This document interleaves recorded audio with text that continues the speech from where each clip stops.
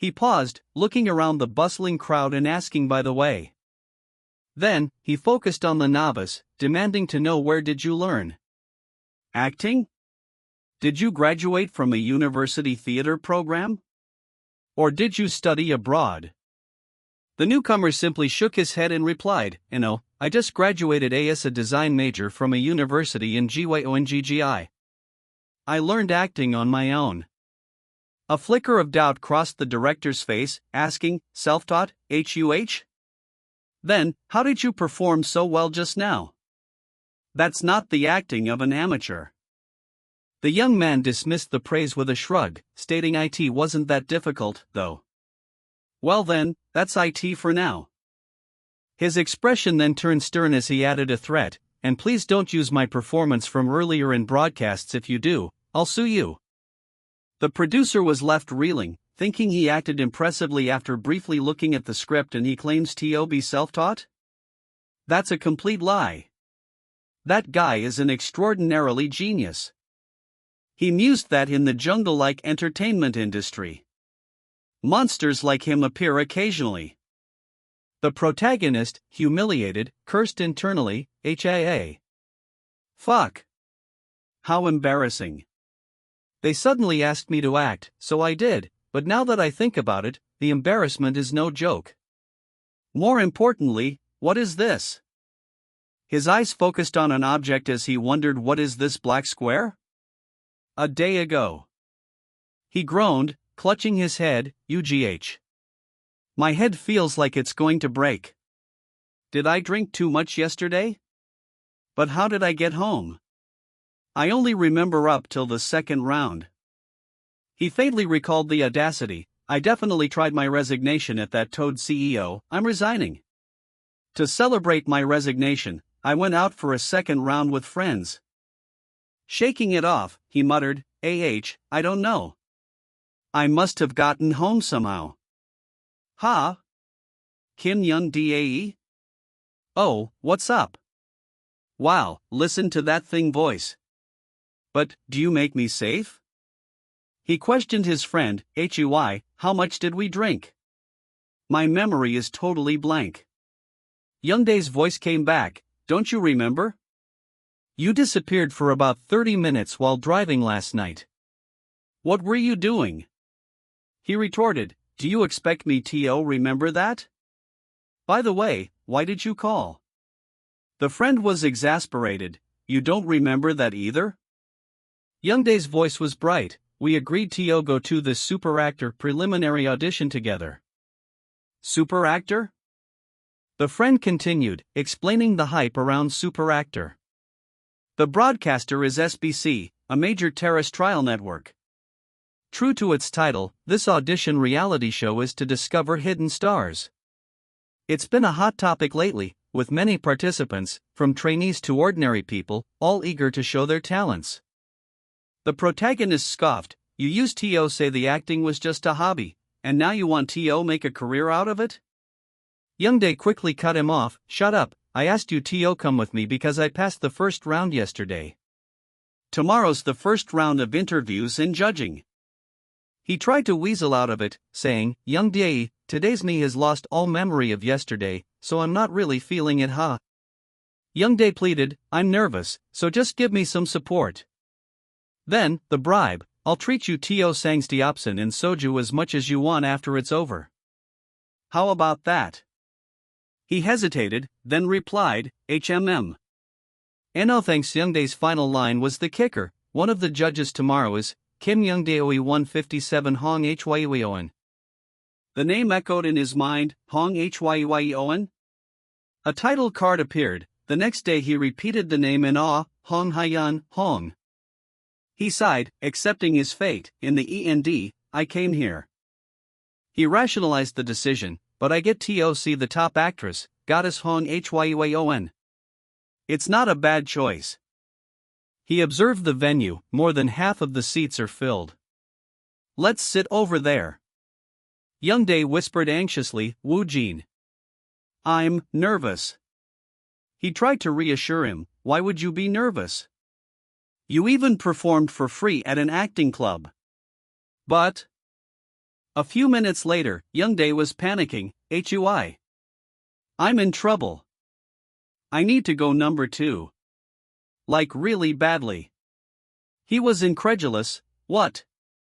What the hell are you talking about?" "But," he urged his friend, "hurry up and go to the washroom. It would be bad if you make a mistake during the performance." Youngdae stammered, "No. That's not." He interrupted, "I've my name's called, contact me immediately." The protagonist relented, "I understand, now hurry up and go." He chuckled to himself, even if he's nervous, it must be fun. He then wondered, but will he make it back in 3 minutes? A time marker appeared, 10 minutes have passed. He grew anxious, did something happen? Why's he taking so long? What if they call his name? The announcer's voice boomed, "Mr. de Kim Youngdae, Kim Jungsoo, Kim Taejung." He panicked, "What the?" Then he tried to be calm, "Haha. Are they going in alphabetical order? But he's not here yet." A desperate thought, "I must have heard it wrong, right?" The names were called again, "Mr. de Kim Youngdae, Kim Jungsoo, Kim Taejung." He swore under his breath, "Fuck." Then realized the gravity of the situation. "Oh no. I think that bastard fell into the washroom or something." He rushed forward, apologizing, "Excuse me, I'm sorry, I'm a friend of Kim Youngdae." He explained the delay, "He went to the washroom just now. I'll go get him right away." The staff member was firm, "What? Your friend is up first, so we can't wait long, he'll be disqualified if he doesn't come quickly." He pleaded for a moment, "Disqualified? Could you give us a little more time? It'd be a shame to get disqualified just because." The staff member took a moment, then came back, "One moment, please. There's a problem here." He was given the all clear, "Yes. They said it's fine. When Mr. Kim Youngdae arrives, we'll guide him. Please follow me this way for now." "Thank you." He thought angrily, "Kim Youngdae, you better treat me well later." A staff member informed him, "The first round of auditions is being filmed, so please wait, and we'll guide you shortly." He was confused, "I came because he told me to, but what did he tell you? How?" He was stunned, "Whoa, this is crazy. It's Hong Hyeo and she really has a stunning appearance." The staff member addressed him, "You're Kim Youngdae's friend, right? Please take this and wait.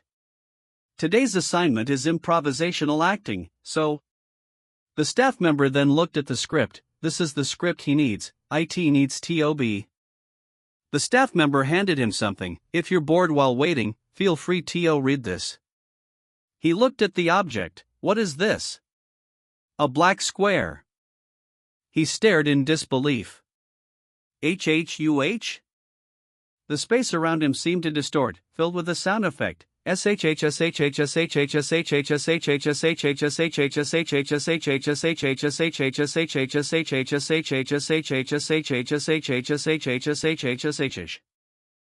cried out in his mind, "Holy shit! What's within this place?" He recalled the moment, "Just now, I definitely touched the strange black square next to the script. Did it get sucked into it? If this is a movie or something..." A system message appeared, May. First script, title, unknown, grade, Findeneminable. This page of the script is an incomplete script. It is a damaged script or scenario. 100% reading is not possible, approximately 10% is readable. He questioned the message, damaged script? Page of the script? The pieces clicked into place, page of the script. The person earlier gave me some script, saying it was part of the audition. Could this be the script I received earlier?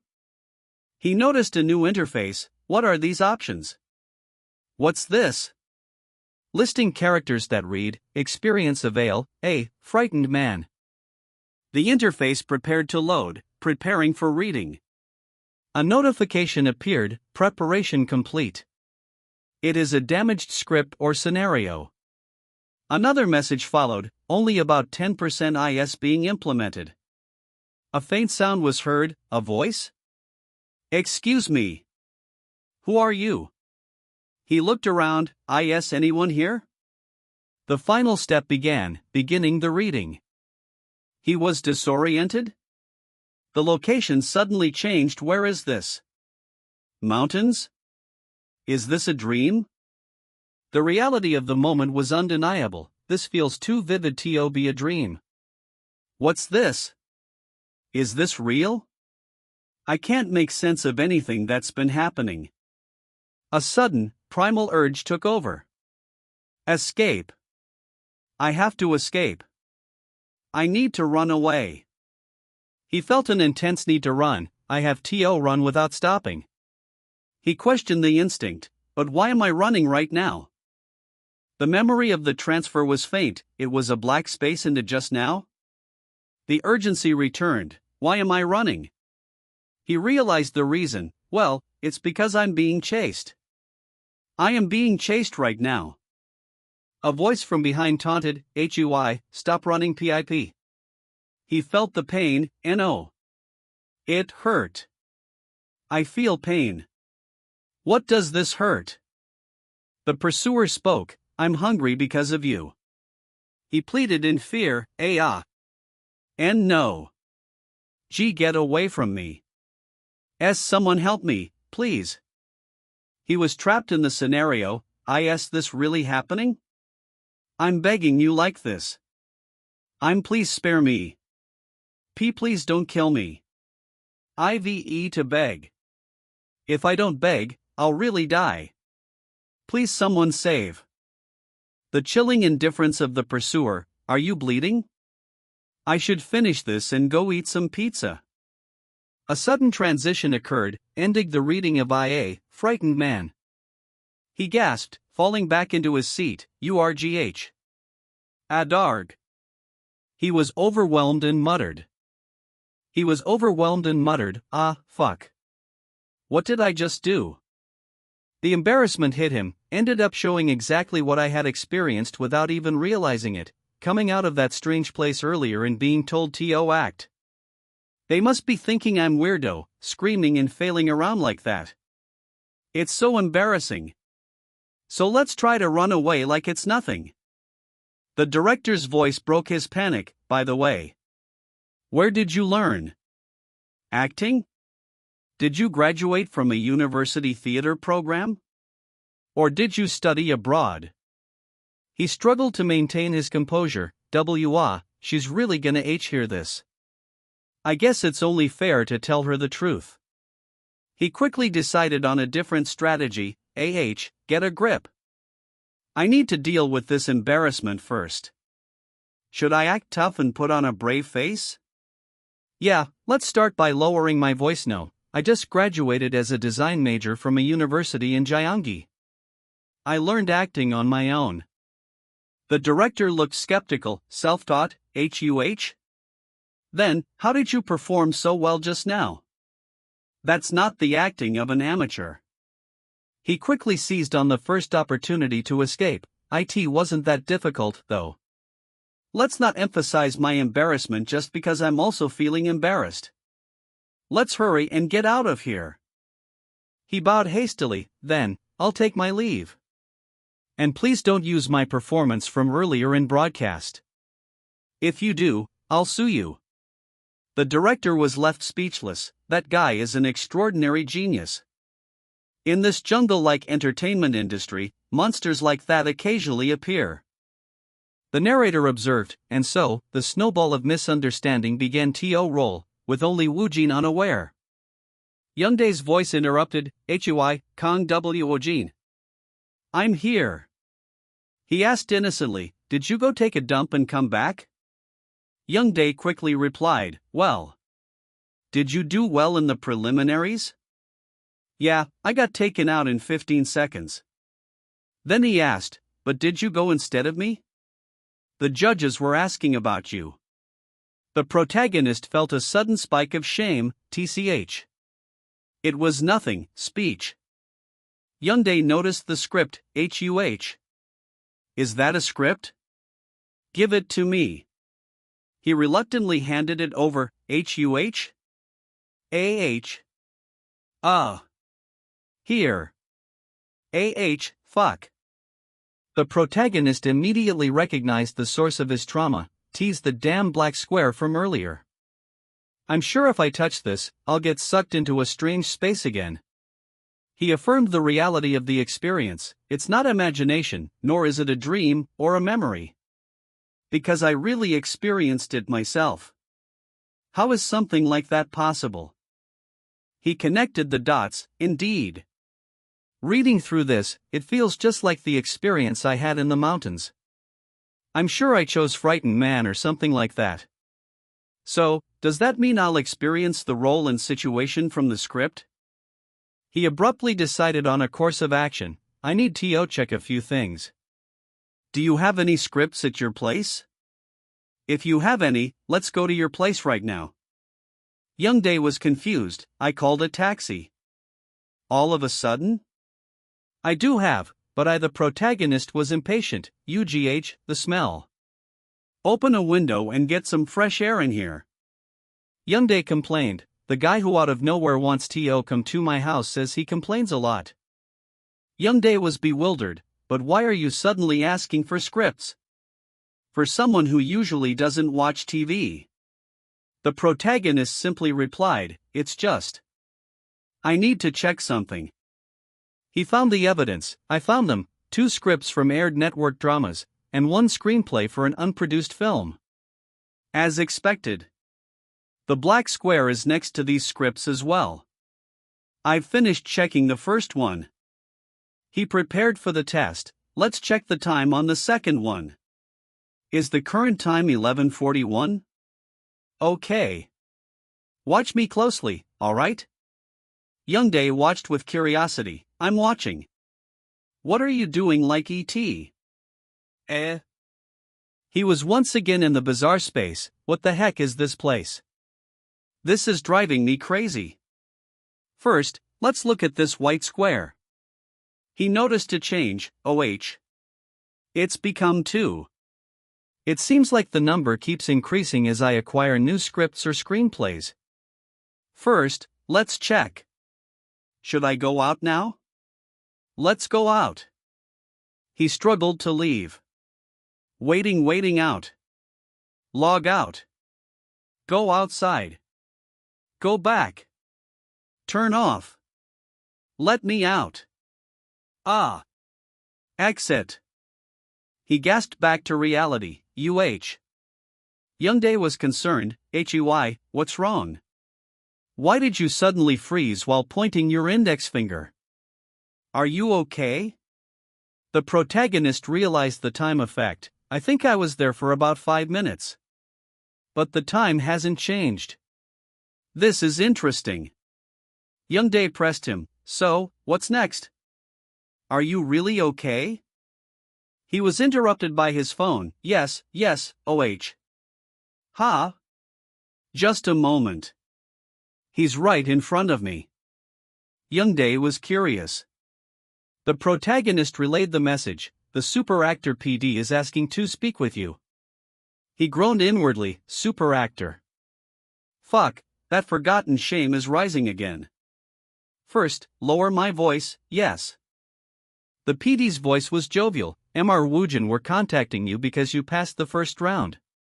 Do you have any plans to come to super actor again? He continued, trying to entice him. You came with a friend, but you ended up passing. Isn't that an interesting story? The protagonist was immediately suspicious. Are they trying to make a fool out of me? Are they crazy? I'm definitely not going again.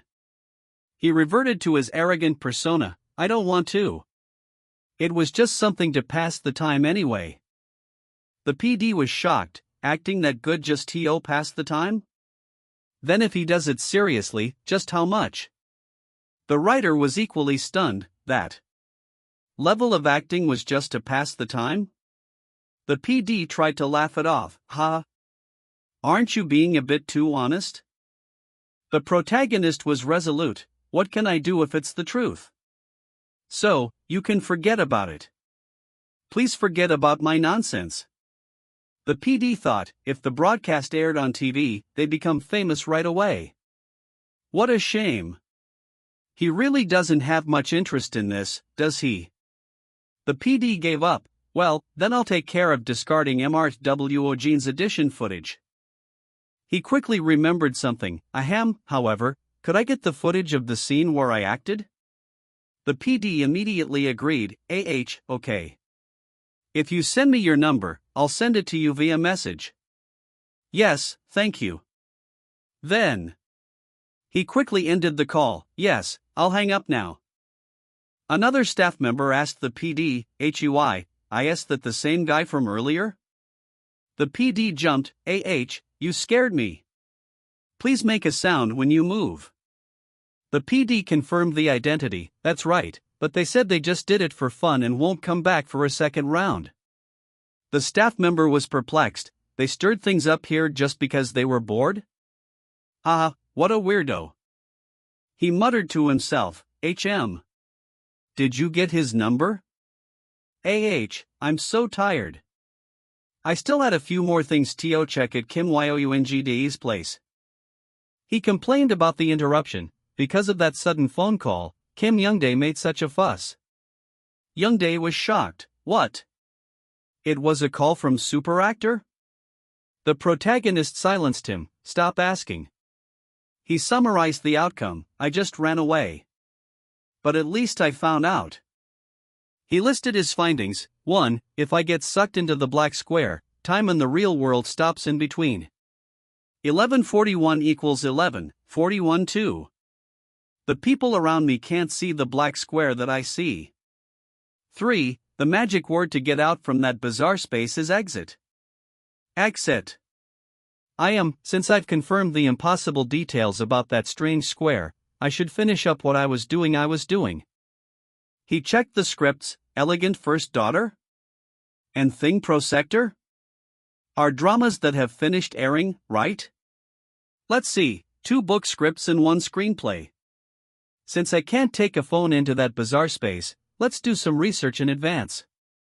He gathered basic information. First, let's check the ratings and basic details.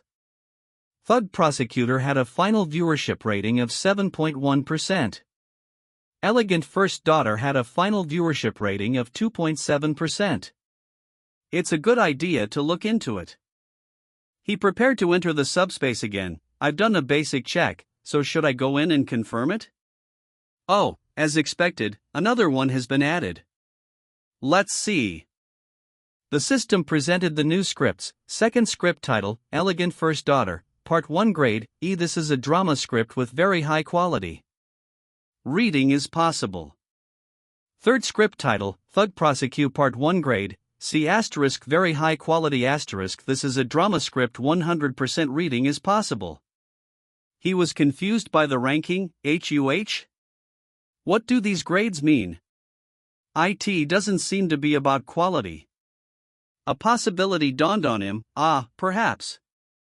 He theorized about the grading. Could it be a measure of popularity or performance? Thug Prosecutor had a final viewership rating of 7.1%.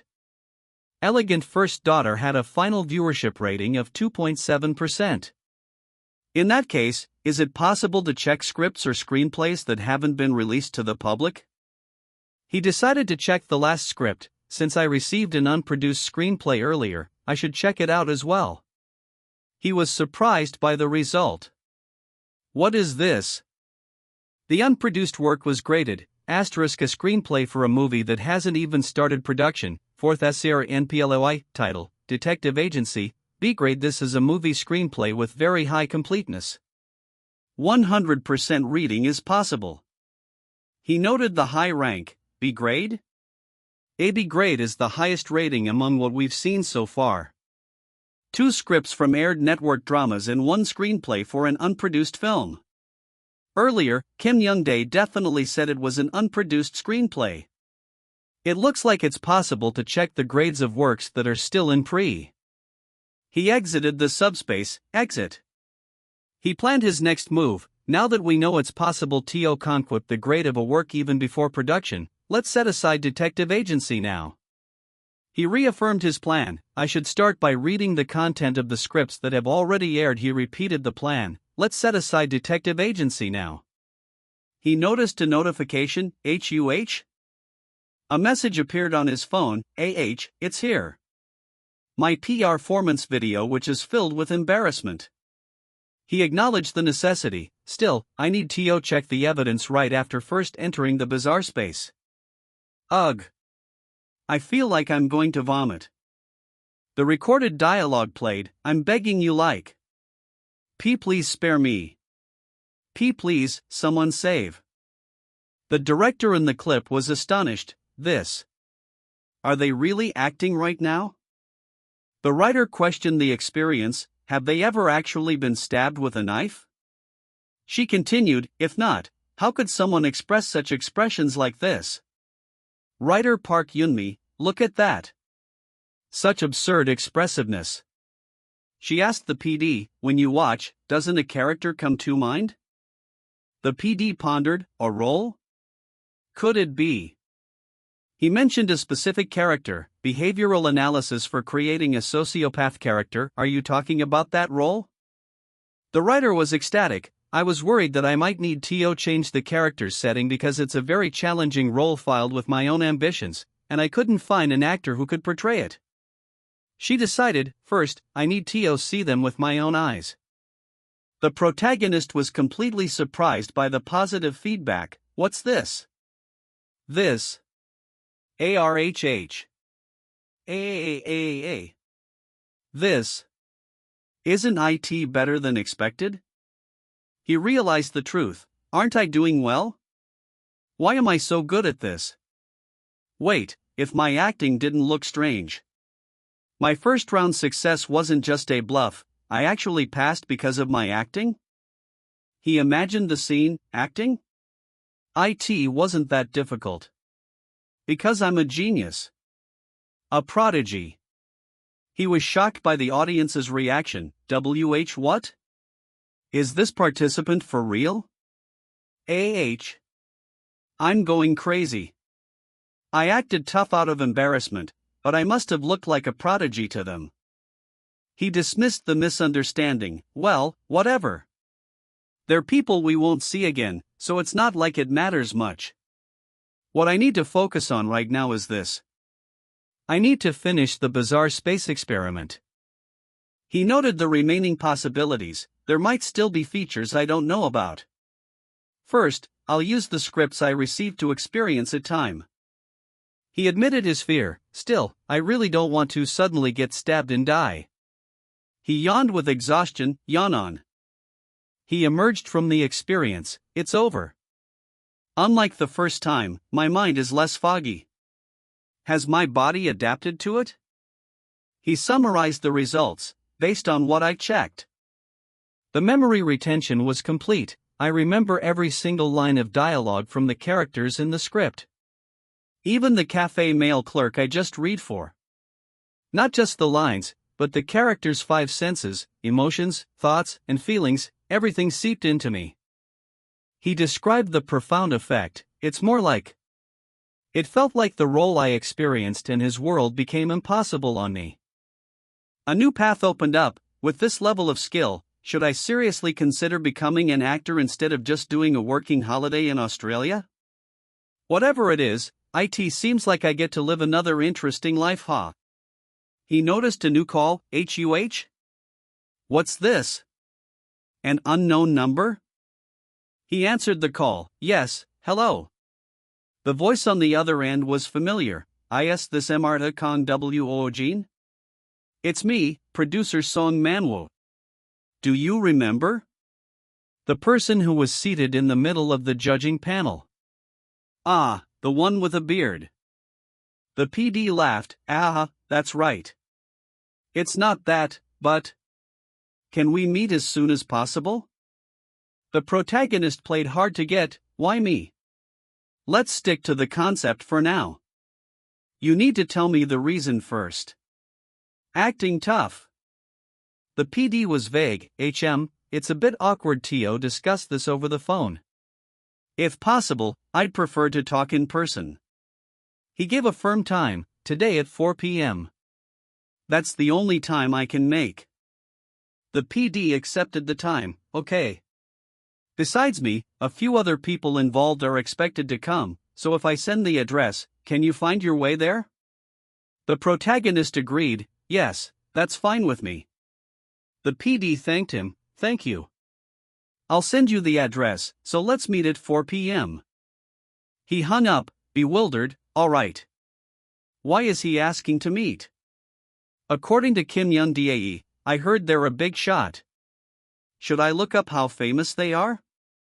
He quickly found the news, entertainment news stars meet.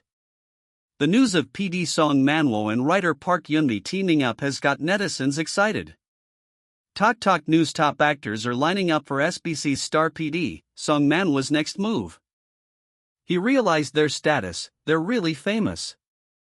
I wonder why they want to meet with me.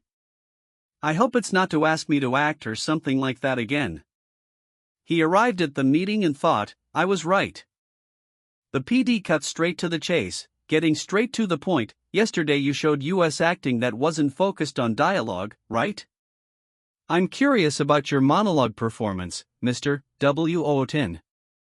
The PD stared intently, staring. The PD's gaze was intense, staring. He was asked to do a monologue. The request was confirmed. I had a feeling, but they're really making me ACT. He silently protested, you guys, I only started acting yesterday. He was torn on what to do. Should I just keep my mouth shut? The PD offered an option, or you can do it by looking at the table. Interpret it however you prefer, Mr. Woojin. He cursed his situation, fuck. He realized his power source was inaccessible. Without that I can't get into the space. I guess I can only use paper scripts. But there's nothing like that around. I can't access the empty space. The immediate danger of exposure loomed. If I can't access the empty space, my acting skills will be exposed as a lie. He was desperate, fuck. What should I do now? He confirmed the requirement for the power. Seems like it's only possible for paper scripts or scenarios.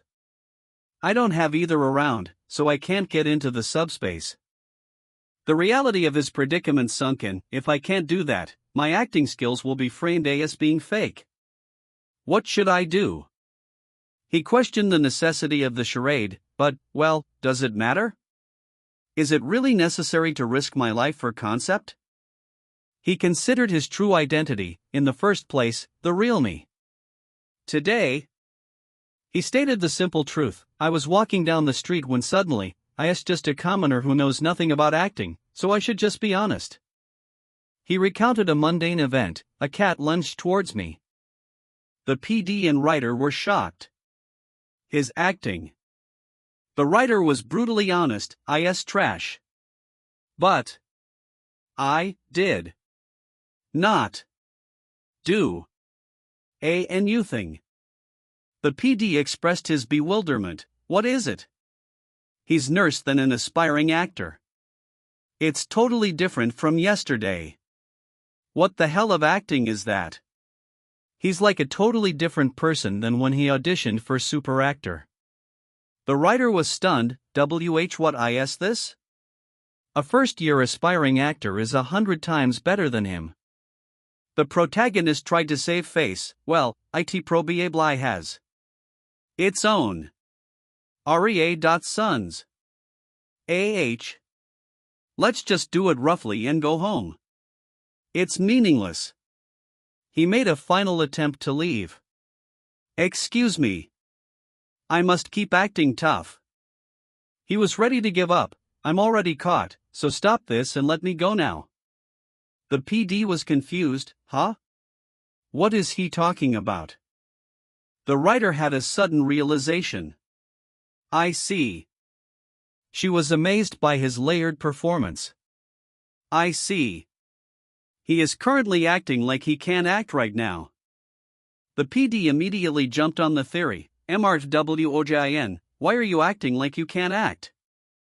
He's expressing his dissatisfaction to us through acting right now. He was stunned by the writer's insight. He was acting like he can't act? The protagonist was completely confused. How to act like you can't act? I asked them to let me go, but he started saying weird things. Isn't that bearded man mistaken about something?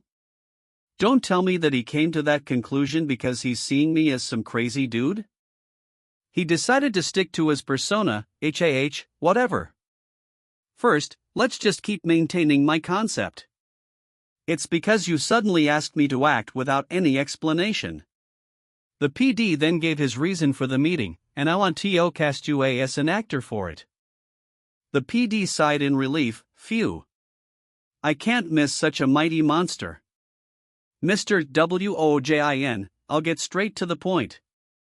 He revealed the project. We're preparing for a new drama. The protagonist realized the true purpose of the meeting. What he called me here just to cast me. The PD quickly apologized. Seems like I was too hasty, because I wanted to show your acting to everyone. I'll explain everything, so please sit down and listen. The protagonist felt a pang of indignation. It doesn't feel quite pleasant to be treated like this. The PD quickly interjected, wait. I'm sorry, let's calm down. The writer was completely smitten. What's he saying? That man. He's serious? The PD handed him the draft. This is the first part of the script. It's the first time it's revealed to an outsider. Please choose any role from here and act out that role. The PD gave him time. Now, you understand, right? We'll wait for you as long as you'd like, whether it's 10 minutes or 30 minutes. Please, feel free to choose any role and read a few lines from it. He knew the choice was predetermined. Of course the role has already been decided if he was to show it. The PD was excited, however, we don't know how he will act it out. The protagonist decided, I'll read it for a moment. The protagonist made his choice. I'll do the role of Assistant Manager Park, the scene with a dog. The others were shocked. Assistant Manager Park? The writer was amazed. It's not like it was appointed. But he chose such a difficult role without hesitation? The PD was surprised. Can you do it without looking at it? The writer thought, it's the sociopath character that I wanted. The protagonist affirmed his preparation. Yes, it's all right. The PD was stunned by his confidence. He already understood everything from the lines, the stage directions, the emotions, etc. All right, then let's do that. Let's start right away. The writer spoke the first line, Assistant Manager Park. Why aren't you coming? The PD was ready, the lines that indicate the start of the scene. That monster. The character instantly took over. His gaze changed, followed by his aura too. Did he really manage to understand how to convey the emotions in such a short time? The writer was breathless. You go first. The protagonist snapped out of the role, He mumbled a question, it's dog's poop? The narrator noted the change. Now that he's done practicing, he's back to the default. He considered the bizarre experience. Oh. His world, which had been ordinary recently, had now become like a fairy tale. He recognized the nature of the space. That's right. It's like there's a world in the dream. Hurry, it feels like I need to do something quickly. It was that feeling. Here you are. Son of a bitch. Are you cute? So squashy. Makes me wanna pop you so it splashes all over. The writer declared.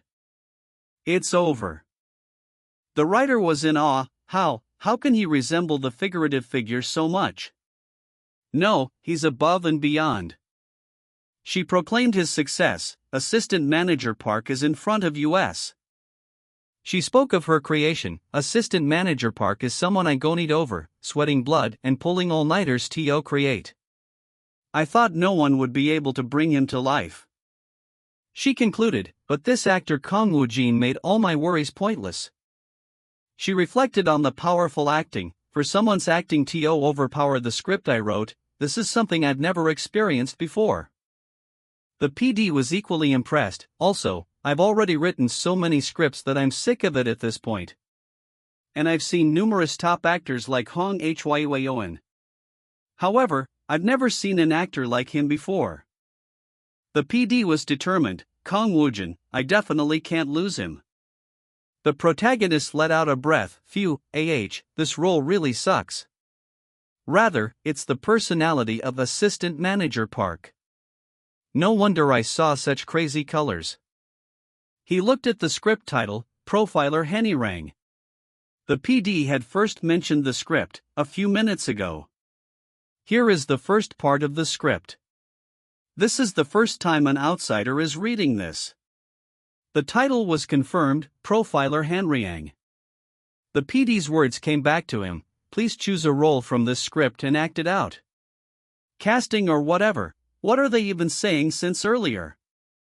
I can't understand. He needed a moment to process. That's right, time. I need time to sort my thoughts. Phew, now, I can finally calm down. But, this is driving me crazy. What happened just now?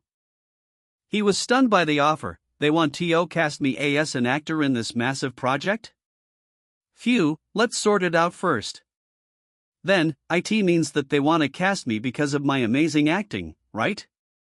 It seems the experience I gained in this subspace is more impressive than I thought. Alright then, let's check it out. He checked the script's grade, asterisk, what's this? 5 script, title, Profiler Henirang Part 1, Grade A. It's a very high-quality drama script. 100% reading is possible. It's Grade A? Is Grade A the highest? Or are there more grades above it? Anyway, I think the viewer rating will be at least twice as high as the Grade C Thug Prosecutor. He realized the potential for his power. I'm not sure yet, but with this script, I can definitely experiment with grades. He analyzed the genre, Profiler Henirang. Is it a crime genre? There's a role they want me to play here? Are there any small roles? Well, now that I think about it, it's not a bad to take this chance and get a proper evaluation from me. The system interface was displayed, _script you have chosen, title, Profiler Henriang Part 1. Asking characters that can be read, EXP available, A. Yo Jae-hyung, B. Young Sungmin, C. Ba Sijuan. Stant Manager Park. The system prepared for his performance, preparing for reading Assistant Manager Park, preparation complete. It's a very high-quality drama script or scenario. Implementation is 100%. Beginning the reading. He returned to the meeting room, back to the present. Phew, I wonder how it was. I'm curious about how they will evaluate me. The writer lunged forward, huh? What's with this Ajumma? She's a bit scary, is she angry? The writer spoke with absolute certainty. The Assistant Manager Park role, please take it. The PD understood her desperation, ITSTOBUWOJIN. Writer Park is too excited. How can she recklessly cast someone like that? However, I can understand. The PD recognized the power of the performance. SHE must have wanted to seize him. That monster. The protagonist was overwhelmed. This is so overwhelming. I was surprised because she grabbed my hands and he acknowledged the value of his ability. Anyway, seeing this writer's reaction, the power of that substance is truly incredible. He politely requested his release.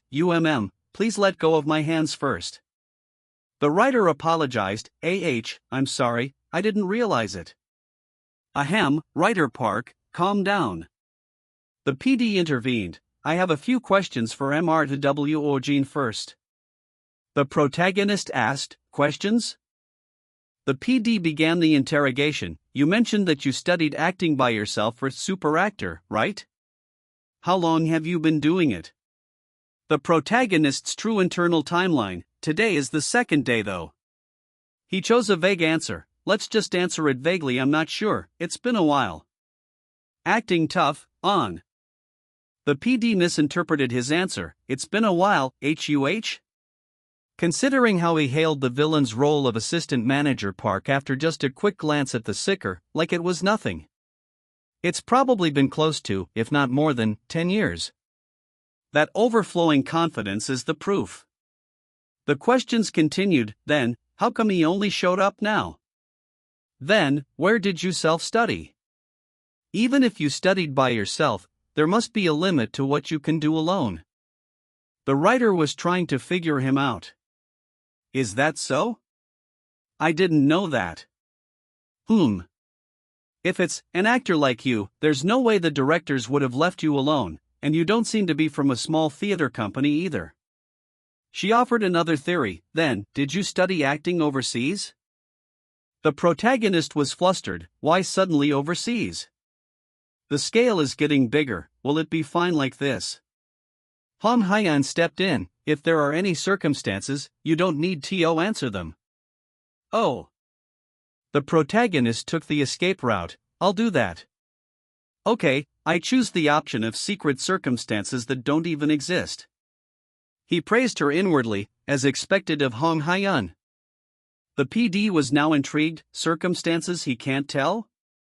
Well, he even appeared in Super Actor, so it can't be anything criminal, right? The PD repeated his goal. Anyway, I can't lose that incredible monster. Hong Hyeon asked a new question. Then, next question. Why did you choose the assistant manager Park role? It would have been much easier for you to analyze other roles over that. The PD was also curious. I'm curious about that too. Why assistant manager Park, out of all the roles? The protagonist stated his true, simple reason. I took it because his scene was the shortest. Well, it'll be fine to say this much, right? Because his scene is short. Hong Hyeon and the writer were shocked. Short. He chose such a difficult role just because the scene is short? It might be short, but it's 10 times more difficult to analyze and act it out. The writer was totally confused. What the hell is wrong with his brain? Anyone would avoid a troublesome role like assistant manager Park. Is he a genius, or is he just an oddball? Hong Hyeon formulated a new theory. I get it. Right now, he's showing off while pretending he's not. Something like, that role is too easy for me. He lamented his situation. It seems like everyone is having strange thoughts. He decided to make a quick exit. Whatever, let's run away first. I'll think about your offer. He made his final statement. I'll get going then. He was shocked by the final person to speak to him. No. Just what the hell is wrong with that meeting room? Ha? It's young DAE again. What? Hey, let's meet at night after work. I promised to treat you some meat, right? Youngdae reminded him. Also, return the script and scenario you borrowed. All right. A gentle voice called his name. Amart Kang Woojin. Hong Hyeon questioned him. Why didn't you accept the casting offer right away? He was completely surprised. Hong Hyeon? He was flustered. Hong Hyeon. Wow, I can't believe Hong Hyeon is calling my name like that. He maintained his tough persona. It's just as I said, I need more time to think about it. To be honest, I'm putting it on an arrogant act, so I'll be strange if I accept it without hesitation. Bades, if I accept it immediately, I'll not look cool. Takes care of his toughness too. Hong Hyeon asked a practical question. Then, Mr. Woojin. Are you with an agency? He was flustered by her beauty. Wow, her beauty is no joke. Did she hear my heart thumping? I don't. She was perplexed. Why? Why don't you have one? He kept his answer simple. I just don't. Do I need a reason? She immediately apologized for her forwardness. No, it's not that. Were you actually overseas? Oops. He must have his reasons. I made a mistake. Ah, I'm sorry. She changed the subject. Then, MRWOJIN, how old are you? She summarized the situation. Anyway, you're not part of an agency yet, right? He gave his age. Yes. I'm 27. I'm 2 years older than you. She concluded the conversation. Well, Mr. Woojin, it'd be great to see you again in the project. He was ecstatic. I had a conversation with Hyeon, that too right in front of me. Amazing. Hong Hyeon recalled his assistant manager Park line, "You're cute, so squashy. It makes me want to pop you." The PD admitted his awe. To be honest, even though I was looking forward to it after hearing from PD Song, I didn't expect it to be this good. It feels like he goes beyond the realm of just embodying a role, right? The writer pointed out his precision. Did you notice how he switched back to himself right after finishing the scene? It's like he can switch effortlessly. Even among the exceptionally talented actors, there aren't many who have such technique. The PD was incredulous. He mastered such a thing through self-study? I don't know if I should call him amazing or crazy. The writer admitted her desire. Now that I see it, I got more greedy. You know, right? This is the first time I acted like this. Hong Hyeon was worried. I've seen such great acting. What if he doesn't want to take on the role of assistant manager Park? If it's not Woojin, who else can satisfy the standard? The writer agreed. It's the same with me too. However. Kang Woojin is indeed amazing, but the fact that he said he'd think it over is a bit. She was confused. What? Hong Hyeon laid out the facts. You know, PD Song and writer Park have a great reputation. There are tons of top stars waiting for a meeting on the casting.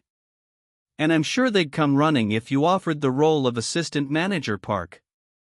A staff member, General Manager Lee, complained any normal person would not have accepted it right away.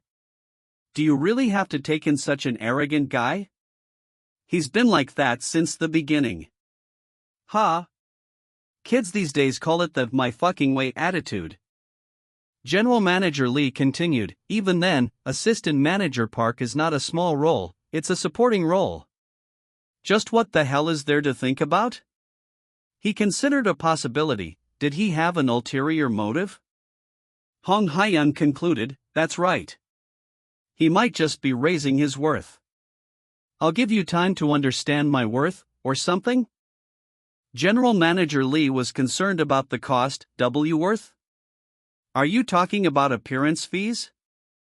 No, but what appearance fee will we give to a nobody like him? I hope it's just your guess, PDHM. That's true. The PD admitted his desperation. It's the first time I'm this desperate, so I'm at a loss for words.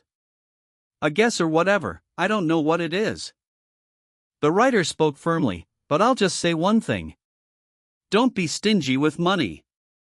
It's almost a threat. General Manager Lee was exasperated. General Manager Lee, whether it's a guess or not, would it be right to meet his whim? Ha!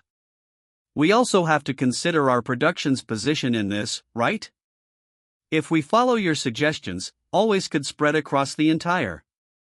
The PD found a compromise. Then let's do this. Considering the potential gossip and the rumors, let's set them above the average. But let's include a confidentiality clause in the contract. He's probably someone smart enough to have estimated his worth at a reasonable level. This is as far as I would go. General Manager Lee prepared to contact the actor. Then, now that everyone has decided, I can call in regarding the casting, right? Yes, hello. He asked the protagonist, MRWOJIN, have you thought about it? The PD prodded him, are you pondering about it because of the appearance fees? I'm not arguing, just curious about it. He offered a way forward. Okay, let's do this, since we also want to finalize the contract for the assistant manager role quickly.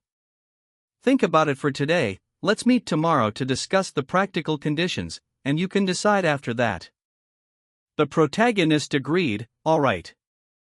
Please come to the same place, the Sea Blue Studio, at 10 a.m. Okay. He was still confused about the money aspect. He called me out of the blue and asked me about some appearance feels? What's he on about? He decided to ask his friend. I should ask Youngdae about it. Youngdae greeted him. Welcome OHW Woojin, you're here. Here's the script and scenario I borrowed from you. Youngdae teased him, but did you really read this? I hope you didn't use it as a ramen holder or something. The protagonist confirmed, I did read it. And, just in case, I even copied the detective agency scenario. He inquired about the film, but, is it true that the detective agency short film isn't going TO production? Youngdae updated him, yeah, but when I asked someone I know, he said an investor suddenly agreed TO produce it. It seems like they might have an audition to read it. The protagonist was curious about the film's potential, Then, if it's produced, will it be released in a theater? Youngdae dismissed the idea, it can't. It's not even a commercial, just a short film. Even numerous commercial films fail to make it, let alone a short film. Moreover, the director isn't even popular. The protagonist persisted, then, what if it goes well? Youngdae explained the only real success for a short film, it usually means one thing if a short film succeeds. It would be winning awards at public exhibitions, film festivals like the Red Round Film Festival, or special short film festivals. The protagonist kept digging for information, So, you don't know which production company or the movie company is behind detective agency? Youngdae was confused by his interest. Why are you suddenly interested in this field? I'll send you a link to the full series. Tempting, isn't it? You can find information about the detective agency there. The protagonist changed the subject, thank you, also. Youngdae, imagine you're an unknown actor. What would you do if you got cast by a tycoon PD or an amazing writer? Youngdae was still perplexed. It's strange, why are you asking that? To begin with, it would be a miracle for an unknown actor to be cast for such. Youngdae flatly denied the possibility. It's not even a miracle, it's safe to say there won't be such a case. No one would take in an amateur if it's going to be a hit drama. For such a big project, a lot of actors would be willing to play any role. They will want to obtain the spot through connections or any means necessary. Youngdae was pragmatic. An unknown actor landing a role? Then they must do it unconditionally. He restated the impossibility, but such a situation won't even happen. The protagonist thought wryly, I'm sorry, but this situation is right in front of you. He rephrased the question, then, suppose that unknown actor is you. How much of the appearance feel will you accept? Youngdae was emphatic, if it were me, and no matter how much they offer, I'd just say thank you and accept it. Usually, a rookie gets around 30,000 won per episode, but even if they offered me just 3,000 won, I'd accept it. The protagonist agreed with the sentiment but not the price. I understand him, but 3,000 won is a bit. But, what if it's really 3,000 won? The staff member greeted him, hello, Kang Woojin. This way, please. Come quickly. The protagonist was annoyed by the rude behavior. What the? He's acting so rudely, does he hate me? The staff member quickly apologized. Excuse me, Kang Woojin. I have something to say. Ha? He explained his position. I have enough experience in production, but this matter is almost like a first for me. He revealed the topic, like today's appearance fee negotiation. I'm here to negotiate the appearance fee today? The staff member offered a warning. I don't know how much you're expecting, but the amount you'll hear today is above the average. Honestly, I'm against it, but the PD and writer pushed for it. However, many eyes will be watching, so you should be careful. Since it's not good to have a lot of rumors from the beginning. What? I'm saying this to help you before meeting the PD. The protagonist was surprised by the kindness. This guy is unexpectedly kind. After listening to him, it seems more like he's worried about me? He acknowledged the reality. I understand. Because of what Youngdae said, I hope they give me at least more than 3,001. The staff member urged him forward. We've arrived. Let's go. He braced himself. Looks like I shouldn't expect more than that. The staff member announced him. PD, I've brought Namar's WOJN. Hello. The PD welcomed him. Welcome, MR's WOJN. Please, sit here. As usual, he's cynical today too. The PD got to the point. Here, MRWOJN. Check it. It's your contract. Well, there are a lot of complicated details in there. But, what I wanted to talk about is the appearance fee we set for you. Appearance fee. The PD revealed the number. Your appearance fee is around 250,001 per episode. 250, what do you think? The protagonist was floored by the offer. 250,001? It's 800 times more than 3,001. I don't know if it's pre-tax or post-tax, but it's more than my monthly salary. A guy who received approximately 2.3 million won in a design company. The writer was nervous about his silence. Does he think it's not enough? Though it's just a slight, it's not a good reaction. The PD tried to rationalize the offer. Well, the role of assistant manager Park is not simple either. Mr. WOJN, the normal appearance fee for a rookie is usually between 20k to 40k won per episode. You're a special case in many ways, and I thought that it's a shame to treat you like a rookie. Nice judgment. The PD explained the total amount. The 250,001 PR episode we're offering is separate from the additional fees such as rerun, YouTube, etc., though it's still undecided. Assistant Manager Park is expected to appear until the end of episode 4. And if he appears in the later episodes through flashbacks or a dream, you'll be paid for it too. Adding all of that, you'll receive more than 10 million won. The protagonist's mind was reeling. I kind of expected that. 10 million? Crazy. Even if I'm a special case, this much for a guy like me. Just how much do top actors like Hong Hye-yeon receive?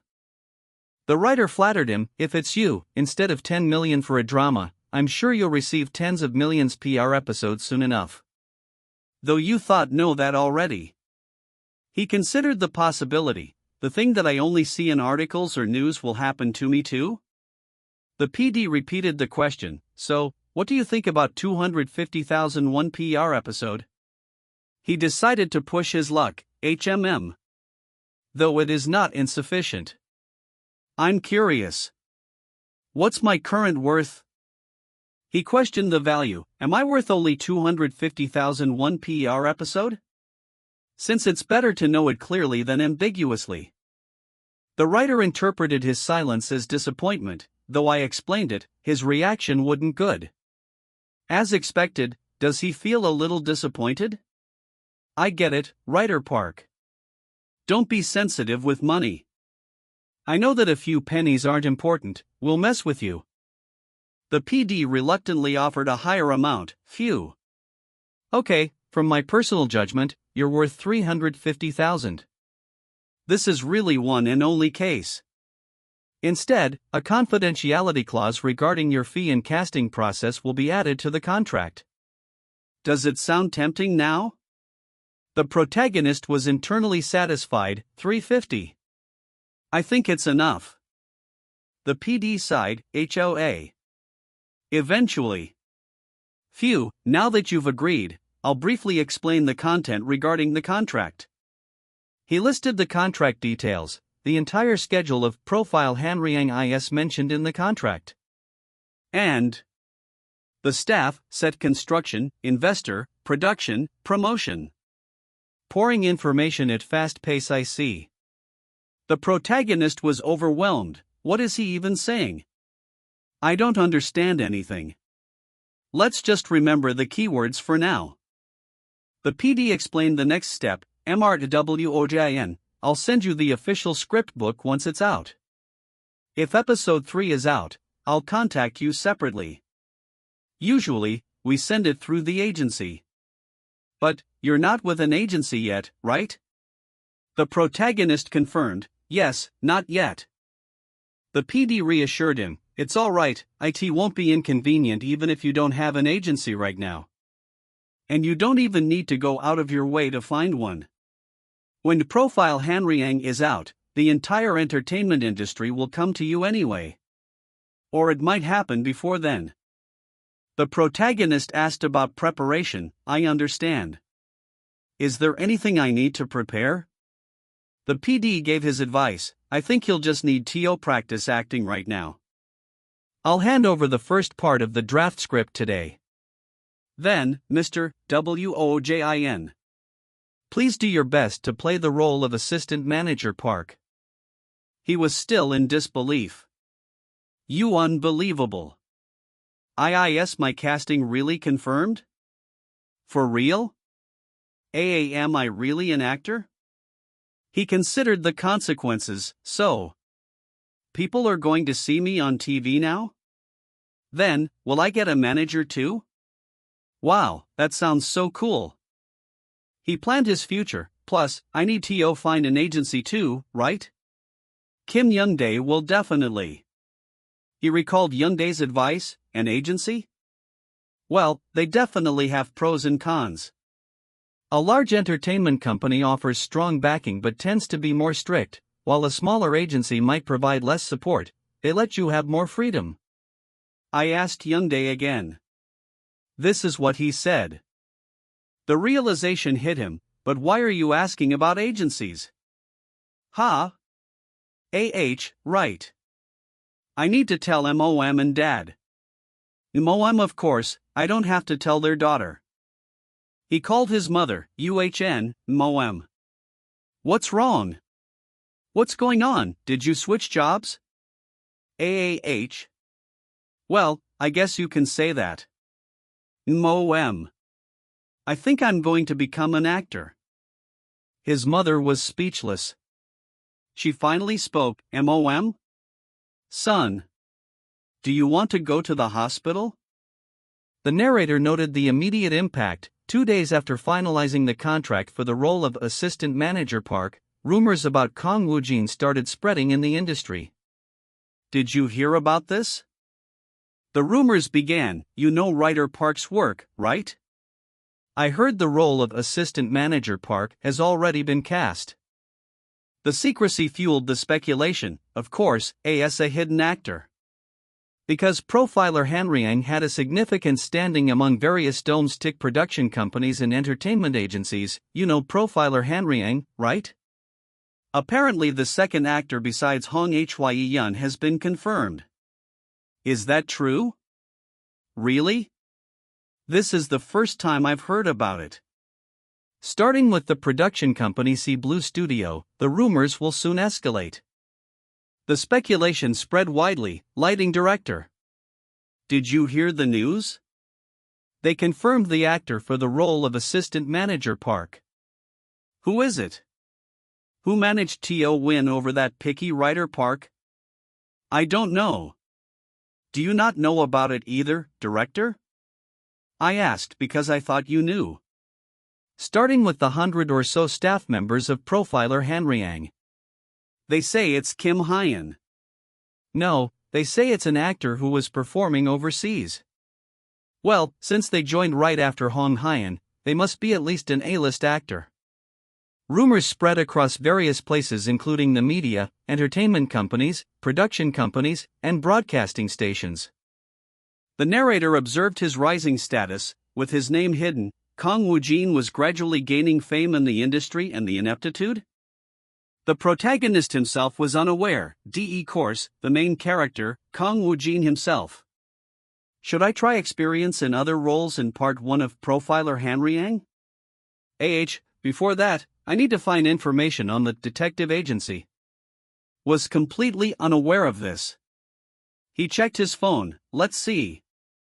The information posted on the film community link sent by Youngdae. Not all of it is verified, so it's hard to blindly trust it.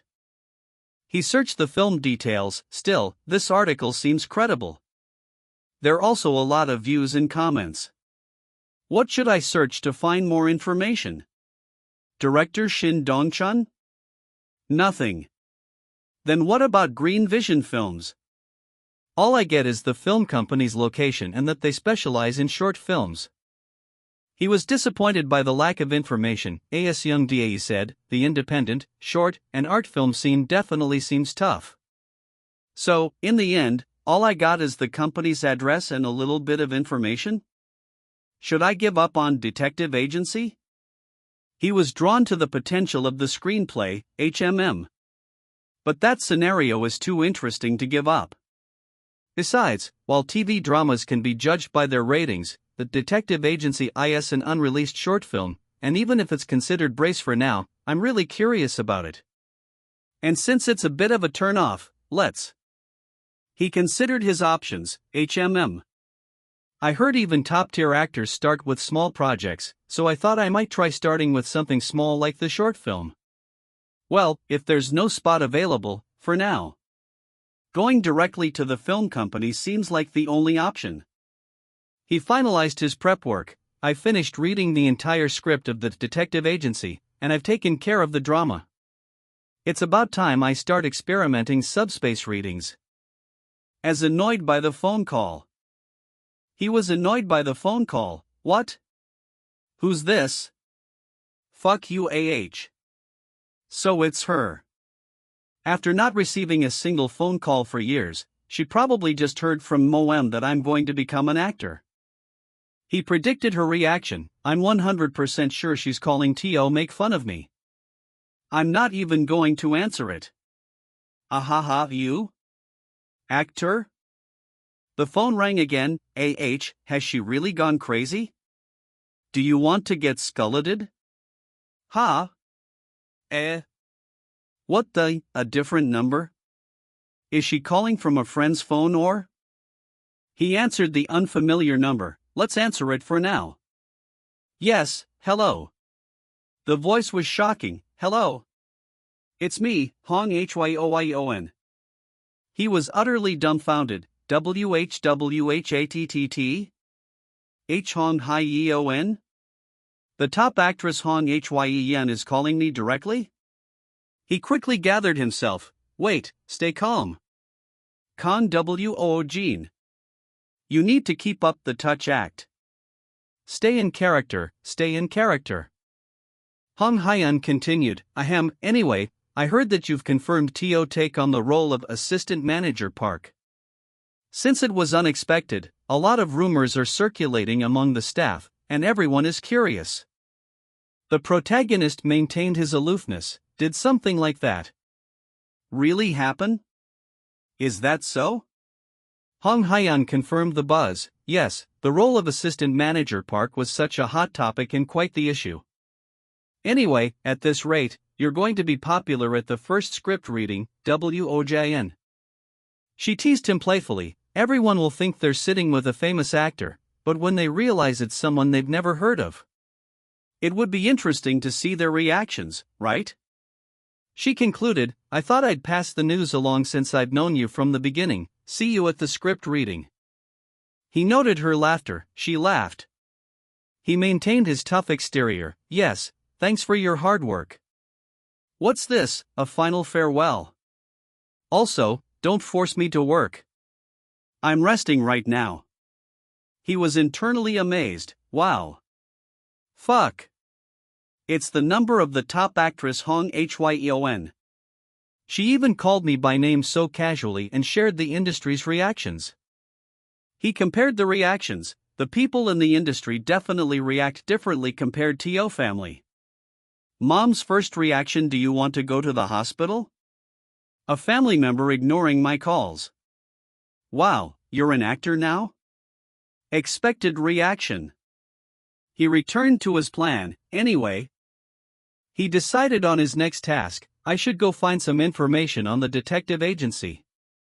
A character addressed the director, Hui Shin Dong-chun. The director, PD Song, complained, you're late, really late. Is this how you're going to do things now, Hyung-in? Shin Dong-chun apologized, sorry. Ugh, there must have been an accident or something because the traffic was terrible. And the script meeting for Profile Haryang ran late as well. Shin Dong-chun asked about the project. It seems like Profiler Haryang has been a hot topic lately. Writer Park must be really busy. How many scripts have been completed? PD Song answered, about 2 to 3 episodes roughly. Various finalized articles will be published tomorrow. PD Song then noticed Shin Dong-chun's meal, but why are you eating kimchi with SOJU? If you act miserable, your life will be miserable 100. Oh, come on, you've already know that. YUNGNIM. Shin Dong-chun admitted his despair, my situation really is miserable right now, so why pretend it's not? PD Song was disappointed in his spirit. Shin Dong-chun, you crazy idiot, have you completely lost your spirit? You're someone who's from the same SBC drama department as me, and also have a decent filmography as a PD. Did you quit SBC just to make such weak excuses? You made a tough decision because you wanted to follow your dreams and make. PD Song encouraged him, sure, the break was a bit long, but you're going to make it soon. I heard you even found an investor for your movie. He asked for the title. So, what's the name of the project you wrote the screenplay for again? Detective Agency. Shin Dong-chun corrected him, the title is Detective Agency. It's a short film. PD Song was impressed, yeah, Detective Agency. I heard the production cost is estimated to be around 30 million won? That's great. Shin Dong-chun elaborated, it's not finalized yet, but it could be 40 million won. Shin Dong-chun revealed the problem. The thing is, that investor is from the entertainment industry, and they're asking US to let their actor play the role in exchange for the investment. They want US to include a few rookies and have Park Hyung-hyuk as the male lead. PD Song was shocked. Park Hyung-hyuk? The guy who ruined his career by drinking heavily and getting into fights? So, Go Entertainment is the investor? This feels like they're using you to clean up his mess, like starting from the bottom again. PD Song warned him, if that guy is cast as the lead, even if people see it positively, Detective Agency will become his cleanup project at best. I didn't work my ass off for years just to clean up that bastard's mess. PD Song then offered a solution. Should I introduce you to an actor? Shin Dong-chun was skeptical. What? Hyung-in, aren't all the actors around you top tier? PD Song explained his network. Just because they're top tier doesn't mean they don't look at independent or short film scripts. Even Honstark accepts good independent scripts. He then made a cryptic offer, but the one I'm trying to introduce isn't a top tier actor. It's someone else. Not sure if he'll do it, though. Shin Dong-chun asked, who? PD Song emphasized the actor's value. He's someone we've gone through a lot of trouble to cast in our drama. PD Song revealed the name, Kang Woojin. PD Song elaborated on the newcomer. He's a newcomer, so it's normal you don't know him. Kang Woojin, you say? He seems like a promising newcomer. However, if he's involved in your dream, he'd likely be more focused on it. Would he be able to take on a short film as well? He tried to convince Shin Dong-chun, he's definitely going to be a big hit. If we secure him now, we might attract new investors. We should give it a try. Shin Dong-chun was resigned, it's okay. So much has happened to me over the past 3 years. Shin Dong-chun admitted his exhaustion, that it's also hard to see the last bit of my pride. Things with the detective agency, being disregarded. I'm a bit exhausted. The narrator shifted focus. The next day, as soon as dawn broke, the entertainment field was on fire. Hitmaker, star Wire Park Eun-mi has laid the foundation for her new work. Writer Park Eun-mi ex-director Song Manhwa, will they make waves again this time? The cast lineup for the new drama is impressive. Top-tier writer Park Eun-mi's new work has already got the viewers buzzing, all because of the full-scale promotion of Profiler Hanryang. The articles teased the public. The articles stirred public curiosity by teasing details until the premiere date. Meanwhile, Park Eun-mi made it clear by saying, this work will feature a truly standout scene-stealer actor. Seeing articles that stir up a bit of curiosity is just a bonus. The public's interest surged, the news quickly spread, and soon it attracted the public interest. Daily news: with the start of the promotion for Profiler Hanryang, attention is surging. Could this be the drama of the year? Profiler Hanryang, that's impressive. Really impressive. The drama title was revealed, riding the wave of the public's explosive curiosity and anticipation. Profiler Hanryang, the drama title, was revealed around lunchtime on the same day. Shin Dong-chun felt conflicted. I'm happy because it's the work of a close friend, but I'm also a bit envious. He checked the time, by the way. They said they'll come at 3, so why haven't they arrived? Today, manager Park from GGO Entertainment was supposed to bring some rookies around 3 p.m., but it's already been 20 minutes. He was ready to give up. Sigh. They think they're the boss. I should just give up. A voice interrupted him. Excuse me. He was surprised by the newcomer. Huh? What's this? He's tall and looks pretty decent. The mask. He must be one of the newcomers that GGO Entertainment was supposed to bring. He scolded the person. You're a bit late. You said you'd come at 3. Are you listening to me? The protagonist clarified. No, that's not it. Did Director Park go out to get coffee or something? Where did he go? Shin Dong-chun let him in. You can come in for now. Mr. Park will show us the profile. He decided to watch the newcomer. While we wait for him, shall we watch some acting? He was initially skeptical. GGO Entertainment isn't it a major concern, but it's famous for having a lot of unbreakable rookies. The kid's adorances gives a certain degree of trust, but that's something different from acting. Shin Dong-chun challenged him. You've prepared, right? You didn't just come to show your face, did you? The protagonist accepted the challenge. I do have some performances to show you. Shin Dong-chun was agreeable. Okay, the length doesn't matter. Just show me. The protagonist entered the subspace detective agency with its 45-minute runtime. Is quite lengthy for a short film. It portrays a sudden event. The narrative began that unfolds while a man named Kim Woojin is running the agency on his own.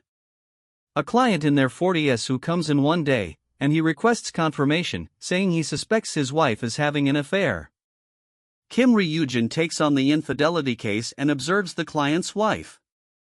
As expected, the wife met with another man while her husband was away on a business trip.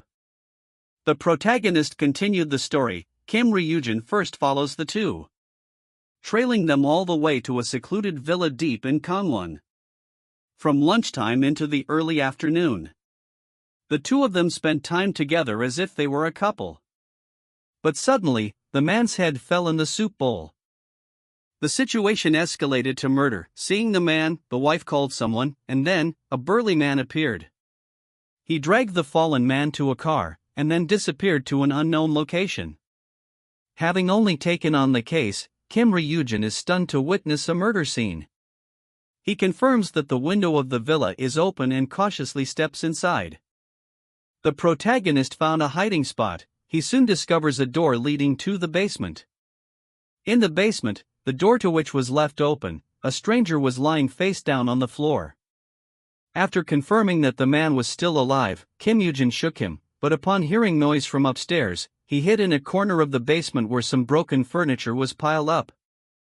The protagonist summarized the film's concept, and now, Kim Woojin was a fugitive inside the villa. Detective Agency.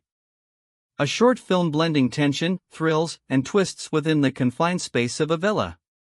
To portray the protagonist Kim Woojin, the atmosphere is unless necessarily intense. One would need to deliver top-notch acting that makes the villa feel like a hellish nightmare. He noted the film's focus. Moreover, Detective Agency is heavily focused on sound effects, making auditory presentation extremely important. The work also emphasized the protagonist's internal acting and facial expressions as key elements. He concluded the reading, "That's all for now." Shin Dong-chun was amazed. "What? Did I just watch? That must be a challenging performance, right?"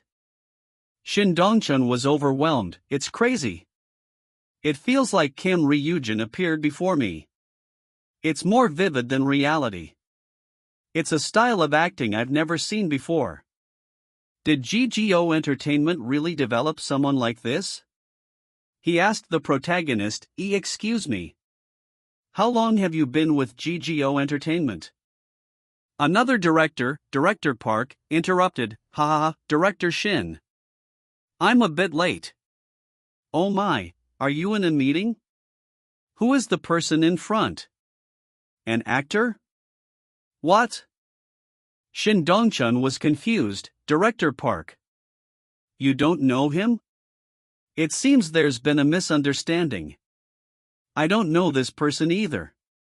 Director Park was also confused. "Huh? What do you mean? Who are you then?" The protagonist introduced himself. "My name is Kang Woojin." The protagonist realized the mix-up. Now it all makes sense. After reading for the detective agency, I was prepared to be turned away at the door, but I wondered why they acted like they knew me. This guy must have mistaken me for someone else. It seems like that big guy was the person who was originally supposed to come. Director Park asked Shin Dong-chun, "Director, what should we do? Should we just stay here?" The protagonist realized his identity. So this guy is the director of detective agency. Director Park complained. "Director Park, our appointment was for 3 p.m. Loot at the time." The protagonist decided to leave. "I feel like things might get messy if we stay any longer. Then, I'll go for now. We've finished our business, so let's head back."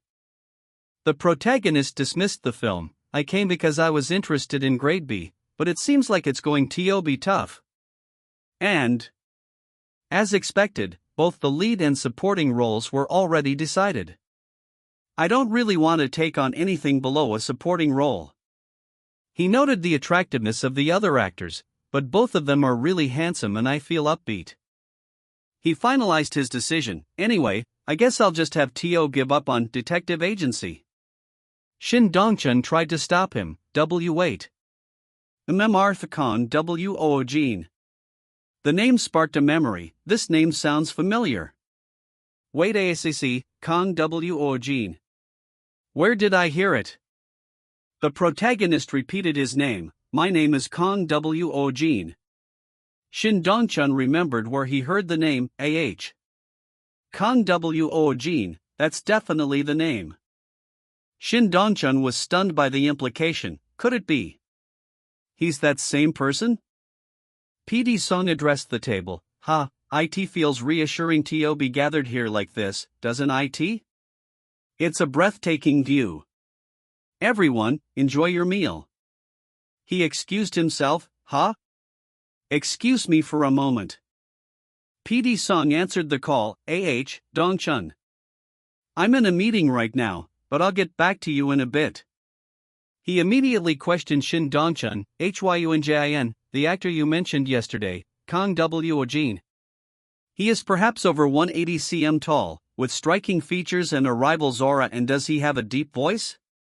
Shin Dong-chun was surprised. "How do you know about?" PD Song was concerned. "Did you tell him anything related to a movie? An actor named Eugene came to see me today."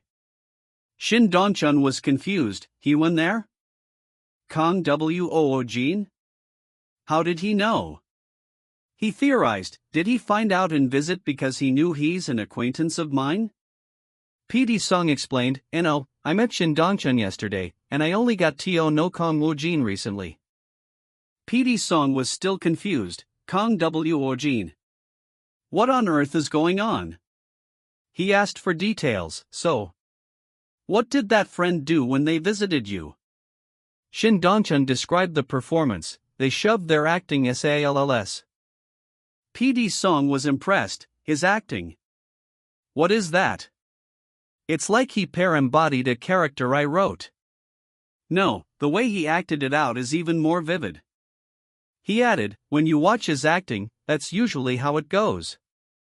He promised a follow-up. Dongchun, I don't know the exact situation either, so I'll contact Woojin separately.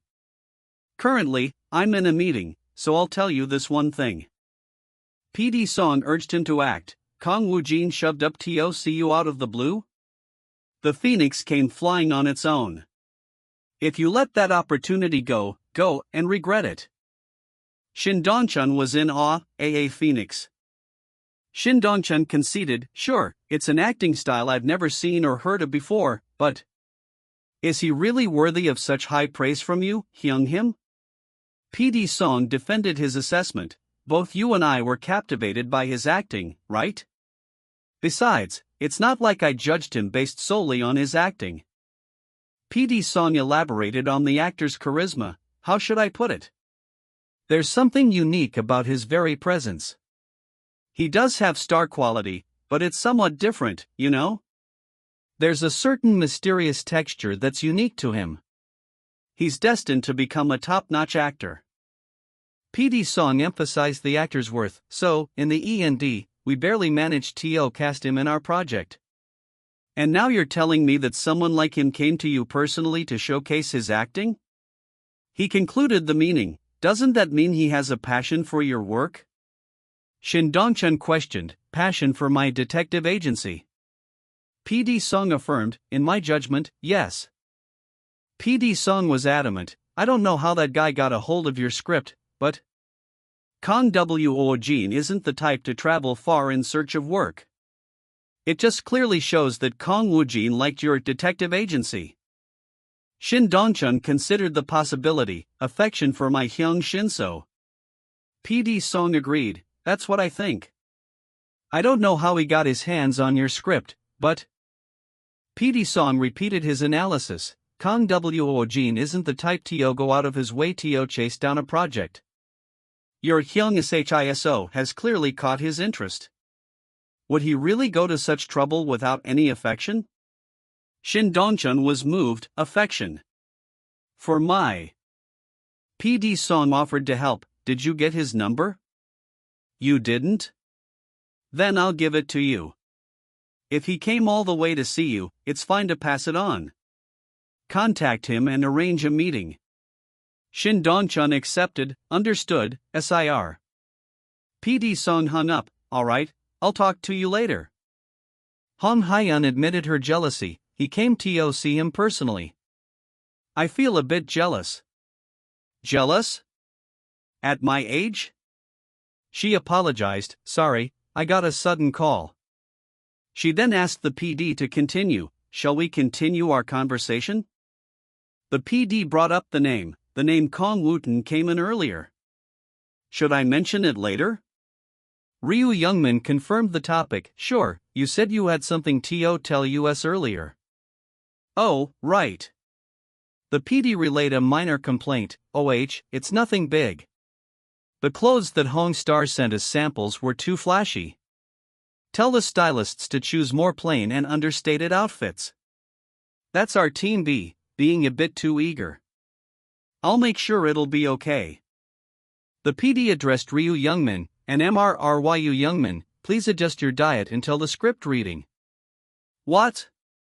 Even more? Ryu Youngmin joked, did I overdo it with the sashimi while fishing? Got it, since it's the writer's order, I'll follow it. Top actor Ryu Youngmin. Ryu Youngmin asked about the mysterious actor, but director, who's the actor playing the role of assistant manager Park? There are only rumors, but no one seems to know for sure. Is it the same person you called a scene stealer in the interview? According to the script, assistant manager Park seems to be very involved with my character. Just give me a little hint. Why all the secrecy? The PD maintained the secrecy. It's a surprise, but everyone will see on the reading day. Just wait a bit. Ryu Youngmin was curious but accepted it. I'm curious. But alright. He then suggested an idea. Since we're talking about the script reading, I've got an idea. How about we make it a group trip to build camaraderie? How does that sound to everyone? Wouldn't it be fun? He opened the suggestion to the group. What do you all think? Wouldn't it be fun? The protagonist gave up on the film. I guess Hyung Shin-sun is out of reach. The leads and supporting roles seemed to be finalized. He was struck by the quality of the other actors. Those two were ridiculously good-looking and pretty. Are there really that many unknowns like them in showbiz? He acknowledged the limits of his power, and no matter how impressive subspace powers are, in reality, the power of a contract is stronger. It can't be helped. It makes me realize how lucky I was to join the...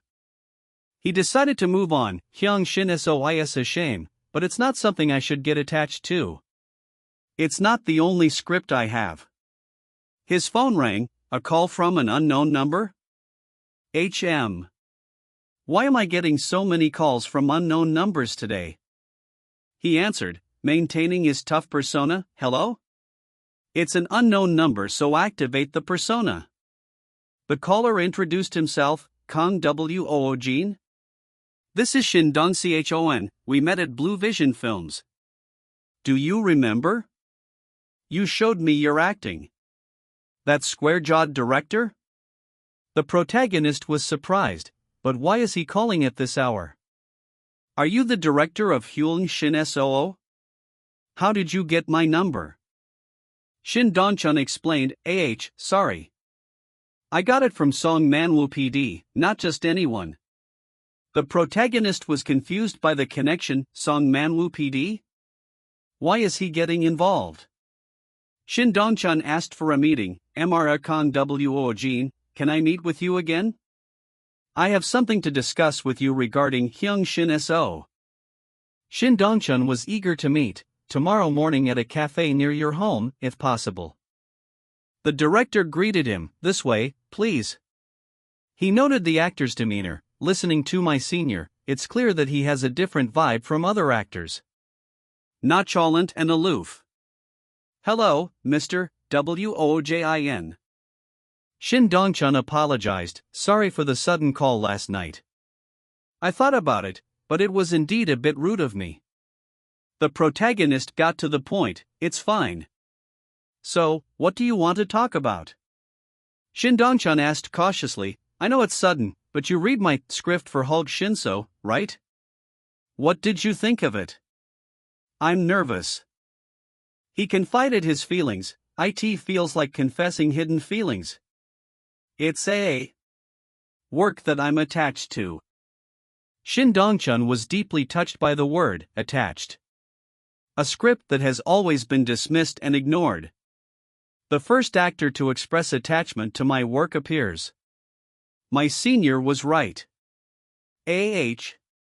All the scars from being trampled on and ing. Shin Dong-chun thanked him profusely, thank you. Thank you so much, Mr. Woojin. Truly. The protagonist was surprised by the emotional reaction. Did I say something wrong with the word attachment? Although it might seem a bit much, I did take care with Hyung Shin Soo. Even if I pretend to be tough, I must keep up with appearances, so I packaged it with that word. What's with this? Shin Dong-chun asked for details. Mr. Kang Woojin, may I ask which part of Healing Shin Dash? You found particularly?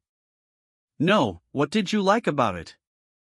The protagonist quickly formed a plan, suddenly? I need to calm him down first with some praise, yeah. Praise. First, keep up with the person and then lower my voice a bit. First, I like the detailed depiction of the protagonist Kang Woojin's psychological changes. Shin Dong-chun was amazed by the detailed critique. At first, I wasn't that interested, but how can this be? He knows it very well. It's as if he entered and came back from the world of Hyung Shin Soo.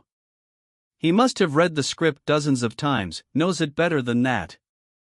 Shin Dongchun was internally motivated. Shin Dongchun, you have an actor who deeply cares about Hyung Shin So. Are you really going to toss out Hyung Shin So just for easy money? His acting is already top-notch, and his analysis of the work is meticulous as well. What more is there to consider? He made a firm decision. I'm flipping the table. He looked at the protagonist. Pardon. Shin Dongchun made a spontaneous offer. MRWJN, please take on the role of Kim Ryujin in Hyung Shin So. The shock was palpable as he recoiled, his thoughts racing. What did he do? What did he do? Did I hear it wrong? Then, the words settled and his eyes widened in certainty. Please take on the role of Kim Ryujin in Hul Shin So. I don't hear it wrong. The director leaned forward to explain that Hyung Shin So isn't a film for the general audience, it's a work intended for film festivals. He then asked if the young actor was familiar with the Mysiansin Short Film Festival, right? The director clarified the festival's prestige, calling it the Mysiansin Short Film Festival. It's considered the best for short films, akin to the Golden Dragon or Black Screen Awards in commercial films. He emphasized that renowned directors in Korea serve as judges at this festival, and sometimes top actors participate as honorary judges. He continued, explaining that new directors or actors who win awards at this festival often become instant stars, making the competition fierce. Every year, over 600 high-level short films are submitted, and just making it into the top 40 finalists is considered winning the competition. In short, it's a battleground for directors who are serious about filmmaking. He noted that the judging standards are very strict since top directors evaluate the films. They scrutinize the script, directing, and the performances of the actors, but the direction and the acting carry the most weight. Due to these rigorous standards, if there are no exceptional entries, they won't even award the grand prize. He revealed that although the festival has a 20-year history, only 10 films have won the grand prize. He concluded, winning the grand prize at the Mysiansin Short Film Festival guarantees fame in the industry. The young actor inwardly questioned the name, Mysiansin Short Film Festival? I've never heard of it before. He quickly decided, I should pretend I know a little. Out loud, he nodded, yes, I'm somewhat familiar. He then shared that festival is scheduled for mid-April, 2 months from now. He added, I'm looking for it. But the production of Hyung Shin So isn't going well. The director swiftly dismissed the past complications, saying got it but none of that matters anymore. He declared his intentions to scrap everything, the production company, the investors, the actors, everything we were discussing, I'm scrapping it all. He announced, we'll start over from scratch, with Kang Woojin at the center. His voice grew insistent as he pleaded, so please, I want you to take on the role of Kim Ryujin. The actor felt the weight of the change, asking, to that extent, I ask this all because of me? This is getting too big. He attempted to de-escalate, saying, Director, you don't need to push yourself too hard. The director vehemently denied it, I'm not pushing too hard. He stated, this is something that absolutely needs to be done. Any inconvenience? I'll handle it all. Don't worry. He then directed his focus, so, Woojin, I just need you to focus on acting. The director then made a fervent final plea, please take on the role of Kim Ryujin. A character can only truly come to life if portrayed by an actor who loves and cherishes them. Let's go for it together, Woojin. The actor was bewildered by the sudden shift in mood, This is too much. This guy was just about to cry, and now he's suddenly all fired up? He quickly conceded internally, it seems that stopping him is impossible. He rationalized the situation, well, does it matter? Things have gotten bigger than I expected, but the detective agency was my initial goal. He concluded with a thought, I've achieved that goal. So basically, all I have to do is act, right? Finding the offer beneficial, he admitted, so, this isn't a bad offer for me, Mangta.co got it. He finally agreed, resolving to do his best, it'll do my best, director. Yes. Me too. The director then provided details. The formal contract will be handled after the production company is finalized. He reassured the actor, I'll definitely secure both the production company and the investors, so don't worry. He even offered a drastic solution, if it comes to that, I'll find a way to raise the money myself. The actor immediately stopped him, you don't need to go that far. The actor reflected on the gravity of his choice, it looks like I'm really stepping onto the path of an actor now.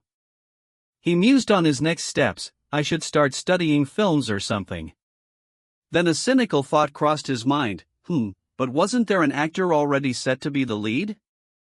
That actor, they're screwed now, right? They must be pretty pissed off. He dismissed the thought with a laugh, well, it's not like it's any of my business. Ha ha. The scene then shifted abruptly as an enraged voice shouted, What?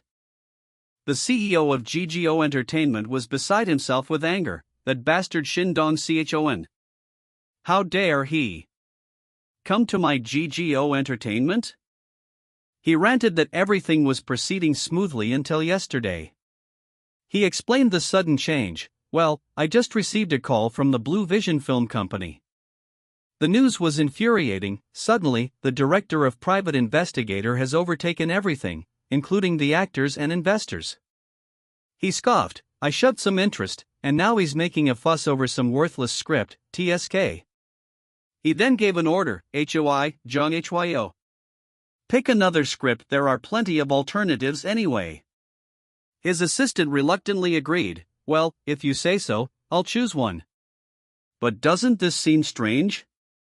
The assistant pointed out the unusual behavior, suddenly changing tactics like this? He questioned the top actor, what's the reason for overturning everything? The CEO considered the possibilities, now that you mention it, Could it be that? He speculated on a replacement, director Shin Dong-chun attached another actor as the main male leader. He concluded that even if it were an A-list or possibly top tier, it wouldn't make any difference.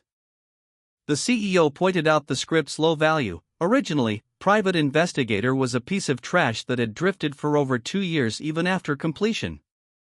He confirmed their status as the only bidders, we were probably the only ones offering good conditions for that short film. He questioned his assistant, you meet Director Park, right? Did you get any hint about another actor being attached? The assistant replied, no, except that he was meeting with an unknown actor?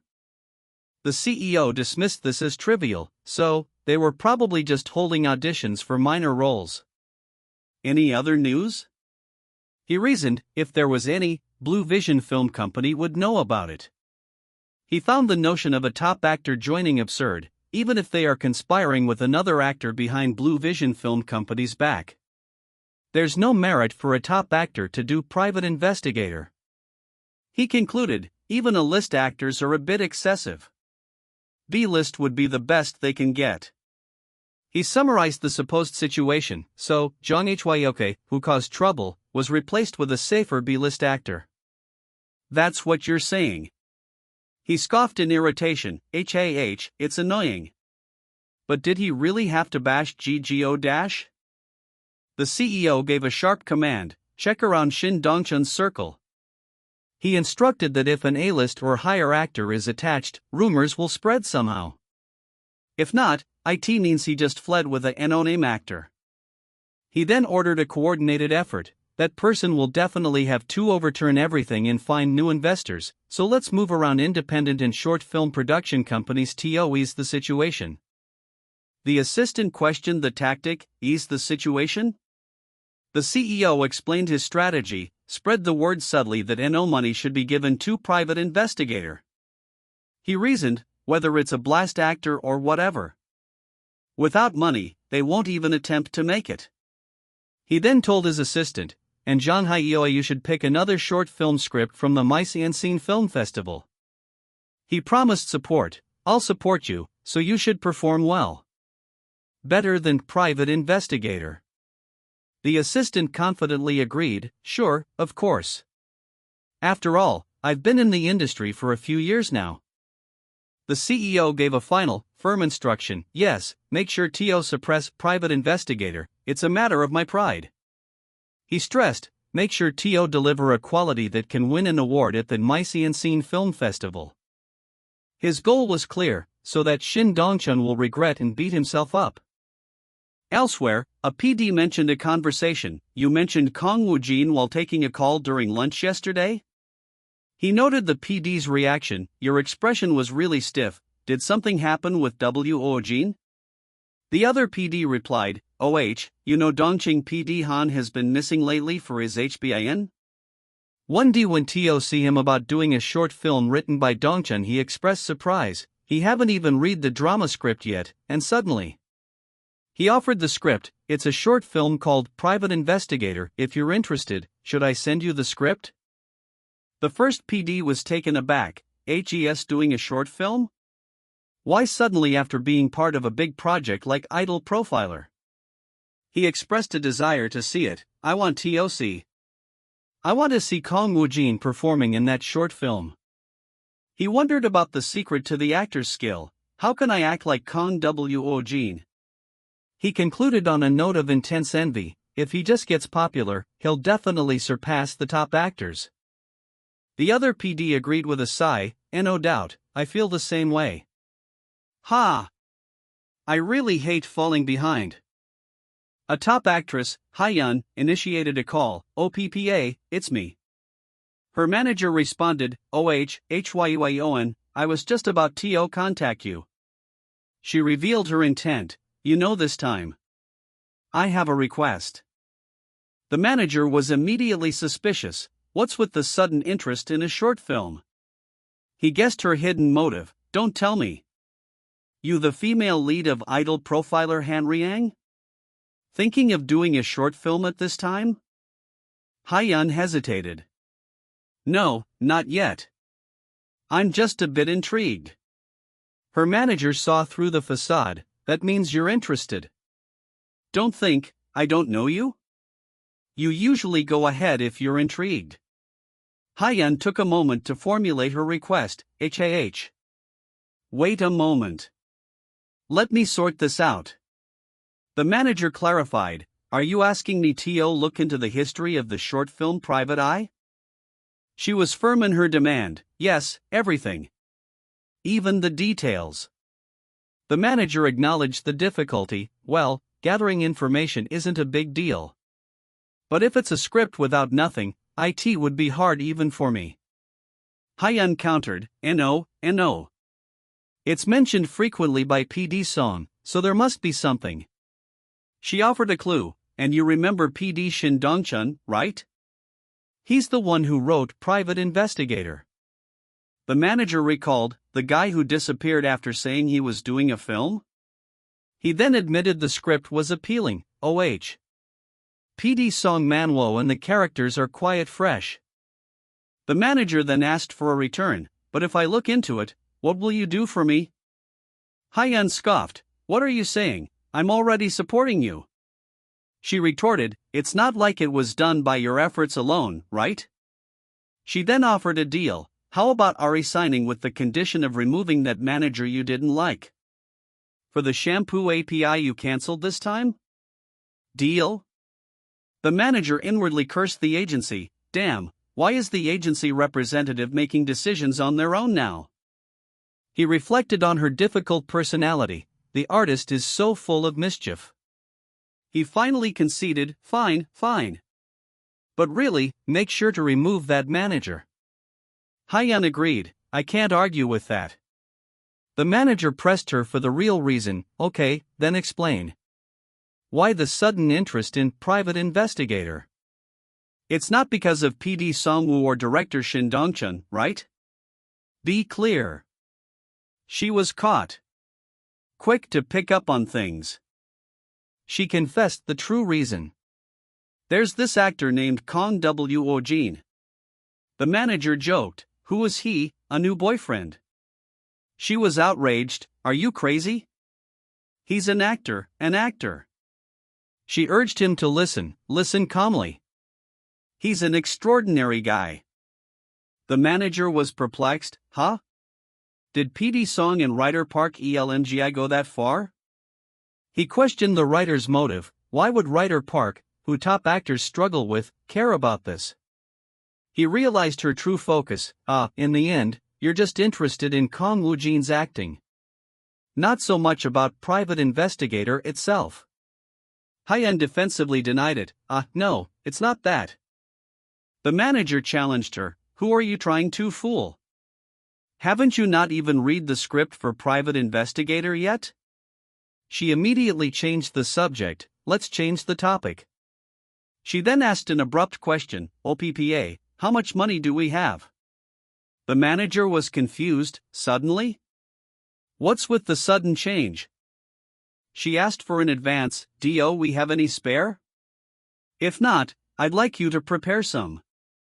She justified it. It's unusual for a rookie to get an advance. But since he's a bit unusual, it should be fine. She insisted on his support. You also need to closely care for him as a manager. The manager was astonished. HUI, are you saying? He realized her plan. It's definitely going to be snatched up right after he gets the script. The manager fell silent in shock. He reflected on her history. I've worked with Hyun in the entertainment industry for over 10 years, but this is the first time I've seen her so anxious.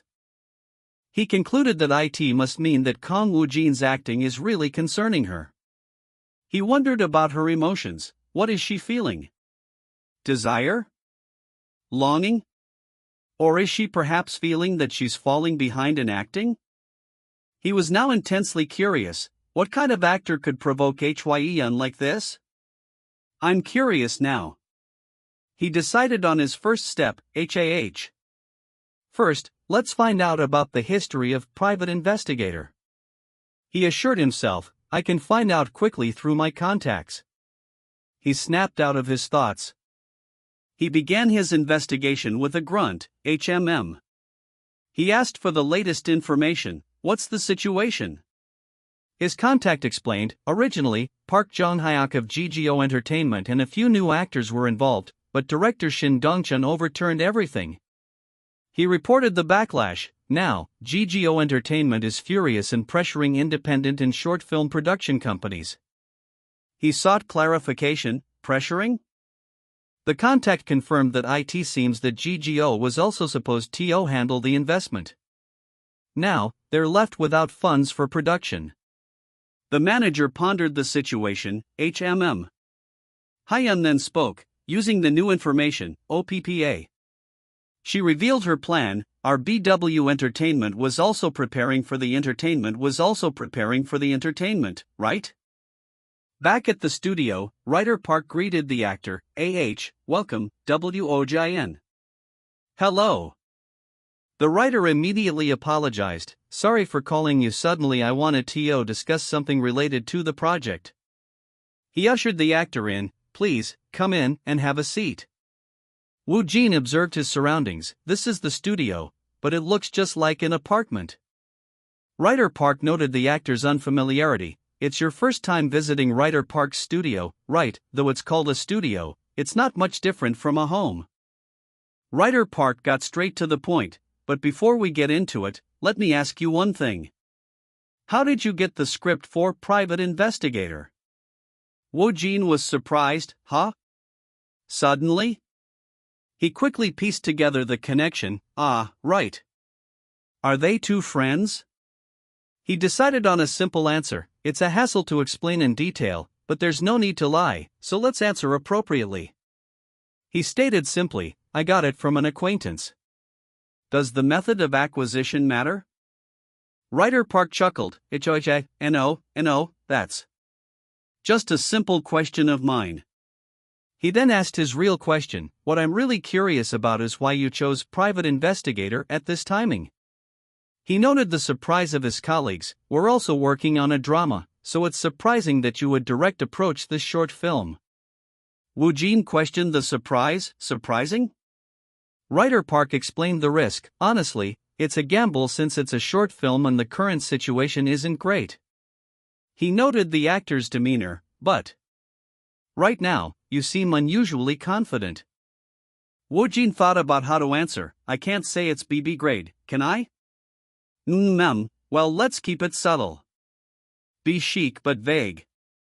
He then replied, IT was just a feeling.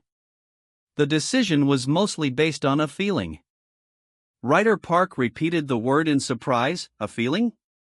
Woojin confirmed, a feeling, yes.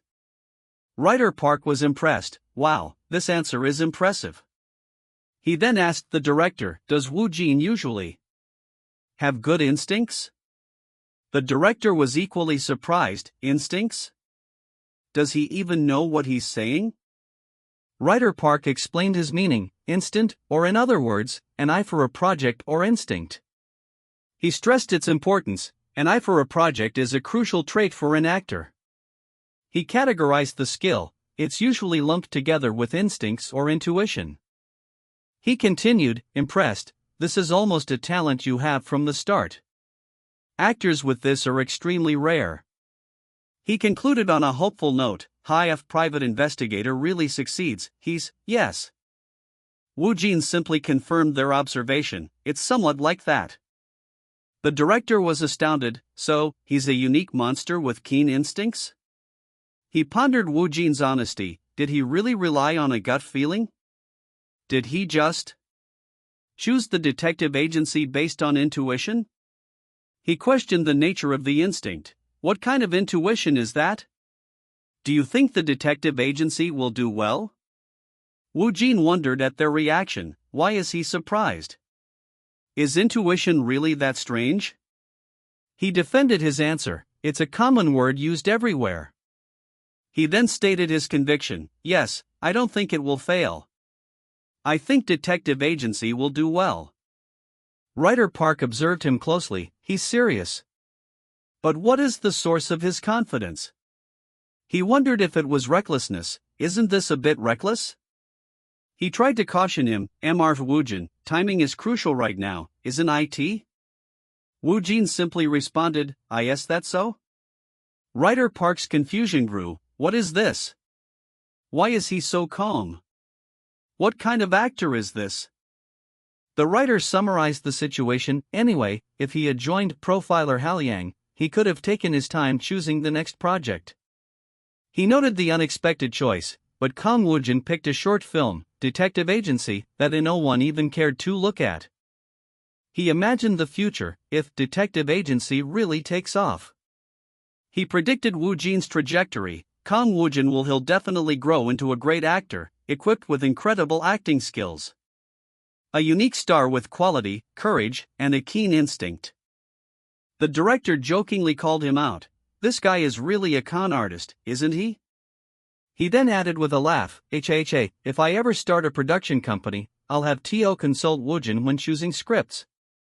He turned to Woojin, Woojin, what do you think will happen to profiler Halyang?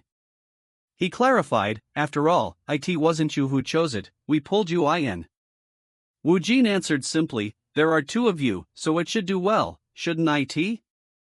Writer Park was alarmed. What are you talking about? The drama industry is like walking on thin ice. Even when top actors gather, there are plenty of flops. Woojin seemed surprised, really? But profiler Halyang was said to be A grade, so I joined because I thought it would do well. The director was dumbfounded. I'm lost. Is this why people believe in religion? Writer Park quickly refocused. Writer Park, this isn't what you called Woojin here to discuss, is it? Writer Park returned to the reason for the meeting. Anyway, I called you today to give you the final script for episode 1. He gave instructions for the rest. I'll send you the scripts for episode 2 through 4 as they are finalized. He thanked the actor. Thanks to the acting you shown as assistant manager Park, I got a lot of inspiration. He explained the changes. The script has been completely revised, so please review episode 1 keeping the draft in mind. Woojin confirmed, understood. Writer Park offered more details. Also, Woojin, the script reading might be done in AMT format. Woojin inquired, script reading? That's where the whole cast rehearses together before the actual filming, right? MT format? Writer Park confirmed the details. Yes, usually the cast and staff just gather for script reading, but if there are a lot of actors and staff, sometimes it's done in MT format to help bond. The director interjected with a laugh, but really, the script reading is just an excuse. He admitted, everyone, including the actors and staff, goes there to have fun. Ha ha. Woojin paused to absorb the information. Hold on. He realized the magnitude of the event. Am I going on a trip with celebrities? He pondered the company, and I'll be with people like MS Hong Hyeon and other celebrities? The scale of my life is getting huge, amazing. Writer Park gave the final dates. Anyway, the dates are March 21th, Saturday, and March 8th, Sunday. He clarified, Ida one-night, 2-day event. Can you attend, Mr. Woojin? Woojin accepted, I can. Writer Park instructed him, okay, since we'll be going over episodes 1 and 2, make sure you're familiar with the script. He added a compliment, all tough, I know you'll do just fine. And the director broke in, HM? Woojin called out, Director? The director snapped out of his thoughts, Sorry. Woojin offered, no, it's fine. If it's an urgent call, please take it. The director excused himself, just a moment. He then answered the call, yes? He immediately asked Woojin a question, Mr. Woojin, can we meet tomorrow morning? I have something to discuss regarding detachment agency. The director continued speaking on the phone, I'll send you the address. Please come by. Woojin heard the reply, understood, director. Woojin recognized the voice, huh? Director? It must be Dong Chun. He then asked Writer Park, by the way, isn't the cast for Detective Agency already finalized? When's the script reading for that? Writer Park was confused. What is he talking about? Woojin clarified the casting situation. I'm currently the only one cast in Detective Agency. Writer Park was completely surprised. HUH? The only one? That can't be right. Hasn't MBS Hyung been contacted yet? She seemed to be interested in Detective Agency. He quickly regained his composure. If not, I'll have TO arrange it properly. He then asked Woojin a probing question. Can I ask where and when you're meeting with Dongchuan? He gestured to the studio. I borrowed it in a hurry, but I hope it's not too inconvenient. Woojin politely assured him, sure, it's fine. The director became serious. Well, Mr. Woojin. To get straight to the point, I looked into film companies and investors, but IT haven't been easy. He confessed the difficulty. IT seems like GQ Entertainment has intervened because it's even harder than before. Woojin was shocked.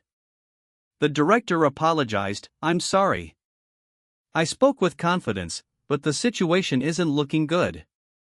He found a bleak comparison. This reminds me of when I used TO work at the design company. It's like when my 6th design draft got rejected. Woojin immediately offered assistance. I asked there anything I can do to help.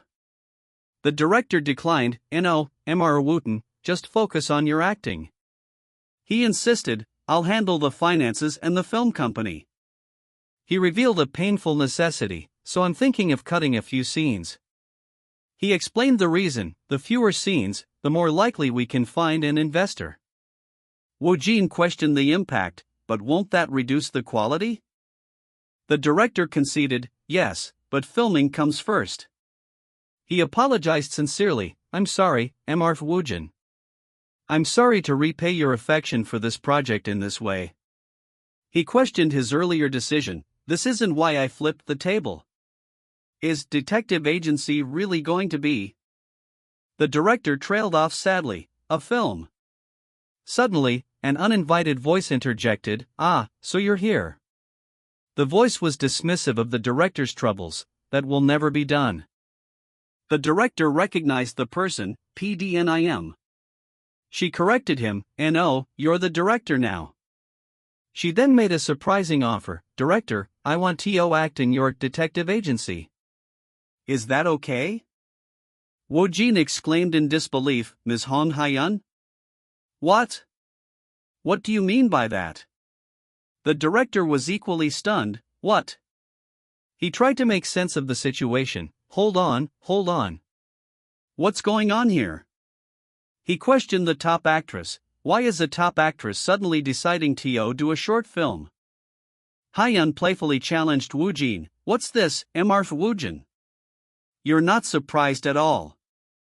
She taunted him. Did you expect that I'd want to act in detective agency? Boring. Woojin frantically denied it. In a way. I'm shocked. Like, really shocked. He struggled to calm down. I need to calm down and lower my voice. He finally stated, I'm surprised. Hyun laughed at his failed poker face. You're funny. Your face doesn't show any excitement. The director was confused, but how did Hong Hyen find out about this? He suddenly remembered, Come to think of it, was it PD Song Man Wo? Did PD Song Manhwa tell you? Hyun confirmed, Correct. I was actually going to contact you soon, but the PD beat me to it. The director asked for confirmation, so you really want to do detective agency? You're not joking, right? She was firm. I'm not joking. I know I seem like I'm always playing around, but I'm actually busy. She stressed, no time for jokes. The director was captivated. Even when she's whining, she's a goddess. He accepted immediately. Well, if she's willing to do it, then I'm incredibly grateful. If you want to do it, then I have no objections. She pressed for a definitive answer. S0, it's a yes? The director sought one last confirmation. Are you really going to join the detective agency? I'm sorry, it's just hard to believe. Hyun assured him, yes, I want to. I've already read the script several times. She stated her preference. As long as the director is okay with it, I'd like to play the role of the wife. The director tried to dissuade her, but, Hyon. The wife role isn't the lead, it's a supporting role. He reminded her of the festival, and the detective agency is a short film that's going to be submitted to the Image Shine Short Film Festival. He ended by emphasizing the difference in their stature. Plus, I can't possibly match your mustache. Hyun dismissed his concerns. I know that. But you don't have to worry about the budget, I think we can handle that. She dropped a powerful name. You know the CEO of BW Entertainment, MRCHOI, right? The director responded, yes. Of course, I know. It would be strange if I didn't know him. He was shocked by the implication, but is BW going to invest? Hyun confirmed, yes, the director would contact the CEO directly to proceed. She gave him a strict instruction, please keep my involvement in anything related to me confidential. She clarified the timeline, if possible, until the film is submitted. She then had to leave. I have to go now because of my next schedule. We can talk later. The director hastily agreed, yes. Yes, of course. Hyun turned to Woojin, Mr. Woojin, but why the detective agency? Woojin sighed at the familiar question, Another similar question. I guess I can give a similar answer. He answered simply, just a chance. Hyun laughed, a hunch? HIHA. You're really something, you know that? She wondered about him. You realize you're a bit unusual, right? Woojin was unsure. I'm not sure. Well, we'll see. She bade him farewell. Stay in touch. The director was utterly speechless. He then burst out, turning to Woojin. What is going on? Woojin. You really had no idea about this?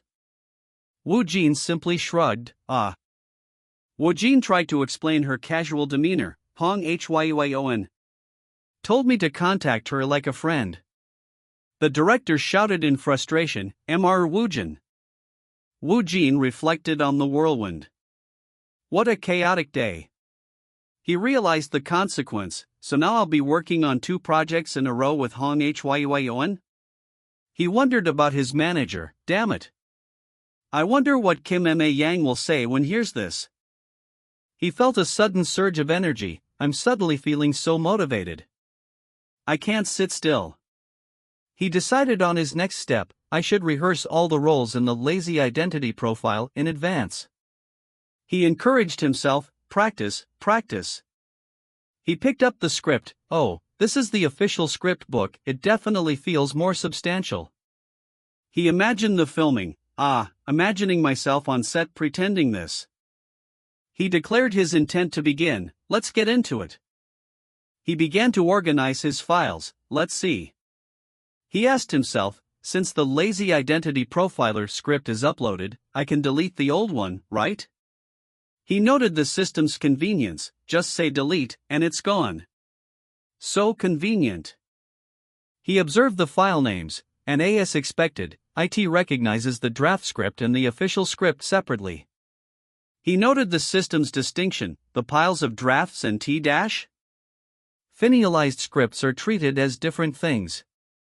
A question arose, HMM? A is above A? Then is a next? Or grade? So the grading isn't fixed, huh?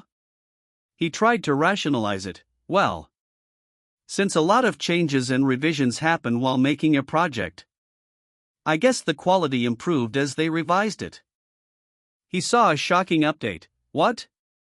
A+? It has a plus now? He read the new title, 3_script, titled The Lazy Identity Profiler Episode 1. The system provided a description. This is a highly polished drama script. He noted the access, IT can be fully read. He remembered the past, IT used to be just an A grade. Did it get an upgrade? He acknowledged his lack of expertise, anyway. Considering my lack of knowledge in this area, he confirmed his selection. You have selected 3_script, title Lazy Identity Profiler Episode 1. He reviewed the available roles, listing characters available for reading, a Yojo Hyun, B.A. Sangmin, IC. He set a high goal for himself. To keep up with these top-tier actors, I need to have something solid. He firmly stated his ambition, my goal is to master all the characters. He initiated the system, beginning the reading. The system provided confirmation, Hyun preparing to read, preparation complete. He noted the script's quality, this is a highly polished script or scenario. Implementation is 100%. He confirmed the agreement, saying then, I will proceed with the contract as it is.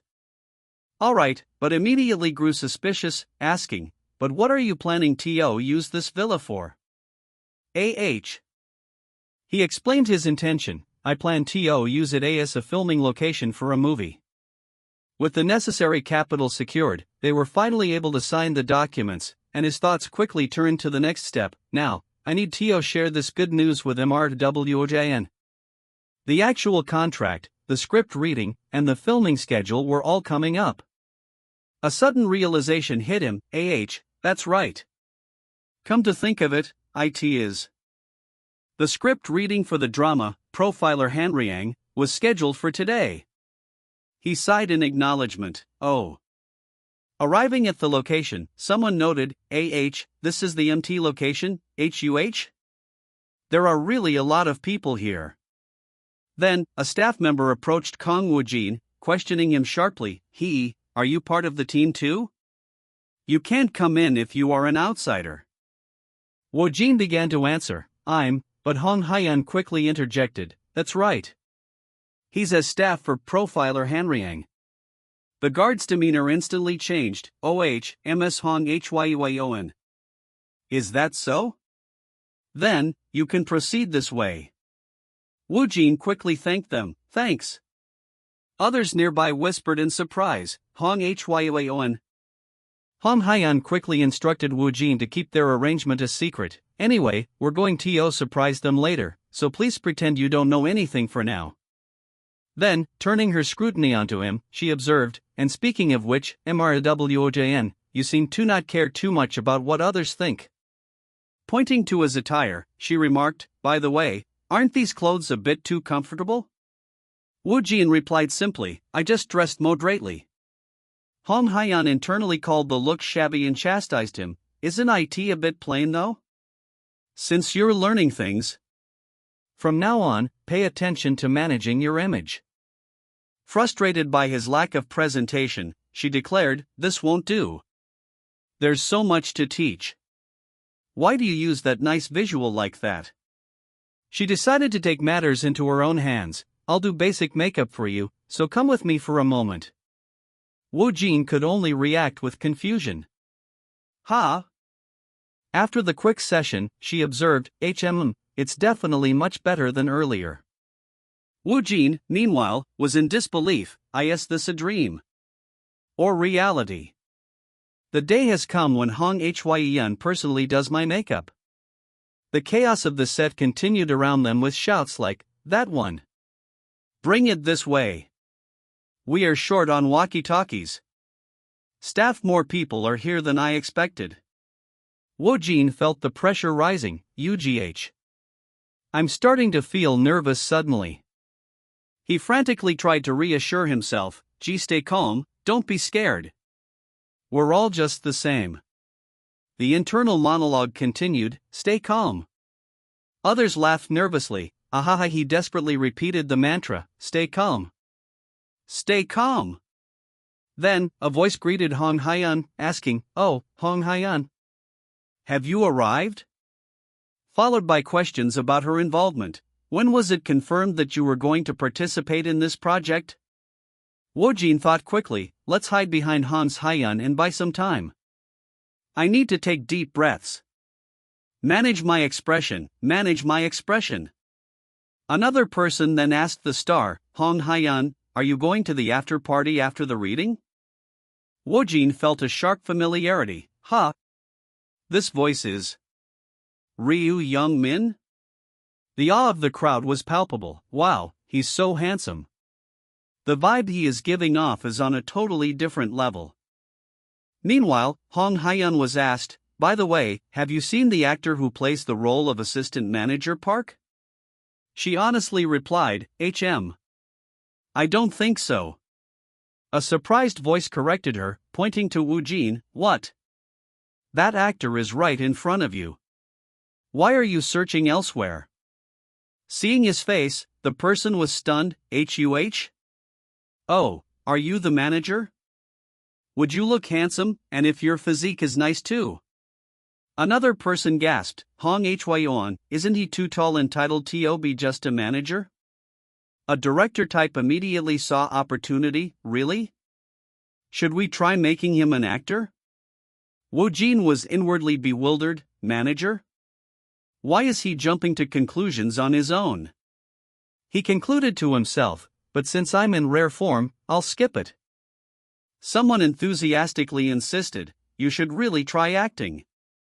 Your looks are just too good to not make use of. The praise continued, wow, this guy is really handsome. He even pulls off long hair effortlessly. His looks are insane. Another person analyzed him, this person is so chic, he has a certain vibe. Wait, is he nerd? Is he new? Hong Hyeon realized her mistake, I was too busy admiring his face to notice. She tried to divert attention, actually, Director Song Manhwa and writer Park Yoonmi. I'll go greet them. She nervously laughed, Woojin remained silent. She addressed him one last time, MRWOJN. She pointed to a chair, that's the desk of the popular star assistant manager Park. Go ahead and sit there. She offered a final piece of advice, also, although you might not be nervous, try not to get intimidated too. Woojin confessed internally, I'm incredibly nervous though. I'm going crazy. He quickly tried to regain composure, alright, let's calm down and get my NAND under control again. A director questioned a staff member anxiously, "Director, what's going on? Assistant Park isn't here. Could it be that he's not coming?" Woojin repeated his mental instruction, "Mind." Someone else noted the presence of the actor, "Isn't he already here?" Woojin finished his mantra, "Control." The director was confused, "What?" The director pointed, realizing, Hyeon's manager. "That person. Is he the actor for Assistant Manager Park?" Woojin stepped forward and formally introduced himself, "Hello, I'm Kang Woojin, and I play the role of Assistant Manager Park." Feeling everyone's intense gaze, he continued the introduction, "Everyone again, I stared at me, so I stared doing it concept introduction. Is this the right thing to do?" Whispers erupted in the crowd, "Who is that? Do you know him?" "No, this is the first time I'm seeing him." "Is he some unknown actor?" Woojin felt the pressure, stop staring. "You're making me nervous." The director then officially announced, "All right, everyone. The actor playing Assistant Park, who you were also curious about, is Kang Woojin. Did you say hello? We'll do a detailed introduction during the reading. Now, everyone, let's now open the first part of the script." "Yes." A director type immediately challenged the choice, "Director, don't you usually avoid casting unknowns or newcomers?" The director simply laughed, "Haha." The skeptic continued, "Judging Woojin's demeanor, from what I see, his reactions seem a bit stiff, so his acting might come across as bland. Is that correct?" The main director dismissed the concern, "You'll see for yourself. Just go and take your seat." The skeptic conceded, "Yes." The main director sighed inwardly, as expected, everyone has a lot of questions regarding Kang Woojin. He concluded that Woojin would have to prove himself, in that case, he needs to show them himself. With a firm voice, he started the process, "Alright, let's start the reading." Scene 1. In the mountains, morning. Police officers are swarming and positioned throughout the forest. The excitement was building, it's starting finally. The narrator set the scene. The drama Profiler Haryang takes place in 2010. It consists of a total of 4 episodes. The narrator continued to contextualize the role, among them, Assistant Park was a major character in the first episode. The initial setting was explained. The first scene begins with the discovery of a dead body of a man in his 50s on a mountain. One actor reacted with slight revulsion, "Oh, the condition of the body is really bad. I just had breakfast." The next character was introduced, the main character, Profiler Hyung. According to the setting, he's a genius who leads a carefree life, so he's known as the carefree genius. The female lead was then introduced. Next is the female lead, passionate detective Jong Hyonhe. A character asked in the script, "Why did Marth the carefree genius appear? Is there no one else?" Another character replied, "There aren't many profilers nationwide, right?" Then, a procedural question was raised, "By the way, what's the estimated time of death?" The answer was given, "It seems to be in the last 12 hours. Someone on the side commented on the quality, Even though it's just a reading, the intensity is definitely strong. A character observed the evidence, "What's that red stuff on the fingernails?" "It's nail polish." A scriptwriter/director critiqued the delivery in an undertone, "How should I put it?" Both the character who delivered the lines just now, and the one who's whispering now. It seems like the lines were delivered a bit CLA. A critique was voiced clearly, it should be emphasized there. The character is feeling desperate, right? Why is the delivery so dull? Another person agreed, "When I experienced it, it didn't feel like this." The director interrupted the actor, Marth Tayson, "That line was a bit flat. Let's add some emphasis." The critique continued, "You did analyze the character correctly, right? I don't understand why the energy is so drained." The earlier skeptic smugly concluded, I was right. That actor's performance has been off from the start. Someone confidently noted, I may not know the female roles, but the roles I've read, experienced, are all just as I imagined. The reading's intensity was shocking. To think it can be compared to the performances of other actors. Reading can be super insanely enjoyable, huh? A character in the script analyzed the crime scene details. Let's take a look at this. Red nail polish, clothing removed only from the upper body, the murder weapon, and the posture held before rigor mortis set in. Wasn't the same method used in the past as well? Like in some still unsolved cases? The profiler connected the dots. Come to think of it. The method is the same as the one used by the serial killer who left behind the 5 bodies in the past. They placed the timeline, like in 2004. The culprit disappeared, but it seems they returned after 6 years? The suspicion was confirmed, it's not certain yet, but the skill set matches that of the killer, doesn't it? It feels like a flashy comeback. The scene transitioned, fade out. A quiet park. The director then spoke to Woojin, Mr. Since Mr. Park's first appearance is a solo performance without any partner, just capture the essence moderately. This is just to align the tone for the progression of the play. Woojin affirmed, yes, understood. I'll keep it moderate. He then puzzled over the vague instruction, so, what does moderate really mean? Does it mean to cut the expression in half? Or does it mean to do it roughly? He gave up on guessing. I don't know. Since I'm sitting anyway, I'll minimize movement and just express myself properly. He decided on his approach. Alright, focus only on the experiences of Assistant Park that you saw, handled, and felt directly. He mentally reminded himself of the director's request, reduced the movement a bit for a moderate. Woojin recalled his preparation. I've done this reading and experienced it dozens of times. I've also understood and absorbed it. The transition was complete. I am now. The name was stated with chilling certainty, Assistant Park. Someone recognized the profound shift. Here it comes again.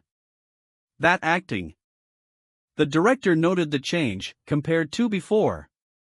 Hasn't the intensity of the acting suddenly become stronger? The character delivered a line with raw emotion, there you are, you bastard. People were stunned by the performance. That acting. You call that acting? The director felt the confusion of the room. What exactly is moderate here?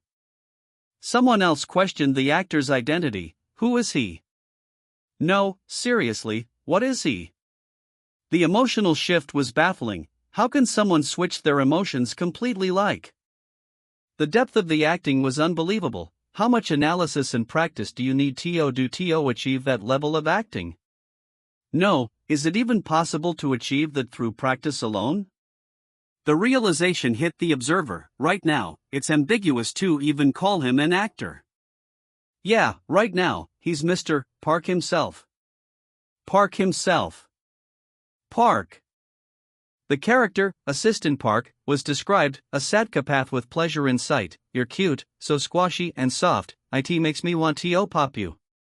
Just Mr. Park. The astonishment continued. What's this? He's not even looking at the script. Does he think there's no need to even look at it? Someone realized he must have mastered the lines. Well, with how he acted as Manager Park just now, he misjudged and memorized the script like crazy. The profiler's lines were delivered. You confessed, right? Why did you go through all that trouble just to confess? If you, an infamous serial killer, wanted to stay hidden, the case would have remained unsolved for a lifetime. Don't. Too? Assistant Park's chilling reply came. Well, anyway, it's that unbearable feeling. You know, when you're wrongly accused of something you haven't done. The profiler questioned him. Wrongly accused? But you made a comeback with a new murder after committing 4 of the same kind in the past, didn't you? An observer noted the actor's immediate immersion. He really dives into the acting quickly. Assistant Park clarified his motive for turning himself in. That's exactly why I turned myself in. Someone was imitating my grand work. He then admitted to the other crimes. Alright, I admit it. He's a fake. He challenged the police. If you don't believe it, you can investigate it yourself. His ultimate reason was revealed. That is the reason I confessed, to prove I didn't kill anyone. The detective was stunned. Is there another perpetrator? Someone watching the reading understood Woojin's performance perfectly. I understand why he's sitting there. He felt everyone else understood too, probably not just me, but everyone here probably does. The scene concluded. Next, fade out. The observer wondered about the actor. By the way, how can he be so calm after showing such an impressive performance? The observer continued their thought process. That level of acting. Nothing to him? The director snapped at the male lead. Yeah. Ryu Young-min. The star replied quickly, yes. The director warned him, don't lose focus. The observer realized Woojin's dominance. He captivated everyone with just one performance. He's controlling the flow as he pleases. He concluded that Woojin was no newcomer. That person is no rookie. He must have a great past. Where did such an outrageous person come from? He then cautioned Ryu Youngmin once more, you better stay focused, too. The threat was clear, otherwise, don't you think you'll be overshadowed by his acting? The narrator marked the passage of time. A few hours later, the script reading was over. The director thanked everyone and announced the party. Everyone worked hard, and we've prepared a lot for the upcoming after-party, so you can enjoy it. Of course, if you just want to relax, you can comfortably stay in your room. The staff cheered, yes. Thank you for your hard work. Attendees discussed Woojin's lingering aura. Doesn't his aging give you chills? Yeah, as if you're really facing Assistant Manager Park. Is he trying to provoke his emotions right now? The mood is very heavy. Woojin, recovering, thought about food. I'm so hungry, I'll make sure to feast on a lot of meat during the after-party. He noted the strange atmosphere around him. Everyone's leaving slowly. Should I get going too? Or should I stay behind for a bit longer? Ha! A group approached him. Hello, MRW. We're the making team. They apologized for the intrusion. I'm sorry to bother you when you must be tired, but I like to ask you a few questions. Woojin was confused but recognized the role, making team? I've seen them on YouTube, so this is how they film, but they have questions for me? He felt the anxiety return. I'm starting to get nauseous again, alright. The interviewer complimented his acting. I really enjoyed your acting. I heard that the role of Assistant Manager Park is quite challenging. They asked about his process. How much analysis and practice did it take for you to grasp the hidden meanings behind the lines? Woojin internally panicked. Analysis? Practice? He resolved to sound professional. I better respond to this question using some professional terminology. He worried about his image. If I answer it too vaguely, they might think of me as an amateur. So, let's subtly steer the conversation towards social life. He offered a simple, safe answer. I just thought the script was great. The interviewer was touched by the humility. Touched. I see. They pressed on about his background. Then, MRWOJIN, you suddenly appeared like a comet. Were you a part of some theater troupe? I was wondering if you were honing your acting skills as a member of a theater troupe all this time. Woojin felt the collective gaze of the room. What's this? Is it just my imagination, or does it feel like everyone is looking at me? Like they're waiting for my answer or something. He dismissed the feeling. No way, it must just be my imagination. He then revealed the truth. I'm self-taught. The reaction was astonishment. Self-taught.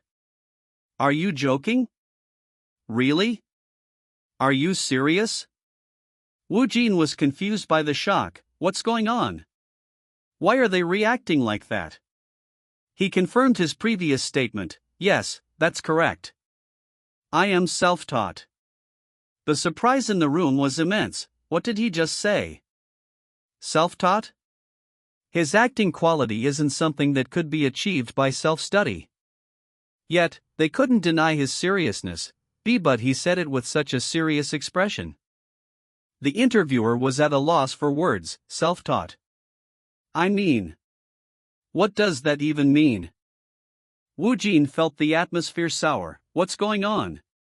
Why do I feel like the vibe has changed? He wondered if he'd been rude. Did I come off as a bit arrogant? But I wasn't lying though? He questioned the intensity. But why are they looking at me so intensely? Overwhelmed, he tried to escape. I'm feeling nervous, let's just escape slowly. He offered an apology. I'm sorry, I'm not very good at expressing myself. A voice stopped him. Wait, MRWOJN. An observer recognized the newcomer, OH. The head of BHM Entertainment? I guess they're here to offer a contract. The head turned to Hong Hyan, HUI, Hong HYOION. Was that what he said? ERLAER true? About being self-taught. Hong Hyan replied with a questioning sound. HUH? Hong Hyan confirmed the fact to the CEO, OPPA. Yeah, that's right. You probably won't find anything even with your connections in the industry. She speculated about his past. I think acting was just a hobby for him. He'd even participate in Super Actor just for fun. The CEO was perplexed. Does that even make sense? Acting isn't just a memorization subject, is it?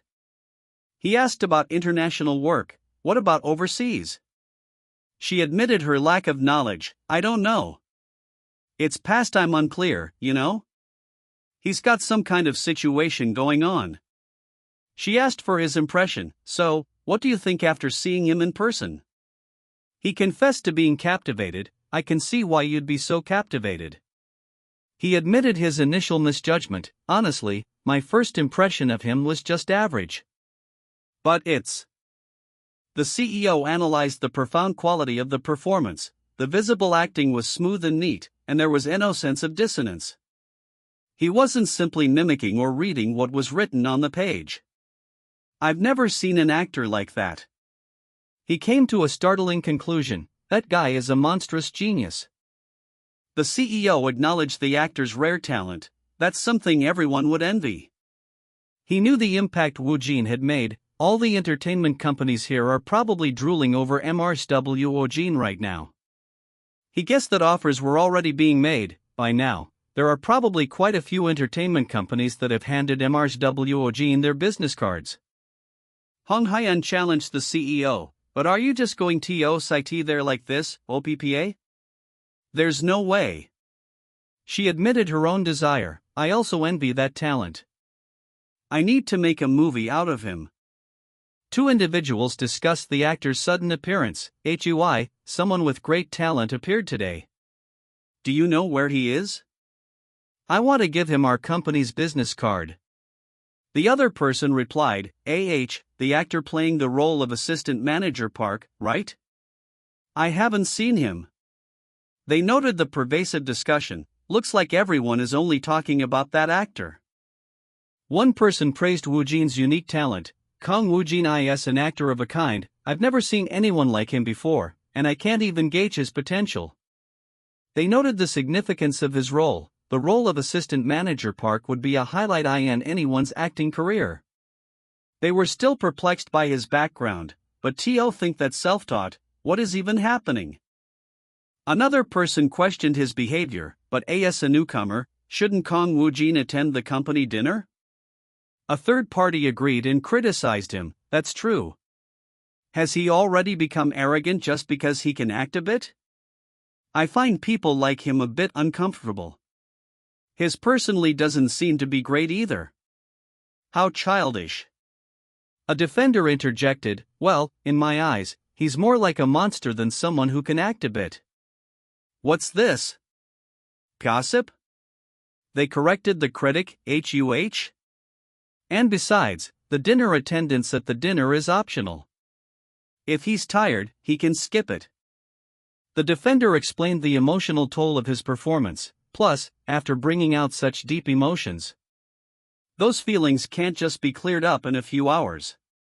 From Woojin's perspective, he probably thinks attending the dinner would be a burden. The level of acting is just different from ours. Another person agreed, speculating on his preparation. That's true, he probably had To undergo a lot of mediation and other mental exercises before he began reading.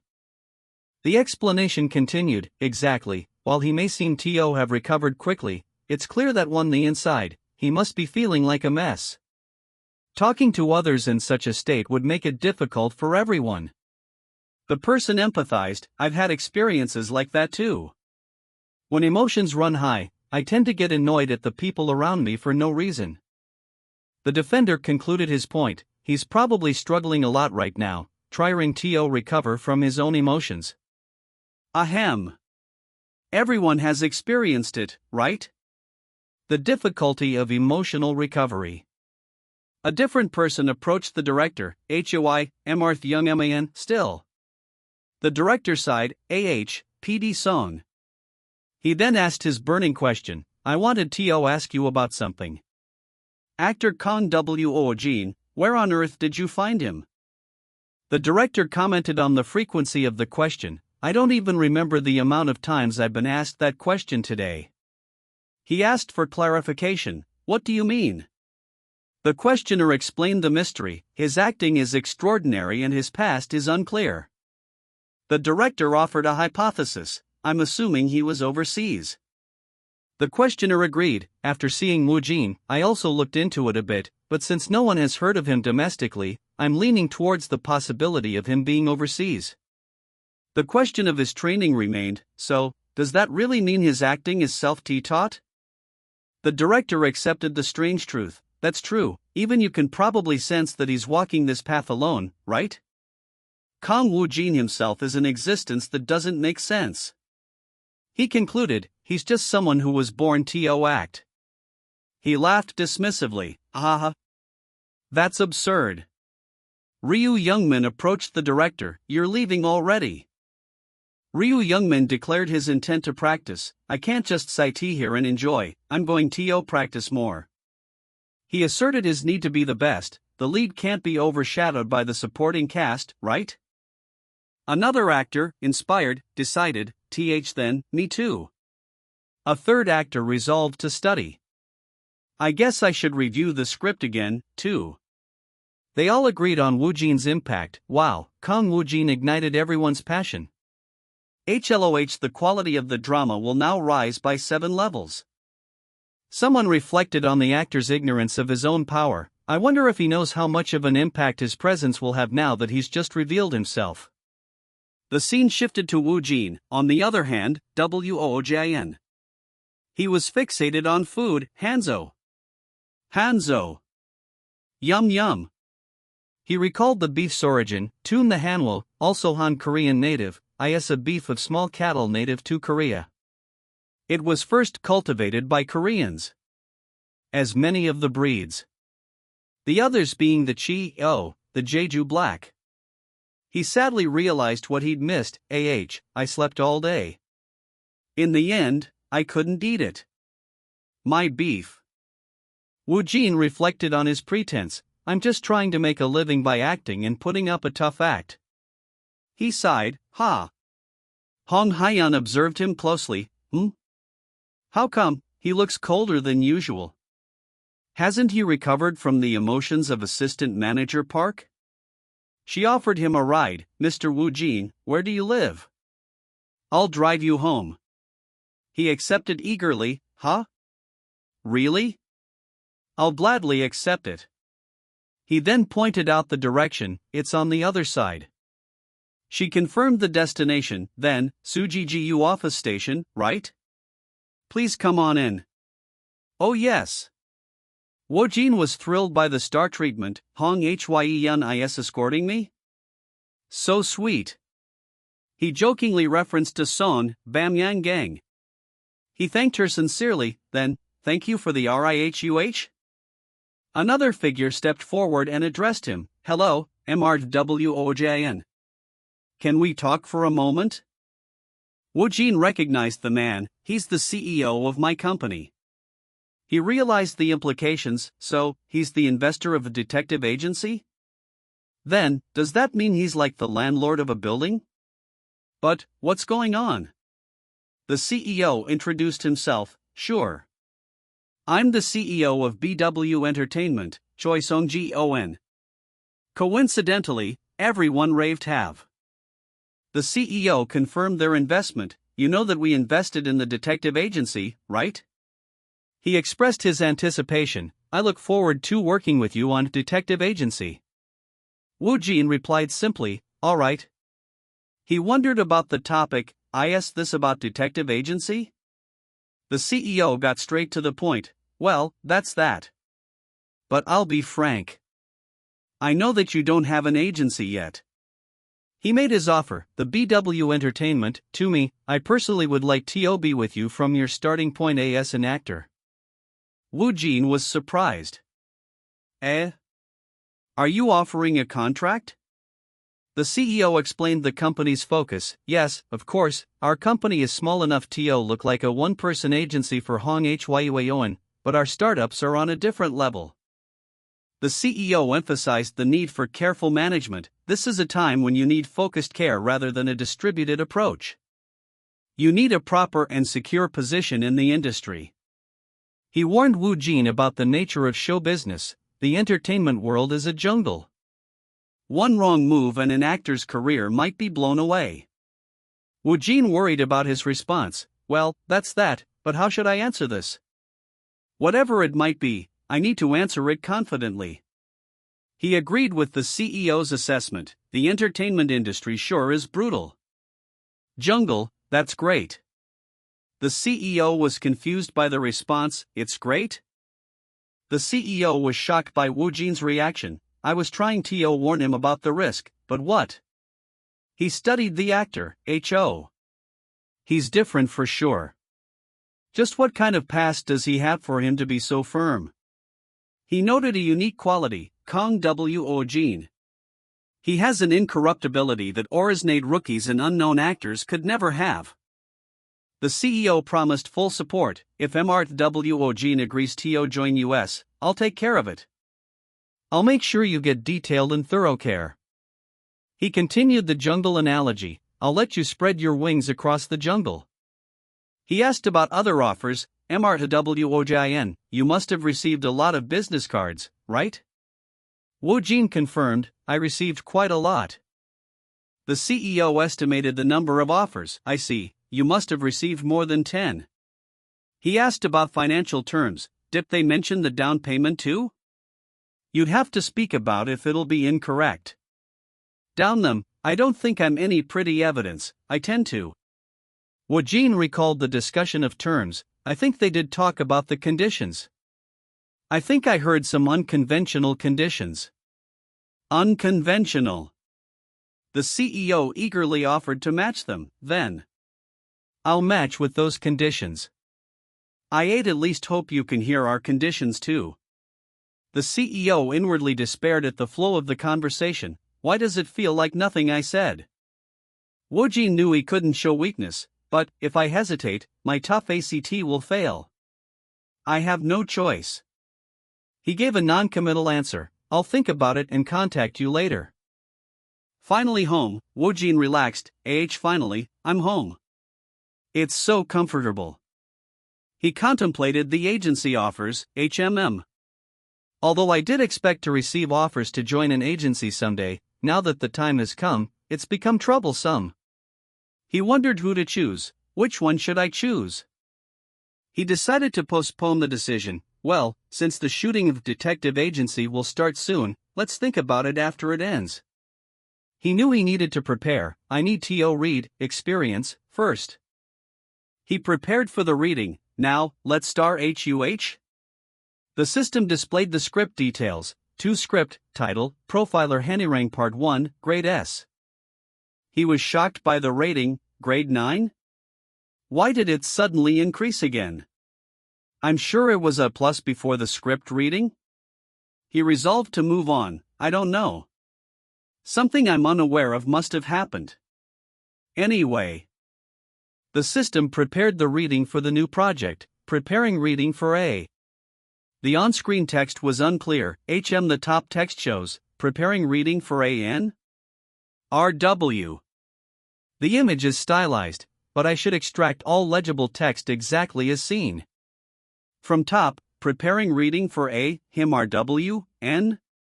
Unclear, there is H0L or halo near the character, HLOX unclear. The process began. Let's start script reading for detective agency. The system confirmed the script's quality, preparation complete. It's a high-quality script or scenario. Implementation is 100%. Beginning the reading. There is also small text near top left, probably hollow or halo handwritten text, HLOX or halo. Time elapsed, and the first day of filming arrived. Time passed by. And it's the first shot of detective agency. Woojin arrived and recognized the setting. Is this the place? It looks the same as the villa I saw while reading, experiencing. A staff member directed him, "Are you an actor? All the actors are on standby over there." Ha! He observed the other actors. Are they the actors who will appear in detective agency along with me? He felt a touch of nerves. Phew, I'm a little nervous. He reminded himself to maintain his persona. Don't forget to act tough. Act tough. He felt the cold, UGH. It's already March, but it's still cold. He noted the small comfort they had, but we at least have a chair to sit on. Usually, unknown actors like us have to stand all the time. One of the supporting actors asked about a key role. Have you seen the actor who will play wife? I'm a little curious too. Why isn't he here yet? Do you know anything about her? Another replied, No, even the staff doesn't know. The first actor boasted his knowledge. I know. He changed the topic to the male lead. Did you hear? That the lead actor of detective agency is unknown? The other confirmed, Yes, I've heard it. Woojin was surprised by the shift in conversation. Why are they suddenly talking about me? The first actor continued to criticize the casting. The director is a well-known person in the drama industry, and this project is for the Scene Short Film Festival, but I was a little skeptical because the lead actor is an unknown person. He questioned the process, but don't well-known actors typically play the lead roles? He suspected a financial reason. The investor must be an entertainment company and probably pushed some conditions onto the director. Woojin, knowing the truth, was baffled. There are no conditions though? The first actor continued his jealousy. You're right. I'm jealous. I also want to play a lead role using the investment money. The other actor worried about the quality, but if what you're saying is true, their acting might be a bit disappointing. The first actor noticed the absence of the lead. By the way, the main actor isn't here yet. Woojin, right there, thought Riley, I'm here though. Woojin reaffirmed his strategy, although it's disrespectful. I'm putting up a tough act as the monstrous actor who doesn't give a shit. I don't need to get myself involved in such trivial matters. The director called everyone's attention. Now. The briefing will begin soon, let's be quick. And our main actor, you should get ready too. The two actors looked around, confused. Main actor? Woojin stood up and affirmed, Yes, director. The two actors were in utter shock. That guy was the main actor? What should I do? I'm sure he's angry. Look at his face. One of the actors, knowing he had to correct the record, spoke to Woojin, but still, it's better to correct what's wrong. I'm not with any agency. The response was startling. That's definitely a warning. The actor stammered an apology. I apologize. I'm sorry. I didn't even know you were here. I'm sorry. Woojin was genuinely confused by the panic. Why? Is something wrong? He dismissed the issue. I think there was a misunderstanding, don't worry about it. The actor quickly tried to save face. My misunderstanding? What is it? Tell me about it too. The director intervened to make an announcement. Miss Hyeon. You're here. Everyone must be surprised. Miss Hong Hyeon will be playing the wife role. Hong Hyeon greeted them. Hello. Let's do our best. The cast was shocked. For real? The top actor, Hong Hyeon? Woojin greeted her. We meet again. Don't you think we've been seeing each other quite often? The cast was left with more questions. You're right. They meet often?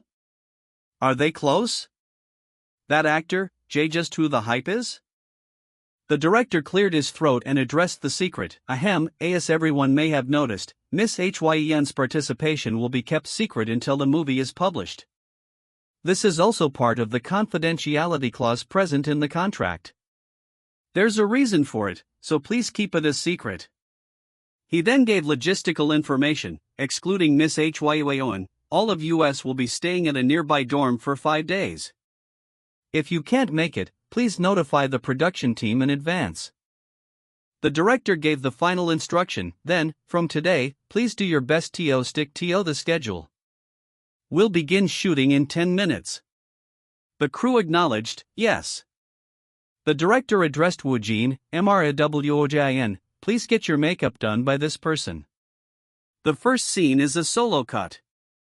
Let's start with the cut of you entering the villa first. Woojin agreed. All right. He inwardly panicked. I'm starting to get nervous since it's my first shooting. The pressure of the moment was immense. Am I really shooting a film? It's even worse because I'm the lead actor. The stylist handed him clothes. Please wear this outfit too. Woojin resolved to maintain his persona. First, I need to maintain my tough act.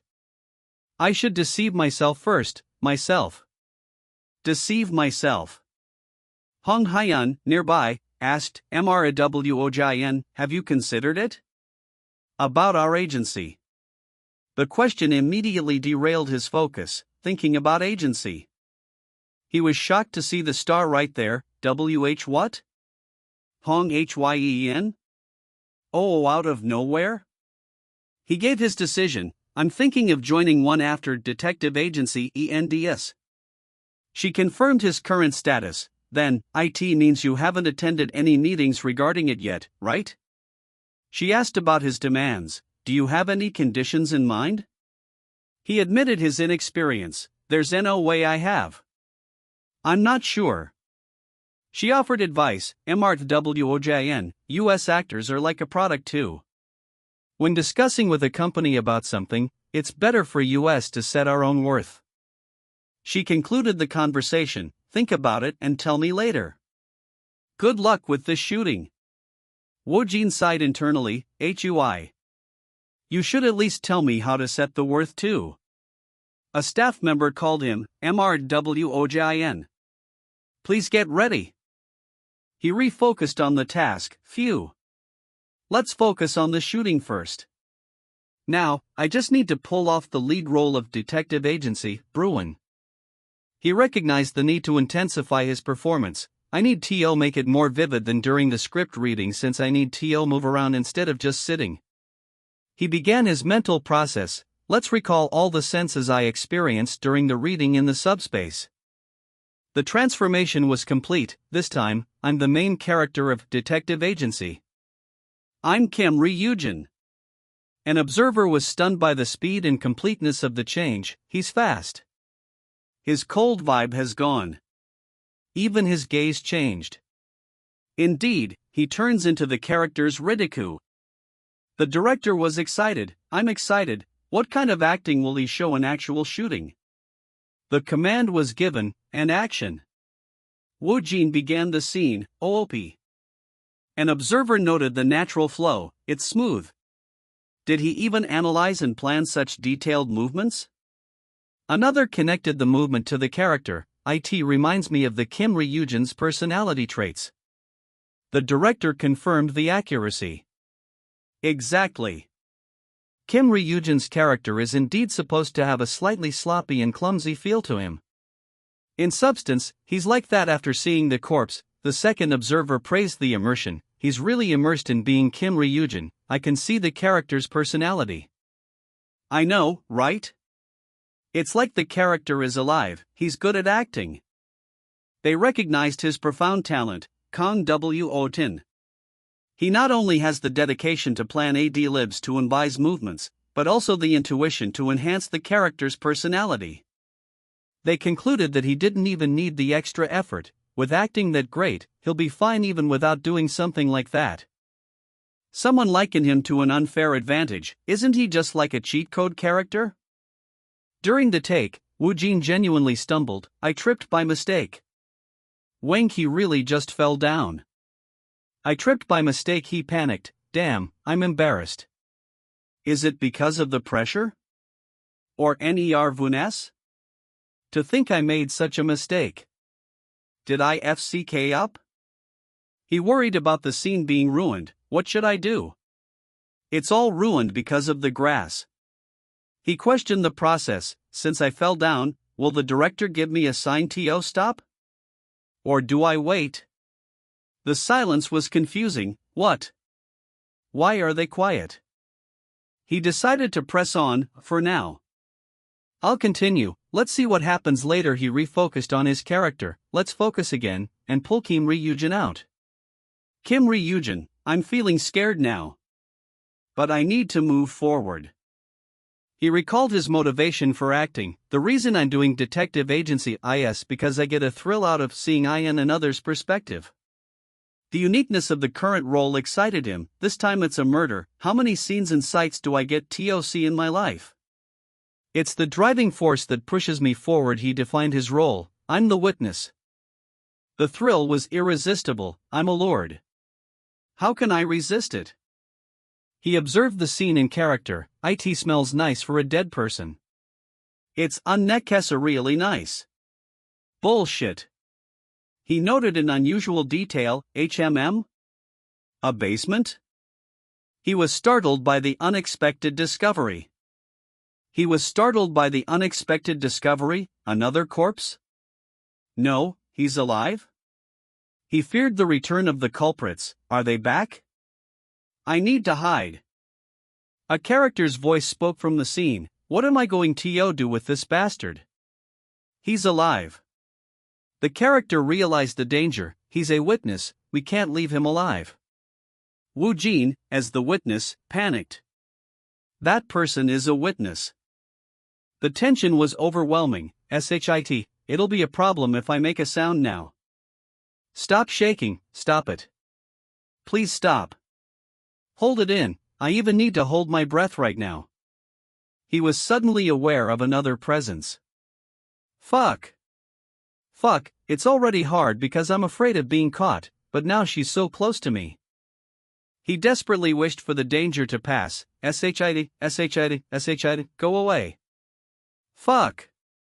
An observer of the filming was astounded. WOAH. He compared Woojin to himself. He's an unknown actor too, right?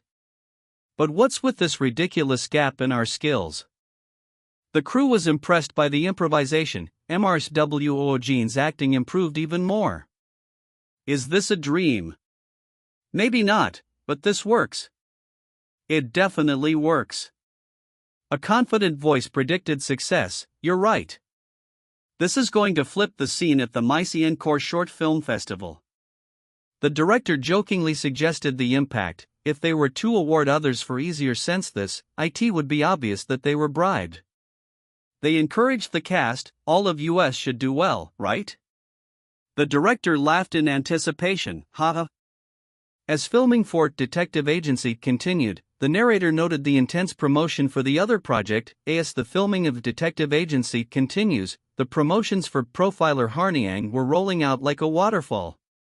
The various headlines tracked public interest. Star Talk, Profiler Harniang is currently undergoing script reading, with numerous stars participating. Pictures 0000.00.00 journalist. Is it truly an anticipated work? Profiler Harniang conducted its script reading in a rented villa. Will the content be as promising as the rumors? 0000.00.00 journalist, issue check. Profiler Harniang and the first premiered 0000.00.00 journalist. Profiler Harniang might be broadcast every Friday and Saturday. 0000.00.00 journalist. Who's the proper scene stealer writer Park Yunmi talked about? Rumors are spreading like wildfire among citizens. 0000.00.00 journalist. The official marketing began. Profiler Harniang's official YouTube account released the first teaser along with the first poster revealing the drama's themes. The narrator noted the immediate success. Though it was only a short 30-second video focused mainly on script reading, the views will soon skyrocket. The narrator questioned the cause of the high anticipation. Is it because of the growing anticipation? Or was it thanks to the participation of two tycoons? He acknowledged the drama's status. Profiler, one of the most anticipated dramas this year. A viewer commented on the female lead, Hong Hyeon is pretty like always. Another viewer confessed to rewatching, I'm watching it several times because I really can't hold it in. And shortly after that, the director's voice boomed, cut. Okay. Mr. Woojin, great job. Shooting ends. Let's wrap it up. The narrator confirmed the conclusion. Detective agency's shooting came to an end. The cast cheered, woo-woo. Great job. Thank you for your hard work, everyone. Woojin exhaled in relief, phew. It finally ended. He noted the strange feeling, but somehow it feels weird, like some bittersweet feeling. He reflected on the significance. Although it might just be a short film, it's still my first movie, first shooting, and first lead role. He admitted the challenge. Everything was unfamiliar, and shooting was freaking exhausting, but he was surprised by his own feeling. It was fun. I had fun. He worried about his next project. Even so, just a short film like this is tough. How would Profiler Harniang be? He resolved to improve his endurance. I need to increase my stamina. He concluded the effort was worthwhile, but I think all of this was worth it. He then received a call from his friends, Kim Med-Young Kim Young Dae? His friends were loud, what? Hey, Kang Woojin. Come out now. Let's have a drink, everyone's free right now. He refused the invitation. I refuse, you guys enjoy yourselves. They accused him of lying, you jobless punk. Are you pretending to be busy? Why are you suddenly acting so serious? Why won't you meet with us? He insisted he was busy. I'm not pretending, I really am busy. He promised to explain later. I'll explain later, bye. He justified his secrecy. Well, they will see me on TV soon anyway. It's better to keep it a secret and then reveal it once, rather than lying when we meet. The director approached him, Mr. Woojin. Woojin panicked at the timing. Yes. What? No what? He didn't hear that, right? The director simply asked about his fatigue. Aren't you tired? You seem really calm. Woojin was relieved. Phew. He didn't. He replied in a professional manner. It's manageable, definitely not, of course. The director was impressed. As expected, you don't lack anything as an actor. For someone joining a mega project soon, this must be nothing to worry. Woojin was reminded of his upcoming challenge. I finally forgot about it, but he reminded me of the fear again. The director discussed the post-production. With the shooting rate, wrapped, I'll start working on the edit right away. I'll contact you before making an appointment. Due to factors such as narration or sounds muffled by background noise in the cuts, we'll have to perform some post-production work on the audio. Woojin admitted his lack of understanding. I don't even understand a thing, let's just pretend for now. He simply agreed, all right. The director asked about the film festival schedule. By the way, is Misini NSE Short Film Festival's schedule out already? The director gave the estimated time, not yet. Usually, the exact schedule will be out 2 weeks in advance. According to the rumors, it'll take place in mid-April, so hopefully the post-production won't run too long. He then asked about his attire. Also, you must have a suit, right? Well, even if you have one, spend some money and buy a new one. Woojin questioned the necessity. Is there a reason? I do have a cheap suit. But, must I?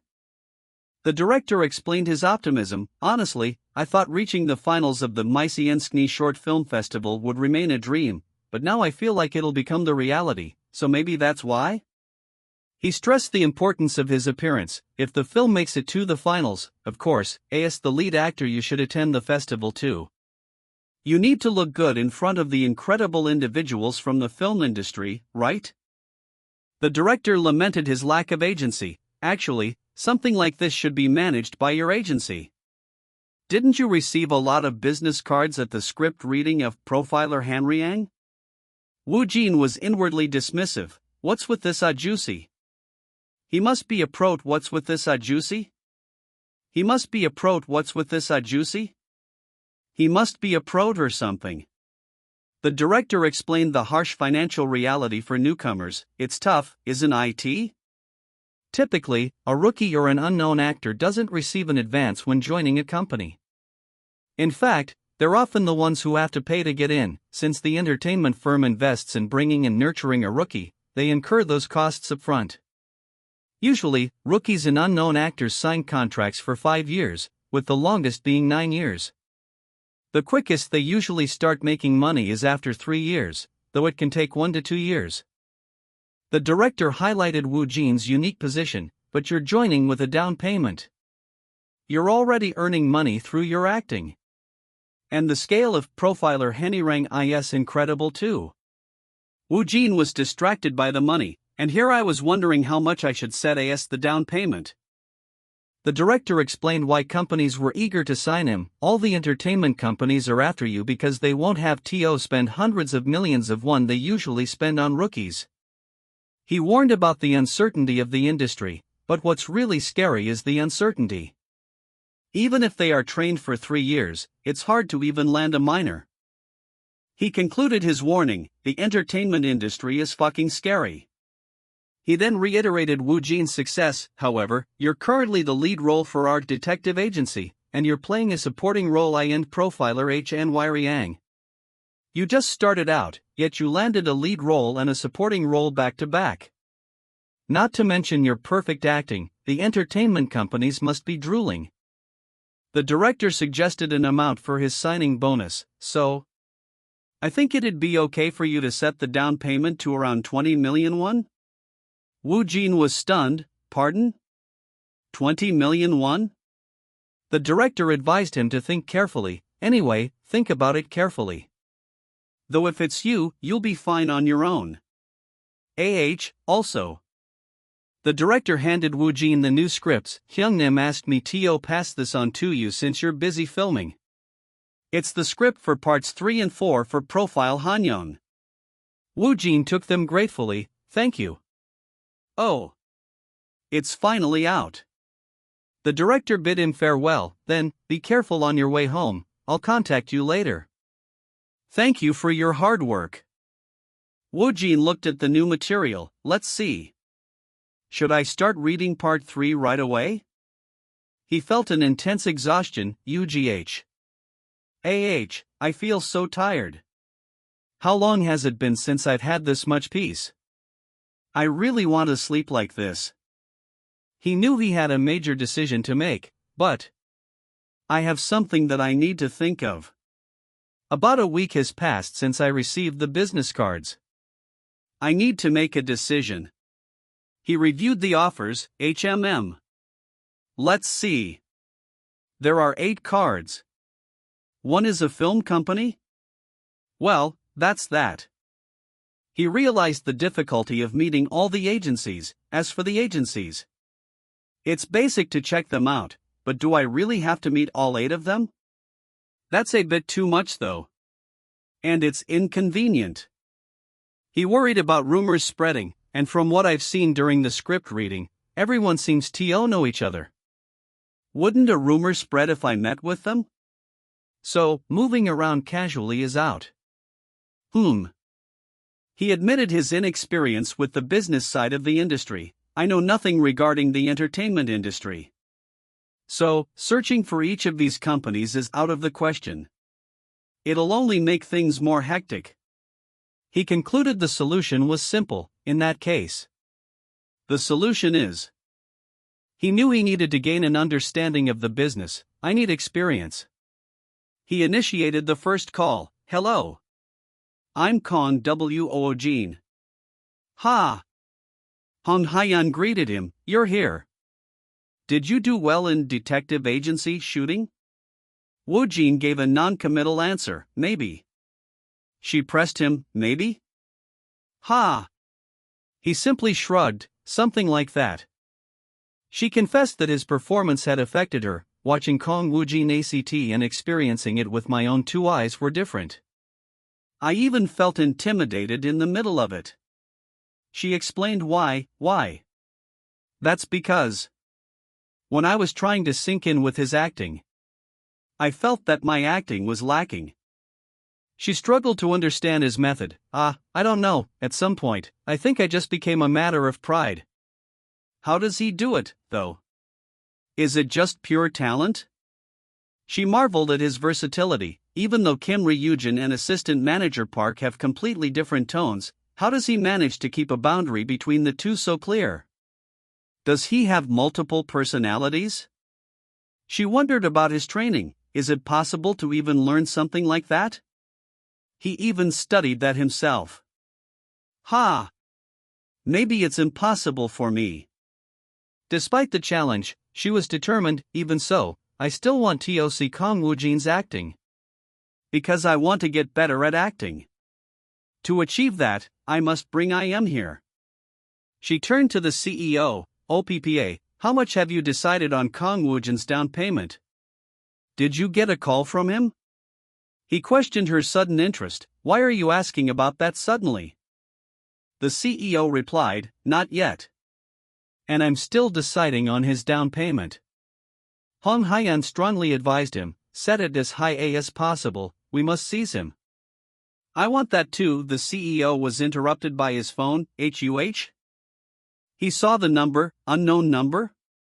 He answered formally, yes, this is CHOI Songjion. Woojin's voice came through. Hello, this is Kang Woojin. Hong Hyeon was ecstatic. Hey, it's Kang Woojin. What are you doing? Talk to him quickly. The CEO quickly composed himself. Yeah, Mr. Woojin. I've been waiting for your call. Woojin apologized for the delay. I'm sorry, I was busy due to the shoot. I want to meet you to discuss the down payment. The CEO offered to meet him locally. Then, we must meet. It's quite late already, so I'll meet you somewhere near your house. Woojin rejected the offer. No. He proposed a location. I'll come to BY Entertainment. The CEO greeted him warmly at the office. MRWOJN. Welcome. Hello. He apologized for the small size. It's a bit narrow, right? But for a startup, it's big. He credited Hong Hyeon for their success. Well, though it's all thanks to Hong Hyeon. Woojin reflected on the company. As expected, with a single top actor, it's even possible to maintain a whole company? But, why only Hong Hyeon? The CEO explained his focus. Why, you ask? Well, it's because I was focusing on Star Hong and was busy trying to build a foundation for the company. He brought the conversation back to the negotiation. Anyway, have you met with, or other entertainment companies? Woojin answered truthfully, you're the first. Woojin regretted his honesty, but, I can't say that. Well, I kind of met a few of them. The CEO accepted the lie. It's hectic, right? But, so need to pull yourself since it's an important time. He moved to the financial terms. Now, before we offer you a contract, I think it'd be better to appoint the down payment first. He reiterated his willingness to match other offers. You said the other companies offered shocking conditions, right? I'm also prepared to match them. Woojin recalled the director's suggestion. I do have 20 million won. Source, Director Shin Dongchun. He worried about setting the price too low. But is this really okay? Wouldn't he just reject it if I say 20 million won? He resolved to be direct. Let's just say it calmly. Short and clear. 20 million won. I just need to say that. It's nothing big. He began to speak. TW. The CEO preempted him with a higher offer. What do you think of 30 million won? Yes? Woojin stammered. Woojin barely managed to hide his surprise. Oops. I almost said 30 million won? Good job, it's almost noticeable. He mentally questioned the director's advice. By the way, 20 million won. What's happening suddenly? The CEO seemed to accept his unspoken number. Okay. The CEO raised the offer again. 40 million won is possible. Woojin was completely taken aback. 40 million won? He added another 10 million won? He celebrated internally, airboxing in his mind. He was baffled by the generosity. Why suddenly why? The CEO repeated the offer. 40 million won? Yes, it's possible, Mr. Kang Woojin. Woojin was amazed but accepted the good fortune. For real. This is baffling. But there's no reason to refuse when he's offering that much. Yeah, right. That Fontola Juicy is the one who got it all wrong. I'm innocent. He steered the conversation forward. Let's continue the conversation naturally for now. Woojin asked for an explanation for the amount. I'm curious why you set such an amount. Give me an explanation. The CEO began to explain the industry trend. To be honest, it's a trend to evade down payment nowadays. Even famous top actors receive a house or other things instead of money. Of course, it's the same for rising rookie actors. Woojin confirmed his knowledge. Yes, I roughly have an idea about that. I did hear about that recently. The CEO explained that first contracts rarely involve a signing bonus. Mostly, the down payment occurs when an artist transfers. Actors or idols don't usually get a down payment for the first contract, because they always start as trainees. He highlighted Woojin's unique status. But you're a special case, MRWOJN. Even if you're an unknown actor, you already have 2 projects. Woojin agreed. That's true. However, the CEO noted his lack of public profile. However, to be honest, you're still an ordinary person to the public. In the entertainment industry, recognition brings out the money. The CEO explained the risk from a company perspective. That's why the entertainment companies that don't know you will say, "Is he out of his mind?" when they see this down payment. On the other hand, the companies that recognize you and your potential will gladly invest with the future in mind. He concluded, in the end, recognition is important to the companies or the public. He praised Woojin's talent. Of course, your acting is incredible. And it's amazing that the directors were lured and joined the production because of that acting. He stressed the high risk. However, the future is always uncertain in this industry. What if all the projects you appear in fail? You being an unknown actor will only worsen the situation. He explained the financial logic. If something like that happens, it means the agencies are giving 40 million won as a down payment to some ordinary person. He clarified the maximum offer. Because of that uncertainty, and no matter how good of an actor you are, they will not offer more than 40 or 50 million won. He shifted the focus to the more important terms, but in this situation, the down payment doesn't even matter. As you know, what's crucial is the payment ratio and contract details.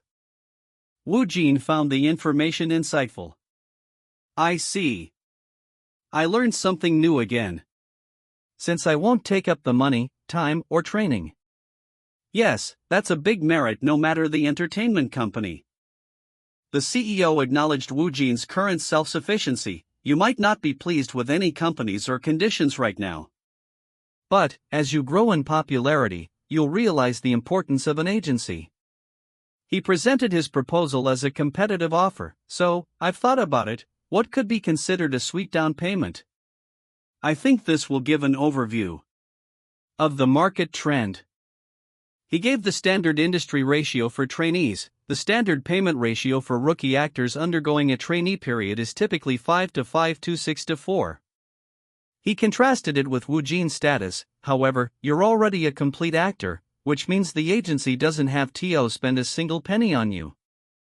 The CEO made his groundbreaking offer, so, how about this? A payment ratio of 9 to 1, with US taking the 1, plus, the contract is just for 1 year. He explained the short-term nature. In short, I'm offering you a taste of our BW entertainment. You can decide to extend the contract or not a year later. What do you think? Woojin was amazed by the generous terms. For real? Wow, there must be some misunderstandings in this situation, right? It's probable due to Hong Hyeon's influence as well. He realized the uniqueness of the offer. I don't think anyone else could offer such good conditions. He found the terms perfectly aligned with his needs. I need experience, but a 9 to 1 ratio and a 1-year contract? It's perfect for me. He noted the added benefit. Moreover, it's good that I have someone I know with me. It's a bonus that it's Hong Hyeon. He moved to finalize the agreement. Then, CEO, can I add 2 conditions? He stated the first demand: 1, no questions about my past. He gave the second, and 2, I'll only work on the project I want. The CEO addressed the first condition: your past. I roughly heard that you have circumstances you can't speak about, from Hong Hyeon. He sought clarification on the second, and about the second condition. Are you saying even project recommendations will not be accepted? Woojin clarified, no, that's fine, I'm just saying that I want to decide on the project. The CEO accepted. Well, if it's for project choice, it's fine. He confirmed the agreement. Both conditions are acceptable and can be added to the contract. Then, does that mean you would like to sign a contract with US? Woojin sealed the deal. Yes, I'll be in your care. The CEO was ecstatic. Ha ha ha. Yeah. Alright. Holy. Yes. I'm looking forward to working with you too. Our BW Entertainment's actor number 2. Woojin handed over the film company card. By the way, this is the business card I received during script reading. It's a film company, not an entertainment company. They asked me to contact them. The CEO was impressed by the timing. That's amazing. I didn't expect to get work and a contract together at once. He wondered who the company was. Let's see, which film company is. The CEO was shocked by the name. B-Box Movie? This is a large film company. And on top of that, it's the general manager Choi Daman. He's an influential figure in Box Movie. He wondered about the manager's presence at the reading, but did he come to the script reading too? The CEO put the pieces together. Could it be? Director Woo Hyun-ji. He's one of the legendary directors in our country. He noted the connection. His next project is with the Box Movie. Also, director Woo Hyun-ji and general manager Choi Daman are close. The CEO recognized the gravity of the connection. I think they want to reel you in, but for now, I think you should meet General Manager Cho. No, you must meet him. I'll call him right now. Woojin was still uncertain. It's that big? I don't know. The CEO realized he'd made a mistake in letting Woojin decide. I asked him just a sec, but I made a big, wrong choice. He began the phone call. Hello? Heard that you gave your business card to our 2U?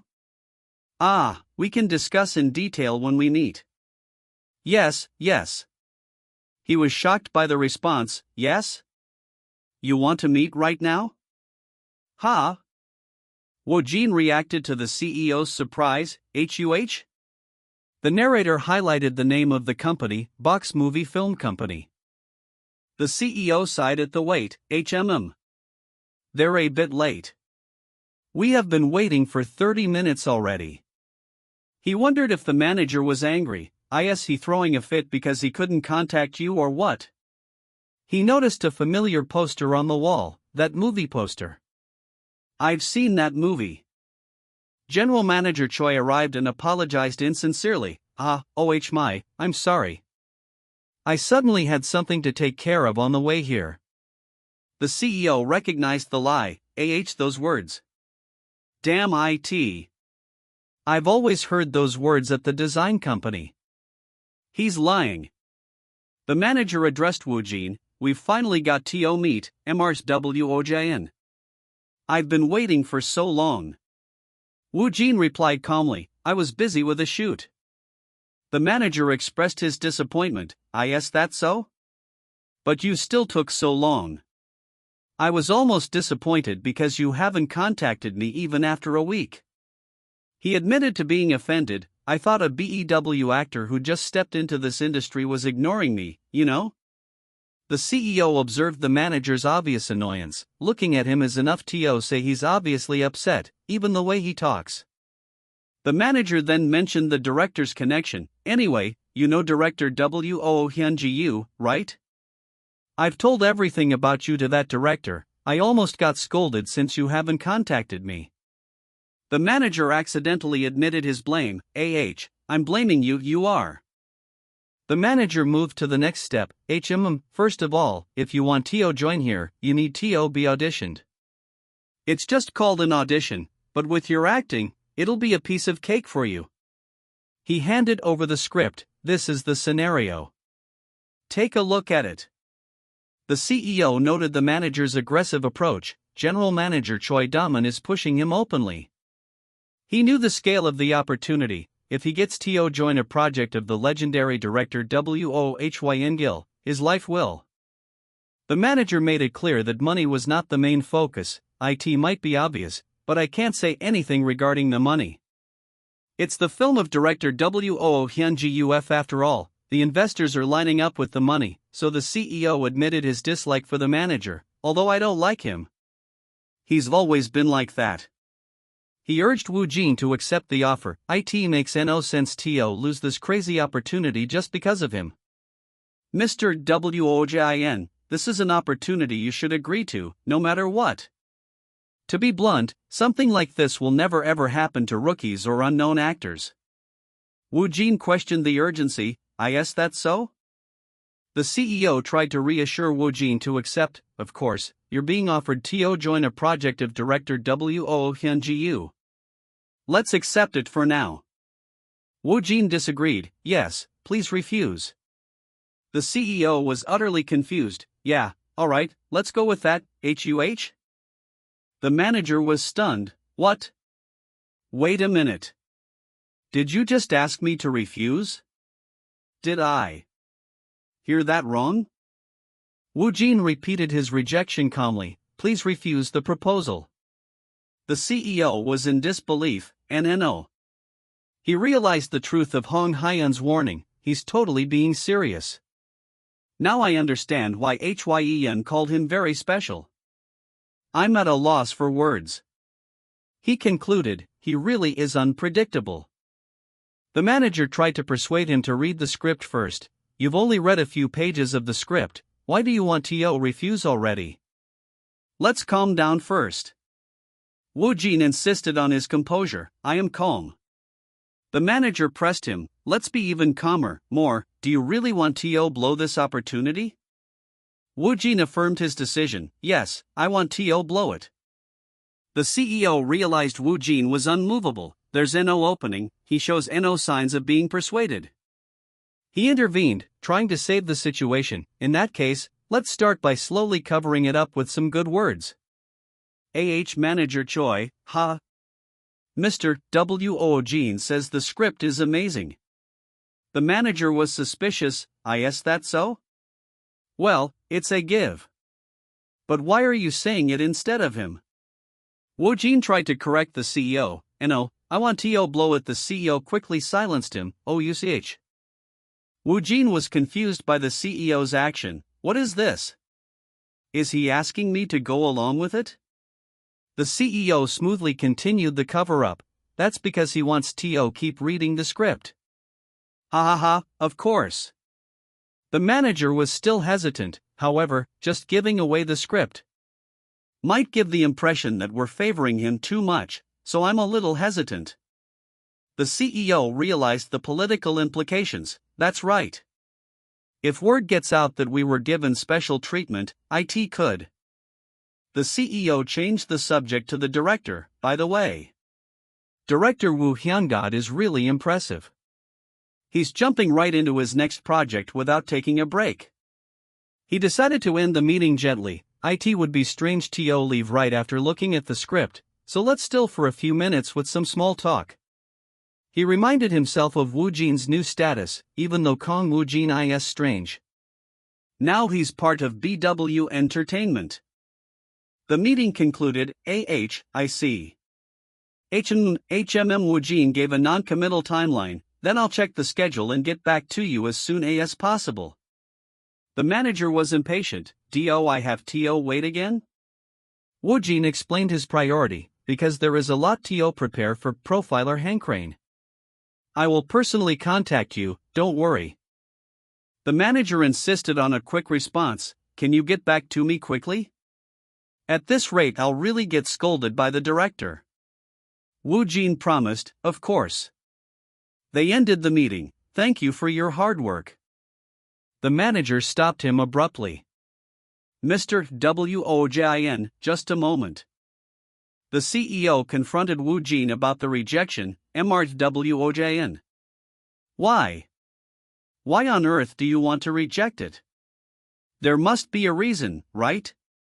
Why on earth? Woojin winced at the CEO's loud tone. My Yaris. Woojin confirmed he had a reason. Reason? I have one. He revealed the cause. The subspace says the project is grade E. What should I do?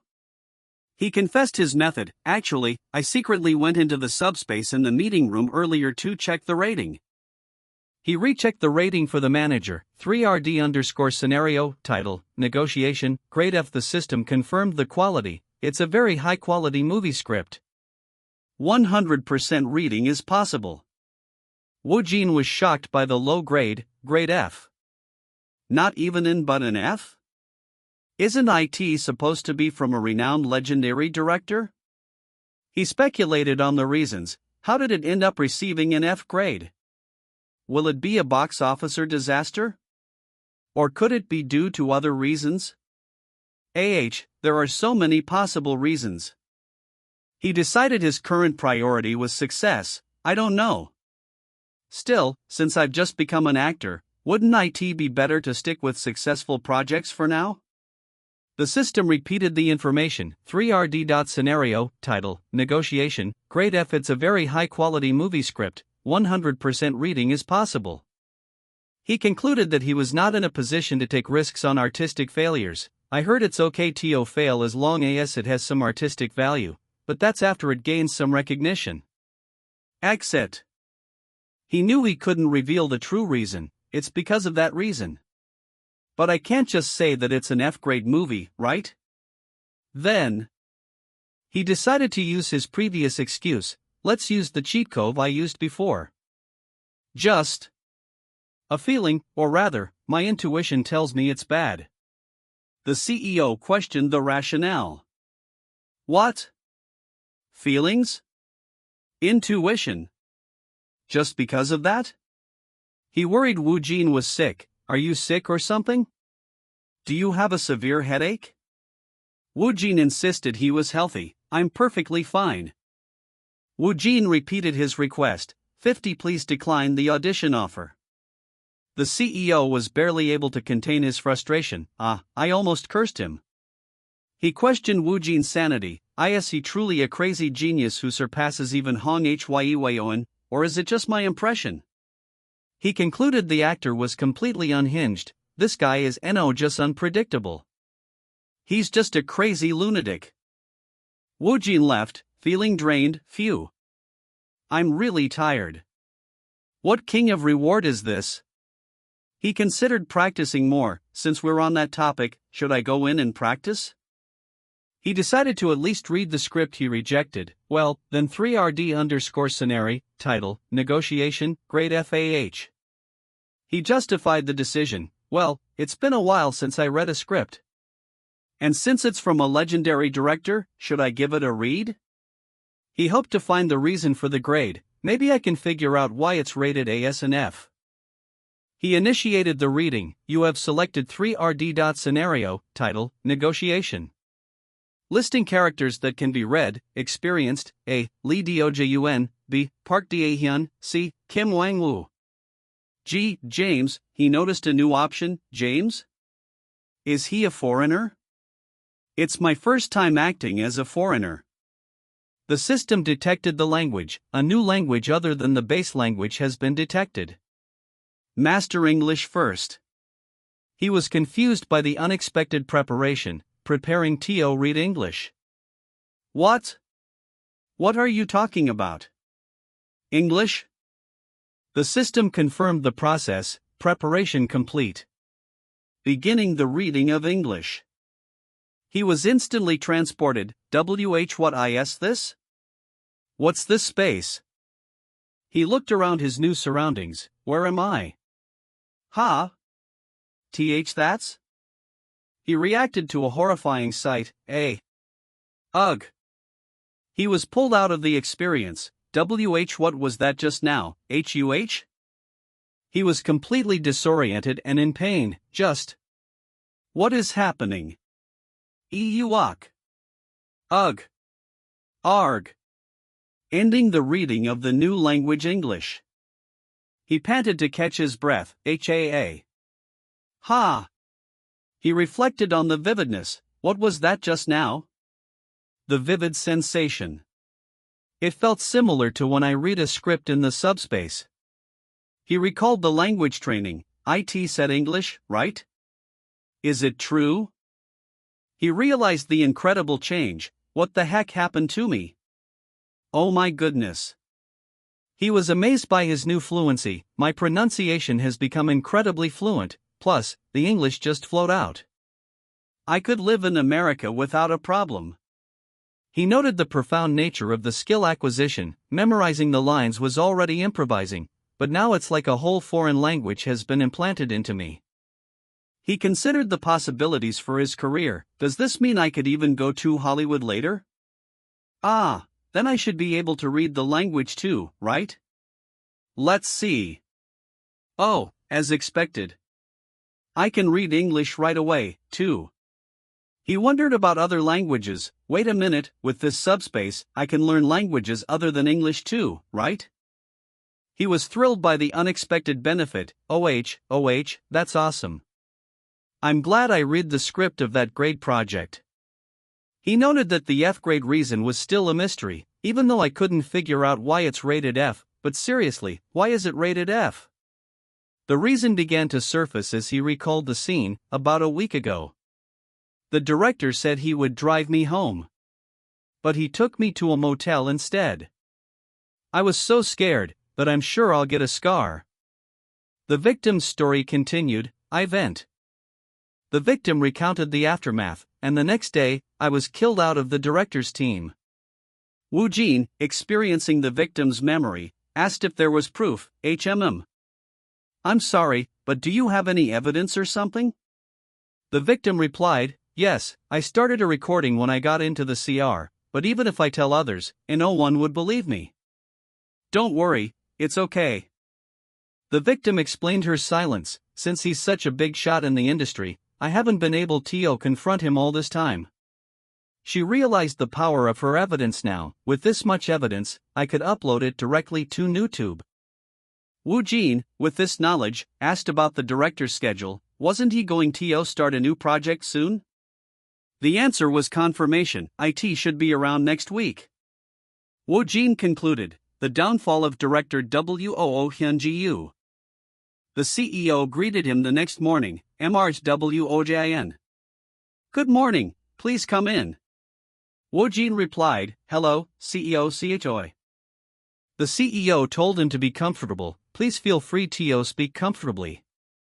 It's probably better to mention this in advance because it's a bit uncomfortable to hear if someone is formally." He asked for permission to speak casually. "Really? Then, can I speak casually?" Woojin agreed, "Yes." The CEO informed him about the profiler Hanriang's schedule, and Woojin, "Did you receive the information about the first shoot of profiler Hannah? It seems Ryu Jinmin and assistant manager Park will have the first cuts." The CEO offered advice for the shoot. "Since you're not really the type to get nervous, just prepare thoroughly for the shoot in the remaining 5 days." Woojin admitted his true feelings. "I'm really nervous though." The CEO explained the day's schedule, and as for today's schedule, we'll start by creating your official profile, so we'll head over to take your profile pictures first. We'll go to a celebrity-exclusive shop for makeup and then head over to create the profile. Woojin was surprised by the need for profile picture? He was unsure about the posing process. Will they take pictures of me in poses and all? I've never done something like that before. Is it similar to acting? It feels a bit embarrassing.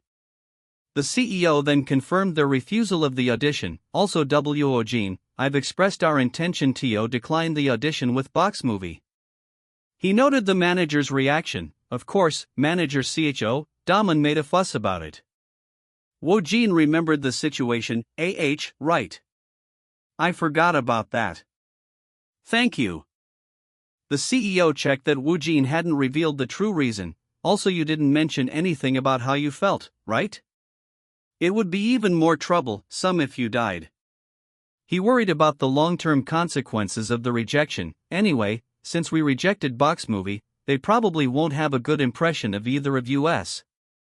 Such a narrow-winded person.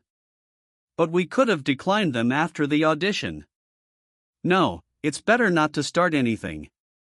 Still, it will be difficult for us to get into a project with director Hu Yunji-yu in the future." The CEO reflected on the risk. Misrepresentation, still ordinary. Woojin internally justified his decision. "Well, even so, I can't act in any eighth-grade movie." He still felt a pang of regret, but it's still a shame to decline such an offer.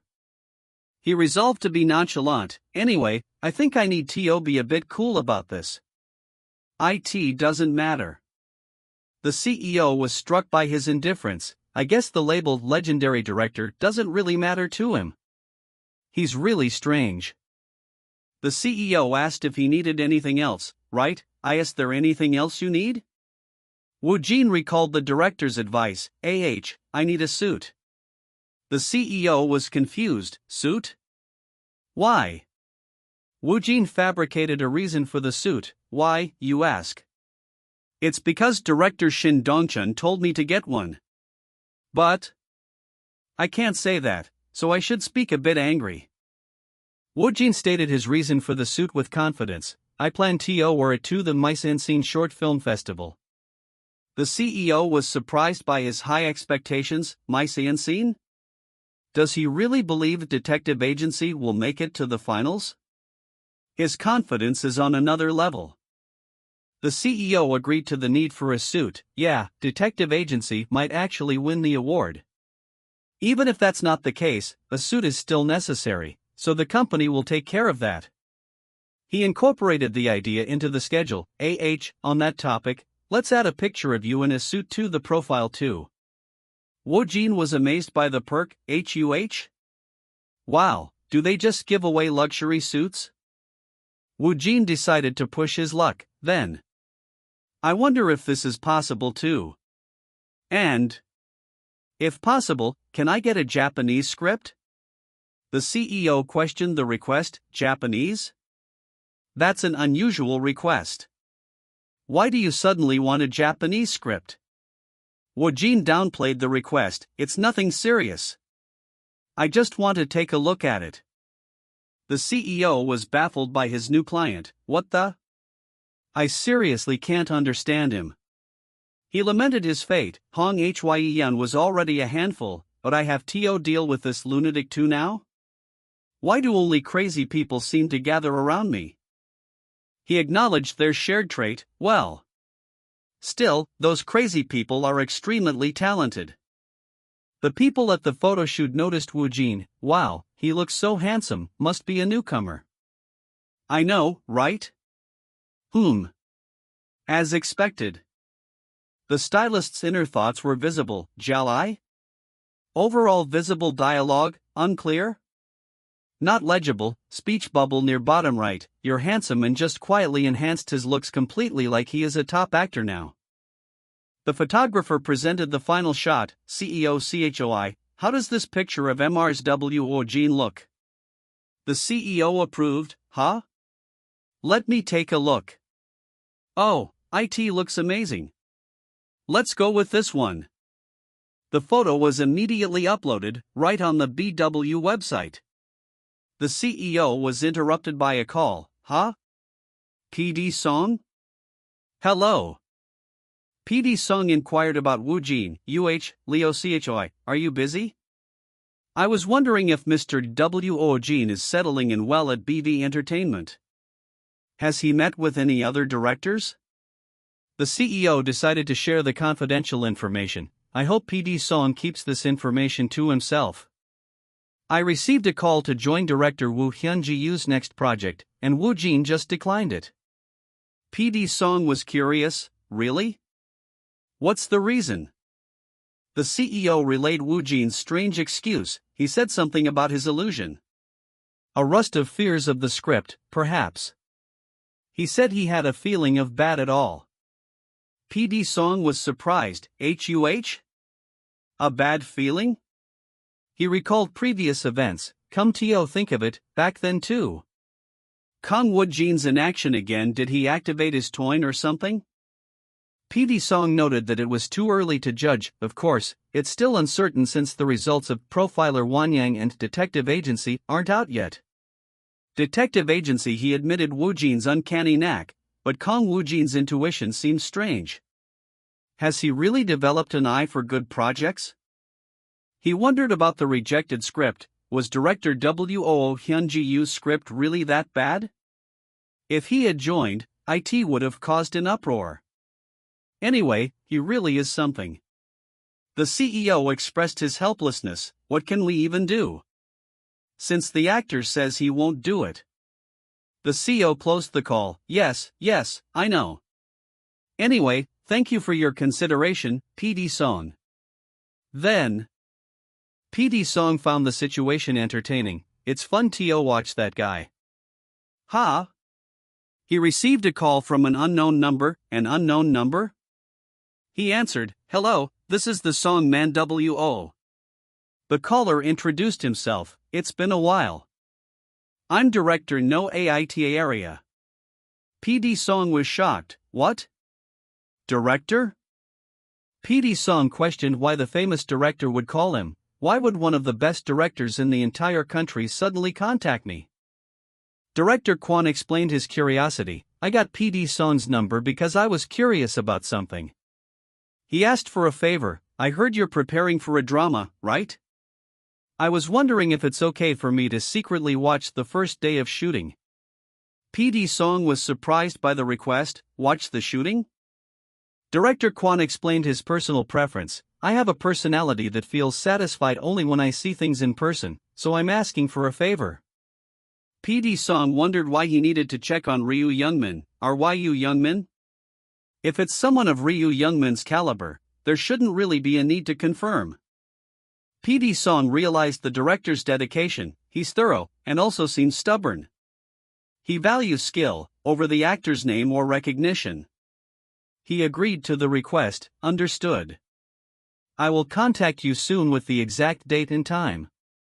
Director Kwon thanked him. Yes. PD Song was worried, so he's coming to watch. Then, he realized he couldn't ignore Woojin's potential. I can't ignore that peculiar monster. Director Lee asked about the call. What did PD Song say? Director Kwon replied, he says it's fine. Thank you for giving me his number. Thanks to you, preparing for the next project will be easier. The narrator named the two directors. Director Kwon Kitak, Director Lee expressed his concern. What's this about? Director Lee Giljo, it'll be difficult to hold our positions like this for a while now. Both Kwon Kitak and I will soon start to step down / wait for. Director Lee asked Woo Hyun-gu about his next project. Right, you also mentioned that you'll be starting your next project soon. Have you held the auditions yet? Woo Hyun-gu suddenly brought up the confrontation. Actually, I wanted to talk about the auditions. Recently, I had an abnormal experience. Director Woo Hyun-ju, a nameless person, insulted my audition. Director Lee expressed his indignation. He really got some nerve. Who does he even think he is? At the very least, he should come and speak politely.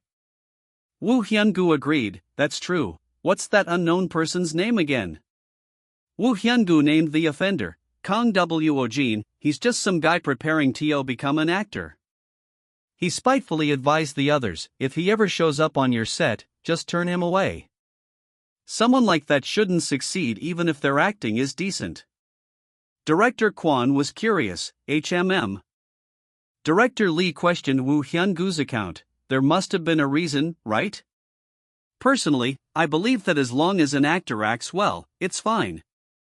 Woo Hyun-gu was surprised. Do you really think so? Someone like that should be put in their place right from the start. Director Kwon suggested Woo Hyun-gu was insecure. From what I can see, it looks like you're just lacking confidence. Woo Hyun-gu was offended. Kwon Kitake, don't you think you're being rude right now? Director Lee tried to mediate. Alright, let's stop. Director Kwon called Woo Hyun-gu aside. Kwon Kitake. Woo Hyun-gu was confused. What is it? Why are you whispering to each other? Woo Hyun-gu stammered an excuse to leave. Ha ha. No. More importantly, I have an urgent matter to attend to. So, I'll be leaving first. Director Lee questioned the sudden departure. Already? What is it? Director Lee wondered about the secret. What was he whispering about? Director Kwon spoke to Woo Hyun-gu. Woo Hyun-gu, I don't think you should be worrying about an unknown actor like Kang Woojin right now. Woo Hyun-gu was still confused. What? Director Kwon warned him, this is not the time to criticize others. Your own life is falling apart. Woo Hyun-gu was shocked. What?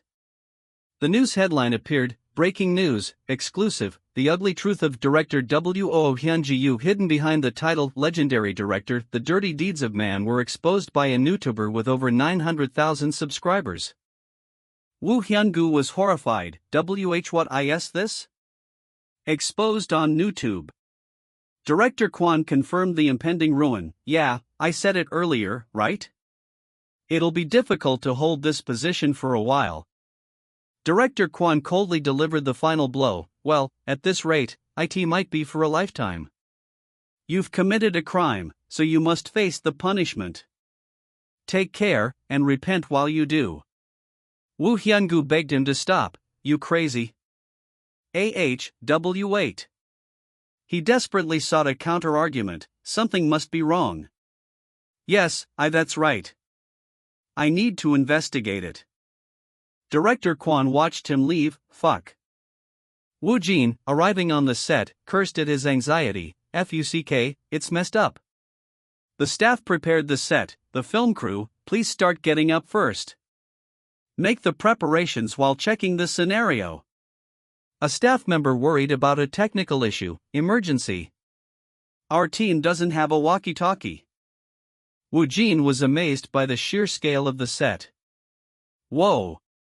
That's crazy. It's freaking big. Why's it the same as the logistics center though?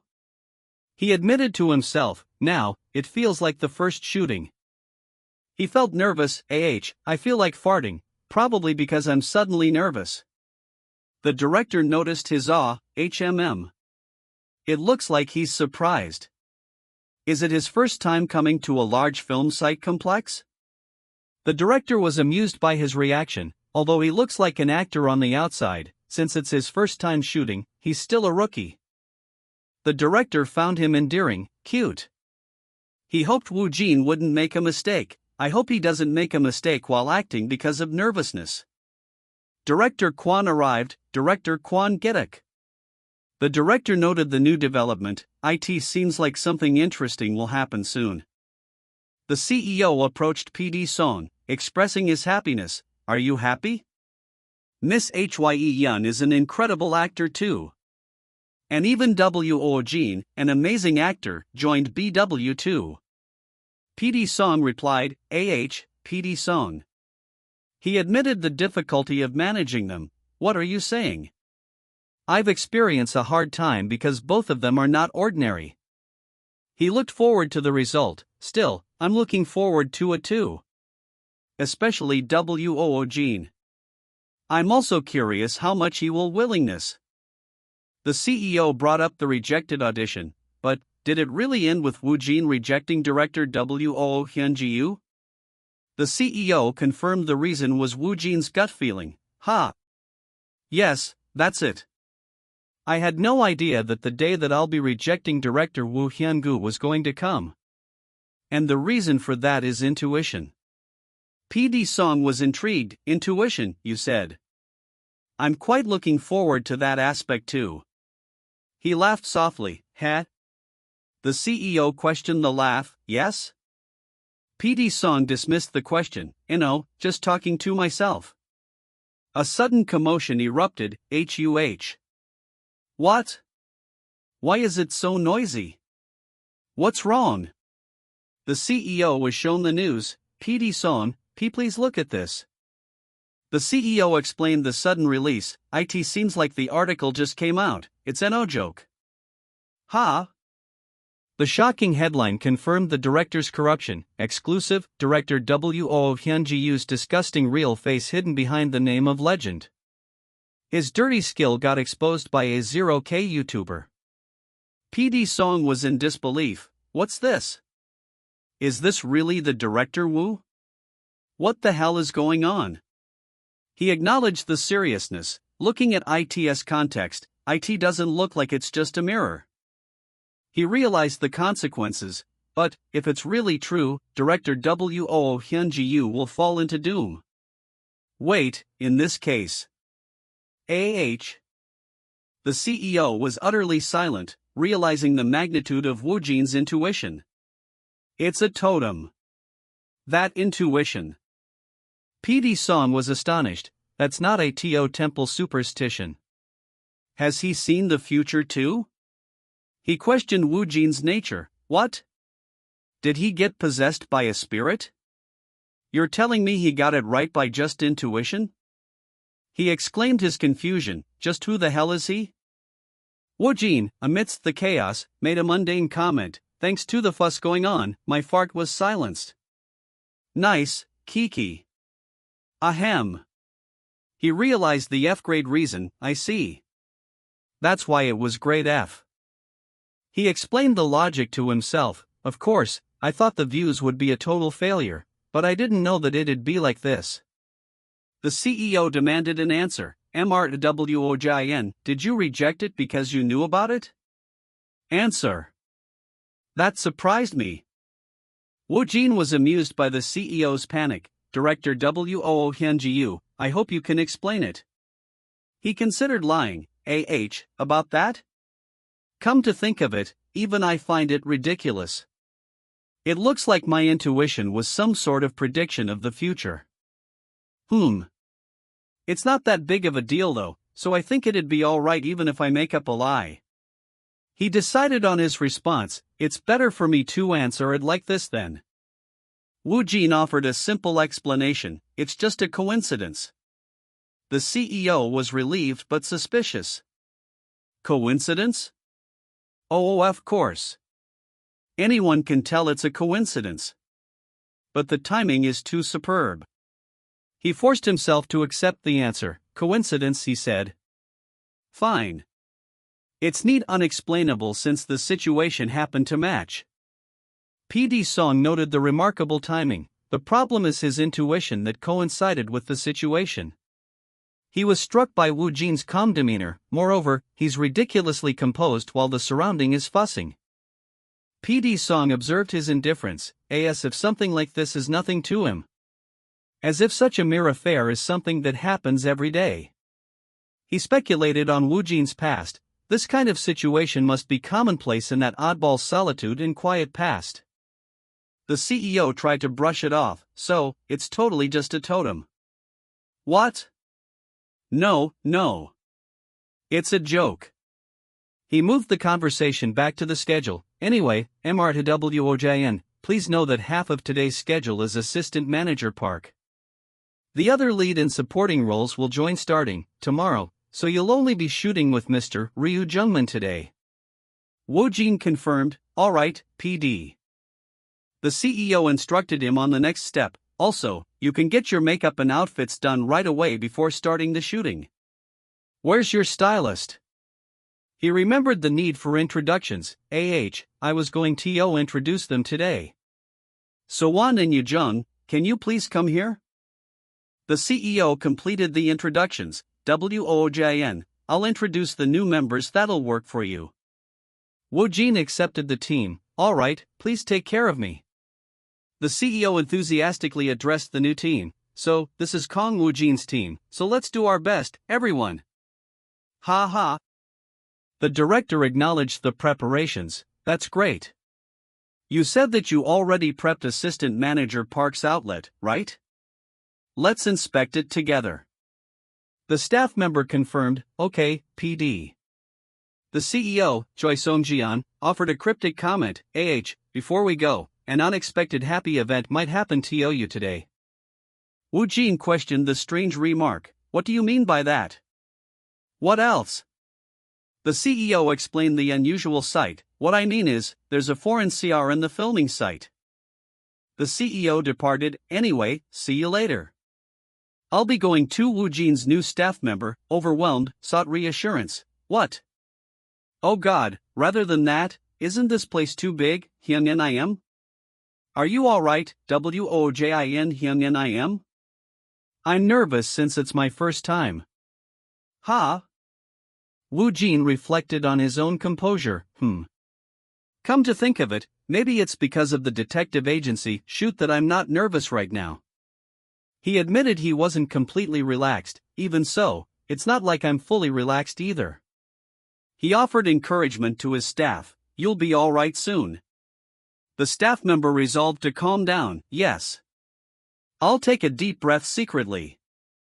The director of detective agency focused on post-production, asking the editor, how is the editing of detective agency going?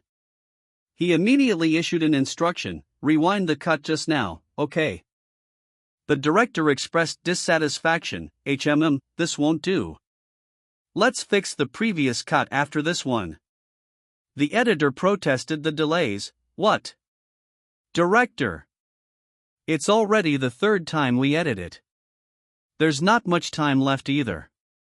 The director justified the meticulous process. No. The actors have shown such a sincerity, the director can't slack on the editing. The editor conceded, well, that's true, but... The director warned against excessive ambition. Will you be satisfied like that? If you get too greedy, it'll backfire. He continued to give specific instructions. Let's do a bit more here. Delete the bust cut here, and make it a full shot. The editor resigned himself to the task. Okay. The director urged the editor on, a little more. Just a very little more. Even if it's not perfect, it must be done properly. He revealed his motivation for the perfectionism, because I don't want to give MRWOG the poor disgrace of a total flop with my editing. The film's rating increased. Scenario, title, Detective Agency, grade B+. The system confirmed a higher grade, grade A. Ryu Jungman sighed, preparing himself. Phew. Hyung, let's go now. He admitted his pride was wounded, though I don't know if it's appropriate. Master Park will be searching once, I don't want to be dominated today. He confessed his determination to succeed. I fell behind last time, but my pride won't allow that. He mentally reviewed his character's approach. As Yu Jae-hyung, I need to constantly keep in check my emotions, and keep an eye on that assistant manager Park role. He stated his goal regarding Kang Woojin. I need to examine, understand, analyze, and dissect him. His ultimate motivation was to achieve complete immersion, in order to blur the line between reality and acting. Ryu Youngmin saw Woojin. Kang Woojin. He greeted Woojin with an attempt at bravado. Hello. Whoa, what a stylish young man. Woojin greeted him respectfully. Hello, Sunbinim. Ryu Youngmin's attempt at seniority was awkward. Ah, yeah. I should be someone better for you to treat me like a senior. This is unrelated for some reason. A staff member called them to the rehearsal. Marth Tungman. Mr. Woojin. The PD is asking for a rehearsal. Ryu Youngmin quickly excused himself from Woojin. Excuse me, Mr. Woojin. Ryu Youngmin internally declared his rivalry. I won't be dominated today, okay? Woojin wondered about the star's sudden intensity. What's that smoking hot man talking about? The command was given, get ready for shooting. Woojin sighed in relief at being called away. Phew. I'm spoken of. He noted the difference between the projects. This is completely different from the detective agency. He felt the physical reaction to the intensity. This makes me feel quite nauseous. He observed the male lead's calm. Ryu Jungman sitting so composed is incredible. As expected from a pro, Woojin admitted his own inexperience. I'm just imitating a pro at best. However, let's accept it since this is the reality. He focused on the moment. Even so, the acting is real. Now, Mr. Ajin. The director instructed the prop master, I'll set up the prop. The narrator set the scene. Today's first scene of profiler Henny Rang is the story after assistant manager Park turned himself in. The narrator continued to explain the context. At the center of this case, there was profiler Yu Jae-hyung. He analyzed the trace of assistant managers past until the present. And this scene was the second time Yu Jae-hyung and assistant manager Park met. The scene's required prop was in place, that's why the handcuff is an obvious prop. And the director gave the final command, and action. The signal. Assistant manager Park challenged the profiler, so, what can I help you with? Ryu Youngmin, as the profiler, noted the quick transition, as expected. He's fast. He decided on an initial strategy, let's have a talk first, about everything and nothing. The profiler opened with small talk, then, have you eaten breakfast? I want to eat a hamburger. I like shrimp hamburg. He then immediately shifted to the sensitive topic, I heard you had an older sister that committed suicide. Assistant manager Park confirmed the fact, that's right, I had one. An older sister. Ryu Youngmin internally regretted the approach, I apologize. This is no longer a small talk. I made a mistake. Assistant manager Park dismissed the subject with chilling casualness, the story of my older sister who committed suicide is just a small talk. He then deflected the conversation, Rather than that, is my data in that file? What is there? The profiler revealed the file's contents. I'm not sure, maybe everything? There's also a story about your older sister. Assistant manager Park was helpful. Is that story helpful for you? You need to figure me out so you can catch the real Selpit. The profiler paused, recognizing the deep pathology. Phew, what a psychopath. He offered his analysis of Park's identity. The way I see it, you're like the kind of mixed psychopath and sociopath. He summarized Park's traumatic past. Usually, sociopaths often emerge from their upbringing environment, so it looked into your lifeline. Your father was addicted to gambling and alcohol, and committed violence towards your mother, older sister, and also you, right? Then, your older sister couldn't stand it and committed suicide.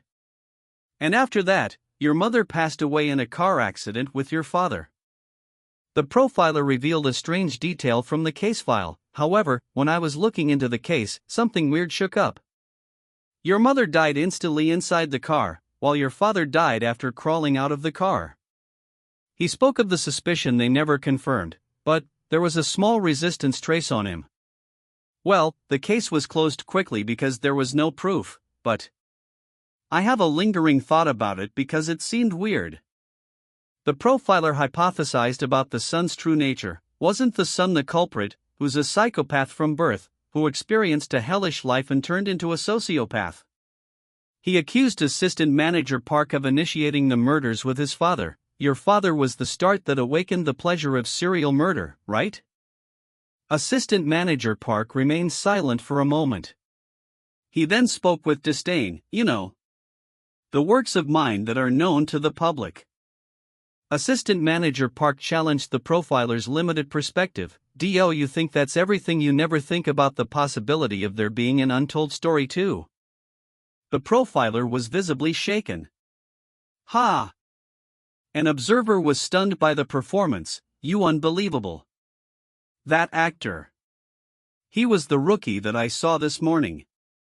He noted the intensity of Ryu Youngmin's reaction. Ryu Youngmin is doing his utmost to not be dominated by that. Director Kwon, watching from the side, dismissed the rookie label. A rookie? No, that acting isn't rookie level. Then, who on earth is he? He turned to PD Song. HUI, about that guy, what's his name? PD Song replied, that guy? His name is Kang Woojin.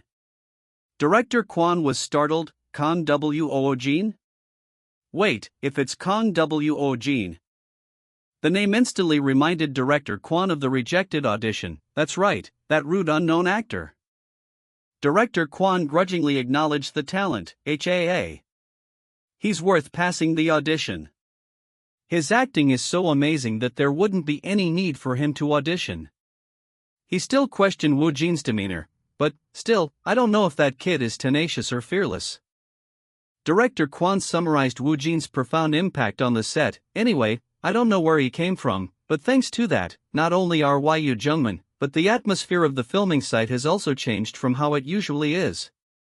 He noted the competitive spirit ignited. Everyone is being spitfuel towards the boy named Kang Woojin.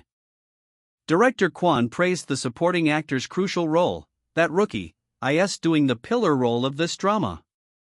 PD Song gently reminded Director Kwon to leave. Excuse me, Director. Since you've already checked everything, you should leave now. Everyone has started to notice you, Director. Director Kwon expressed his disappointment. Is that so? What shame. I wanted to watch it until the end though.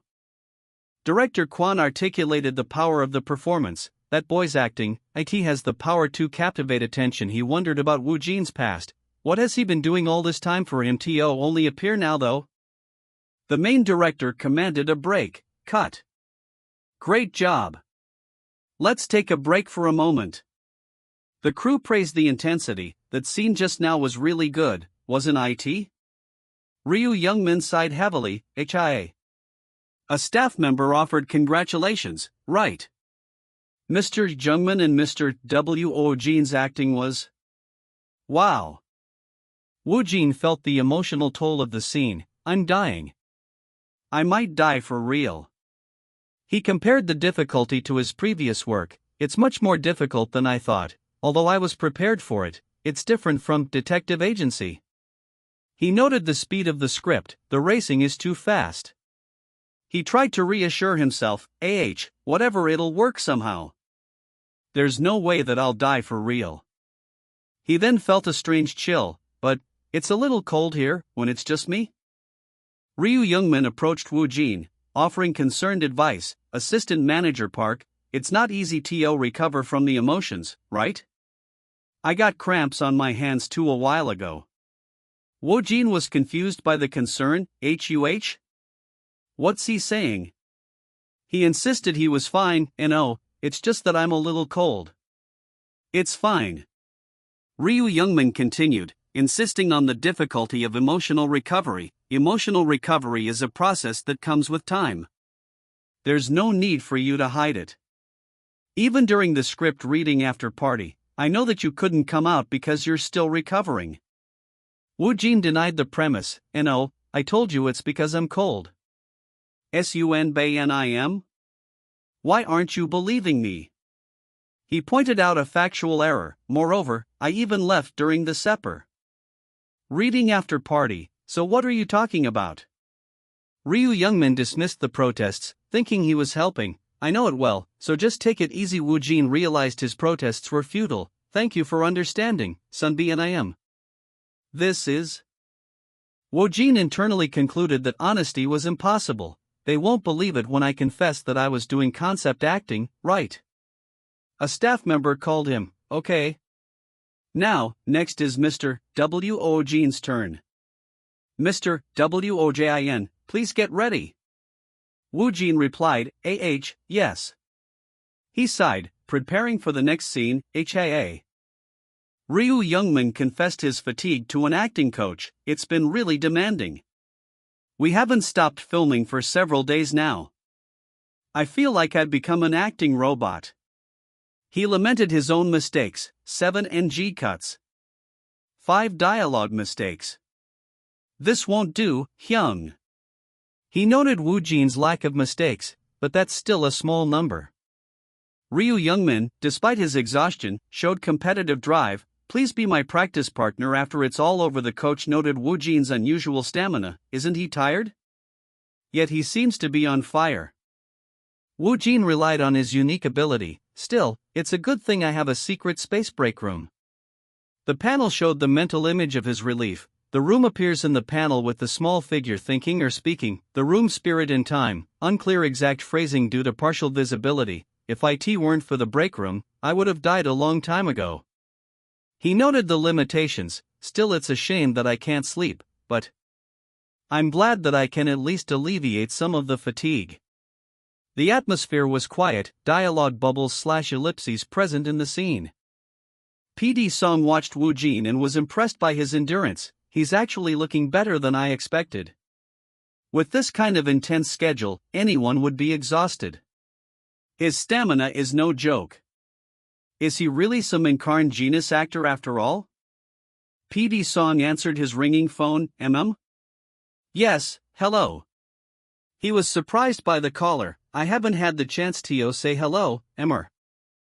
PD Song realized the identity of the caller, Director Kwon Kitak. Director Kwon put him at ease. It's okay. You had something to do, right?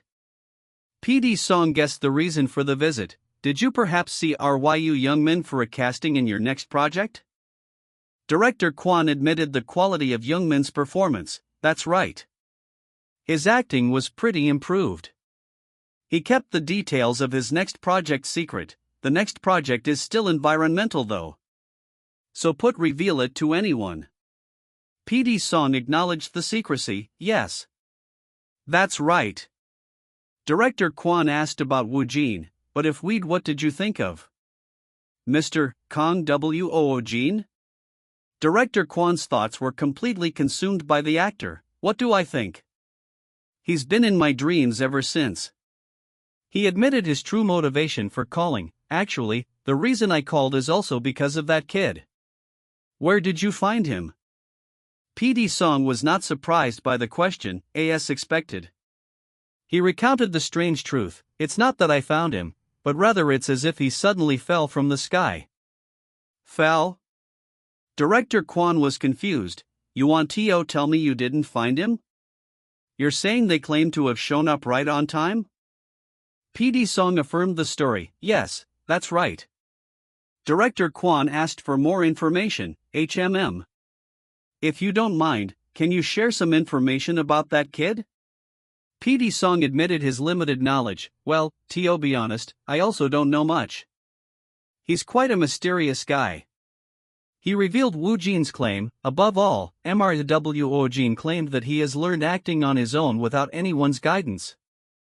PD Song revealed the investigative details. Also, if you investigate a bit, you'll find out that Mr. Woojin has absolutely no connections in the domestic acting scene. He concluded that the self-taught claim was likely true. It's almost certain that he learned acting on his own. Woojin felt the conversation about him. What? Someone must be talking about me, my ears are tingling a bit. He realized PD Song's tendency to exaggerate. Thanks to director Song, the misunderstandings keep piling up. His CEO, Choi Song-jian, approached him. Woojin, wait a minute. Ha? The CEO handed him an item. Here, take this. Thank you, but what's this? The CEO explained. You asked me to find it, didn't you? A Japanese script. Woojin remembered the request and was delighted. Yes, I remember now. Thank you for finding it. Alright. Nice. Woojin happily exclaimed his plan. I've acquired a Japanese script now too. Arigato. Konnichiwa. Now all I have to do is learn Japanese just like I did with English. He noted the effort of getting the original version. It took a bit to get the original Japanese script instead of the translated version. Is that enough? Yes, this is enough. Thank you. The CEO asked about his unusual request. By the way, how did you obtain the Japanese script?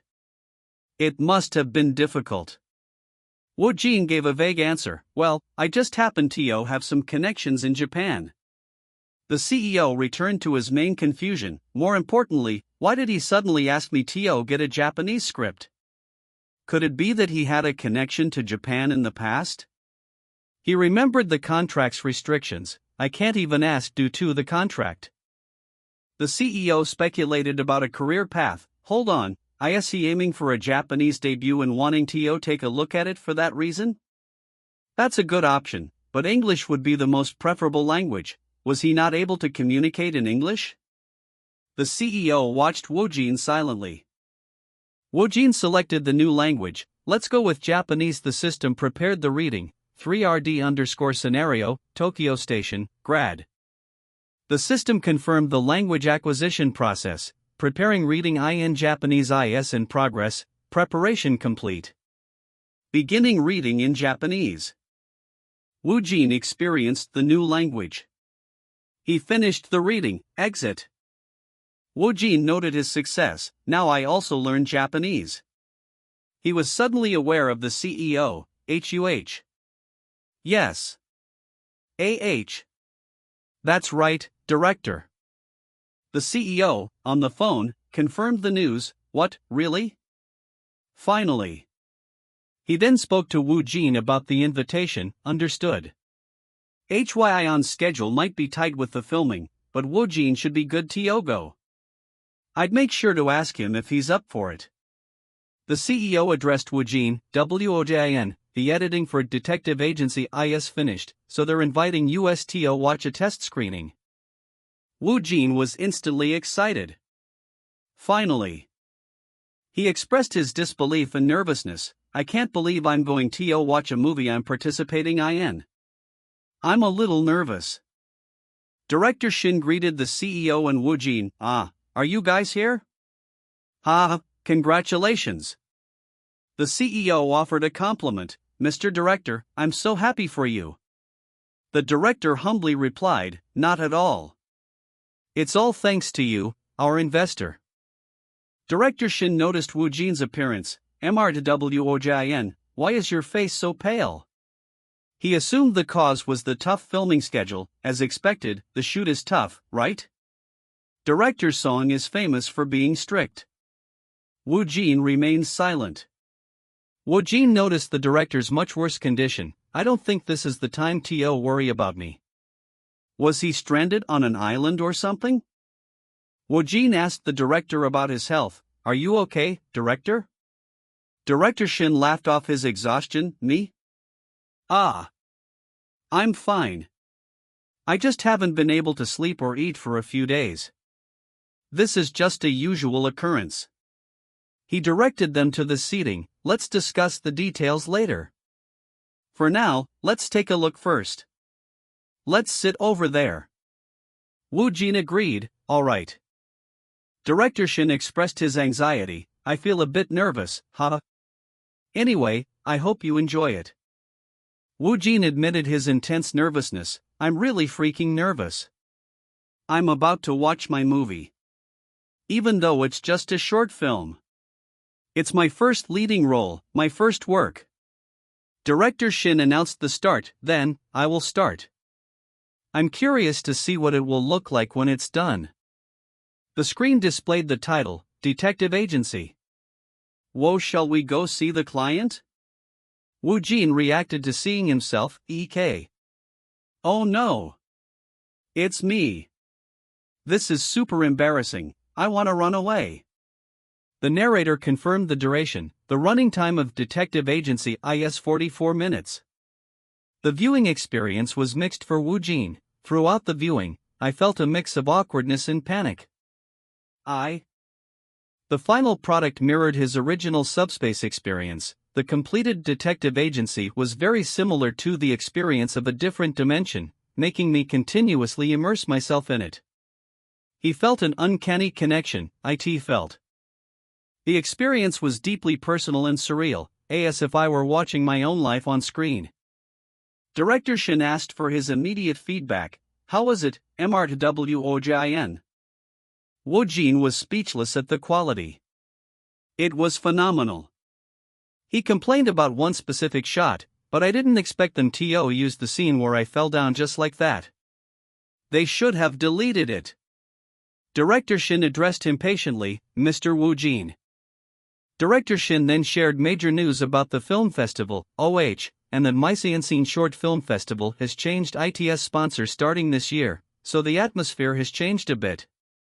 He noted the increased scale, perhaps because the sponsor is providing more support, the scale is growing compared to last year. He revealed the addition of acting categories. Thanks to that, an award for actors has been added starting this year. There are 2 awards. One for Best Performance and one for Grand Prize. Director Shin was unconcerned by the changes. There are big changes, but that's fine. Detective Agency will definitely catch people's attention wherever it goes. While Kang Woojin was deeply engrossed in Detective Agency, an unseen silent war was brewing within the broadcasting industry. SBC's profiler Hanirang was already a formidable presence, with MBS and TVM scheduling their new dramas to overlap precisely, causing other broadcasting stations to keep a close watch on each other. It was uncertain whether the May drama lineup was intentionally or coincidentally scheduled to overlap, featuring MBS's Silver Married Couple, SBC's profiler Hanriang, and TMW's Carry That and Fly It. Regardless, the promotion war between the 3 major broadcast stations escalated fiercely, drawing attention and reports from the media with headlines like, SBC, MBS, TVM is releasing a new drama at the same time, who will be the one smiling in May? However, this intense competition surprisingly made the drama scene a hot topic once again. The director shouted instructions across the busy set, demanding the reporter and CODXT and please gather. Before focusing on a junior staff member, youngest. I told you to bring one more reflector here. The actor waited patiently, wondering, when will we start? He tapped his chin, pensive. He noticed a familiar figure, quietly contemplating that he looks familiar. Who is he? A colleague asked, who did you see? He elaborated, there's this handsome Ajusi that I've seen somewhere before. He acknowledged that masks were not uncommon among the staff, saying it's not strange that he's wearing masks since some staff wore it also, but he concluded, still curious, he seems familiar. He considered approaching the man, maybe I should go ask. No. It's not like that. Then the director's voice cut through the air, It shouldn't be too far-fate-alike. It's like expressing hell in a fairy-tale-like manner, isn't it? You seem to understand it well during the scenario meetings though. Someone asked with concern, is there a problem? It looks serious. The director explained the difficulty in conveying the concept. In order to express Assistant Manager Park's mentality, the VFX, special vision effect, team needs to understand that this is troubling. He noted the complexity. Besides, CG will also be included in this scene. A confused staff member asked, then, is it like the ordinary city is changing colors? This one too? Suddenly, another voice chimed in with surprise, realizing the director's conversation was in English. English? I can hear it smoothly. I understand what he's saying. Really fascinating. He then leaned in to suggest, but I think it's conveyed wrongly. Kang Woojin questioned internally, do I need to step out? Woojin mused to himself, I'm going to use English someday anyway. Even if I use it early, it doesn't matter. He considered the possibility, WOJIN? Should I give it a try? Woojin jumped into the conversation to correct a misunderstanding, what I mean is, it doesn't matter where the background is. He offered a clear visual guide, you can just express the bright tone of the fairy tale book in a more dark and mysterious way. He gave specific color suggestions, make the ground purple, and dark blue for the tree or grass, black for the sky, and each person should be in different colors. He summarized the desired effect, grotesqueness is important. He looked around, confused by the silence, why is no one responding? A thought occurred to him, is it because he doesn't know who I am? He finally introduced himself simply, I'm the actor who will act in that role. Woojin chuckled, pleased, I talked with a foreigner. The director, now understanding, summarized the concept, then, what about the part where the firework explodes? The cruelty will be portrayed like a fairy tale. Imagine a child witnessing blood spurting. I see. Childlike grotesqueness. I need to emphasize that. The director thanked him sincerely, thank you, it helped me a lot with the image. No problem. Woojin, excited by the exchange, responded, I didn't know the day that I'd be chatting with a foreigner would come. It's so exciting. Hoo. A nearby staff member whispered in shock, what? Why is Woojin good at English? He's almost like a native. That is not the level you can get by studying. Did he by studying? Did he? A realization dawned on the onlooker, right, I knew it. He's definitely from overseas. His pronunciation is the level of Korean American, no, it's even further. He thought, amazed, crazy. Just the fact that he was abroad, was it really an English-speaking country? He wondered why Woojin would hide this, and then an even more shocking thought struck him, hold on. Then, what about Japanese? Don't tell me he knows both? He recalled a past conversation, PD Song is right. He was from overseas. The observer concluded, the more he got to know Woojin, the more odd he turns out to be. Woojin grinned to himself, Nice. Where should I use Japanese? The director interrupted his thoughts, addressing him formally, MRWOJIN. Woojin responded, huh? The director then asked tentatively, did you live in the US? Your English is very. Woojin's manager quickly stepped in to shield him, everyone has their own circumstances that they can't say you should take the hint. The staff member looked confused, yes? What did I? Was that something I shouldn't have asked? The manager silenced them all, shoo. Now, be quiet. Everyone, stand by. Let's start the shooting. The staff member conceded, yes. I guess I shouldn't have asked that. The day's schedule was a challenging one, focused on the scene of on-site inspections about Assistant Manager Park's serial murders. The director explained the technical requirements. Assistant Manager Park will reenact the murder while being handcuffed. And at the same time, the moment of the murder will be shown to the viewers through Assistant Manager Park's flashbacks. In essence, Kang Woojin was tasked with performing both roles, the murder reenactment scene and the murder scene. He had to portray both the current assistant manager Park and the past him. Woojin took a breath, noting the heavy nature of the scene. Phew. It's a little uncomfortable since it's an unpleasant scene. He acknowledged the commitment he had made, though I have already made up my mind. Now that it's happening, it feels a little. He reflected on the unique experiences his powers afforded him. Although it's a subspace world, I experienced murder. He accepted the harsh truth. I won't be able to experience only good things from now on.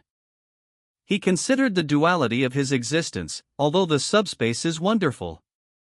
On the other hand, it could also be hellish. He confessed the danger, to the extent where my ego is swayed. However, he realized that the concept acting and the strange misunderstanding it caused actually served a purpose, the concept acting and misunderstanding that started accidentally emphasized my ego clearly rather than the role. He concluded, thanks to that, it keeps me looking back at myself. His manager checked in, Woojin, you're ready, right? He confirmed, that's right.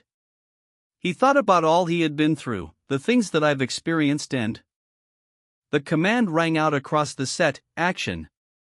Woojin finished his internal thought with resolve, are just part of my possessions. The crowd in the scene jeered at the murderer, you fucking trash. Go die. Die. Die. Give him the death penalty.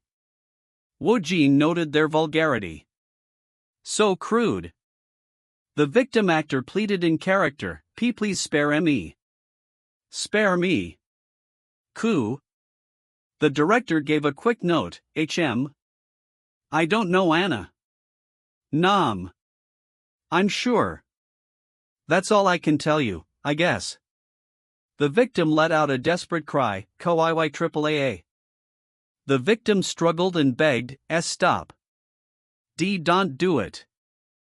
The actor gasped, choked, and cried out, I can't breathe. Ahem. The director shouted for a more intense reaction, do more, I'd like the screaming to be a little louder. It's not arousing enough. Woojin observed the actor playing the victim. This Ajuma. She's not acting. The director stopped the scene abruptly, cut. Okay. This scene should do the work for now. No need to shoot again. This will be. Woojin immediately showed concern for his scene partner, I'm sorry. Are you okay? How are you feeling? Do you have any aches? The victim actor was shaken, what? Yes. I'm alright. Woojin insisted, just in case, let me take a closer look. A crew member asked, what happened? The crew watched as the character's terrifying intensity vanished, the character's aura surrounding him vanished.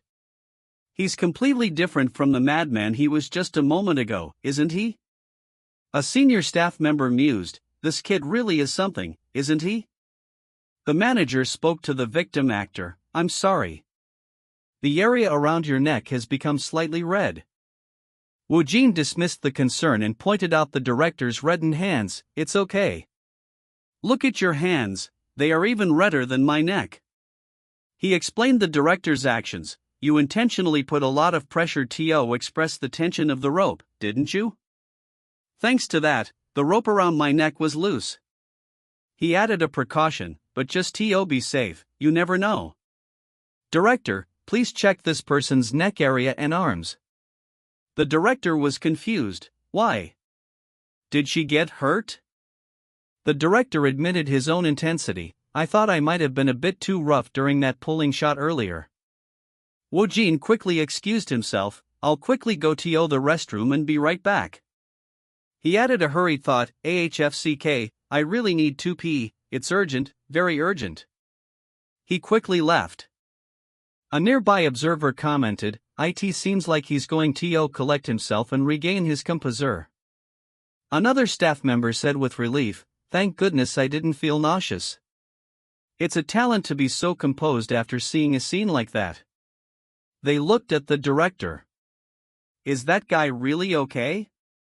The mysterious masked man greeted the president, President Choi, do you remember me?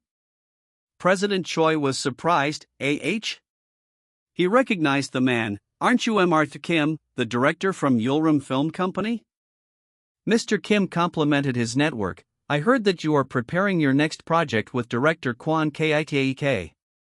Wow, we didn't even do any press releases yet. Your information network is still on point. President Choi inquired about his visit, but what brings you here? He then realized the identity of the other masked man, So, the masked person with a friendly vibe from earlier was Director Kwon. President Choi greeted the new guest formally, Director Kwon Kitek, it's been a while. He guessed the reason for the visit. Did you perhaps come to see that actor? Director Kwon confirmed, you're still quick on the uptake. Yes, that's correct. President Choi then asked his opinion of Kang Woojin. In that case, you must have seen Woojin. Director Kwon was impressed, he was amazing. President Choi mentioned the rumors. I heard he even speaks English quite well. According to Director Song, he's from abroad, right? Do you happen to know where he studied acting on his own? Director Kwon was surprised. What? Wait, so today isn't your first time seeing Woojin? He clarified, that's right. I've been watching him for a few weeks. Actually, I was planning to meet him properly and talk today. He decided to postpone the meeting, but it will feel a bit awkward to say something to someone with strong lingering emotions from the show just now. So I think I'll just leave for today. President Choi protested the sudden departure. What? You came all the way here, and now you're saying you're leaving? Director Kwon assured him, it's okay. I've seen enough acting for all it's worth. He then proposed an alternative, instead. Let's set up a proper meeting, one at an appropriate place. President Choi muttered in amazement, Kang Woojin. Are you some kind of director magnet? From Woo Hyun-ji to Director Kwon Kitek. He then turned to Director Kwon, then, how about in 2 days? Director Kwon inquired about the time. The morning all right? President Choi looked at Woojin with conflicted emotions. This time, you. He hesitated, realizing he couldn't stop the actor. I wish I could tell you, please think it through and through this time. But for some reason I can't get myself to do it. He blamed himself for the initial situation, the damn contract I cause. He ended the thought with confusion. President Choi, slightly nervous, tried to reassure himself, no. But really, Director Kwon Kitek's reputation is better. And his honor is better than Director Woo Hyun-Liu's. Woojin agreed, yes, I understand. Choi continued to praise the director. Well, it's true that he's a genius. In fact, he has even won awards at prestigious film festivals abroad. Woojin revealed he'd done his homework. I did some research on him before coming here. He admitted his confusion, but for some reason, it doesn't feel real, so I'm not thrilled. Woojin wondered if his own relative inexperience was the cause, or maybe it's because it's been 2 months since I got into acting? He observed his manager. Somehow, I feel like I'm the only one who's nervous here. He concluded, anyway, let's go in. Director Kwon greeted President Choi, Nice to see you, President Choi. He then turned to Woojin, and Woojin offered his greetings. Hello, Director. Director Kwon expressed his excitement. Hello. Mr. Kang Woojin. I finally get to see you up close like this. Director Kwon presented the script. Here, take this. It's the script for my next project. A few other actors have already received it. He suggested they begin. Let's sit down, skim through it briefly, and then discuss it. Woojin agreed, all right. Woojin thought to himself, let's see. He decided to use his special ability. Shall we check what its rating is? He was shocked by the result, *HUH. 3RD_scenario, title, The Island of Disappearance, Grade D. This is a movie script with average quality. 60% reading is possible. He questioned the low score, Grade D, HUH. Why is the rating so bad? He suddenly remembered an earlier script he'd seen, AH. That was the draft script I saw earlier. He connected the low grade to the possibility of an unfinished work, if that draft script was just a few pages taken from the original script and was low quality. Does that mean this script is also unfinished? He then checked the grading of the previous script again. First, script, title, unknown, grade F, indeterminable. The script is of very low quality. It is a damaged script or scenario. 100% reading is impossible. Approximately 10% can be implemented. Woojin pondered the situation. There's no way casting would happen with an unfinished script. Plus, he mentioned that he's already distributed the script to other actors as well. He expressed his reservations. I'm not sure, but although he's a remarkable director, which makes me retrinket, producing such a low-grade and poor-quality script is a bit. He noticed the military-themed roles, HMM, the roles are lieutenant, sergeant, and private. It has a military vibe. A chilling thought crossed his mind, in a way. If I start reading, I'll be dropped right into the middle of a battle, and I might freak out. He felt a sudden anxiety. I'm getting scared all of a sudden. He decided to mentally back out. I should exit for now. President Choi noticed his change in demeanor. MR to WOJIN, what's wrong? Are you okay? Woojin quickly reassured him, yes, I'm fine. President Choi was relieved. I'm glad to hear that. He shared his concern. I noticed you paused for a moment after reading the script, and I wondered if you didn't like it from the beginning. Woojin admitted that was true. That's actually true though. He reminded himself to be courteous, still. Since he came all the way here himself, I should show some respect. He still wondered about the script. Still, why is the rating so bad?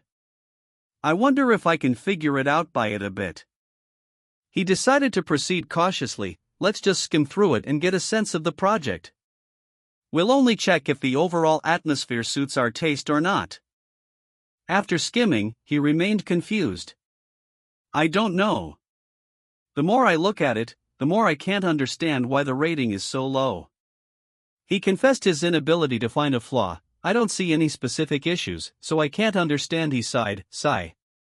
Well, what do I know from looking at it? He resolved to decline the offer. I'm not sure. I think I'll just abandon it. He started to apologize to the director. Director, I'm sorry, but... He was interrupted by a new thought. HUH? He asked directly, is this script definitely the next project? Director Kwon, surprised, asked for his reasoning. Can I ask why you're inquiring about this? Woojin explained his feeling. I'm a bit puzzled. It feels like it's complete, but also if it's just complete on the outside. The director asked for clarification, just on the outside. Woojin apologized for his bluntness. I'm sorry. You told me to speak comfortably, so I did. Director Kwon was astonished. You came to that conclusion after just looking at a dozen or so pages of the script? Even just based on a feeling? He spoke to himself in disbelief. What is this? Did I make a mistake with this? He then laughed, impressed. You really are impressive. He confided in Woojin. Honestly, I was at it. Skeptical, but it seems like what Director Song said is true. Woojin was confused. HUH? Woojin asked for an explanation. What do you mean by that? Director Kwon revealed his surprise. I didn't expect you to have such an instinct for spotting a project after just a dozen pages. He then confirmed Woojin's suspicion. That's right. It's a script that is still not yet complete. He presented a new script. Now, let's read this one. Director Kwon thought to himself, completely taken aback, this is quite surprising. He admitted his original plan. Initially, we intended to bring him on board without an audition, but He justified his caution. I was curious about this guy Kang Woojin, so I decided to take a look. He was truly amazed. I really can't believe he quickly identified the issues in the script. He wondered about Woojin's background. I wonder just how some scripts or screenplay he's read while self-studying abroad. He concluded it was impossible otherwise. There's no way you can develop such a keen sense otherwise. He now fully understood the hype. I can now understand what director Song meant by that different kind of star quality. His acting and his personality are really appealing. He expressed his hope, I hope he likes my script and take that role. He emphasized the importance of the part, the lead role. Woojin scanned the new script's rating, *3. Scenario, title, The Island of Disappearance, a plus grade. This is a movie script with very high quality. 100% reading is possible. The role was listed. Sergeant, dual personality, for the role of a dual personality villain. Woojin noted the content. It seems like some kind of monster or a strange creature is appearing. It's pretty intense. He compared it to the previous draft. Now that I look at it, it's definitely different from before. The suspense is on another level. He analyzed the character, also. The split personality role. It's an interesting character, but I can't tell if he's good or bad. He found the script captivating. It's pretty intriguing. His phone interrupted his thoughts. Huh? Hello? Ah. Director Shin. He heard surprising news. Oh? Really? He relayed the shocking information. Detective Agency was selected as one of the 40 works to reach the finals. He clarified the venue, then it'll appear at the Mise-en-Scene Short Film Festival. Woojin was amazed. Really, then, I'll be going to those film festivals shown on the TV. He chuckled in excitement. That's awesome. President Choi was also surprised. They selected the finalists. Already? Were there fewer entries this time? Director Shin refuted this on the phone. That's not it. According to the information from the committee, the entries actually increased by about 30% compared to last year. There must be over 100 entries this time. President Choi hypothesized the reason. It's probably because he and is involved. He then understood. Regardless of the quality, they probably reached out to those expected to be rated. President Choi confirmed the logistics. All right, we'll also prepare everything accordingly. He marveled at Woojin's sudden trajectory, debuting at a film festival just 2 months after appearing. That's insane and unprecedented. He listed his accomplishments. Moreover, even renowned directors in the country are drawn to it. On top of that, he's excellent at English. I've never seen this kind of path before. He concluded the severity of the contract was justified. This makes the outrageous contract terms justifiable. He looked forward to his future. I wonder how things will proceed from now on. He then asked Woojin about the script. By the way, Woojin, what do you think about The Island of Disappearance? I haven't finished reading it, but it seems interesting. He advised Woojin to take his time. Alright, finish reading it and decide if you want to continue with it. Also, let me know which character you like the most. He confirmed the next steps. Director Kwon Ki-taek mentioned he's busy with the Mise-en-Scene Film Festival, so we can arrange a meeting afterward. Woojin made a sudden request, and by any chance, could I get more scripts and scenarios?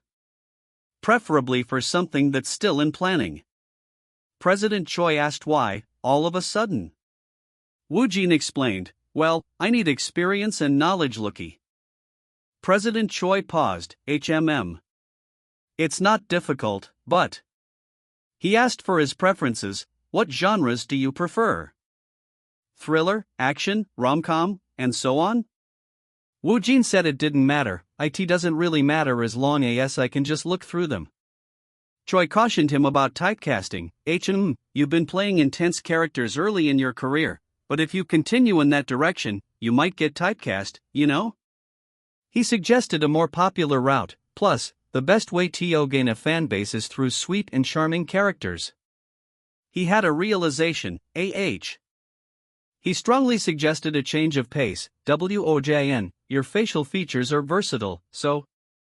Are you interested in rom-coms or melodramas? The director's voice interrupted the set, cut. Okay.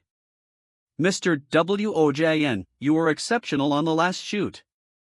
He gave high praise. In my entire career as a director, the role of assistant manager part that you, MRTWOTIN has shown us, was the absolute best.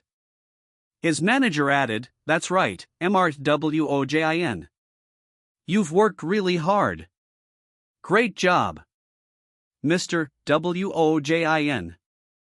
Woojin was unsure how to respond, How should I wrap this up? He felt strangely transformed. I feel like I've become a kind of ex, or something. He decided on a simple approach. I don't know. I'll just express my gratitude straightforwardly. Thank you, everyone, I've learned a lot. The manager addressed him gently, You've worked hard, WOJIN. I'll have a brief conversation with the production team. He instructed him to wait, so please wait in the CR. Woojin accepted the instruction. Yes, I'll be taking my leave then. He felt a strange sentimentality, There's something strange about this. The feeling. He compared it to a profound departure. It feels like I'm being discharged from the military, leaving my comrades in arms, with whom I've shared hardships. It feels a bit emotional? He acknowledged the need for detachment. I need to get used to these little farewells. He then admitted his relief. Still, it feels nice that it's over. Or should I say I feel relieved? He felt his suppressed emotions rising. I guess that's why the emotions I've been holding back feel like they're going to spill out. He checked his surroundings. There's no one around, right? Woojin allowed himself a genuine laugh. I don't know about others, but I can't stop laughing.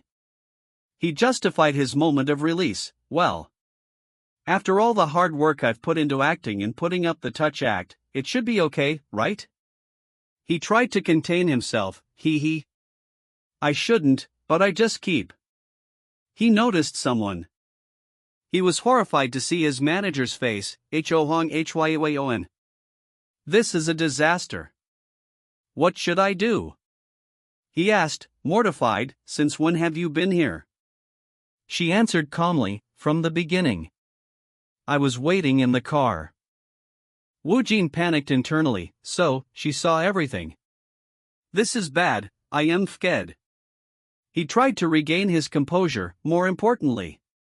Get a grip. Mr. WOJIN. You can't do that. Hong Hyeon was concerned. What's going on? Why are you like this?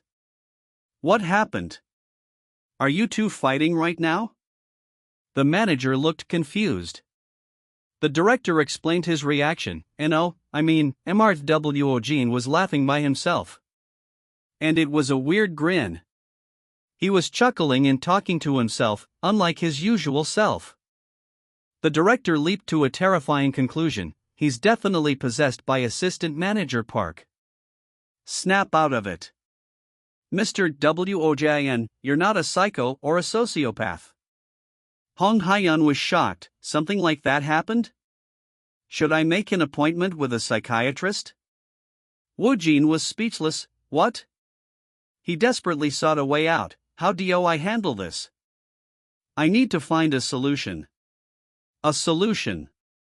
Woojin quickly offered a bizarre explanation. That wasn't assistant manager Park, I was acting as a character from The Island of Disappearance. Hong Hyeon recognized the name. Director Kwon Ki-take's next project? The manager was surprised. What? Why haven't I heard anything about that? Hong Hyeon explained the director's method. Director Kwon usually monitors actors before verifying them, right?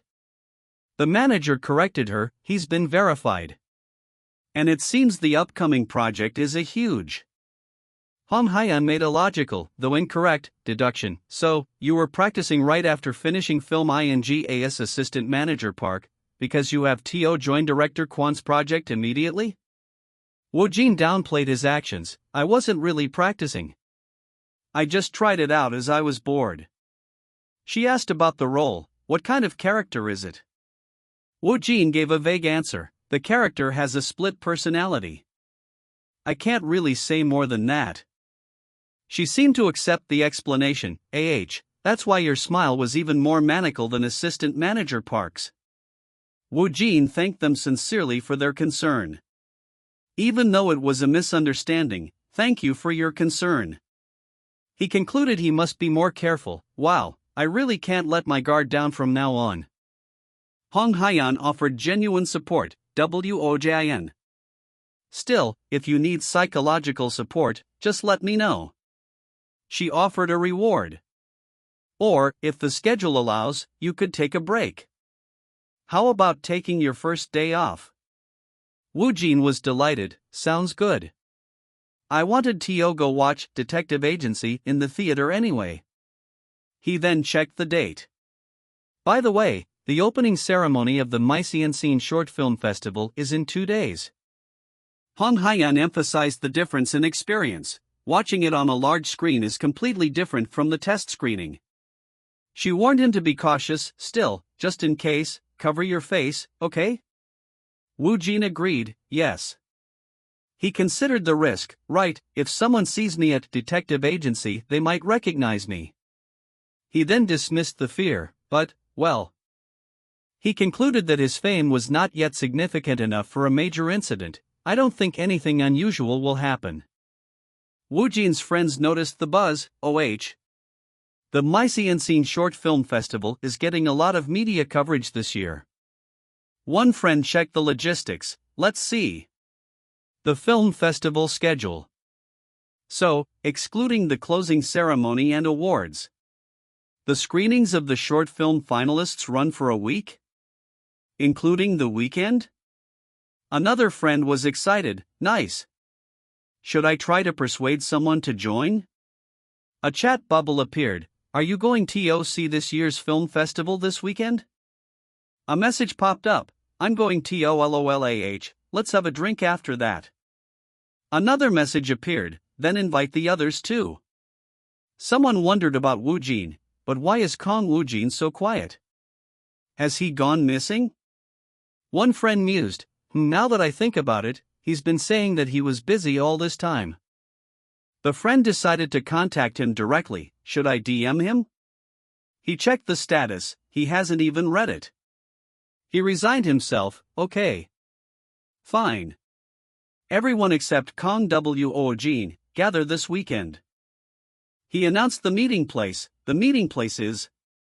He sent the location, shack. The message was corrected. Let's meet at CCI Cinema. Moonlight. Woojin's excitement grew as he arrived at the festival. Well. More importantly, I'm getting devilishly busty thinking about appearing on a big screen. He anticipated the experience, with the audience present that I can see their reactions in real time. He looked at the crowd. WOAH. What's happening? So many people came, huh? That's truly impressive. He tried to compose himself. Phew. My heart, calm down. A voice nearby sounded familiar. I guess that's so? I'm telling you, this is the right place. He questioned the source. HMM? That voice sounds familiar. He was shocked to see his friends. The hopeless trio is here? Let's sidetrack and see what happened. Woojin observed them. The seat is really up front. Lee Kyung-sung, the chubby one. Nayoung-ji, emitting a vibe of a charming and witty male entertainer. He lamented his seating position. It's a sure bet that I'll get a stiff neck from waiting. He spotted the last member, and, just a big guy, Kim Dae-young. He noted their terrible seats. These were the only 3 seats next to each other which were available. He was flabbergasted. It's not just the hopeless trio combined. What is this? Why are those crazy guys here? His friends speculated about him, but, seriously, is Kang Woojin really not coming? Maybe he got a girlfriend? They agreed on the theory. It seems like that's the most probable case? They hushed each other, shh. The film was starting, here it comes. One friend complained, where's the popcorn? Another yelled in surprise, whohui. Look. The scene on screen began, shall we go see the client? The friends recognized the actor with disbelief, Kang Woojin. No way? Their mouths dropped opened their mouths wide. They were confused. Why are you coming out from there? They questioned the reality of what they were seeing. What is Kang Woojin doing over there? Is that really Kang Woojin? Do you think that's not him? If that's not Kang Woojin, then who could it be? They quickly made a plan. First go out and either call Kang Woojin or talk to him. No, let's watch the whole thing and call him. The friend was astonished by his talent. It's crazy that Kang Woojin is over there, but why is he acting so well in the meantime? How is he acting like that? He recalled a past conversation. Wait a moment. After super actor, Kang Woojin suddenly asked for a scenario or a script, didn't he? He remembered the exact scripts he'd given him. I found there are 2 broadcast TV drama scripts. And 1 unproduced movie scenario. One of the scripts I gave him was Detective Agency. He continued to piece together the timeline. After that, he asked about various things related to short films, and then he suddenly became busy and stopped showing up. He concluded the truth. So, does that mean he took a quick look at the scenario back then, auditioned, and got the lead role? All that time he said he was busy. Was it because of the filming? He summarized the impossible transformation. A guy who has been designing his whole life suddenly becomes an actor. Woojin watched them, wondering, what on earth is going on? He noticed their intense focus. These guys, aren't they paying a bit too much attention? He chuckled. He decided to reveal the truth sooner than planned. It became known a bit earlier than that. Originally, I was going to tell them around the time the premiere episode of Professor Hangire releases. He thought about his excuse. Given the situation, I think I should at least give them a rough explanation today. What should I say? I somehow ended up acting? He knew they wouldn't believe him. Even I wouldn't believe it if I were them. He was interrupted by a commotion. What? Ha? A friend on screen noticed another actor, Hong Hyeon. Another asked in shock, what's this? Hong Hyeon is in it too? A friend confirmed, that's right. Another asked, bewildered, why is Hong Hyeon in a short film? One friend cursed loudly, Kang Woojin, that fucking bastard. No one knew that Hong Hyeon would be appearing. Woojin observed his friend's frantic reaction. Look at those guys. He worried about his schedule. I had plans right after the movie ended, but he made a quick decision. Whatever. I'll just use one of the excuses I had in mind. Suddenly, one of his friends saw him. Hui. Holy shit. It's Kang Woojin. His friends yelled for him, catch that bastard. Woojin reacted in shock. What? What the hell? Fuck. They chased him. Hui. Kang Woojin. Stop right there. I said stop. Hey. Woojin ran, then tried to reason with them. Ugh.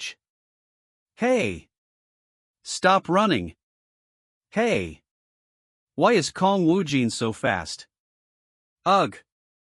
Okay, stop running. Let's talk. He complained as he gasped for air. Huff. Huff. Huff. Why are you chasing me like a wild boar?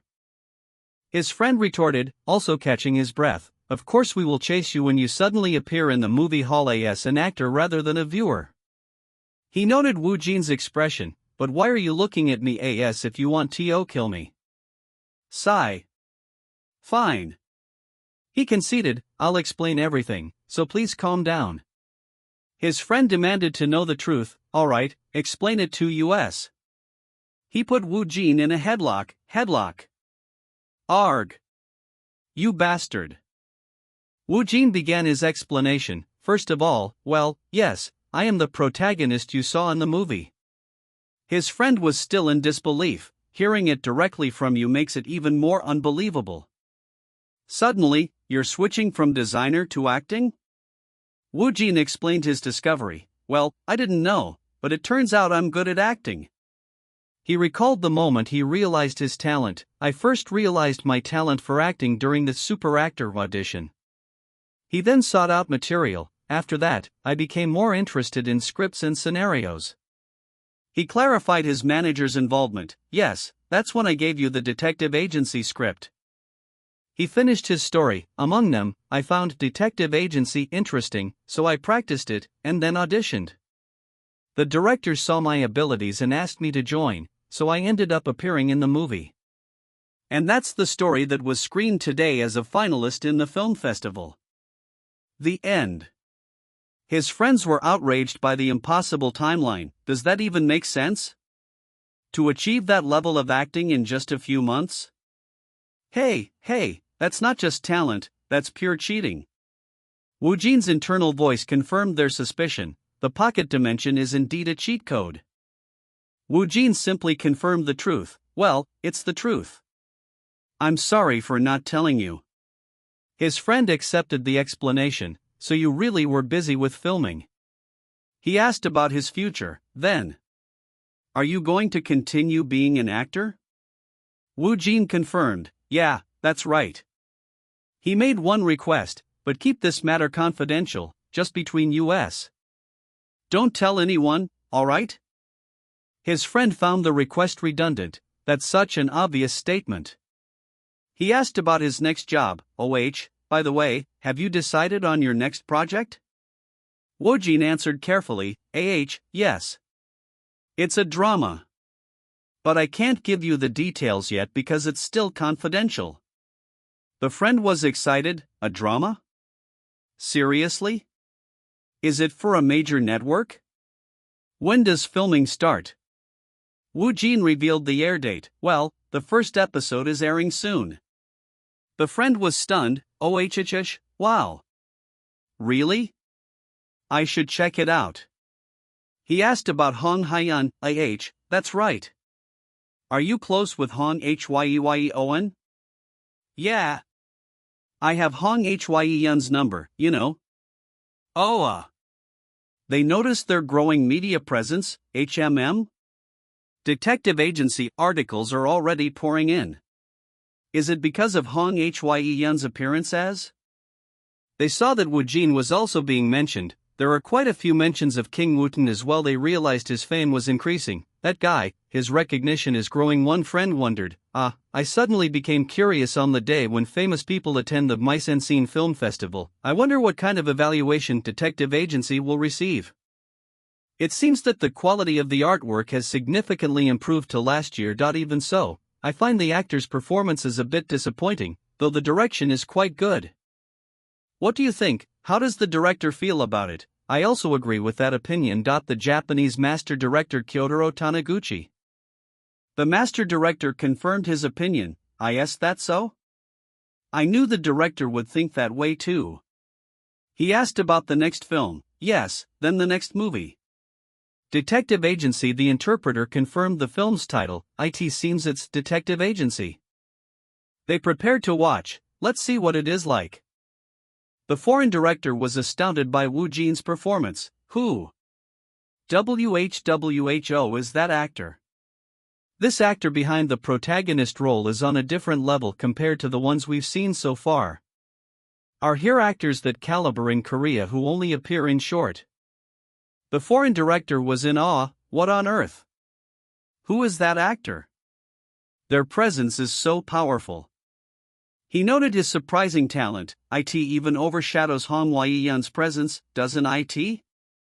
Someone suggested he came from theater, so you're saying he has a theater background. But still, I'm not familiar with him at all. The director countered, "I've never seen him in any theater play either."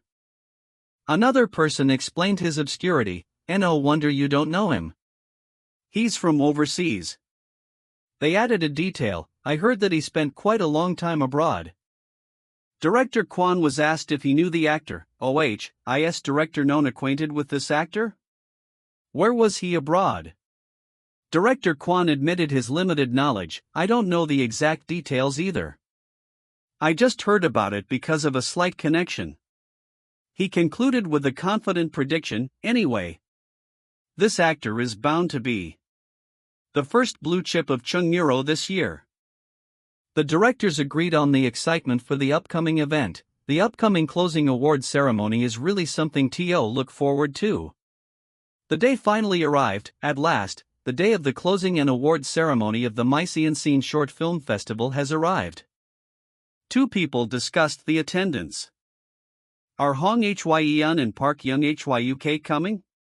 One speculated, "Well, I think Hong Hyeon will come." The other was less sure, "I am not that sure about Park Young Hyuk though." They concluded it might be better if he didn't. It might be better if they don't come, right? One friend accepted the idea, "There'll be overshadowed by Hong Hyeon either way." The other agreed, "That's true." Hey! Park Young-hyuk complained about the constant overshadowing. "Everyone's talking about Hong Hyeon. Everything's about Hong Hyeon. Young Hyee got overwhelmed because of her. He hoped his presence would change things. Still, if she shows up in person, things will change." He noted the shift in public opinion. "I've been seeing articles recently comparing her and me." He felt this day would be pivotal. "I think today, on the day of the closing and awards ceremony, everything might become different." His companion agreed, "That's true. There are already some rumors circling." His companion reassured him, "That's right. There's no way you'd be overshadowed by something like the detective agency." They prepared to leave. "Let's get going then, Young Hyuk." "All right."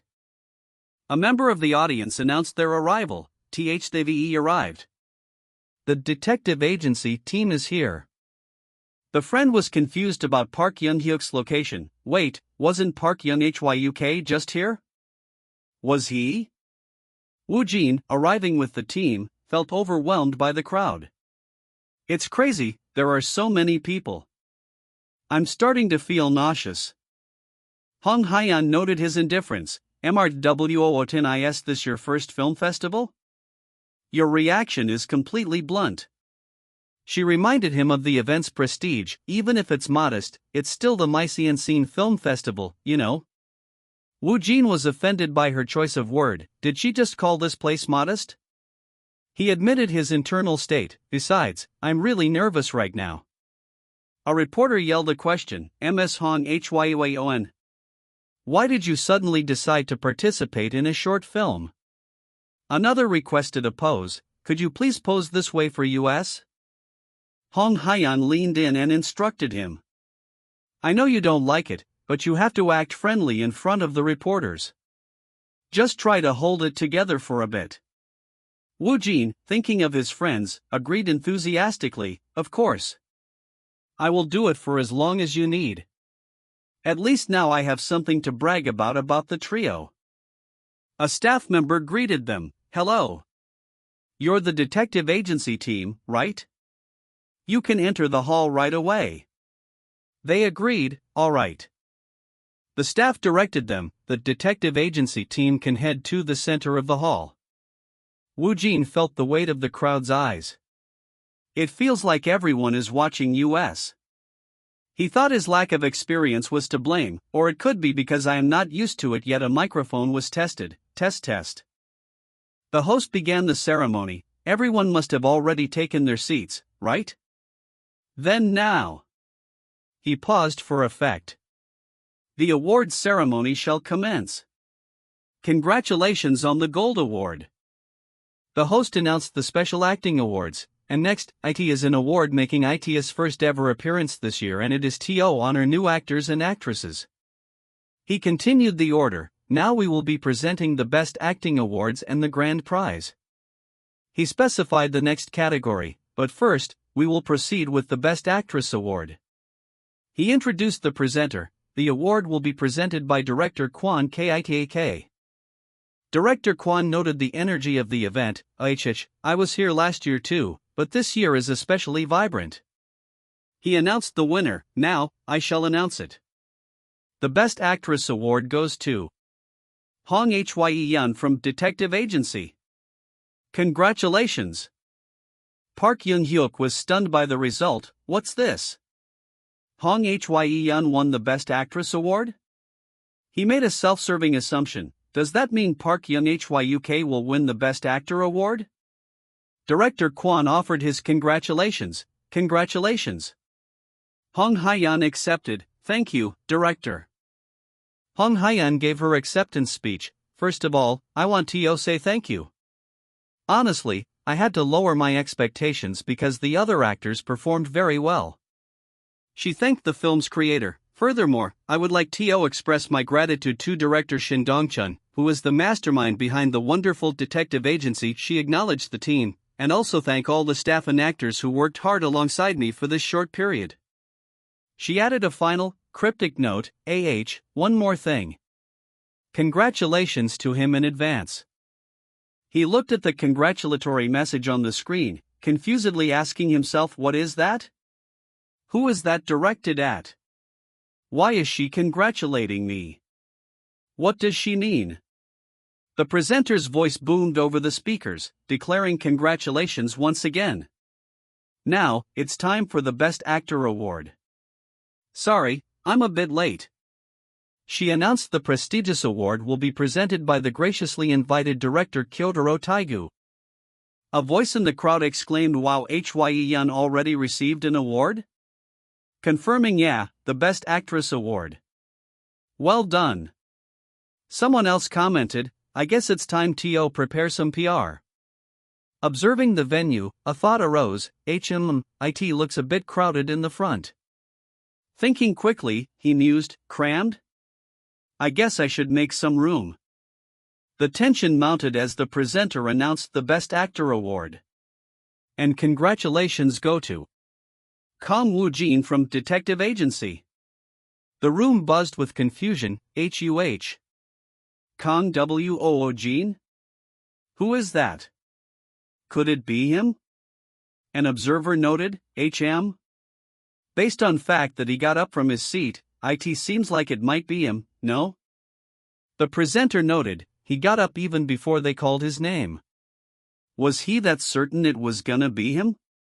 She quickly added, I like that confidence of yours. Congratulations. Go get your award. Woojin was stunned, thinking, NOA? What is this? Why is it me? The audience speculated, Kang Woojin, who is he? Is he an unknown actor? An unknown pushing the top? Another person observed, his expression is really cold though. Is he not happy? Director Taegu offered his hand, saying, Congratulations. The work was truly amazing. A moment of realization passed over Woojin. He responded politely, Thank you, director. It's an honor that you think so highly of Detective Agency. The director asked in surprise, You know Japanese? Woojin was momentarily flustered, thinking, Huh?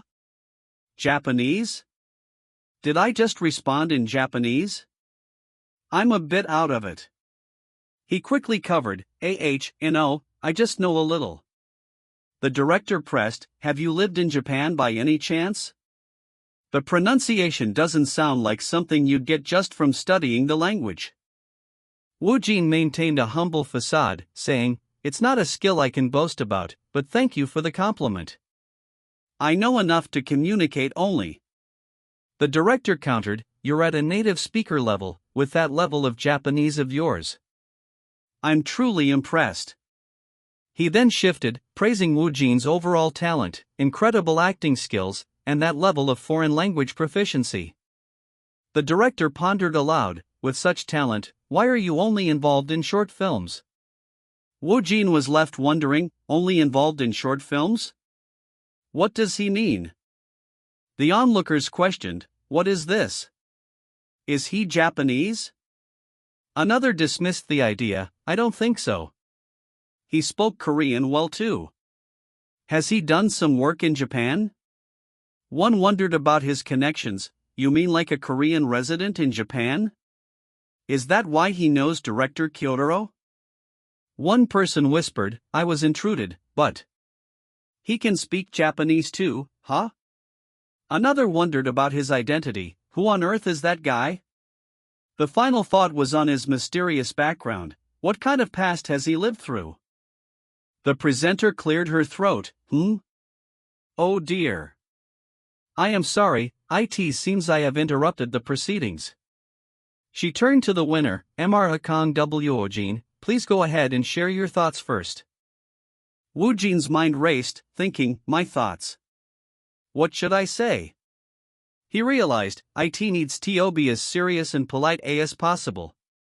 He felt overwhelmed, wow, it feels like lightning is striking right in front of me. He decided on a simple approach, I don't know. I'll just say something appropriate and my thanks. Stepping up, he began his speech, thank you. The tough times were real, long and persistent, but now I have many wonderful people around me. He promised, I won't make my remarks too long. I will continue doing my best without stopping. Thank you once again. The presenter clapped, congratulations, next up is the grand prize for a work. People congratulated him, congratulations, MRWOJIN. Congratulations. He replied, thank you. Someone asked him to speculate, only the grand prize for a work is left, which team do you think will win it? Woojin realized, ahaha. I really won, huh? An excited voice declared, it has to be the detective agency team, right? The presenter continued, now the grand prize for a word. The award goes to Detective Agency. Congratulations. The crowd cheered, congratulations. As the film festival was drawing to an end. The narration noted, the reporters were quickly throwing information out into the world. And the most important point was, and that news was, Woojin messaged someone, stating, I won an award for this. It's not a big deal. Since it's just a film festival, but I'm proud of it.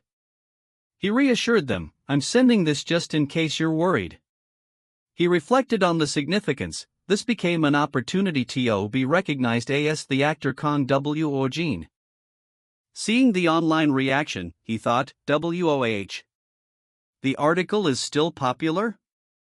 That's amazing. Woojin acknowledged his rising profile, thanks to the Masinsin Short Film Festival and Hong Hyeon, it seems that my popularity has gone up. That's right, his mother messaged, Moem, what's that picture? Please repl his father wrote, Dad, have you really become an actor? A friend joked, Yo, stop lying. His manager messaged, Kim Med Young, WOSIN, I heard you won an award, huh? Congrats. He sighed, HUM. It seems that I will continue receiving such messages. He dismissed the notifications, thinking, UGH. Whatever. I will think about it later. I have a meeting today. He apologized upon arrival, I'm sorry. I came as quickly as I could. Woojin asked, what about President Choi? The director excused him, excuse him for a moment, he needed to use the restroom. The director decided, then let's start by ourselves.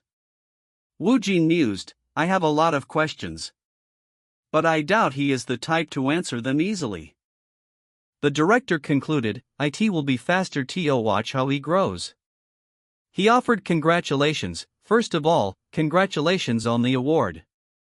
I'm really happy for you. Woojin thanked him, thank you, director. The director then asked about the project script, so, how did you find it after reading it? Woojin replied, IT was very interesting. The director chuckled, haha, do you feel good about it? He then probed, then, which character intrigued you the most in the story? Woojin answered. The character with a split personality. The director warned, it might not be easy. You know? He questioned Woojin's choice, so why did you choose this role despite this? Woojin casually stated his reason, asking for a reason? I just chose it because it was fun. The director confessed, honestly, I didn't think you would feel the same way. He revealed his plan, actually, I had my eye on you, Mr. Woojin, for that role too. He offered the part, do you want to be part of this project? Woojin confirmed, if it's possible, then. I gladly accept. President Choi burst in, apologizing, I'm sorry. I got an urgent call. He corrected himself, no, that's not it. You came at the perfect time. He then addressed the director, President Choi, let's sign the contract today. He continued, the leading villain aligns with the thoughts of me and MRWOJIN. Woojin was shocked, what? L leading role? President Choi explained, it means that MRWOJIN is the first actor to be confirmed for my work. The director instructed, please have a seat, and we will discuss the upcoming schedule. Woojin acknowledged, yes. Yes. He thought in disbelief, not a supporting role, but a leading one? A master director is giving the leading role to an unknown actor? The director's assistant, looking at Woojin, wondered, how many steps is he going to jump ahead? When this news spreads, it's going to cause a commotion. Yet, he noticed, why is he so calm? The assistant realized, that's right. If I hang out with him from now on, these kinds of things will become a regular occurrence. He let out a sigh, ha. He interpreted Woojin's composure, is he telling me to be moderately surprised and then just focus on my own work? He understood, haha. I see what he means. President Choi cleared his throat, ahem. Director, I truly appreciate the offer, but I think it's a bit early to sign the contract today. The director looked confused. Choi continued, I think it would be best for today to just wrap things up with a verbal agreement among us. He clarified, the director, Mr. Woojin, and me, and then we can sort out the details later. He finished by checking with his actor, Woojin, this is what you wanted, right? The manager's thoughts were clear, you're probably saying not to get through this safely but to raise your value, right? Just like with the agency contract for Hankyang. He reasoned, but since the recondition isn't explosive yet, he's suggesting to postpone the contract until the first broadcast of Profiler Hankyang, right? He concluded, that way, your value will multiply several times. Got it, I'll take care of it. The director's assistant was aghast, whyis he acting like this all of a sudden? Stop. No way. He worried, what if the master director feels offended and declines? The director, however, conceded, All right. I understand what you're saying. It seems I was too hasty. He proposed, then, let's first join the film production team's discussions and proceed with the verbal agreement. President Choi expressed gratitude, thank you for understanding. Choi's thoughts returned to negotiations, at least double, and more if it's possible. I'll make sure to get a value that satisfies you. Leave it to me. He felt confident, seeing the director, I think it's definitely possible. Woojin wondered, where did the sudden talk about value come from? He quickly accepted, well, if there are willing to raise it, there's need to stop them. Yes, I understand. The assistant, still observing, noted, also, seeing Woojin getting this publicity, it seems like it's going to be huge. He imagined the future, just imagine. The assistant began to lay out his vision, what if, when you're becoming emerging even more as a newcoming actor, the contracts for Profiler Hanryang and the Island of Disappearance get tied together and explode at the same time? What do you think will happen? He predicted the outcome. Then, you will no longer be just a blue chip in the film industry. You'll become a bombshell in the whole entertainment industry. Hugh, I'm tired. It's been a series of chaotic days. The assistant addressed him. That's right, Woojin. It's about your next schedule. He explained the current situation. You're currently getting contacted by various production companies and film studios after the Mycen Scene Short Film Festival, you know? He advised caution. However, this is a time when we need to be cautious, so I think we should observe the situation for a bit. Let's just wait for now. He added, the company also needs to get some things organized. Woojin agreed, alright. Woojin realized, then I guess I have some time to spare. He suggested, actually, the casting for the project is almost finalized, so I was thinking of starting reading through the entire cast little by little from now on. He continued, I've also finished the first complete reading. Shall I do a reading for a small role before I get home?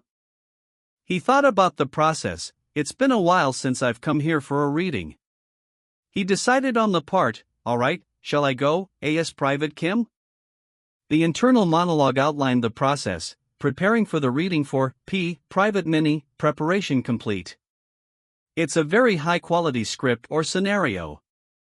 Implementation is 100%. He took a breath, phew. I'm a bit nervous. He acknowledged, it's just a small role, but what I'm experiencing is quite extraordinary. The voice in his mind commanded, beginning the reading. He shouted in character, UAH. UAA. Ha!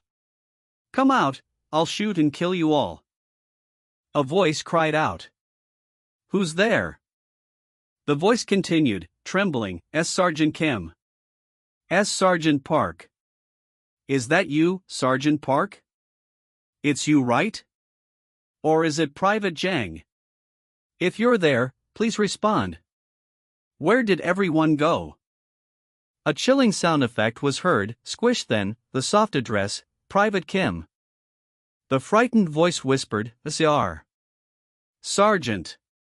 Park? The unsettling sound repeated, squish. Director Kyotaro sighed, HUU. I can't stop thinking about that unknown actor from Korea. He admitted, I only saw them for a moment, but they strangely piqued my curiosity. He analyzed the situation. Their acting is beyond that of a veteran, yet their recognition is at rock bottom. It just doesn't make sense.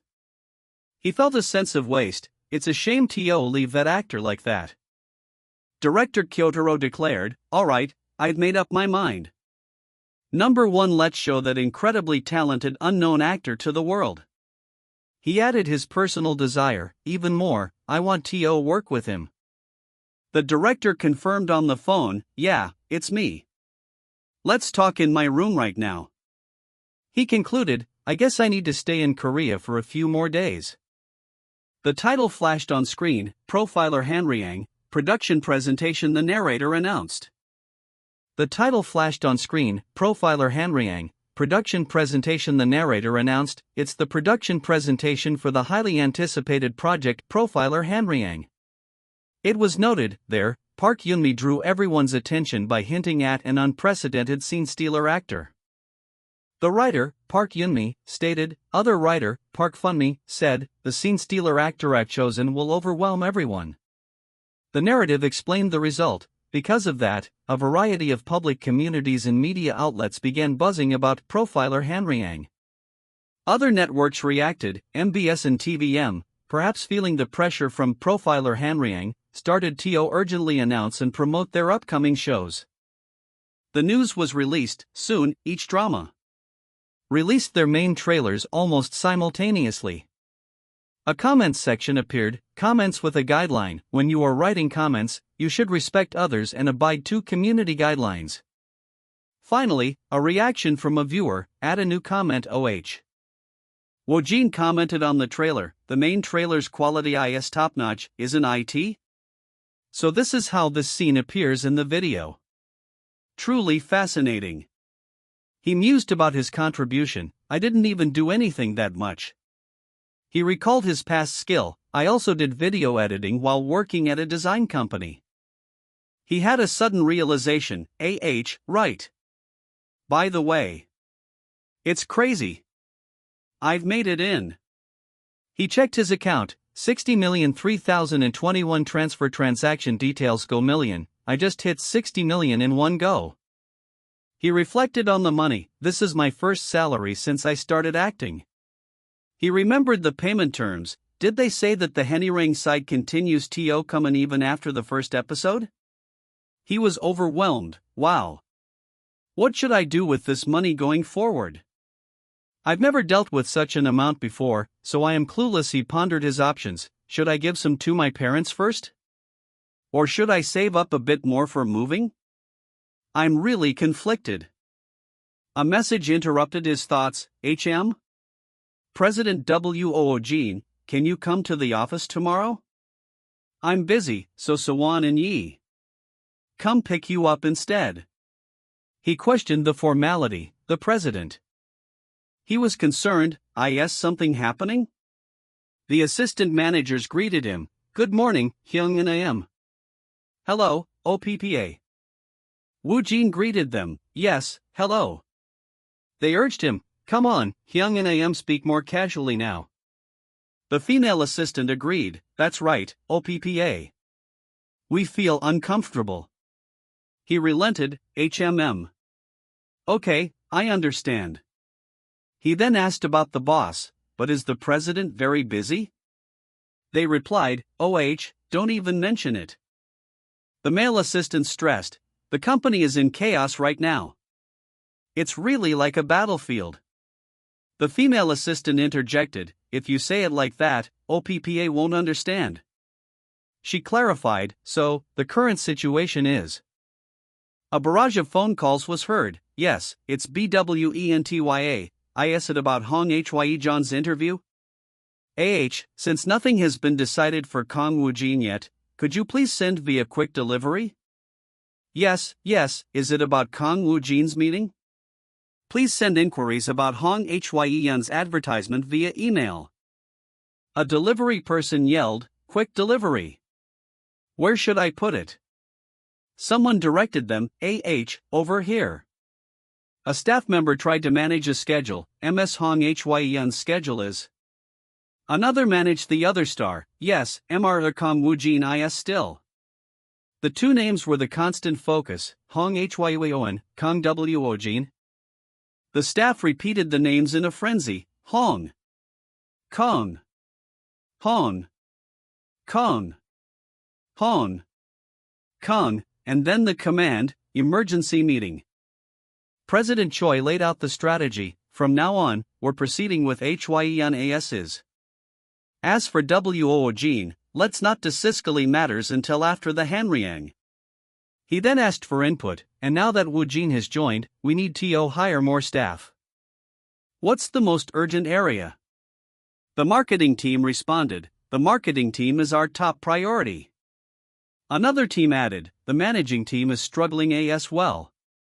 Choi concluded, okay, then, let's assess the numbers and increase the numbers in the struggling departments as quickly as possible.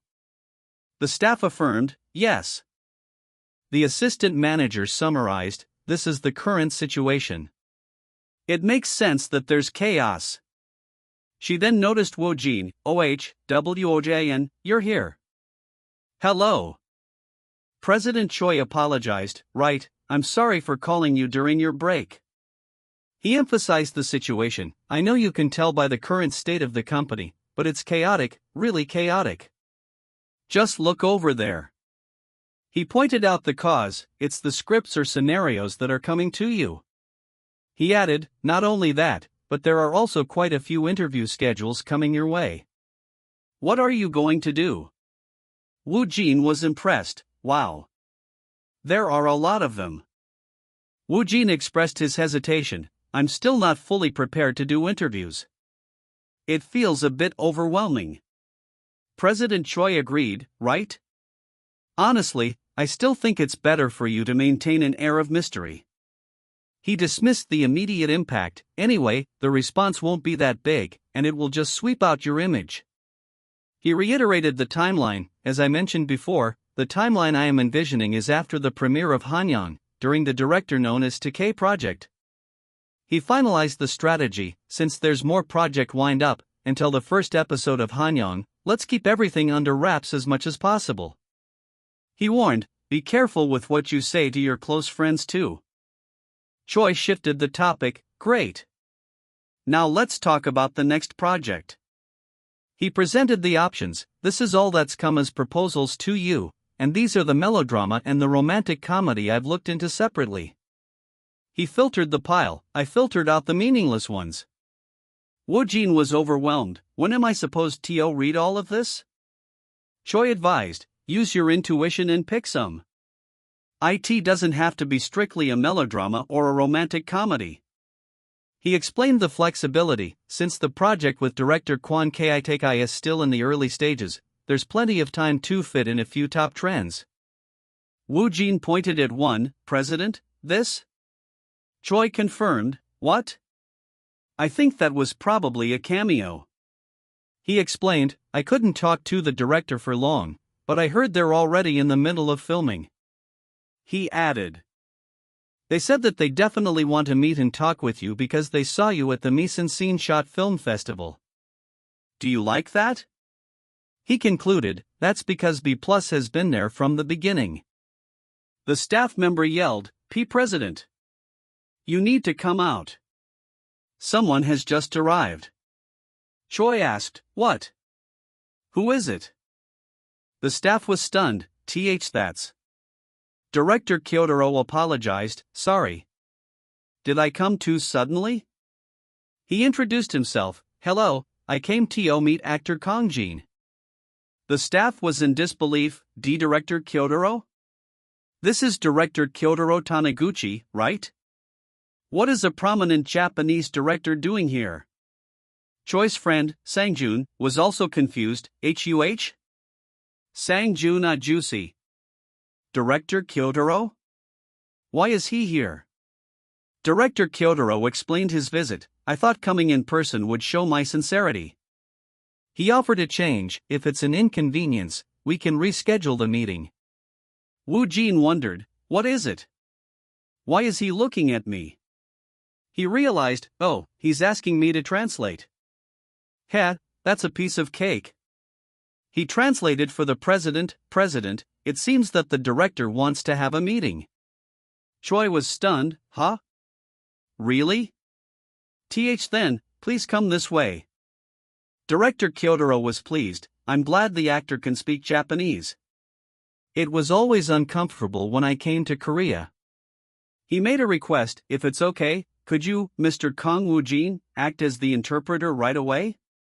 Woojin agreed, yes, that's possible. The director thanked him, thank you. I felt sorry that we couldn't have a longer conversation at the Mise en Scene Short Film Festival. He wanted to continue their talk. I would like us to continue our conversation from back then. He then stated his main point, I think your current position is being wasted, MRTWOJIN. He emphasized, and no matter how high the hurdles are in the acting scene in Korea. It's a shame for you, Mr. WOJN, to remain in just the short film industry.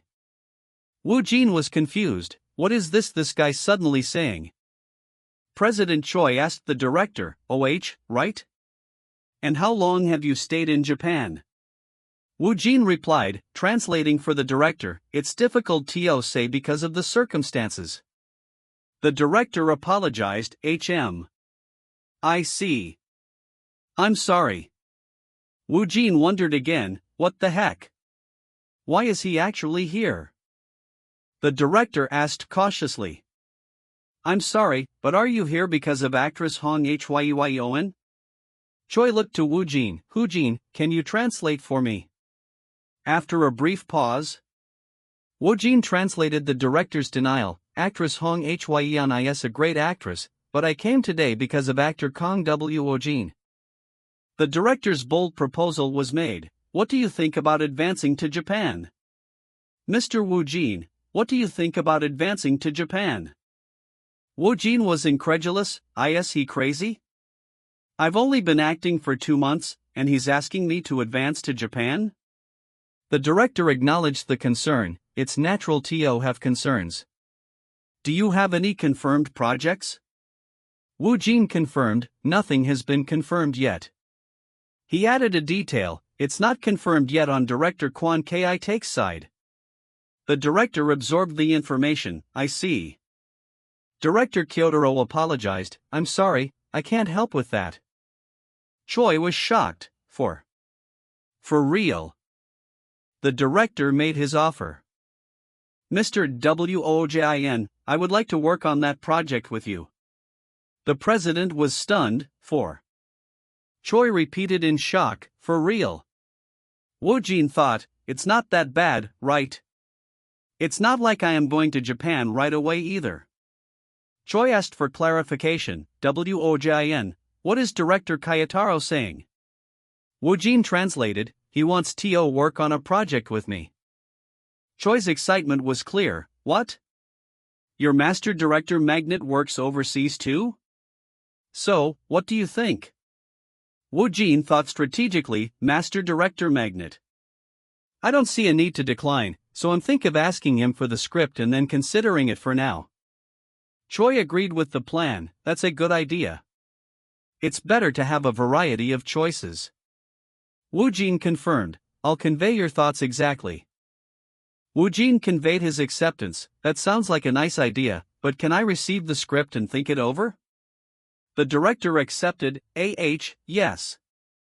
Of course. He asked for the next step. Then, how should I contact you later? Woojin translated for Choi. President. He's asking how he should contact us later. Choi realized. Choi replied. You can send information to my mail. I'll give you a business card with my email address on it. The director confirmed the detail. Choi Songjion is what he's saying. Woojin translated the address. Email. Zhang at BW. The director thanked him. Thank you. He expressed his satisfaction. Thank you for the positive response. It was worth coming in person. I will quickly complete the script and send it to you. Choi asked, surprised, are you leaving already? The director confirmed his departure. Yes, I originally had a one-day schedule in Korea. But I decided to stay longer because I wanted to have a meeting with you, Mr. Woojin. He concluded the visit. Now that it's over, I should head back. The director addressed him one last time. Mr. Woojin, he promised, I'll be looking forward to the day we meet again. Choi's manager rushed over, demanding answers. What's going on? Woojin. What on earth happened? Why did Director Kyotaro come here? Woojin was just as curious. I'm curious about that too. Choi confessed his foresight. I was already considering aiming for overseas because of your foreign language skills, but it seems like it might happen sooner than I thought. He clarified, of course, the script has to be to your liking.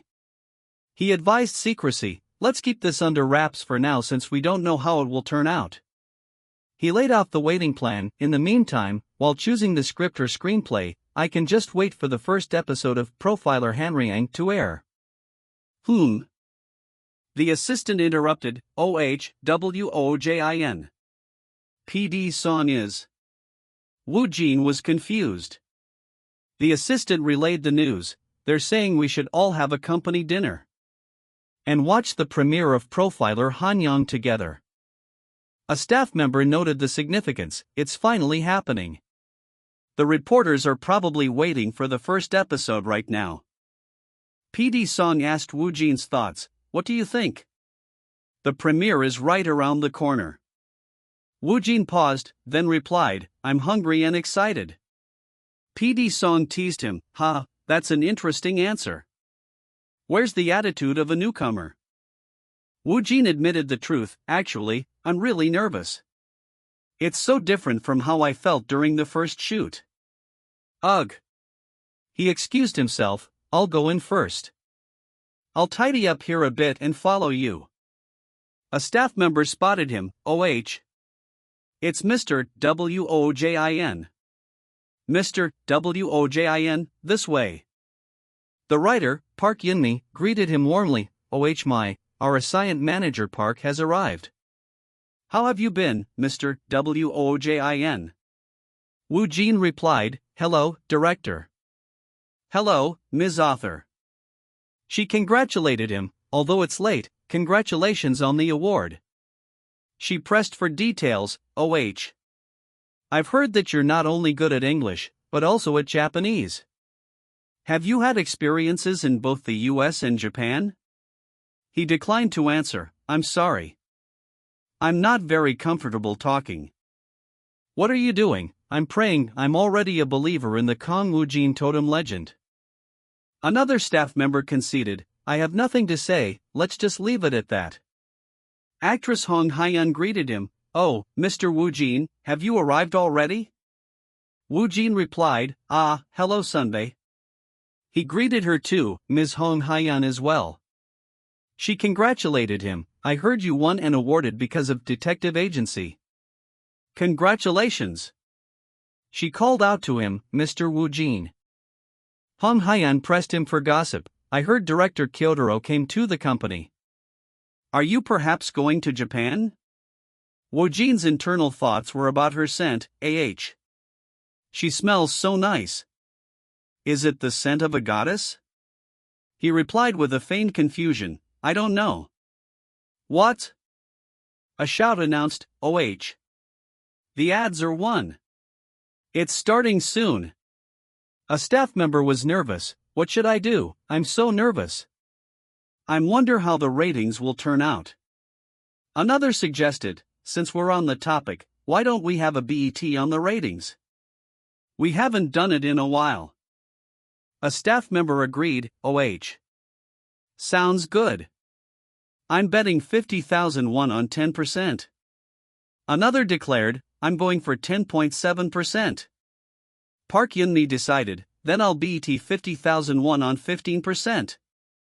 Woojin considered, "Should I join too?"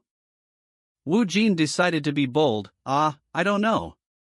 I should just go for it. I'll bet 50,000 won on 20%. A pause fell over the group. 20%. The director laughed heartily. Ha. That's bold. When was the last time ratings were close to 20%? Was it about 3 years ago? Or maybe 5 years? He teased Woojin. "MRWOJIN, isn't that too high?" Ha. Woojin questioned his own guess. "Is it really a lot?" He then realized the time. It's starting. The moment arrived. It's finally starting. Profiler Hanryang, the premiere of Profiler Hanryang. Woojin noted the reach. Unlike detective agency, Profiler Hanryang will spread nationwide. Anyone can see it.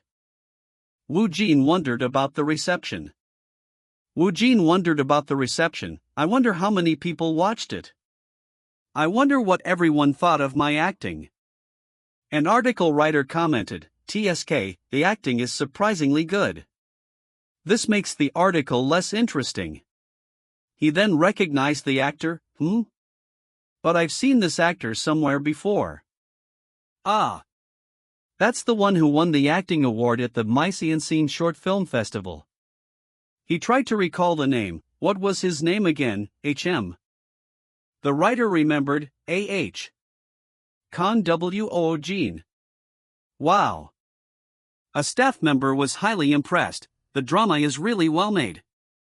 Director, what kind of editing did you do? Were you on drugs? Another praised Woojin. Manager Park's scene was really amazing, right? A third enjoyed it. It's fun. Really fun. Woojin reflected on his performance. I felt awkward when I first made an appearance. But the more I watched, the more I felt like I was merely touched. Woojin checked his phone. What's going on? Why am I getting so many messages? He was surprised. Did everyone watch the drama? The Hopeless Trio. My family. Ha! Even people from my old company? The staff was looking at the screen, HUH. Why are they suddenly looking at the director while talking? The director asked for the data. Did it come out? How much is it? The staff reported the competition. Real-time ratings. MBS 5.9%, TVM 2.7%, and US. The director read the result, 20.3%. 20%. A staff member was in disbelief, 20.5%. Another staff member asked for confirmation, 20.3%. Are you serious? You're not joking, director, right? The director confirmed the news, that's right. 20.3%. A staff member was stunned by the number, WWOH. Hasn't it been about 3 years since any drama reached a 20% rating? He added, and it's rare for the first episode to hit 20% too. The director analyzed the success. I think the unprecedented promotions from each broadcasting company and the media's effective hook helped contribute to this. He reasoned, it seems viewers tricked out other shows, but ended up settling on ours. He credited Woojin, and I think manga's appearance in the marketplace helped retain the audience's attention. He concluded, thanks to that, we had less viewer drop-off, and they might have even increased. The assistant manager was ecstatic, while manager Park's impact was definitely huge. She then noticed Woojin. Mr. Wojin, aren't you a bit too calm? This is crazy, did it really surpass 20G? How many people watched it? The director praised him, wow, it got TOS rank.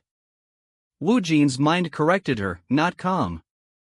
Another staff member mused, now that I think about it, Wojin, you won an acting award at a short film festival first, and now your first drama's rating is 20%? Park Yunmi realized, and you won the BT too, Wojin. You guessed it exactly. A staff member thought back, come to think of it. Didn't he guess 20% exactly a few minutes ago? He reconsidered his previous idea, this is less like activating a totem and more like.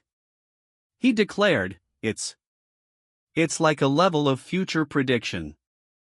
The staff member was astonished, get the number exactly right. Is he even human? Woojin shrugged off the praise, I only guessed, but I got it right, hee hee. Park Yunmi was delighted, Wojin, thank you. A totem, as expected. Woojin was annoyed, here we go again. Woojin decided, let's not react since it's annoying. The director chuckled, haha, what are you talking about, writer? He concluded the bet, anyway, the BET this time ends with manager Park's victory. He announced the prize, I'll hand distribute the prize money from the BET, about 500,000 won. Park Yunmi was thrilled. Yay! Free money, here I come. The narrator described the event, the drama war that had captured everyone's attention. A news headline appeared, drama war among 3 broadcasting stations, profiler Hanryang showcases overwhelming quality. The outcome was clear, profiler Hanryang ended with the victory of profiler Hanryang. The winning drama generated buzz, profiler Hanryang, which stood out the most, continued to generate articles. A news headline focused on the new star, Drama News, who is Kang Woojin, the actor playing manager Park. The article continued, it turns out he's a rookie actor who won the Best Acting Award at the MISENScene Film Festival. The narrator noted, and amidst all this, Kang Woojin's name in particular was mentioned frequently. The narrator emphasized the beginning, right now, the situation was only just beginning. Comments showed the immediate reaction at user XXX. It's clear that only gathering talented actors elevates the quality of the drama. At XXXX Kang Woojin? Doesn't he have any previous works? I can't find anything. At ReRexX I nearly peed my pants when Manager Park came out at the END. At user XXXAH. But Ryu Youngmin is so handsome. The influence grew, both the media and public couldn't ignore it, and the influence of profiler Hanriang gradually spread. Not only online but also offline. It spread by word of mouth, and all the talk in the streets was about profiler Hanriang. In the midst of all this attention, the air date of the second episode of Profiler Hanyang approached. Woojin Hyung fired, or seasoning? The assistant manager noticed, your phone's been going off since earlier. Who's trying to contact you? Woojin answered vaguely. Just people I know. Woojin thought about the unexpected contacts, people who have also been erased from my memories. Memory forgotten group chat room acquaintance from college days classmate in elementary.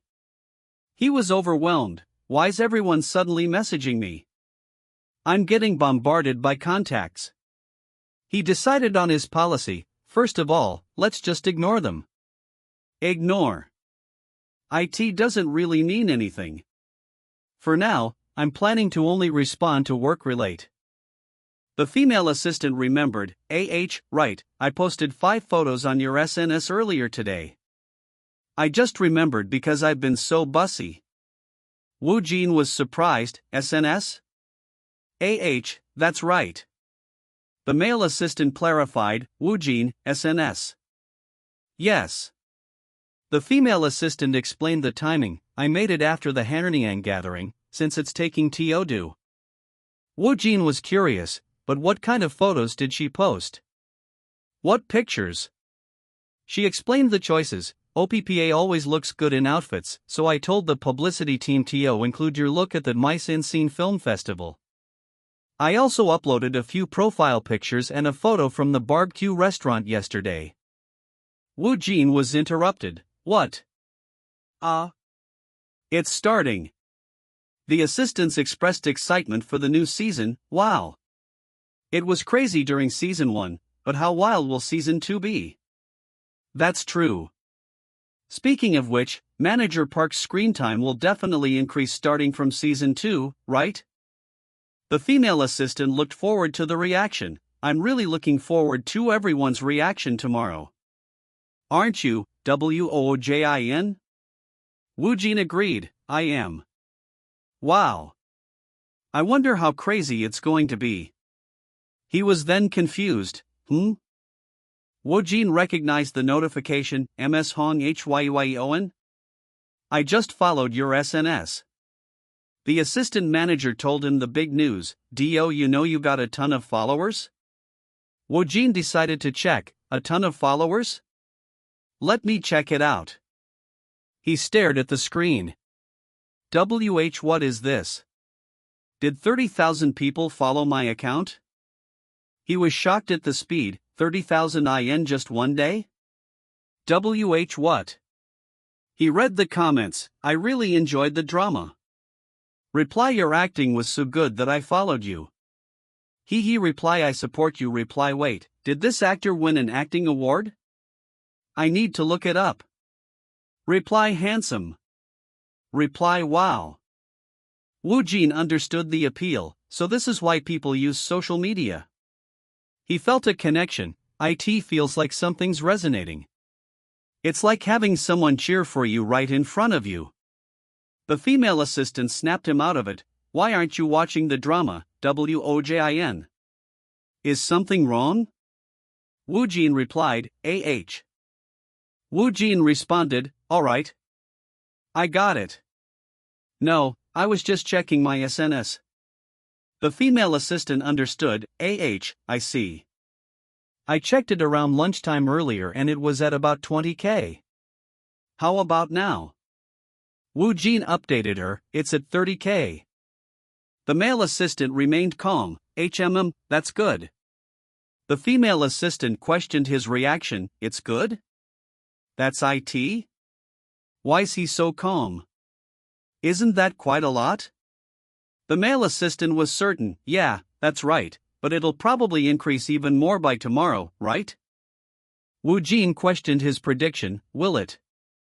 The female assistant emphasized his importance, you're the one managing the pacing of the blockbuster drama, Woojin. Aren't people searching for it? She added, thanks to that, the company is in chaos. The male assistant affirmed his celebrity status. It's completely natural for you to be gaining fans, but it's rare for a debut drama to be this successful. Woojin wondered about the new status, fans. Does that really mean I'm getting fans? His mind raced with possibilities. Does this mean I'll also have a fan club? So does this mean I'll do signings and meet and greets with fans too? The male assistant confirmed his thoughts. At this rate, you'll have a fan club soon. Woojin was startled. What the? Did he just read my mind? He covered quickly. Ahem. Anyway. It's quite amazing. Woojin thought about his future. My fan club, HUH. A voice chided Warren, you aren't checking the scripts you just received and are messing around instead. Warren defended herself. That's not true. The voice pressed, what's not true? Ever since you attended the Mysian Scene Film Festival, you've been acting like something's off, Warren.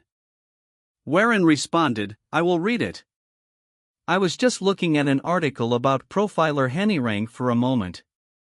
A friend noted the high rating. That was a huge hint. I heard ITS rating was over 20%. The friend congratulated her. That's awesome. Did you congratulate Han Hyeyeon? You are close, right? Warren expressed envy. If only you'd go any instead. She defended her relationship. What are you talking about? And I already called her a while ago. The friend questioned her, really? She urged her, you need to land a hit project soon too. Hurry and check the script. She added, the CEO's been saying something about it. Warren snapped, I will. So just be quiet. A fan commented on the actor's range, so. This means Detective Agency and Hanyang are both by this Kang Woojin, right? His acting style is completely different from Kim Ryujin and Park Dal. That's impressive. The fan speculated, I wonder which theater company he came from. What school did he attend? How old is he?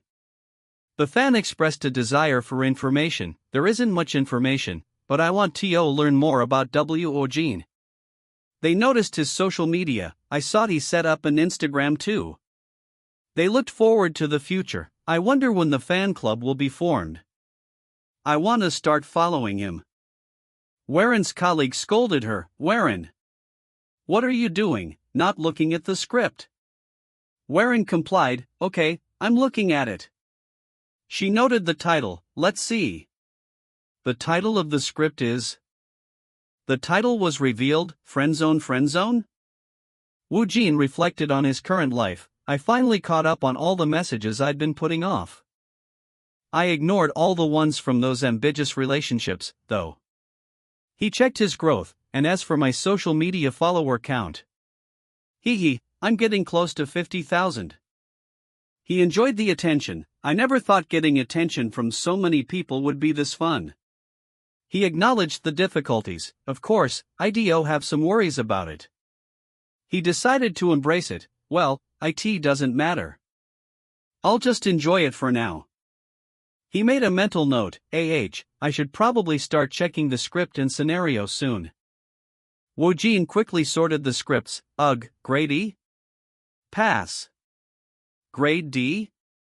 I'll pass on this one too. He observed the remaining stack. After cutting everything below grade C, there's hardly anything left. He noted the quality of the top scripts, but grades A and S are really, really amazing. He focused on the salvaged script. Is this what I managed to salvage?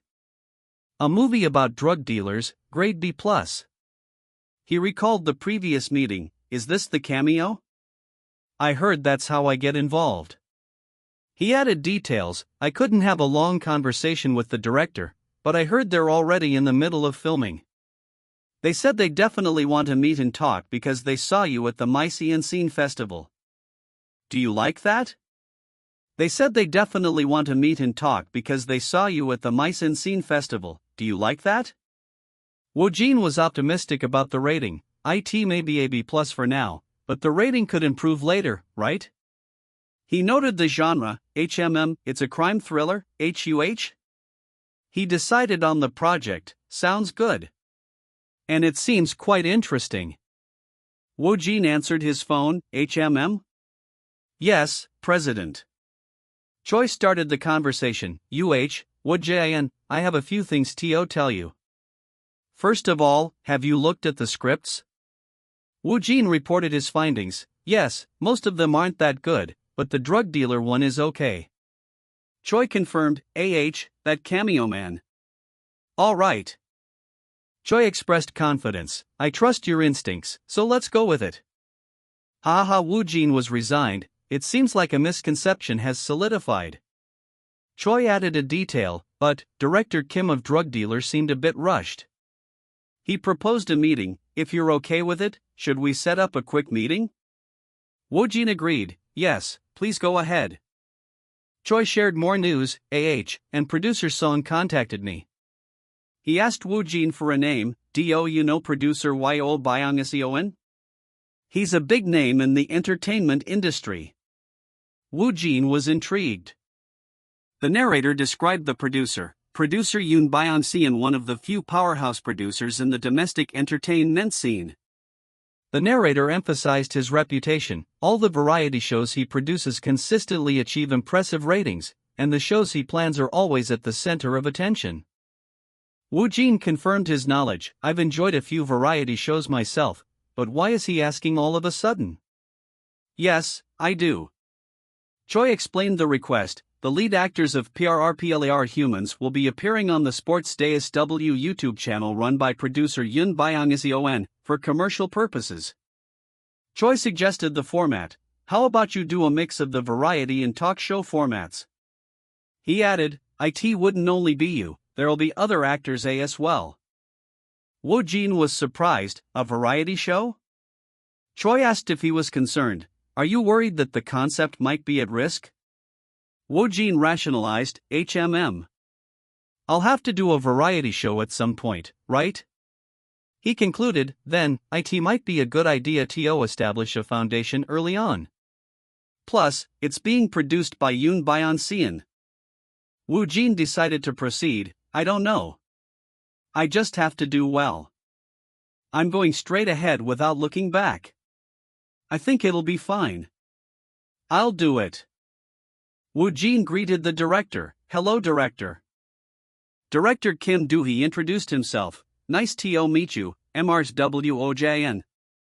Thank you for taking the time, especially since you must be extremely busy. Director Kim Do-hee of Drug Dealer. He observed Woojin. You seem much calmer than I expected, and you look even more subdued than you did when I saw you at the film festival. Choi interjected with a defense. Our Woojin is usually quite composed. Choi emphasized his range, but when acting, he transforms completely. I can tell just by looking at Kim Ryujin and Assistant Park. There aren't many actors with such a variety of colors. Woojin wondered about the director's intense gaze. Why is he glaring at me? This can't be a staring contest. Director Kim thought to himself, phew, seeing him in person, he fits with the character even better. That's why I'm feeling greedy. He then revealed the problem. First, let me tell you the truth about the situation with our drug dealer. Recently, Oh Jun-woo, one of the actors in Drug Dealer, was involved in a car accident. He explained the consequence. Because of the serious injuries that resulted from it, he had to exit the project. Choi asked for confirmation. So you want Woojin to take on that cameo role? Director Kim explained the importance. Even though it's called a cameo, it's actually a very important role. He explained his choice. Then, I saw Woojin at the Mise-en-Scene Film Festival, speaking Japanese fluently. Given the context, this cameo role requires Japanese language skills. Director Kim praised his skills. There's also a certain level of difficulty for the role, but Woojin's acting was great. He confessed his apprehension. Still, how should I put it? Making this proposal still felt a bit strange. He explained why. With the Japanese requirement and IT's difficulty, IT feels a bit like a patch job. And on top of that, the timeline is a bit tight. Choi asked for the deadline. How much time do we have? Director Kim revealed the tight schedule. We need to finish filming within 3 weeks. Choi was concerned. 3 weeks? That might be a bit challenging. Director Kim agreed. That's true, but we can't just remove the role. He feared the consequences. I'd kill the energy of the movie. Choi suggested canceling. Director, I think we should remove it, after all. Director Kim was about to concede. Yeah, that's probably the right call. Then, let's temporarily halt the filming for now. Woojin interrupted. Director, I believe I can do it. Woojin dismissed the deadline. 3 weeks? That's too long. I'll nail it in 3 days. He wasn't bothered by the circumstances, so what if it's a patch job? If I act, it'll be mine. He saw the opportunity. Besides, there's no reason not to do drug dealer. He listed the benefits: drug dealer with a solid rating of B+, the requirement for Japanese language skills, and a short filming period. He continued his internal reasoning. Plus, grade 4 and grade 5 productions don't come out all the time. There's also the possibility that the BT rating improves, so he made his decision. I'll take on the cameo role. Choi recognized his actor's confidence. Woojin, it seems that crazy instinct of yours has kicked in again. He then addressed the director. Director, how much were you considering for Woojin's appearance fee? He added a caveat. Shouldn't him joining in the middle of such a challenging situation be factored in as well? Director Kim was surprised. Choi looked satisfied. HLO? Director Kim conceded, of course. Choi praised Woojin. Good job, Woojin. Choi dismissed him. Go home and get some rest. I'll let you know your schedule tomorrow. Woojin confirmed, yes. Choi remembered something. And some more scripts have come in for you. Want to take a look? He added, I brought them with me from the company. Choi offered a selection. These 2 are the thickest among them, so I think looking at only those should be enough. Woojin accepted. Okay. Choi described the first script, The Love That Freezes to Death. One of them is written by Lee Wolseon. He emphasized her status. Yeah, she's a star writer on par with Park Eun-mi. He noted the timing. If you transition right after Hanirang, the impact will be huge.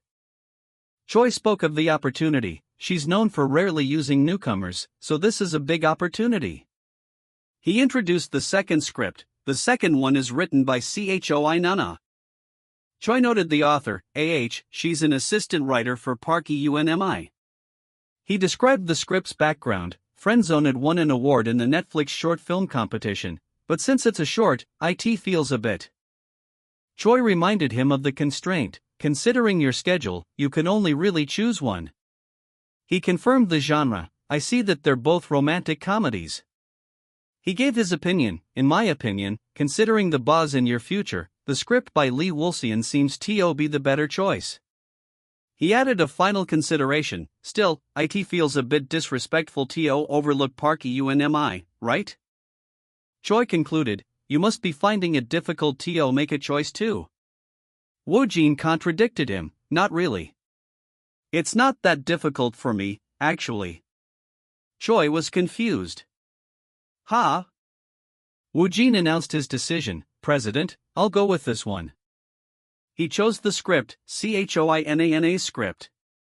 Friendzone by Choi Nana. Yes, Friendzone. Choi questioned the choice. What? It seems like a familiar ending, doesn't it? The actor affirmed his choice, telling the president, I'll go with this one.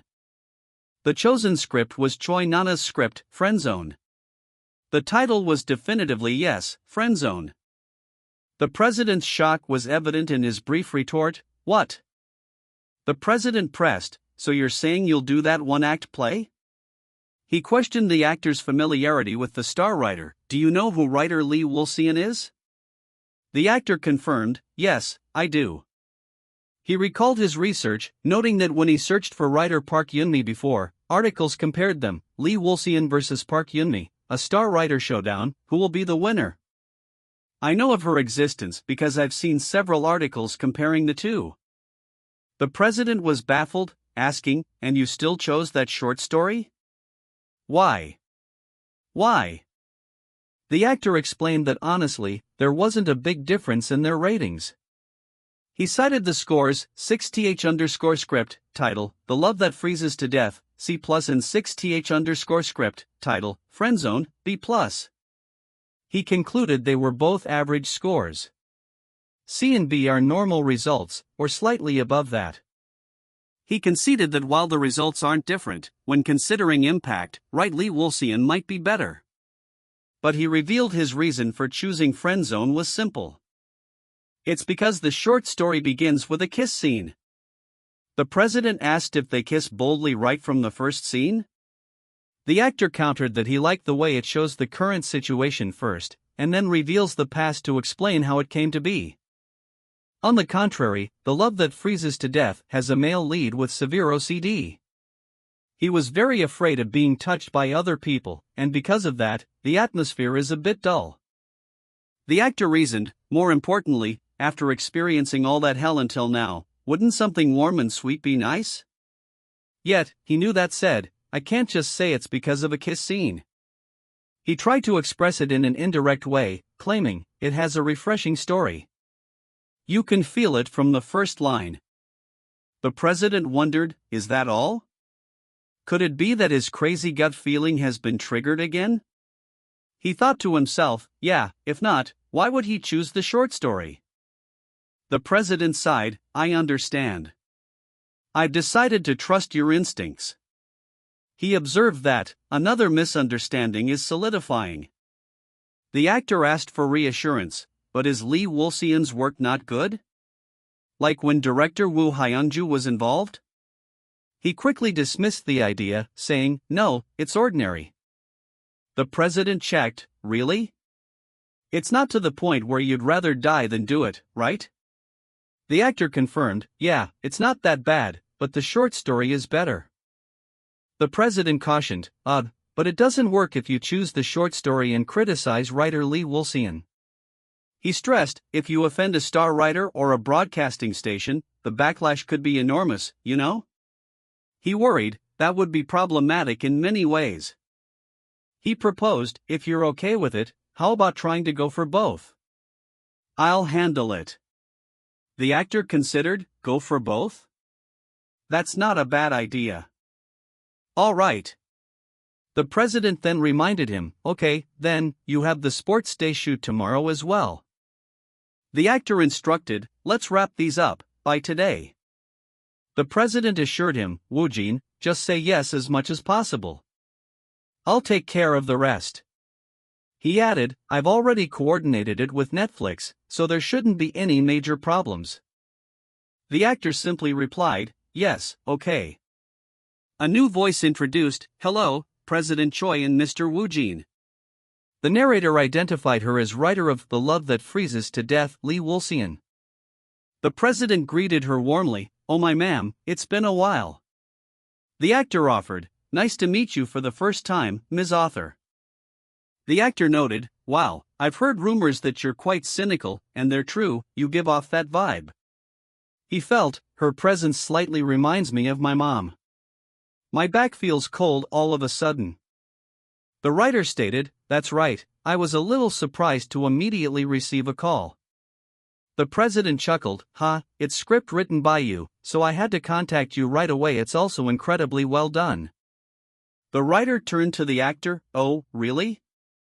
And what do you think, Mr. Woojin? He replied, it was impressive from the very first line. The way the OCD was expressed was also unique. The writer mused, I see, and thought, He gives off a different vibe compared to the actors I usually see. She found herself wondering, how should I put it? He doesn't feel like an actor? But concluded, and because of that, I keep getting drawn in and wanting him. She regretted, it's a pity, I should have met him before Park Yunmi. She noted the atmosphere, but for some reason, this atmosphere seems closer to a no, doesn't it? And directly asked, is it hard to get into my work? The president hesitated. To be honest, it's closer to an okay. He explained, but currently, Woojin has gotten many works, adding that fitting them into the schedule is a bit. The writer expressed, I find it unfortunate.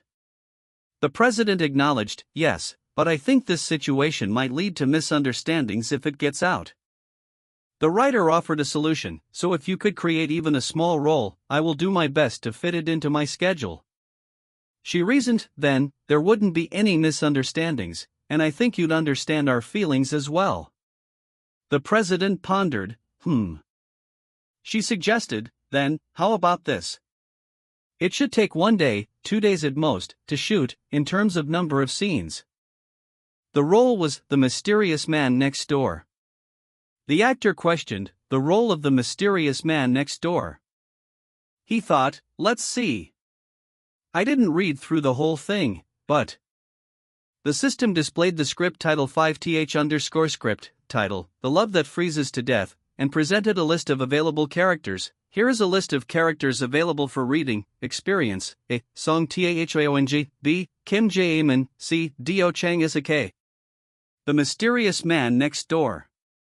The system registered the mysterious man next door and detected a new language other than the default language has been detected?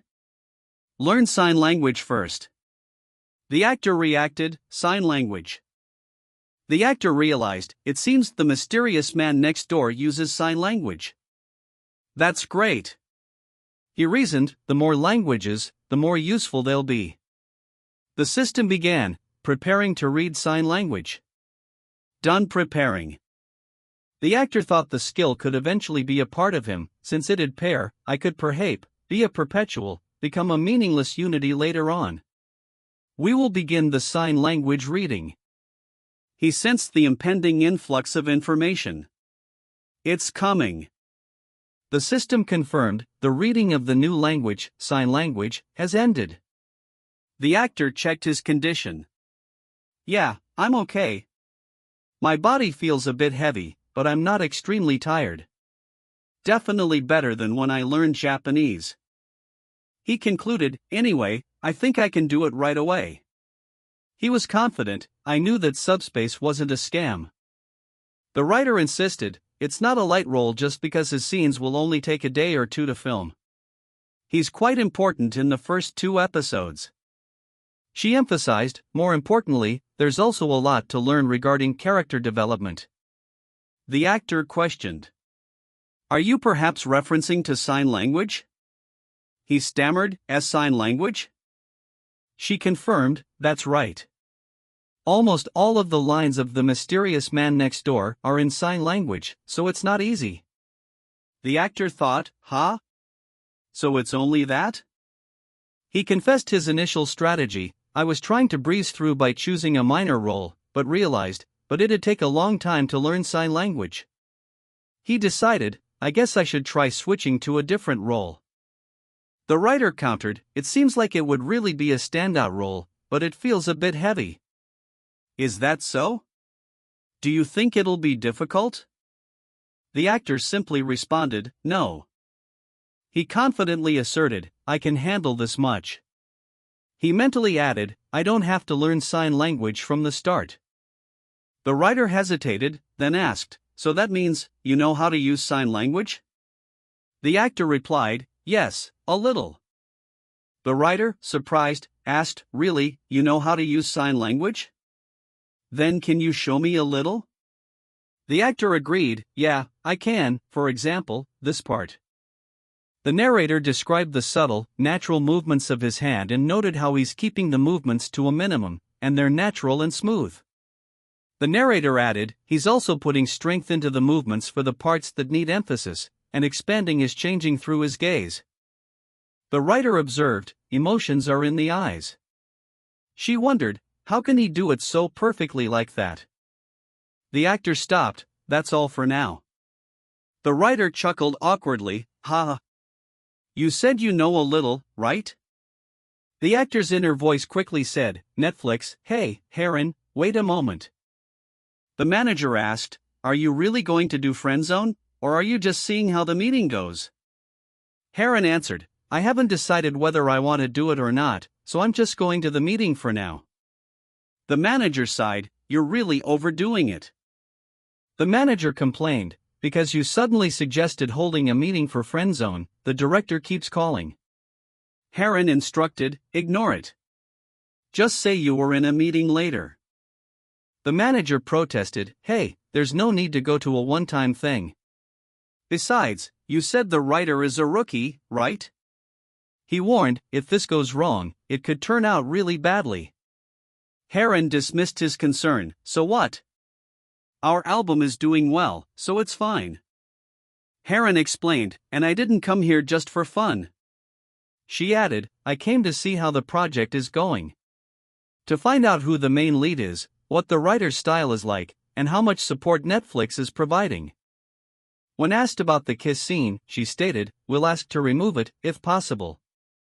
Even if they can't, it doesn't matter since I won't be doing it anyway. A staff member greeted, hello, Ms. Heron? The general director's meeting isn't over yet. Could you please wait here for a moment? Heron told her manager, there's a high chance I won't do it, so don't say anything strange.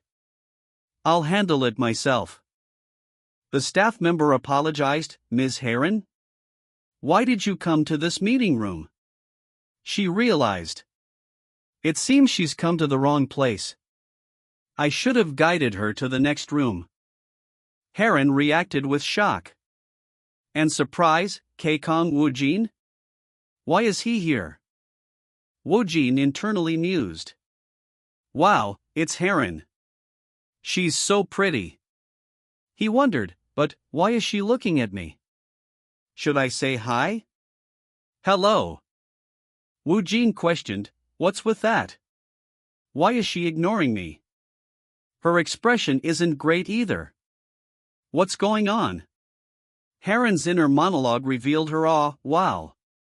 H's voice is amazing, as usual.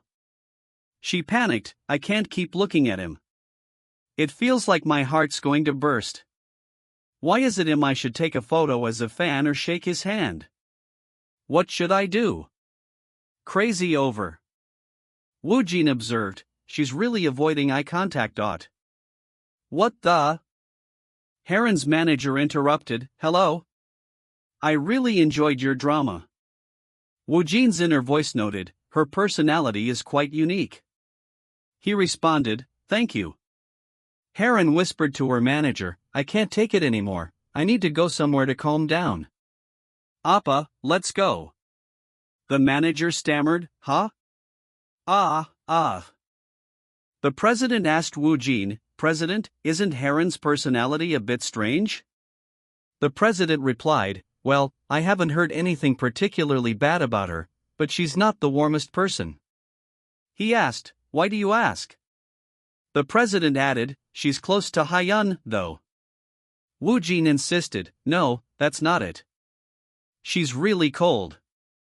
Then he concluded, well, it doesn't really matter to me anyway. The Netflix director apologized, Mr. Woojin, I'm sorry it seems a member of our staff made a small mistake. Woojin dismissed it, it's all right. He asked, but what are you planning to do with Ms. Heron? The director answered, well, to be honest, we're a bit surprised too. She's also here for a meeting related to Friendzone. He speculated, though, I'm thinking it could be a couple meeting, nothing more. The director continued, since it's about some project or whatever, she probably just came to get a feel for things. He laughed, someone like Ms. Hari won't really need to go to a one-time thing. The president agreed, that's true. He added, but even without Hari, we have enough with you, Woojin. Right, writer? The writer enthusiastically replied, yes. The writer asked, But Kang Woojin, is there a reason why you chose my friend zone? Woojin thought of the real reason, yes, there is. It's because there's a kiss scene -3-1/4 but decided, but I can't say that. He replied aloud, I like that the script goes straight to the point without any unnecessary fluff. The overall vibe is great too. The writer admitted, I don't really understand what that means, but I see. The writer suddenly changed the subject. Ah, right. But Woojin, do you sing? Or maybe play the piano or something? Woojin was confused. Why the sudden talk about singing? And the piano? What's with the change in subject? Woojin mentally assessed his skills. Singing. I'm actually pretty confident about that. He recalled, when I go to karaoke, I really shine, Kiki. He noted, every day, I always talk to myself like this always. He checked his internal system, song play 8 I'll wait for you I'm not too bad at the piano either. I can manage something like a simple march cover your ears. Sing it to yourselves not out loud. He answered aloud, yes, I'm not bad. Why do you ask? The writer explained, actually, it's for a scene in the second episode, not the first one. It's a scene where the male lead sings and plays the piano. She added that the female lead is upset because she knows about something better and asked, oh. And what vibe is the writer going for with that? The writer stammered, something like a professional singer and pianist? She quickly backed down, it's not too important, though. Something ordinary would be just fine as well. She concluded, if necessary, both the singing and playing can be covered with editing. Yes. That's right. It doesn't matter. Woojin reassured her, I'm not bad at singing or playing the piano, so it's all good. Also, can I receive the rest of the script, starting from episode 2? The writer excitedly replied, oh of course, now that you're the male lead. The other people present laughed. Happy face. The manager wondered, what's going on? Why is everyone laughing? What did they decide to do with Woojin? I'm really curious. The director greeted Heron, hello, Miss Heron. You've been waiting a long time, haven't you? Heron replied, and no. She added, first of all, thank you for agreeing to this meeting. Yes, the script was intriguing. She asked, is their meeting with Woojin over? The director responded, before discussing the details, since you've shown interest in the script, I should first mention who your counterpart will be. Heron wondered, should I wait for the right time to ask why Woojin came? The director announced, the male lead in Friendzone will be played by Kang Woojin. Heron's inner voice rejoiced, awesome, Mr. Woojin, the director confirmed, hello he just confirmed it earlier, so I think we can proceed with the meeting with that in mind. And it seems it will be announced to the press next week. Heron's manager said, Director, I understand about Mr. Kang Woojin. Let me mention a few conditions first. The director replied, yes, Mr. President. The manager stated the first condition, remove the kiss scene that appears in the first line of the script act. Heron harshly told him, Appa. Be quiet. Woojin reviewed the new information, So this is what episode 2 is about. I should list it out right away. He checked the status, let's see. 6th_script, title, Friendzone, B+ grade. This is a highly polished drama script. It is 100% readable. Episode 2, he noted the new part, He questioned the grade, B+? Wasn't Friendzone originally a grade B? He asked himself, did something change from yesterday? He realized, don't tell me. Is it because of me? Did it go up because I was confirmed as the male lead? He wondered, are you serious? Is it really because of me? He checked other projects, what about the other projects? 4th script title, Drug Dealer B+ grade. 5th script, title, The Love Th. Freezes to death. C+ grade. He saw, what's this? They haven't changed. He confirmed the anomaly, Friendzone's rating has gone up, but the others are still the same?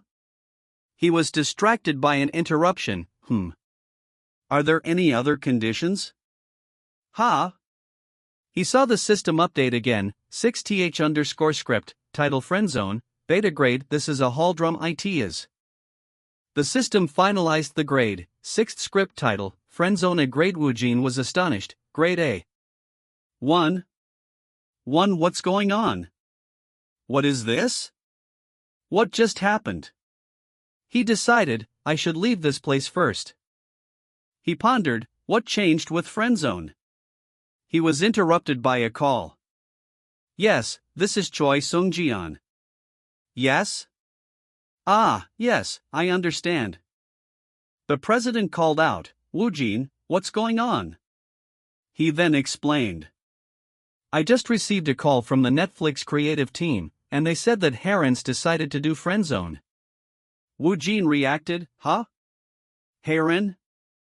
That's so sudden. He questioned the timing, does she not know I'm the male lead? She definitely seemed indifferent to me. He thought, she doesn't know that I'm going to be her co-star, does she? The president informed him, they said that's the first thing they told her in the meeting. Woojin was speechless. What? He was perplexed, why is she doing this? It's a bit surprising.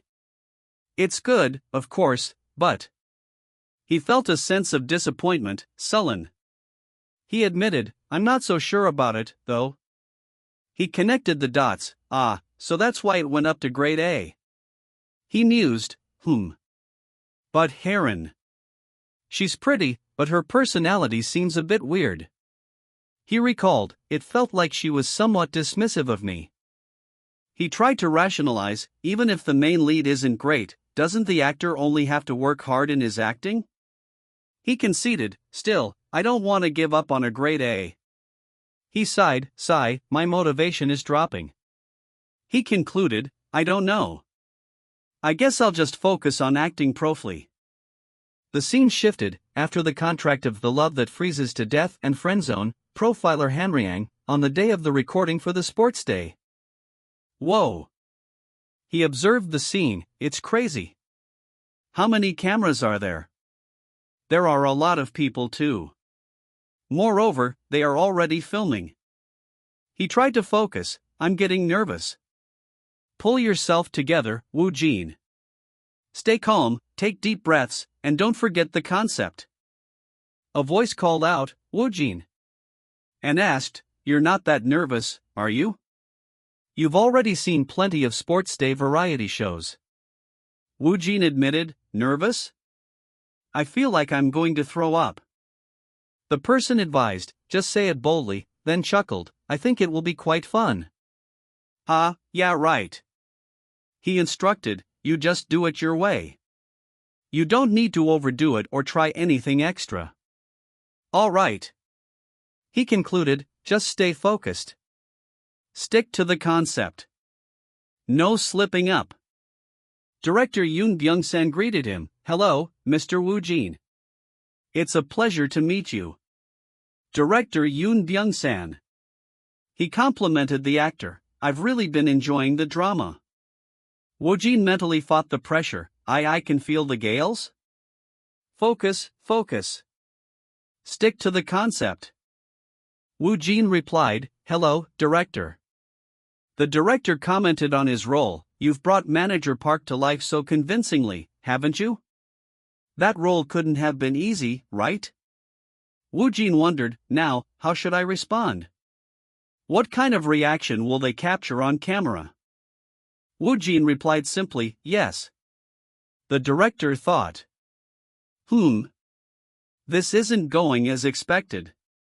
He's as solid as an ancient oak tree. Not much energy here. He noted, this must be one of the most challenging characters. Ha. The director commented on his brevity, your responses are pretty short/word. Mr. Woojin, do you have a sense of self-importance now? He added, you too, yourself? Woojin was confused, sense of self? What's that supposed to mean? He decided, I'll know. I'll do my best. The director reacted, what? Is this a burst of determination or a total disaster? What kind of personality is this guy supposed to have? The director wrapped up, All right then. Please take a seat for now. Woojin replied, yes. The director mused, what a peculiar actor. He was interrupted by new arrivals. Director, hello. We have arrived. Hello, director. Mr. Hyeomin, Mr. Young. Great to see you. He noted, looks like it. Looks like it is starting to arrive. The director instructed, all the actors who are here, please put on your microphones and take your seats. We will be starting soon. The actors replied, yes. The director announced, all right, let's get started. Woojin reminded himself, finally, it's starting. Remember the concept, WOJIN. But keep the reactions authentic. He knew, there's no time to overthink your lines. The host greeted, I'm so glad to see you. Today, we're thrilled to have the cast of the super popular drama profile our Hanti Yonga in US for Sports Day. The host asked, could you give a hello to the viewers and subscribers? An actor began, hello, I'm Ryu Youngjin, I play Jae Hyung in Profiler Hantyang. Hello, I am. Woojin prepared internally, I need to practice my self-introduction.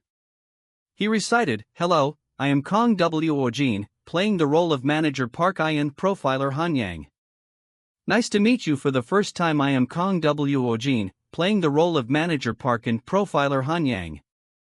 Nice to meet you for the first time. I am Kang Woojin, playing the role of Manager Park in Profiler Hanyang. The host prompted, you're one of the most talked about actors right now. Please introduce yourself. Woojin resolved, okay, just like I practiced. Woojin introduced himself, nice to meet you for the first time. I am Kang Woojin, playing the role of Profiler Hanryang in the drama Manager Park. He judged his performance, not bad, this is good enough to pass. The sound effect hit, PUNNNNNNNNN. The host reacted. Why is everyone laughing? Mr. Woojin? Did you just call the drama Manager Park? Looks like you got a little mixed up. Woojin was horrified, no way. I didn't think it would go backward like this. Practicing became a downy doom. Woojin insisted, I meant to do that. The host was skeptical, really? The perfect Manager Park made a mistake on purpose? You were as stiff as a board throughout the shoot. Woojin maintained, really, I'm serious. The host was intrigued, oh, this might end up being pretty funny after all. He's so serious it's almost cute. The host continued, by the way, they said you were as stiff as a board throughout the shoot. When was it the hardest for you? Woojin deadpanned, right now. The host laughed, ahaha. I see, alright, let's ride this moment and move on to the next segment, the character game. Woojin internally panicked, wait a moment here. What is the character game? The host explained, it's about showing a picture of a celebrity and saying their name within 1 second. He called out, Kang Woojin. He promised, if the actors named the celebrities correctly in quick succession, they'll win prizes. He announced the reward, a total of 10 prizes. The actors were excited, a lot. But the mood changed, but in reality. Wrong. Please remove one of the prizes. An actor groaned, I messed up. I couldn't even say director Kwon Ki-taek's name. Director, this is cruel. The failures mounted, that's already the 6th failure. Woojin was relieved, thankful, I'm not at the front. It's not my turn yet. Thank goodness. He worried, I'm not very familiar with the entertainment industry. The host suddenly said, Mr. Woojin, you've been too quiet. Let's start with you this time. Woojin exclaimed, EK? Woojin answered, Daniel Fassbender.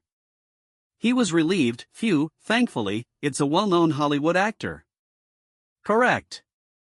The host noted, wait, did I just hear an accent in his voice? Woojin correctly identified author of The Neutral Witch. Correct. Author Tang Tan. Correct. Author Hey. Correct. He continued to identify, dash. The host announced, alright, MRWOJN, this one's yours. It's an easy one. Answer correctly, and you'll get. Woojin was confused, huh? Who's this? Why is it a photo shoot? Is it to confuse me? The host declared, time's up. Wow, that was slosh an easy one. What do we do now? Woojin asked, sorry, but who was it? The host shouted, AH. It's me. Are you serious? What? Woojin excused himself, the photo looked a bit different. The host asked the president, by the way, President CHOI, does MRW Woojin speak a bit of English? The president replied, not just a bit, he's at a native level. He also speaks Japanese.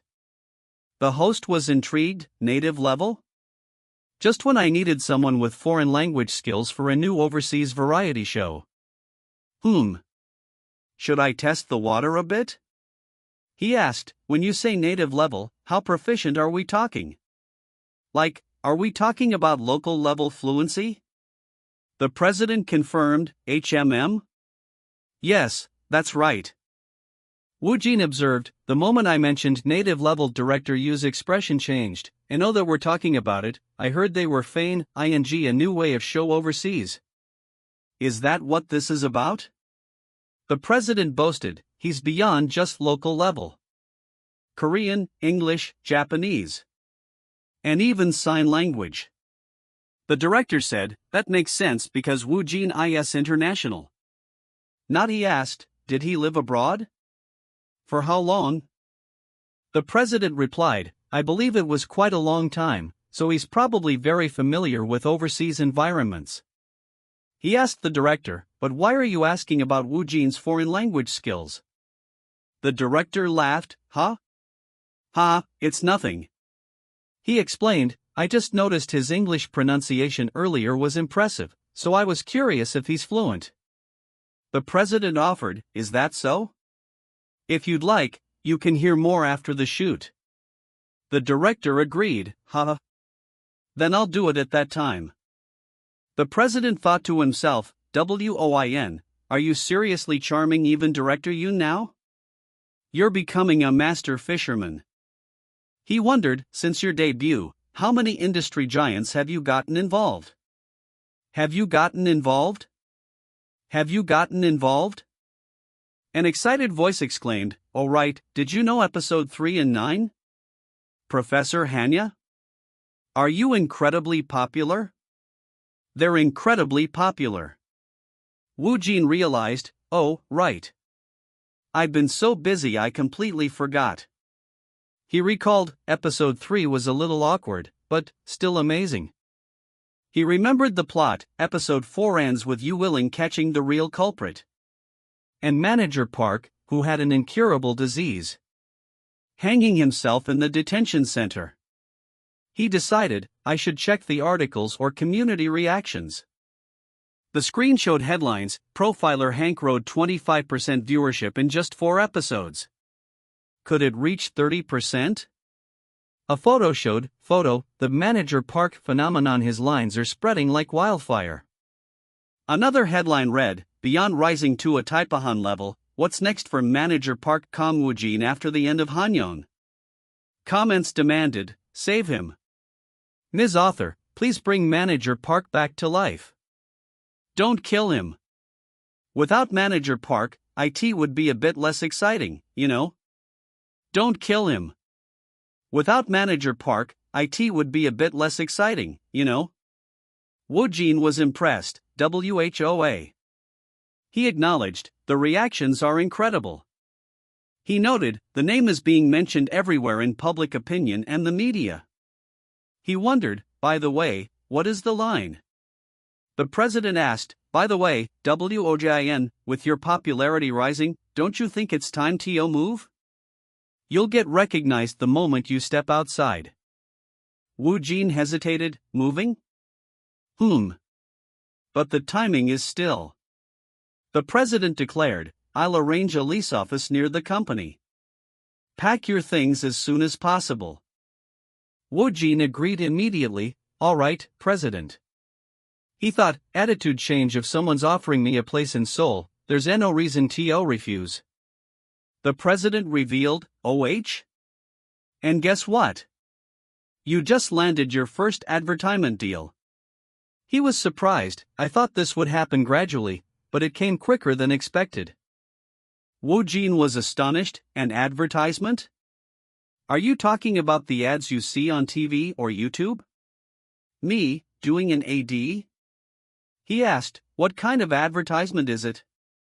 The president replied, it's a hamburger advertisement. Woojin was confused. Hamburger? The watermark was ignored. Woojin questioned, what? The president asked, I guess you roughly understand why. Woojin admitted, I don't know, why a hamburgers? Woojin suddenly remembered, AH. He recalled his character's line, then, did you have breakfast? I want a hamburger, assistant manager Park's line. The president confirmed, that's right. The line where assistant manager Park says he likes hamburgers. He explained, the brand sees you positively because of the way you ate in the interrogation room scene. He added, I heard that their sales increased after that. The president asked, anyway, how about that? It must feel good, right? He laughed, an advertisement just to worm tea into your belly. That's a record, isn't it? Woojin was pleased, yes, it's amazing. Yeah, that's great. He. The president continued, and on top of that, the brand is going to run a formal TV commercial and ads on YouTube. He asked, it's big, right? With something this big, you should be getting paid. Woojin asked a practical question, will it be one take? The president confirmed, that's right. The first AD is usually done as a single take. He explained the next step. After that, they'll decide whether to extend and sign a formal annual contract with you as a model or not. He reassured Woojin, anyway, are you going ahead with it? You shouldn't have any bad feelings or anything like that, right? Woojin enthusiastically agreed, that's right. Even if the bad fakes, what's the bad side? It's guaranteed exposure. Woojin decided, I'll go ahead with it. But what about the format? The president clarified, format? Oh, you mean the concept? I heard that it seems to be inspired by assistant manager Park. He summarized, you can think of it as assistant manager Park casually enjoying a hamburger. Woojin approved, it's a concept that's easy to understand at a glance. He thought, looks delicious. The president added, I've also cut all the minor entertainment appearances and various media interview requests. He explained, in a situation like this where your status is rising, going out for those would be a loss. Woojin agreed, I think so too. Woojin's inner voice mocked him, doesn't know but acts like he does. The president concluded, instead, I got a couple massive photoshoots that you can knock out quickly. The president outlined the PR plan. Also, starting tomorrow, the PR team will be releasing a couple articles filled with your teasers. He concluded, Hanryang has wrapped up. So let's run the promotion properly and draw some attention. The next day, as Choi Song-gun said, articles about Kang Woojin started popping up in the media. He noted, the previous articles were all related to profiler Hanryang of assistant manager Park. New headlines appeared, blue chip winner newcomer Kang Woojin, still no news on the next project. When will it be decided? Blue chip winner and newcomer Kang Woojin, still no news on his next project. When will it be decided? Entertainment Daily, a movie? A drama? No news from either. Fans' curiosity explodes over the silence of the rising Kang Woojin.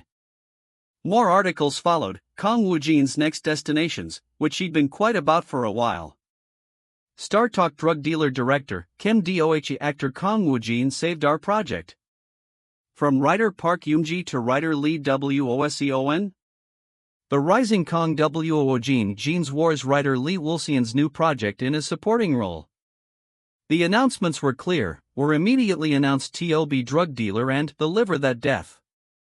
The media and public opinion's reactions to the news were mixed. Comments included, "It's a bit disappointing." At Kang Woojin's level, he could easily take on a lead role instead of a supporting one. Honestly, with his current explosiveness, even though he's new, he could be good for a supporting role. To be honest, even if it's a minor role, switching to writer Lee Woseon after finishing with writer Park Yoon-mi is a big deal, huh? It's the coexistence of both disappointing and amazing. A major update was revealed, and, with the release of the viewership ratings for episode 5 of Profiler Hanryang, the media's interest in Kang Woojin began to heat up even more. Issue check, the endlessly rising viewership plummets to a viewership rating of 21%. As soon as assistant manager Park died, Hanryang's viewership rating dropped by 4%. The power to take away 4%. Is Hanryang in tears while Kang Woojin smiles? All because the viewership ratings dropped after assistant manager Park's death. The fact that a 4% drop in viewership occurred in just one day was a phenomenon. A comment from Profiler Hanryang episode 5 comments read, "Bring back assistant manager Park. It's boring without him." The narrator noted, Kang Woojin continued to be mentioned in the media, and thanks to that, his recognition inevitably rose. Kang Woojin no longer remained unknown. A featured article stated, "Feature, the newcomer Kang Woojin captivated many with his debut, reasons why his future is particularly promising." The narrator confirmed, he has now established himself as one of the actors gaining attention. Woojin observed, as the director said, "There are really a lot of articles coming out. They're all only about me." His manager, seeing the news, exclaimed, OPPA, look at this. You finally have a fan club." She continued, "It looks like I was just established, but it already has over 3,000 members. At this point, you should start planning a fan meet and greet or a fan signing event, right?" Woojin was dismissive, "What meet and greet?" He became curious, "But I wonder if the PR team has contacted the fan club manager. We should start taking some actions too." He noticed a strange detail, but the manager's ID is a female relative. That's quite strange. He questioned the nickname, "It's a female relative?" "Huh, what's with that nickname? It's not like she's Kanyo, huh?" Woojin's other manager, Hong Hyang, greeted him, Wojin, you're here?" He replied, "Hello." She expressed relief, "Fortunately, I got to see your face. I was just about to leave." She smiled, Hong Hyang's explosive today as well. It's a good start for the day, isn't it? A new person appeared, prompting the question, Who's that? The president noted, "He's Hughes, and his enholded looks exactly like Kir Dae-young's." The president was shocked. "That's right, Mr. Woojin. This is your friend who came with you during the super auction audition, right? I remember the face." Woojin internally pleaded, "No, please don't remember please." The president then asked, "What was it on the audition day?" "You told me Mr. Woojin was a designer, right?" Woojin's manager quickly confirmed, "Yes, that's right, haha." Woojin was anxious, this is crazy. Should I just leave, or should I brush it off later? The president asked the new arrival, "Did you happen to hear about the concept already? Or not yet?" He urged Woojin, "Wootin? You should have a chat with your friend, right?" Woojin forced a cool reply, It's been a while. Why are you here?" Woojin's friend, Dae-young, was confused by his tone. What's with him all of a sudden? Why is he acting so serious? something feels off. He observed, his gaze is intense, and his expression is cold. It's nothing like the ISIL Kang Woojin. Dae-young, still observing Woojin, noted, Woojin, you've become much more cheerful. Woojin was mortified. Don't make this any bigger. The manager interjected, is that what you call cheerful? Dae-young explained, what do you mean? If you're saying he's become cheerier, that means that Woojin has different in the past. The manager turned to the president, yes, president. He had more gravitas than he does now. He added, that was cool, but he was too aloof and cynical. Woojin quickly cut him off, stop. He mulled just as a lot. He then asked the president directly, President, why is he here? The president explained, didn't your friend tell you? We're hiring new staff, and Dadu Joseon submitted an application. I heard he was friends with you, so I was just talking to win Sarah pity. Woojin tried to process this, hiking new staff? What does that mean?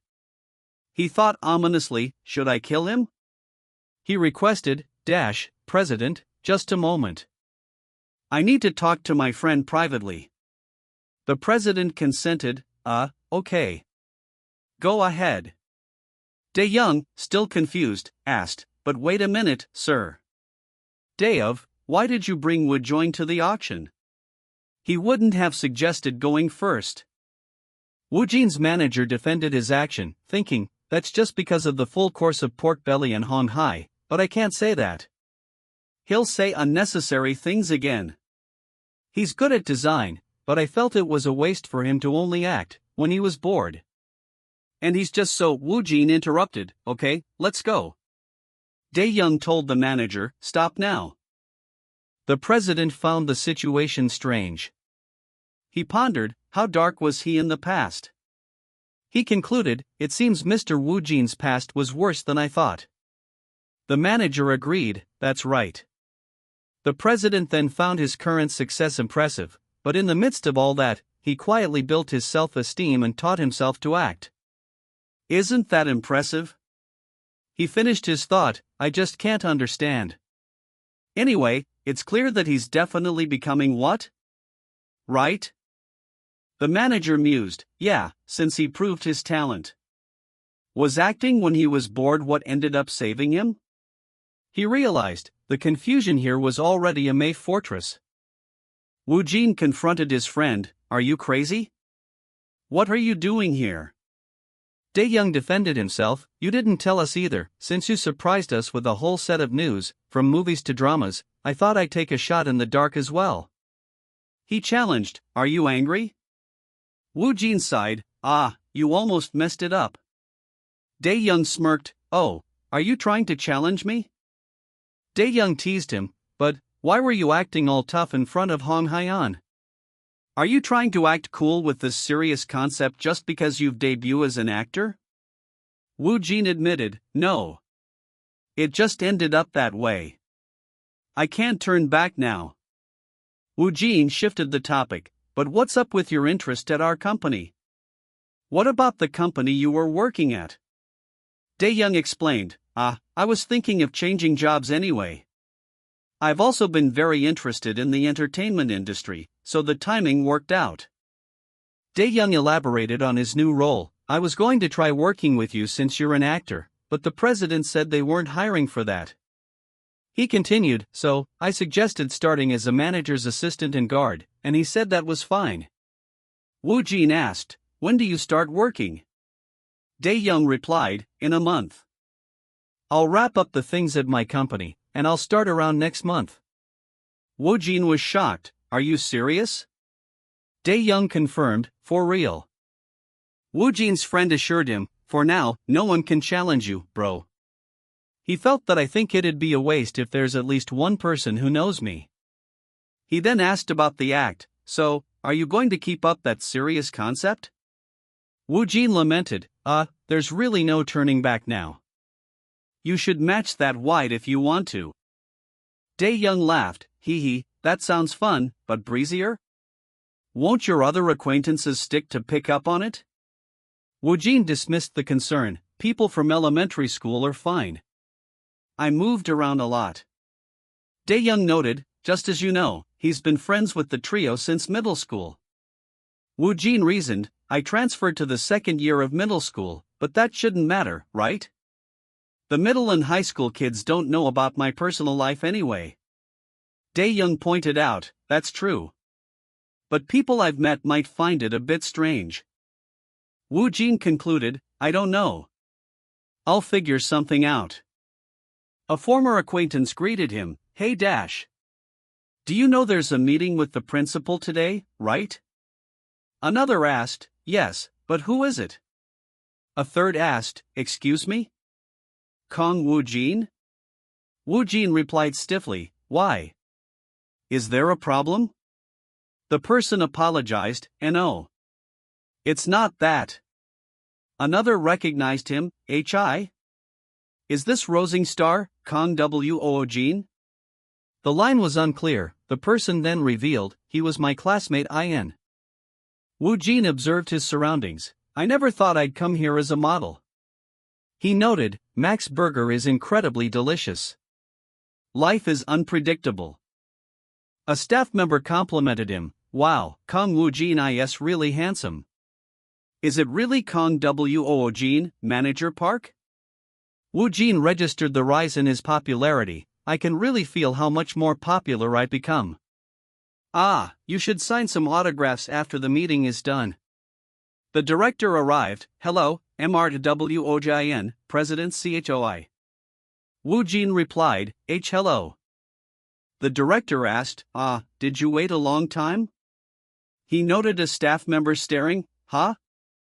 Why is she staring at me like that? The staff member asked, Ms. Something Mr. Woojin, do you not remember me?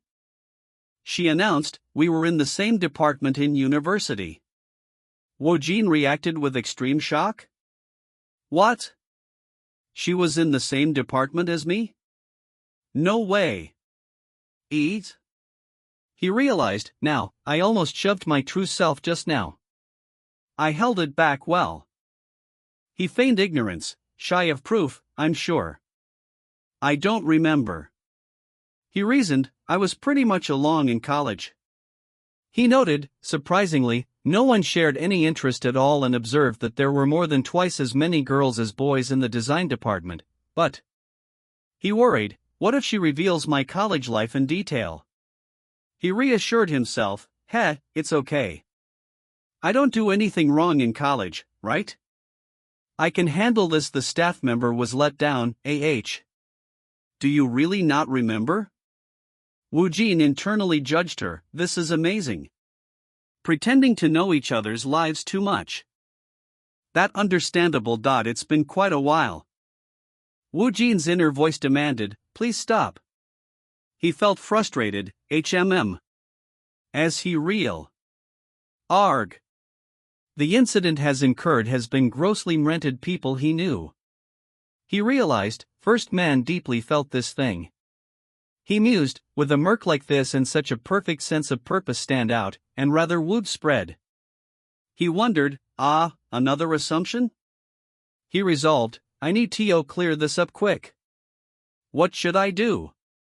He considered, I should want to and talk about the art. But it seems so. You don't appreciate it from the angle point.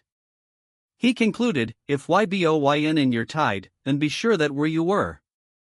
He continued his internal thought, strong, that artwork it's no good, I've in the present permanent. A colleague asked the staff member, HYEDO, Mr. Woojin was popular in college too, right?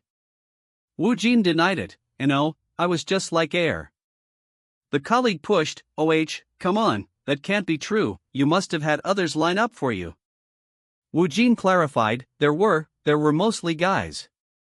He conceded, well, I don't have a clear memory either. I just did well in design. I think I won quite a few competitions. The colleague exclaimed, my, was worn blurred text, there were a few guys popular in college Blurred text, I'm worn out BYUV. Woojin wondered about the staff member's reaction, is she upset? This sense is quiet indifferent, but it's actually a good thing for her. He quickly dismissed the idea. Yeah, it was just alright. He refocused. More importantly, let's talk about the advertisement. The director apologized. I'm sorry. It's just facsimiling that one of your classmates is in our team. We were all surprised to see. He continued. Then, let me show you the concept first. The staff member, impressed, remarked to Woojin, you really are something. You didn't know you can do this? You also succeeded in design? Talent. She asked, are you talented in that area? Did you have two brains? Woojin thought, there's no such thing as illusion. I just worked my ass off to survive. He knew, still, I can't say it like that, so I have to sugarcoat it a bit. He replied, I just worked hard because I needed to. The director sounded unconvinced. Really? Woojin worried. If I say it like that, won't they think I'm strange? He was frustrated. Could it be that all the person I take care of has lost their minds? What the? Readers? The director outlined the campaign details, the surgeon part of this plan? Brainstorm and ZWIG plan? Entire project will be. He noted, the concept isn't necessarily captured, the manager park vibes well. He continued, well, so. What will be, ID, in 1-1 minute, 3-second Vergeron? He detailed the placement, and they'll be placed on various video platforms, including TV and YouTube. He explained the contract. We'll proceed with a short contract for now and sign an extension based on the project delays. Woojin observed, too it seems to be slowing in what the president wants. The director concluded, we'll coordinate the filing pay with MRWOGNCO, and this should slow down the schedule. Woojin saw his fee. Next is your appearance fee. WWOAH. There are millions of one in front of my eyes. He was amazed. Advertisements are amazing, they give this much for just one shot? What great value. The director asked, do you have any other opinions? Woojin replied, no, I think we can proceed with the auction anyway. The director concluded, then, I look forward to working with you, MRWOJIN. Woojin vowed, I will do my best. The director said, then, I'll see you on filming day. Sound effect, a colleague praised Woojin. MRWOJIN had such an impressive presence, didn't he? It was really heavy. They mused, he seemed almost like an angel, but I wouldn't think he was nice. He was nice. Sound effect. Haiju, the staff member, was skeptical. I don't think he had that kind of vibe. She asked the colleague, Hyejo, tell me some stories. Were you close with Mr. Woojin? Why didn't he remember you? Haiju replied, we weren't that close. She revealed, I was an unpopular loser. Kang Woojin, the particularly lonely loner during college. She explained why she knew him. Well, there were a lot of girls in the department. In the beginning. About half of them were interested in Mr. Woojin, so he had. The colleague was surprised, really? So did Mr. Woojin not know that he was popular? Haiju guessed, something like that. She added, but he wasn't as heavy or cynical, he was quiet, though. She was surprised, plus, I never heard that he got into acting. She theorized, acting is personal, so maybe he only wore a business mask at school? Surprisingly, there are many people like that. She concluded, The colleague questioned her, you think? Haiju worried, this isn't something I can just be careful about. Woojin resigned himself, I can't avoid everything, so. Should I prepare a few lines? The president interrupted, WOOJIN. The Sports Day main video just came out. Want to watch it?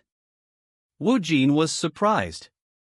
The president revealed, more than half of the comments are about you.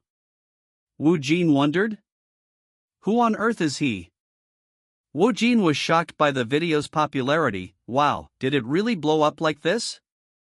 Did something big happen on the shooting day?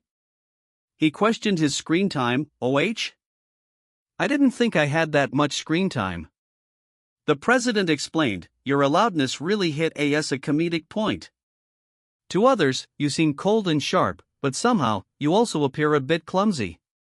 The president gestured, look at the... The president read a comment, keek keek keek, Kang Woojin keek keek kinda looks like a cheeky golden retriever, kek keek. Woojin was confused, golden retriever? He rationalized, I don't get it, but if they say it's good, I guess that's that. He was pleased, I feel like I got a little lucky. He complained about the thumbnail, but why isn't my name in the thumbnail? They just put my face there like a big head. Why is my face the biggest? The president teased him, because you have a big head? Woojin was puzzled, kek? The president laughed, just kidding. He explained, you're the main focus on episode 1, so you're the biggest. Want to see it? Woojin watched the screen. The clip showed his clumsy intro, a nice to meet you, I am Hawk, I'm having a moment, really, for an introduction. Woojin realized, so this is the clumsy vibe. The editing also highlights it. He was shocked by his own image, but that's me. I can't believe it. He questioned the easy success. Tob continued. Can it be that easy? I'm not sorry. Woojin recognized the director's talent. Director Yoon Byung-san truly is the master of variety shows. He thought, if I find it this entertaining, just imagine how much the audience will enjoy it. The president noted, since it's your first appearance as your true self, the media is going crazy right now. Woojin decided, that I have to check it out planned. Shall I also take a look at the community while I'm at it? Woojin checked the online buzz, Sports Day just came out, Kakik, go check it out. Kakik, it's so funny. He read a suspicious comment, Kikik, Kang Woojin didn't originally have that vibe. Kakik, he saw another, I was surprised by Woojin's acting, but it seems his personality has changed a lot too. I support you, from a friend's angle. He dismissed the negativity, ugh. It's chaos everywhere. But for now, it's not something I need to worry about. So I'll just ignore it. He reminded himself, anyway, I shouldn't forget them. He was interrupted, He answered a call, Director Yoon? Yes, Director. How are you? Director Yoon greeted the president, hello, President Choi.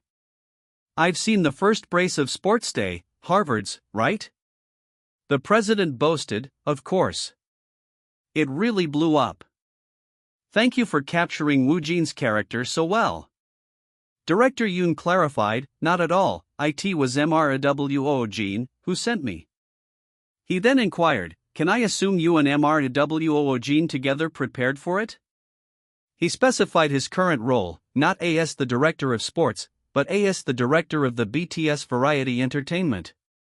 The president was intrigued. The president asked, are you perhaps planning a new variety show? Director Yoon confirmed, that's right. I was thinking about how Mr. Woojin would fit in the new variety show I'm planning. He proposed, it'd like to discuss the details in person. How does that sound? Woojin's inner voice warned, he's too easily recognized in the variety industry, he'll be eaten alive quickly. The president agreed, yes, just a moment. Let me check JOJIS school director Yoon requested, and while you're checking. Does Mr. Woojin have any scheduled commitments for the second half of the year? The president checked the schedule, second half of the year variety schedule overs? Operations. Woojin's other manager interrupted, Jinwoo has come to find the rising star actor. Woojin, I've brought a script from the top writer in Korea. He showed Woojin the material, It's a magical girl movie, but it's for the villain boss role. Woojin was excited, sounds great. Let's go for the reading. Woojin's excitement faded quickly. What? What's this? How's this script considered S-class? I'll make it what for you? The manager explained the project's background. This has been a collaboration with the Sunday webtoon The Genius Artist's Random Study. He added a caveat, it's really a great script, but the concept of the role. I'm sorry. He concluded, the collaboration between the two fell through because of the concept. This has been a collaboration with the Sunday webtoon The Genius Artist's Random Studio. Director Yoon told the president, then, go. The president confirmed, yes, director. Woojin entered the broadcasting station. I've been to the broadcasting station before, but it's only half as fast as the entrainment department. You to me who? HOJ, let's just keep it cool. Director Yoon greeted him, you're here, MRWOJIN? Woojin replied, hello, director. Woojin questioned the director's equipment, what's that camera for? Director Yoon explained, you don't have to feel pressured if you agree to it, I'll use it to take a picture. But if not, I won't use it at all. He added, there are many viewers who like this kind of behind the scenes, haha. He showed Woojin the script, here, it's the new entertainment project proposal we're preparing. It's been greenlit, but it's still a draft. Director Yoon detailed the production scale, it's expected to begin shooting in the second half of this year, and it's among the best entertainment programs I've done. He asked, would you like to read the rush outline for now?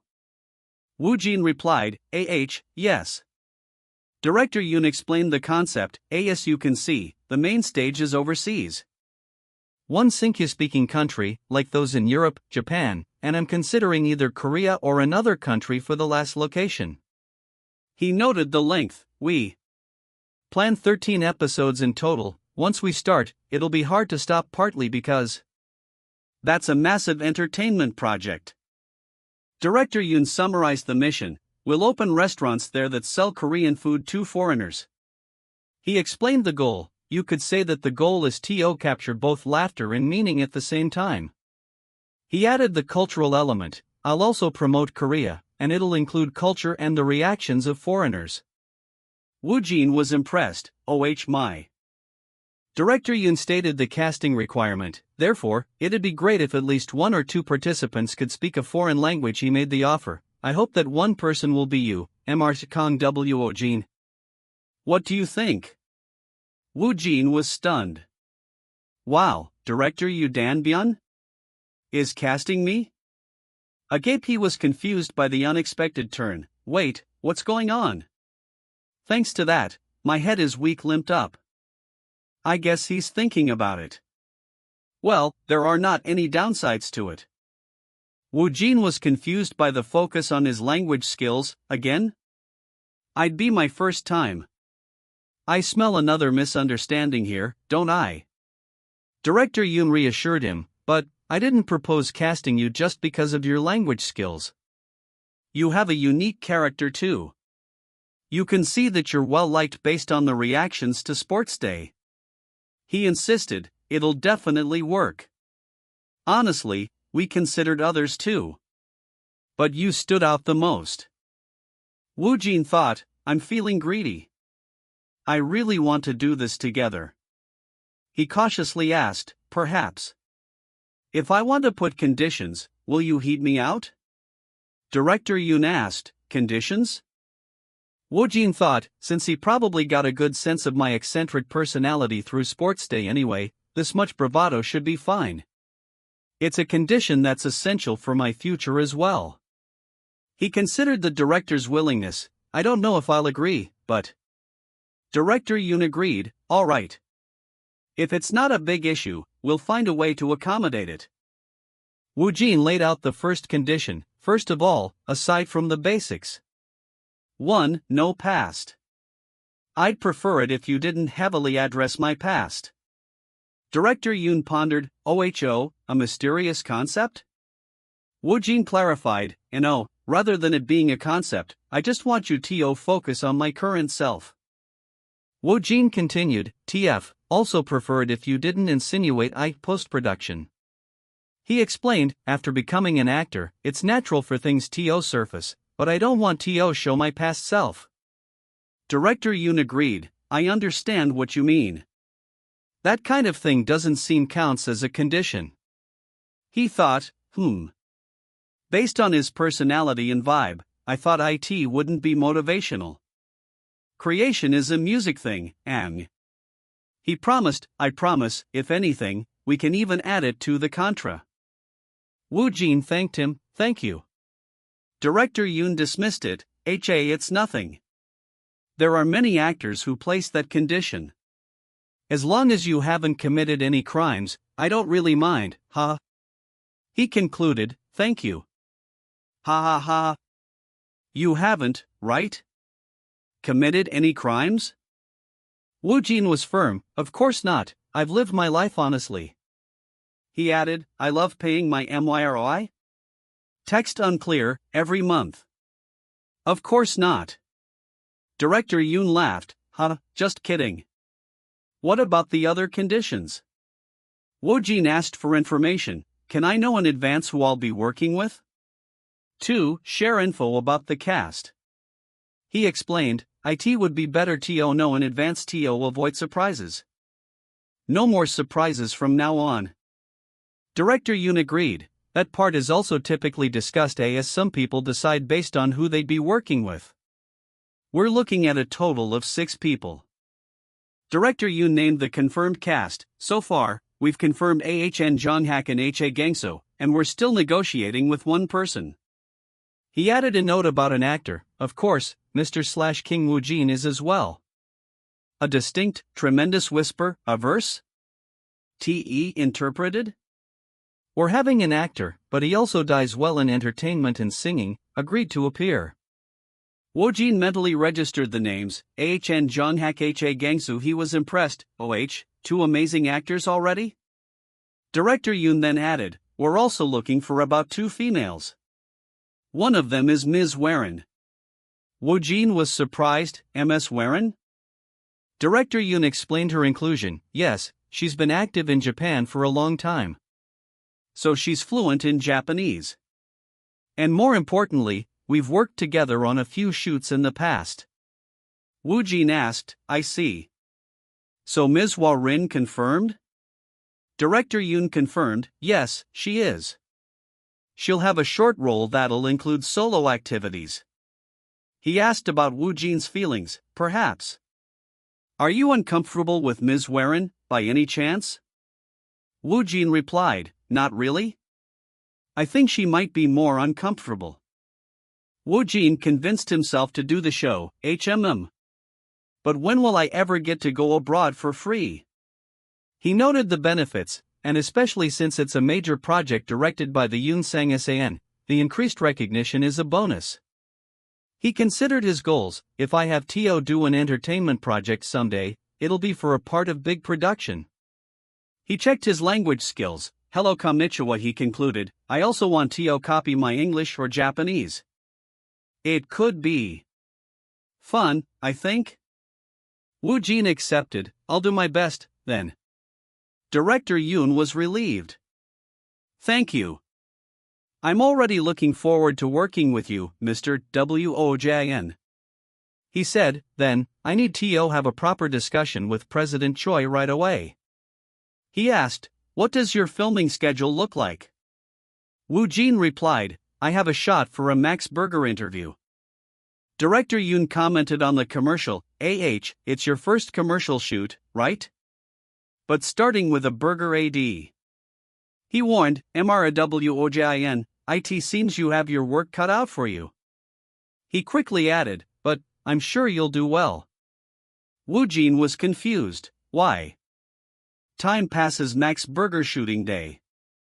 A frustrated voice called out, UGH. Cut. The director reviewed the shot, alright, am I right? It's good, but we need to secure a few more as possible. He instructed, this time, let's focus on more burger at B1N? And go again. Woojin sighed, okay. He realized, so that's what he meant. The director called, action.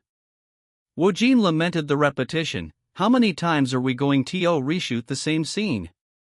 He thought, I understand, it's because it's an AL. It's so tough. It's like manual labor in the filing industry. The director called cut. Nice, let's go with a different expression this time. He requested, can you try to smile a bit more fiercely? Woojin agreed, okay. Woojin felt the strain, and this is only one shot. My fatigue is piling up rapidly.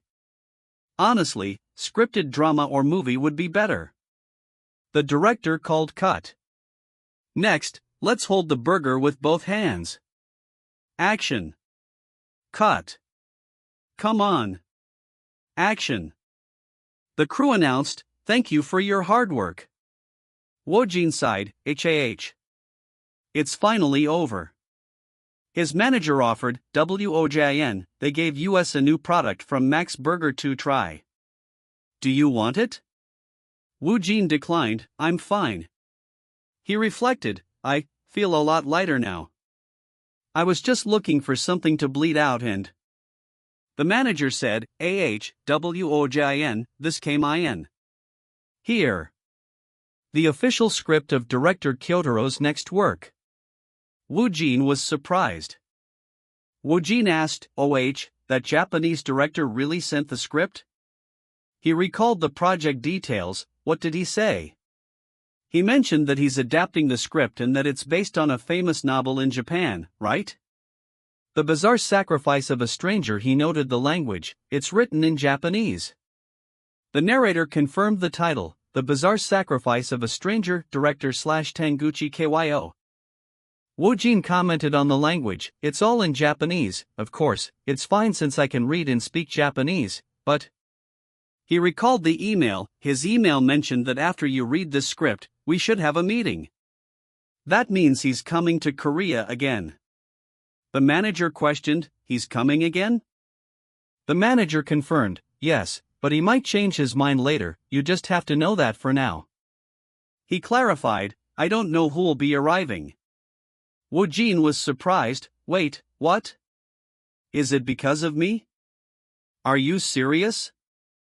The manager believed, it seems director Kyotaro really likes you.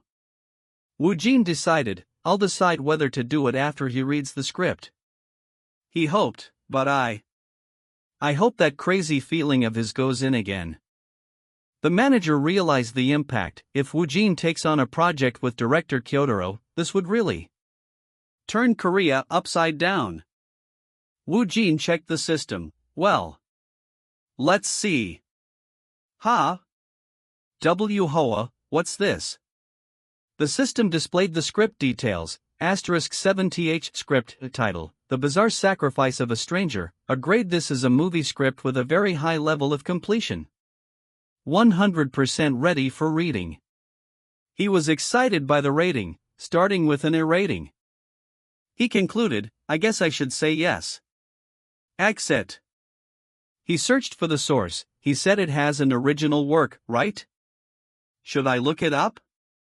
Works in original story often have similar titles. He found a match, there's a book with the same title, too. He noted its popularity, and it's a bestseller? It seems to be a bestseller in Korea as well, as it has a lot of reviews here. He identified the author, the novelist is Akari Takikawa? He confirmed her fame, I've heard of her.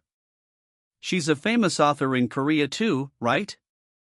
He summarized the project, a Japanese master director and ultra-famous novelist's work, A grade. Grade. He was ecstatic, it's amazing. The manager asked, what do you think? After skimming through it, do you think advancing into Japan would be okay? Woojin replied, I don't think it'd be too bad. The manager excitedly declared, let's go to Japan right away. After Woojin's work in Japan was confirmed, time passed, and it's now the shooting day for drug dealer. The director was observed by many. There are a lot of people here I haven't seen before. Who are they? They're the distributors and production people. The manager speculated, given the bad situation surrounding drug dealers, they must want to keep an eye on Kang Woojin. He then corrected himself, thought it might be because they're worried. I think they're trying to monitor the overall balance. The director felt the pressure. Now that we're about to start filming, my mind is racing. He worried about the new scene. I wonder if he was able to actually interpret Lee in a scene in 3 weeks. He tried to be positive. We should trust Wool.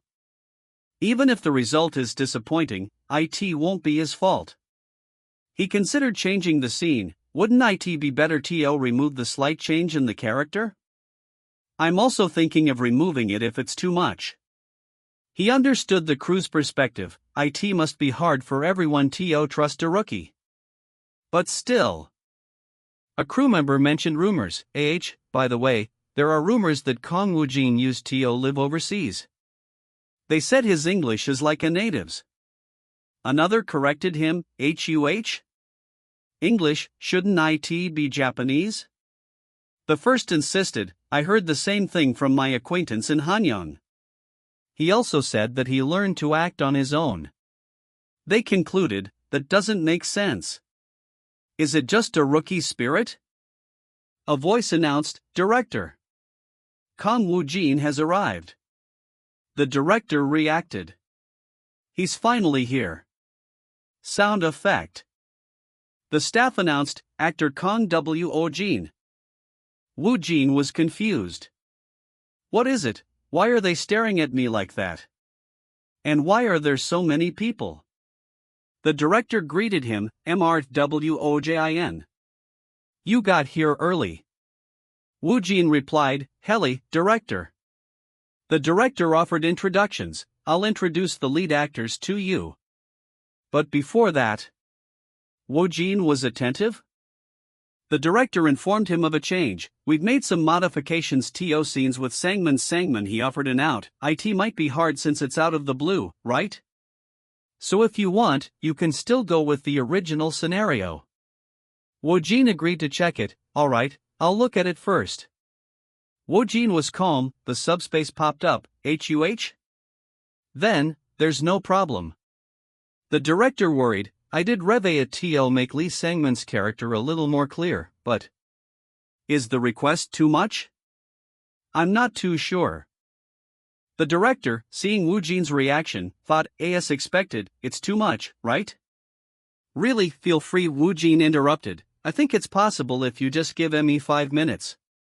The director was shocked. Yes? 5 minutes? Really? The crew whispered, what's he saying? Is it a rookie's? Is it again? How could he learn it in 5 minutes? How arrogant. Woojin announced, Alright, I'm done. What? I am ready for the modified scenario. Let's get into the filming immediately. The director stammered, yes. He noted the time, it's only been 3 minutes though. The director called out, sprinkler truck. Okay. Is everyone ready now then, let's start. The director shouted, action. Sound effects were present. The narrator described the movie, HOO. A crime thriller movie, drug dealer. It's set in Busan in 1999, when the drug market was at its peak. He explained the setting, as overseas drugs continued to be introduced, the Busan Metropolitan Police Agency was trouble. He added, to make things worthwhile, police officers who died joined hands with. The narrator continued the plot, so, eventually, they decided to proceed with a top-secret undercover investigation. Young Sung-hoon, a detective from the drug department, was chosen to carry out the task. He explained the detective's reluctance. Although the ruffian was reluctant, due to the pressure from the higher UPS, he had no choice. The narrator detailed the detective's infiltration. His first goal was to ingratiate himself with the imprisoned drug king, Cho Juno. So after he was incarcerated, thanks to his ruffian-like nature and cooperation from the police, he joined Choi Juno's family. He continued, after being released from prison, with the help of the drug king, young Shunsok joined a drug business in Busan. But at the same time, he was giving the police an inside view on hidden drug criminals. The narrator introduced a new character. Around that time, he met the drug manufacturer, Kim Hyunsu, who was also known as Prof. Kim. He explained their growth. With him, they grew and became the largest drug distributor in Busan. He noted their next move, as they earned large amounts of money, they would soon clash with the police. So the smart Jung Sing-gun ended up aiming for the Japanese market. He posed a question, but how did he expand to Japan? This is where he appeared. The narrator introduced Woojin's role, Lee Sangman, the character played by Kang Woojin. He was the head of the Sangman clan, the largest gang in Busan. He explained his connections. Due to his connections with the Japanese Yakuza, the two made a deal, and they expanded into Japan as well. The narrator summarized the character's importance, while his rise is a stepping stone with a Japanese background. He's an important character who'll add incentive the tension and appreciation in the first half of the movie. Woojin reminded himself, that's right. Right now, I'm not Kang Woojin. I'm Lee Sangman himself. Woojin's character thought, I need to inject it quickly. I need to inject it quickly. He spoke, yeah, I should do it now. Inject. You fucking thing. Inject into my arm. And. A character asked, Hyungnim, are you alright? Woojin's character replied, why? Do I look stupid? The other character quickly apologized, no.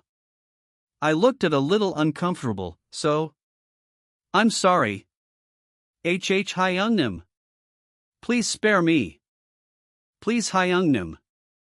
Woojin's character noted. Why are you so skinny? He ordered, say The other character questioned, what? The character commanded, open your mouth. The character ordered, eat that and fat ten up your face a little. You're too skinny right now. He then became violent, cook kugh. Kugh. Fill him with concrete and throw him into the sea. All right. Kkdgh. Kugh. The character asked, what about the item? Is it at the top of the building? The other replied, yes. Sound effects were present, the question was repeated, what about the item? Is it at the top of the building? Yes. More sound effects. The character commanded, run. Sound effects and unintelligible text were present. The character warned, right in front of you. Death. A character reacted with shock. Crazy, what am I looking at? The director was amazed, he's amazing. He looked at the changed scenario for just a brief moment. How is this possible? He praised the performance, and his acting, technique, and delivery. He doesn't look like a rookie, that scene just now was legendary. He was relieved, right, the Ple Sangman? Was a real difficult job, but it seems we don't need to worry about it. He predicted, with acting like that, as soon as Lee Sangman appears on the big screen. He continued his praise, he's going to steal the audience's attention. Woojin was confused by the silence. What is it? Woojin wondered, did I make a mistake? The continuity scene is already over, so why are they bow? He reassured himself, that's not. There were no mistakes. He decided, I don't know. Let's just wait for now. The director finally called out, OOPS. See cut. Mr. Woojin. The director exclaimed, you nailed it. He questioned the speed, what? How the hell did you do that? You only saw the new scenario for a few minutes. Woojin replied simply, I just did what it said. Ha ha. The director was still perplexed, but that doesn't make sense. The director analyzed the performance, and you're sure he has a mental breakdown because he's getting more and more into it. I'm sure it's only a matter of time before my scenario. The Yu Sang-han role, I can't believe it. He made a decision, then, I should replay him accordingly. Let's do the same scene again. He instructed the crew, this time, he'll be removing everyone's focus from the camera on the front. The director announced the next take. The Lee Sang-man that this stoic monster pulled out desperately will be portrayed even more realistically. Let's make the rain heavier. The crew noted, it seems like his passion has increased. A crew member complained, wait. Then. Does that mean I'll be getting off work late? I don't want to show up late. A staff member interrupted, right. Before that. Excuse me. Woojin replied, yes? The staff member asked, is your throat okay? I was wondering if you were uncomfortable or something. Woojin reassured them, No. I'm alright. Alright, you don't have to worry about it. No, I have to. The director called out, okay. Let's proceed with the next scene right away. Mr. Woojin, are you alright to move on right away? He offered a break. If you need time, we can take a break first, since the next scene is an important one, where Lee Sang-won takes. Woojin confirmed, it's fine. We can proceed right away. No more delays in getting off work. The director accepted, alright. Then, you can get ready. We'll start the shoot soon. Sound effect. Woojin mentally focused on his character. Two Lee Sang-man, two worlds coexisted. Those were reality. He considered the dichotomy, life wounds 20? Unclear, and death. I need to bring out those heavy emotions even more. He visualized the character's state, Lee Sang-man's world, the death. The director yelled, action __. Sound effects were present.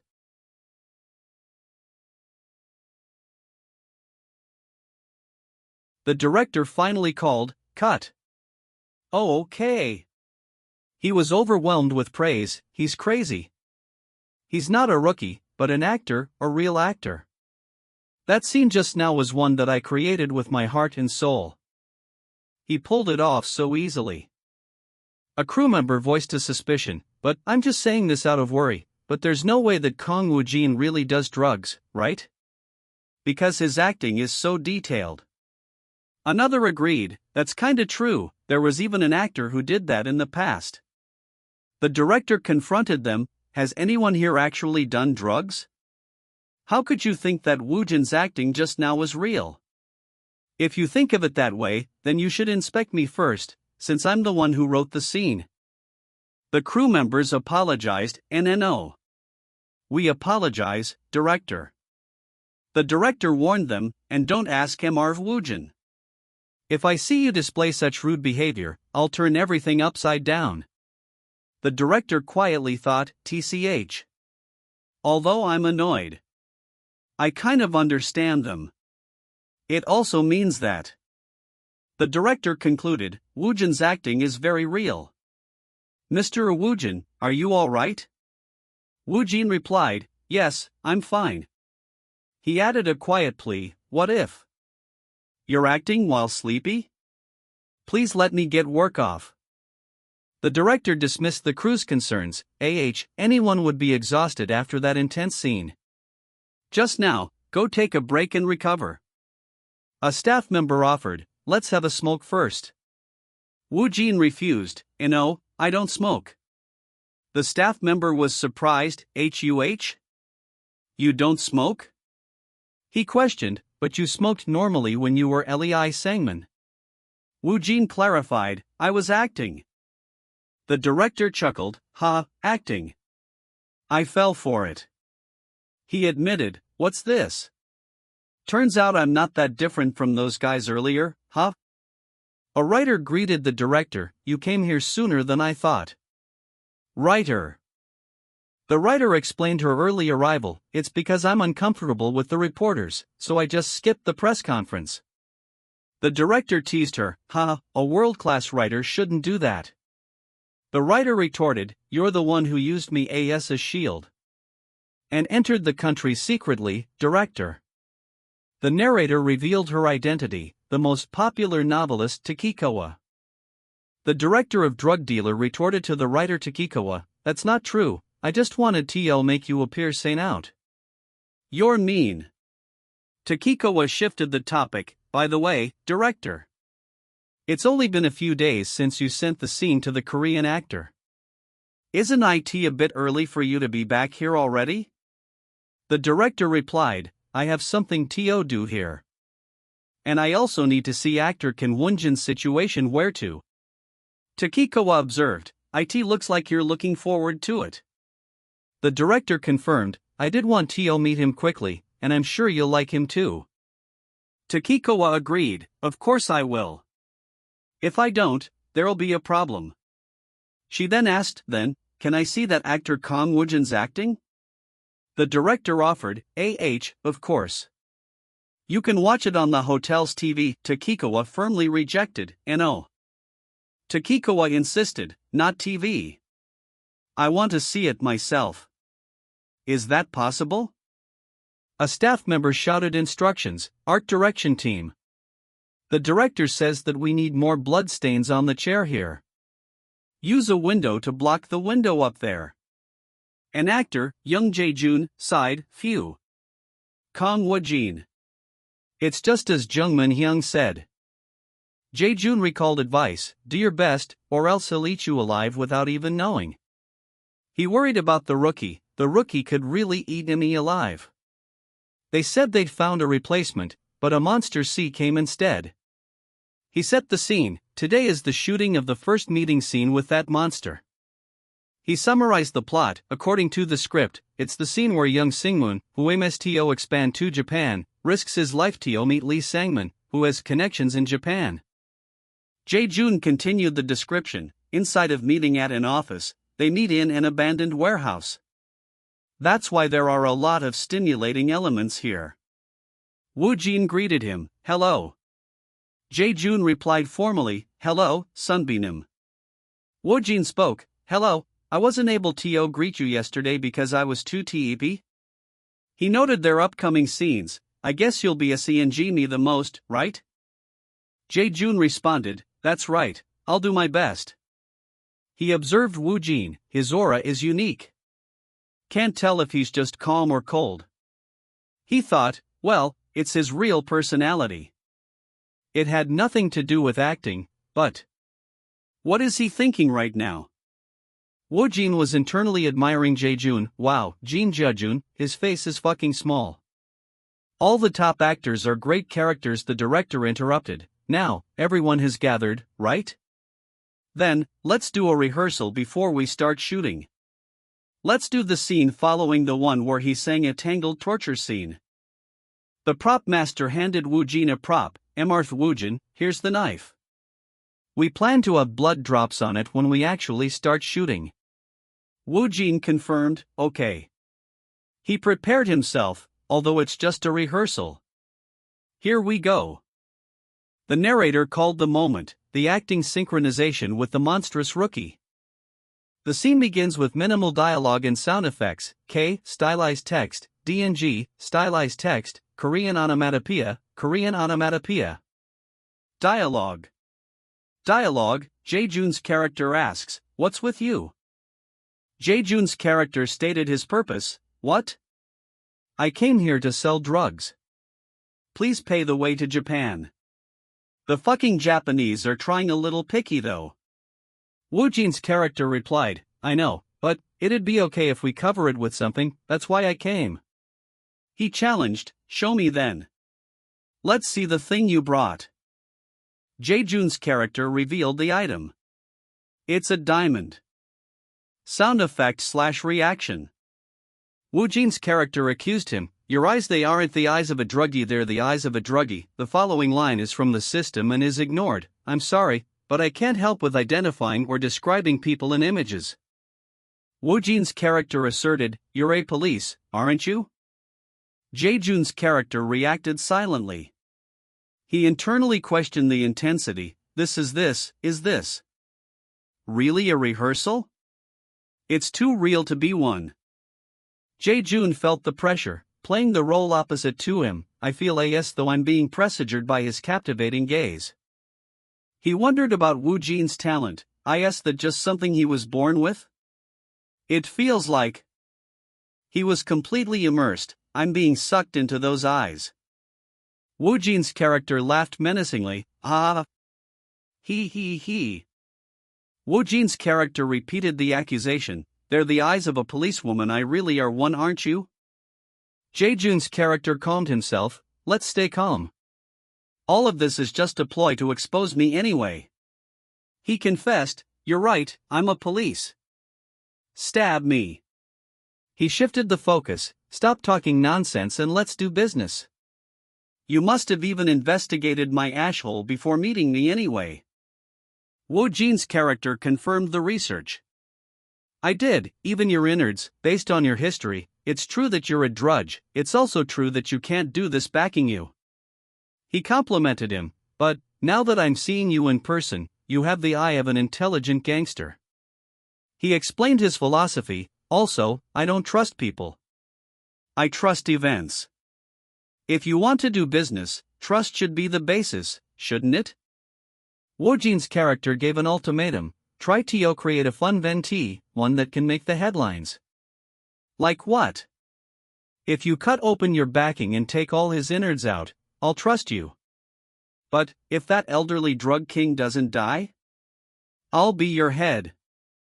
Jae-jun's character accepted the demand. Making it out of here alive is the priority. All right. As expected, you're intelligent. Take this. Woojin's character gave instructions. Bring your factory the next time we meet. You have the professor, right? Woojin's character concluded the rehearsal scene. Let's see again as a drug king, okay? The director called out, Jin? Mr. Jae-jun? Mr. Jae-jun. The director laughed. It's just a rehearsal. Aren't you too focused? You seem to use more energy than usual.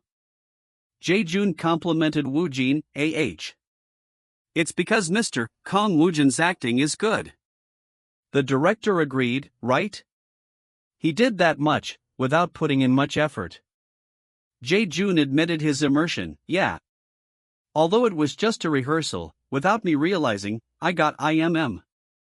No, I put in a lot of effort. The director was amazed. It's like I went into and out of the series. That was my first time getting so immersed. Even though it was just a rehearsal, can that be considered acting? It even goes beyond method acting. Ho, that kid. Although he's a rookie, he's incredible. Another actor, Choi Sung-jian, arrived. You're here too, sir? Jae-jun replied, yeah, I have some scenes with Lee Sang-min too. I came here wondering how he'd act in an opposing role. Woojin's manager remembered the scene. Right. Lee Sang-min kills Professor Kim, right? Song-jian confirmed, you're right. It's tomorrow. Song-jian, who plays Professor Kim, lamented his fate. He's going to die a miserable death at the hands of Lee Sang-min. The director and staff were watching a screen. Wow. Mr. Woojin is acting more and more like a drug addict. KYR, I've never seen a rookie do that much. The director answered his phone. Yes, this is Choi Sung-ji-on. Hello, President Choi. The caller identified himself. I'm the employee from director through HYOTA's agency. The president reacted, Yes. I received the scripts you sent. The employee relayed a message. That's a relief. I just called to let you know that Director HYOTA is currently in Korea. The president was surprised. What? Right now? In Korea? Already? The employee confirmed, yes. Of course, he won't be meeting Kang Woojin right away since he has some plans, but the director and his guest requested to see Kang Woojin's acting in person. He asked for Woojin's schedule. Is Kang Woojin shooting anything right now? The president thought about the guest. I'm sure it's someone extraordinary. He confirmed the schedule. It just so happens that he is. The employee asked for details. Is that so? Could you tell me his schedule? The president replied, it's scheduled tomorrow, so I think you can come by then. The employee added a condition. Alright, however, the director said he is still busy. Want to see Hans Ward's being louder, so? The president agreed to secrecy. Alright, I'll keep it a secret from Moon. It isn't interesting if he's acting anyway. He noted a necessary step, though. I have to get consent from the director here. The president concluded the call. Then, I'll contact you after I get his consent. He noted the timing. They'll come to see Woojin act. His last shoots just happened to be cool scenes. The narrator emphasized the scenes to be shot, the day where he'll shout 2 scenes. Lee Sangman's final vicious act and his miserable death. The president was excited. I'm looking forward to what kind of reaction I'm seeing. The narrator set the scene. Today is the last day of filming. The actor who will film the 2 scenes with Woojin greeted Professor Kim. Choi Song-jian there he is. Hello, sir. Song-jian returned the greeting. Mr. Wooden, nice to see you. Woojin observed him. His pose is cool. Let's go with maximum manners. Please take good care of me, sir. Song-jian replied, I should be the one saying that he observed Woojin. His gaze is different from the other rookies. Thanks to that, I get nervous even at this age. The director interrupted. Have you 2 finished greeting each other? If you'd finish, Woon, you should go and get ready with makeup and outfit. Woojin agreed. Alright, director. Song-jian's manager noted his appearance. By the way, Sir, your face has looked bloomy since around midnight. Any alliance? Song-jian deflected. I'm gonna. It's just that my oxidation hasn't feel good. The director intervened. Then return ahead, Sir. We're getting out of here. He joked to Song-jian, just in case. I don't mind if you lost the person you're acting toward because of yourself. Song-jian played along. Alright, Sir. The director noted, you're always worthwhile. They're usually calm when they're around me. He wondered about Woojin. What if he's worth what a low PDI? Woojin has been able to awaken the spirit. Is it booming? Woojin noticed new arrivals. Are they the ones who were supposed to come today? He observed their attempt at disguise. Seeing how they're covering their faces, they must be famous. Woojin wondered, just who are they? The director called the start. Now. Let's start. And he summarized the scene context. According to the script, this scene happens quite some time after young Slingdo killed the drug king, Choi Juno. The director continued the plot summary. After striking a deal with Kism Layman, Jing Sinigan sold his bride to Japan and became a loyal man of money. However, Jing Sinigan was a pig. But it's in a conflict with the other Eclipse. Because of that, the drugs business shed den. Pretending like Sangkat to get rid of Jing Sinigan. But that's what caused steal in the manufacture and sales of the drugs. So he decided to secretly win with Hep Pharmaceuticals to the drug manufacturer instead. He called action. Woojin's character, Lee Sangman, complained, it's hot. Our Professor Kim, why is it so hard to meet you? Sangman observed Professor Kim, his face. He's dying. He got to the point. So, why did you want to see me? He threatened, coming to pay your respect for Juno, Sir? Mind your words. Let's take out Yun Nonsing his inward and spite them. He revealed his motivation. Unfortunately, I don't play with process. You should sell drugs, not make them. Professor Kim stammered, I'll prepare. Didn't hear anything today. Sangman insulted him, "You motherfucker. You're paying me to work with me, but you've got a long way to go. Since you've called yourself a messenger, you think you're a real professor, huh?"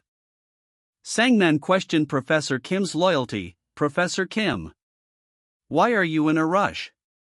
Make some drugs for the pressure? Or does that Jing Shunhun bastard know the recipe?" Professor Kim reacted. "I won't know. Tell them to move. Sangman realized the truth. Looks like he knows, huh? And so why not me, because Jing Shunhun said move at all? Sangman decided, so, I have no choice. I have to at least cut off one mouth. Sangman tortured Professor Kim. "Can innards be sold if they're old?" Kugh. Ugkugh. Sangman insulted him further. "Is it because you're old? You smell stale. Call young Sung-hoon. And clean this up." Sangman gave a gruesome order. "Or you guys can steam up and eat. Minute 'em up until let's soft." The director called, "Cut." Okay. That was good. Great. He asked to repeat the scene. "Let's go again with the same scene." He noted the acting. "The brick was much lighter than I expected." Mr. Woojin. Songjian suggested a change. "How about, after hitting my head on the floor 3 times, you grab my hair and lift my head up? Like you're checking to see if I'm still alive. I want the scene to come out flat." The director approved. "Oh? That sounds good, let's go with that." Great. Also, the director thought about Songjian's engagement. He's usually greedy when it comes to scenes. Looks like she is quite excited. He acknowledged Woojin's effect, and he sees Woojin as an actor rather than just a rookie. Woojin's acting was definitely insane. It conveyed that, although he was doing crazy to his wife's drug addiction, his rationality to live was also trying to overcome his instincts. The director felt the impending end. You can feel that Lee Sangman is getting closer and closer to death. The crew was instructed, "Please gather over here. We'll start soon." Snake alert truck. Not ready. Okay. The director's manager was restless. "It's finally the night I should be sleeping, but I can't make myself go to your bed. It's too exciting." He noted the script. "Sorry. According to the script, something hangs in the air, waiting to be seen." Doing something beyond sudden shifts in his life, he finally walks away. The Jones names, while they stand faltering and forgetting their history. He is anything. And hey, bent, but they're still strong. They're not alone and will be loved anymore. The director prepared for the next scene, before calling him to the place where Professor Kim was killed. "Now, get ready." And the director called, "Action." A subordinate announced, "Hyungam, young Singhun has arrived." Sangman noted the detective's change. "You look much slimmer." The detective replied, "Yes, that's so?" Sound effects. Sangman questioned, "Is he gone? Or was he never here?" The detective confirmed. He was never here. The detective finished the job. "You've worked hard, Hyunam." Sangman mocked him, "Bullshit. What a poor goodbye." Sangman turned back to the drugs. "You bastard, putting it in and in? Stopping, why? Why? Put it in again." Sound effects of suffering and drugs taking effect. Jing K Kook. Pums. Sangman was completely consumed by the high. Here he. Ting. He. Hey. This high. It's fucking amazing. Fly. Director Kyotaro and Takikawa watched. SHOW. Text in top left. Writer, how is this seen in an image settings? It's seen in a video. Takikawa was amazed, as expected. I'm glad we came to see it in person. It's so different from what you mentioned in your video. Takikawa replied to the director, later. I'll tell you later. I was worried because he's a rookie, but he's not lacking in anything. Rather, he's beyond that. He's my ideal type. Takikawa hoped he would join her project. I really hope he'll accept the aid. The role in the trade. Sacrifice of a stranger, the Kiyoshi role. The director wrapped the shoot with a celebratory yell, "Good job, everyone!" He clapped Woojin on the shoulder, Woojin, great job. Woojin simply responded, thank you. Thank you for your hard work. Turning to the actor, his manager asked, Woojin, you said that you've already finished reading the script of director Kyoja's project, right? Woojin confirmed, yeah. I've already read it once, and now I'm reading it a second time. His manager lowered his voice, Director Kayataro is in here right now, you know? With writer Akari too. Let's go greet them. Woojin's eyes widened in surprise, both of them are here right now? Really? His manager quickly reassured him, yeah. Sorry, I didn't tell you. Keep your composure. Woojin quickly regained his calm, dismissing the news with an easy, it's fine. It's kinda a surprise though.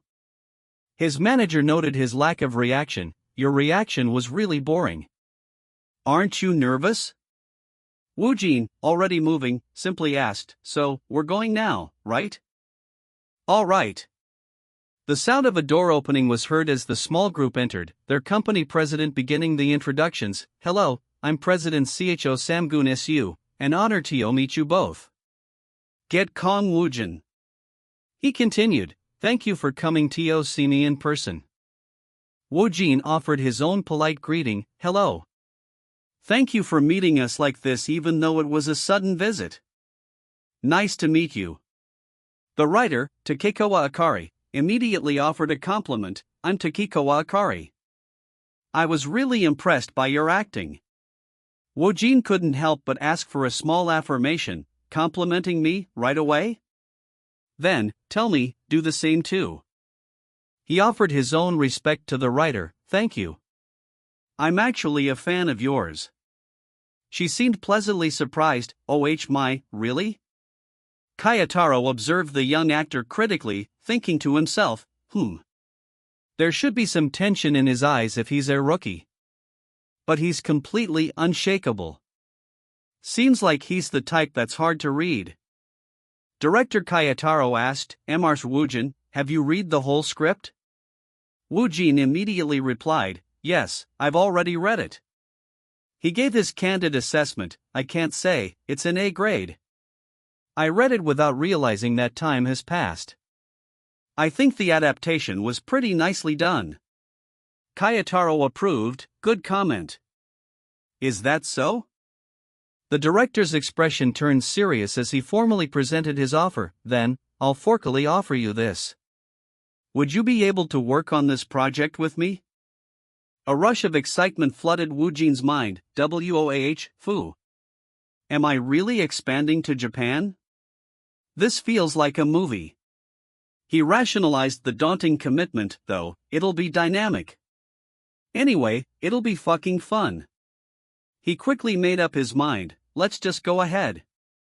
No hesitation. He responded to the director, if you're giving me the chance, I'd absolutely like to do it.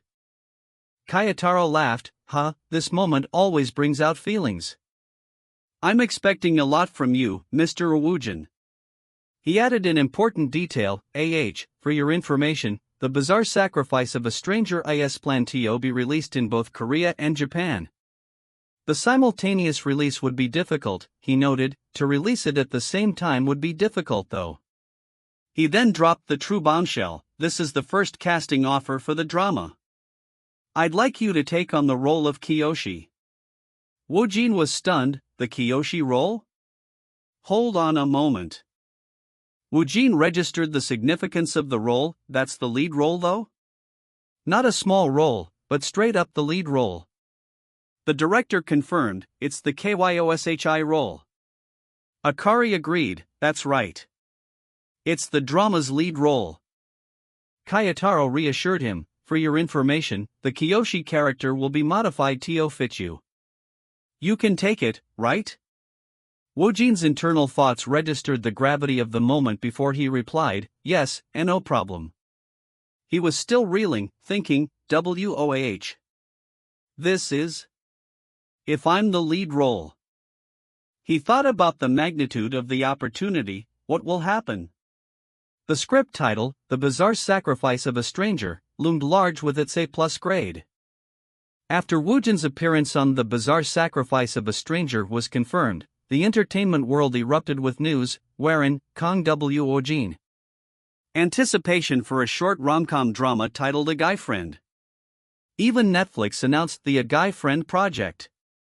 While people were busy praising Woojin, other headlines were more cynical. Rising Kang Woojin's vigor is increasing, but he has no value?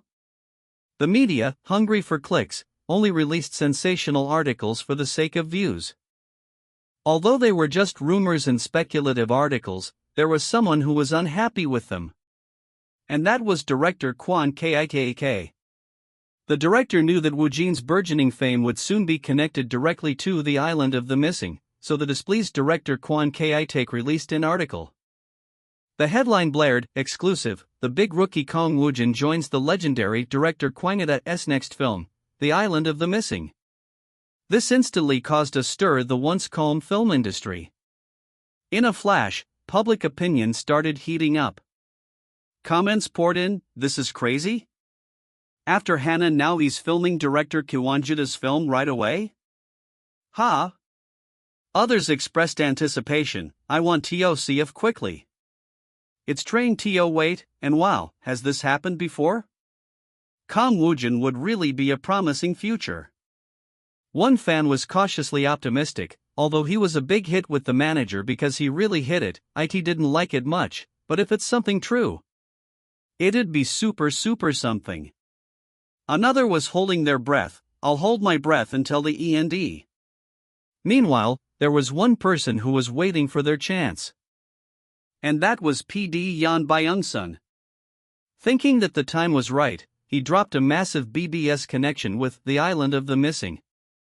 The resulting article declared, exclusive, Kang Woojin confirmed to join the entertainment world's biggest influential star, PD Yeon Byung-sun's large-scale project. Because of that, Kang Woojin became the talk of the town both online and offline, and that influence grew uncontrollably. In a sense, that was only inevitable. More people began to watch Woojin. Not only the media, but the production companies, advertising companies, YouTube and so on. They all started to jump on his bandwagon.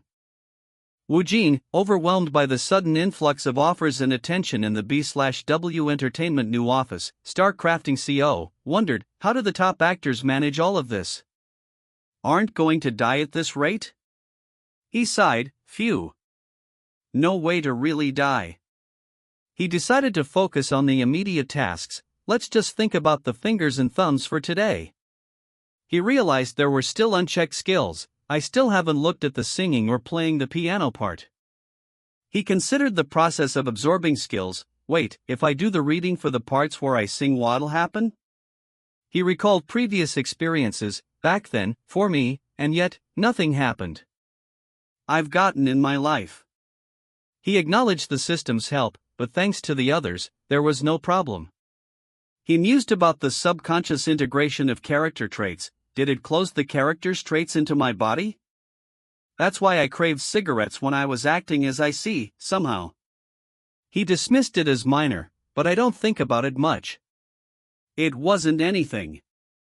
A new possibility dawned on him, if so, can I learn how to draw and play the piano like I did with smoking, too? I need to check it out. The 6th_script for You've Chosen a Guy Friend appeared, detailing the character requirements. He noted that the system was working, thinking, I don't expect much since they need talent, but you're following good dudeness. The system confirmed, preparation completed. Starting the reinforcement of singing ability of Nana. Woojin felt the change immediately. Huh? This is a bit different? He realized the reinforcement was taking effect. It's coming. Z. He instinctively tried to sing, UGH. He wondered what had been altered within him. Did something change? Ah. He analyzed the subtle differences in his newfound skill. My voice is the same, but its echo is different. And it seems like my vocalization is more stationary now. Moreover, my fingers are more flexible, and my head is full of musical notes. I feel like I could play a piano right away if I saw one. He felt another change, and one more thing. Something is growing within me. This is. He identified the new feeling. Are they emotions? I can feel emotions growing within me, fed by the music's melody. I'm feeling emotions I wasn't aware of before. It feels like they've become richer. I'm sure this will be helpful in future when I have to act out motions. He pondered the necessity of the reinforcement, but my singing and playing piano skills. They were actually things that needed to be reinforced? I was confident in them though. I would have been laughed at if I just filmed it. He accepted the outcome anyway, singing abilities and piano performance get. Woojin told his manager, I'll be back. The manager casually replied, yeah. Good luck. Okay. The manager was preoccupied with his own schedule. Did they say they'll inform us about the cost and schedules in today's meeting? He speculated about the director. I also heard that the director for the project has already been decided. Will they tell us about that too? He took a deep breath, steeling himself for his personal mission. Phew, rather than that, I need to say it today, no matter what, that I'm a fan of his. We'll become close, I can do it.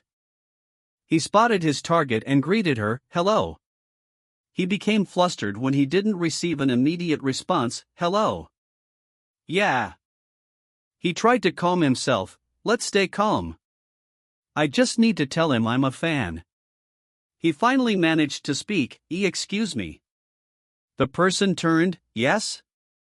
Are you Alrig? I'm going to the toilet. Woojin saw the encounter and wondered, what's with her? Is she avoiding me? This is a little absurd, though. He noticed something on the ground, He bent to pick it up, a bracelet. Is it Hreren's? He decided against mentioning it immediately. I can't say it. Never. He thought about the encounter again. If I tell him I'm a fan, he'll find me weird. He sighed, HIA. He suddenly realized something, HUH? The shocking thought registered, Wherein is my fan? Did I hear that wrong? He was confused by the idea. Wherein is a top star, though. Why would she like me? I'm a complete nerdy actor. He chastised his reaction. HOI, don't go, you crazy mouth corner. He made a plan. First, it'll be more natural to return her bracelet later, right? Let's go to the living room for now. He tried to make sense of her behavior. Come to think of it, she was kinda toward me at the beginning.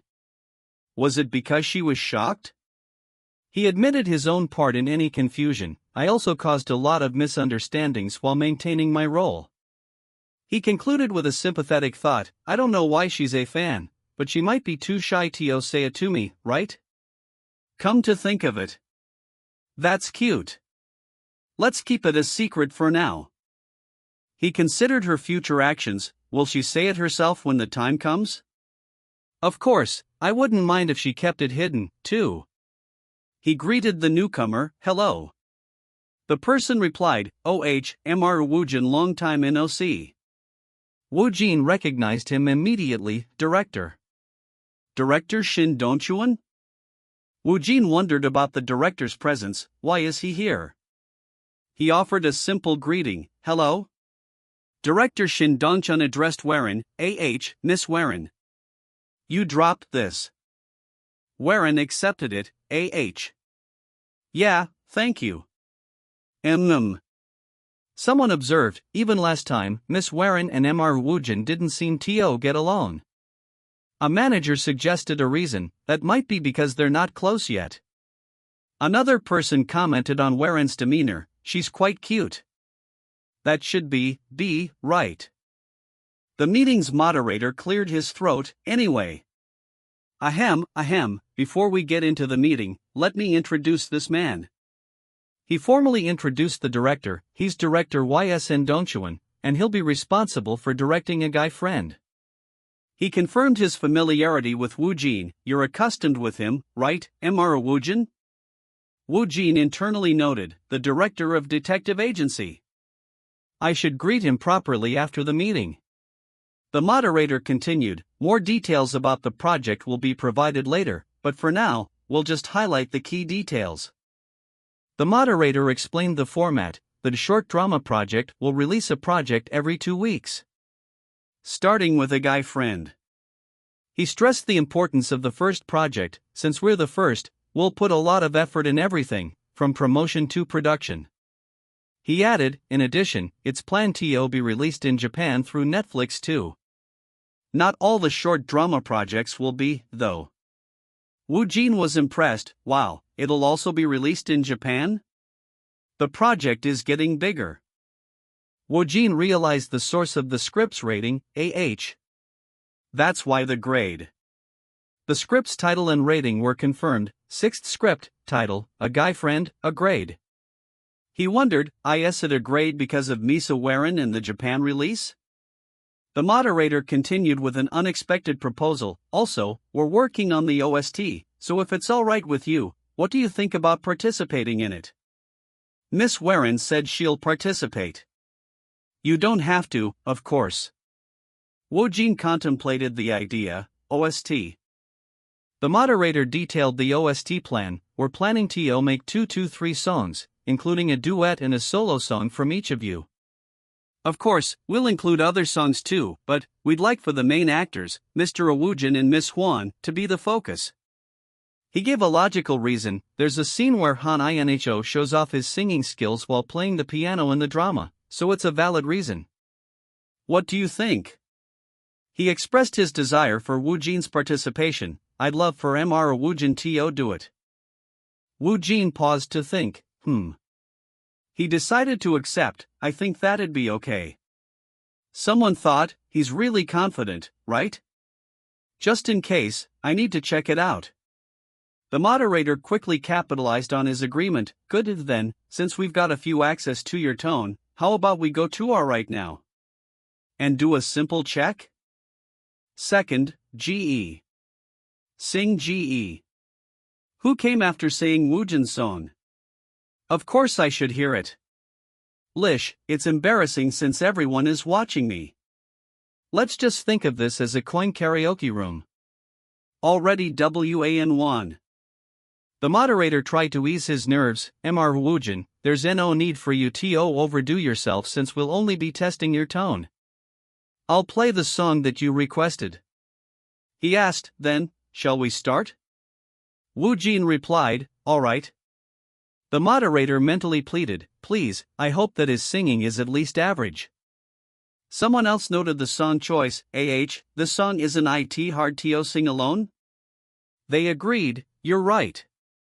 The listeners were stunned into silence. One person finally managed to speak, what? His singing is crazy. Someone wondered, did Mr. Kang Woojin work as a singer before? Another quickly dismissed the idea, then second-guessed themselves, there's NOWA, wait, did he? A third person asked, yes? Is it true or not? The first person was just as confused, that. First, let's listen to him a little more. I don't know either. An observer thought, with such talent, there has to have been something in my past. They speculated, has he been active as a faceless singer? Or did he busking when he lived overseas? They questioned the purpose of his abilities, was it to help with his acting? They concluded, if he's this skilled, it wouldn't be a problem if he became an actual singer. Someone whispered in awe, Kang Woojin. Just what kind of life have you lived? Did God really create you differently? The song ended, it's over. The moderator was effusive, Mr. Woojin AAH. You're even good at singing, huh? He asked the inevitable question, have you been active as a singer secretly? Woojin smiled, and oh, it's just a hobby. The moderator was internally captivated. I was listening incensed by his voice. I wish it would reverberate in a karaoke room. Woojin concluded, but, thanks to the suggested, I was able to sing it with greater emotion. The moderator confessed his admiration, a hobby. What to do? I think I'll be his fan forever. If you say it's just a hobby, those trainee singers will beat you, you know? He laughed, haha. He then addressed Woojin, first, Mr. Woojin can go get some rest. It's Miss Warren's turn now. You can sing anything that you're comfortable with. Warren replied, alright. The moderator turned to Woojin, full of anticipation, Mr. Woojin, if we do this well, we might be able to top all the charts in Korea and Japan. Your skills are indescribable, and the combination of your voice together with Miss Warren's is amazing. Woojin was surprised by the praise, really? Warren and I? He realized the subspace was helping him, OH? It may be because of the subspace, but the notes are coming to my mind automatically. He instinctively knew something about the song, somehow, that song. He felt an urge to demonstrate his other skill, it feels like I can play it on the piano. The onlookers were bewildered by his impromptu performance. He's playing the piano while listening to the song live. With no musical score? Moreover, he's like a real pianist. Just who the hell is he? Woojin's manager approached him with the persistent questions, Woojin, have you perhaps been active as a singer, or did you bust when you lived overseas? I didn't mean to ask about your past, but I just wanted to make sure. Woojin calmly denied it, and no, I didn't.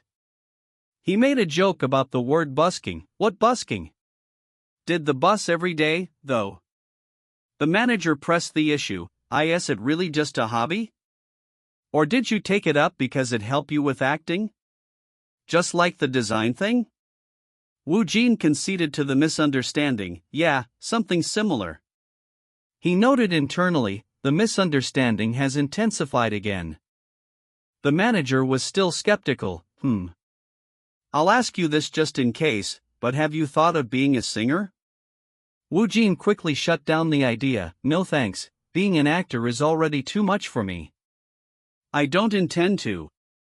The manager offered a new perspective, but what if it could increase your influence as an actor? What do you think? Like using it as your second character. He insisted, it's because your singing and piano skills are too good to let them go to waste. Woojin found the idea appealing, That sounds good. He rationalized the effort, and it'd be a shame to not use them when I worked so hard to get them. That might not be too bad. He asked for clarification, did you have anything in mind? The manager eagerly explained his idea, yeah, with your foreign language, singing, piano, and acting skills. There's only one thing that comes to mind right away when I mix all those. The manager suggested, opening your own channel on YouTube. Woojin considered it, That's not bad? That sounds good. He agreed, yeah, he was interrupted, The manager of the BNT Entertainment office announced, Woojin, director Kwon Ki-taek says that all preparations for The Island of Missing are done. He added, he also says he wants to have a meeting and say hello to everyone. Woojin asked, meeting? There are a lot of actors in this topic. Actors thing. Inside is an unknown bat telefy. Mind control. Woojin was internally shocked, wow. How many of them are here? His manager directed him, Mr. Woojin, over here. Woojin realized the gravity of the situation. The actors noticed him, it's Kang Woojin. Where? He recognized the major stars, top actor John Woodgang, top actor Lee Wattenwao. They're the top actors. He wished he could approach them. Deep down, I'd like to ask each of them for a handshake. But I'm not brave enough. He instead offered a composed greeting. Hello, nice to meet you. I'm Kang Woojin. Good, perfect. Top actor Seo Chaeyoon immediately confronted him. You're a little late. If you're a rookie, you should have come earlier. Woojin was taken aback. I've. She continued her slight. It's too early for you to act arrogant. Woojin recognized her. Seochaeun. He noted her difference from her public persona. Top actor Seo Chaeyoon. She had a sneaky and gentle image in the media, but she seemed war. Woojin wondered about her aggressive behavior. Is she picking a fight with me openly? Is this the famous lording over behavior? Or does she hate me?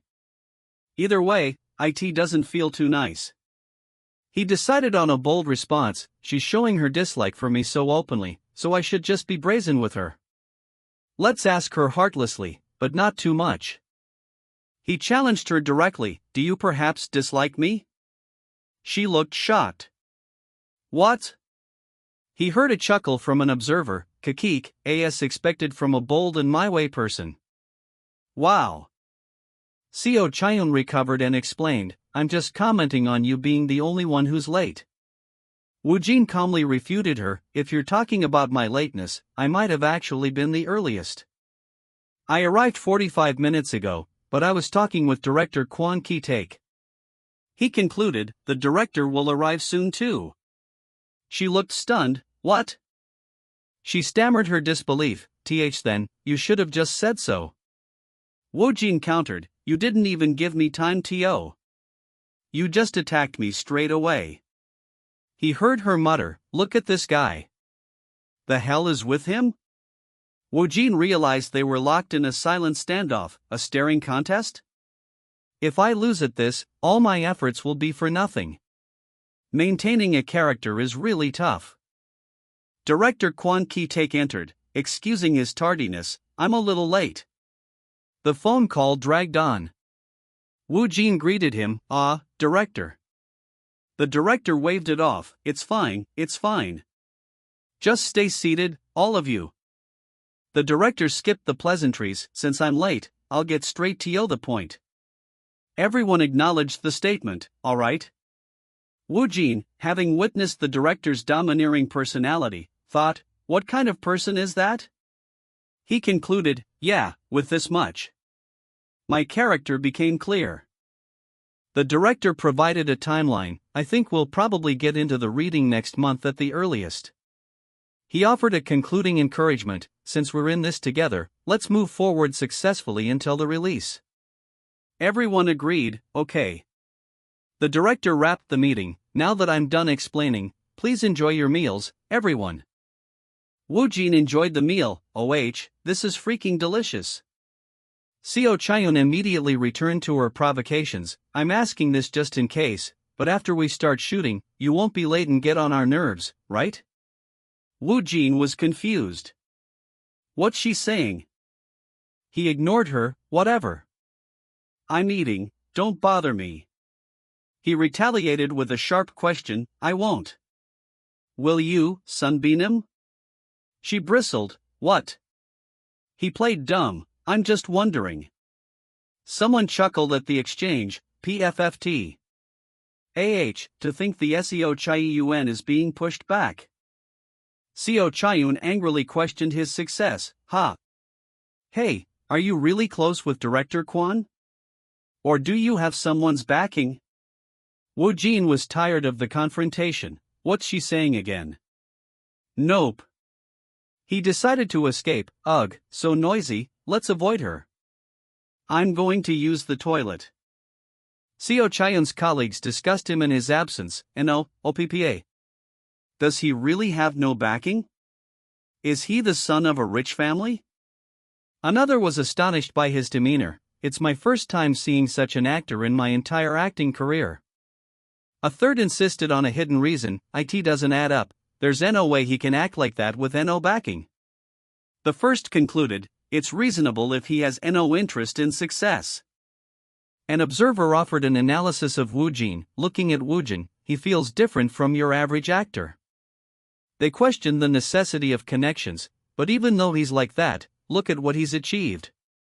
Must he need connections or backings? Another asked, what? Are you saying acting is his hobby? A colleague shared their impression, I don't know, but it seems like acting isn't everything. They listed his known talents, his English and Japanese are perfect, too. And I heard he's also good at fencing? Seo Chaeun concluded their discussion with bitterness, anyway, it feels like him being an actor isn't everything. I had to grit and grind my teeth to last this long in acting. It'd be best for you all to be nervous. She dropped a sudden hint, and he does have a backing. Someone scoffed, what are you saying? In the end, he's just a rookie with no backing, isn't he? A protective colleague defended Woojin, aren't you looking down on Woojin too much? He warned Seo Chaeun, Seocheun, if you don't fix that hot-tempered head of yours, you'll get in trouble someday, you know? She remained defiant, there's no way. Later, a secretive phone call was made. It's ready. Come see me tonight at 11. It's ready. Two paparazzi whispered, hey, let's follow her. Okay. One asked the other, are you taking pictures of her? You're capturing it properly, right? The other confirmed, yes, I'm taking a lot of pictures. The first reporter worried about the cover, but she's covering her face, so no one will recognize her. The second dismissed the concern, it's fine, even if she's covering her face, the CR is her, so it won't matter at all. He then gave a strict instruction, but don't tell the chief either about this. If he knows, he'll tell US to report on it right away, so let's just keep it between US for now. The first confirmed, understood? The second questioned the target, but, are you sure about this? Are you ignoring the intel from the browser powerhouse? He concluded with a question, why would she need a plastic surgeon at this hour? The reporter confirmed their suspicions, I'm 100% sure it's propofol. He admitted a potential problem, the clinic will definitely deny it. But he was confident in their evidence, it's fine. It's not just Seo Chaeun. There are some others as well. Since we already have a solid witness, we just need to gather a little more seasoning. He asked his associate, when are you planning to reveal it? The associate answered, once we're done reading all the words. To you. I'll bury it along with the rest of this God relic's remnants. He explained the consequence, then after the bomb explodes, investigations and other process will be unavoidably conducted. He concluded with their fate, Seo Chaiwei and the others all fall to the bottom immediately. He summarized the damage, and all the advertisements and projects she's involved with will be ruined. Woojin looked at the updated rating for the film, 3RD_script, title, The Island of the Missing, D grade. He was shocked, what's this? It was a plus grade initially. Why did it drop to D grade suddenly? Why is this happening? He analyzed the possible causes for the script's plummeting grade, it seems like something is happening, but I have no way of ending it out. He muttered his frustration, fuck, what is it? He considered the writer, it is because of. I can't see, know it/that? But then the grade would have been long gone despite. He dismissed the crew, then, maybe the staff? No, if it was then, I wouldn't have dropped like this. He landed on the final possibility, then, the actors? He noted that the grade for the child actress was stable, looking at how Hanjin's grade is still 0 it doesn't seem like it's running. He checked the list of prominent actors involved, Seb Nud though. Deokchaeun. John Woo Chang. Kim Lee-won. And Seo Chaeun. He concluded, it must be one of them. His intuition pointed to one person, I have a feeling that it's Seo-chan, but he couldn't confirm it, but I can't see so I just guess it based on my intuition. He cursed the delay, even if the Gmail, to find the culprit right away. I'm the only one who knows about this. He thought hard, He suddenly realized a solution, Exit. He sighed, I'm dead tired. This is annoying. He decided to start his investigation. Let's start with Hu Chai-hun first. Fine, please be there should be something. His system provided information about the suspect. Rat found one. Pink, a romantic comedy movie that's also about friends who don't understand what they're doing. He also saw a YouTube video in the background, but couldn't recall the person's name. The footnote reminded him, one thing leads to another. He made a new list of people to research. I should research for Jun Wonwon and Kim In-seok too. And a movie, Asian Man for Jun Woo-chang.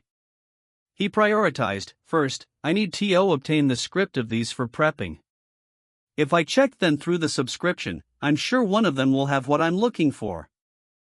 He knew he needed help. I should contact the president to help me obtain them. He resolved to save the project. I'll definitely save you. The Island of the Missing. Woojin called the president. Hello? The president replied, Oh, Woojin. Did you sleep well? Woojin confessed, No, I had a nightmare. Arg. The subspace Shinarid. The president started talking about new developments. See, I have something to tell you today. Woojin quickly covered, Yeah, I slept well. The president continued, Good. I have some news to tell you today. First, Ryuji finds his rest divided by your action. The finding for fear will be the only word. Next, the man that you call A buys friends from prison? Nope. They want to go to a song record and a song is heard. Woojin was curious, Oh? The president excitedly announced, and today. It's finally the BNS event. The staff had put a lot of effort into the pre-official fan meeting event, and it would be held at the sponsor's building for 3 hours. The president added that the sponsor, a burger and noodle chain, would be advertised from that day and that they would be monitoring the area live. The president explained the fan event scale. Since the signing event is an unofficial event, there'll be a lot of fans, there won't be more than 400 people. He stressed the limit. I just have a hunch, but there's a limit. 400? 400? 400 people? He noted the composition of the attendees, and about half of them will be members of your fan club. He advised Woojin to connect with them, the general manager and the operators of our club, all fans there, so it'd be good for you to get close to them, since you'll continue to see them in the future too. The president presented the requested materials. Take it. The script. And scenarios you asked for yesterday. Woojin was relieved. The president questioned his motives. By the way, you're already busy enough, so why did you ask me to get them? Woojin explained, it's not because I want to do them. The president asked again, then, what are they for? Woojin clarified, it's for confirmation. They're the projects of the actors and if I met during the Island of the Missing meeting. The president assumed his intention. You want to see their styles? Like what kind of projects they did? Woojin confirmed, well, yes. I want to understand their acting. The president noted his change in behavior, but you've never done that before. Woojin dismissed it. It's nothing special. I'm just wondering what they filmed. He was impressed by the president's speed. By the way, he obtained these quickly. His ability really is amazing. He thanked him. Thank you for getting them.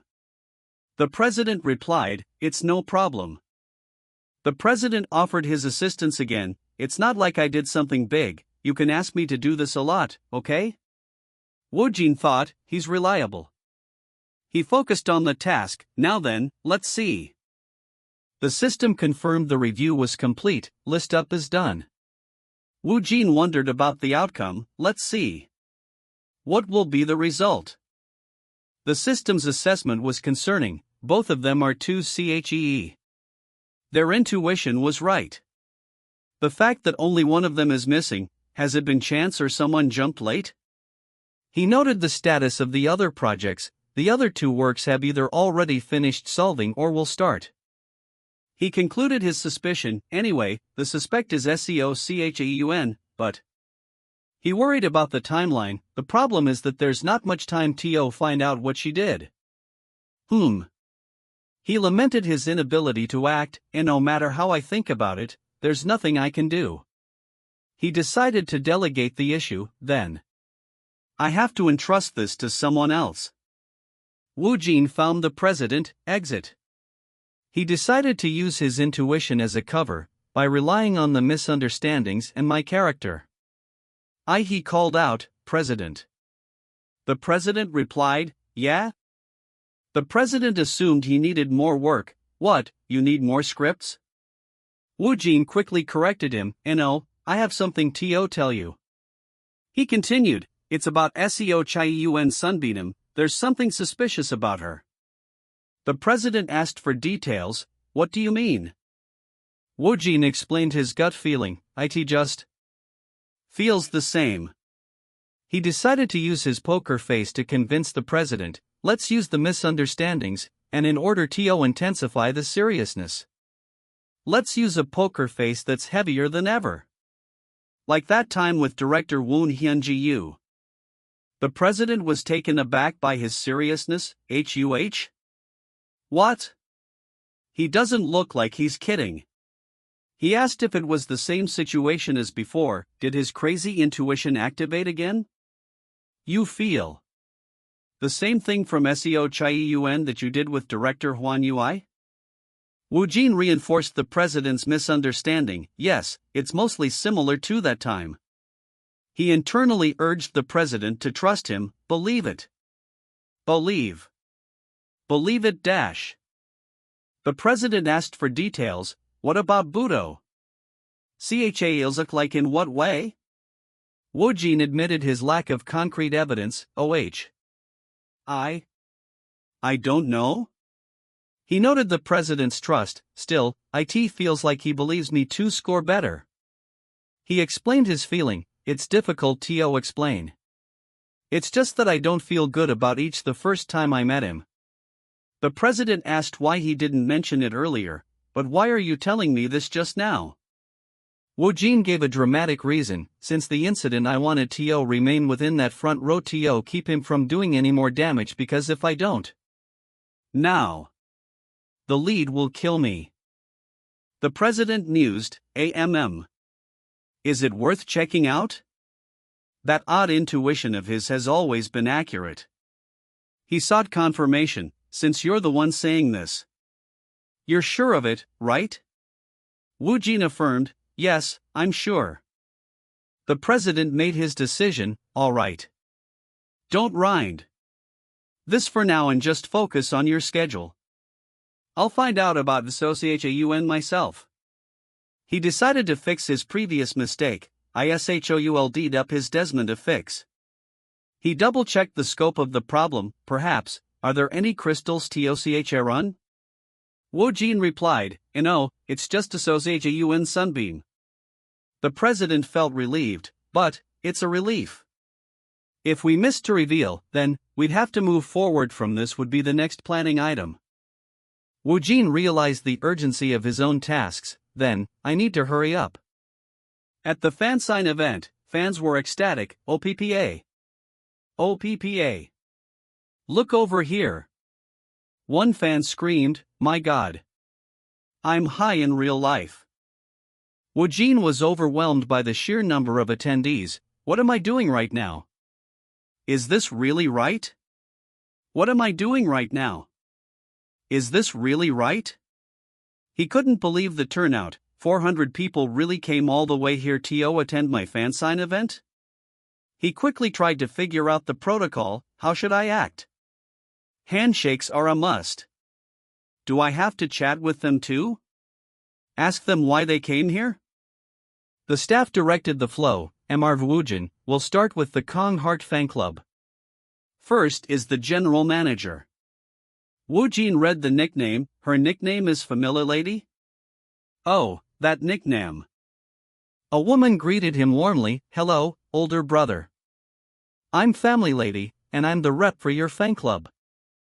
Woojin was internally floored by the realization, so that Family Lady is really a family lady?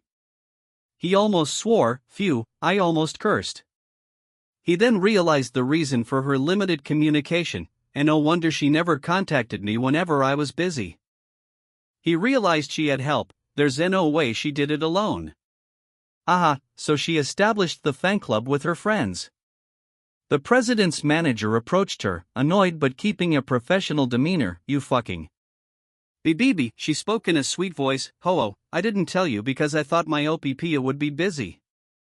Woojin's manager was annoyed by her lie. How dare she lie when she actually hid it intentionally? Ugh. The president introduced himself with a slight reprimand. OH, you're the general manager of the fan club. Nice to meet you. I'm Woojin's main manager and the president of BNT. I should have given you my thanks sooner, but I'm late. She replied politely. Oh my, hello. The president noted the similarity between her and Woojin, but it's kinda strange. Family has a similar aura to yours, huh? Woojin's sister casually dropped the bomb. She's my younger sister. The president was stunned. ISHUH? Hold on, what did you say? Woojin's sister formally introduced herself. Hello, President. I'm Kang Woojin's younger sister, Kang Hyuna. The president was speechless. Woojin's sister suggested they talk later. You go ahead first, let's talk later. She noted his composure, but it seems like Appa is pretending to be chill. Or is it just me? She decided it was necessary, well, since there are a lot of people watching. The president sought confirmation from Woojin. Woojin. Is she really your sister? Woojin confirmed, yes. I didn't know she was the rep of my fan club either. The president insisted on a private conversation later. Let's talk later after this is over. He concluded, there are a lot of people waiting for US right now. Wow. This really isn't an easy job. Woojin addressed his fans. Thank you so much for coming today. We're going to hold a fan meeting here again later on. Be careful on your way home, and please take this gifts with you before you leave. The fans cheered. Kang Nuji. Don't go. Hyung, I love you. Woojin was exhausted but looked forward to the next one. Phew. If this meeting event is like this, I think I'll be in trouble. The fan meeting. A staff member informed him, the president is waiting for you in the waiting room, with the panel children's general manager. You can go in. The president's manager muttered his thoughts on Hyuna. So, it's true. Kang Hyun, she's busy and unavailable. I'll be brief. If she says she's busy, better wait or you'll be stuck in the door forever. You're very moon. Hyuna looked at Woojin. OPPA/. The president began the private discussion. Alright, and now that Wooden is here. Shall we have a little talk? He struggled to recall her nickname. Family Dash? No, what was your name again? Hyuna immediately corrected him. It's Kang Hyuna. The president began the interrogation. First, can you explain what happened? Hyuna proceeded to explain how surprised she was when her brother suddenly debuted as an actor and the details of how she founded the fan club with her friends. The president listened intently. MMH. He turned to Woojin. WON, this brat. Did he not tell his family? Hyuna tried to change the subject. By the way, President. I watched the Sports Day Hanyang episode. She then complained about her brother's image, but Appa's image in it is a little. The president was suddenly on high alert. REV. Alert! Hyuna screamed in surprise. KYAGH. The president's manager asked, what's wrong? Do you have a stomachache? Hyuna quickly recovered. Just now YOWOAH. I might die if I continue. The president gave his verdict. Indeed, there's no problem with you being the fan club rep. He gave a stern warning. Still, make sure outsiders don't know this. Hyuna admitted, the fan club operators, 3 of my friends know. The president reiterated his concern, make sure they know not to tell others.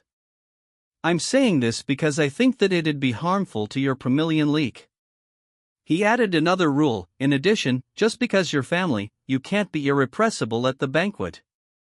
Hyuna quickly agreed, I understand. The president's manager offered a compliment, unlike your cold OPPA, you're bright and level. Hyuna looked confused, Yes? Cold. Woojin interrupted the conversation, President, I'd like to have a private talk with my sister. The president agreed, will you? Then, let's finish this with 10 minutes. Miss Hyuna, let's see each other again if we can. Hyuna replied, yes. Woojin immediately scolded his sister, have you gone crazy? Whyy? Despite their yelling, the president and his manager thought, unexpectedly, they seemed to get along well. Woojin suddenly realized a new piece of information about Seo Chayun. Seo Chayun is being tailed by a power pact. He was confused by the situation. Of course, it's powerful that also moves at trial ruins, but it's bothering me that there's something off about her. He noted her mental state. I can't tell from this angle, but her mind is clearly racing. He wondered about the lack of news. Is he being tackled? Seen as how there's no news about her? I'd MT talking it for nothing?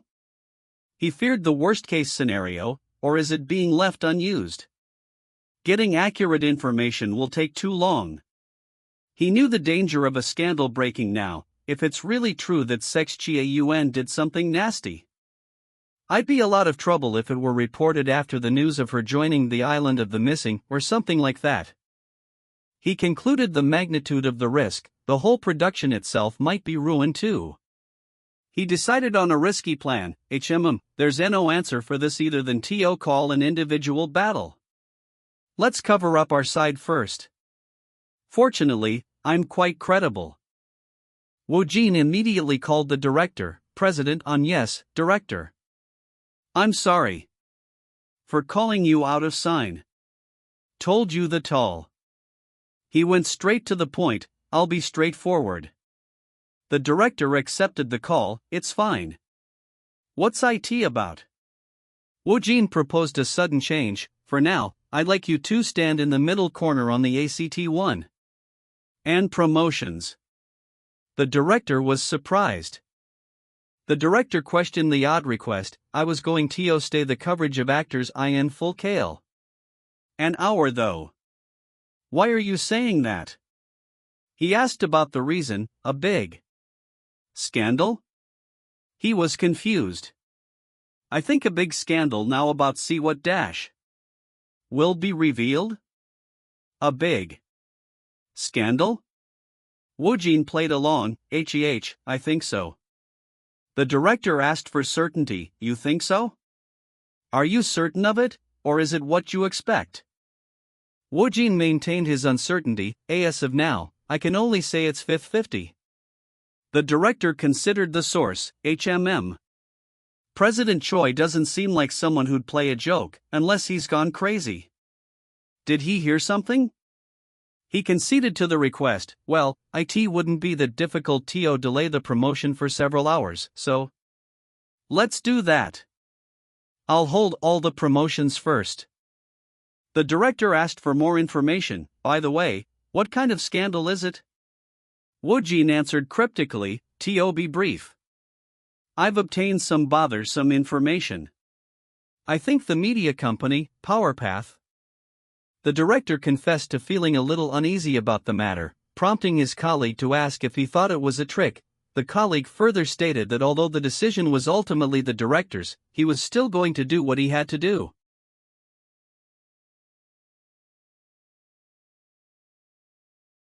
Next on the list was the chief editor of PowerPath, about whom the director had been hearing some bad rumors concerning the Seo Chaun case recently. Sang-moon approached, asking sarcastically if there was something that had pressed him off again, chief editor, to which the chief editor angrily called him "you punk." The chief editor demanded to know if he was still not done with the investigation, and when questioned about the meaning of investigation, he pointedly asked if the journalist was quitting the investigation, revealing he knew the journalist had been tailing Sichuan these days to confirm the habitual abuse, which they had tried to keep under wraps. The editor lamented that secrets cannot keep secrets, and once the information is in the mouth, that's when the secret ends, asking what the journalist had to pay for. The journalist confidently stated they were almost done with Seo Chaun and were currently gathering intel about the others in the hospital, promising to release the news immediately. He then mentioned that President Choi Song had told him about Seo Chaun, confirming he had also been hearing some rumors about Seo Chaun here and there recently. The director warned that if that social butterfly caught wind of it, it's likely some others know about this, too, causing the journalist to freeze in shock. The director urgently commanded him to arrange it quickly and publish it before this afternoon, adding a stern warning that with such a big scoop, he shouldn't risk getting it stolen. The chief editor shouted in rage, "FUCK! Who the hell leaked it?" His anger boiling over.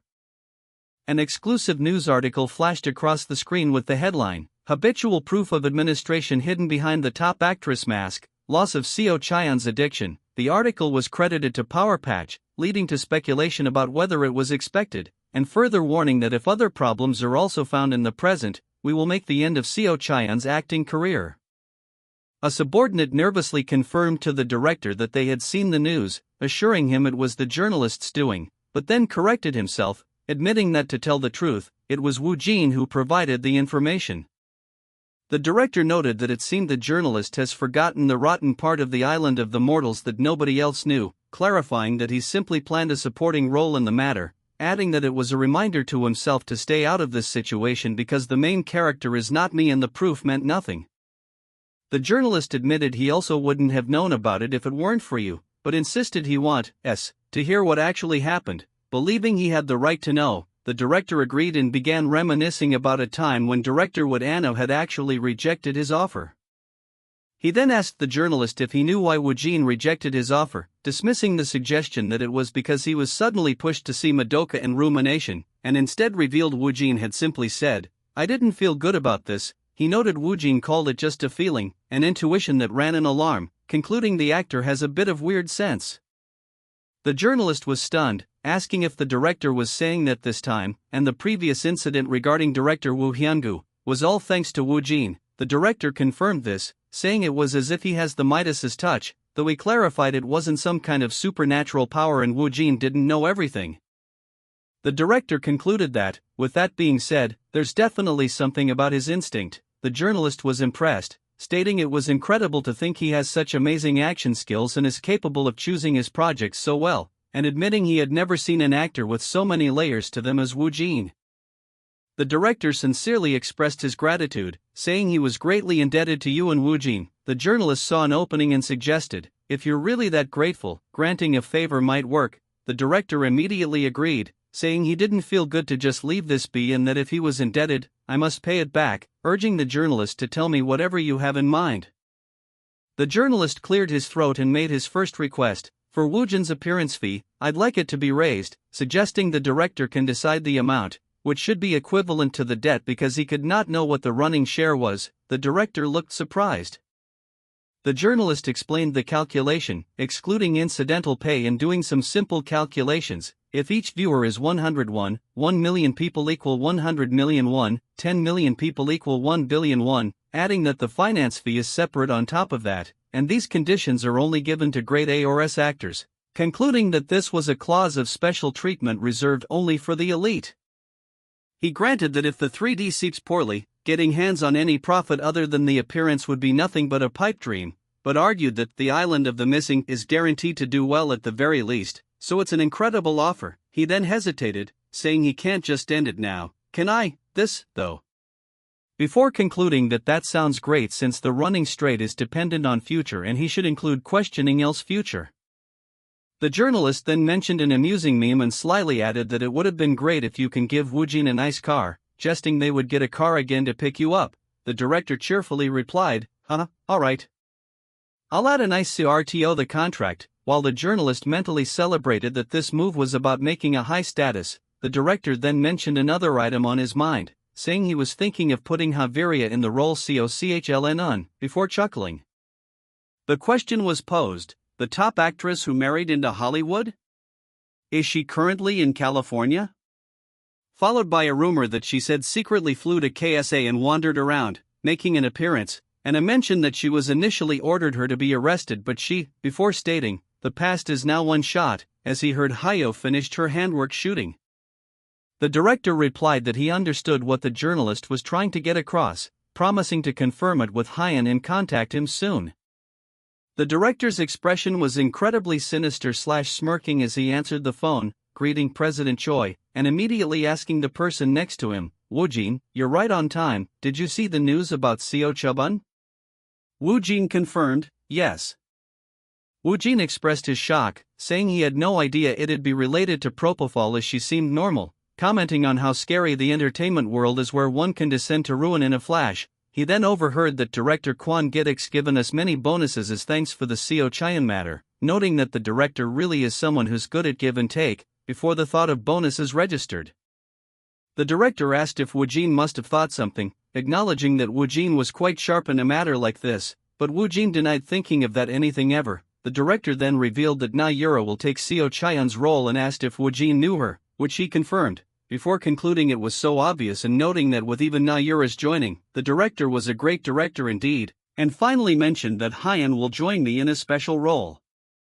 He then explained that there were two benefits for Woojin, one is a winning guarantee, a running guarantee, and the other is that you'll be able to get a nice car. Woojin was stunned, "A car?"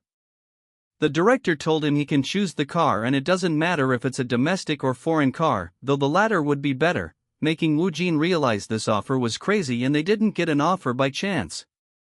Woojin was astonished, thinking he'd always be the same, but he was getting a car all of a sudden. He was touched that he'd be getting a car and realized he didn't know a day like this would come and his life was becoming gradually prosperous. He started to suggest they choose an affordable foreign car from Company B, but stopped himself.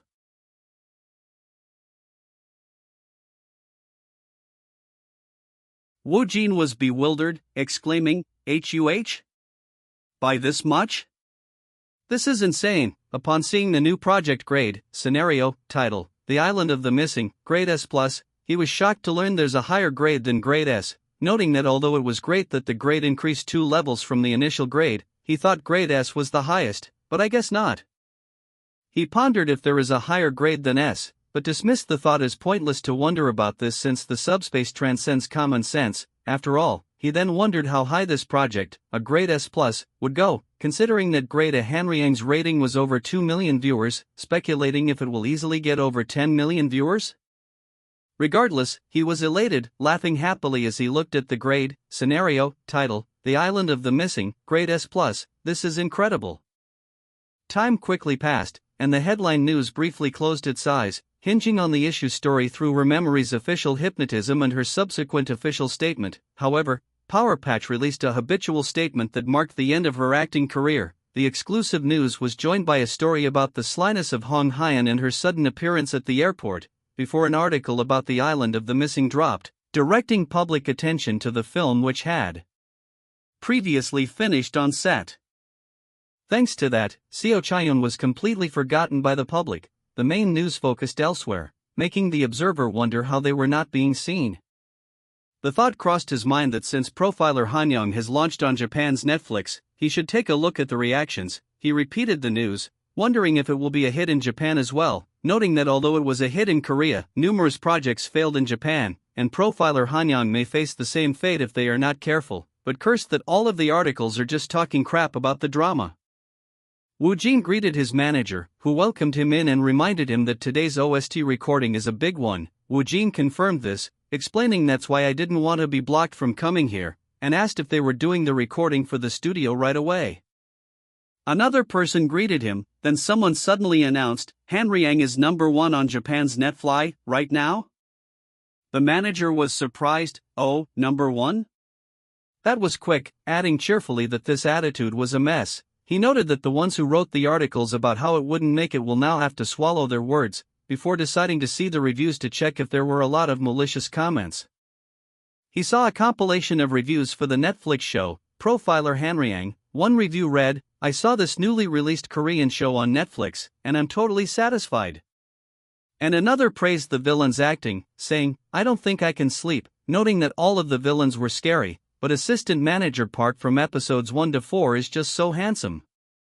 The fan reviews continued, asking, "Is there anyone who knows about the rookie actor called Kang Woojin?" With one comment praising the behindness which aren't half bad, Woojin himself was observing that due to the show's success, the amount of Japanese comments on his social media were gradually increasing, wondering when his followers count surpassed the previous total. The staff member confirmed the message and promised to deliver the message to Woojin, before turning to Woojin and saying, "PD Song said he had a favor to ask of you." The message was that the PD was going to resign from some schedules and was wondering whether you can reveal the script he's sending as the representative of an outsourcing production company, noting that it was okay even if you're just a snide about it and that he was talking about something like a strong vote, suggesting that the Miswin standing had been deeply rooted within him. Woojin acknowledged that it was about give and take and that connections are said to be important. He stated that if I can be of some help, I'll gladly do it, and added that if it contains blockbuster projects, I'd more than happily welcome it. The sound engineer checked, "Can you hear me clearly, Mr. Woojin?" And Woojin confirmed, "Yes, I can hear you well," before being instructed to perform the take, and assured that even if you get the line wrong, it's okay. Woojin took a breath, trying to calm himself, thinking, "I'm not that nervous," and reminding himself, "Let's not think about doing it perfectly, let's do it comfortably." The director noted with satisfaction that Woojin was not sad at all. He started with a clean pitch, and his emotional delivery's great. He praised the song, saying it was perfect for Woojin's voice, and added that he was looking forward to how it'll sound later, when he plays the piano. "Excellent work, Mr. Woojin," the director exclaimed, suggesting they rest for a moment and start with piano recording after. He complimented Woojin, saying he did well in the recording and the song's great, predicting the song is gonna be all over our headphones and will be your favorite songs, before announcing they were going to open your YouTube channel within this week. They discussed how YouTube's a world you can no longer ignore, noting that it was a market where one can book their recognition but that they shouldn't show an image that's too much, suggesting they go with an image of a hobby or emotional music, considering a different image if that didn't work, and that they should be careful about what they show. The proposal was to use his voices as the theme, including foreign languages. Woojin was surprised, "My vocals in foreign languages?" The manager quickly clarified, "But I'm not asking you to be a YouTube singer," explaining that he was just going to lightly arrange and cover existing songs. The manager argued that it makes sense to make use of Hallyu, something that's taken over the world, which is why they should start with K-pop covers. However, he noted that there were already many channels that do covers with their own twist to it which lack distinctive aspects, suggesting that Woojin's covers won't lack the distinctive aspects, asking Woojin, "What should we do, then?" The unique idea was proposed. It'd be fresh if you released English or Japanese covers of K-pop songs.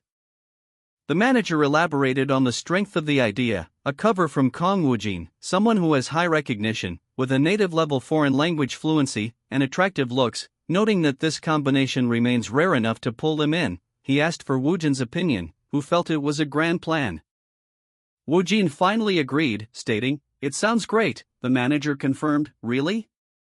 and explained that if this succeeds, Woojin can show off your vocal and foreign language skills, and they can expect an influx of overseas fans from English-speaking countries, and those in Japan who are into J-pop, concluding it has the potential to be explosive in impact. The manager then mentioned that if the channel grows well enough, we can even invite other actors for collaborations. Woojin was ecstatic, exclaiming, "Wow! My life has really become fantastic." And agreeing that he thought it'll be fun, the manager, pleased, promised to go prepare 3-step hands-on and assured Woojin that he will grow even bigger than you are now. "You can do it." Woojin's inner monologue, in stark contrast to his outward confidence, was one of exhaustion. "Yes, of course, hell no. I'm going to 6 feet under, I'm gonna die." He continued to lament internally, "I think I'm going to kick the bucket even before doing the YouTube stuff," admitting he took my current schedule too lightly, listing his jam-packed day, including a guy friend's OST recording, ad shoots, etc. Promotions, etc. And then remembering that tomorrow's the beginning of the script reading for a guy friend, realizing he can't keep around, I need to do the reading. Woojin reflected on the weight of the project, knowing that this was the one containing my first lead role and that the role will grab this project's color and drag it forward, making it feel unreal. He felt the pressure but resolved to only think about acting. He noticed a change, wondering, What's this? All of the project grades increased? Looking at the updated list, scenario, title, drug dealer, grade A, script title, love that freezes to death grade B, script title, a guy friend grade A+. Woojin wondered if it's because of me, speculating if it was because Hanryang hit #1 on Japan's Netflix. He felt good seeing the project's grades being at least decent and prepared for the reading. With preparation complete, he confirmed it was a very high-quality drama script or scenario with implementation 100%, then declared, "Alright, let's get started," beginning the reading. The scene shifted to a guy friend script reading room, where staff scrambled for more chairs and someone offered to take the name tags. Actors whispered their observations. I can meet the popular Kang Woojin at long last." They noted that other than the previous series, this is his first role as a lead action in a commander prospect, and that they heard it's his first rom-com, too. They compared themselves to him, saying we're both actors, but he's in another league, and worried about the rumors and how his acting compared to theirs. A tense actor wondered, what's the difference between him and us? Before the character list highlighted, role of Han In-ho, Mr. Kang Woojin. Woojin greeted Miss Warren, who returned the greeting, noting the atmosphere was a little awkward. An observer noted that most of them are rookies or actors who aren't very popular, so I don't really know them, though they admitted it'd be weirder if the cast were otherwise since it's a short drama, after all, and then wondered, though where is Mr. Woojin? Miss Warren's manager greeted Woojin, saying, "You've arrived," and noted that he heard a lot about the #1 hit. Woojin's sudden surge in popularity caused all eyes to turn to him. The manager apologized for talking too much, but Woojin reassured him, "You weren't." Woojin internally told himself to endure it and that he should at least say hi to them once. "Hello. I am Kang Woojin," he announced, but was perplexed by the shocked reaction of the others. Why are they reacting like this? What? The director entered, asking, "Oh my, what's everyone doing standing? Are all of you actors here already?" And told them to take a seat, everyone, as they would begin right away. He then mentioned, "I have something to say before we begin the read-through. There's a kiss scene at the beginning of the play, right?" The director stated his plan. "I plan to alter it." A surprised actor blurted out, "Pardon?" Before realizing his voice was a little loud and wondering if the other actor, Mr. Moon, was fine with it. The actress was internally panicking, thinking, that can't be true, and oh, I don't have any romantic scenes anymore. Just why? And lamenting, I don't know when I'd ever be with a rom-com again. Before the director clarified, he was thinking of arranging it to a proper scene that would look more detailed, deeper than a kiss scene, prompting the stunned actors to wonder what he meant. The director explained that the opening kiss scene was meant to be shocking but that it's just lifting, and calling it a kiss, so it's boring. He explained that a guy friend will develop from the present to the past, and then back to the present and will end with the future, so he wanted to show the ending from the first scene, concluding, "I think it's best to do it in a proper order than doing it vaguely from the start." Actors praised the idea. "Bravo," as expected from a talented director. "Nicey, Kaya," one asked in excitement. "Then, he's telling us to get really deep? Oh my god, that's crazy." One of the actors being addressed worried they won't like it since they are not that close and wondered if it wasn't too much to change the script writing, realizing he shouldn't push it on them but that it was already too late to go with the original script, thinking his chances are slim. Woojin spoke up, "Director, I'm alright with it, the project is important." The actress, inspired, also agreed, saying she was okay with it too, as it's more important for the world to know them. "We'll do it." Others noted that both of them are really professional. The director was pleased, saying, "Great, then I should repay your passion, I'll produce a really perfect scene." He then handed out the altered script, explaining that the original was supposed to start with a light pack from Han In-ho, shockingly bombing, and the scene changes right after. In the altered version, after both of them part for a moment, Lee Bauman charges again at Han In-woo on impulse. The director explained that she was confused, as you both were just friends, but now that the feelings have become clear through the kiss, you need to express that you can no longer control yourself. The goal was to reach the extent that the viewers will say, "Whoa, this is really deep," while watching it, truly describing the planned scene as deep. The director announced that everyone has finished introducing themselves and checked the altered script, right? And asked if they should start the reading. The actors agreed, and the director called, "Let's start right away." Setting the scene, the cherry blossom trees line the road. Among the crowd, Han In-woo and Lee Bauman are walking. The other actors were curious and nervous, wondering what kind of acting will he show us. They expected him to only do it adequately since it's just a reading, but were still excited, noting that he still looks normal and wondering if he was nervous or does he not feel well. The actress was internally nervous, finding it scary that you're staring at me, but quickly told herself to not mind them as it had always been like this and to just think of maintaining the character and acting. Woojin signaled his readiness by saying, "I'm bringing out the emotions." The scene began with Han In-woo looking strangely at Lee Bauman, who was walking excitedly, just a step ahead of him. His gaze looks like a fond gaze, but it also doesn't at the same time. The director and staff were immediately shocked. "Wow, what's that? He brought out the emotions so quickly." Noting that he just tried doing the gaze once, but you can see Han In-woo from it right away. They realized he's showing his emotions only through his eyes, and anyone can tell that it's a man who likes Miss Warren. The narration explained that the main characters and a guy friend are Han In-woo and Lee Bauman, who grow up as childhood friends naturally since both of their families are close with each other, having attended the same primary and even high school and spent time together as friends. However, the narration stated that the first crack arises in their relationship as the person she had considered a friend for years was actually a secret romance to him, leading Lee Bauman to call out, "Hey! Han In-woo?" Han In-woo replied, "What? Try to smell these," offering her his hands, which she noted don't smell like anything though. Lee Bauman playfully threatened, "Do you want to die?"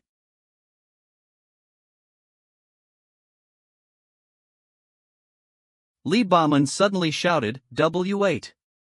She quickly apologized, "I'm really sorry," and nervously explained, "I need to go to the toilet quickly because I'm in a hurry," to which the other actor hesitantly replied, "Why, okay." An observer commented, "Looks like she's really in a hurry," while another paused, "Hold on," before realizing, "It feels like I have to go too."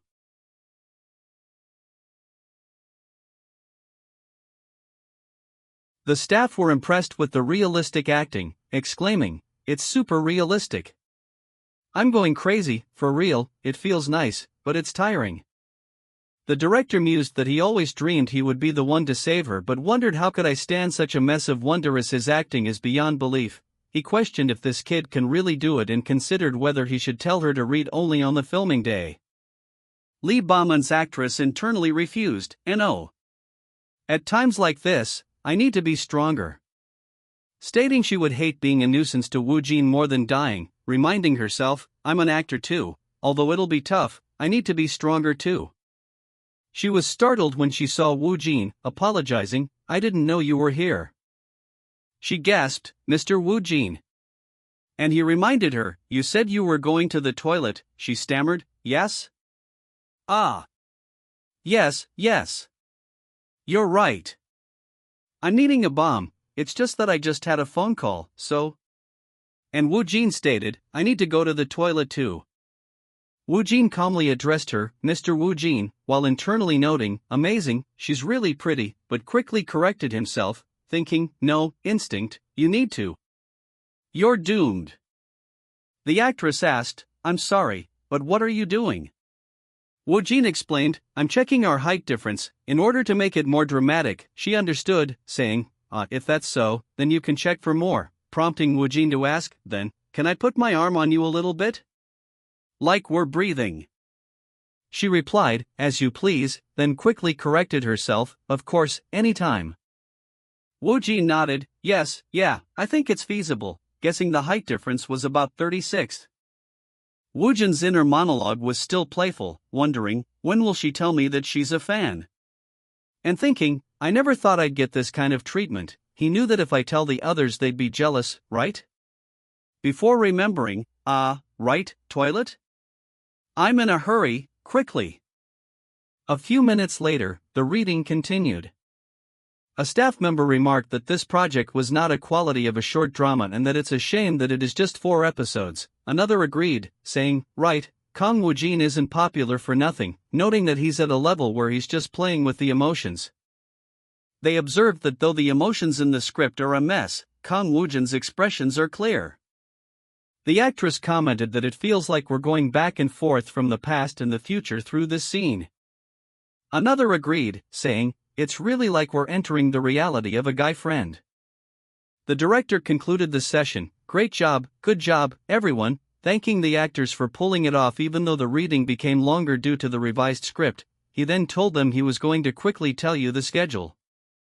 He announced that completing the filming will take 1 month and the first day of shooting is planned for the 20th of July.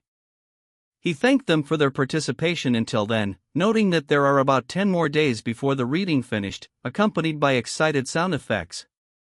News articles quickly emerged, reporting, Kang Woojin ex Warren, a guy friend, during the first reading, a vivid script reading. The reporter noted that Kang Woojin is really flaunting his strength since he's good at acting and that there's something about Kang Woojin that strangely catches you, and he doesn't seem relentless. One hateful comment asked how a piece of shit dared to lean next to Warren, telling him to get rid of your face. Hateful commenters continued their attacks, with one wishing there was bad blood between them, and another saying, if you're not worth saving just do it, let it out, revealing that among those who wrote the hateful comments, there was someone who knew his past.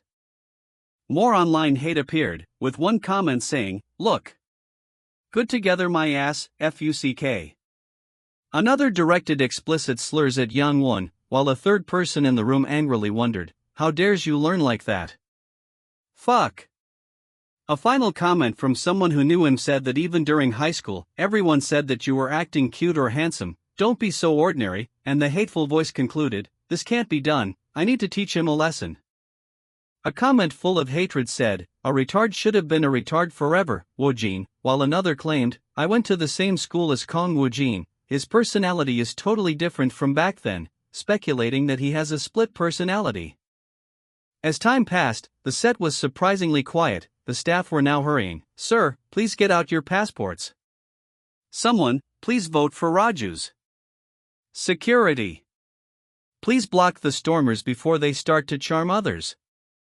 Students at the filming location whispered, asking, does anyone know what they're filming?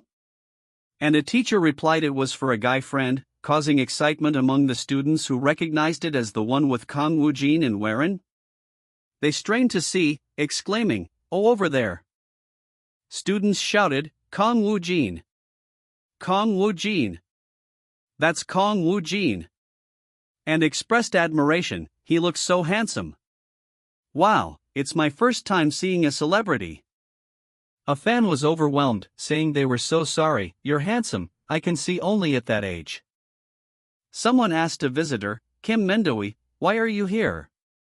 The visitor explained, I came instead, saying the president said he got a boy within without any company work. The visitor then mentioned they were best friends of 8 years that can talk with only their eyes and told the person they were fabulous, shameless, concluding they were here to help and asking, do you want to walk with me?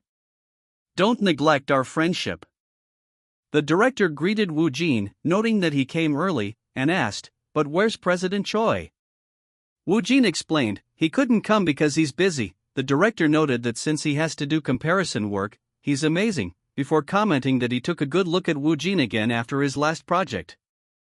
The director confessed that he found Woojin fascinating and admitted, I was wrong back then. Before mentioning some messages from the detective agency team, he observed that our situation won't change either by talking, and we really can't expect what may happen tomorrow, which Woojin completely agreed with. The director then pointed out some familiar faces from the detective agency house.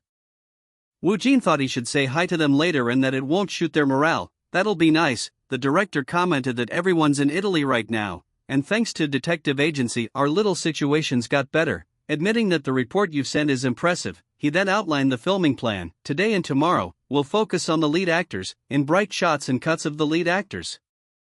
The director added that since the location was sponsored, we'll be filming them in order, and that they need to move to the university within this week, too. The crowd suddenly roared, "WOHHH. Warren! There's Warren over there!" As Miss Warren arrived right on time. Miss Warren greeted the director and Woojin. The director complimented her, saying, "Hello, Ms. Warren," noting her striking appearance, and one of the staff commented that Woojin, behind her on the fountain, looked like a monster.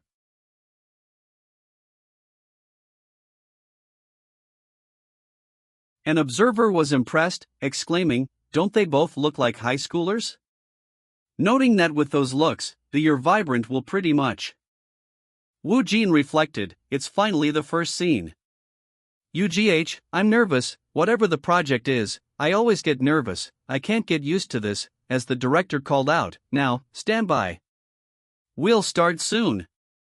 Woojin resolved, if I can't evade it, I should just enjoy it. He decided to use the nervousness and heart rate together as the trigger. The director yelled, "Action!" The actress was internally wondering, when will this end?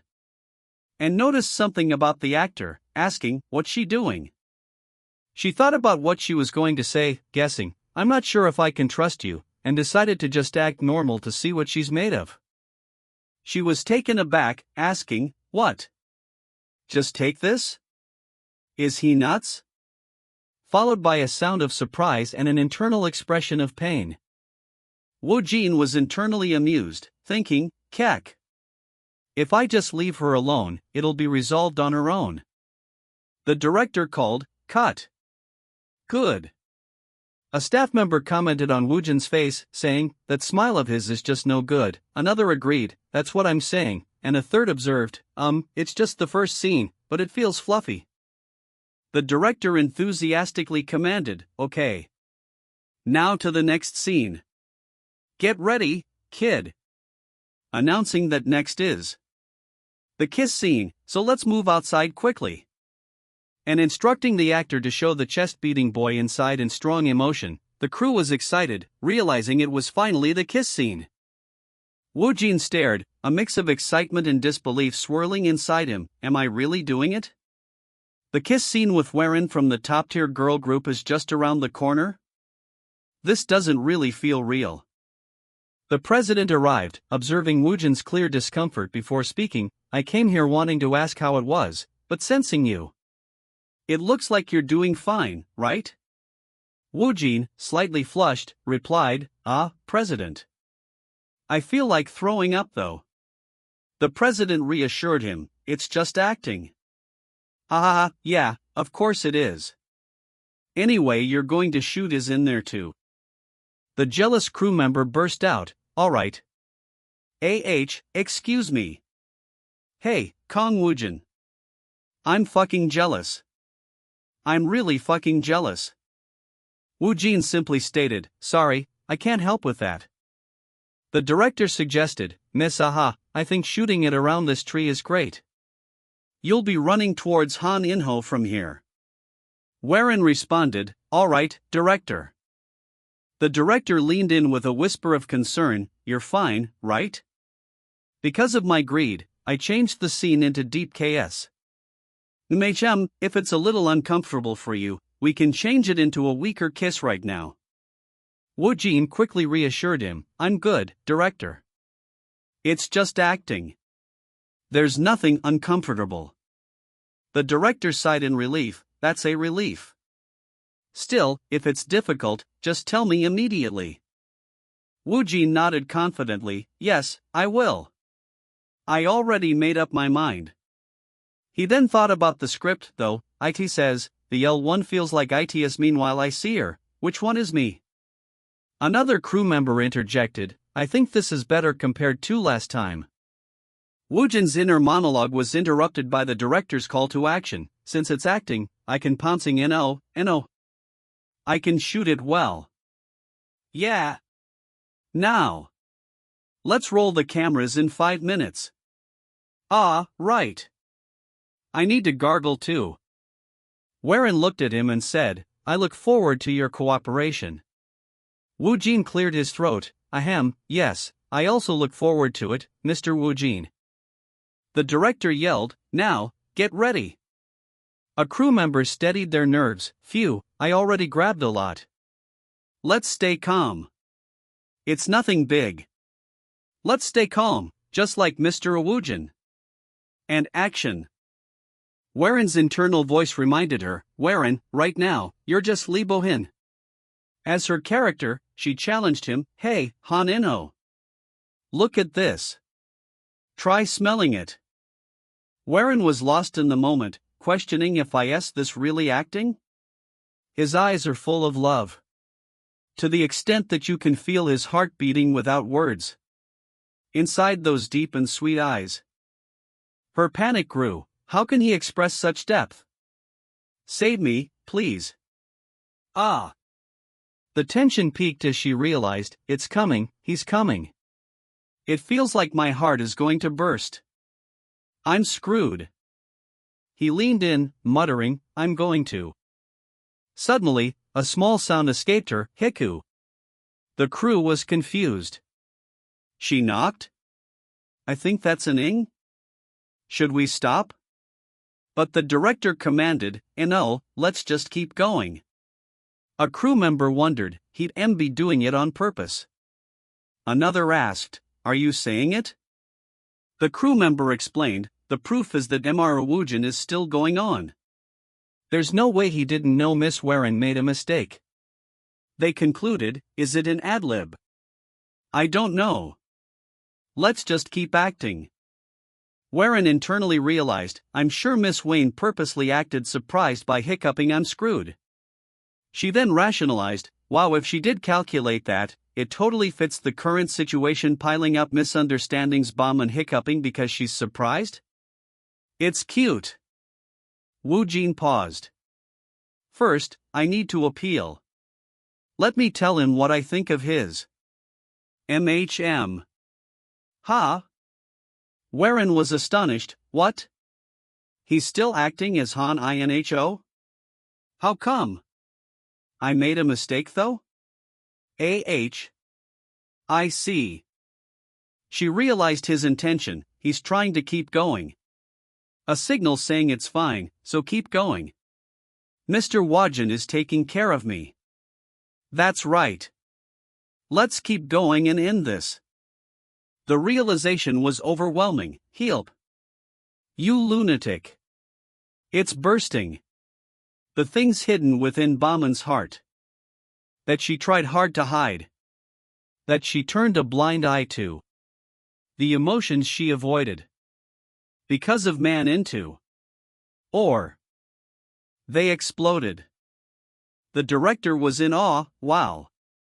For a minute, is this really what it seems to be? The viewers will be stunned when they see this. The director praised the unexpected turn, perfect. That much is a must for it to be deep, this scene is insane cut. Okay. Great. You both killed it. The director, ahem. What happened? It just remembers. Miss Waren, that hiccup. It was an ad-lib, right? Once this comes out, we'll eat everything up. As expected, Harry amazed. A crew member offered their opinion, I think it made the scene livelier. Waren thought, oh. Another crew member agreed. You perfectly pulled out the shock expression of the Bond. Waren realized, is he covering my mistake by turning it into an idol bio? I'm sure he would have felt that I made a mistake. She understood that, but since it went well with the mood, he accepted my hiccup and continued with the acting. Waren praised his quick thinking, amazing as expected of Mr. Woojin. The director asked a question, words please, let's do it once again with the original, a crew member added, to be honest, I want to see a version with no quirks at all, you know. The director affirmed, let's do this again with the original. Waren agreed, okay, director. Woojin thought, alright. Again? We're doing it again? That's completely welcome. The director apologized, Mr. Woojin, Miss Hwan, I apologize. Both of you did it perfectly, but due to the staff's mistake, you have to do 5 retakes. Woojin accepted immediately. I have no problem. I'm fine with it. I'm actually sincerely thankful for it. Ugh, I nearly smiled. Warren added, great job, Miss Warren. You too, Mr. Woojin. Warren then said, also, thank you. Woojin, confused, asked, For what? For hiding it. He pondered her statement. What is she talking about? Asking her again would make it awkward. It'd be colder. With her beside me. The director called out, Miss Warren. I'll be your solo cut soon. Mr. Woojin, please wait on the step. Woojin thought, yes. What is it really? Then. So cool. The president appeared, Woojin. You've worked hard. Woojin dismissed the idea, I didn't, though. What do you mean I worked hard? It's all blessing, it's ridiculous. The president chuckled, it was mind raining the put in the most effort, that's just like you. He continued, gather than that, here's how it reads, this, and becomes famun with it. The president clarified, it's the song that'll be uploaded to YouTube, the Japanese lyrics version. We'll start with the Japanese language. We're also going to add lyrics and the music arrangement for the English version. You can go and listen to the guide soon. Check this out first. Woojin recognized it, this song. Is it? The president confirmed, it's familiar, right? Since it also has some connection with you. The president elaborated, what's ITAS at Chorfs? It covers song. It's the best hit song of Bellin, Ballerina. It's a jazzy dance song with a powerful dance and art pop that swept through Korea and Japan 3 years ago. The president added, also, the team that will manage your YouTube channel has already been formed. The manager confirmed, about 5 people, including an editor, and other staff. He continued, and the studio rental for the shooting is done too, so we're almost set now. Woojin thought, wow, we're only opening 1 YouTube channel, but the scale is no joke. The director announced, the next one will be your first frustrating scene taking place at the school, so please change into a school uniform again. He called out to the other actors, extras for the bully roles, please gather here too. Woojin realized, if that's the scene where the bullies appear, it must be. Woojin identified the scene where Haninsi saves the bomb in a cool way from the bustling beach, people rush past and watch, while the sea air buzzes with anticipation. Time to go change. He then paused. It doesn't feel plausible, the director asked, what are you talking about? The director, frustrated, exclaimed, don't tell me you're thinking of adding more extras? Something's bizarre. I'd like the idea to be a little more like a bully and the build to be big. Suddenly casting one on the site is a bit much. Since the bully characters have their own scripts and one-shots, they're actors we've got through an audition. The director admitted, that's true, but pretty sure, really one out there. Someone with the face of a bully and a big body. And decent acting skills. And extra like that. Woojin had an idea, director. The director asked, do you want to add an extra bully character? Woojin suggested, what do you think of our manager for that role? The director was confused, manager. Who? Woojin pointed, Mr. Kim Dae-young. The manager was shocked. The other manager yelled, what the heck are you doing, you lunatic? Woojin continued his pitch, he was in an acting club for a while and seems to have acting. Woojin, talking to the manager, said, I will make your dream come true, think of it as the best of the best.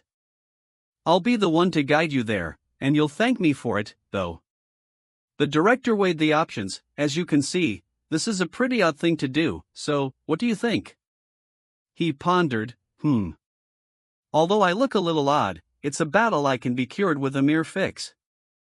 And it won't look obvious that he's added forcibly. Besides, he's had experience. The director proposed, though it's not certain, we can take a few test cuts first. So, do you want to try it? The manager was ecstatic. I can do it, director. The director concluded, good. First, we need to do something about your outfit. The other manager was emotional, that punk. Don't tell me he's crying? Woojin noticed, HM. The president was curious, what was that all of a sudden? Even though you're friends, I thought you were offish. Is there a reason? The other manager admitted, that was his dream. Woojin was surprised, you remembered your friend's dream? He then thought, really, this is under. He said, I'm only making the offer because it's a perfect opportunity. He teased, that's what we call tsundere, you brat. The other manager replied. Is that so? The director announced, now, if everyone's ready, we'll move to the next location. He called out, Woojin. You should hurry and go.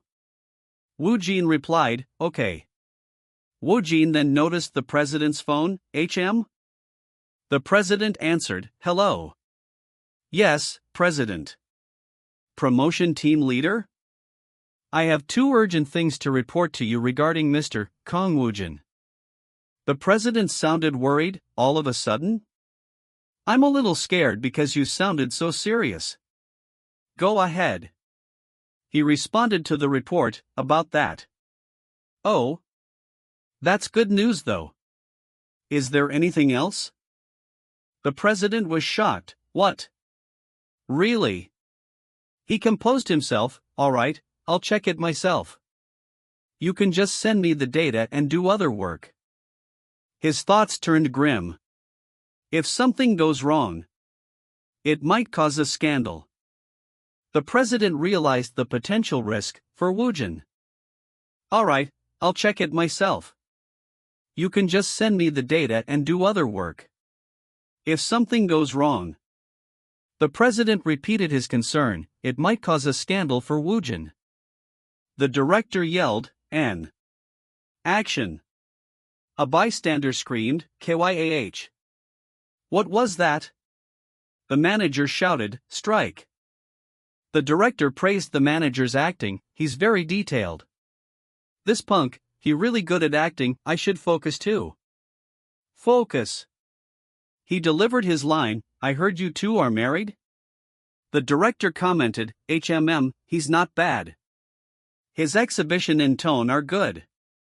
The bully manager taunted the character, let's test this, husband's physical endurance. The other manager was nervous. Woojin delivered his line, before you throw your punches, look up. The director called out, cut. The director announced, that's the end of today's shooting. Great job, everyone. The staff cheered, great job. The manager sighed, it's finally over, okay? I want to leave quickly and daydream by my belly. The president called out, Woojin. The president approached him, you've worked hard. As expected, even with your busy schedule, you look fine. I would have died already if IT hadn't been for the subspace. The president got serious, right, I have a few important things to tell you. Follow me to somewhere quiet.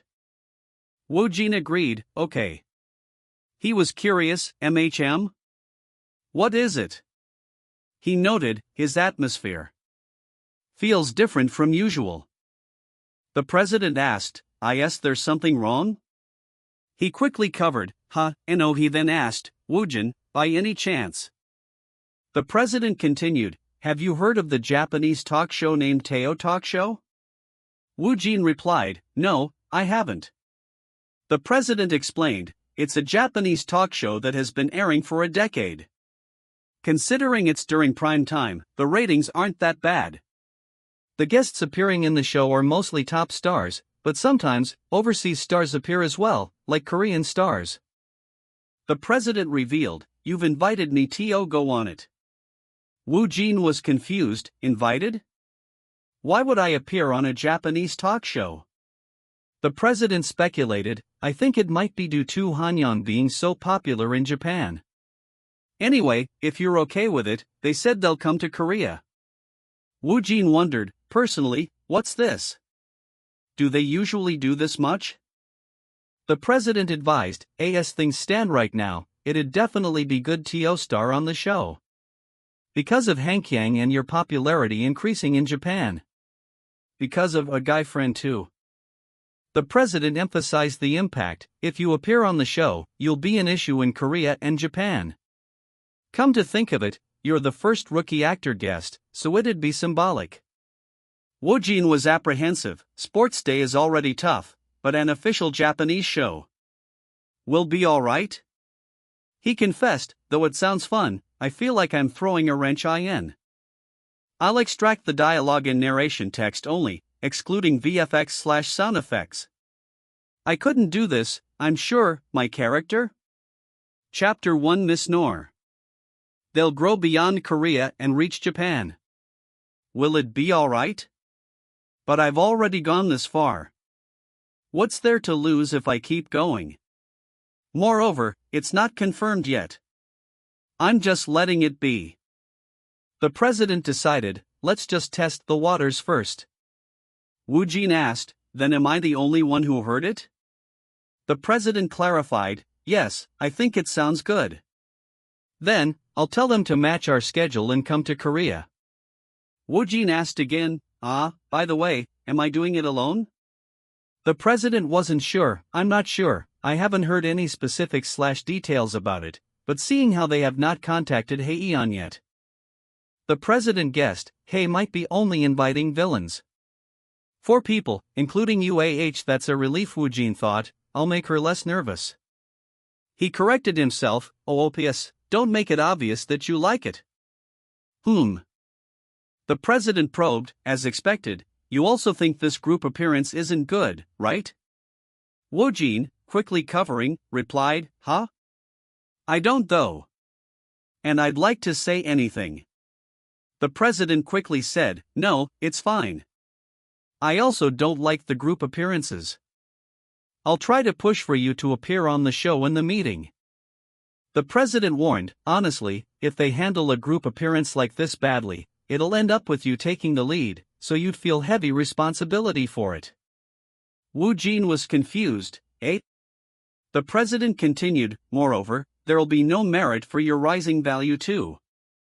Woojin tried to agree, yeah. I know. The president challenged him, you don't. The president got serious, also, Woojin. Now this is the most important thing, look at this.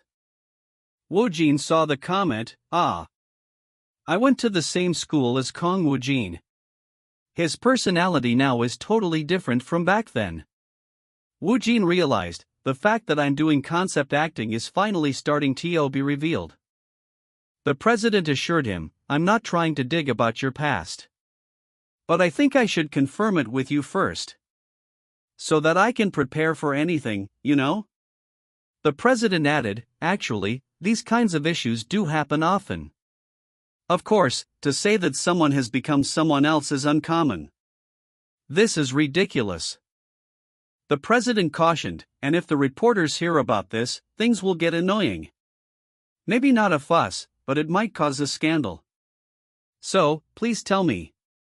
Is there any reason this comment was posted? It seems that they keep posting it. Woojin admitted, it's true that my real self and my current character are very different. That's why the people who know the real me will keep appearing. He debated with himself, wouldn't it be alright to tell him the truth? To be honest, crossing over this would make me more unneeded. Woojin decided to confess, whatever, FUL. Let's just tell him the truth about the low-sept acting. How did things end up like this? President, actually, all this time, he revealed, I've been concept NO, I've been acting. The president was shocked. Woojin thought. I said it, he'll probably be mad. The president stared at him, you. Woojin steadied himself, I'm already prepared for this, so let's be calm. The president asked directly. Are you saying you've been lying your life pretending to be normal? Woojin confirmed, yes. The president paused. Huh? Wait. Pretending to be normal? He laughed. Hohu brat. That means you've been using your life as acting practice. Woojin was bewildered. Eh? I'm sure I told him the truth? Woojin internally protested. Don't tell me he took it as I've been living my whole life acting. Not for these things, not for the entire 20 years. He was frustrated. It's a misunderstanding again? What is this, if I told you the truth? He tried to explain. No, President. What I'm saying right now. The president cut him off. Yeah. I'll keep it to myself. Do you think I don't know how to do such a thing? Woojin thought, but you don't know. The president theorized, that's right, if he lived his life as an oddball like now, I'd be difficult for him to blend in with people. If he didn't have his monstrous acting ability, he would have been a loser in the beginning. The president concluded, that's why he dedicated his life to acting ordinary. If that's the case, then this understanding, that Pul's world would come out. I went to the same school as Kang Woojin. His personality now is totally different from back then. Because Woojin has acted ordinary perfectly all this time. The president's mind raced. Now that the acting itself has become his main job, does that teach toxic? These knows for him to act anymore? You were meant to be an act, isn't that what he meant by teaching himself? He's indeed a monstrous genius. Woojin gave up. I'm screwed. A concept or understanding even if the truth, into. One will believe me. Think whatever you want, it'll either to be hard on the concept acting. Gaue up fine, let's see how far this can go. The president advised, Woojin, your story. I think it's better to hide it. Don't go telling that to anyone, at least for your sake. Woojin agreed. It seems like no one would believe in me anyway. The president added, of course, even if I don't bring this up, I can't stop such unidentified people. It might keep spreading. The president warned, reporters have probably gotten a sniff of it already and are writing articles about you. At times like this, you should just assume that it'll blow up and be prepared for it. The president instructed, however, if it does blow up, just leave it to me. You should just focus on your action. Is there any way? The president explained his strategy. This field is all about attention. They'll be hooked on some hot issues for a while, and when its attention is cooling down, they'll turn their attention to something else again. So, it's best to cover an issue within the same time. While hiding progress, at the same time, will maximize the scheduled. The president concluded, first, we need to quickly arrange the meeting for the Teo talk show. This place is great. Woojin introduced himself. Hello, I'm Kang Woojin. An associate was surprised. Huh? He apologized. I apologize, the staff apparently miswired the time this morning. The Japanese producer was curious. What? Why does his Japanese sound so not normal to you? The producer then complimented him. Your Japanese is really good. Woojin modestly replied, my Japanese isn't that good. The associate thought, isn't that good? Press pronunciation is already like a native though. He added, so he can even speak Japanese. He realized, having an interpreter makes a big difference in a talk show. He felt optimistic. I feel good about this. He's piqued my interest. The Japanese producer began, hello. I'm the president of Sino. Something the associate clarified, I'm the talk show man producer, Seiki Shino. The producer continued, I'm. The associate admitted, yes, actually, I'm said to be the one at Fred. I have no idea that a talk show is gaining interest in year one. The producer explained, currently, Hanjins? Very popular in Japan. So, of course, the actors who appeared are also in the spotlight. The associate wondered, "Is Woojin really that popular there?" The president answered, "Though I sleep at night, I know that." Of course, he was mentioned a lot, as much as the man hints and hints. Woojin observed the Japanese staff. The Japanese entertainment staff are quite poised. Just looking at their faces, they seem like a proud moment for me. He reasoned, anyway, since they're poised, my concept acting will work. He noted, something in him has become fierce. The Japanese producer found him intriguing. This is interesting. From a rookie whose first drama was Hanryang, I can feel like he's been through all sorts of hardships. He concluded, he's an actor who consistently piques people's interest. The associate quickly reported, "Mother, according to what you'd researched, the project's just joining alliances and every project he's starred in has been a huge success instead of a failure." The producer thought, "The man? The most interesting he is." Woojin then addressed the producer, "MRTPD, thank you for coming all the way to Orker. May I know what kind of plan you'd?" The associate was impressed. He really is a master of Japanese F. The producer laid out the plan. "Here's planning to stoplight the four walls of Hanqing." The president thought, "As I expected." He apologized, "I apologize, but a single brass button is a bit of a menace for us." He explained, Woojin would end up stoplight with everything. And because of their different shotting slugs, no, it slows down the other villain air. Super awkward. He concluded, "I don't think a Peony Imagine could get out of our likely." The president stressed, also, "This is a sensitive time where we have to be careful even about tiny things." That's what he said. The producer thought, it'd be different if it was a solo appearance.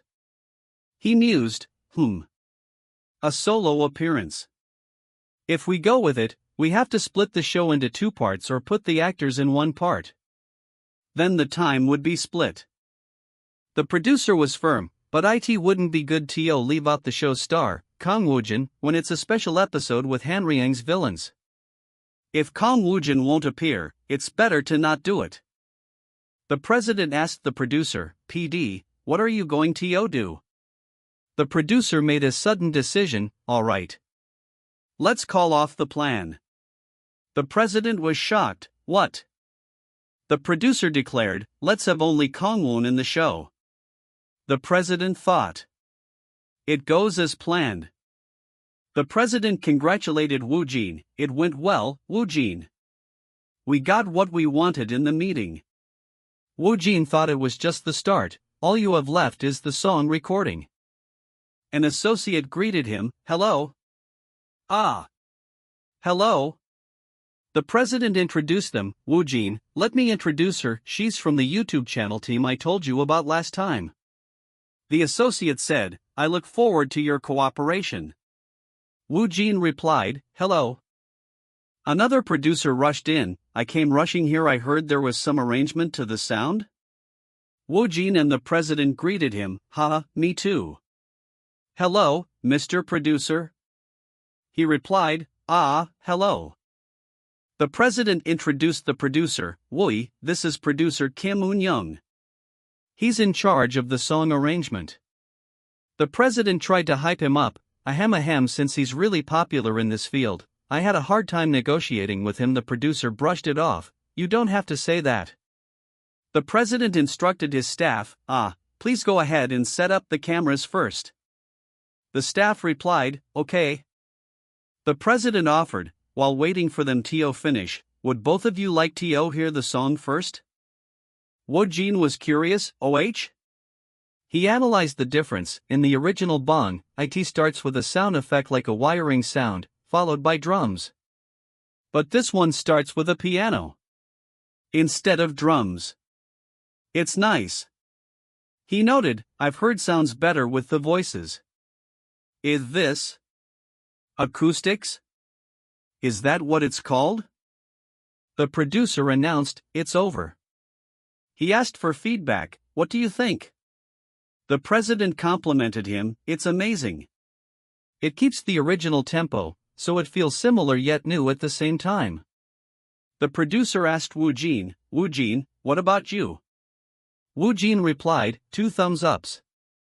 Woojin decided to elaborate, "But I can't say it like that, so." He explained, "I feel like it kept getting stuck in my head, especially the intro and the part near the climax." The president agreed, "You're right. It's EAR catching, and it's even better with the male vocals." He cleared his throat, "Ahem, ahem." The producer instructed, "First, let's start with the song recording lightly. I'll take more than half a day anyway, so you can take it easy." He asked, "You said there are 2 versions, right? Between English and Japanese, which one do you want to start with?" Woojin replied, "Let's go with English version first, and if we have time, we can do the English version as well." The staff member called out, "Camera getting in all one." The producer guided him, "Okay, you can go inside, Mr. Woojin." Woojin felt nervous, I'm nervous." The producer directed, "First, let's start slowly and match the intro's timing." Woojin replied, "Okay." The producer was impressed, His low note is low and heavy but it's smooth. He added, and he has a distinct voice since it's mixed with raspiness. The president thought, by the way, his Japanese is amazing. The producer was ecstatic, "What's with him? He's 1 in a million. He has the craziest vocalist I've ever worked with." The president chuckled, "Haha, right?" He then noticed his phone, Who messaged me? The president saw the news, star issue, monstrous actor Kang Woojin has a split personality? Eyewitnesses spread through the community. The staff was alarmed, president, and AR. Mr. Woojin has co. The president thought about his strategy. The issue will be buried with another issue? He then saw new headlines. The title of PD Yoon's new show has come out. It's our Ta. Hot issue, our Tahi lineup, AP. Jonghaek, Ha Kang-soo, Yun, etc., star pick, bulldozer rookie Kang Woojin. What kind of charm will he show on PD Yoon's variety show? The president thought, the news of PD Yoon by Unson's our table? Don't tell me they're trying to bury the issue with this? He dismissed the idea, they can't bury Kang Woojin's news with such news. The president knew, even if it got buried, it'll come out again, hold on. What's this? He looked closer, this news. What? The staff member was shocked, what the heck is this? The staff member spoke to Woojin, right. Mr. Wooden, did you see that? That's aliens? He quickly dismissed it, actually, that's ridiculous. The thing you said was just a rumor. The staff member tried to reassure him, that's all because you're on a roll these days. Everyone is posting hate comments just for fun. Woojin replied calmly, I don't really care about that. The staff member then tried to change the subject, by the way, did you see director Tongchi Kyoto? Arg House? It was as yes it was a joke. He wondered, I wonder who the Korean rookie actor is. The staff member asked, is the makeup all done? He then reassured himself, yes well, since the president said he'll take care of it himself, let's not worry about it. The president called out, Woojin. If you're done with the makeup, come talk with me for a second. The president informed him, the shooting day for the Teo talk show is confirmed to be on the 31st of August. The president added. And the editing for the cover song is done as well. Woojin was surprised, that was fast. The staff member repeated, that was fast. The president explained, the song arrangement was great, and your skills were incredible to begin with, so you got it all tied up nice and neat, didn't you? The staff member repeated, that was fast. Woojin was intrigued, He admitted, it's a little awkward seeing my face on the screen, but if I close my eyes, it sounds great. The president explained the video plan, there are a total of 3 vibes of these videos. A simple interview video with 1-minute video. Cover and the translation and English version of the Songs of Ballerina from Billon. The president then asked, "Now, all that's left is TO.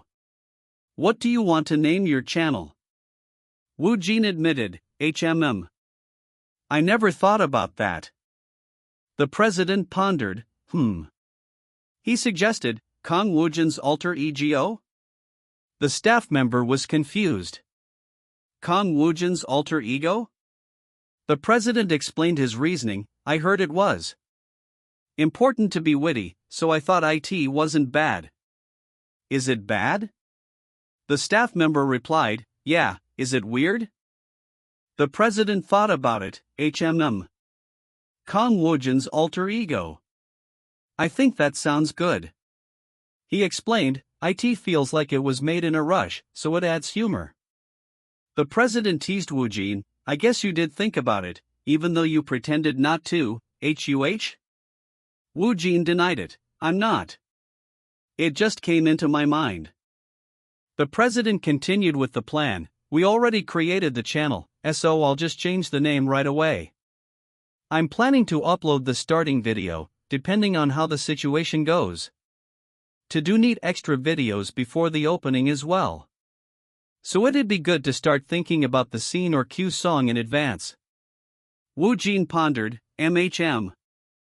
Woojin suggested, then, just like how we changed K-pop songs into Japanese or English versions, we can also do covers of J-pop or pop songs in Korean. The president was delighted, That's a good idea. The president urged the staff, there's 10 minutes left before the filming. Please get Fran, everyone. Woojin noted the time, The president informed Woojin, since we only have 10 minutes left, I'll explain how things will go from now on. You'll need to know this anyway. The president addressed the rumor, first, about director Kyoto's news. You might have seen already that the strange sacrifice of a strange haze made here in both Japan and Korea. He reassured him, I've told you, I'm the one who handles it. The president explained the manipulation, initially distributing to you would know when filming you would start, but that wasn't really good for our side, so I persuaded him a bit.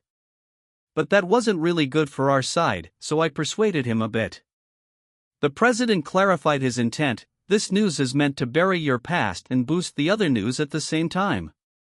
The president confirmed the success of the drama, Hanryang, blew up in Japan, right? He added, the Teo talk show will show it as well. The president continued, for those, it wouldn't be necessary to move with the director Kyoto news, but think about it, a guy friend is confirmed to be launching in Japan. Timing-wise, it's the protect that comes right after Hanyang. But as of right now, your popularity in Japan is still in extraint. Woojin agreed, I know. The president admitted, that's why I have to rely on Waren's popularity. The president detailed his plan, that's why we'll use the news of the ETHI, sacrifice of a stranger. Woojin was uncomfortable, it's a little awful to ride on someone else's popularity, don't you think? The president dismissed his concern, is that so?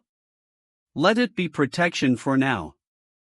Woojin was still bothered, I think so as well. It's also a nuisance to miss.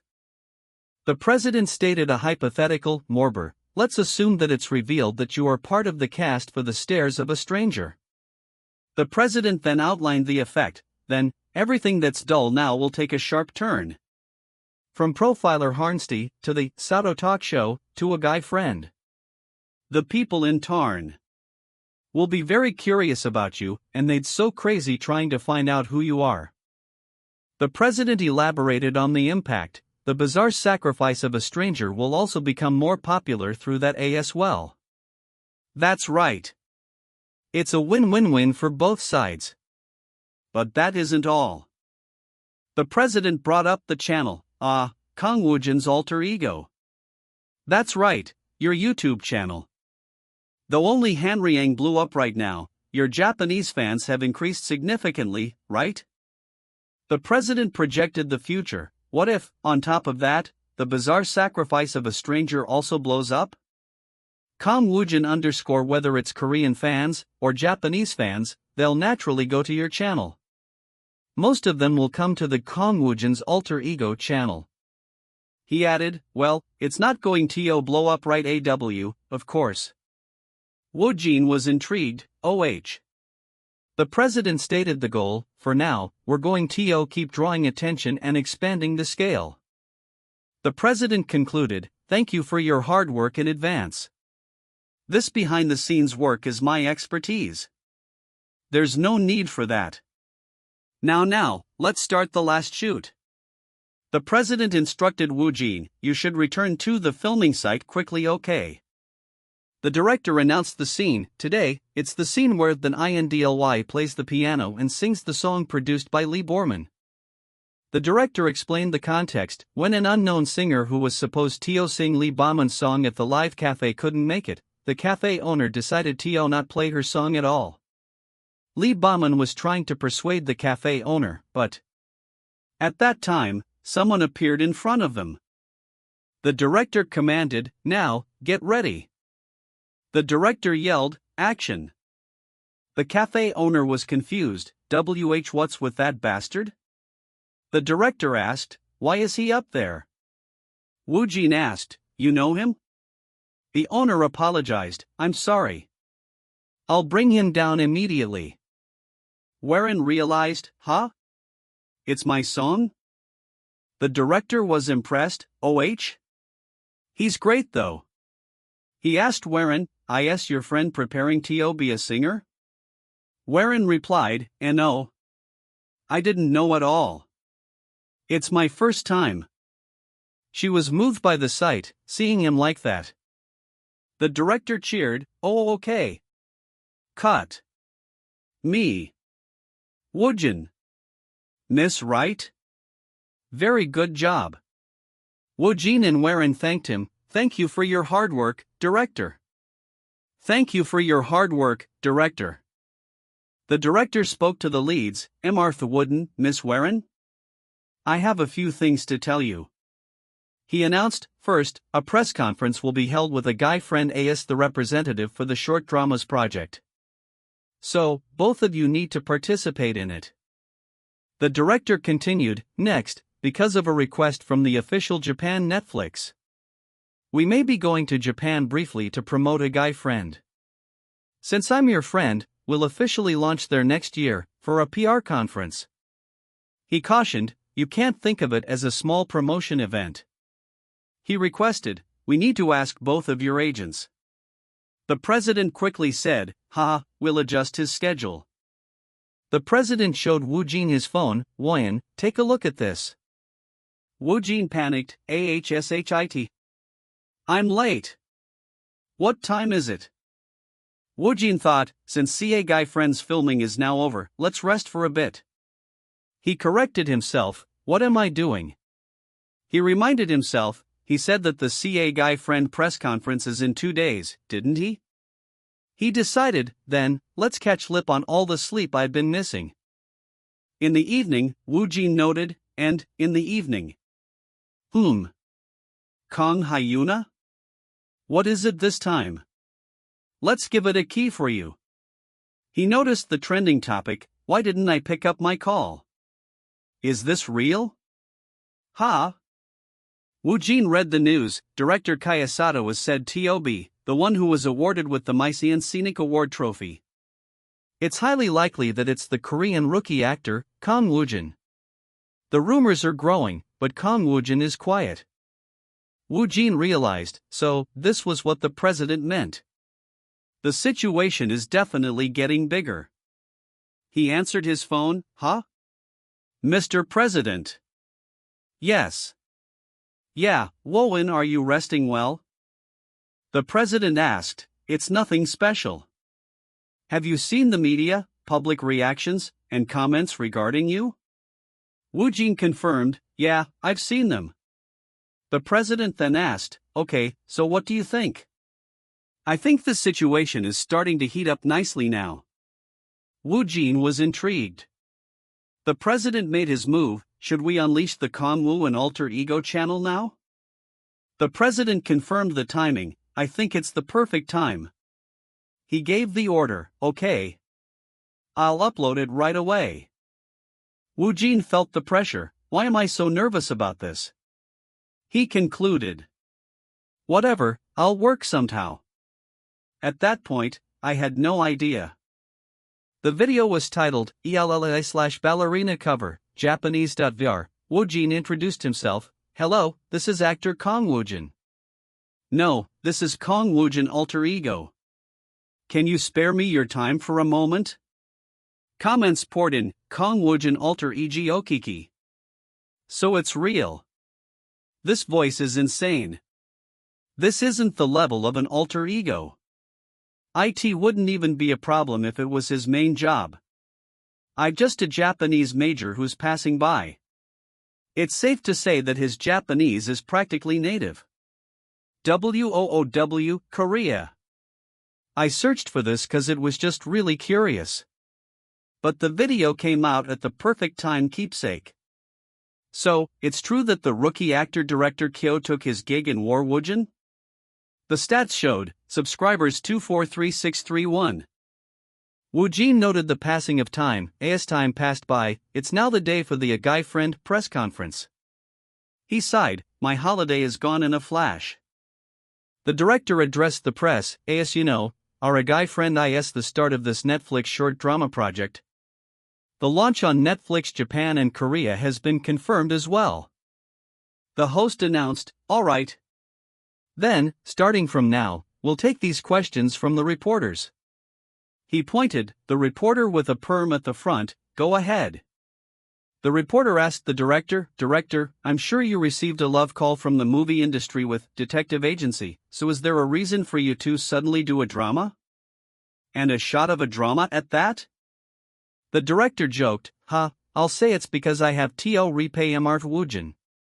He moved on, next, the questions for writer Nana.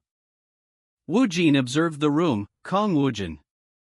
He knew the reporters were there for him. Actually, everyone in this room must be come here because the host continued, next is. Woojin was aware of the mounting anticipation, though they're holding it in for now. When Kang Woojin's turn comes.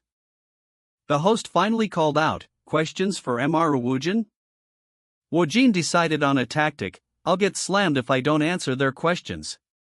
Let's choose the one with the gentlest look. The host directed the question, the reporter wearing a shirt at the back, go ahead. The reporter began, yes, Mr. Kang Woojin, about the launch of A GUI Friend in Japan. Reporters were buzzing with speculation, asking him directly, there are a flurry of guesses that you're the Korean rookie actor that Japanese director Kyotaro chose as the lead actor. What do you think about that? He paused for a moment, then confirmed the suspicions. The question is, yes, reporter. I am that Korean rookie actor. A collective gasp echoed through the room, followed by shouts of disbelief. What? The barrage continued, demanding answers to his sudden success. How can you get to be the lead actor for the project of a Japanese legend as a rookie actor? Please let us know the process. His inner thoughts screamed, I don't know. Save me. Yet, he maintained his composure, questioning his manager, by the way, I asked this much okay? A few minutes ago. Manager Mun approached him earlier, addressing the inevitable question, Woojin. One of the reporters will surly, to just ask about the matter regarding Kyriad. So what are you doing to do? Woojin replied, I have no plan to evade it. Isn't it okay to talk about it if there'll be no problem? Manager Mun conceded, well, that's true, and we've already talked about it with director. Woojin's confidence was evident as he concluded, okay, then I'll deal with the aftermath accordingly. See you later. His manager praised him after the conference, that was smooth. Well done, Woojin. Executive Director Lee, watching the chaos, wondered aloud, phew, how should I calm this situation down? Manager Mun chuckled, advising, instead of that, you can just step out of it. The executive director thanked Woojin's team, thank you for accepting my request, executive director. Manager Mun dismissed the gratitude, we're the ones who are thankful, where else can we get such great publicity from a press conference? Manager Mun immediately began planning the next steps, since the bomb was dropped in the GAU. Friend? Press conference, it'll keep being mentioned in both Korea and Japan. Since things have gotten big, we should contact Netflix Japan to increase the scale for Japan's promotion as well.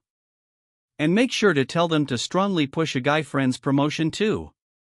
They hoped the explosion of attention would not fade away, now that all the attention that has been on him has finally blew. WOULD and it'd be a shame if he really turned TO bitterly forever in both Korea and Japan for a while. Yes. Thankfully. Woojin recalled his manager's previous warning. He told me to be careful with my words from here on, right? His thoughts were suddenly overtaken by a fan's passionate outburst online. My LU, humble bias is going to act as vanguard. I'm going to be so much that it's driving me crazy. A sudden thought occurred to one commenter. Come to think of it, didn't Mr. Woojin upload a cover of our group song in Japanese on YouTube? I should check it out later. They quickly confirmed their suspicion, as expected. Though I expected it, it's really him. The public wondered at his meteoric rise, from Korean legends to even Japanese legends. Just how much bigger is he going to get? One person speculated about his future. At this rate, next year he might get to Hollywood too. News articles and comments exploded with the revelation. Exclusive, Korean rookie actor, Kang Woojin, joined as the lead actor in director Taniguchi's project. As expected, it was really Kang Woojin's omnia of Catty. This is great. Kang Woojin, I really love this to do this. He can't still have all become his fans. This is indeed amazing. It's a rommer, but how can he secure the lead role? Still, for a Korean actor to star in the bizarre sacrifice of a stranger, which I love, is a bit. The media frenzy was immediate following Woojin's candid announcement, as Kang Woojin's unfiltered remark was out to the world. The greatly rumored Korean rookie actor of director Kyotaro, Kang Woojin, directly admits it was him. His name became the talk of the town for a while, not just in the media and public opinion, but even in online and offline dinners. The news spread rapidly across the globe. Exclusive news: the Korean rookie actor who will join as the lead role in director Taniguchi Kyotaro's project is Kang Woojin. As expected, it was true that it's Kang Woojin. I love it. This actor's acting is good. Kang Woojin. I really love this. Look at his YouTube channel and you'll fall for him. He's really amazing.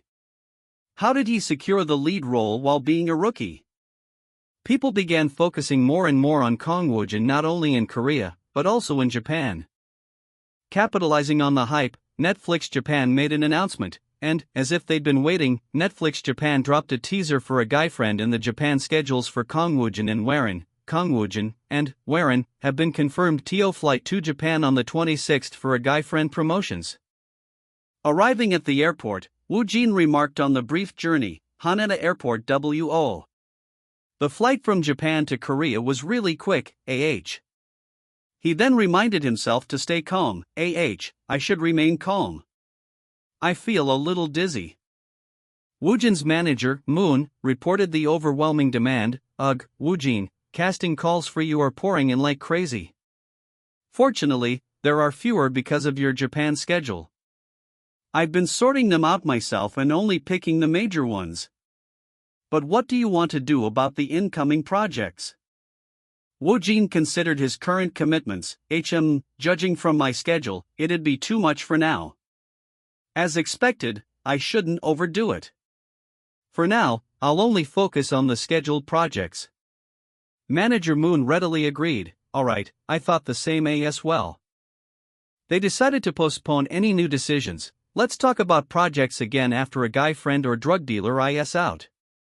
Manager Moon detailed the upcoming hectic period, since it's obvious that starting from October, we're going to be busy with manga-related broadcasts, ceremonies, award ceremonies, and film festivals. Starting from Thanang and all the other movies, we're going to be getting calls from everyone. He finished with excitement. I'm excited. Woojin remembered a call before the flight. I also received a call from director Kim Do-hee before boarding the flight, you know. Yeah. She said there'll be a blind premiere of Drug Dealer next week. His manager asked for clarification. Blind what? Woojin's manager recalled the term. I think I've heard of that somewhere. Ah. Was it during detective agency? He quickly put the pieces together. Then, does that mean the editing for your dealer's job is already finished? Isn't it a little too fast? Woojin clarified the film's progress. You're right, but I think only about 90% of it is done, to be exact. Even so, it's still pretty fast. Anyway, the blind premiere will be at the end of August. So it seems like the movie will be released either in October or November. Before mid-September, the promotions will begin after the editing is done. He contrasted this event with a previous one. Unlike the event-based detective agency project, the number of viewers is recorded, and the files are called dated. I'm strangled nervous about it. He realized the potential clash. If that happens, then maybe A Guy Friend and Drug Dealer will be released in the same time period. Manager Moon noted the timing. He's right, since I heard that A Guy Friend would be out in October. He then predicted a massive promotional surge, but I think that might blow up even better. Since you've got two massive, headache-worthy projects coming out back. Manager Moon highlighted the unique challenge. Please Sangmin and Han Inho, characters that are totally opposed from their genres. Overall presences, and even the sentiment they carry. Aren't you curious how the public will accept it? Woojin pondered the reaction. How would it be, like a hot bath and a cold bath? Manager Moon quickly transitioned to the schedule details. Let me fill you in on the 3-3 Japan schedule that you'll need to handle as well. The Guy Friend Japan promotions and the Teo talk show happen to overlap, so I adjusted them. I also scheduled a meeting with director Kyoto while we're at it. Manager Moon began detailing the demanding itinerary. Once you arrive in Japan, you'll head straight to Netflix Japan and get a quick briefing on the event. Later in the afternoon, you have a meeting with PD Shinjo after the event. The next day is Tokyo Osaka. And the day after, you have a meeting with director Kayatora, etc. Woojin interrupted the lengthy list. Stop. Manager Moon worriedly asked, will you be alright? You are not the type to let it show with your expression. Woojin remained confident. There's no problem. I'll use the subtitles. Manager Moon finalized the briefing. If you've got everything, we'll be moving on. He provided a final warning about the airport. A few reporters might have gathered at the airport. Since both of your and Miss Warren's schedules have been released. Though it'll be a little noisy, just act as usual. The assistants suggested a joint entrance for better media coverage. Woojin, they said that it'd be better for us to walk together from here on to get a double shot rather than using walking separately. Woojin readily agreed. Really? That makes sense. Let's go. His co-star, Warren, expressed a friendly sentiment. If only our schedules were looser, I'd introduce him to a foodie hotspot. Woojin looked around, feeling trapped. It somehow feels like I'm being surrounded by a wall. He realized they were the center of attention. If we go out like this, I'm sure we'll be grabbing attention. But, strangely, aren't there a little too many people there? A sound of recognition reached them. They're here. What's there? Woojin realized the sound was coming from a crowd. Is it people? The crowd erupted into cheers and shouts. They've come out. Here. Here. Kang Woojin. Woojin's manager was utterly shocked by the mob. Crazy. What's this? A few people? You call this few? He attempted to estimate the number. Are there about 500 people? Woojin's thoughts were far more pessimistic. I expected 2,000. Did the airport get involved? Manager Moon was in disbelief. What? That's a little? Manager Moon urgently commanded the team. Get yourselves together. Pull yourself together. Clench your teeth and keep walking. The assistant was overwhelmed by the intense pressure. UGH. Feels like I'm going to vomit. The fans' excitement was deafening. Kang Woojin. The narrator shifted to a clear schedule update. Japan schedule day 1. First, a meeting with Netflix Japan about the event. The schedule continued. Second, a guy friend promotion and press conference. Third, a meeting with PD Shinjo of the Tail Talk Show. Woojin, exhausted, asked about the workload. Is this the last thing for day? I'm tired, so tired. PD Shinjo greeted him warmly. Mr. Woojin. It's nice to see you in Japan. The PD remarked on Woojin's fame. You know that your name is currently the talk of the town, right? You're the hottest in the communities, and even SNS. The PD provided an astonishing update on his YouTube channel. Your YouTube channel has surpassed 1.05 million subscribers. Woojin was stunned. 1.05 million? The PD admitted his surprise. This is my first time seeing such a rapid rise in my time as a PD. Wow. Woojin, still processing the information, proudly stated, I agree. Now I'm a million subscriber YouTuber? Due to his sudden popularity, the show's plans had been completely revised. Since things have been moving so quickly, we ended up changing the plan we had completely. We've added additional parts, and the recording time will be longer. PD Shinjo outlined the promotional scope, the projects you've participated in, including Haryang, A Guy Friend, The Bizarre Sacrifice of a Stranger, and even your YouTube channel. We made sure to include enough content to promote all of them. PD Shinjo made a special request, and perhaps the song on your YouTube channel. Would you mind singing a short line from it during the talk segment? Woojin agreed, I wouldn't mind that. The PD then explained the non-linear recording process. Also, since it's pre-recorded, we won't be filming in the order it'll be aired in. The PD explained the flexibility of the shoot. We'll fill it in a jumbled manner depending on the emergency. When the time comes we will be reorganized during audition. He detailed the filming order. We might start the recording with one speaking, then the audience first. He revealed a surprise guest, and for your information it's set that Miss Han will be a guest during the GUIFEND session. The PD explained the process for the surprise guest. Just in case, we reached out to Hayes team to confirm. And they said she's okay to join in briefly. He then explained the selection of the studio audience. Also, the audience invited to the recording was mentally selected from your fanbase. Woojin was taken aback. Fans. The PD specified the number of fans. It's about 200 fans. Woojin was shocked by the scale of his Japanese following. YSS? There are 200 of my fans in Japan? The PD described the difficulty of the selection process. We got over 3,000 applications, so it was really tough to select them. Woojin could only exclaim, what?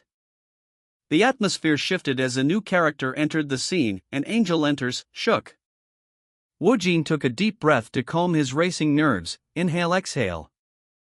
Woojin internally expressed his extreme anxiety about the recording. I can't believe it's already the day of the recording. I'm fucking nervous. He reminded himself of the stature of the show. You're telling me I'm getting cast as the main guest in a program that features Hollywood stars and Korean top actors? He resolved to push through. Whatever, everything will work out somehow. Let's just do what I've always been doing. Mind control. His manager signaled the start. The recording is about to start. Let's go, Woojin. Woojin acknowledged, yes, President. Woojin noticed the full audience. Right. The audience seats were all filled. It looks like there are 250 people, not 200. Manager Moon asked if he was nervous. Really? You're not feeling that nervous, huh?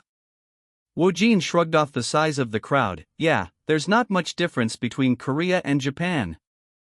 His co-star, Warren, commented on his coolness. You're too indecent about everything, must be nice. Woojin's reply was stoic. Yes, predecessor, I'm here. The only way is by myself. Manager Moon pointed out the host, look over there. That guy over there is Karamatsu Soio. He's like Japan's national MC, you have heard of his name, right?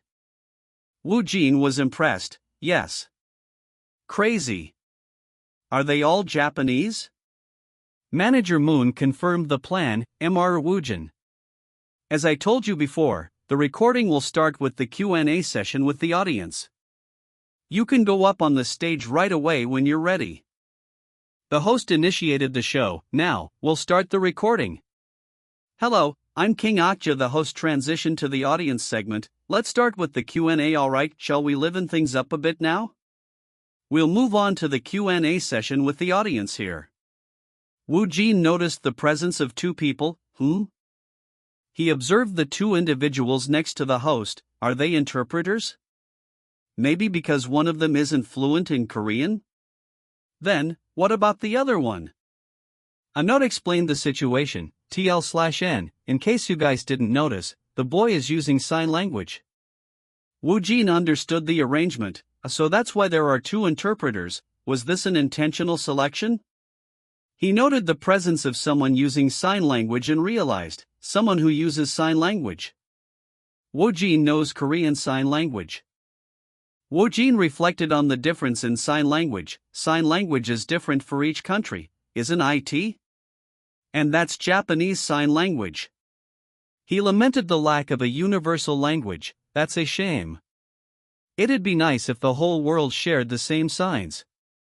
He thought about his own situation. I would have seen all of that and made a twist. Of Woojin. Woojin was stunned as he realized something incredible. My goodness, what's happening? The boy on stage finished his thought. This should be good enough for the answer, right?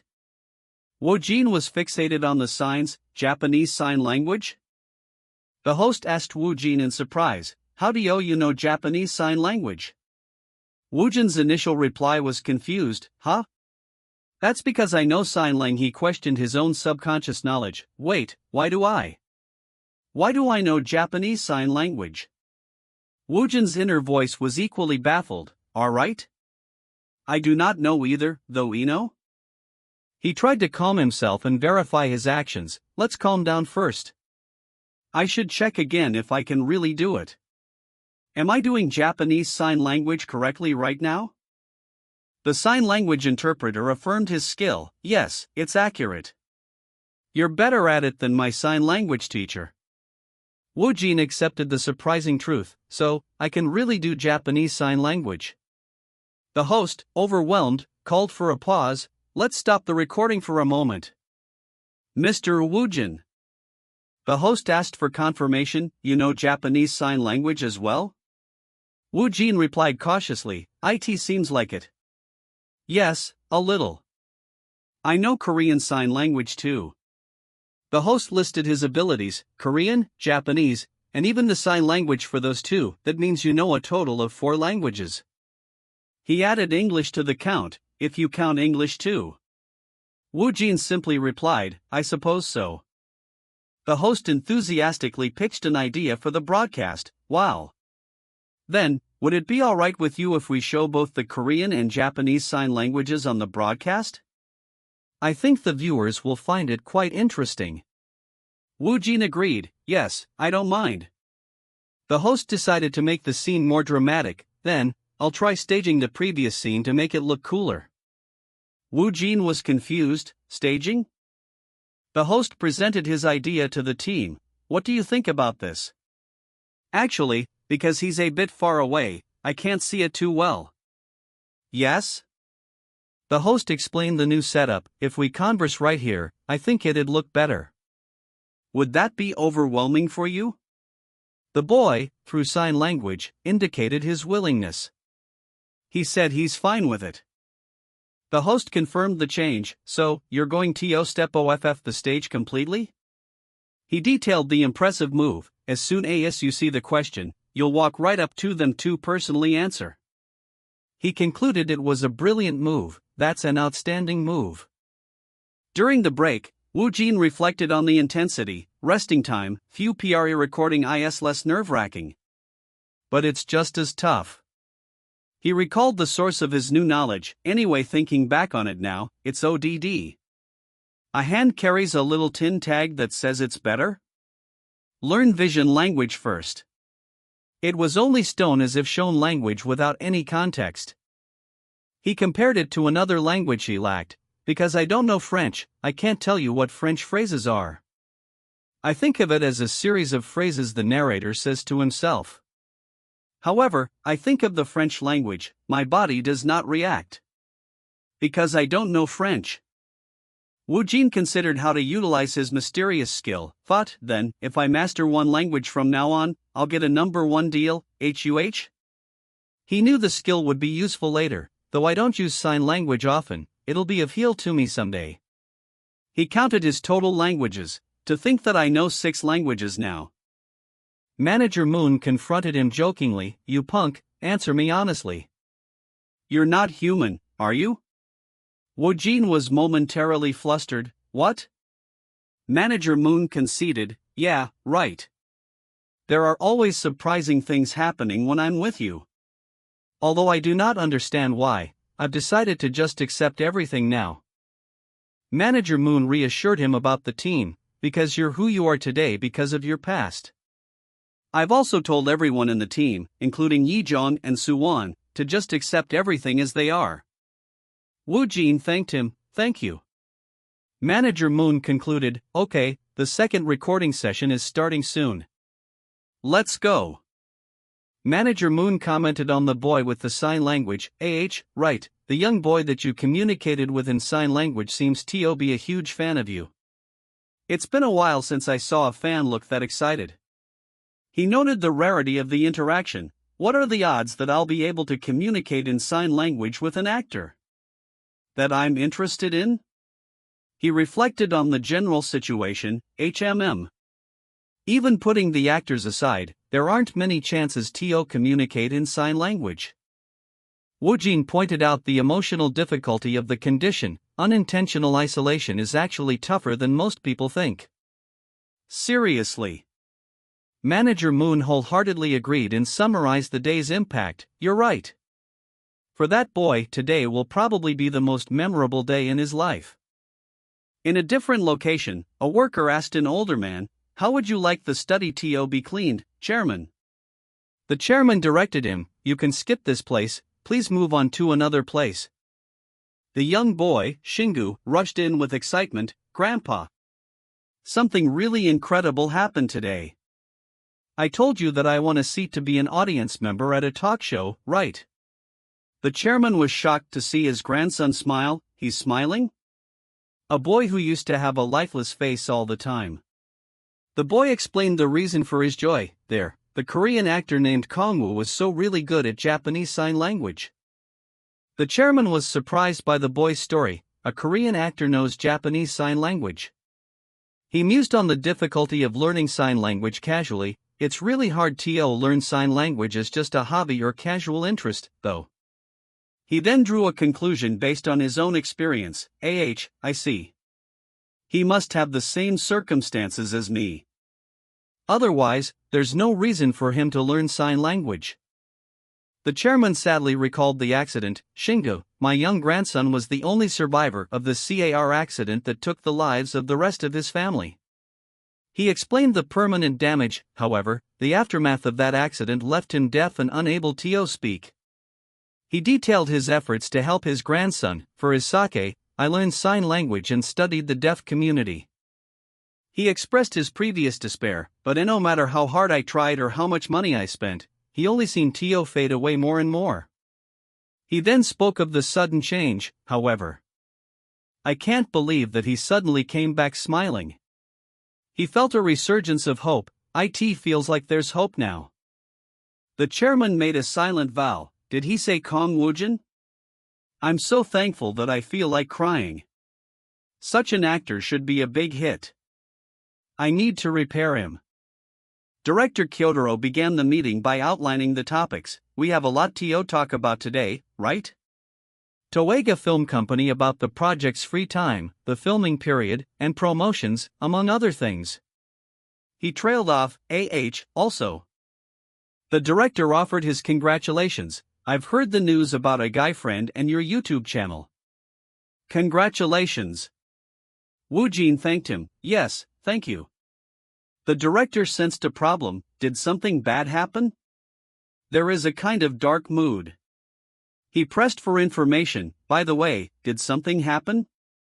The director sighed and revealed the bad news. The script reading was originally planned for October, even if it's late. Sigh. However, there was a problem, probably. The schedule was severely delayed. The reading will be pushed back too early next year, so it might be in half a year.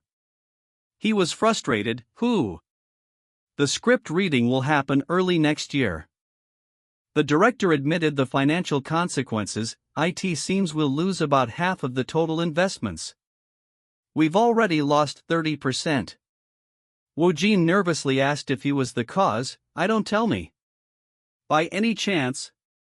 Is the reason behind it related to me? The director immediately refuted Woojin's assumption. Of course not. It's because of idiots who are afraid of change.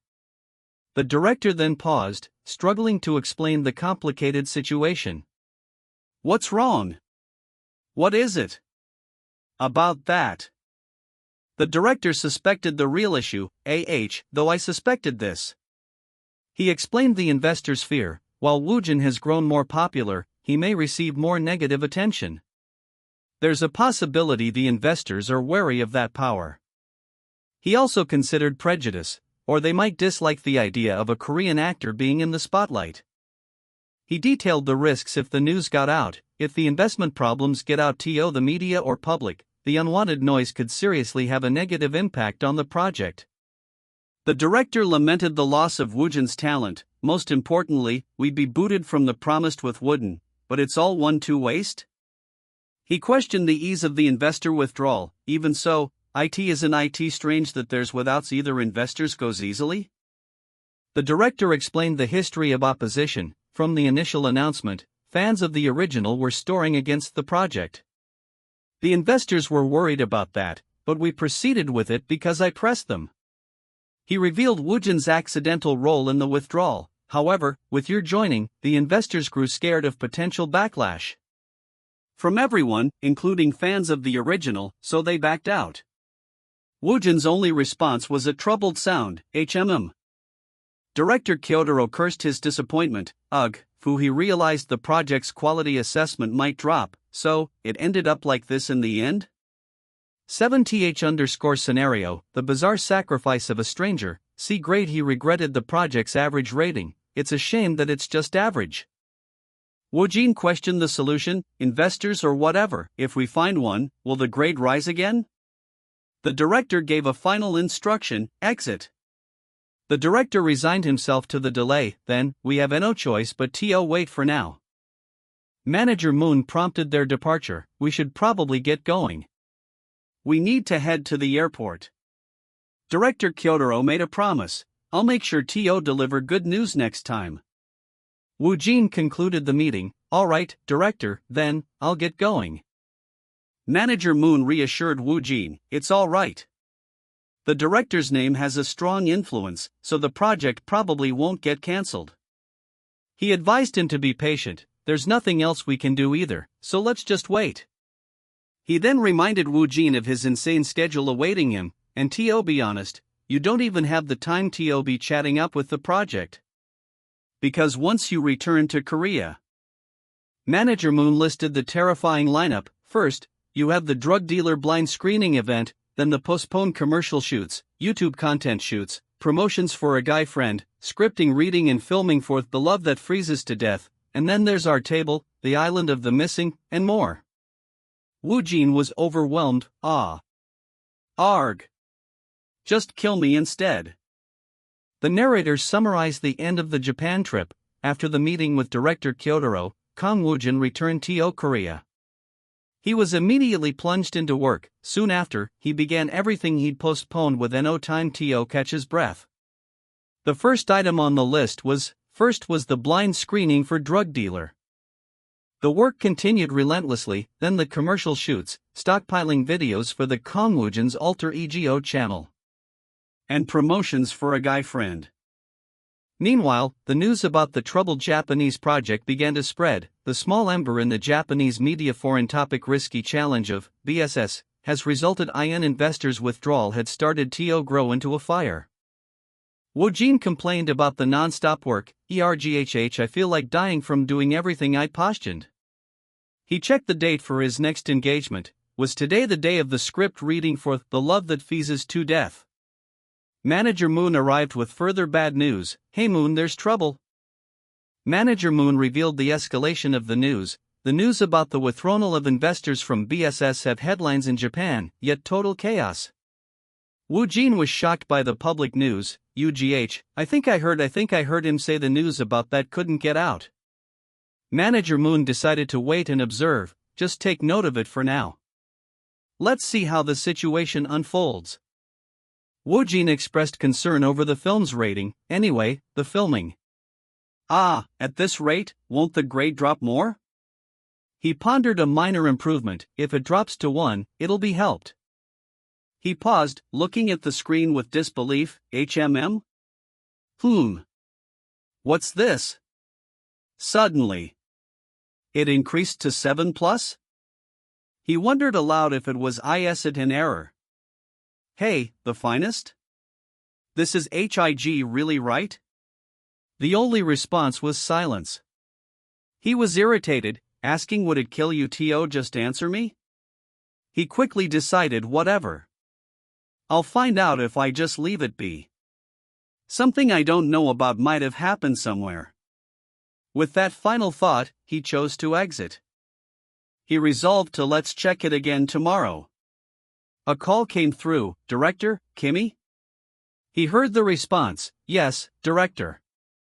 The caller continued, I've heard about it. The board wants US to invest in the nickel dash. The speaker noted, I'm in Japan, currently.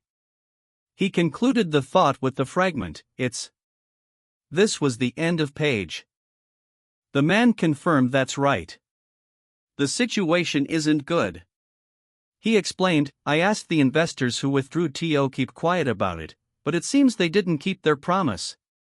The remaining investments are now at risk as well due to the sensational article. The project might be delayed until mid-next year. The director warned that if this continues, IT will deal a big blow to your image as well. He reassured the actor, so don't feel pressed if you want to withdraw. If you want to withdraw now, Phil. The actor decisively cut him off, it's fine. I'll wait. He then added his personal commitment, I want to do good BS. The actor stated firmly, I don't care if it'll harm my image. The director was moved. Thank you, really. The actor replied casually, don't mention it. The director apologized, then, I'll get going since I have something to do. He ended the call, alright, I'll call you again later. The director felt empowered, noting, since such a great actor said hell yeah it gave me strength. He then noticed an unexpected call, An unknown number? Who is it? He answered formally, yes, this is Taniguchi Kyotaro. He greeted the other person, it's a pleasure to speak with you, Director Taniguchi Kyotaro. The caller immediately addressed the BSS movie you're preparing right now. I heard the situation is pretty bad. Is that true? Taniguchi asked, are you from the media? If so, then IT isn't dash. The caller interrupted, I'll cover the lost investments. They continued, I'll even throw in a little extra. However, there's a condition. The demand was clear, keep the Korean rookie actor, Kang Woojin. Taniguchi questioned the motive, yes? Are you acquainted with Mr. Kang Woojin? Who are you? The caller vaguely replied. Just know that I'm just someone who knows Kang Woojin's suffering. The caller finally revealed their identity, someone from the Casey Group. The director asked a concerned question, is the boss situation really bad on the Japan side? The staff member admitted, to be honest, the situation is getting worse. They lamented, and the reputation has suffered a lot too. The director took a moment of relief. OH. That's good news, at least. They continued, even so, maybe it's because of your issues, but the Teo talk show episode you appeared on got over a 2% viewer rating. They repeated, that's good news, at least. They explained the effect. Thanks to that, the public opinion in Japan is changing little by little. But it's still crisis. They gave a final option. Do you want Teo back out now? The actor instantly replied, no, I'll wait. He specified, I don't think it's out of courtesy or loyalty. When asked, what's your reason? He answered simply, it's because BSS has been upgraded to SF. I just want to do it. His manager wondered, HMM. Is it his crazy intuition again? She accepted, okay, I got it. She explained her absence. For now, I also need Teo observe the situation, so I can't join you Teo the reading location. She checked on him, you'll be all right by yourself, right? Since you don't get nervous? He worried, what? I don't know a single person there, so I feel. He gave his assurance, yes, I'll be all right. She conceded, all right. She added a prediction, they're all probably talking about you. He casually dismissed her concern, I don't mind that. She agreed, of course. She reflected, when did you ever care about that, right? She ended the conversation, take care. He announced his arrival clearly, hello. I'm Kang Woojin. There was a moment of silence. One person whispered, wow, I did tremor about it through rumor but he's more cynical than I expected. They observed, he looks calm, even while BSS is in chaos. They wondered, does it not bother him? Someone concluded, so that's how he's different from other average rookies, HUH? Another person complained, AGH. What the hell is up with this awkward silence? He thought to himself, it's very obvious that you're talking about me. Another voice confirmed the observation, he's that Kang Woojin. An actor remarked, he definitely doesn't seem like your typical rookie. They pondered, HM. But what is it he has that makes all the big names fall for him? He was identified as the male lead Song Tae-young top actor, Young Jang-won. The actor greeted the writer, hello. Woojin returned the greeting, Mrs. Writer. Another person spoke, hello. Yes, AH. The writer explained, Mr. Woojin, seeing the town, there is this lady right behind me. She'll check for any errors in your sign language and give you feedback on it. Woojin was impressed, wow, the expert? He admitted, I'm kinda nervous, but the subspace is a freaking cheat code, so. He greeted the expert, hello. The director called out, now then, everyone, please take your seats, and let's prepare for the reading. The sign language expert asked Woojin, what do you think of me, Kang Wo? It's fine if you just got a finger on my impression. Woojin hesitated, it's difficult to say right now. The expert observed, however, expressing emotions is precisely what Woojin's language. But Woojin has a poker face. It feels like he has no expressions at all. They wondered, so there's an in-between with his facial expression? I'm not sure, but it feels like it goes on. The director began, alright now that the introductions have ended. Let's start with the reading right away. He called the scene 1, Song Tae-young jolts up from bed. He summarized the plot, the love that freezes to death is a drama about a kid named Song Tae-young who has severe misophonia. The director continued the summary, he doesn't interact with people in the world, and grows up while going through various changes. He announced the catalyst, the first person Teo cause a shift in his life is. He introduced the next scene 3, Song teaching makes eye contact with the mysterious man next door, and he does not like the guy. He named the actor, the mysterious man next door, played by Wang Jun. Young Jang-hwan delivered his line, hey, do you have something to say to me? The director narrated, although the mysterious man next door's role has little redeeming time, it requires the deepest acting. He thought, if he expresses the same language without, the world will be dull. He worried, how will this rugged present such a difficult character?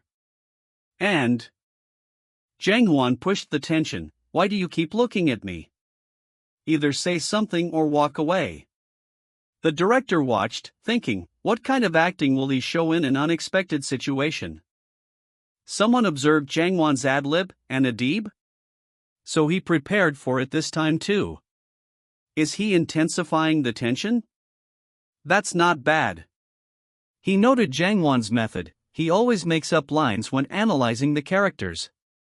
He expressed curiosity. I'm curious how he'll react. He guessed the response. Well, I guess he'll respond to it lightly. The director questioned, are we just going with this? Why isn't anyone stopping? Woojin's inner monologue was frantic. It feels like I need to do something, whatever it is. He then realized, there's no way. He remembered, Right, I don't have lines. Because I can't speak, there's no need to speak. Woojin observed his own performance. Nah, what is it? I can't define it, but it feels like it's gonna work out somehow. He affirmed his confidence. Yeah, I think I can do it. He recognized the moment, my first time acting, not through the subplot's power, but with true will. The writer wondered, I think that's sign language. What does that mean? The expert replied nervously, about that. For the expression. A smile would be best. The writer repeated, I think that's sign language. What does that mean? The writer interpreted, bringing your fist to your nose means like it? She noticed, and Woojin is smiling, right? She deduced the meaning, then, that means. Like you. Jangwon was deeply impressed. He's good. Just how much did he practice? He thought, he's not called a monstrous rookie for no reason. He dismissed the distraction. Curiosity is, or whatever it is, screw it, I have enough of my own worries. He was momentarily thrown, having to go against a guy like that. Hold on, what was my next line? The director noted, the atmosphere has changed. He recalled, writer Park Uni said that if King Doing jointed the reading, there'd be big changes. He realized, this what she meant? He saw the result, all the actors' demeanors have changed. He understood their motivation, they don't want to be compared to that minor role. The director concluded, for your reference to be flanted no matter the role or project. That's what the real top actor is. He asked the expert, what do you think about Woojin's sign language from an expert perspective? The expert praised him, there's nothing to criticize. I was a little worried about him at first, but seeing his acting, his body movements are smooth, and his expressions are dynamic. I can feel the emotion right away.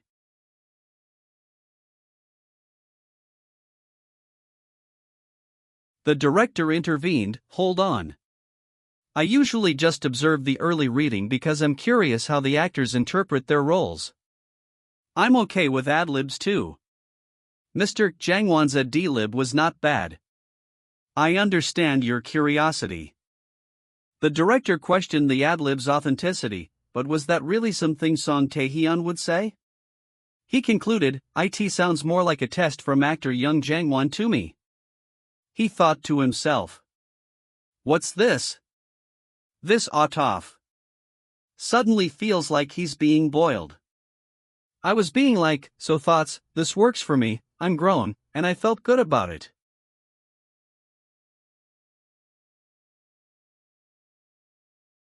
Jangwon exclaimed, what a reel. He noted, if he kept adjusting, my brain would have frozen. He accepted the result, it's fine. It was fun. He was surprised, fun? He's really composed. He then addressed Woojin, by the way, Mr. Woojin, about that ad-lib just now. He praised the effect, I think it clearly expresses the difference between Song Tae-hyun and the mysterious man next to it, really like to think what do you think? Woojin realized, does she mean she wants to add it to the official script? He readily agreed, I don't mind.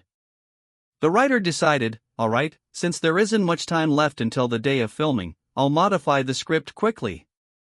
She looked forward to it, I'm looking forward to it. The filming day. The narrator stated, while Kane was injured, chains in the building taught the love that freeze to death. A random figure related to the BSS appeared in Japan. He explained the rumor, the Kasahi group is showing interest in the fallout. Bruss? Murmurs were spreading in the film industry.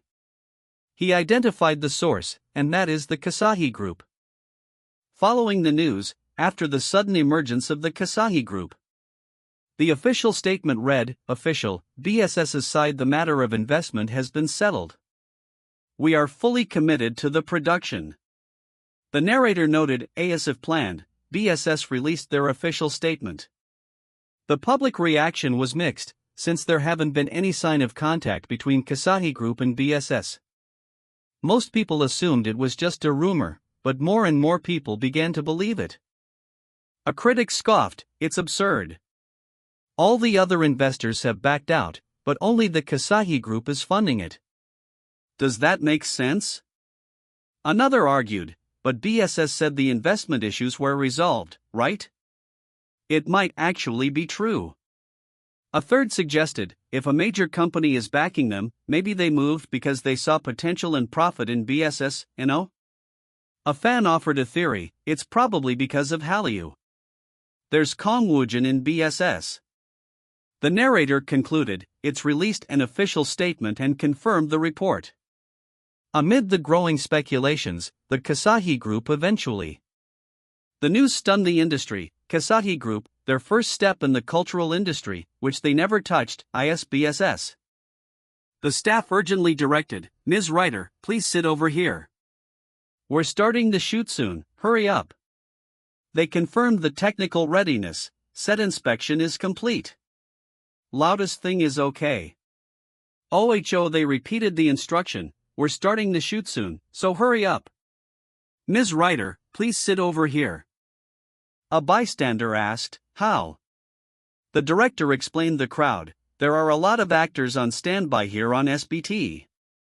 He justified it, well, since it's the sort of thing that probably wouldn't be possible without them, I'm in. He noted the curiosity, and since the reviewers are in town, they're probably curious. And wanted to see how Woojin perform. Woojin greeted someone, hello. The director acknowledged the visitor, you're here? Thank you for coming especially too? The visitor replied, it's fine. I wanted to come, too. They remarked on Woojin, by the way, MRKA. Woojin, seems a lot calmer than I expected? The director casually replied, well, he's always like that. Someone suggested, I think he's just trying to get into the right headspace since it's a tough role. Woojin made a sudden announcement, I need to poop. The director announced, shall we start shooting? He commanded the set, everyone please take your positions. The PD instructed, since it's the first cut, let's treat it like a light read-through. Jang Hwan replied, alright, Mr. PD. He assured them, don't worry, I won't do any advice today. The director was surprised, HUH? I wouldn't mind even if you did. The director gave the final command, okay, both of you. Get ready. And Woojin's inner voice declared, I'm waking up the mysterious man next door who's sleeping deep inside me. The tension built, and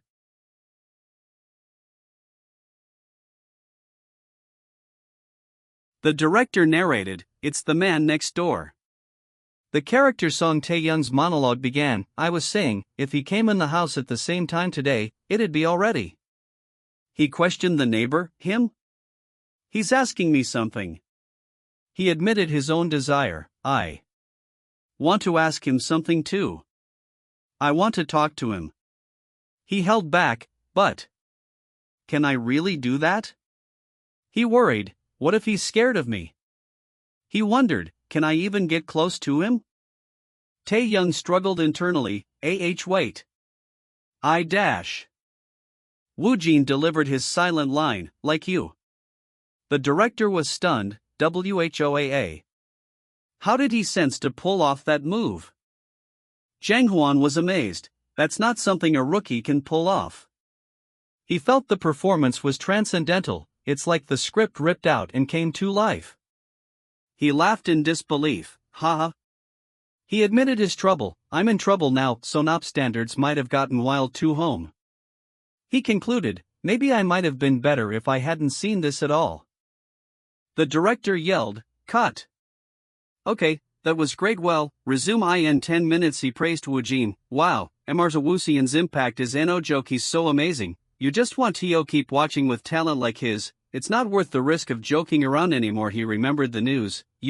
Come to think of it, isn't there a Japanese school involving the BSS news? The staff member thought, that's odd. That Kashin group. I knew for staying out of the entertainment industry. The dialogue continued internally. Well, how'll? He's already known about it since Songgun had told him. The staff member questioned, right, why would a Chang show up? They worried, do you expect no one else to Kantayan? They concluded, well, either way. I'm glad the investment issue was resolved. The call came through. HMM? Director Kyo? He answered, yes, Director. Director Kyotaro began, you might have already heard, but I still wanted to tell you myself.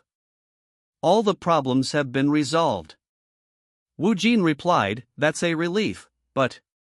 He then changed the subject, although I'm curious about the Kasahi group, I asked there a need to ask about the internal matters? He decided, if it's all resolved, then that's enough. He mumbled, it's nothing.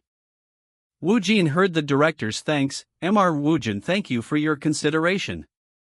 He questioned the thanks. HMM? Could do that come from so obviously? The director explained the benefits. Thanks to you, we were able to scale up the production compared to before. He analyzed Woojin's qualities, fluent in Spanish, confidence, a bold driving force, not mentally insufficient, unhinged, and his commanding presence. He realized the most telling detail, and even the clumsiness say he'd wait for a move that's on the verge of collapse. He finally understood, now I get it. The director concluded with certainty, Mr. Woojin is connected to Chairman Hideki. He mused on the chairman's actions, for him to go this far for BSS. He noted the time, the call's running long. He made arrangements, once BSS's schedule is confirmed, I'll let you know through your agency. He ended the conversation, we'll see each other at the script reading, so see you then. Woojin agreed, alright. Woojin's inner voice questioned, so why is that thanks to me? His staff were murmuring that the one about Achable, resolving the BCG investment issue. Another confirmed, yeah, but I guess that baseless rumor is actually true. They realized the implication that Mr. Woojin is the son of Achable. Woojin was confused, what? The staff member exclaimed, I thought the same. Given the timing, they might really be related. Another staff member was confused, I don't know what's going on. A third one concluded, but I can smell a familiar misunderstanding. The assistant director spoke nervously, D director. He pointed out the difficulty, there are only about a dozen cuts with sign language acting. He worried, I think it'd be hard to find an actor who's already mastered sign language. He continued his reasoning, most actors generally learn for their craft, but rarely study sign language.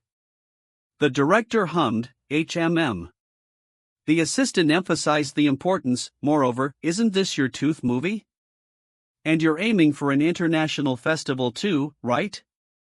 He insisted, so, acting needs to be the top priority. He promised, I'll do my best to find someone for you. The director corrected him, no, haven't you already found one? The assistant was puzzled. The director reminded him, Kang Woojin, he's been making headlines for using Japanese Sign Language recently. He asked directly, so why are you excluding him?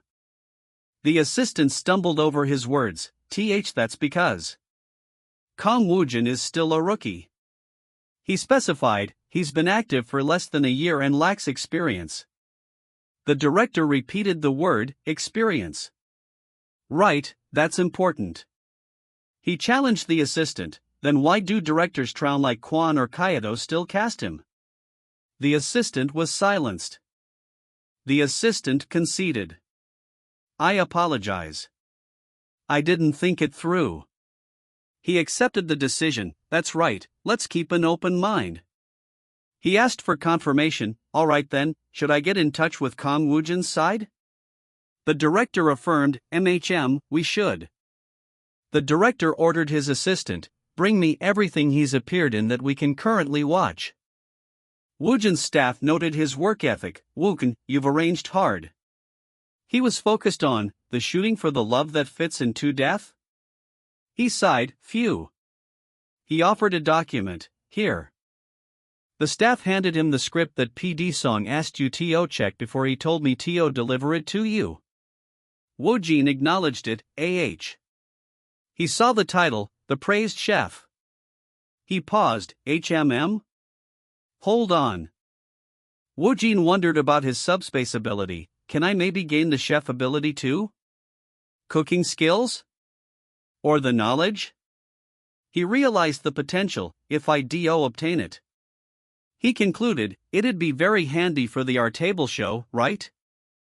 He examined the data, What's this? It's a C grade. The script details appeared, 8th_script, title, The Praised Chef, C grade.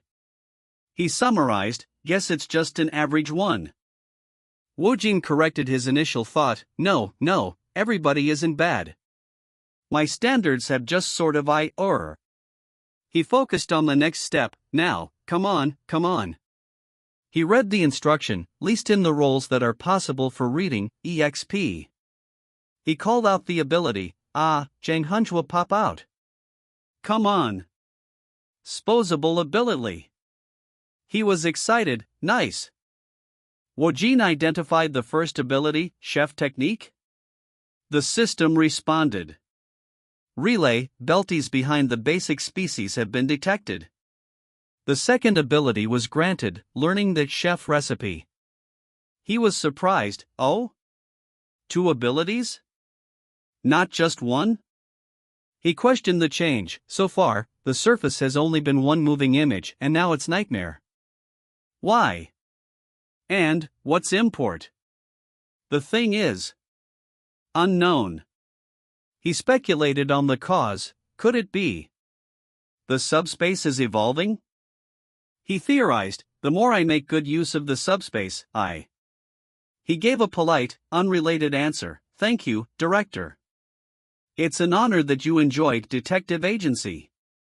He completed his theory, the more abilities I'll be granted?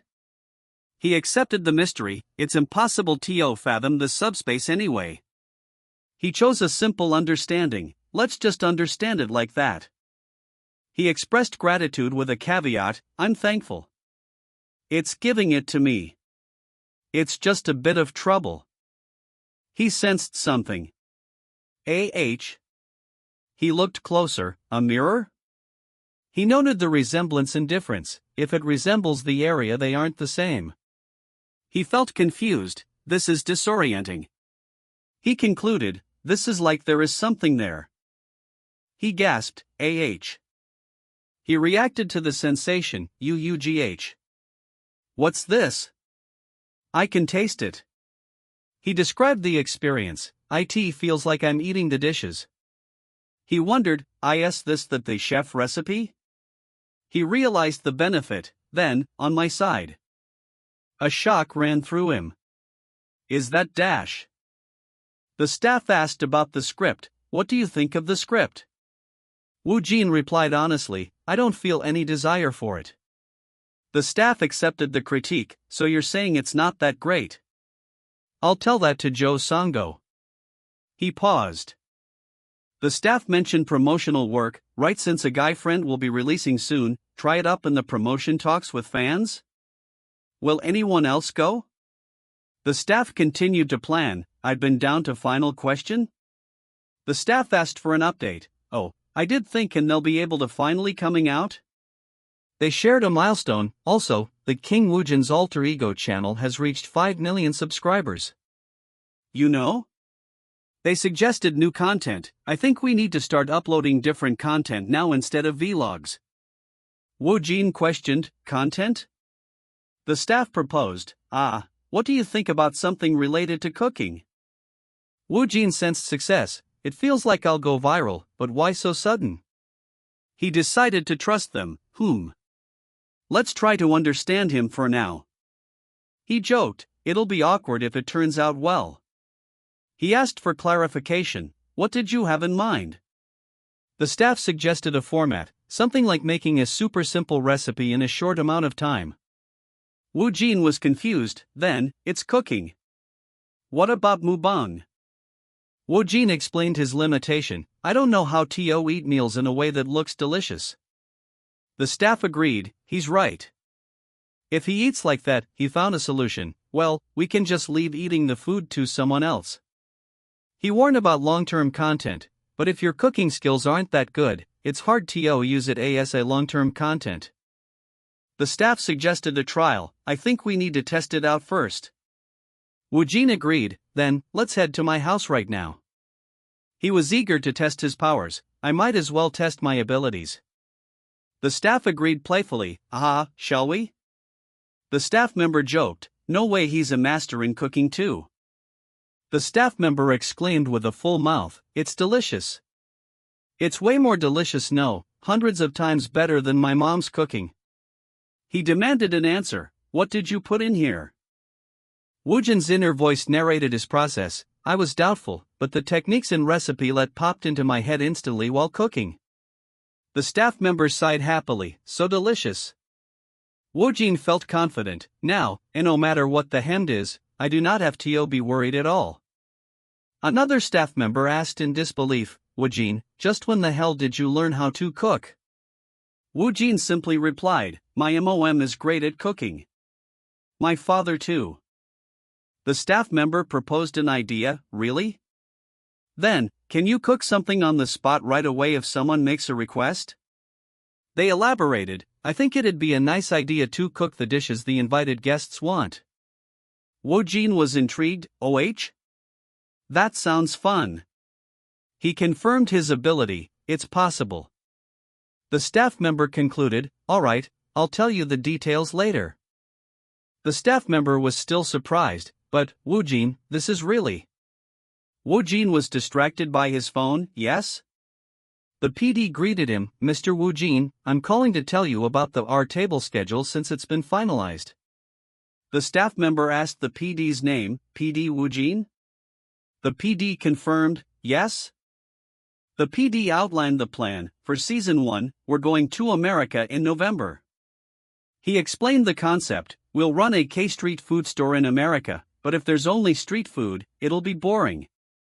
He added the variety, so we'll also include some other Korean dishes like instant ramen. He mentioned the first shoot, but before that, we'll be filming content in Korea for Episode 1. The PD detailed the logistics. We've already secured the place for the restaurant, and I think one day is enough for the filming. He explained the quick turnaround. After the whole cast practices cooking, we'll start to operate the restaurant right away. Woojin mused, is it because it's an entertainment show? It really feels Spartan. The PD mentioned the conflicting schedule. President Choi told me you'll be going overseas to film The Island of the Missing. The PD explained the scheduling. He said you'll be away for more than a month, so I've scheduled this before that. He mentioned the guests, and, of course, we'll be taking applications for the guests coming to the surprise operation. He listed the menu plans. We're also planning about 5 menus. Something basic like ramen, gimbal, or tteokbokki. The PD discussed the training. Also, during the practice filming, there'll be a mentor for each part. He announced the chef. We've cast Chef Lee Yangwo for the cooking part. Woojin recognized the name, Chef Lee Yangwo. It's the chef who often goes on entertainment shows, right? He had seen him. I've seen him a few times on YouTube. The PD set the rules. The chef will be passing on the recipes. but you're allowed to add your own creations too. He explained the tasting process. For the practice cooking, our staff will be the ones tasting them. Woojin asked a practical question: what if they don't like it? The PD confirmed the consequence: since we'll be selling the food in America, of course we won't use it. The PD clarified the main source: most of the time, you'll be using the recipes from the chefs. He mentioned the goal: celebrities' recipes with delicious reviews zip. He explained the marketing necessity: it'll be tough unless it's something original made by the show's cast that'll become popular and can be commercialized. The PD described the cast assignments. Anyway, the cast will be assigned to the kitchen, hall, counter, and promotion. He detailed the training. Each section will have its own training and job. He asked Woojin his preference. So, Mr. Woojin, what do you? Woojin interrupted with confidence: I'm quite good at cooking. I think I'm not that bad. The PD was surprised. Huh? Is that so? He mused: I can't quite imagine it. He concluded: seems like he cooks for himself. The PD decided immediately: then, we'll go with Mr. Woojin in the cooking part. He was pleased. Nice. He explained the choice: since it looks like you'll attract more attention. Woojin thanked him sincerely. Thank you. Seriously. The PD was certain: I'm 100% sure that the art table team will be very shocked. He concluded: I'm looking forward to the filming day.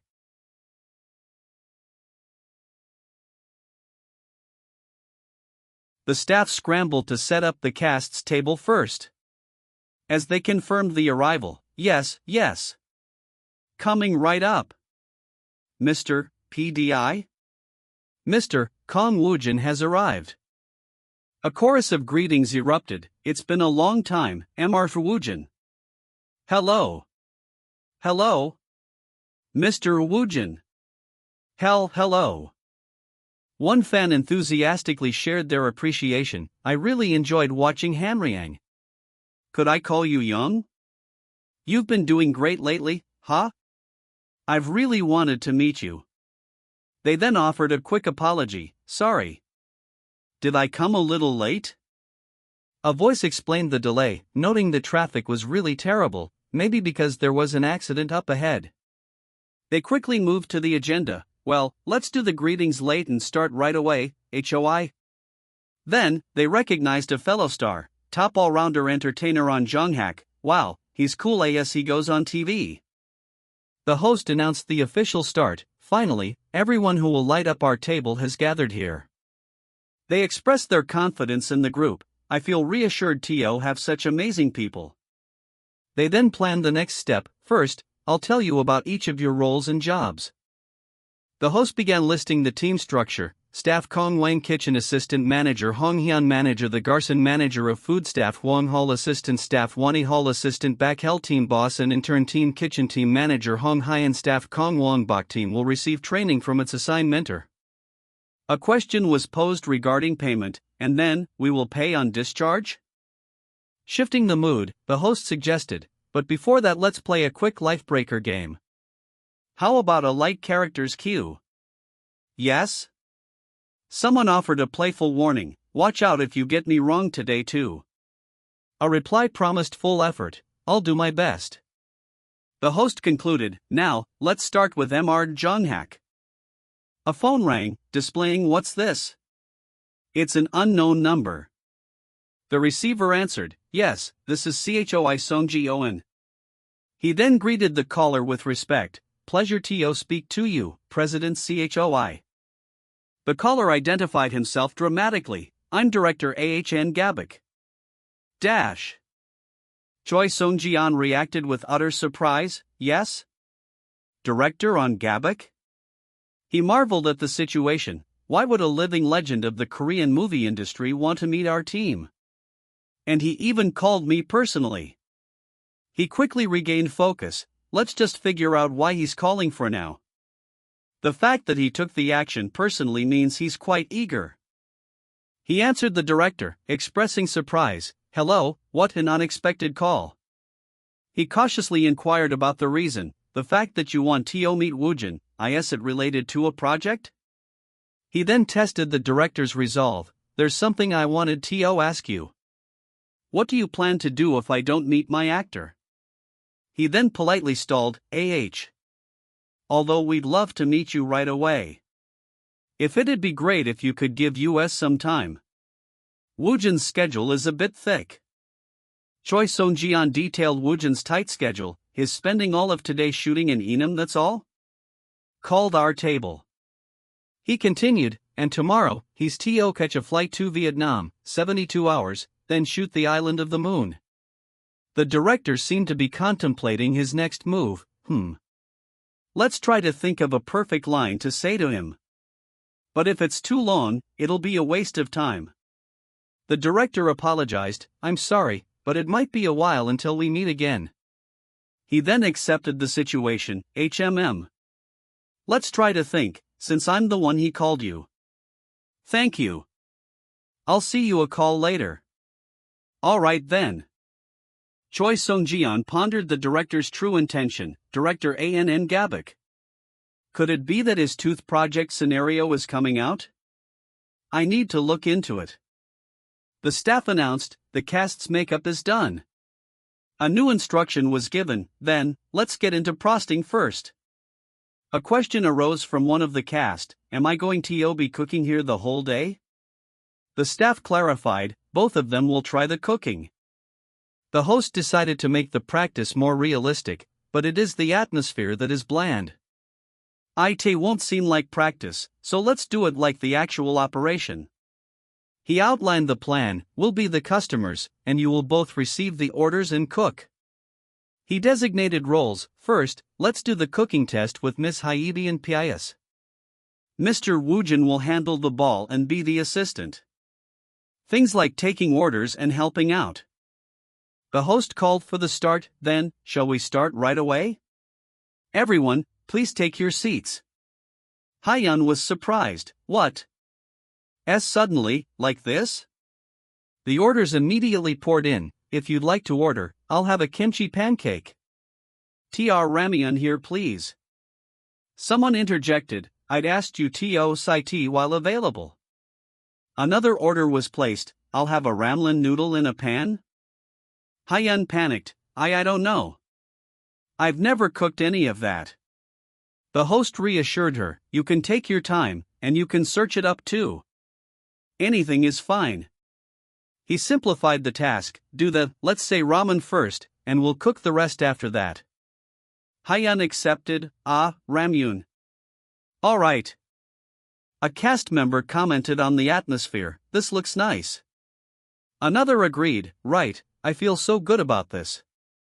The scene fast-forwarded, a few minutes later teak ramyeon is done. The host critiqued the dish, I could even swim in that. What why?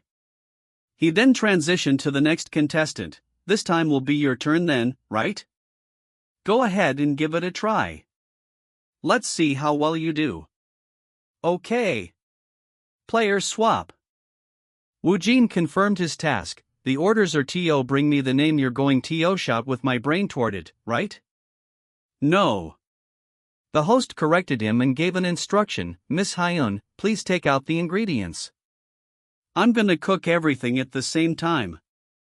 The narration described his work, Woojin's fancy cooking skills begin an exclamation of shock was heard, OMG. Time passed, tens of minutes later it's all done. Everyone tasted the food and reacted with disbelief, what's this? It's so good. Why is everything delicious? Someone turned to Woojin, rather, why are you so good at cooking, MRTWOIN? Another suggested the show might be too easy, ITMRH, IT looks like we don't even need a cooking mentor. The staff reluctantly agreed, why you're right. A new voice arrived, IT smells good here, has the cooking started already? It's the cooking started already oh. The actual chef arrived and greeted them, hello, Mr. Chef. Hello. He noted the abundance of food, they cooked a lot of dishes, huh? He then questioned the nature of the meal, but, the food, it doesn't feel like practice dishes. The chef seemed confused, what's this? Were these the dish samples? Did you invite another chef? Yes? Well, this is awkward. Woojin's manager accepted a new task. Oh, of course, you'll just have to let me, you can just drag it on all right. The other person instructed him, since I'm here, I'll have you follow me. The manager agreed, okay. Great job today. I can finally do it. He confirmed the plan, yes, President. What's the plan? The president revealed the news. Woojin, you know director Ahn Gabik, right? Woojin tried to recall the name. Who? But I think we heard the name somewhere. The president clarified, he said he wanted to meet you. He called me. Woojin expressed his surprise and professional interest. Me? Is he trying to offer me a role? He wanted to meet me? He then criticized his manager's subdued reaction. I did expect this, but your reaction is bland. He concluded, anyway, I'm looking into the director's information, to just know that, for now. All right, President. More important, from toward on. Woojin lamented his upcoming trip. I have to fly to the sweltering hot Vietnam. I already feel suffocated. The narrative shifted to the context surrounding Woojin. While Kang Woojin was heading to Vietnam to shoot The Island of the Missing, A Guy Friend finally launched officially on Netflix. It was a massive success, just as director Shin Dong-chuan intended. The deep kiss between Kang Woojin and Hwang amid buzz among viewers, and that triggered a wave of positive reviews for A Guy Friend everywhere. The results were immediate. Today's Korean Top 10 Content A Guy Friend 2. Bad Motive 6. The Fate Appears. The show had made history. IT performed many full-length dramas, becoming the first short drama to reach top 1. As a result, the media was dominated. As a result, entertainment headlines on various portal sites were dominated. Issue pick? A Guy Friend, the first short drama to reach number 1 on Netflix. Every project feels different. Kang Woojin is acting, the Korean star says.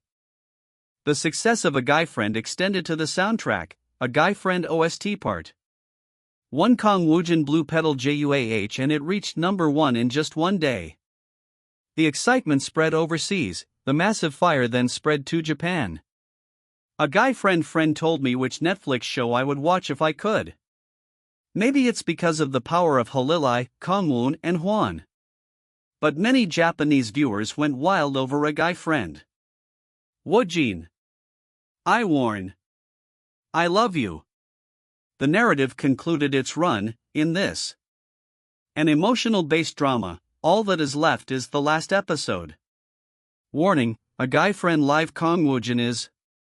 I am a guy friend. Quickly bringing the drama together in one Netflix Japan. The narrator confirmed other projects were in the spotlight. Of course, A Guy Friend wasn't the only news that spread. Other news. Coming on the 27th of November, their first episode of The Love That Fears to Death has been confirmed. From now on, Willing Show has been confirmed. Like The Live That Feeds to Death and Our Table. As well as the official release of Drug Dealer. The narrator ominously stated, at that point, no one could have imagined just how big a wave Drug Dealer would make. A director urged his team, well, start the search party already. Please hurry. Bring more cameras. He then commented on the situation, wait, though. I expected this to happen sooner. An actor asked his co-star, Jung Min-hyun, has something bad happened? Jung Min-hyun brushed it off, but revealed the underlying tension. It's nothing. Being the set that wasn't there. Now it's finally happening. Drawn on me. The first actor sympathized, that's true. I'm also a little nervous. He then considered Woojin's position, and realizing this, just how nervous would rookie Kang Woojin be? Jung Min-hyun agreed, you're right. He expressed his concern for Woojin, to be honest, the role alone must feel like a heavy burden itself. He then trailed off, I don't know. Another actor interjected sharply, let's just worry about ourselves. let's stop the useless thoughts. He redirected the focus. Right now, let's just focus only my role, First Lieutenant Choi Yha. The script synopsis was presented. The island of the missing in a rural village surrounded by mountains, several villagers go missing. So the police, firefighters and even the military are deployed to the village to launch a massive search operation.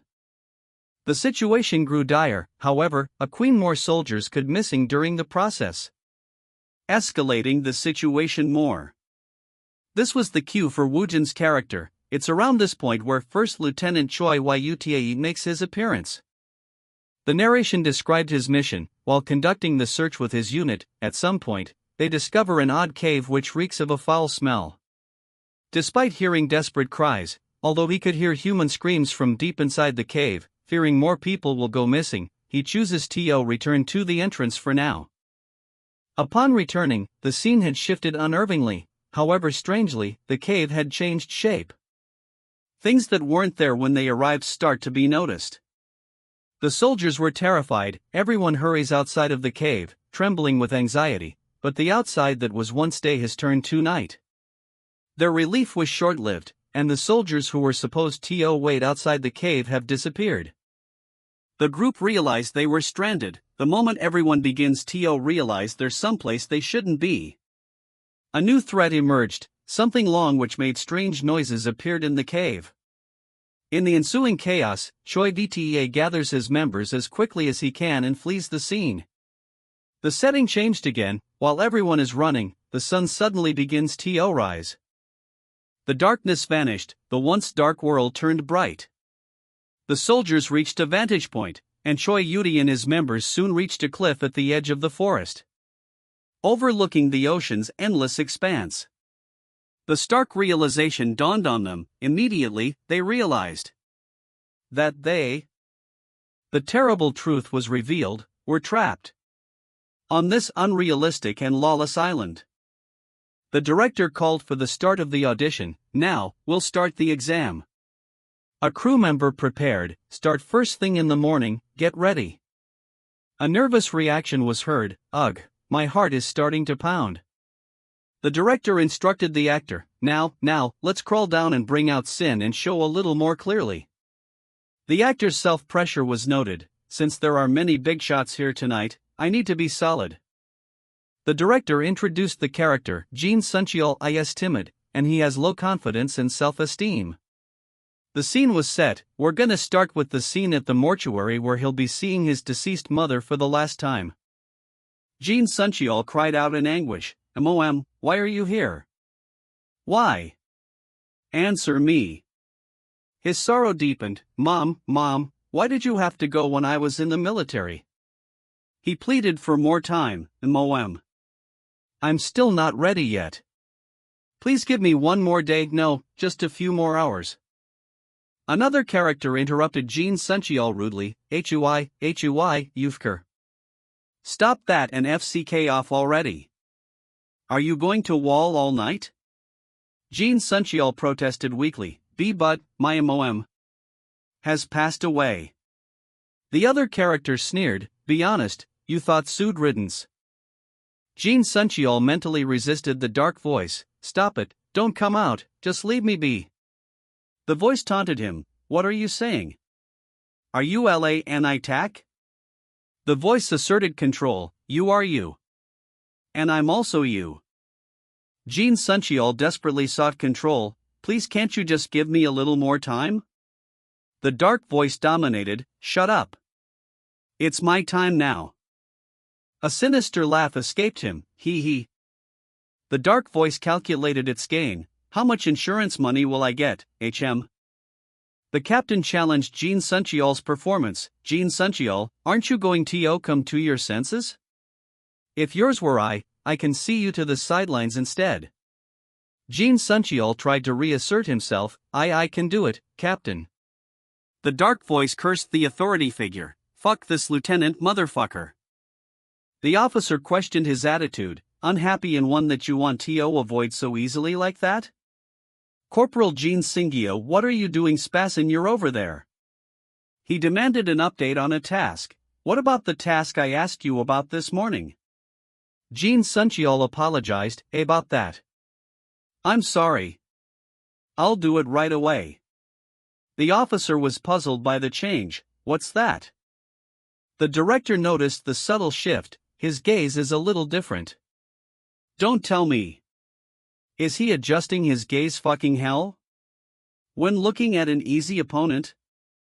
The director observed the actor's technical skill, as vocal emphasis, rhythm, tone, provocation and evil situations. It's all a lie. The complexity of the performance was noted. It feels like there was a thing that said that it wasn't over yet. Corporal Jin Suncheol, Mr. Kang Woojin, but now, it's not. Just two. The director realized the terrifying truth. It seems like there are three of them. The crew began preparations for the next stage. We start blocking the operations now. Started forming the plan to begin now. Whereas starting soon. A crew member noted the difficulty of the script. We're at the gate ready for battle. Sorry, as expected, this script reading is incredibly hard, as well. The other lead actor resolved to meet the challenge. This time, we both have lead roles, forget the sunbeige situations or whatever, I'll face this purely as an actor, as a challenger. He summarized the dynamic of the upcoming project, completely different from during Yujin Hanrong, in the Island of the Missing, Wooden End. We'll be having a psychological battle. The director summarized the relationship between the characters. First Lieutenant Chia Yuta outsits Corporal Jin Suncht, but he's also trying to trust him. Meanwhile, Corporal Jin Suncht does things as barely the other hand. He claims to evade firelight while Chi Yuta. The director then offered an interpretation of the villain. In a sense, the mortal is the real villain in the Island of the Missing. Moreover, since he's more fearful, then there's do no be lost. The director expressed his excitement. Well, the stage is exactly perfect for a challenge. He recognized Woojin's potential, but if I can get that, I'm sure fuss this. Right spurs his limit. He finalized his resolve. That's why I'll use this monster. For myself. An observer commented on the shared sense of awe. It probably isn't just me. I'm sure everyone here is thinking the same. The director called for a break. Cut. Okay. He directed the next setup. Next scene is Mr. Woojin's turn. Woojin felt the pressure of the intense scrutiny. What? Why is everyone staring intently at me? I feel pressured. He reminded himself to stay calm. Let's take it easy with the first cut. The director described the next scene. This scene will only have two actors, Dupriel Jan Sunhee, and the supporting road sergeant Choi. He set the stage. The scene is several days into their internment on the mysterious island. 4 people have already died due to the otherwise being. The mood was tense, yet the soldiers still has escaped from the forest. Their stress and mental fatigue were already rocking. Lieutenant Choi's soldiers were attempting to rest, while taking turns to keep watch every hour. The narration noted the shift in Jin Suncheol, but during that, Lakapa. Jin Sunghyul, who had been quiet, started to make a move steadily. A soldier expressed his frustration. Fuck, this sucks. Just where the hell are we? I drew. Jin Suncheol quietly attempted to wake the other soldier. Sergeant Choi, aren't you going to sleep? Sergeant Choi reacted with shock. Shit, you scared me. You idiot. Jin Suncheol spoke the sergeant's name softly. Sergeant Choi, DM. He then asked a simple question. Aren't you hungry? Sergeant Choi responded curtly, I am.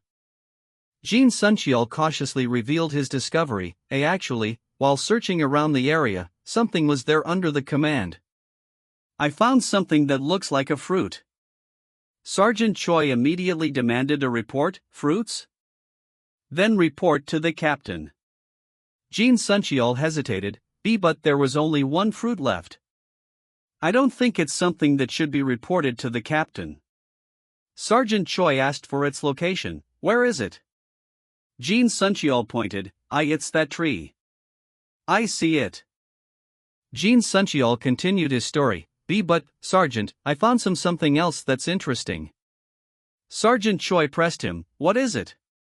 Jin Suncheol described a strange incident. When I went to pick the fruits, I accidentally dropped one down the cliff.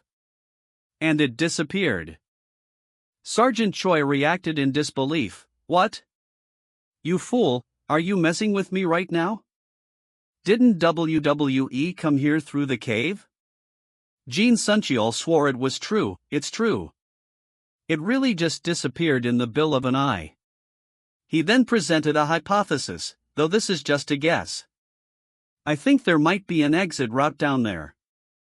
Sergeant Choi latched onto the idea. An exit route? Where is it? Jin Suncheol was unable to see clearly. Everything is so dark that I can't even see anything. He then noted movement in the darkness. OH? Hey, didn't something move over there just now? Hey, look over there. There's really something over there, tell me. Jin Suncheol proposed a test. Then, how about we throw something down there? Sergeant Choi asked for clarification. Throw what? Jin Suncheol pointed the blame. You. A sound of maniacal laughter was heard. Rihanna ha ha ha ahanan ha.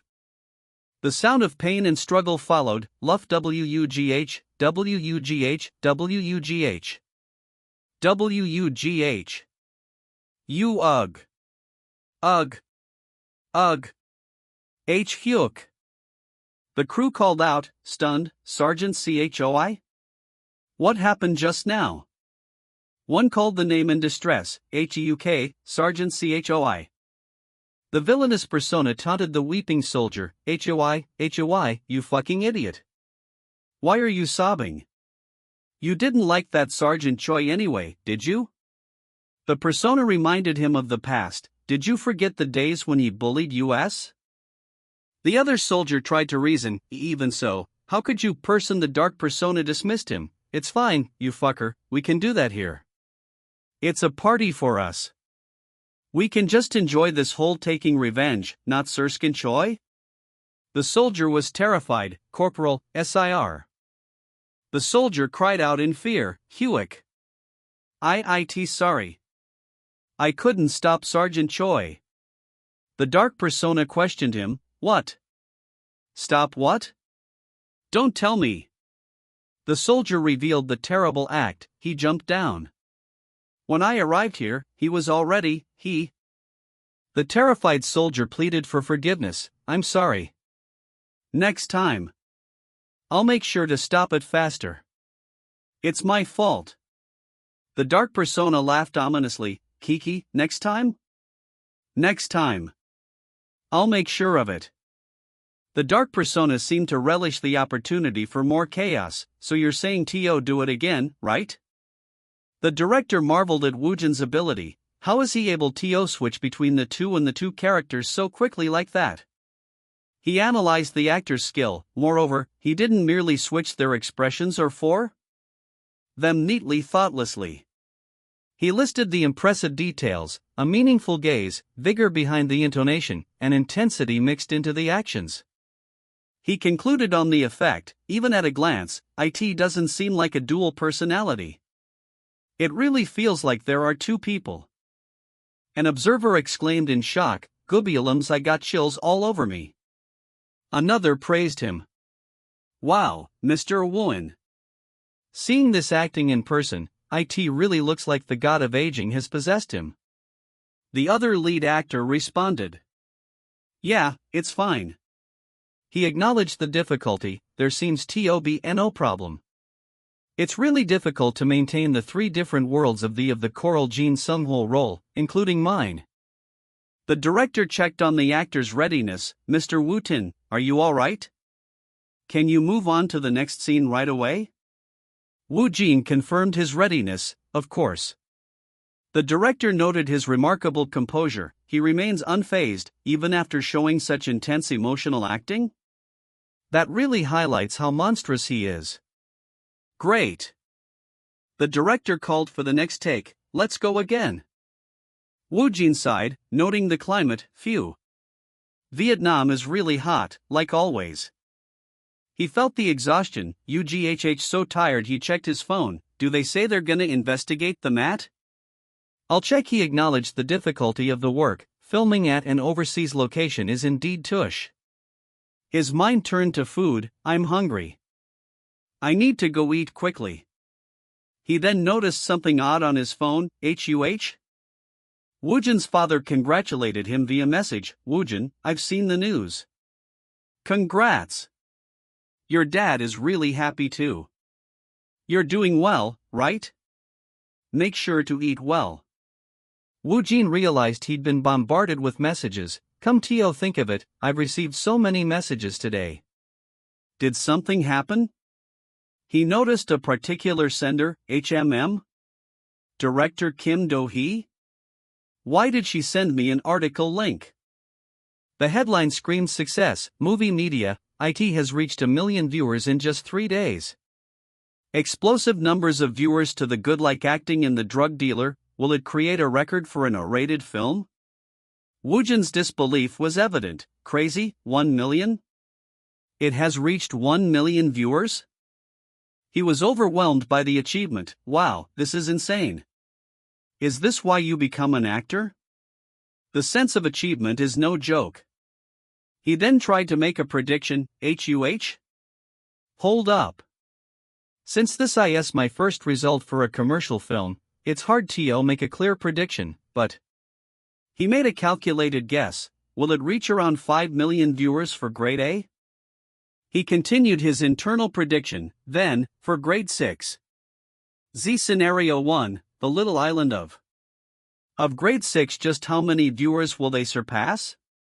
He jokingly addressed himself. Kiki, MR's Star Kong? Have you searched The Drug Dealer? His manager conveyed the financial success, Director Kim, who said it has surpassed its break-even point, so you'll be given a bonus of more than double the original appearance fee. Woojin was still unsatisfied. That's it? I must have at least 100 million won. His manager was impressed. 100 million won? She then noted the influx of offers. Seems like you need to film more ads once we return. Casting offers for you are blowing up. The manager told Woojin to take a call. Take the call. I'll head to the restaurant first. She answered her phone. Yeah. Yes, this is Choi Songsoeun. She then turned back to her hunger. I'm hungry. I'll need to go eat quickly. Woojin looked for a spot. Let's see, are there any available seats? He decided on a seat. I have to sit here so that he noticed someone already there. What's this? Who is this guy? He then questioned his own place. If he's not an idiot, then I'm a local? The man asked him to move. I'm sorry, but someone has already taken that seat. Could you please move? Woojin noted the man's fluency. Your English is very natural. The man introduced himself formally. Nice to meet you, I'm Director Ahn Gabak. Woojin was stunned into silence. Who? Director on Gabak? Why is he here? He reflected on the strange coincidence. I came here just to have fun, but I had no idea that I'd meet here. Woojin composed himself and greeted the director. Nice to meet you, Director. I'm Kang Woojin. He mentally coached himself. Get yourself together. The director reciprocated. I'm pleased to meet you, Mr. Woojin.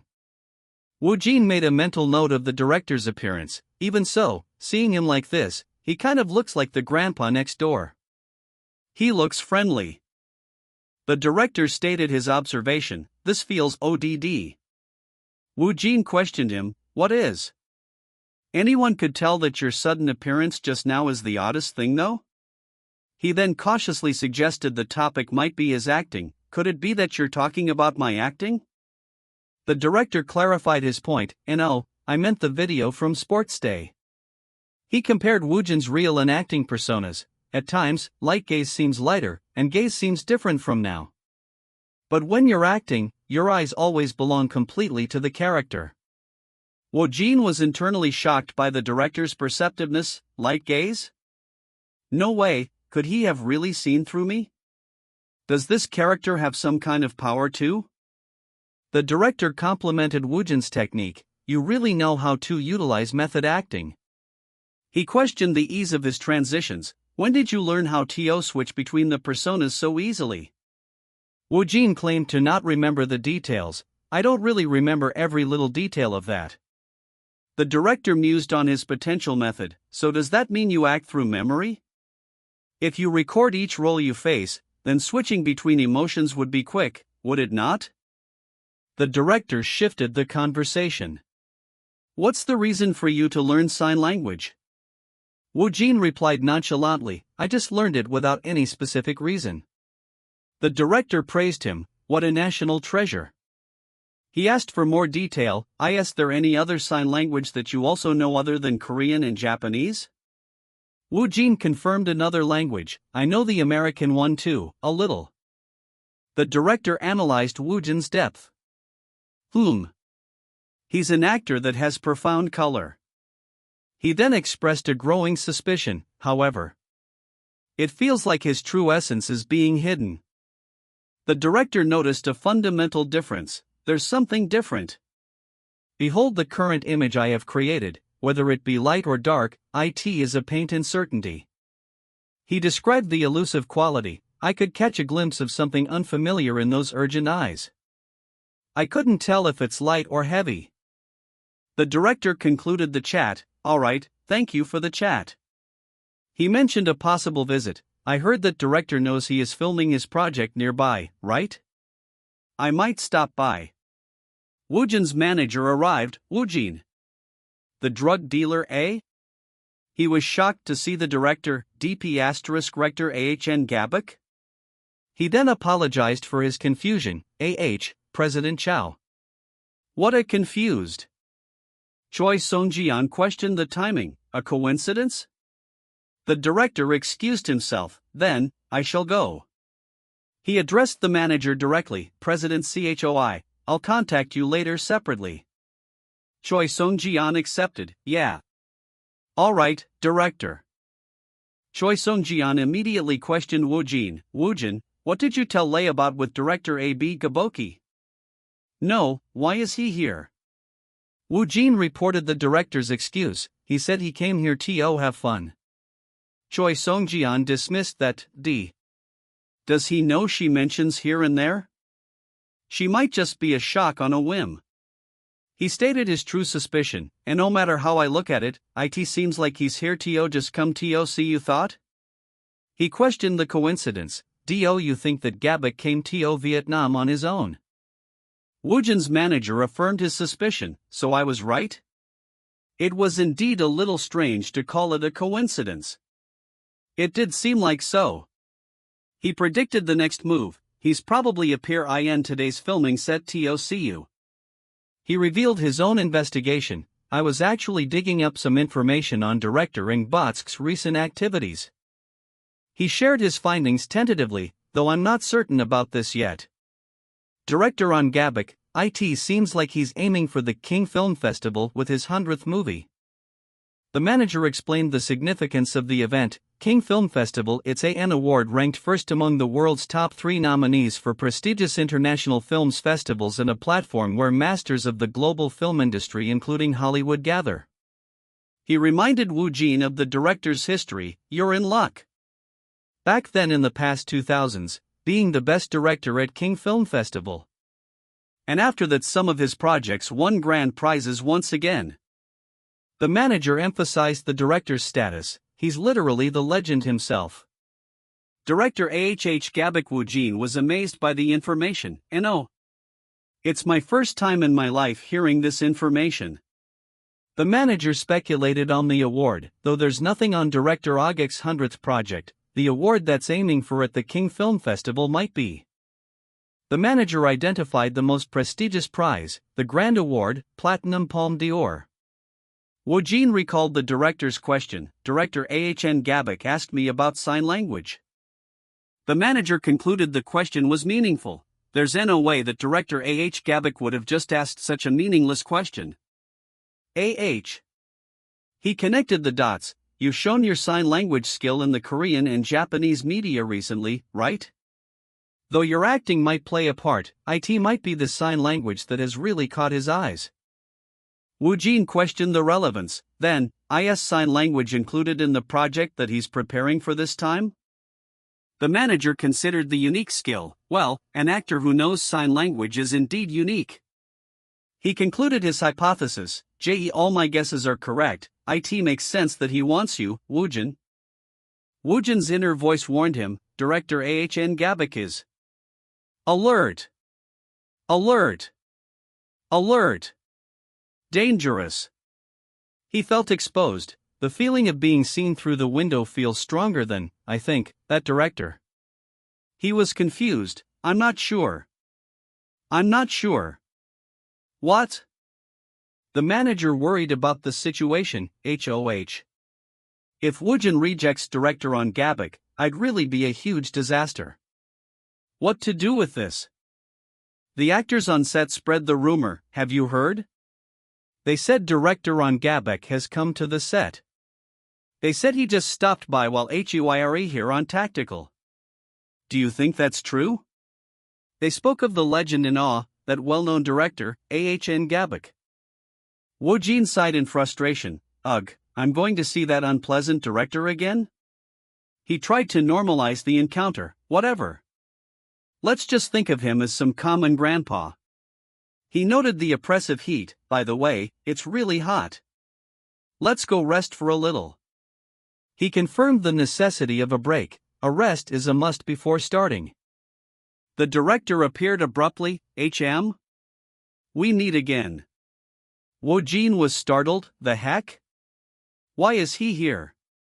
Woojin greeted him formally. Hello, director. He mentally conceded the encounter. Whatever, let's file for now.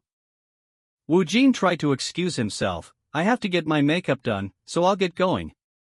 The director posed a pointed question. Young man. Are you interested in the King Film Festival? The director commented on Woojin's destiny. Kang Woojin, you're really lucky. To remake these ideas into a chain of choices is interesting, isn't it? A crew member laughed, urging Woojin to accept. Since it's the King Film Festival, I'm working here, even bow down. Woojin responded dismissively, no, not really. The crew member was shocked and worried. What do you think you're doing? You'd better think carefully or I'll tell director. What? Woojin felt intrigued by the escalating situation. That startled me. I kind of feel intrigued. Woojin tried to de-escalate the situation for the crew member. Let's stay calm. I was just stating my opinion. I don't know why you're getting so worked up. The crew member apologized to the director. I apologize. They're just looking out for me. Everyone apologize. He then addressed the director. Director. The director dismissed the others. I'm sorry. You can leave, everyone. He focused back on Woojin. I need to talk to him alone. He pressed for a direct answer. Can I ask you why you aren't interested? Woojin gave a safe, practiced answer. Well, that's because I'm really not interested in it. Moreover, I want to avoid this decor. He mentally reviewed his tactic. Let's give him a safe answer. It's just that I'm not particularly interested in it. The director was surprised. That's unexpected. Woojin's inner voice wondered if his deception had failed. Did he really see my light gaze? Should I test it? Woojin subtly altered his presence. Concept, off a little The director immediately noticed. Even right now, I can see the strange thing that is in your gaze before. Woojin's inner alarm screamed. This director is really dangerous. He feigned ignorance. I don't know what you're saying. The director persisted. Woojin, have you? Woojin quickly interrupted and escaped. Director. I shall go. Good luck with today's filming. The director watched him leave and noted the mystery surrounding him. Somehow, it feels like he's surrounded by fog. He asked the manager a cautious question. Why is the director? Woojin, don't tell me the director asked you about the King Film Festival Open. He didn't, right? The manager confirmed his fear, he did. He then asked about Woojin's response. You didn't openly reject him, right? Woojin's blunt reply confirmed the worst. I told him I wasn't interested. The manager exploded in disbelief. Woojin. He's caused a mess. The crew announced the start of filming. We're ready. Stand by in 1 minute. The director checked with the actor. Mr. Woojin, you're ready? Woojin confirmed, yes. Woojin took a deep breath. Phew, since it'll start with me first, let's focus. He accessed his persona. I am pulling out the corporal Jin Suncheol, who's imprinted somewhere deep within me. He decided on his approach, though I'm not sure how much of him I should pull out. Let's just do what I can for now. I'm going straight ahead. He surrendered to the role, just letting myself fully immerse in it. And action. A crew member reacted with surprise. HMM? The director analyzed the character, so I'm a weak and trimmed one. Is his character weak-willed? He noted the surface performance. He's doing well, but is that all? He called out a line to the other actors, quiet. Let's quietly escape while keeping watch. Once you hear the monster, run at full speed. The director narrated the character's internal struggle. Corporal Jin Suncheol wanted to reassure the trembling soldiers, but he hesitated to speak out, worried they wouldn't listen to him. He noted the inevitable shift. While he's hesitating, his mind alters again. Woojin's inner thought was a challenge. I want to boast to the people behind the cameras that I have two persons. How can I express that? We have sign language. He realized the potential of nonverbal communication, even without speaking. It's the language that can convey boundless emotions to others. He adjusted his plan to the constraints of the scene. Since I can't move my hands because I'm holding a gun, I'll use my eyes, nose, mouth, the muscles of my face and body, the noxious tremors, or any essay. The director observed the subtle changes, put thoughts in a mortal situation, a bitter cannot at the corner of my lips and a fleeting joy at the edge of my lips. He then understood the performance. I see, SIR, a small problem, with two prisons it's hidden thoroughly in that world, but it is able to reveal it to us, the others? The director realized the depth of the portrayal. It's like he's explaining through his face. Moreover, why does it include the sun lingua? That I hate? An explosion was heard. ARCGHH. Bang! Jin Suncheol screamed in pain and terror. KUGH. The officer yelled commands to the unit. Move. Run. Retreat. I said retreat, you bastards. The scared soldier cried out, HEUK.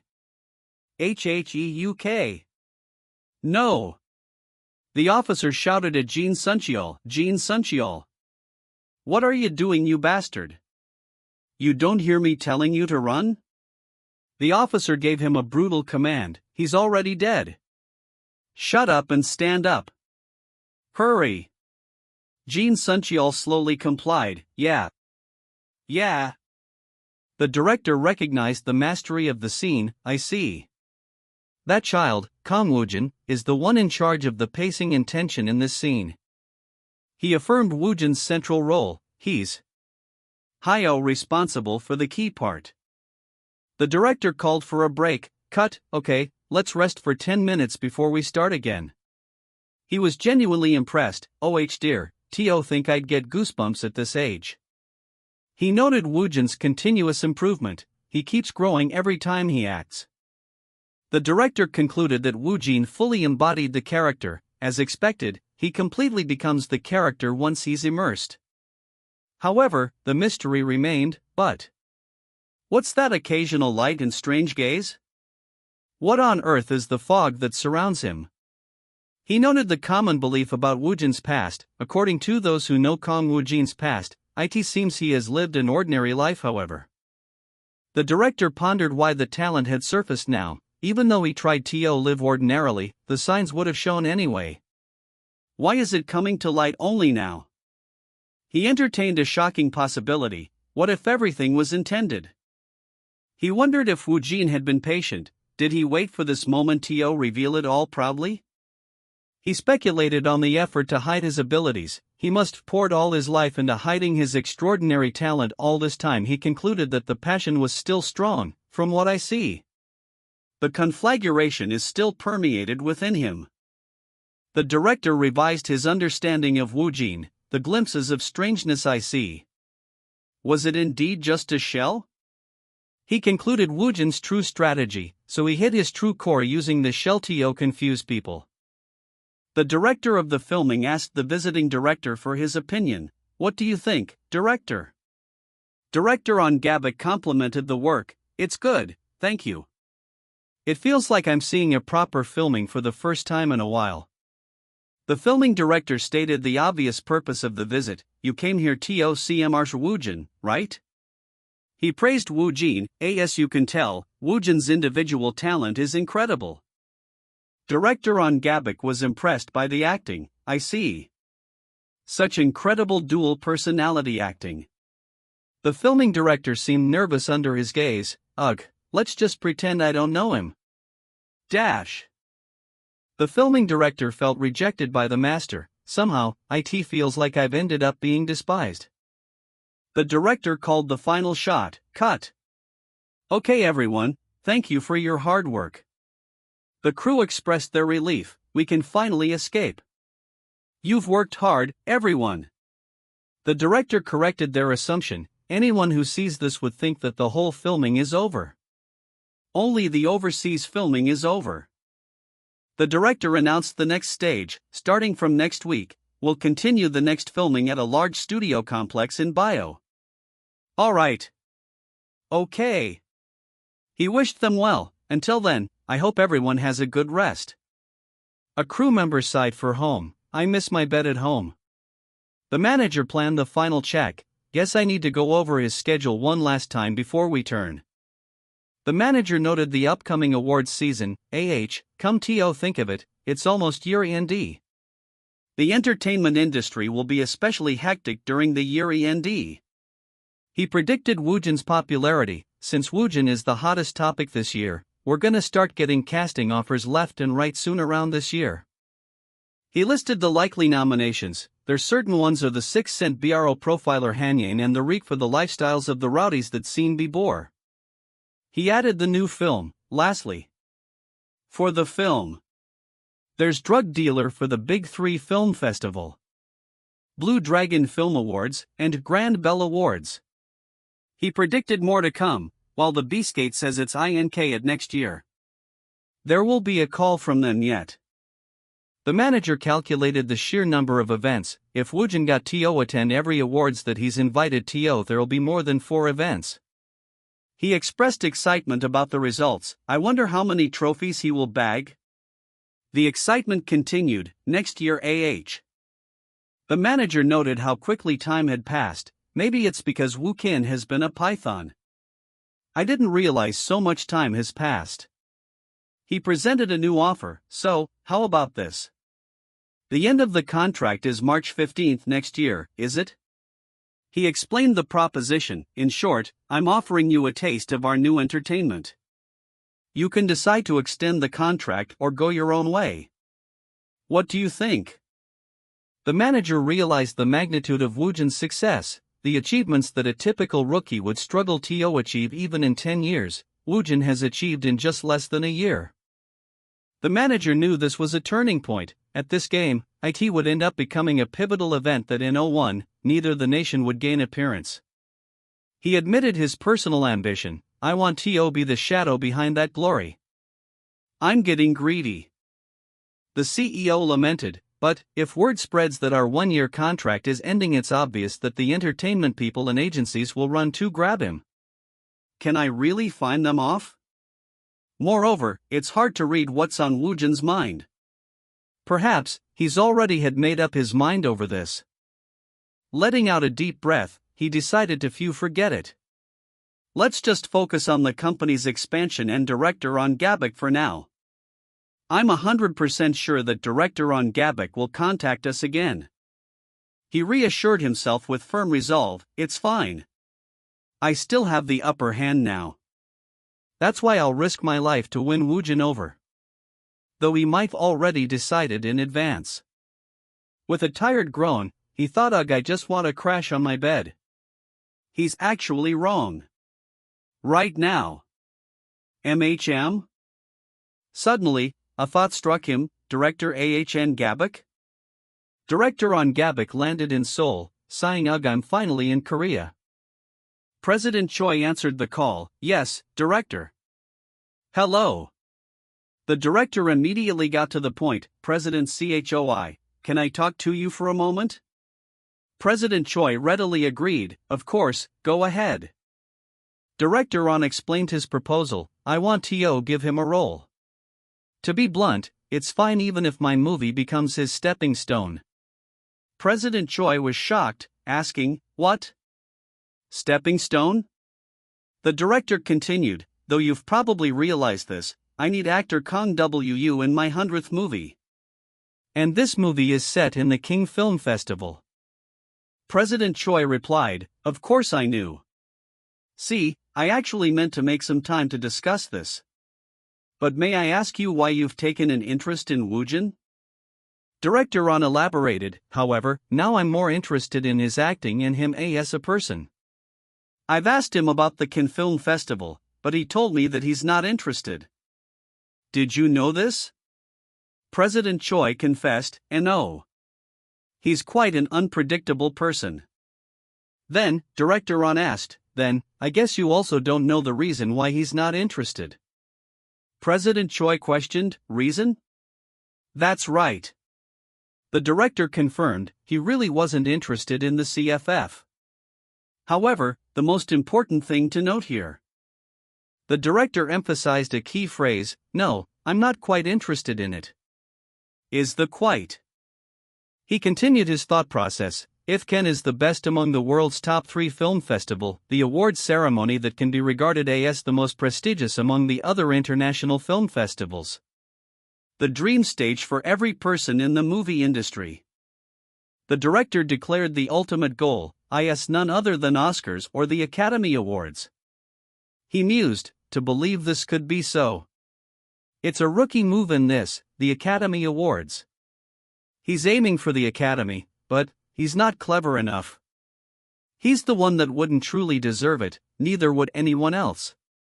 In other words, he's aiming for the Academy Awards. President Choi gasped, what? He explained his deduction, could feel it by what he said and the look in his eyes. The Academy taught us that what we do to others will change things. Something so many have said, that a fist in a fate-weight world changes things. Then he stopped himself, hold on. He connected the dots, reviewing the past, the pshus surprising him. And the special condition to not meddle in his choice of projects. If putting all together, Kang Woojin is actually stealthily walking towards the Academy Awards. The director pondered, was it all a bit of a plan from the beginning? All to teach him a lesson. He wants to teach him through the route. A winged ambition? Intrinuel? Pret IV de? Rather, this is his true nature. He concluded, genuinely pursuing the Academy Awards. However, the final piece requires many conditions. He needs to comply fully with the achievements that make people notice. Director On stressed his point, that's way nothing's better as a Steigenstone than ANNS since it presents his credibility to everyone that in Wolverine it does a gamey away. I'm sure you know exactly what I'm talking about, President Choi. He acknowledged the current situation, that's why I'm at the moment, Woods being wax and shorthorning. His is that case, and filmography is still sparse. President Choi realized the current limitations, as of now, for which I've read, as of now, for one ______ the Academy always is resactically impossible. He then considered, however, there's still a tiny chance. The director laughed at the thought, I'm out of my mind, and I'm also thinking of the Cannes Film Festival as the stepping stone now, huh? He admitted, in the first place, for a rookie to enter Cannes itself is unnear of. However, if it's Woojin. He felt a strange certainty, somehow it feels like it's something, it feels like it's somehow it feels like it's. The president took a decisive tone, yeah, screw it. Let's make history. But before that, let's solve the contract renewal first. He called out, Director. The director rushed in, asking, what's this? Don't you dare knock. He then relayed the shocking news, I've received some incredible intel. It said that Nico Wizard will be back on the scene without a scar. Or something? President Choi questioned, what? What do you mean? The director clarified, the Choi season only hands a vague report with a random line from Nick Woggins. Morgan T.E., whose name is on your contract? It's bog certain. President Choi mused, ho. This is such fresh news. Was there some kind of circumstance or deal between the two? The director added, it interestingly. However, the tycoons connected to him aren't a joke. So we have to prepare to deal with all of them. But it isn't an issue for us. There's nothing good that comes out of these unnecessary troubles. If what you said is true, then it won't be a problem. He then cautioned, but if it turns out to be a fabrication or a rumor, it'd be a dister for US. But it's needed to tell that it's TOIDO to discard. So, go confirm it again. Only then it won't be too late to overturn the entertainment. The call was answered, hello, President. HM? It's for things asked to the head or side looking as requested by the head show. You know that you have something else to do, right?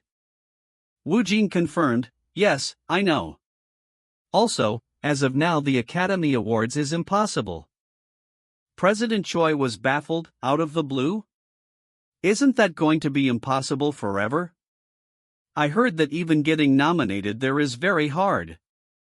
Woojin agreed, of course. It's difficult this year. The president wondered, why is he suddenly saying something so obvious? President Choi sighed in realization. It was as I expected. I can't believe it's the Academy Awards. Woojin, confused, questioned, what the heck is he talking about?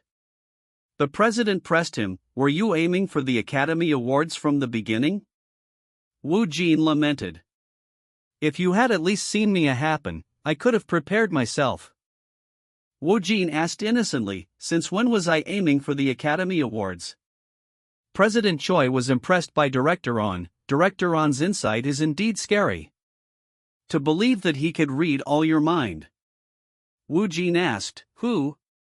Why are you mentioning that director? Woojin thought, I didn't tell him that though. President Choi deduced, right, but based on your personality, I assume you must have hinted it. He scolded himself, I should have realized as well. So that director is the reason for the misunderstanding. Woojin was nervous, sweating again. Ugh, it'll be awkward to ask him about it again, so let's just play through it. The president questioned, if she GOTS blower? I'm too late to know Lao Mo either. Woojin reassured him, it's fine. It was just something I thought about myself. The president agreed, alright, let's keep this just between us two for now. He then noted, but, the Academy Awards aren't a whole different level than expanding into the Japan market. Woojin insisted, and oh, I do need it. He explained the logic, to be honest, there's nothing better like the can that could make you feel like you're Hollywood quick. The other way is to go around doing the Hollywood auditions, but that's even harder. And to start from the bottom would take at least 3 years. President Choi probed, do you perhaps have any other route in mind? Like, maybe a connection in Hollywood? Woojin quickly replied, I don't have any. He realized, I need to change the topic. The president then asked for his input, please feel free to speak what's on your mind. Woojin brought up the main topic, MHM. First off, Director On offered to be the stepping stone. He requested a meeting and I think I'll probably give you a scenario there. The president advised, of course if you don't want to, you can just play along a little and then turn it down later. However, how about you at least meet him to look at the scenario? Woojin conceded, well, that much isn't a big deal, though I'm uncomfortable. It's not like I can simply ignore him. He decided, let's treat it as a practice to enhance a concept acting. Woojin added, moreover, I'm also quite curious about the scenario. What will be the grade written by the Korean film industry GOAT? He then circled back to the previous topic, by the way. The Academy Awards. Is that in our range? Woojin greeted the acclaimed director, hello, director. It's sure been a long time. Director On acknowledged the past, I was being too impatient back then in Da Nung. Let's get right into the details. Woojin was surprised, oh? He gives this to me right away, huh? He accepted, okay, director, thank you. He declared, that's what I'll be our stepping stone. Woojin read the document, the movie's title is Leech? Such a simple name. MHM? It's grade 8 from the start? The narrator read the system, asterisk it's a very high-quality movie scenario. 100% reading is possible. Woojin exclaimed, wow. As expected from the Korean film industry GOAT.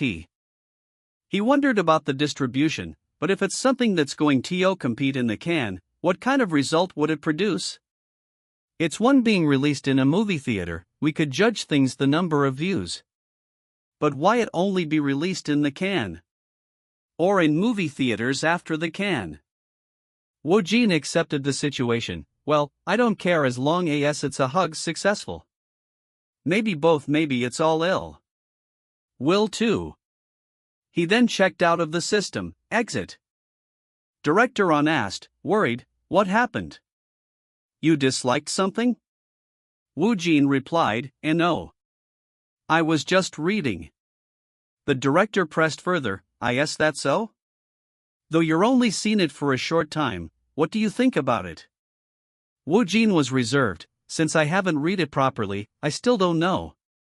He added a thought, I can't say I believe God is very good? To me either. Director On conceded, I don't know yet. Right, it's too soon for me to ask you. He shifted the focus, then let's talk about other things.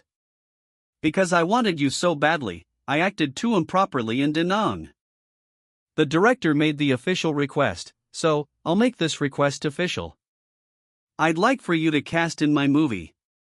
Woojin was surprised, what?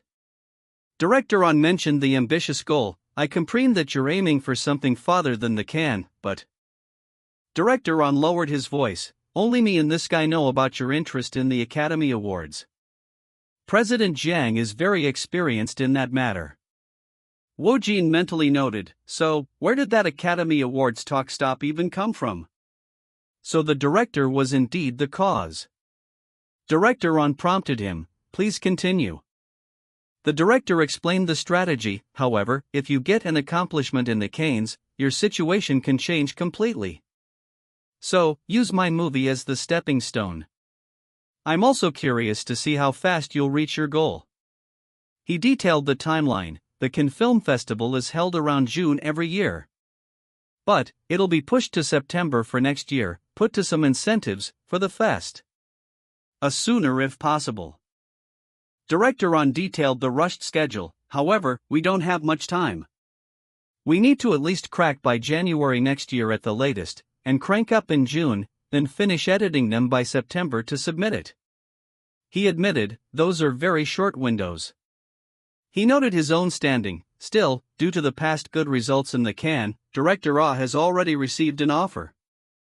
Even though an evaluation will be made, advancing to the finals or not. He offered final advice, don't worry about what others think. Just think about your future and decide on it. Woojin agreed, alright, director. Director On finished, alright then, please contact us once you make your decision.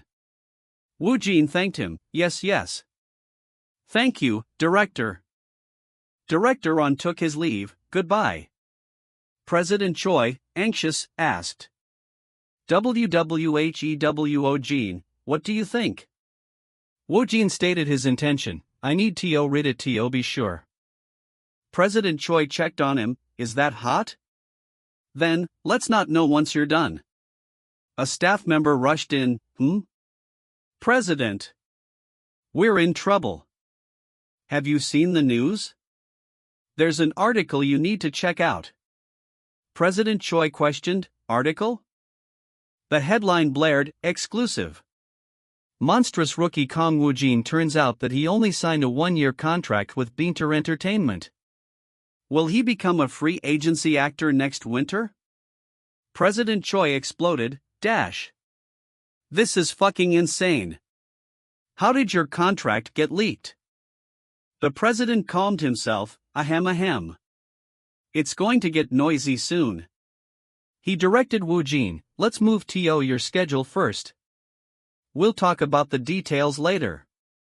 Woojin agreed. Okay, President. He thought, it's fine. I still have time. Reacting to it rashly will make it worse if we make it any worse. The president thought about his next move. I changed the topic immediately. He wondered about Woojin, but what could be on Woojin's mind right now? He feared, I'll start looking for a better agency. He called out, Woojin. Woojin paused, then remembered. Alright, I did a one-year contract. The narrator observed Woojin's calm. Huh? Seems from the previous reaction, I felt the actions are seen in past and not in present. This makes no sense. Kang Woojin was actually not worried at all. The news spread rapidly across the industry. As time passes by, the news of Kang Woojin's contract expiration spread rapidly across the entertainment news. The report summarized the reaction. Kang Woojin's one-year contract? The sudden news stirred up the Korean entertainment agencies. The report continued. The news warned quickly that a Kang Woojin's one-year contract is spreading across the entertainment world. The contract details remain shrouded, making rookies fear the ultra level of luxury yet, like this? By Earn, remain silent. The article emphasized his status, the monstrous rookie who has shamed Korea and Japan. His contract period is just 1 year. And above all, the one-year contract itself was fresh. Online users reacted. Keek 1-year contract keek. This is 100% just a rumor keek. Another commented, isn't it supposed to be at least a 5-year contract for a rookie? A third posted, BW Entertainment isn't even an idiot, even though it's a small agency, it still has Hong Hyen keek. A final one speculated, but if this is indeed true keek, the Korean agencies would seriously fucking run to get him keek. The narrator confirmed the industry's frenzy, while public opinion on various online communities and SNS was busy making a buzz. Countless of domestic entertainment agencies went frenzied over this news and they began making moves to reach out to Kang Woojin. The narrator noted the absence of the key figure, always going, she says, you'd think he'd make an appearance. Meanwhile, as for the protagonist, he showed no reaction at all. Woojin dismissed the rumors. What bullshit. Try to raise my value, my ass. I have no particular thoughts about it. He recalled the president's words. The president also told me to think it over and suggested we have a talk later. He decided, but there's nothing to think about. And I already decided. Woojin thought the rumor would pass, whatever. If I just leave it be, I'll die down by itself eventually. He was then surprised. What? An entertainer's president. How did he get my number? A frantic voice spoke on the phone. Mr. Kang Woojin. Hello? From the UML Ent? Are you able to talk on the phone? Hello, Mr. Kang Woojin. Hello, Mr. Woojin. He then realized the situation. Huh? What's this suddenly? The fact that the artists are blowing up? And the agencies are reaching out to me personally. Woojin was self-assured. That must mean that my position is pretty high, right? He observed his research paid off, then looking up some top actors' conditions online. Oh. It's a good thing that I studied things related to contracts in advance just in case. He decided on his strategy. To be honest, I'm still not sure, but let's just push it to the point it seems excessive. That way the right value will naturally be drawn.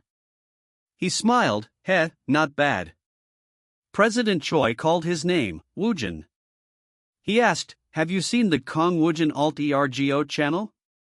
President Choi gave the statistics. Each video got at least 5 million views, even the subscribers could has already deceived 5.8 million. He explained the success. That's probably why we keep getting cover requests from idols, established singers, and etc.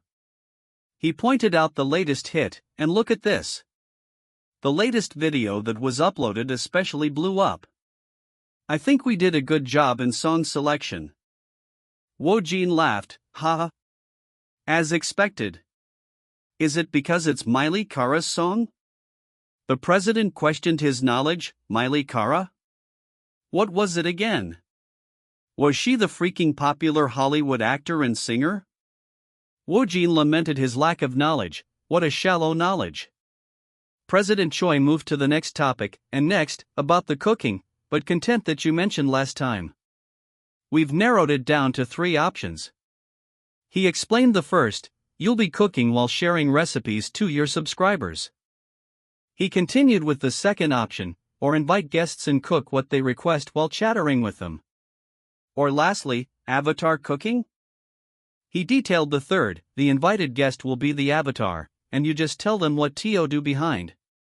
It's more like a strong variety show style. So, what do you think? Woojin was enthusiastic. I think that's a good idea. The president commented, if it's the guest that can't cook, I'm sure it wouldn't be like that. I'll be quiet, frustrating.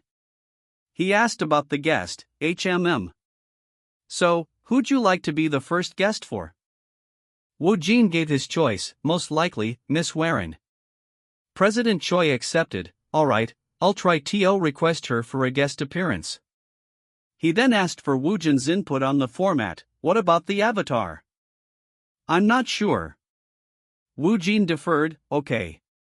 Then, I'll decide on that. A staff member called out, Mr. Woojin. The preparation for filming is all done, you can now come to the recording room. Woojin replied, yes.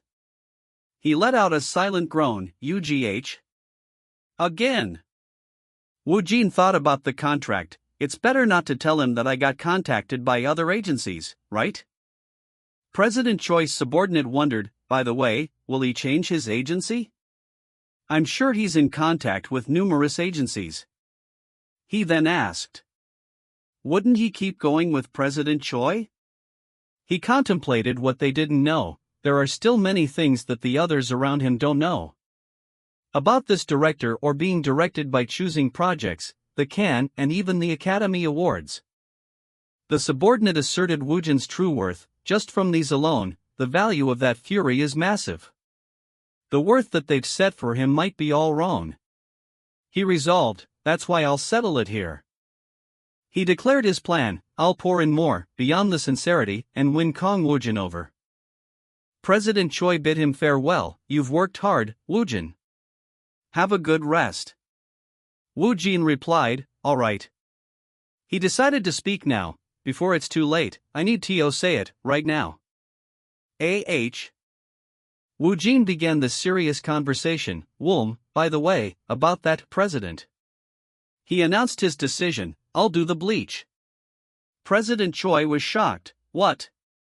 He asked for confirmation, for real? Does your innocent but tormented feel good about it? Please tell them that. The president agreed, okay. I'll tell them right tomorrow morning. He shared the timeline. I heard that the Confestival will open in September next year. So, I'll look forward to your cooperation in next year's Can too. He casually remarked, yeah, you punk. I'll also look forward. President Choi stopped abruptly, how long? What did you say just now? Woojin repeated himself. I said that I'd look forward to your cooperation in next year's Can 2. The president was focused on the implication. No, the conference will open in September next year, or maybe next year. Does that mean that you'll keep being with me? Woojin challenged him. Do you hate that? The president quickly denied it, as if. It's just because I didn't expect you to say that directly to me so suddenly. The president became emotional. Wow, my eyes got teary. You tsundere brat. He questioned his earlier surprise, but why is he surprised? He should have seen that coming, no? He then asked about the calls, but didn't you get a lot of calls from other agencies? He worried. Is it alright for you to decide this soon? Woojin stated his reasoning. I think spending time on that would be a waste. And I'm busy too. Woojin firmly declined the hassle. I'm already busy, I'll get busier if I do, I'll skip such hassle. He stated his satisfaction. Besides, there's no other agency like this one now. The president was touched. Woojin considered his reasons for staying. He has trusted me and supported me all this time, hasn't he? And I can't just ignore the deeply filled-in misunderstandings. BW Entertainment is also used to my concept acting. He clarified his expectations. Even so, I'm not planning to brush off the contract conditions carelessly. President Choi asked for feedback. Woojin, I told you to get a taste first of my BW Entertainment when we signed the first contract, right? How was it? Woojin answered simply, it was good. President Choi then laid out the new terms. Alright, then, I'm going to tell you what I'm considering for your contract renewal. Woojin prompted him, go ahead. However, is there anything that I should avoid contacting anymore? The president continued, so, the contract renewal, will proceed with what was discussed, and the plan is to stay in 3 years. He stated the term, of course. It's the kind of thing that's better to lock in now, rather than later. He outlined the changes, 1 year greater than 3 years 9:17:3. And lastly, for the down payment. The president revealed the biggest incentive. I plan to give you the house you're living in right now. Woojin was stunned. Hell, give me the house? He was incredulous. Crazy. For real? This house. He knew the value. The selling price is 1 billion, you know. Whoa. Woojin still couldn't believe it. Is this house really mine? This doesn't feel real. He answered a call. Huh? Hello. The caller apologized for the late call. Mr. Woojin, I'm sorry for calling you this late. The caller requested a meeting. Could you please spare some time to meet for tutoring tomorrow? Since you're busy, I'll go to you. There's a. The caller revealed the reason. Script that I really want to show you. A necessary evil Choi Nana. Woojin remembered a commitment, right? Everyone, next week the merch. A voice cut him off. Spoiler, stop. He took the script, grab. The voice asked, oh, you want to go for it? Woojin expressed his gratitude to the writer. WOJN, thank you for making time this morning. The writer replied, it's no problem, you must know how hard it is to get up and out here. She playfully countered, the one who's sitting across from me should be the one to be on the move, SIR. Awake. She presented the work. Please take a look at this. This is the new work group roster for today. The writer explained her motivation. I read it, and I was so drawn to it that I chose it as the first project for my independent company. A male friend commented, didn't end that long ago. This is huge. She then praised Woojin, both writer Cho Na and I think you would be perfect for the male lead, Woojin. Woojin was intrigued. Oh? What's this? He expressed his curiosity. I'm curious what it's about. He read the title, A Necessary Evil. He noted the writer's name, Choihama. He recalled the format. She said this one will be a 6-episode miniseries, not a short film, right? He noticed the intensity. Wow, IT starts OFF rough, HUH? They're just going to take me right into the action? This is interesting. Woojin was engrossed. It's very interesting, no such so that I want to read it, I have the time. The writer asked for his commitment. As an actor, do you think you'll do it? Woojin replied, yes, I believe so. The writer gave him instructions. Okay, then read it carefully and give me your answer. She confidently stated, I'll bet out of you when I see you, you'll do. Woojin thanked her after reading. Thank you for coming. Alright, I've checked the story, shall I check the other things? He began checking the script details. Let's see.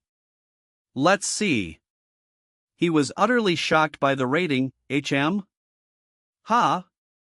SS rank? That's insane. The system confirmed 8_script, title, Leech, SS rank. He then questioned his memory. Wasn't Leech an SS rank? He realized his power influenced the rating. This isn't changed because of me. He told the system, stop smiling, Kiki. He questioned the submission, but why LERD? A submission form for the Idiot Fun Festival? He wondered about distribution. If it's 49 rank, what does that mean? Will it get a threat release later? He resigned himself. I don't know. There's nothing I can do, right? Woojin accepted the situation. Wow, I knew it.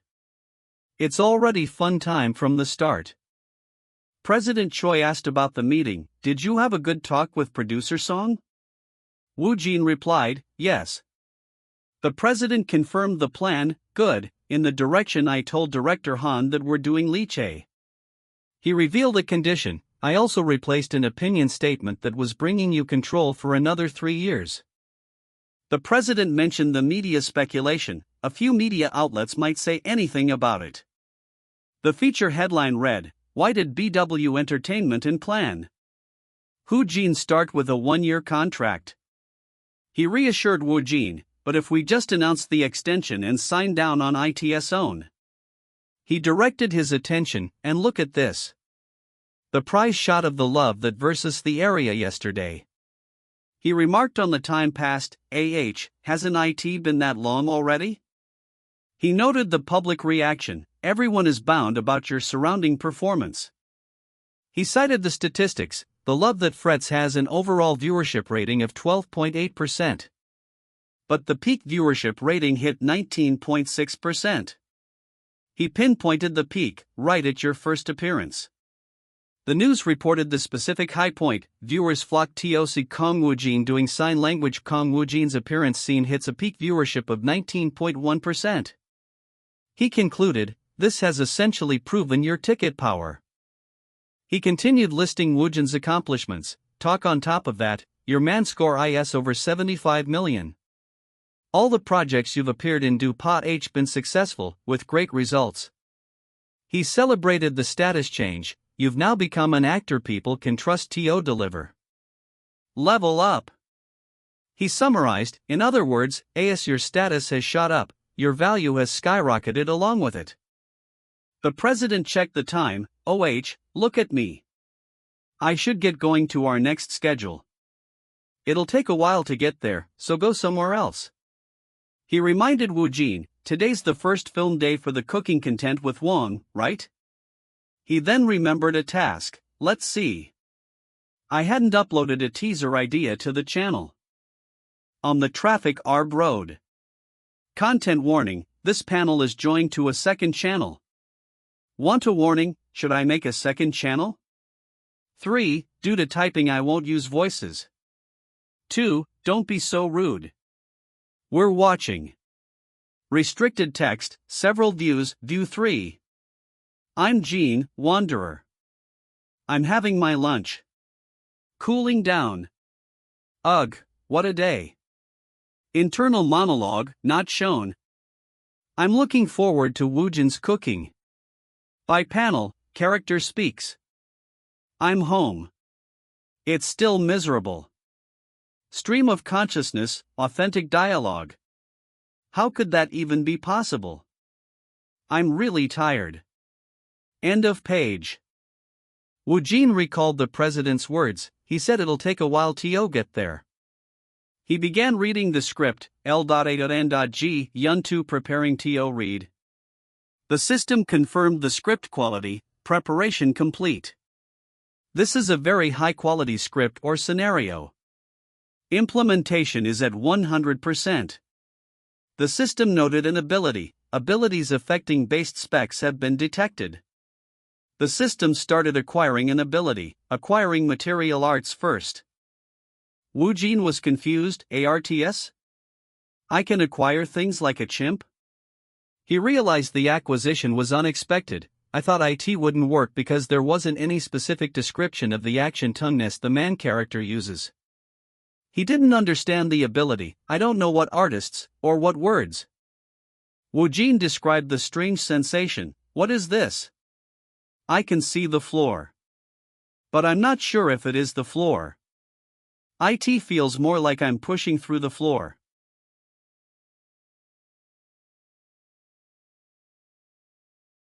Woojin questioned the event. What just happened? He felt a change. It feels like something is being imprinted on me. He calmed himself. Phew, good. He noted his self-awareness. You're not the only one who's wondering. He decided to continue. Shall I read the world of Sangyeon Moon now? He prepared to read. I'm JANHA, NO board presentation to read. Preparation complete. This is a high-quality support system, meticulous, unimpeachable, as it should be. He began the reading, commencing the reading. The real man's budget, sir. Indeed. Come to think of it, hasn't it been about a year since your last project? Woojin checked the documents. Yes. Please take a look at this. Is this your 100th project, sir? Director on confirmed. It is. I want you to do it. We have a promise, don't we? Woojin joked. Ha, sir. There's no need to remind me of that. The narrator provided context. Shin Hanho, a veteran actor with 30 years of experience. Shin Hanho asked, am I the first one you've offered this to? Director on confessed, no. You're the second. The veteran actor was offended. Offer it to someone before me, who is it? Director on said it was a secret, it's still confidential, but I suppose I should tell you. Director on revealed the name, it's Kang Woojin. Woojin's manager urged him, but I'll have To rush you. Woojin questioned, Sir, how can I concentrate if you're going to bother me?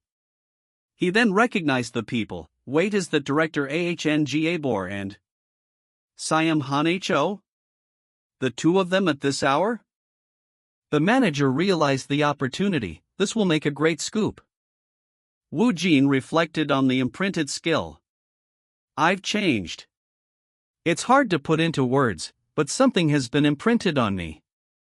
He analyzed the source. Maybe it's because the character is full of madness and enjoys violence. He noted the effect, but I've become more agile, bold, and resolute. He observed the physical change. My whole body feels sensitive, yet flexible. He compared it to his other skills. If my other abilities were smooth, this one is rough and intensely violent. He concluded the danger. It's dangerous. I definitely need to learn how to handle this skill. If I use this power carelessly, it could cause problems. He was confident in his control, but controlling it won't be difficult for me. I've already mastered the art of moderation. He reminded himself, don't get cocky, you all just need to make me shine. Control your mind, just like always. President Choi announced their arrival. Woojin, we're here. The PD is in the studio, so let's go on up. Woojin replied, yes, CEO. He then saw someone. Woojin greeted her, hello Woojin. Warren greeted him, Warren SSI. Yes, hello. She noted his punctuality, you're here early. Woojin explained, there was no traffic. Someone, watching, was consumed by jealousy. Again, that bastard, Kang Woojin, again. Wherein is mine? There's only mine. How dare he approach my wherein? I put up with it and I'm still made friend ender? Why do you keep making me endure? The jealous watcher reached his breaking point. I can't tolerate you. Not anymore. You must be punished for betraying me. The director called out, cut. Great work, everyone, good work. Warren's manager hurried her, Warren, let's leave as soon as you're done. You have your next schedule. Warren acknowledged Woojin, you too, Wojin. She regretted leaving, what a shame if I wreck it for my next schedule. I could have stayed with Woojin. The manager hurried her, by the way, you have a photo shoot, you're damn NG. Nassing. Warren seemed distracted, Won't UNN. Can't hear you. She wanted to stay, I want to talk to him once more time before it is. I can't leave like this. She decided to ask him something, should I ask him? Wojin, what perfume are you wearing today? I'd like to try it too. Suddenly, a warning cry rang out, watch out dash.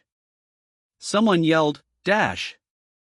Get away from him. You damn XX. The attacker shouted, that bitch human. He claimed her, she's mine. Someone realized the danger, this is bad. The victim was paralyzed with fear, my body won't move. He stammered in shock at the sight of him, whispering Wojin? Panicked, she screamed call the police as she struggled, yelling ACK. My APR. ARG. NOOO. Let go. Before desperately asking Woojin. Are you okay? He calmly replied I'm all right. The narrator questioned what was that movement just now? And how is he so calm? As a bystander insisted let me check if you're all right. Then reacted with surprise. Wow damn, that's crazy, that surprised me. That was really surprising. Did that really just happen? That was so cool just now. Yet, he felt an underlying discomfort, stating but I don't feel great about it. In any case, it hangs an act of violence, and I don't want to experience it again. He rationalized the outcome, but well, the situation is resolved, so is that all that matters? He then had a sudden thought, come to think of it. He asked the celebrity's manager Wazan Si, are you alright? The manager responded tentatively, yes? I'm fine. Woojin countered I think it's best you go to your CR. The manager suddenly recalled something and said right. Small allure. Woojin looked confused, pardon? The manager clarified, you asked about the perfume. It smells nice. The manager touched her chest and noted my heart feels like it's calming down a little. The manager speculated I think it was one of Warnia's Sasanges or a stalker. We have been receiving some strange letters at the company recently. I never thought they'd attack her. With profound gratitude, she confessed I don't know what would have happened if it weren't for you, Wojin. Thank you. She then instructed him, if you're hurt anywhere, please let us know immediately. He agreed, yes, I will. He then turned to the CEO and requested, CEO. If this incident becomes a news story, I'd like my name to be left out of it. Woojin explained I'm not comfortable with all the noise it would create. In the first place, I never intended to use martial arts for anything other than actions, BR. He realized, this keeps of a misunderstanding. If I'm not careful, another misunderstanding might spring up. And explaining is such a pain. The CEO replied I understand. Here is the extracted dialogue and narration text, I understand? Leave the cleanup to me. The CEO internally mused, he probably means he's uncomfortable using such a grim incident to boost his fame. He considered, I can handle the witnesses and CCTV by talking to Juan's side. However, he noted, dealing with the people in those cars is going to be difficult. The CEO side. Right, it might be best to let this part flow naturally. He then warned Wojin, but this incident is going to be reported on a much larger scale than you think. Warren's company has to deal with the aftermath, but they will also need to issue a warning to the public. Wojin simply stated, I don't mind that. The CEO conceded, I get it. And next time, just use me as a shield. You're precious to me. He then questioned, but how did you manage to subdue that assailant? The CEO thought to himself, I'm a psycho for even asking this, but then asked out loud, were you, like a secret agent or something? Wojin reacted, excuse me? What? The CEO backpedaled, and oh, wait, I guess it could look that way, could it? He examined Wojin, what's this? You? That's not the perfect outfit for a spy, right? Wojin immediately denied it, not at all. Just an actor, nothing more, nothing less. The CEO pressed him, then how did you do it? That's not something just anyone can do. Wojin mumbled. I did a little hapko when I was young. The CEO questioned the word choice, Wojin's actual elementary school days. Then corrected himself, a little Hapkido? Wojin reluctantly confirmed, right. Hapkido. It was Hapkido. The CEO thought, this is absurd. But let's just accept it. It's pointless to try and understand anyway. Suddenly, someone yelled, it's not over yet. Before recognizing a familiar group, the Three Hopeless Stooges? The narration shifted to a strange advertisement, the F2 of the ZOW? The ZO of the event, a total of 11 Kulbul stickers will be given that Fat Lee Kyung Ski. That Buluking Na Kyung Ski. Which one random collectible items and the noises? That the most active participating will receive additional 2 random collectible stickers. A voice urged the audience run to the production company's blog right now. And suggested, let's check the Hutner's notes too. The news reported that singer and actress Han was attacked by an assailant in a parking lot. An incident has occurred. The incident within are getting bigger. The reporter commented, and yet, I hear she's continuing with her schedule. She's a pro. The producer wondered by this way, what's he heard? Back from Woojin about his connection? It seems like he's taking a while to respond to it. He speculated, if I wonder, arts? It's that Marshall Abel. Wait. A battle of enhanced power, or? He wondered about the script, how long would it take to improvise it? He decided, and maybe he should just be allowed to decide it for himself. He's not the type to end any word from or stirring with authority. The producer thought, then, Fox, now, LASDN pressed with plan if I can or something bored. He heard a voice, HM? It's Wojin. Wojin apologized, I'm sorry, producer. It looks like late, I've read this entire script. The producer pondered the martial arts scene, thinking there's more to martial arts than you think. It's not just about sparring, it's a whole picture. He decided, and oh, that would ruin the flow of beneficial BVL. And I don't mind if the tensions muddled a little, picture the project. He asked Wojin, sorry, martial arts wouldn't be a problem? Wojin confirmed, yes, as long as you're clear on the objective. Wojin declared, I'll play June's version 0.1. Suddenly, a man confronted him, you. But who are you, some arrogant bright kid? The man began shouting, what do you hear, what do you hear? Repeating the question, what do you hear? Multiple times. The man stated he will conduct a simple test to check the actor's form. Things like whether you're flexible or stiff. Woojin acknowledged, I see. The man seemed puzzled, HMM? Woojin answered a call, hello, producer, this is Choi Sung-ji Owen. The producer informed him, we have an additional filming meeting for our table soon, so I'll contact you once the schedule is confirmed. He proposed, let's set a separate date to discuss the details. Woojin agreed, alright, I'll see you then. The producer felt the meeting was done, you can leave the rest to me now. He boasted, now that I'm a leader, my rank must have gone up. The producer concluded, right, would. I should probably contact Within, separately.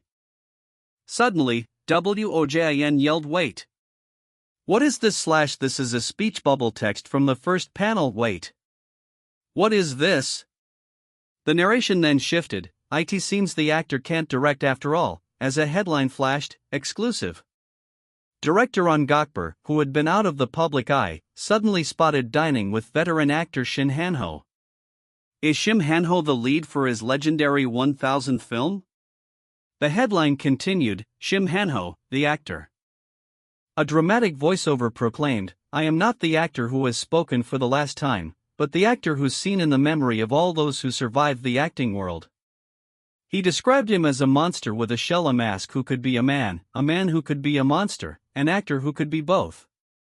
The narrator wondered how will the public and the entertainment industry Woojin, a first-year rookie? And what will Woojin think? The producer observed, he's not easily shaked, sits quietly as he thought he might feel pressured. Another producer remarked, wow, is this for real? The gang no, the company won't help, so he's right. A third voice asked, I'm not confirmed yet, but if it's true, what do you think? Woojin stated simply it doesn't matter. A producer exclaimed. That's our Woo dash. Another producer tried to calm the situation, let's don't know. It's just she's his mother of a right and oh man. And we'll do an action. One / he muttered, HMM? The director answered his phone, he's calling. How cowardly. Yes, director any audiobok. Oh, cool, it's about something else. He asked, have you been by chance seen the articles about my fling? The producer replied, yes, I was a bit surprised at what I read. The director explained, I called because I thought it would be best for you to know about it. The director revealed, I gave the scenario to actor Shin Han-ho as well. The producer replied, I see, did you perhaps also mention anything about our WO? Please. Please. The director assured him, excuse me. I explained everything, including that he was the second person I gave the scenario to. He added, I haven't received a confirmation call yet, but there's a possibility he will join. The director then asked, is Woojin by any chance feeling burdened by this? The producer confidently replied, no, Woojin said it doesn't matter at all. He's a very solid kid. The director remarked, as expected, his guts are #1 in the country. He then suggested, and if actor Shin Han-ho does end up joining? I think it would be best if the official casting announcement was released side by side. The producer thought, rather than appoint. I should rather chance, but I'm a heavy mind for the announcement to be made with the most important details of the matter. The producer told the director, understood it won't be too late to that friend, Shamiya, to make the announcements. The director thanked him, thank you. The director then brought up the subject of payment, and regarding Woojin's appearance fee the producer listened, HMM? The director commented, this.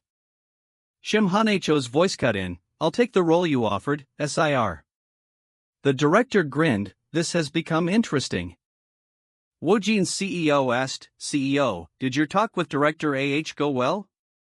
The CEO beamed, YEP. And while we were at it, we negotiated a good appearance fee. He boasted a whopping 200 million won, plus 101 PR audience member after the break-even point for the break-in. For the trillions guarantee. He explained, the director sees it as being near top tier. He shrugged, of course, I'd be exaggerating quite a bit. He told WOJIN, Rush, let's go. It's all over now. A staff member called out, WOJIN, just a moment, there's something I need to discuss with you, MRVYU Huan. WOJIN asked, what about the others? The staff member explained, they said they finished filming a long time ago, we're planning everything because the location shoot. Today is just a simple briefing and discussion. He concluded, we'll just have a short chat, so we should proceed. The director asked, have you thought about the development ditch isn't IT? Last thing? WOJIN replied, that? May I use it? The director was surprised, OH? You have a dish prepared and cured from a patient and use it. He offered, shall I help too? He suggested, then you can pay the ingredients? A few minutes later, the narration announced, the boy sauce-based makguku is complete. WOJIN explained, it's a dish we'll be selling in the US, so I made the broth a little less salty. He instructed, the seasoning can be adjusted with trinella leaves, sesame oil, and gimbal. A staff member exclaimed, WHOA. This is delicious. Producer, this is insane. You could see it. Another asked, what's the name of this one? A third answered, that's a good name. They're making sound good. The producer clarified, right. Due to scheduling issues with the line, broad. Isn't this well known? It's a first in line, then a second round. The director laid out the plan, it's planned for a total of 10 episodes, and the first round of filming will be about a week long for 8 episodes. He continued, the official first broadcast will be early next year, and we'll proceed with the second round of filming around then. He detailed, for Season 1's arc, the locations and stores are almost confirmed. For about 2 days out of the week, we'll get in sync with the food truck. And the rest of the time, we'll operate out of a restaurant. He announced the travel date, and the exact departure date for the first round of filming is scheduled for late December to early December. The staff reacted. It's soon. And the timeline also. The producer dramatically declared, the fusion of the project will drive America. The strange commercial interrupted again, it's not over yet. One bubble urged, let's run open let TO the production company's blueprint participants in the essay, another asked, and the possibility after the end of the 2 sections. A third questioned, aren't you curious about what's going on? Like, are they all connected together? The narrator observed, this year was explosively several times more glamorous than usual. Among it all, the hottest topic by far was Waren's incident. The news headline screamed, breaking, stalker who attacked Waren, I punished her because she was being too promiscuous. Internet commenters raged, wow's H. I want to beat the hell out of him. Even a time is a waste for a bastard like that. Just execute him. Another scoffed, promiscuous my ass lol, he's seriously insane. The narrator concluded, since the media and public opinion endlessly fanned the flames. And in the midst of all these issues, there are table cast, starring Kang Woojin, headed for the United States. As they flew, a staff member whispered, are we really going to America? Another mused, and in the dream. A third voice commented, wow crazy. A staff member wondered, but why won't I hand you in any of the news and others like or interviewer VORD? That's weird. He mused, HMMM. Wait. Then any Parak WIPD. He concluded, isn't this a massive jackpot? The scene changed to Los BR administration, Arut, USA, where people were murmuring wow, crazy. The producer apologized, it must be really cold in here, I am sorry for the inconvenience. A staff member asked, WWO John? What are you doing? Got caught up in your memory? Woojin was confused. It's my first time in America, what memories? He questioned himself. I guess this talking about that study abroad thing I should just throw on. He answered, no, I have just thinking about a project. The staff member insisted, even now? Take a break while you work. Woojin reassured him, don't worry. I am resting. In my subspace. The producer addressed the group, okay, everyone. Now that we've arrived in the US, I'll tell you about the planned schedule. The producer explained, there's a food truck street in a place called North Hollywood Park. We'll be done by the first bus. He admitted, we don't get looking anywhere. He revealed his strategy, my plan? Film at a relaxed pace on the off chance my appearance is not all that different. He described the location, the small town will settle on to defend the show. He then asked a staff member, so, UHLAD? What? Could we respond to the person on the page? Another asked, HUI, am I the leader? A staff member clarified, I'm just the photographer who handles things from the bag. The concept is cooking, so of course the leader should be WHOJI, who's the chef. He challenged WOJIN, are you okay with taking orders from a junior? He stressed that president matters, one thing the two of us do most is compose your true to-be commuters just slipped out. He deferred to WOJIN, so, WHOJI, what should we do? Woojin replied, so suddenly? The officer suggested, a verge of being open, we should discuss on the menu, we should select and buy the ingredients. The narration cut in, exposing out of our capture. A character asked, OH, but are we going to select tough dudes and choose the ingredients for the food truck? Another character replied, no. The narration added, the SPAC-E is largely open, with a slide of our agency. A character commented, Irino, okay, they can comfortably decide on the ingredients to match the menu. Another character noted, looking like Woojin, we'll have to ask a laughing tutor now. Woojin declared, alright, we've shaped the schedule, so let's get moving. A staff member agreed, yes. He said North Hollywood Park, right? Should I get a feel for the map of the area on the way? Suddenly, he was surprised, HUH? Are there so many of them? Someone called out WOJIN. Another person grimly announced, this is bad. It's chaos in Korea right now. A voice exclaimed, suddenly, OMG? We gotta look, dragons of certain kinds, from a dead koi otherworld. Let me just show you the worm. Because humans would wrap into anything, incitement, this and more into the the real-time rank 1 Kang Woojin NO.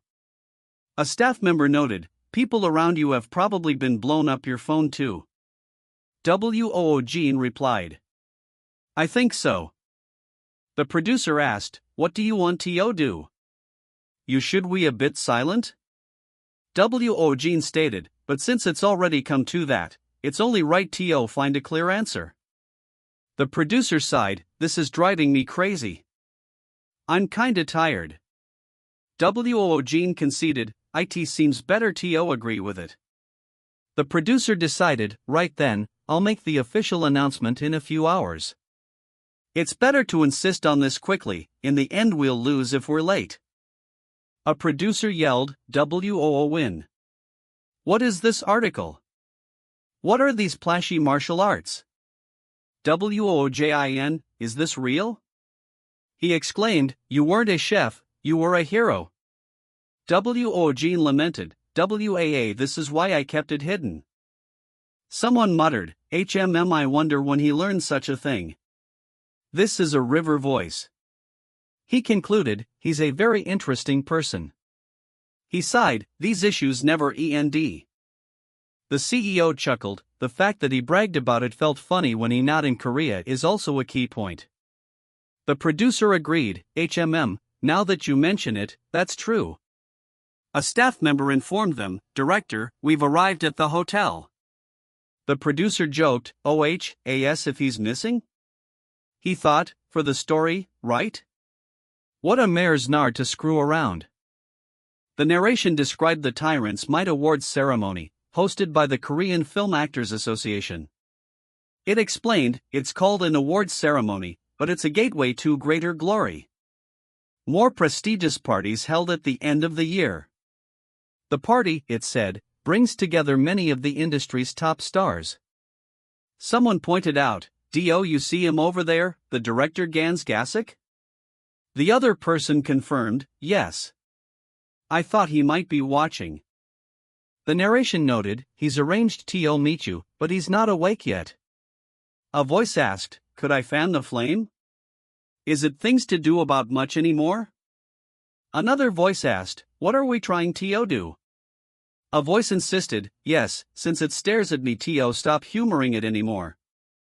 A voice warned, "It will be quite noisy when you thingy out." Anything it is? A final voice mused, Well. Someone introduced director and blade, Major. ITJ? Unreadable, SM1 of the Power Pata. A reporter asked, OH? Who interview be possible? Another pleaded, could you give us a bit about what's in it? I have S. The less. Script? A crowd member exclaimed, everyone is curious. A man laughed, what's all this plus? The director revealed, actually, it's not just about 99 to the actor, but the top billed folks have been confirmed. One of them is the actor here, whom? Someone sighed, as expected, it may show AWE. Someone asked, then who is the other person? Someone wondered, could it be one of the top actors there? The director announced, Kang Woojin. The reporters reacted in stunned silence, what? One reporter shouted, hey you there. You asked me the only. No?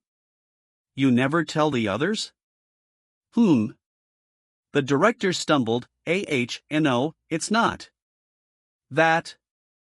I guess I'll just say it out loud then. He admitted, I was thinking. I can't quite shake the sense that something's off about this entire incident. A reporter yelled, the details of how it happened can wait. This is big news. I have to publish this as fast as possible. He barked into his phone, HUI, it's me.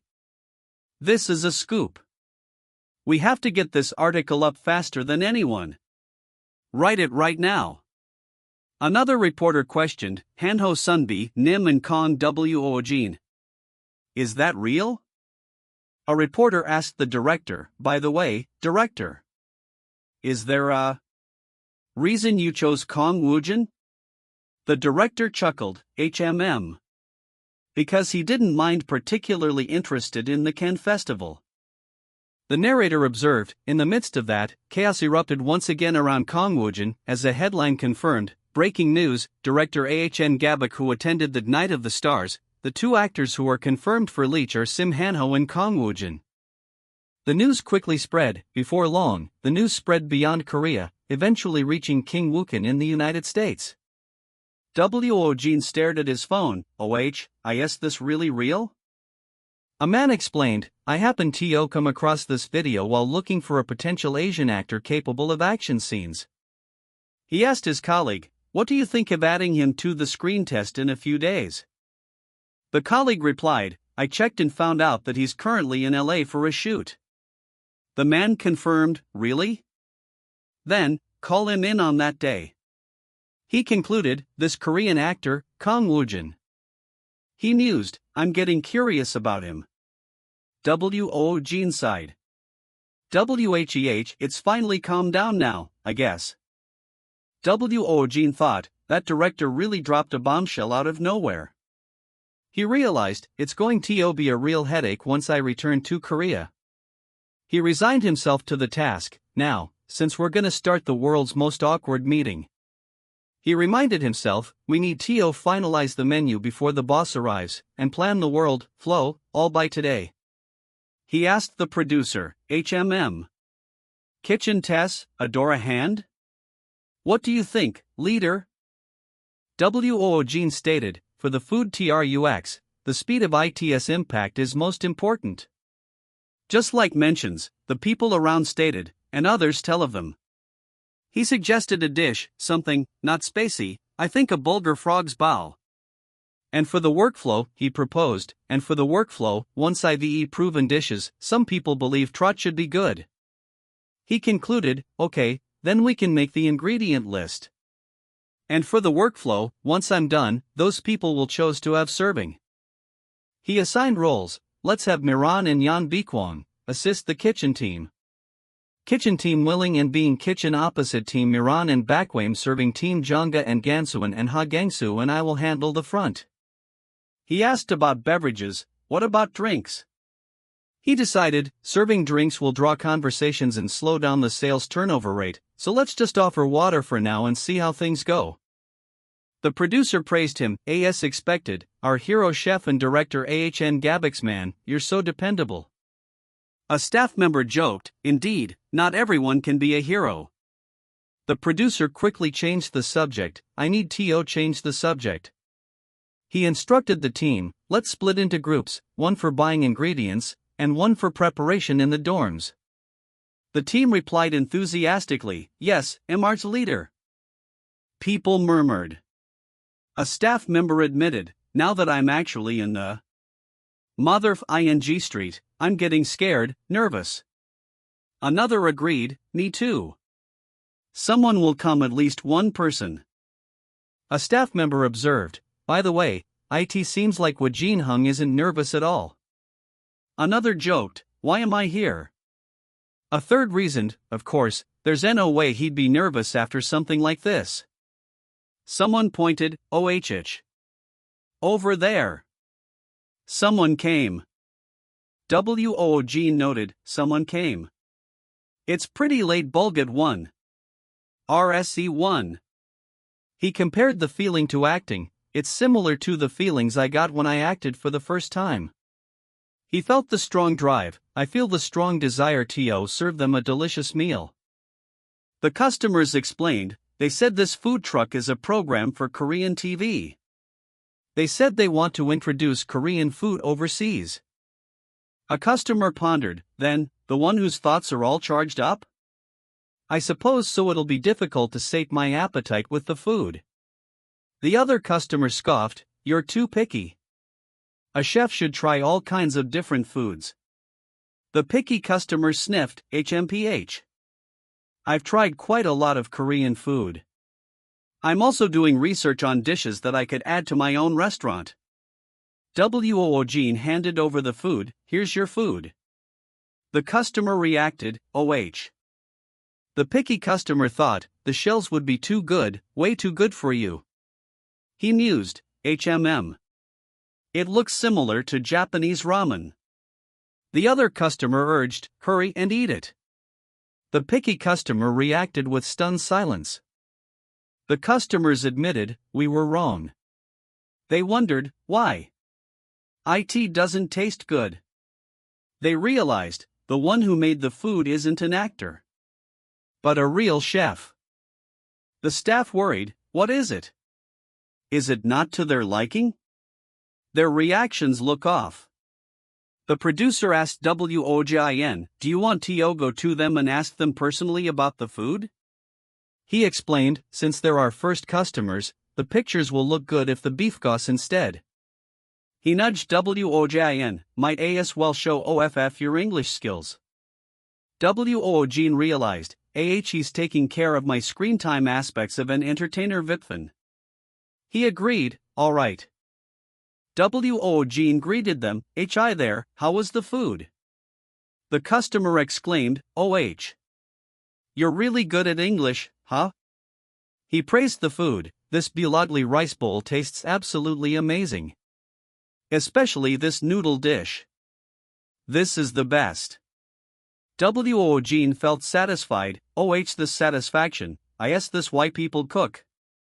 The customer asked, by the way, is this food eaten commonly here? Woojin replied, this dish is my own creation. The customer was shocked, a created dish? I heard that everyone here is an actor to thing. Could it be that you're really a chef? Woojin corrected him, no, I'm an actor too. The customer was incredulous, really? To be able to eat dishes, you can describe any polluctor, but you're not a chef. The customer then asked, are we the first ones to taste this dish? Woojin confirmed, that's right, your charge says customers, including the tasty pastries. The customer felt honored, that means this dish isn't in spectrum of something you can get in America. Such an honor. The customer asked, can I ask how long this food truck will be open? Woojin answered, he'll be open for 2 hours. Then we will run a hitawiast for a day or two. The customer decided, then, I should come to remember too. He asked, can I take a picture with you? Woojin replied, of course. Woojin said, then, please enjoy your meal. The customer thanked him, yes, thank you. He then planned, I should post this and the picture on my SNS. Hoo. Woojin warned the customer, if you upload that post, it'll cause quite a buzz. It might be hard for US to come here tomorrow. Especially since you, a 1-star Michelin chef, is praising it so highly. The location was LA International Airport. The CEO sighed, that's a relief. He then asked Woojin, also, we need to decide which Korean YouTube channel you want to appear on. Have you looked at the list? Woojin confirmed, yes, here. He pointed to one, I only want to appear on this one. A foreign voice stated, I want to meet the Korean actor Kang Woojin once. So please take care of it this time too, Jonathan.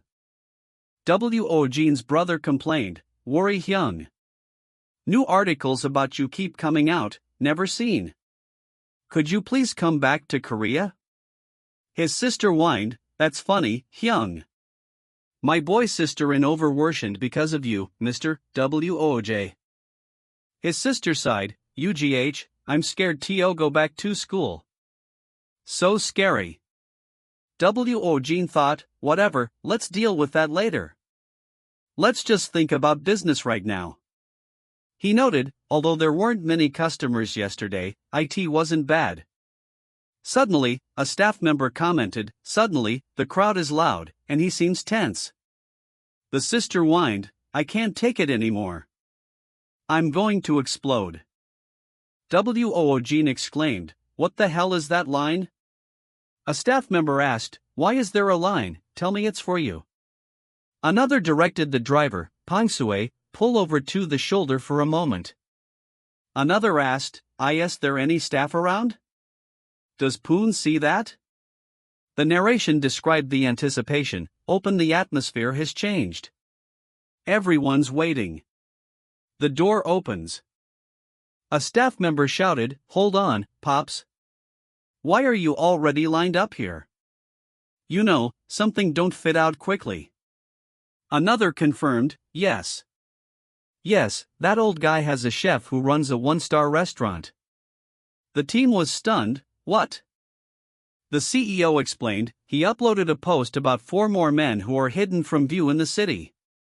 He continued, but then, that post picked up by the locals, and the crowds began to swarm around the spot.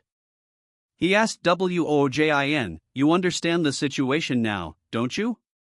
He concluded, there are those who think this is a miracle, and those who think this is a warning from God. But in any case, the world is changing. A voice chuckled, ha ha ha. Ha ha ha ha. Someone asked, why do the Korean and American brands think the lip to mouth is a big deal out of things? Just killing the hell? T. Another noted, looks like Woon's gonna have a hard time today. Woojin muttered, HMM? The CEO answered his phone, SW Entertainment? Hello. He apologized, President, I'm sorry for calling despite your busy schedule. He explained, something urgent has come up. The person on the other end reacted, "Huh? What?" The CEO confirmed, "So? That's what they told you?" He ended the call, "Okay, let's hang up for now." The CEO was stunned, "For real?" He whispered, "Miley Kara." He repeated the unbelievable requested TO only appear on a Kang Woojin's alter ego? The CEO wondered, could I be that she saw the cover video of her song? He admitted, well, it's nothing unusual for a Hollywood star to appear on a Korean YouTube channel. He reviewed the terms, but, let's see, what were conditions? The list was, 1. Proposed TO develop a content on Kang Jutting Salt. Ed.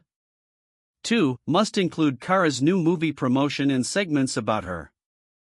3. She's in Korea June. The filming should take place within that.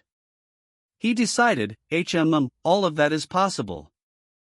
The CEO planned, in that case, I'll finish for a full Fallout Packer. A diet some performance talk bookworms will. He listed the segments, cook-ins, and even Avatar cooking segment. He mused, the impact will be insane.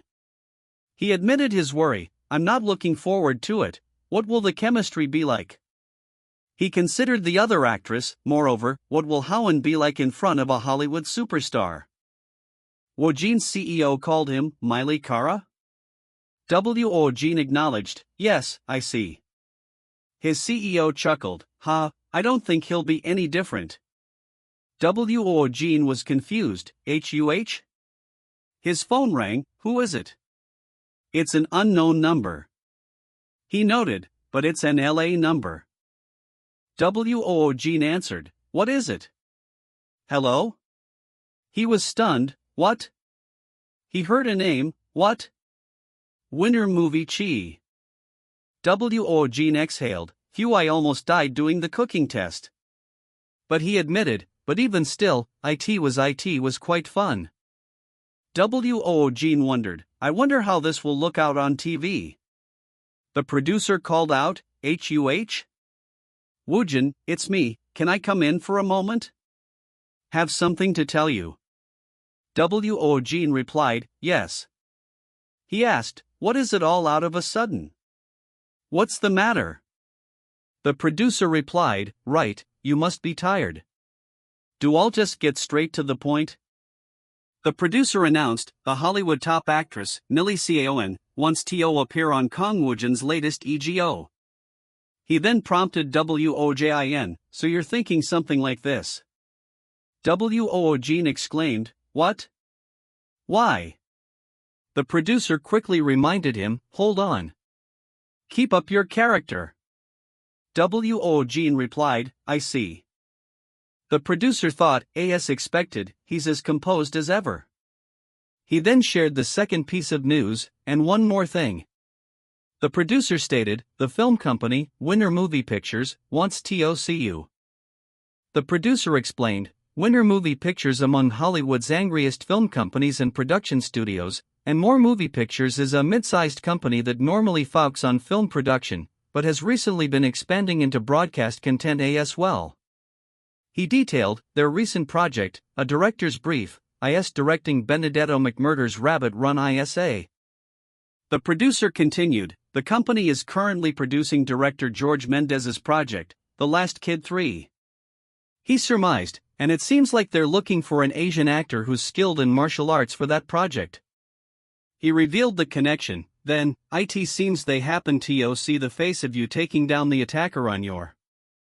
Woojin was shocked, do so the Dr. AWNTS wants TO know? In the past few weeks? That's happening in a few days. He stammered? What? Who is this? And now it's Hollywood? Me? Wait. Woojin mused, It's fascinating. He wondered, but is it maybe because it feels unreal? It feels very distant. He rationalized, and it's not even confirmed anyway, so I can just take it lightly, He asked, I just need TO go there and act, right? Just like an idol. The producer observed his suddenly calm. Woojin decided, it wouldn't hurt to go check it out while I'm at it, and if I fail, I just don't have to do it.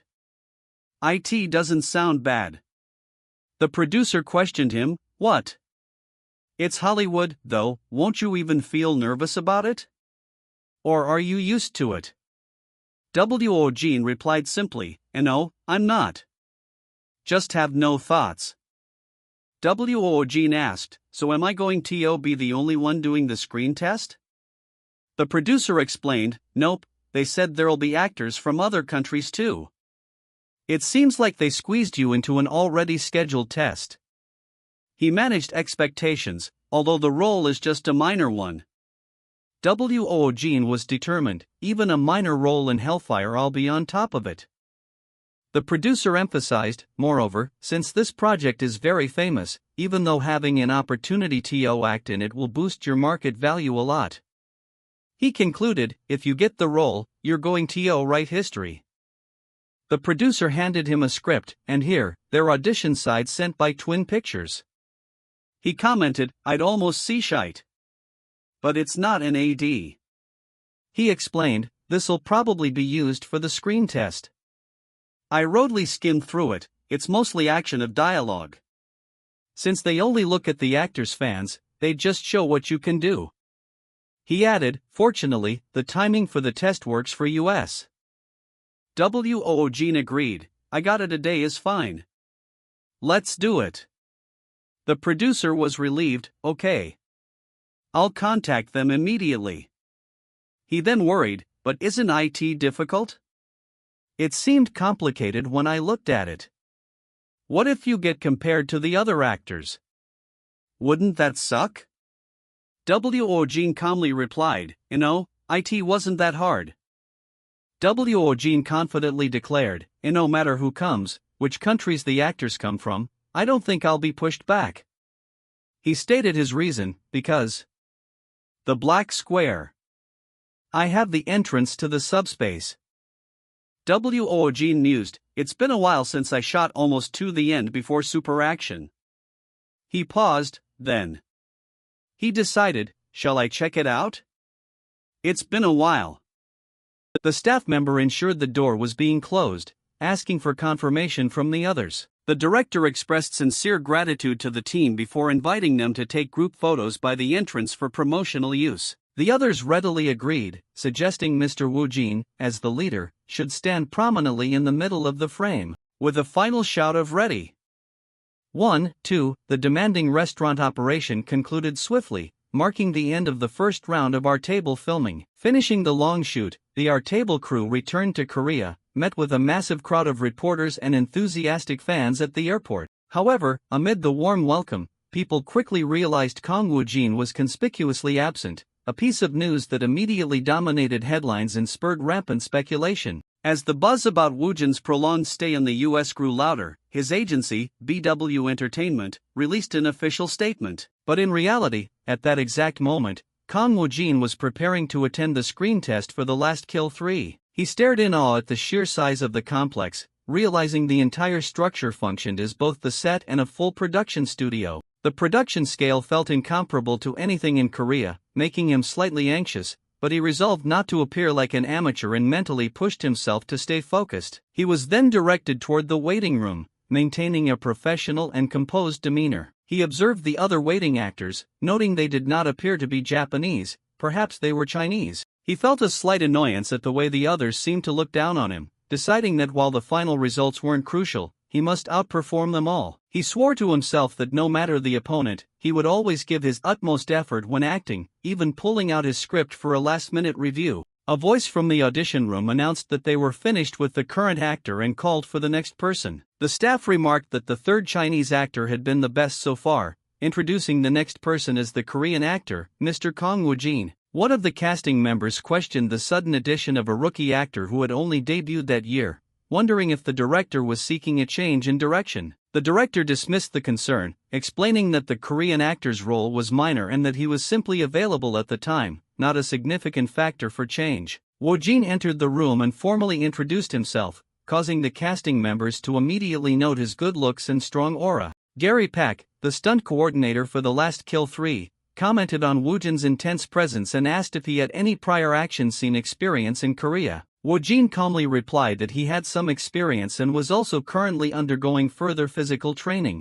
The director was surprised by his native-like English and professional composure, noting that he shouldn't be so calm, given his recent debut. He mentioned Woojin had only received the material a few days ago, suggesting they could focus on martial arts instead of the full scene, but Woojin quickly interrupted. Woojin stated that he was fully familiar with the script and prepared to deliver it without any issues, confidently requesting they proceed as planned. The staff members wondered if his unexpected composure was a mask for his inexperience, before the director finally gave the cue to begin the scene. Woojin started the scene by panting, breathing heavily in character. The first stage of his performance showed a clear state of heightened awareness. In the middle section of the act, his intensity escalated into palpable murderous intent, and the final moments conveyed a singular, absolute goal: to eliminate the target. The intense focus on elimination remained unwavering. The raw, deadly intent filled the audition room. Only that final intention mattered. The director, visibly impressed,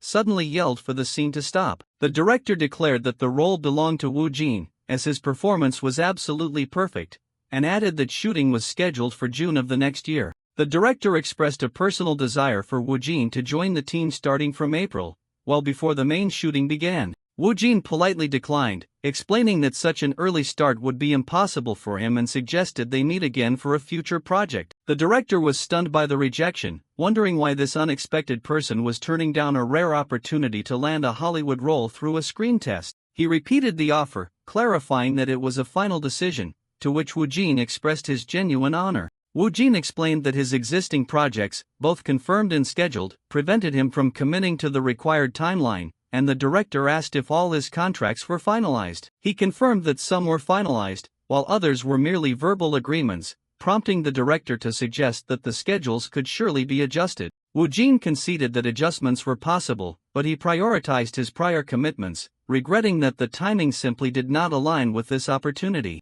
He admitted he knew the importance of a Hollywood chance and the incredible nature of the offer, but the screen test had led him to a definitive conclusion. His current skill level, even his conceptual acting, was more than enough to easily make his debut in Hollywood. He reflected that while he could rearrange his schedule, there was no need to, as he knew he would be even better equipped for Hollywood after gaining more experience. The director asked why he had come for the test if he already had prior commitments, prompting Woojin to remind him that the studio had been the one to issue the invitation. The director accepted his reasoning, expressing his disappointment but permitting Woojin to leave. He confirmed with Woojin that the test would be considered null and void, to which Woojin readily agreed before departing. Woojin sighed in relief that the intense audition was finally over, and his manager eagerly asked how it went. Woojin explained that he had passed but told them he would join next time, and his manager was astonished by the rejection, calling him the only actor to ever do such a thing. His manager complimented his outstanding performance, saying that other chances would arise,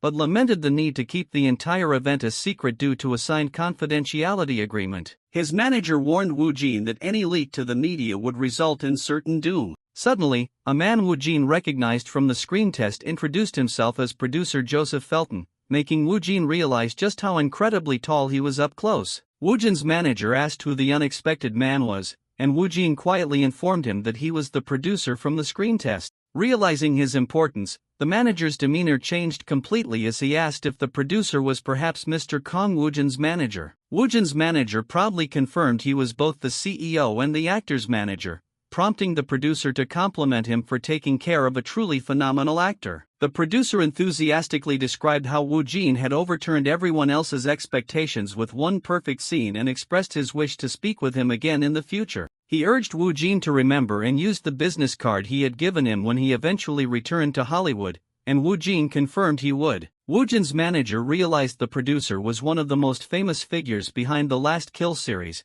concluding that he had clearly taken a strong liking to Woojin. This positive interaction suggested that a significant project offer might be awaiting Woojin in the future. Confirmation spread that Kang Woojin would return to Korea by the following day, ensuring the morning shoot remained on schedule. Reports indicated he was landing that very night, clearing the way for a smooth production start the next morning. He reviewed the upcoming segments with genuine excitement, eager to dive into everything from the musical duet to the various cooking challenges. The plan was solidified, leaving him to brainstorm the specific dialogue and talking points he would bring to the variety segments. Inquiries arose regarding Kara's interest in Korea and her upcoming collaboration with a local actor, a sudden shift that surprised those around her. His sudden fascination with Korean culture seemed out of character, as he had never expressed such an interest in the past. Suspicion lingered in the air as observers wondered if he was secretly orchestrating a larger scheme behind the scenes. Fans buzzed with anticipation at the prospect of a Hollywood icon's arrival,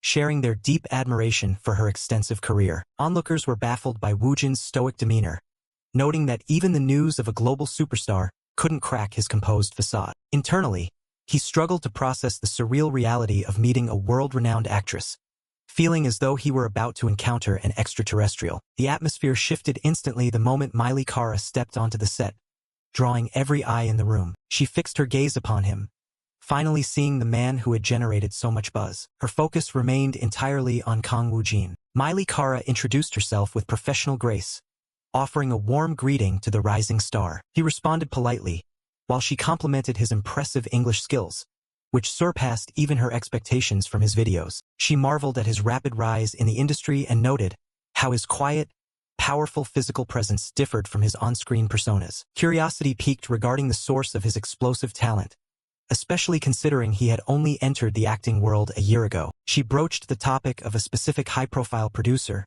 testing to see if he recognized the name from a previous encounter. He chose to play it safe and feign ignorance about the producer, keeping his potential Hollywood connections a secret for the time being. Accepting his answer, she dropped the subject, claiming it was merely a passing thought. The production team outlined the day's itinerary, starting with a vocal recording before moving to a separate location for the talk segments. The crew prepared to transition to a secondary studio to capture the lifestyle and cooking portions of the program. They confirmed they would be performing his popular cover of a specific hit track for their highly anticipated duet. A discussion followed regarding which language to use, with Woojin expressing total flexibility for the new arrangement. She requested a solo demonstration first, wanting to understand his vocal nuances so they could harmonize their styles perfectly. He agreed to perform the Korean version he was known for, taking a brief moment to center himself before starting. As he prepared, observers couldn't help but comment on his striking looks and the raw, captivating energy he projected. She remained unapologetically vocal about her impressions, preferring to express her thoughts as they came to her. A sudden change in the air caught everyone's attention as he began. His voice resonated with such depth and quality that it felt like the song had been completely reimagined. It wasn't just his technical skill that stunned them, but the sheer weight of emotion he poured into every note of the cover. The intensity of his performance was palpable, vibrating through the entire studio. He felt his own emotions heightening, realizing his growth as an actor had fundamentally transformed his ability to convey vocal soul. Though he had performed the track many times, the presence of the original artist allowed him to finally grasp its true emotional core. While the original was a journey from despair to hopeful freedom, his interpretation took a different, more haunting path. He channeled a sense of deep-seated resentment and raw power, turning the melody into a vessel for pent-up grievances. His manager stood in awe, shocked by the sudden leap in Woojin's vocal ability, despite never seeing him formally practice. The stunned silence from Kara's professional team confirmed that his talent had reached a level beyond simple imitation. The idea that such a masterful performance was merely a hobby seemed almost insulting to those witnessing his skill. Seeing him live was a revelation, sparking curiosity about how much more powerful his acting would be in person. Kara shook herself out of a daze, admitting that she had been completely mesmerized by the strength of his voice. Impressed by the newfound power in his delivery, she urged the team to begin the official recording immediately. Both artists viewed each other with a sense of wonder, each feeling the other possessed a talent that was almost otherworldly. He decided the only way to rationalize their overwhelming presence was to view them as beings from another world entirely. They settled on a unique bilingual arrangement, a creative choice that filled them both with genuine artistic excitement. She inquired about his professional music background, only to find he had never even featured on a formal album. To her surprise, he revealed he had absolutely no experience appearing in music videos either. The realization only made the prospect of working together more enticing for her. She felt a growing desire to collaborate further, wanting to study his unique process and talent up close. As their voices finally blended, the resulting duet proved to be every bit as magical as the onlookers had hoped. He anticipated that the conclusion of filming would trigger a massive wave of publicity regarding Miley Kara, supported by their own promotional efforts. The long-awaited news had finally been released to the public. The president noted that major film festival nominations were live, with Kang Woojin's name prominently featured as a top contender for the Best Rookie Actor award. It was confirmed that Woojin had successfully secured nominations for the Best Rookie Actor award at both prestigious film festivals. The upcoming end-of-year season promised to be far more chaotic and eventful than initially expected. He reviewed the remaining variety segments, noting that even his culinary skills were receiving rave reviews from those who tasted his cooking. The details of the cooking segment remained a closely guarded secret for the time being. Their newfound friendship was solidified on social media, marking him as the first Korean actor to form such a bond with the global star. As Miley Kara departed Korea, the media was flooded with reports of her exclusive appearance on Woojin's channel and their apparent closeness. The industry was abuzz with award season rankings, where Woojin was highlighted as the king of issues for his double nominations. With two major ceremonies scheduled just days apart,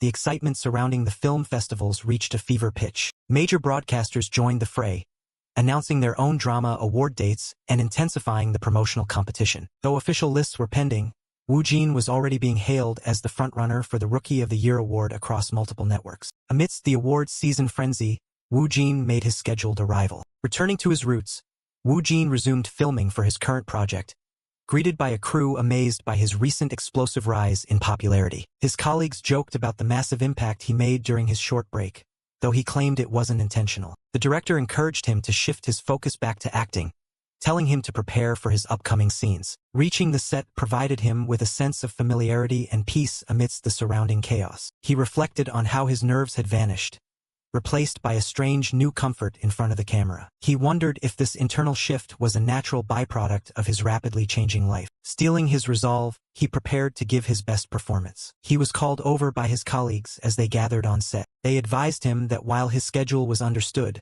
showing proper respect to his seniors was still a vital part of the industry. He expressed his gratitude for their guidance, though he was momentarily confused by the specific praise. He worried that his frequent absences for other schedules might have inconvenienced his fellow actors. They reassured him, noting that his skyrocketing fame had actually brought invaluable publicity to their entire production. The actors compared their award show itineraries, noting which prestigious ceremonies they would each be attending. One senior actress mentioned she would skip the drama awards this year due to her recent focus on Hollywood projects. A playful banter broke out over the possibility of Woojin making his Hollywood debut even sooner than his seniors. There was a lingering suspicion among the cast that he might have already caught the eye of international scouts. While he denied any current offers, others felt it was only a matter of time before he headed overseas. They noted how rare it was for a rookie to attend 4 different ceremonies in their very first year. The group joked about the possibility of him sweeping 5 trophies and dominating the entire season. He was asked if he had completed his preparations for the big nights ahead. The discussion shifted to the logistics of high-end tuxedos and essential red carpet accessories. They reminded him that he also needed to start thinking about his acceptance speeches. The idea of a speech caught him off guard just as he was called to stand by for filming. The day's work finally drew to a close, leaving him exhausted but satisfied. Despite his desire to head straight to bed, his manager informed him of one more essential stop. Even with the current project wrapping up, the pressure of the upcoming award dates loomed large. A collection of luxury tuxedos awaited him, as top brands competed for the chance to dress the rising star. His manager remarked on the unprecedented interest from luxury labels for someone so new to the industry. With the first ceremony approaching, they headed to the studio for a fitting, leaving him in awe of the high-end fashion. He received a sudden message from Warren, wondering about his current location. She asked to stop by the fitting studio, mentioning she had some free time and wanted to see him. She explained she wanted to bring a small gift as a token of thanks for a previous incident. He was left curious about what kind of surprise she had in store for him. He stared in disbelief at the luxury brand, realizing this was no ordinary small present. The presenter explained that the lavish item, seemingly worth over 30 million won, was specially chosen to complement his tuxedo. He accepted it with gratitude, as the giver insisted that such thoughtful presents were always welcome. He looked around in confusion, wondering why everyone had suddenly gathered there. Ha-yun was greeted playfully, with someone noting that Woojin had also arrived for his own fitting. Compliments filled the room about Ha-yun's stunning appearance, making it the perfect moment to present a gift. Dae-young was instructed to bring the item over, sparking a moment of curiosity. A colleague explained that leaving Woojin without a congratulatory gift for his first film festival felt wrong, given they shared an agency. He was urged to accept the present without burden, as it supposedly was not overly expensive. Yet, to his shock, the second gift also appeared to be an incredibly high-end luxury brand. Someone scoffed at the false modesty, pointing out the easily searchable hefty price tag, leading to a frantic attempt to quiet them down. He promised to wear the items well, receiving advice to enjoy them comfortably but with proper care. Urged to try everything on together, he was sent off to change into the navy tuxedo with his new gifts. Attention turned to Warren, whose presence was finally explained by the long-awaited watch she had mentioned previously. She revealed that she took advantage of the good timing to finally hand over the purchased watch. Relief washed over the group as they praised her for choosing the 30 million won piece instead of the exorbitant 50 million won alternative she had agonizingly considered. He announced his return after finishing his fitting. The room fell into stunned silence before breaking into awestruck murmurs. Someone muttered a curse under their breath at how handsome he looked, feigning ignorance when questioned. A chuckle echoed as they realized his striking appearance was causing another stir. They all agreed that the media would have a field day writing endless articles about his look. Meanwhile, news broke that a massive 12-episode contract had been finalized during his filming, boasting an astronomical fee of 80 million won per episode. Outside, fans screamed praises at a stunning actress while photographers begged Jae-joon for a wave. The lingering question among the anxious press was the arrival of the highly anticipated Kang Woojin. A sudden commotion signaled that a new arrival had just stepped onto the scene. Eager voices clamored to identify the mysterious figure making their entrance. The crowd erupted as Kang Woojin finally appeared, met with cheers of desperate anticipation. Overwhelmed by the blinding flashbulbs, he mentally urged himself to keep it together and just focus on walking. Observers marveled at his seemingly unshakable composure, finding it hard to believe this was his very first film festival. Internally, he realized the situation was manageable as his eyes finally adjusted to the glaring lights. He began to secretly enjoy the thrilling sensation of the intense spotlight. Spectators scoffed in sheer admiration, noting that his brief walk exuded more presence than the most seasoned actors around him. He took in the grand hall, quietly amazed by the sheer number of top-tier celebrities filling the room. Seeing so many stars in one place who actually recognized him filled him with a strange, undeniable excitement. A reporter questioned his unnatural calmness, amazed that he navigated his first Blue Dragon event as if it were a routine errand. Confirming it was his debut, he was reminded that the entire venue, from veteran actors to the broadcasting crew, had their eyes glued to him. He checked the schedule, curious about the sequence of the upcoming ceremony. Someone outlined the traditional flow, predicting the best new actor category would kick things off, followed by popular films and performances. Realizing the order, a companion nudged him to prepare himself immediately. The announcers hyped up the brightest rookies of the year, though his anxiety drowned out the words of the past winners presenting the award. The host ramped up the excitement, officially opening the historic ceremony with the Best New Actor category. The screen displayed the first nominee, introducing Park Tae-woo for his recent melancholic role. A slew of other impressive nominees and their respective film titles echoed through the grand hall. Finally, a gripping line of dialogue played across the screen as Kang Woojin was announced for his breakout role. Whispers rippled through the audience as people debated if the expected favorite would truly take the crown. The presenter built the suspense, teasing the incredible performance of the impending winner. They praised the winner for causing an absolute sensation right from their very first year in the industry. The hall erupted as Kang Woojin was officially crowned the Best New Actor of the 41st Blue Dragon Awards. He sat frozen in sheer disbelief, his mind struggling to process that his name had actually been called. Battling a sudden bout of dizziness and weak knees, he forced himself to clear his mind and stay composed. Panic set in as he realized the speeches he had meticulously memorized had completely vanished from his mind. Onlookers misread his blank panic as supreme confidence, already anticipating the explosive media coverage the next morning. His peers whispered about his perceived arrogance, impressed that he refused to feign the usual shock of a rookie. As he walked up to receive his congratulations, an electric tension suggested he was about to do something spectacular. Gripping the trophy, he marveled at its heavy weight while trying to shake off his lingering daze. Looking out at the sea of legendary directors and top-tier actors staring back at him sent a fresh wave of terror through his veins. He reasoned with himself to keep it brief, knowing that talking too much would only expose his trembling nerves and risk a misunderstanding. He stuck to the basics, mechanically thanking his family, friends, devoted fans, and his production crew. A palpable silence settled over the crowd,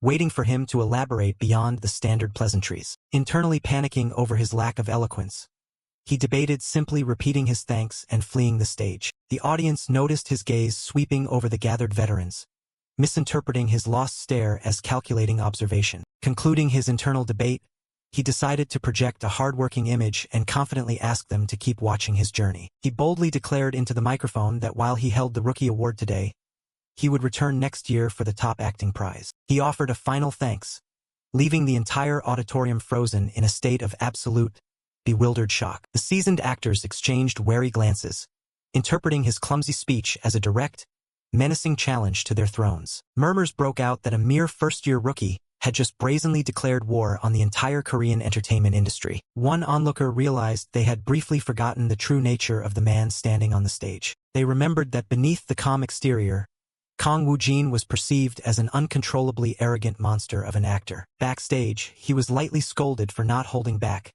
though some admitted his refreshing boldness would definitely drag him into the mud. Completely oblivious, he questioned the scolding, genuinely believing his speech had been simple and perfectly acceptable. The ceremony struggled to regain its rhythm after his earth-shattering exit, slowly moving on to award the esteemed director next. His film continued its winning streak, taking the popular film title before the event moved through musical performances and directing awards. To the astonishment of many, his name echoed through the hall once more, claiming the highly coveted Popular Star trophy. The crowd was stunned by his double victory, noting he was likely the first rookie in history to achieve such a feat in a single night. He cemented his place in history with the second win, while his co-star and film swept the final major categories to close out the grand event. Looking back, the entire evening had effectively transformed into an exclusive celebration for his wildly successful movie. The media exploded almost instantly, turning his innocent promise into a sensationalized declaration of war that caused major headaches for his team. Reporters swarmed the other winners outside,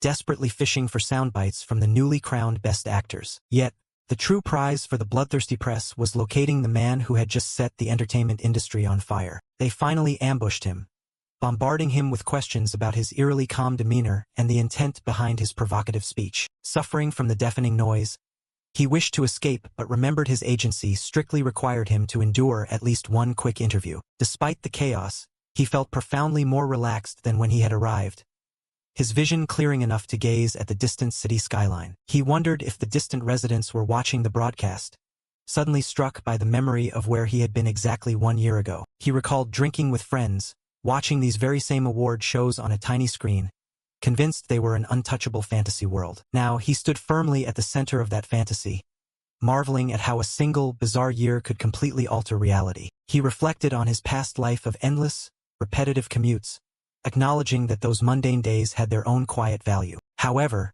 his current reality dictated that every single breath and careless word he uttered was destined to become a national headline. Faced with accusations of showmanship, he philosophically decided to just embrace the chaos, treating the massive misunderstanding as a trivial joke. Leaning into the microphone, he stared the reporters down and firmly stated that every word of his speech was absolute truth. His manager quickly intervened, shouting apologies while dragging him away under the guise of another pressing schedule. He was escorted through the frantic throng of reporters screaming his name in desperation. The press wailed for clarification as he slipped into the van, immediately met with an exhausted sigh from his team asking if he had caused more trouble. He offered a sheepish apology, genuinely believing he had only expressed his honest, moderate ambition. His colleague laughed nervously, pointing out that a rookie essentially declaring war on the veterans for the top prize was highly unorthodox. They reminded him that the cutthroat entertainment jungle was filled with vindictive veterans who would not take kindly to his bold arrogance. He shrugged off the concern with total apathy, earning a laugh from his team who found his genuine lack of fear exhilarating. They rationalized that the unintentional noise marketing was a massive success, ensuring that even criticism would only fuel his unstoppable hype. Accepting that the damage was irreversible, they decided to lean into the chaos. The strategy shifted entirely, deciding to fully embrace his new persona as an arrogant powerhouse for the remainder of the year. Every major news outlet aggressively pushed headlines dissecting his fearless confidence and unprecedented declaration of war. As dawn broke, the internet erupted in a chaotic blend of shock, rage, and sheer amusement over his allegedly justified yet insane stunt. While the wave of hate comments surged, it paradoxically launched his subscriber count into the stratosphere, cementing his massive influence. His relentless momentum crashed into the next ceremony, where he effortlessly claimed another Best New Actor trophy amidst roaring applause. He expressed his gratitude, promising that his future achievements would put an end to the ongoing controversies, as he claimed his third trophy at the prestigious ceremony. Kang Woojin was announced as the sensational winner of the New Wave Award. His absolute domination continued as the ceremony moved on to announce the winner of the highly anticipated Scene Stealer category. The hosts explained the significance of the award, destined for 2 outstanding performers, before finally revealing the winners. Woojin was called to the stage once again, cementing his position as the undeniable main character among the sea of celebrated actors. It was astounding considering he had not even won the absolute grand prize yet. Everyone in the room had to acknowledge his undeniable talent as he was crowned the best new actor of the year. The crowd buzzed with excitement as an unprecedented special acting honor was about to be awarded to a single exceptional individual. Woojin stood alone in his glory, effortlessly sweeping home his third trophy of the evening. Taking home a total of 7 trophies, the monstrous actor etched an unparalleled historical achievement into the annals of the Korean entertainment industry. Despite his splendid record, whispers of doubt lingered among those who questioned the sincerity of his bold declaration. The stakeholders of his upcoming project were among the skeptics, reacting with utter confusion and shock at the unfolding situation. A desperate plea for salvation echoed through the tense atmosphere. He stood there in stunned silence as a familiar name was uttered. Confusion clouded his mind as he demanded to know the identity of the stranger before him. Someone remarked on the thrilling unpredictability of the environment, relishing the mix of intense experiences it offered. Observers marveled at his exceptional ability to convey a dual personality purely through subtle, striking shifts in his facial expressions. A stakeholder admitted they had come to inspect him due to the recent controversy, but his flawless performance quickly put their worries to rest. The director called an end to the shoot, and a departing actor expressed a bittersweet feeling about wrapping up his final scene before the others. Praised for his terrifyingly realistic performance, Woojin nonchalantly brushed off the compliment, eager to just leave the set. The unbearable stench of fish sauce sprayed across the set for realism. He wondered if his heightened senses, possibly a side effect of a colleague, assumed he was bothered by the sudden inspection, but he genuinely had no idea what they were referring to. Realizing the suited men were not just random visitors but executives checking up on him, he internally connected the dots. The crew gossiped about the unusually large group of executives, convinced they had arrived in force specifically because of his recent bold remarks. While the crew assumed his mood was ruined, he felt perfectly fine, deciding it was best to ignore the observers and proceed as usual. Praised for his unshakable composure, he opted to stay silent, completely lost in the conversation but playing along perfectly. As the focus shifted to the next rehearsal, an outgoing actor dramatically protested the lack of a farewell dinner on his final day. The observers noted the expanding depth of his acting, particularly his seamless transitions and profoundly resonant emotional delivery. They marveled at how impeccable his skills had become, knowing full well he lacked the time for extensive practice. His rapid development felt unnatural, as if he had literally purchased the required skills and forcefully imprinted them into his very being. The executives felt a surge of anticipation for what he would accomplish in the coming year. They eagerly wondered if his future performances would truly live up to the massive expectations set by his audacious declaration. The director signaled the end of the take. The crew immediately prepared to shoot the scene again from a closer angle. Staff members quietly agreed that his rugged, bearded appearance suited him surprisingly well. Meanwhile, he internally criticized his own look, feeling he resembled a homeless wanderer rather than a seasoned actor. The scruffy look was a vital part of the plot, depicting a corporal who had fled into the mountains after committing a shocking crime. After a period of isolation, his character was meant to suddenly emerge to rescue a woman from a violent assault. The attackers were none other than the sinister inhabitants of the mysterious island. The director instructed the actress to show a much more visceral reaction of shock upon his dramatic entrance. With the cameras rolling again, he prepared himself for the absolute final shot of his intense character. The scene wrapped up smoothly with the director finalizing the cut. A wave of relief washed over him as the grueling filming process finally came to an end. Words of appreciation were exchanged across the bustling set. His co-stars and crew members warmly congratulated him on completing his demanding role. A colleague thanked him for his dedication, noting that working alongside him had significantly raised their own professional standards. When asked if he would finally rest, he revealed a punishing schedule that included domestic events followed immediately by an overseas shoot. Shocked by his relentless pace, His peers urged him to prioritize his health and pass on their regards to an esteemed international director. He watched with a tinge of melancholy as the actors began to leave the set one by one after offering their final farewells. Cheerful voices wished him the best of luck with his multitude of upcoming projects. He reflected on how he used to feel emotional at rap parties, but now his mind was already entirely consumed by his next endeavor. Amidst the applause, he wondered if he had simply grown numb to the constant cycle of starting and finishing productions. Excited greetings from his team welcomed him back as he returned from the exhausting shoot. His staff showered him with genuine congratulations for finally completing the demanding island project. Seeing his team radiating joy, he realized they were probably just relieved that the brutal commute between cities was finally over. He thanked his managers, letting out a deep breath as the heavy burden of a major assignment finally lifted from his shoulders. His manager stopped him, eager to share the explosive online reactions his recent video uploads had generated. She enthusiastically reported that his collaboration videos with famous stars were racking up millions of views, including the short preview clips. Intrigued by the massive numbers, he reached out to read the comments, only to be suddenly stopped by a panicked manager. She gently warned him to avoid social media for the day, deeply concerned about a recent influx of malicious comments. Despite her worries about the escalating hate, he remained completely indifferent, genuinely unfazed by the negativity. He figured the backlash was just lingering fallout from his controversial award speech, brushing it off as completely harmless gossip. His executive stepped in, handing him a new document to review. He examined the storyboard for an upcoming action sequence, realizing his supernatural void space was not triggering for this particular task. The executive began briefing him on his impossibly tight schedule, announcing that the dates for his next major production were finalized. Learning he would have to constantly fly between two countries starting next week,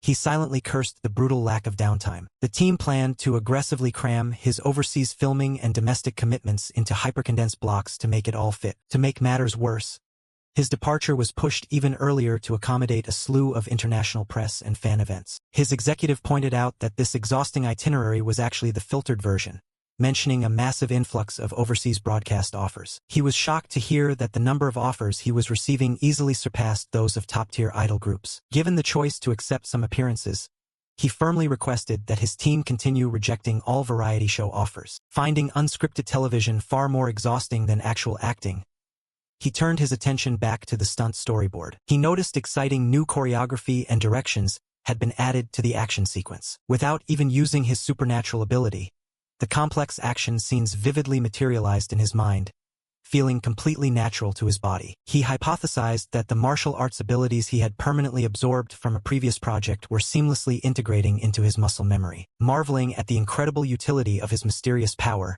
he decided to physically test and refine his newly embedded combat skills. He executed a sharp, forceful strike through the air. Elsewhere, the stunt team confirmed that the choreography documents and schedules had been properly delivered to the actor. A coordinator worried the timeline was too compressed for a beginner, but they were bound by the actor impending overseas departure. They reasoned the evaluation would be brief, as their main goal was merely to gauge his baseline physical capabilities. The stunt director expressed genuine excitement to assess the actor in person, recalling rumors of impressive unedited footage. The stuntmen gossiped in disbelief that a massive star like him would actually bother showing up in person for a simple physical test. Speculation ran wild about his true fighting prowess, fueled by rumors that he had undergone legitimate martial arts training. Some stuntmen dismissively assumed he had just gotten lucky with basic moves and would likely fumble under the pressure of a real evaluation. A mischievous senior stuntman suggested they secretly ramp up the difficulty of the choreography to test the actor beyond his limits. He justified the harsh hazing as a standard rite of passage meant to leave a lasting impression on newcomers to the action genre. He smirked,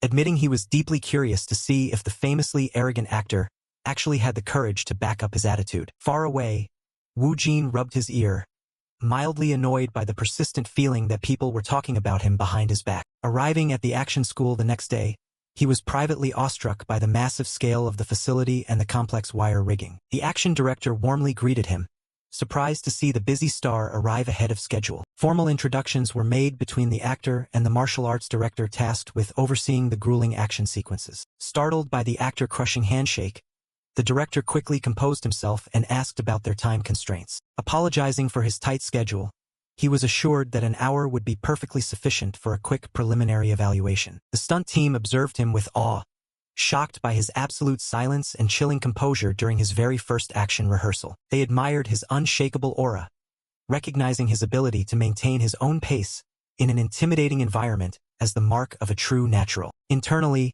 however, he was acting like an excited tourist, mentally geeking out over the dangerous array of realistic weaponry on display. Following instructions, he shed his heavy winter coat and prepared to warm up for the intense physical exertion ahead. The director offered to have the stuntmen demonstrate the choreographed sequence first so the actor could study the flow of the movements. He watched in awe as a massive, imposing stuntman stepped forward, marveling at his incredibly intimidating physique. The mischievous stuntman prepared to execute his hazing plan, eager to test the arrogant actor resolve despite a colleague hesitant warning. He brushed off the concerns, claiming he was merely going to apply a little bit of harmless pressure to see how the rookie reacted. The demonstration began, depicting a brutal early scene where the protagonist is violently swarmed by a giant and his gang. Watching the deliberate pacing of the demo, he reasonably concluded he should also perform the moves at half speed for safety. The director paused to ask if he needed to see it again, but he confidently asserted he was ready to try it immediately. Surprised by his quick learning curve,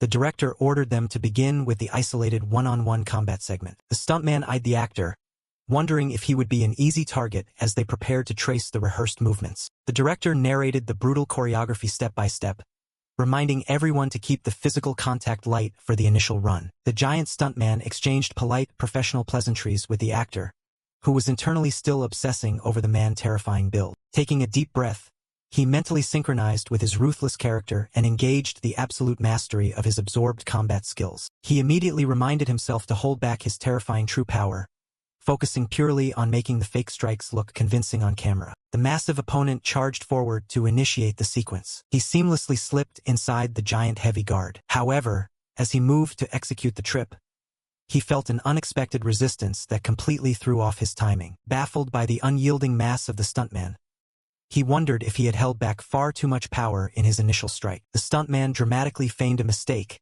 pretending he had simply forgotten to fall on cue. He offered a fake apology to the director, claiming the star's intimidating presence had caused him to freeze up mid-action. The actor graciously accepted the apology, completely unaware of the malice behind the intentional sabotage. The stuntman smirked inwardly, thrilled that his deceptive hazing tactic was flawlessly throwing the supposedly flawless actor off his rhythm. Emboldened by his success, the stuntman maliciously decided to escalate the sabotage during the second take. They aggressively re-engaged in the choreographed brawl. The stuntman suddenly altered his posture in a way that deviated completely from the planned routine, aiming to force a clumsy collision. Caught entirely off guard by the unscripted movement, the actor panicked as his hands found themselves completely out of position. A moment of pure, unadulterated shock seized the room. In a frantic attempt to grab hold of something, he accidentally grabbed the stuntman's pants and dragged them down. The exposed stuntman froze in terror, misinterpreting the frantic flailing as a lightning-fast, highly lethal counterattack. He was absolutely convinced the actor had instantly deduced the sabotage and was now punishing him with humiliating speed. A dead silence fell over the gym, quickly replaced by a wave of hushed, awestruck whispering. The crew wildly theorized that the actor had intentionally adapted the choreography on the fly to perfectly suit his disrespectful character. While the crew praised his cold, calculated genius, he was internally screaming in agony, realizing his muscle memory had acted entirely on its own. The director marveled at the impossible precision of his reflexes, wondering why he would deploy such an advanced countermeasure. The director's eyes widened as he finally connected the dots, realizing the stuntman had been intentionally sabotaging the test. The furious director unleashed his wrath upon the trembling stuntman, publicly exposing and condemning his pathetic attempt at hazing. Still utterly clueless about the supposed sabotage, the actor stood frozen, baffled as to why he was suddenly receiving frantic apologies. The entire stunt team bowed deeply in shame, begging for forgiveness while he continued to completely misinterpret the entire situation. The humiliated director offered to fire the entire crew on the spot, praising the actor for brilliantly exposing the hidden sabotage. The director asked with profound respect when exactly he had deduced the stuntman foul play during the sequence. Mentally reeling from the revelation that he had been pranked, he immediately recognized the terrifying scent of another massive misunderstanding brewing. Cornered by their absolute awe, he decided the safest path was to cryptically confirm their wild theories and pretend it was all planned. He coolly justified the humiliating pantsing incident by claiming he was simply staying true to the erratic nature of his violent character. Impressed by the gritty realism of the improvised move, The director eagerly suggested permanently adding the humiliation to the official choreography. Meanwhile, across the globe in a prestigious Hollywood broadcasting station, a famous television host smoothly transitioned the interview topic to her celebrity guest recent travels in Asia. The host of the incredibly popular American talk show inquired about the most memorable part of her trip. The global superstar immediately dropped his name, enthusiastically describing the Korean actor as a being from another world. The host was intrigued by her description of an unknown foreigner who possessed world-class mastery over an impossible variety of skills. She urged the audience to look up his massive online following, strategically hyping him up to pave the way for their future collaboration. She revealed her grand intention to personally recruit him to star in the music video for her highly anticipated upcoming album. The casual mention of his name by a global megastar on premiere American television sparked an immediate and explosive international reaction. Countless American news outlets aggressively covered the story, sending heavily edited clips of the broadcast going viral across all platforms. Driven by the superstar endorsement, domestic media outlets lost their minds, preemptively celebrating his inevitable debut in Hollywood. Amidst the unprecedented media chaos, he calmly navigated through the airport to fulfill his previously scheduled obligations in Japan. Desperate reporters swarmed him, loudly demanding his reaction to the viral American broadcast and the superstar otherworldly praise. Annoyed by the massive crowd, he recognized that completely ignoring the rabid press would be detrimental to his carefully cultivated public image. Resigning himself to the inevitable, he stopped and formally announced that he would accept a few questions before his flight. A selected reporter immediately probed into the exact nature of his personal relationship with the Hollywood superstar. He flatly denied any deep personal connection, prompting the reporter to pivot and ask if he was secretly preparing for an American debut. He coldly shut down the Hollywood rumors before smoothly moving on to the next desperate journalist in the crowd. Asked about the historic nature of his upcoming Japanese project, he internally felt indifferent but knew he needed to give a measured response. The reporter was baffled by his absolute lack of anxiety, questioning how he could feel zero pressure while working entirely with foreign actors. Displaying his signature unbothered attitude, he confirmed his absolute lack of intimidation and called for the next question. Another reporter challenged him to connect his arrogant award speech to his mindset entering a predominantly Japanese production. He stated firmly that his fierce ambition remained entirely unchanged, regardless of his co-star's nationality or the filming location. His executive swiftly cut off the interview, citing his impending flight to safely extract him from the aggressive media scrum. Left behind, the breathless reporters wildly misinterpreted his neutral statement as an aggressive declaration of war against the Japanese cast. Walking away, he smugly congratulated himself on delivering what he thought was a perfectly polite and incredibly cool interview. He was blissfully unaware of the massively distorted headlines being published and the catastrophic international ripples they were about to cause. He finally touched down at the bustling international airport in Tokyo. Stepping out into the terminal, he shivered against the cold before noticing something unusual up ahead. A blinding wall of camera flashes greeted him, but he maintained his cool composure, having grown accustomed to massive airport welcomes. However, his confidence wavered as he realized the sheer volume of the mob was significantly more terrifying than anything he had faced before. His manager rushed up to him in a sheer panic, referencing the disastrous press conference he had just given back home. She frantically revealed that his distorted words had already crossed the ocean,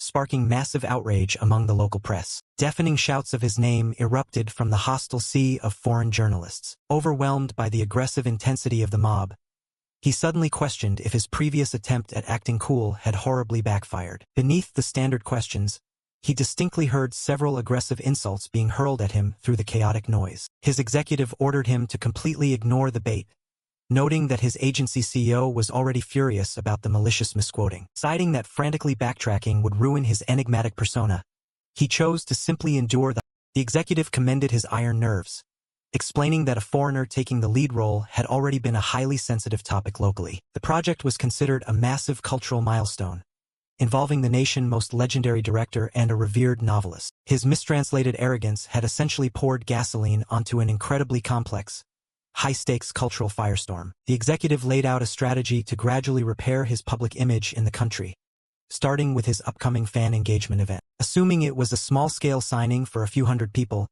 he felt confident based on his previous domestic experiences. He was met with a bewildered expression from the local coordinator. He was utterly dumbfounded to learn that the actual crowd size was over triple his original expectation. The coordinator explained that hundreds of desperate fans who had failed to secure tickets had decided to show up regardless. A massive sea of unticketed supporters had gathered outside the venue, hoping for just a fleeting glimpse of the star. He realized just how astronomically his international fame had grown, feeling a sudden, heavy wave of pressure from the massive turnout. The team suggested stepping out for a brief greeting to appease the massive crowd without attempting the impossible task of signing everything. He eagerly agreed to the idea, genuinely touched that so many people in a foreign country cared enough to wait for him. He suddenly recalled an inspiring piece of advice regarding the profound, lifelong impact that a brief interaction can have on a devoted supporter. Remembering the lessons on dedicated fan service he had studied online, he decided to apply that philosophy to the overwhelming situation outside. He shocked his team by proposing an impromptu live performance to reward the hundreds of fans waiting out in the bitter cold. Refusing to offer just a cheap wave to people who had traveled so far,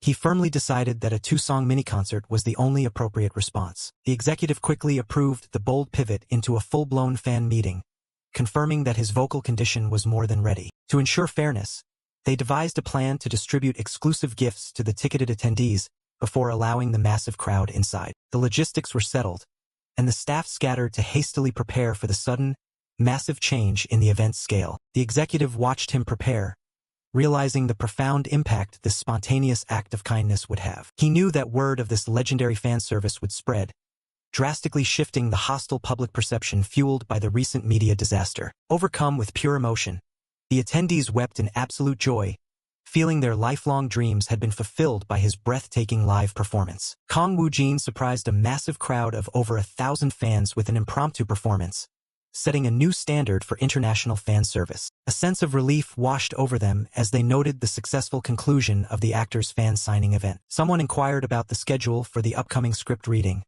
learning it was set for the morning of the 20th. Concerns were raised about the heavy media presence expected at the venue, but they were quickly brushed aside as irrelevant. The host felt a sense of duty to personally welcome the guests, having provided their prestigious hotel for the event. Anticipation brewed at the thought of finally meeting the actor, especially with a specific proposition in mind. A deep longing settled in, wishing for the day of the script reading to arrive sooner. Enthusiastic greetings were exchanged between the director and the writer as they finally met face to face. The presence of the esteemed writer at the reading was noted as a given, considering the immense anticipation surrounding the project. Whispers circulated that hosting the event at such a luxurious hotel all but confirmed the involvement of a powerful conglomerate. Murmurs of hope echoed through the room, wondering if the elusive chairman himself would grace them with his presence. A sudden wave of shock rippled through the crowd as someone spotted his arrival. Gasps of disbelief confirmed that the esteemed chairman had indeed entered the room. Polite pleasantries were exchanged as the director expressed gratitude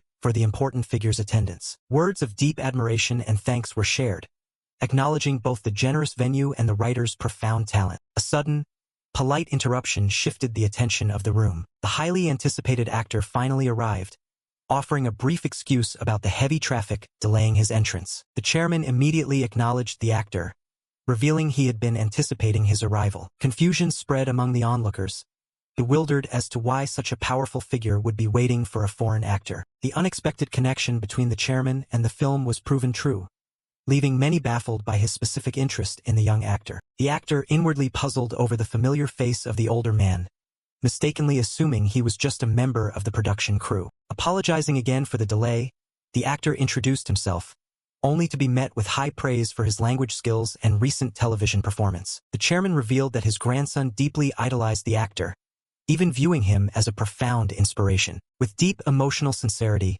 the older man expressed profound gratitude, crediting the actor with changing his beloved grandson's life. The sudden, intense show of gratitude left the young actor completely bewildered by the lack of context. Someone quickly stepped in to formally introduce the powerful chairman, clarifying his generous contribution to the event. Recognition finally dawned on the actor as he realized he was standing face to face with a major news figure. He was gently urged to mingle with his fellow cast members, politely excusing himself from the conversation. A heavy sense of awkwardness washed over him as he felt the intense weight of everyone's gaze tracking his movements. He navigated a flurry of eager introductions from his female co-stars, who were clearly excited to finally meet him. Overwhelmed by the rapid fire of names from the rest of the cast, he quietly resolved to just remember their characters instead. One actress stepped forward, introducing herself by her pivotal character name, immediately catching his attention. Her cheerful demeanor faltered, momentarily unsettled by his sudden shift in focus. She felt a chill creep up her spine as she met his chillingly empty, emotionless stare. The director called for the room to settle down, though she remained shaken by the intense, unsettling interaction. With pleasantries concluded, the atmosphere shifted as they prepared to dive into the heavy material. The script opened on a grim scene, depicting a harsh classroom environment where a boy was subjected to cruel bullying. The narrative centered on a dark tale of vengeance, anchored by the lead actor's portrayal of the tormented protagonist. The protagonist endured relentless torment for his heritage and demeanor, but his robotic, emotionless endurance only fueled his abusers further. A glimmer of hope arrived in the form of a girl who bravely stepped in to shield him from the cruelty. The fierce new transfer student confronted the bullies, questioning their twisted sense of entertainment. Her gentle inquiry about his well-being marked the very first time anyone had shown him an ounce of genuine compassion. The actress suddenly realized that his earlier, chilling stare had been him already perfectly inhabiting the role of the broken boy looking at his savior. She was astounded by how seamlessly and instantly he had slipped into character, delivering his lines with haunting detachment. Thanks to her intervention, the apathetic boy experienced humanity for the first time, enjoying a brief respite from the torment. He finally experienced small, normal moments of peace, sharing meals and quiet conversations with his only friend. However, he remained blissfully ignorant to the dark reality that the cruel attention had simply been redirected onto her. Unlike him, she lacked the stoic resilience to endure the hidden suffering that was slowly breaking her. In a poignant moment, she confessed that despite everything, she cherished the connection they had formed. Unaware of the gravity of her words, he simply noted that it was time for their usual meal. Without any warning, a horrifying event unfolded directly in front of him. Cruel laughter echoed from above as the bullies gathered to watch the tragic spectacle unfold. The tormentors mocked the tragedy, finding twisted amusement in the devastating situation. They callously marveled at the fatal plunge, showing no remorse for the life that had just been lost. A visceral sound of shock and horror broke through the scene. Screams of absolute terror filled the air as the reality of the gruesome incident set in. A heavy, sorrowful voice expressed deep regret over the tragic fate that had befallen her. Chaos erupted as panicked bystanders finally urged someone to contact the authorities amidst the tragedy of losing his first true connection. Amidst the frantic confusion, a chillingly calm voice whispered that everything would be all right. A dark tally was mentally noted, acknowledging the remaining targets, but deciding the time to strike had not yet come. He rationally assessed his own limitations, knowing that taking on all his enemies simultaneously was a logistical impossibility. He resolved to completely erase his presence, fading into the background until society entirely forgot he existed. He accepted that his patient, meticulous preparation for retribution would take years to fully orchestrate. He coldly anticipated the inevitable collateral damage that his bizarre and calculated vengeance would require. His motivation was entirely detached from passionate rage. To him, the coming slaughter was merely an assignment that had to be completed. A profound anxiety had plagued an onlooker prior to the reading, fearing that mere linguistic fluency wouldn't translate into a compelling foreign performance. However, the moment the actor delivered his first line, his true identity seemingly vanished completely. He had fully morphed into the hollow protagonist, an empty shell entirely stripped of any recognizable humanity. His terrifying presence stemmed from an absolute lack of normal human instinct or emotion, making him feel profoundly unnatural. He commanded the room not as a man, but as a cold, mechanical entity designed solely to carry out a grim direct. As the script detailed the chaotic aftermath of the twin tragedies within the school, the protagonist sat perfectly still, staring blankly ahead. While his targets slowly scattered from the academy, he remained completely unfazed, dedicating himself entirely to studying and biding his time. Half a decade quietly passed, and just as he planned, the world at large completely forgot the quiet, broken boy had ever existed. Operating from the shadows, he formally declared the commencement of his long-awaited second phase of retribution. He methodically selected his next target based on the man's charismatic exterior and complete lack of connection to his own past. The target had built a facade of a perfect family life, completely masking a series of dark, hidden depravities. The protagonist coldly promised that the man's horrific downfall would serve as a highly visible, terrifying warning to the remaining targets. He detailed a calculated plan to destroy the man's life from the inside out, starting with his marriage, though noting the wife was merely collateral. The sheer terrifying authenticity of the delivery left an observer questioning if it could even be considered acting anymore. They quickly realized the lead was an anomaly.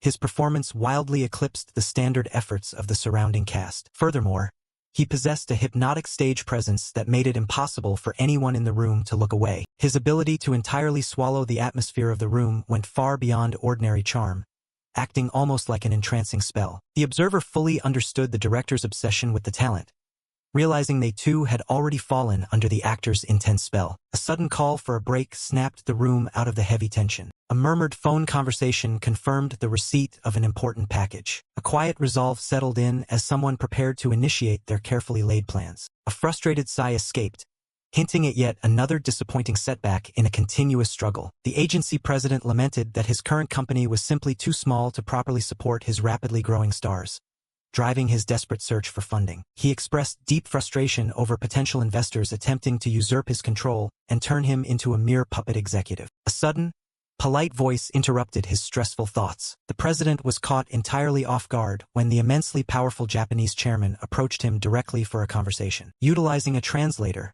the esteemed elder immediately began lavishing unprecedented praise upon the young actor's reading. Viewing the talent as an invaluable, limitless asset, the chairman formally stated his intent to offer a major business proposition. The executive boldly declared his intention to secure the actor as the premier face for multiple branches of his massive corporate empire. The president was astounded by the sheer speed of the offer, handed a fully prepared proposal in his native tongue despite the two having just met. Adding to the shock, the elder casually offered a massive personal investment directly into the struggling agency to aid its expansion. Internal alarms blared within the president's mind, highly suspicious of the sudden, overly generous financial lifeline from such a titan. He felt deeply unsettled by how much the stranger knew about his company's private struggles, but knew he had to tread very carefully. Masking his panic, he maintained a professional demeanor, politely stating that such a monumental deal required careful deliberation. Admitting his surprise, he cautiously probed for the true underlying motive behind the sudden influx of corporate generosity. The chairman confessed that his absolute conviction stemmed entirely from witnessing the sheer, undeniable magnetism of the young star. He spoke with absolute certainty that the actor was destined for unprecedented worldwide fame, and he simply refused to miss the opportunity to support it. The president was stunned by the profound level of reverence directed at his talent, amazed by the elder's sharp eye for future greatness. The elder then casually dropped a bombshell, revealing a hidden, pre-existing debt of gratitude owed to the young man. A sudden wave of intense realization crashed over the president as the seemingly random string of lucky events finally made sense. He realized that the actor's past heroics had directly orchestrated this massive corporate backing, entirely bypassing the local production heads. Maintaining his business acumen, the president formally requested proper documentation before officially committing to the lucrative partnership. Amicable agreements were made to properly hash out the finer details of the massive financial contract at a later date. A request for strict secrecy was placed, just before the elder prepared to slip away prior to the event's official conclusion. The chairman stated that merely witnessing the talent in person was enough to satisfy his objective, allowing him to quietly exit. The president was left agonizing over the mysterious, hidden history that could prompt such a monolithic financial reward. Though desperate to uncover the truth, he knew better than to interrogate his star about his deeply enigmatic past. He was left silently marveling at the incredibly profound and unknowable depths of his own talent's hidden life. Meanwhile, entirely unaware of the massive deals being made in his name, the actor was merely spacing out, mildly annoyed by the hotel's gaudy decor. Later that day, the grueling session finally drew to a successful close with words of general praise. A collective sigh of immense relief washed over the exhausted cast as the heavy, emotionally taxing reading concluded. The director felt absolutely vindicated in his casting choice, confident that any struggling actors would only highlight their own lack of skill against his lead. He accepted that the intense pressure might break some performers, but noted with satisfaction that the room remained perfectly professional. The lead's sheer prowess acted as a catalyst, inherently elevating the entire production simply by his commanding presence. A deep sense of anticipation brewed over what incredible feats the talent would pull off once cameras actually started rolling. The actor was prompted to gather his belongings,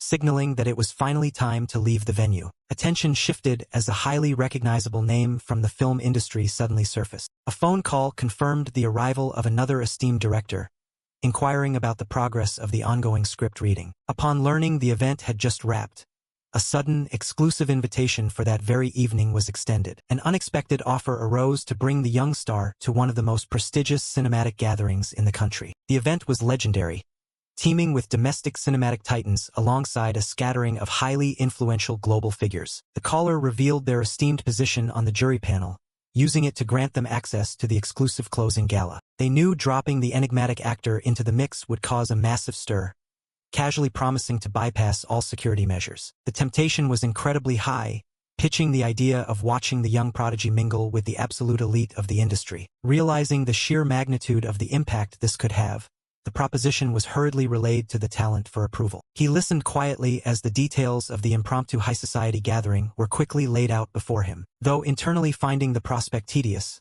his curiosity regarding the caliber of the foreign elite ultimately won him over. With a nonchalant shrug, he accepted the invitation, prompting a flurry of excited confirmations to finalize the plans. He was suddenly addressed again before he could fully process the new addition to his schedule. The local director, having eavesdropped on the plans, inquired if he was indeed heading to the prestigious event. It made perfect sense that such a monumental local figure would inherently be a cornerstone of the nation's premier festival. A sudden alliance was formed, the two incredibly distinct generations of talent agreeing to make their grand entrance together. The venue for the night's extravagant gathering was set at an incredibly imposing, monolithic tower in the heart of the city. Onlookers misread his standard, vacant expression as intense arrogance, completely blind to the profound aura radiating from him. Internally, he merely marveled at the sheer scale of the building, completely unimpressed by the sea of elite attendees mingling about. Warm, respectful greetings were exchanged as the titan of Korean cinema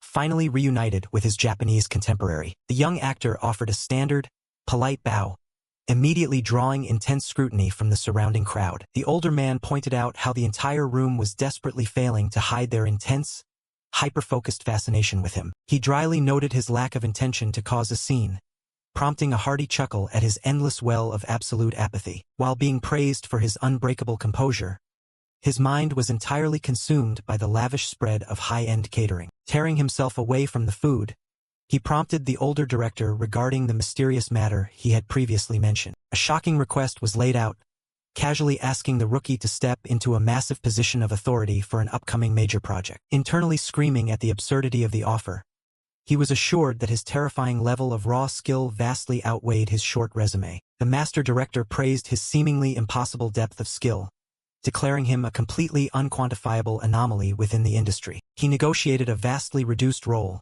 opting merely to sit silently and radiate an intimidating aura to terrify the hopeful auditionees. Feigning a professional need to check his availability, he technically accepted, earning a warm grin of gratitude from the elder. His conversation was suddenly interrupted by a fanatical industry insider desperate to profess their profound admiration for his past work. Like moths to a flame, the surrounding elite slowly began abandoning their pretense of indifference to flock around the rising star. A sharp gaze from across the room locked onto the sudden commotion surrounding the young talent. A highly influential Hollywood casting director noted his entirely unexpected presence at the prestigious Asian event. She was utterly baffled to see the relatively new actor casually mingling with two of the most legendary figures in global cinema. She recalled the immense intrigue he had generated among top Western executives, entirely due to his impossibly flawless stunt work. Despite never seeing him act in person, she remembered deeply skeptical of the fantastical rumors.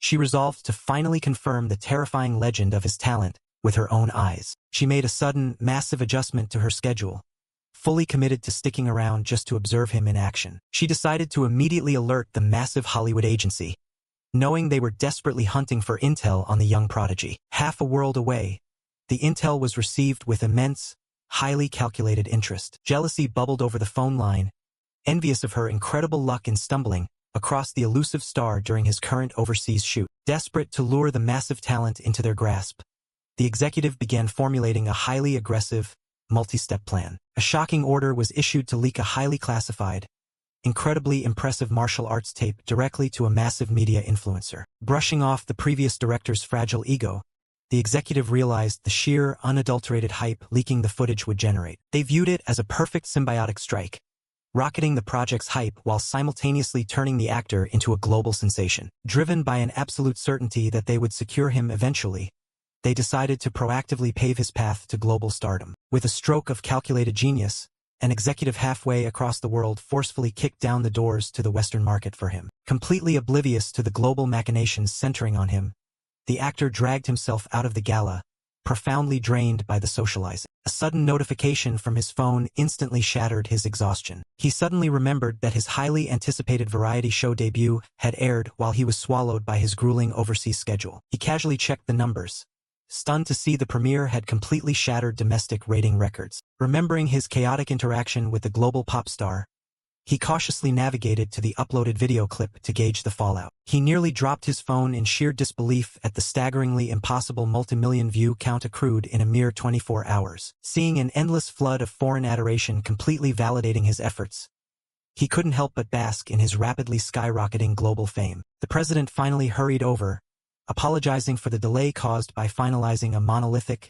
game-changing financial contract. Waving off the apology, he was immediately hit with yet another addition to his impossibly dense itinerary. He nearly choked upon learning he was suddenly the highly lucrative face of the massive empire run by the eccentric elder he had just met. The president clarified that the commercial deals were merely a clever public smokescreen to mask the conglomerate's massive, secret corporate investment. He was stunned to realize he was essentially securing the limitless financial and promotional backing of an entire international corporate powerhouse. Both men silently marveled at the other's incredible competence, completely unaware of the massive, hilarious misunderstanding bridging the gap. Confronted with the grim reality of filming massive commercials alongside a grueling movie shoot, he mentally braced for pure exhaustion. He knew dominating the local commercial space would enrage his foreign detractors, but his mind was already utterly hyper-focused on the next hurdle. With principal photography looming, he knew he had to deliver a performance so absolute it would entirely silence an entire country of skeptics. Resolving to utilize the massive wave of intimidation surrounding him,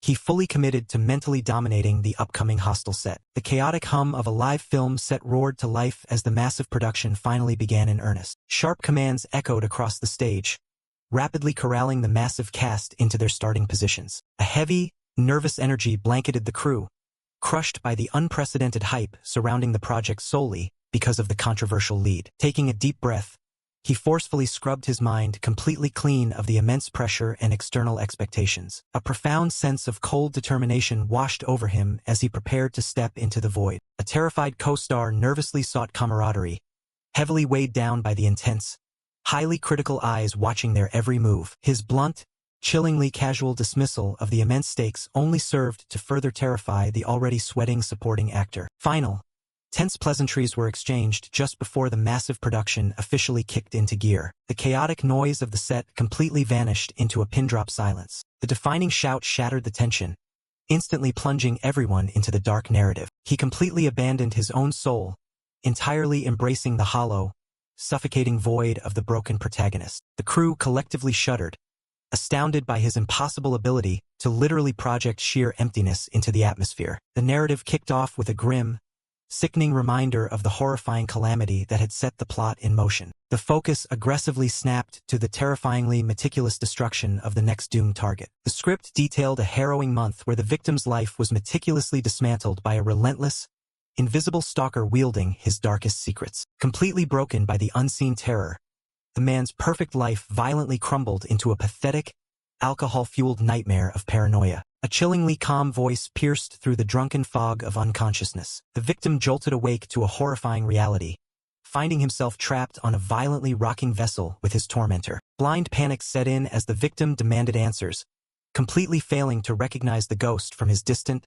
cruel past. The cold realization finally dawned as his torturer casually admitted to orchestrating the month-long psychological nightmare. A massive, intimidating figure stood silently in the background, amplifying the terrifying atmosphere. Ignoring the desperate pleas for identity, the tormentor merely mocked the sheer, unadulterated terror twisting the victim's face. Promising answers later, the protagonist coldly gestured to the hulking brute standing nearby. He casually introduced the massive man as the instrument of the victim's imminent, horrifying destruction. The victim recoiled in absolute terror as his grim, devastating fate was coldly laid out before him. A sickening context was brutally added to the impending assault, shattering the last remnants of the victim's sanity. A visceral cry of agony tore through the air as the grim punishment commenced. Sickening sounds of struggle echoed violently across the swaying boat. Begging pathetically for mercy, the broken man frantically spat out incorrect names, desperate to appease his unknown judge. The cold voice coldly rejected the frantic pleas, highlighting the sheer, agonizing depth of the victim's ignorance. The name of the fallen girl finally cut through the air, acting as the ultimate, devastating condemnation. The supporting actor was entirely swallowed by the terrifying reality of the scene, his mind violently screaming at him to escape. The sheer, suffocating gravity of the lead's performance was literally crushing the co-star into an involuntary, physical retreat. He violently berated himself internally, desperately fighting the urge to flee in order to force the scripted words from his mouth. He spat out the final line in pure panic, instantly prompting the director to harshly cut the scene. The director critiqued the frantic delivery, demanding a more nuanced, terrifyingly restrained approach rather than sheer melodrama. Whispers rippled through the crew, confused by the cut as they had found the raw display of terror genuinely compelling. They noted a profound disparity, observing that the lead wasn't performing. He was merely existing, commanding the space effortlessly. The director acknowledged that his terrifying lead was essentially slaughtering his co-star on camera, entirely eclipsing him. A single word of confirmation marked the successful conclusion of the take. The film crew sighed in collective relief, having finally completed the arduous first scene for their project, BSS. The director noted off-screen that either the fifth or sixth take would be perfect for the final cut. He then called for action, observing how the actor playing Ginzo had masterfully shifted his character's vibe from frantic to that of a fragile man hiding a child's terror.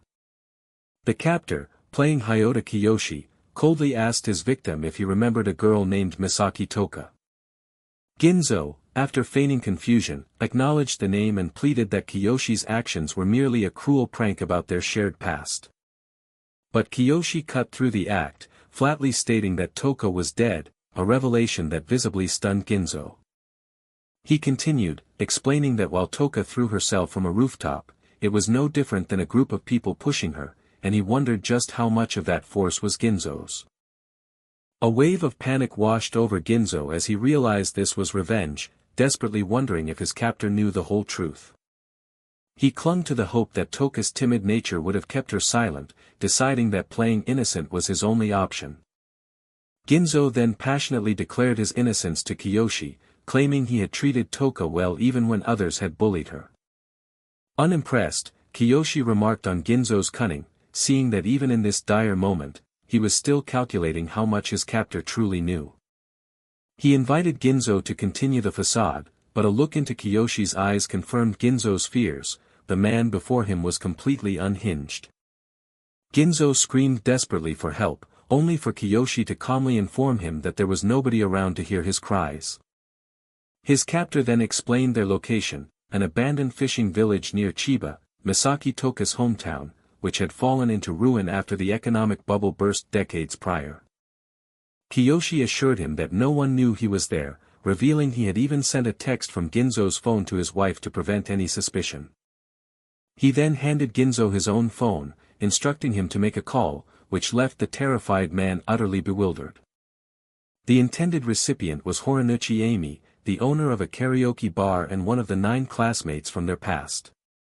Kiyoshi gave him a simple, chilling script. He was to say only that Misaki Toka has returned and then immediately hang up. When Ginzo questioned his motive, pointing out that Kiyoshi was a stranger to Toka, the man cryptically replied he was simply fulfilling his role as a stranger. He then presented a sliver of hope, promising to let Ginzo go free if he just made the phone call. However, this promise was followed by a grim warning: any attempt to ask for help or deviate from the script would result in him being found naked and dead the next morning. Ginzo frantically swore he would comply, as Kiyoshi coolly reiterated that making the call was the only part he had to play.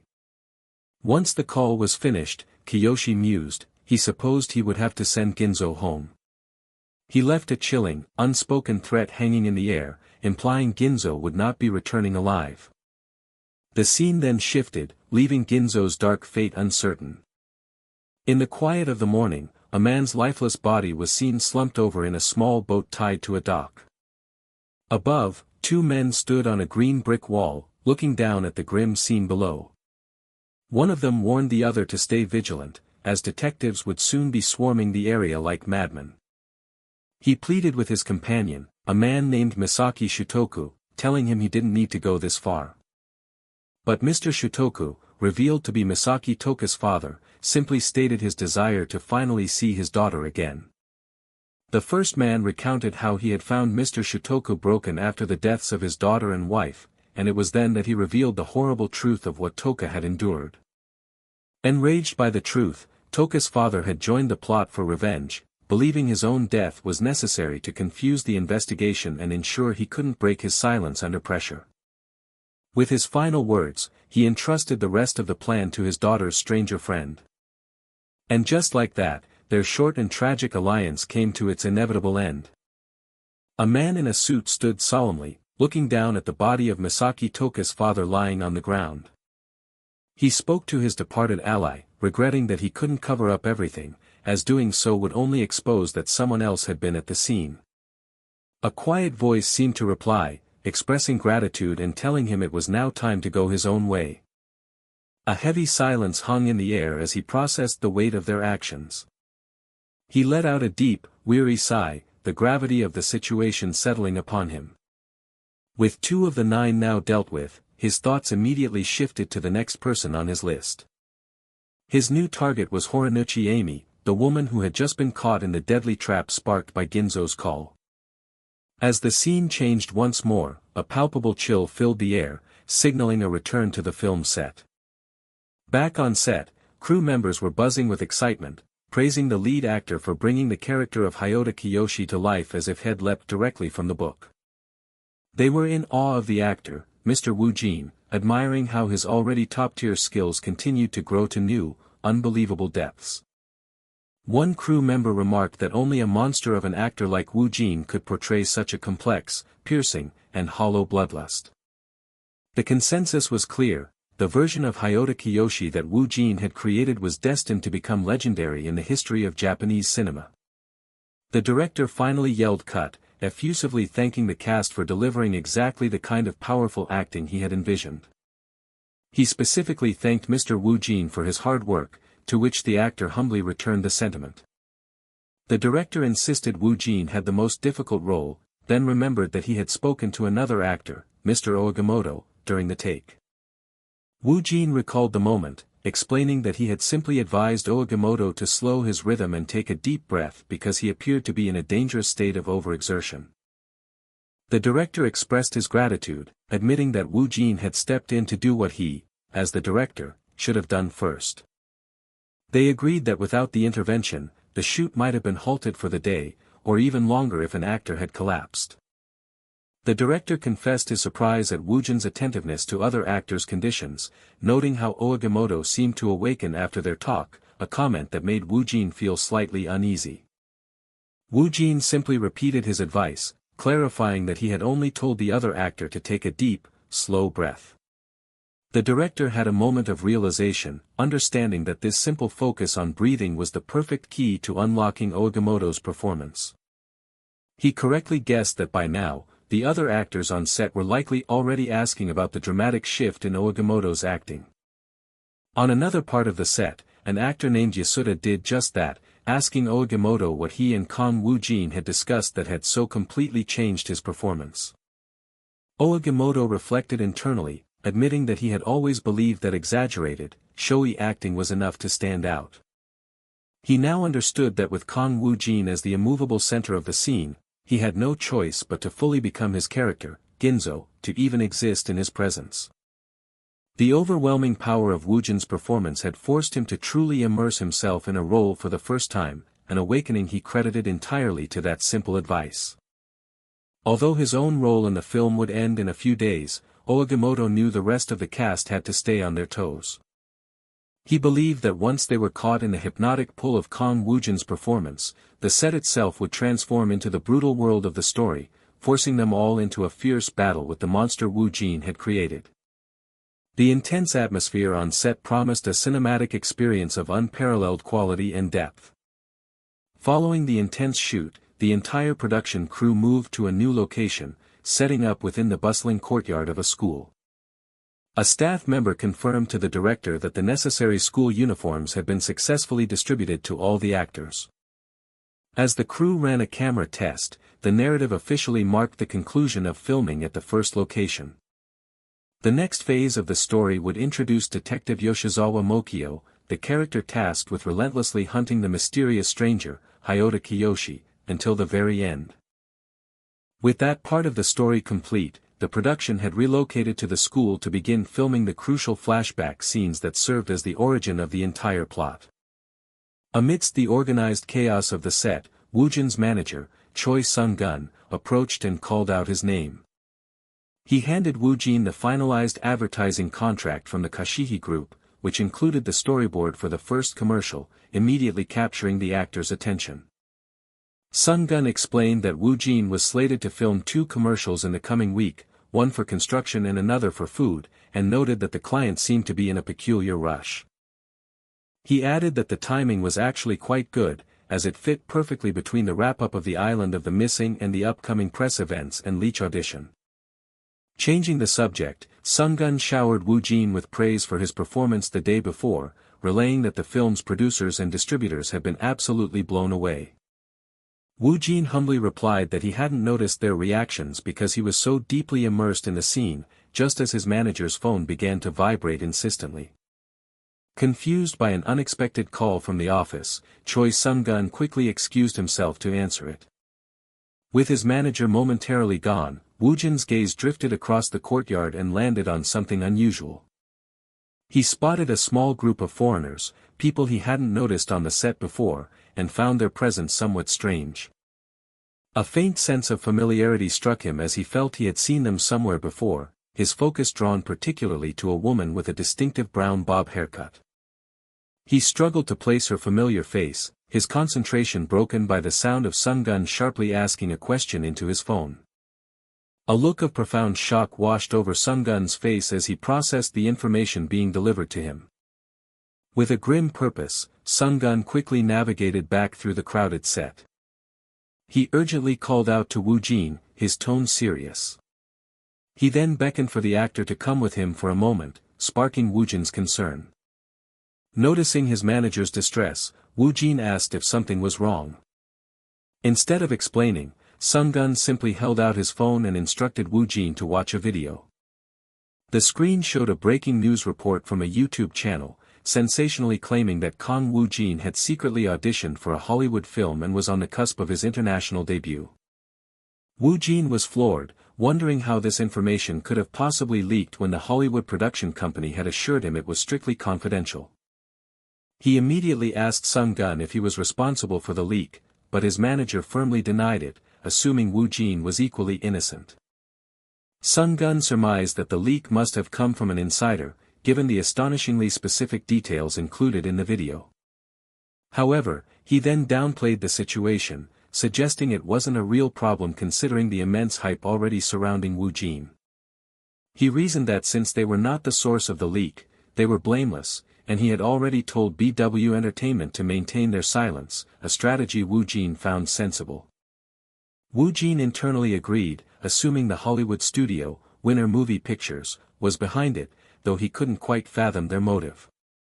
Sung-gun predicted the news would send Korea into a frenzy, but Woojin decided that since there was no real harm done, it was best to simply ignore the matter.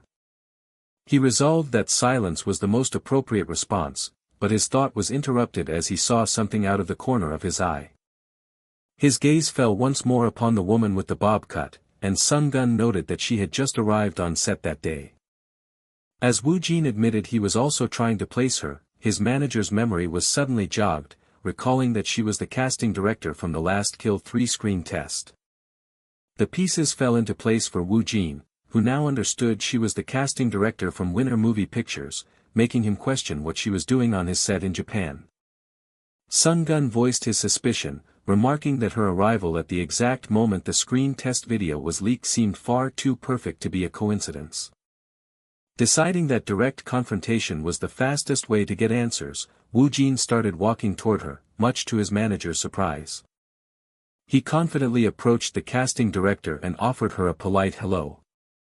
She recognized him instantly and returned the greeting, admitting she had been hesitant to approach him first despite knowing he would be there. She proposed they speak privately later to maintain discretion, but Woojin wryly thought to himself that her very presence was a forward move. The woman explained that she had a connection with the current film's director and had simply stopped by while in Japan, all the while knowing it was a chance to see him. Woojin cut through the pleasantries, bringing up the Korean YouTube video that had just appeared online. He got straight to the point, asking directly if her company was responsible for leaking the highly confidential details of his last Kill 3 screen test. The casting director appeared genuinely shocked by the accusation and adamantly denied that they were the source of the leak. Clearly rattled, she asked him to give her a moment to look into the situation. As Woojin rejoined his manager, he relayed that they should stick to their original plan and simply ignore the issue. Still wary, Choi Sung-gun insisted he would go have a word with her himself, just to be safe. The manager sighed, already anticipating the massive media fuss this would cause and feeling a headache begin to form. Woojin, however, decided to put the entire affair out of his mind to focus on his work, retreating into the mental quiet of his subspace to rest. Once inside his inner world, he checked his status and was relieved to find that his grade remained unchanged. His attention then shifted to the impressive array of roles he had assimilated throughout his career. As he contemplated this collection, an intriguing new idea began to surface in his mind. He scanned the list, seeing the names of characters from the bizarre Sacrifice of a Stranger, Leech, and his other projects laid out before him. A sudden burst of curiosity led him to wonder if he could mix his imprinted roles, and at that very moment, a system notification declared he had acquired an understanding of role synthesis. He pondered what would happen if he purely merged the characters themselves, distinct from their worlds, fearing it might only result in a chaotic performance. The unexpected notification left him stunned as he tried to comprehend what acquiring role synthesis understanding even meant. The subspace remained silent, which he had learned usually meant some kind of action had already been set in motion. He briefly considered it might be a prank but knew the subspace didn't engage in meaningless acts, even though he couldn't perceive any obvious changes around him. Yet the notification had been clear that he acquired a new ability, prompting him to wonder just what had changed. He thought back on how his inner world had functioned until now, a dense accumulation of project worlds layered on top of one another. Previously, he could only access a project by opening a door to a single room, which allowed him to experience that world through the eyes of a specific character. This fixed structure had always been a limitation, preventing him from utilizing his abilities with true freedom. But now, something was fundamentally different, the very landscape of his familiar subspace had shifted. It now appeared as though each of his roles was housed in its own individual room, all lined up and seemingly awaiting his command. An electrifying realization began to dawn on him as he questioned if this new structure meant he could now utilize each role as he saw fit. He finally grasped the true meaning of role synthesis. He could now freely extract and use the essence of any character, entirely unbound from the world of their original story. A summary screen appeared, cataloging his achievements and missions, with a special highlight on his new S-grade status and the game-changing acquisition of role synthesis understanding. Woojin questioned if he was truly meant to use each of his roles as he pleased, the full implication of role synthesis dawning on him. He considered the groundbreaking possibility of acting entirely unbound from the context of a story's original world.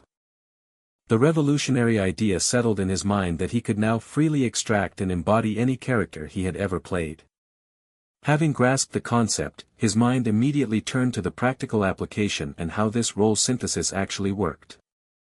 Deciding that experimentation was the only way to know for sure, he prepared to test his new ability right then and there. For his first attempt, he summoned the persona of Kiyoshi Iota from his current project, Bizarre Sacrifice of a Stranger. As a second component, he then called forth the character Kim Ryujin from the detective agency series. He then focused his will, attempting to layer the essence of Kim Ryujin over the base personality of Kiyoshi already residing within him. A bizarre and unsettling sensation suddenly washed over him, bringing an unexpected wave of nausea from this first-time experience. He analyzed the feeling, noting that while the world, thoughts, and heart were still Kiyoshi's, a distinct change had occurred. An uncharacteristic craving for a cigarette surfaced, along with a new sense of apathy that found everything both troublesome and intriguing. He knew this was no longer the original Kiyoshi, the vocal inflection, emphasis, and tone were all different, confirming the successful synthesis. This fusion had given birth to a mysterious and entirely new entity that was deeply curious, dryly detached, and yet possessed a clumsy quality. Wondering if the process was reversible, he then concentrated on extracting Kim Ryujin's persona from the amalgamation. The foreign sensations immediately receded, and he found that only the pure, original personality of Kiyoshi remained. He immediately recognized the massive potential of this ability to create scenes that would make his character stand out even more profoundly. Armed with this new power, he decided to exit his subspace and return to the set. Back in reality, he mentally rehearsed, searching the script for the perfect scene to apply his newfound skill. He planned to maintain Kiyoshi Iota as the foundation but would use role synthesis to amplify the character's inherent traits. After finding an ideal part, he mused that it might make Kiyoshi seem even more bizarre but decided to give it a shot anyway. Meanwhile, on the bustling film set, a low murmur of conversation rippled through the gathered crew and reporters. Industry insiders speculated about the recent video leak, with some wrongly blaming Woojin's team while others dismissed the idea as illogical. One of the reporters resolved to investigate the leak later, shifting his focus to Woojin's performance and asking what scene was next. He learned they were filming a flashback where the protagonist was bullied, a scene he felt might be too dull to properly showcase Woojin's skills. He recalled from the novel that the character Kiyoshi Iota was written as emotionally dead, a passive figure who rarely took action. As the crew called for standby, a sense of disappointment settled among the onlookers, who felt they had arrived at a bad time to witness his acting. The director's cue for action was shouted, and the scene began with a bully demanding money from Kiyoshi. As Kiyoshi, Woojin nervously handed over a large sum of cash, which prompted the on-screen bullies to plan a karaoke outing. The spectators whispered among themselves, commenting on how Kiyoshi's robotic expression was creepy and rather boring to watch. The bully actors continued to taunt the silent Kiyoshi, attempting to provoke any kind of reaction from him. One of the bullies ad-libbed, demanding a reaction, though the original script only required Kiyoshi to quietly ask them to stop. In that moment, Woojin recognized the perfect opportunity to use role synthesis, deciding to merge Kiyoshi with Corporal Jin Suncheol. He recalled Corporal Jin's dual nature, a man who housed both a timid coward and a violent brute, with the timid side hiding its own cunning cruelty. Woojin prepared to synthesize that volatile personality with the emotionally vacant Kiyoshi. He briefly wondered how the director, actors, and the dozens of staff members would react to his audacious performance. Shaking off any doubt, he decided to proceed, confident he could turn back time if it failed and morbidly curious to see the result. His performance began as he portrayed a terrified Kiyoshi, stuttering that he was scared and begging them not to hit him. The other actors in the scene glanced sideways at one another, their expressions shifting to confusion and concern. The director watched intently, noticing that while the voice was Kiyoshi's, his expression and the entire atmosphere around him had changed completely. He felt a bizarre sensation, as if a completely different person was flickering in and out of existence within the character for just a few seconds. The lead bully, momentarily thrown off, struggled to get back into character and questioned why Kiyoshi was suddenly so obedient. Improvising, the actor then goaded Woojin further, demanding that Kiyoshi get angry and show his supposed rage. He leaned in, continuing to mock the character and telling him to hurry up and get mad. In a flash, Woojin's entire demeanor shifted, and he coldly addressed the bully as a piece of trash. He then exploded with a menacing threat, asking who they were to give him orders and if they wanted to be dropped in the ocean. Onlookers were completely shocked as his personality flipped once more, questioning if such a radical transformation could even be considered acting. They were utterly bewildered, sensing the presence of multiple other characters radiating from the single role of Kiyoshi. A nervous staff member asked the director if they should cut the take for going off script, but the director flatly refused. He ordered them to keep rolling, explaining that Woojin's Kiyoshi had not merely followed the script but had completely devoured and redefined it. From the director's perspective, the character was still recognizably Kiyoshi Iota, just a version that was now several times more withered and broken. He knew he couldn't possibly stop the take, as Woojin was delivering the performance of a lifetime for this one short scene. The director was convinced that this kind of talent deserved global recognition and decided he would need to rewrite the script around this new, profound portrayal. In the gallery, the industry reporters stood in a stunned and reverent silence. They now scoffed at the rumors that Woojin lacked the acting skills for Hollywood, realizing they were witnessing something truly unprecedented. One reporter theorized that this performance was a deliberate declaration, a way for Woojin to showcase his overwhelming presence on his own terms. He was proving that Hollywood would eventually have to come looking for him, not the other way around. They noted his upcoming collaboration with the famous director on Sae-suk, which would surely create a masterpiece for the King Film Festival. It became clear that after such a work, every major studio would be clamoring for him, making auditions for even high-level Hollywood roles obsolete. The conversation then turned to the influential Joseph Felton, who they deduced had recognized Woojin's potential long before anyone else. They concluded it must have been Joseph who leaked the Last Kill 3 screen test, a move that fit his pattern of strategic manipulation. While Joseph had likely tried to craft a narrative to his own benefit, they knew his efforts would ultimately prove meaningless. This was because an actor of Kang Woojin's caliber and drive simply did not need anyone else's help.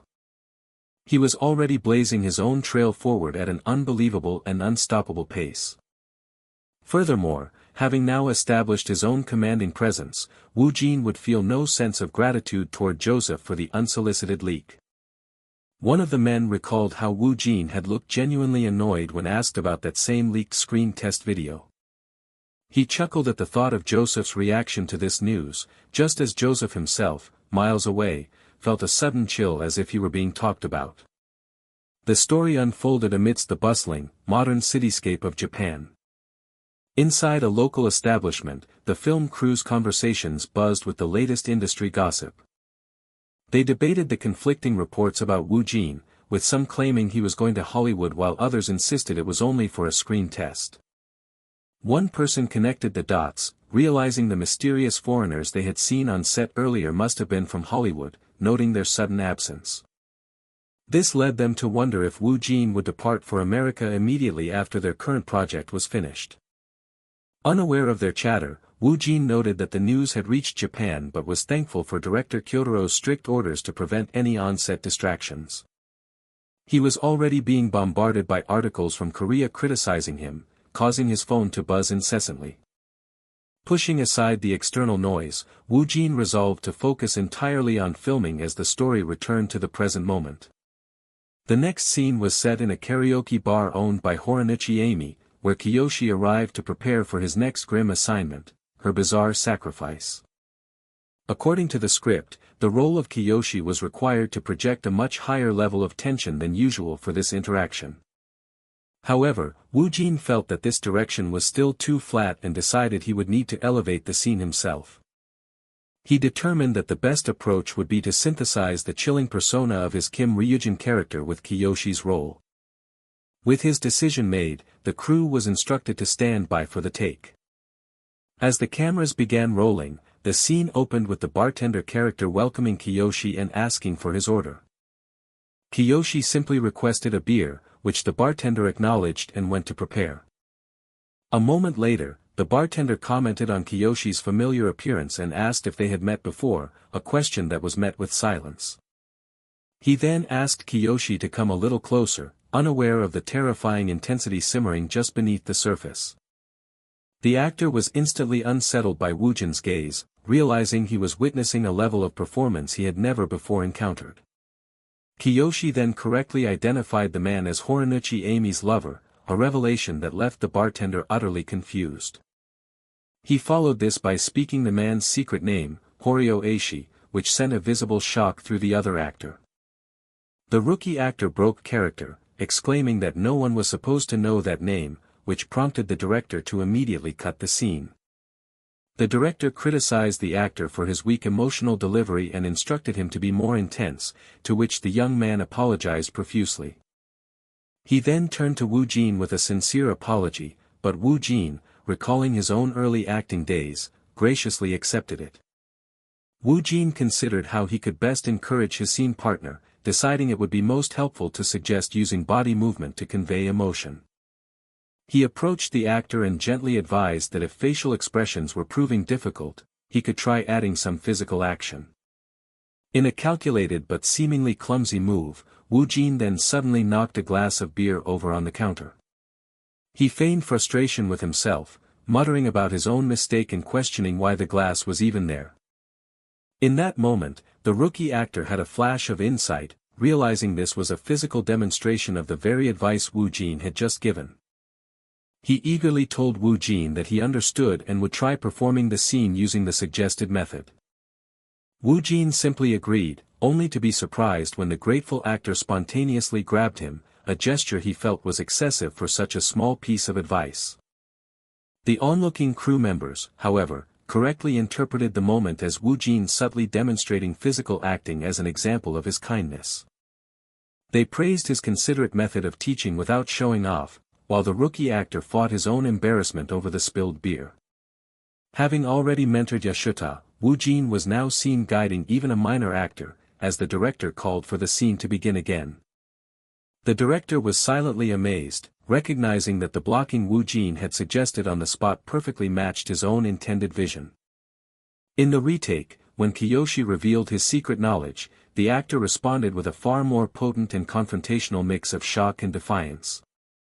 The director mentally cheered at the improvement, just as Kiyoshi observed the man's surprised expression with a chilling calmness. Kiyoshi then leaned in and issued a quiet threat, telling the man to come here or he would scream. After giving his command, he informed the terrified bartender that they would meet later for a task, at which point the director finally yelled cut. With the successful take in the can, the crew was immediately instructed to prepare and move on to the next scene. Actor Mana Kosaku was called to the set, ready to portray his character, Detective Yoshizawa Mokio. The premise of the scene involved the detective visiting Amy after learning that she had received a call from Ginzo right before his death. This visit would mark the first time that Detective Mokio and Kiyoshi would cross paths. Upon meeting him, the detective was briefly bothered by Kiyoshi's completely blank and expressionless face. However, he quickly brushed off the unnerving feeling as insignificant and proceeded with his investigation. Internally, the actor playing Mokio felt the overwhelming depth of Woojin's acting, recognizing he was a true monster and that he needed to stay on guard. He knew that if he let his focus slip for even a moment, he would inevitably be consumed by his co-star's powerful performance. The scene then began, with Detective Mokio questioning Amy, who was still visibly shaken from her final call with Ginzo. During the interrogation, Mokio witnessed her eyes waver for the first time when he asked if she knew Ginzo's murderer, a man named Misaki Shutoku. Amy quickly denied knowing him, but her hesitation was obvious, triggered by the familiar sound of the surname Misaki. The detective correctly deduced that she must have known Misaki Shutoku because his surname was the same as Misaki Tokus. He then pressed Amy about her last phone call with Ginzo, but she lied, claiming the connection was too noisy to hear anything. In truth, Ginzo's last words had sent her spiraling, and the detective's questions caused her eyes to waver once again. Mokio then stated his theory that while Misaki Shutoku was the culprit, there might have been an accomplice involved. The word accomplice caused Amy's thoughts to race as she wondered if Toka could still be alive, believing Ginzo had gotten what he deserved. Her guilt surfaced as she recalled how she had personally encouraged Ginzo to torment Toka even more. She grew frantic at the realization that while few people knew her secret, Toka herself did, cementing her fear that Toka had somehow returned. Overwhelmed with paranoia, she suddenly demanded the detective leave, but he protested that he still had more questions. Amy screamed at him to get out, and Mokio, sensing something was deeply wrong with her behavior, decided to retreat for now. With her mind completely worn down, she immediately called her lover, Horio Eishi, who offered warm words of comfort. Leaning on his support, she broke down in tears and confessed everything, starting with how she had always disliked Misaki Toka. She tearfully questioned how someone she was sure had died could still be alive, completely unaware that this confession was a fatal mistake. Elsewhere, a man in a vest walked cautiously down a narrow, dark alley to attend a clandestine meeting. He was greeted by a waiting figure who confirmed that he had arrived as planned. The shadowy figure wasted no time, immediately demanding that the man hand over the item he had brought. An exchange was made as a small audio recorder was tossed from one man to the other. No one could have possibly known the terrible ordeal that this recorder was about to bring upon Amy, no one, that is, except for Kiyoshi. The shadowy figure issued a cold command for the item to be handed over. A small object was then lightly tossed through the tense air between them. The black recording device landed securely in the waiting palm of the other man. Upon a desolate balcony, the two men in suits finalized their covert transaction. Kiyoshi's fingers closed around the small recorder, his expression unreadable as he held the evidence. On it was Amy's recorded confession, where she admitted to always disliking Misaki Toka and regretting not confirming her death. Horio Eishi, her treacherous lover, then nervously asked if he would finally receive the money he was promised.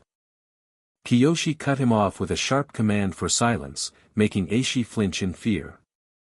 He was then informed he would only receive a 10% advance, prompting Eishi to protest that this wasn't their deal. Kiyoshi laid out the new terms, offering monthly payments and threatening to return the recording if he didn't like it. He taunted that they could cancel the deal, but a desperate Eishi demanded the device back. With the power firmly in his hands, Kiyoshi instructed Amy's hidden lover to disappear for half a year. It was revealed that, contrary to his handsome face, Eishi harbored a nasty gambling addiction and had amassed a huge debt to the Kabukicho Yakuza. Getting a hold of this weakness hadn't been difficult, and Kiyoshi planned to use money to keep him on a very short leash. He knew he must not fully quench Eishi's thirst for cash, as the constant threat from the Yakuza made Kiyoshi his one and only hope. Kiyoshi handed him a rough map to a safe house in a Chiba fishing village and asserted that he would be the only one to initiate contact. When Eishi hesitated, Kiyoshi coldly repeated his order for him to disappear. Defeated, the man who had pretended to be a loyal waiter knelt in submission before his new master. Kiyoshi mused that while this arrangement would work for a few months, it ultimately didn't matter if Eishi started to fight back. His fate was sealed, as he was destined to be handed over to the Yakuza in the end. Kiyoshi then reflected that this recording was not truly for Amy, but for his next assignment. This damning evidence was, in fact, the key to controlling Suzuki Itsuma, the former brain of their high school group and heir to a prominent company. He wondered what kind of face the next company heir would make when this recording was sent to him. Meanwhile, a frantic Amy gripped her phone, desperately pleading for someone to pick up. Itsuma finally answered, his voice laced with concern as he asked Amy if she was okay. He questioned why her business had been closed recently, completely unaware that her pillar of support, Horio Eishi, had suddenly vanished. A broken sound escaped Amy's lips as her mind began to fracture. Her thoughts spiraled into an endless collapse as she began muttering Toka's name. Soon, her mind grew hazy as vivid hallucinations worsened, causing her to scream at the vision of Toka and cry out for the missing Eishi.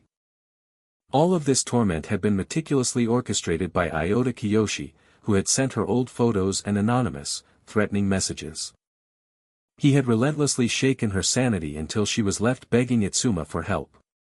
She confessed that Toka kept visiting her and that she planned to go to the police, hoping a confession would earn her some mercy.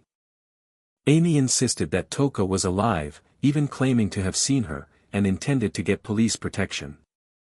She then urged Itsuma to flee before Toka came for him, but he concluded that she had completely lost her mind.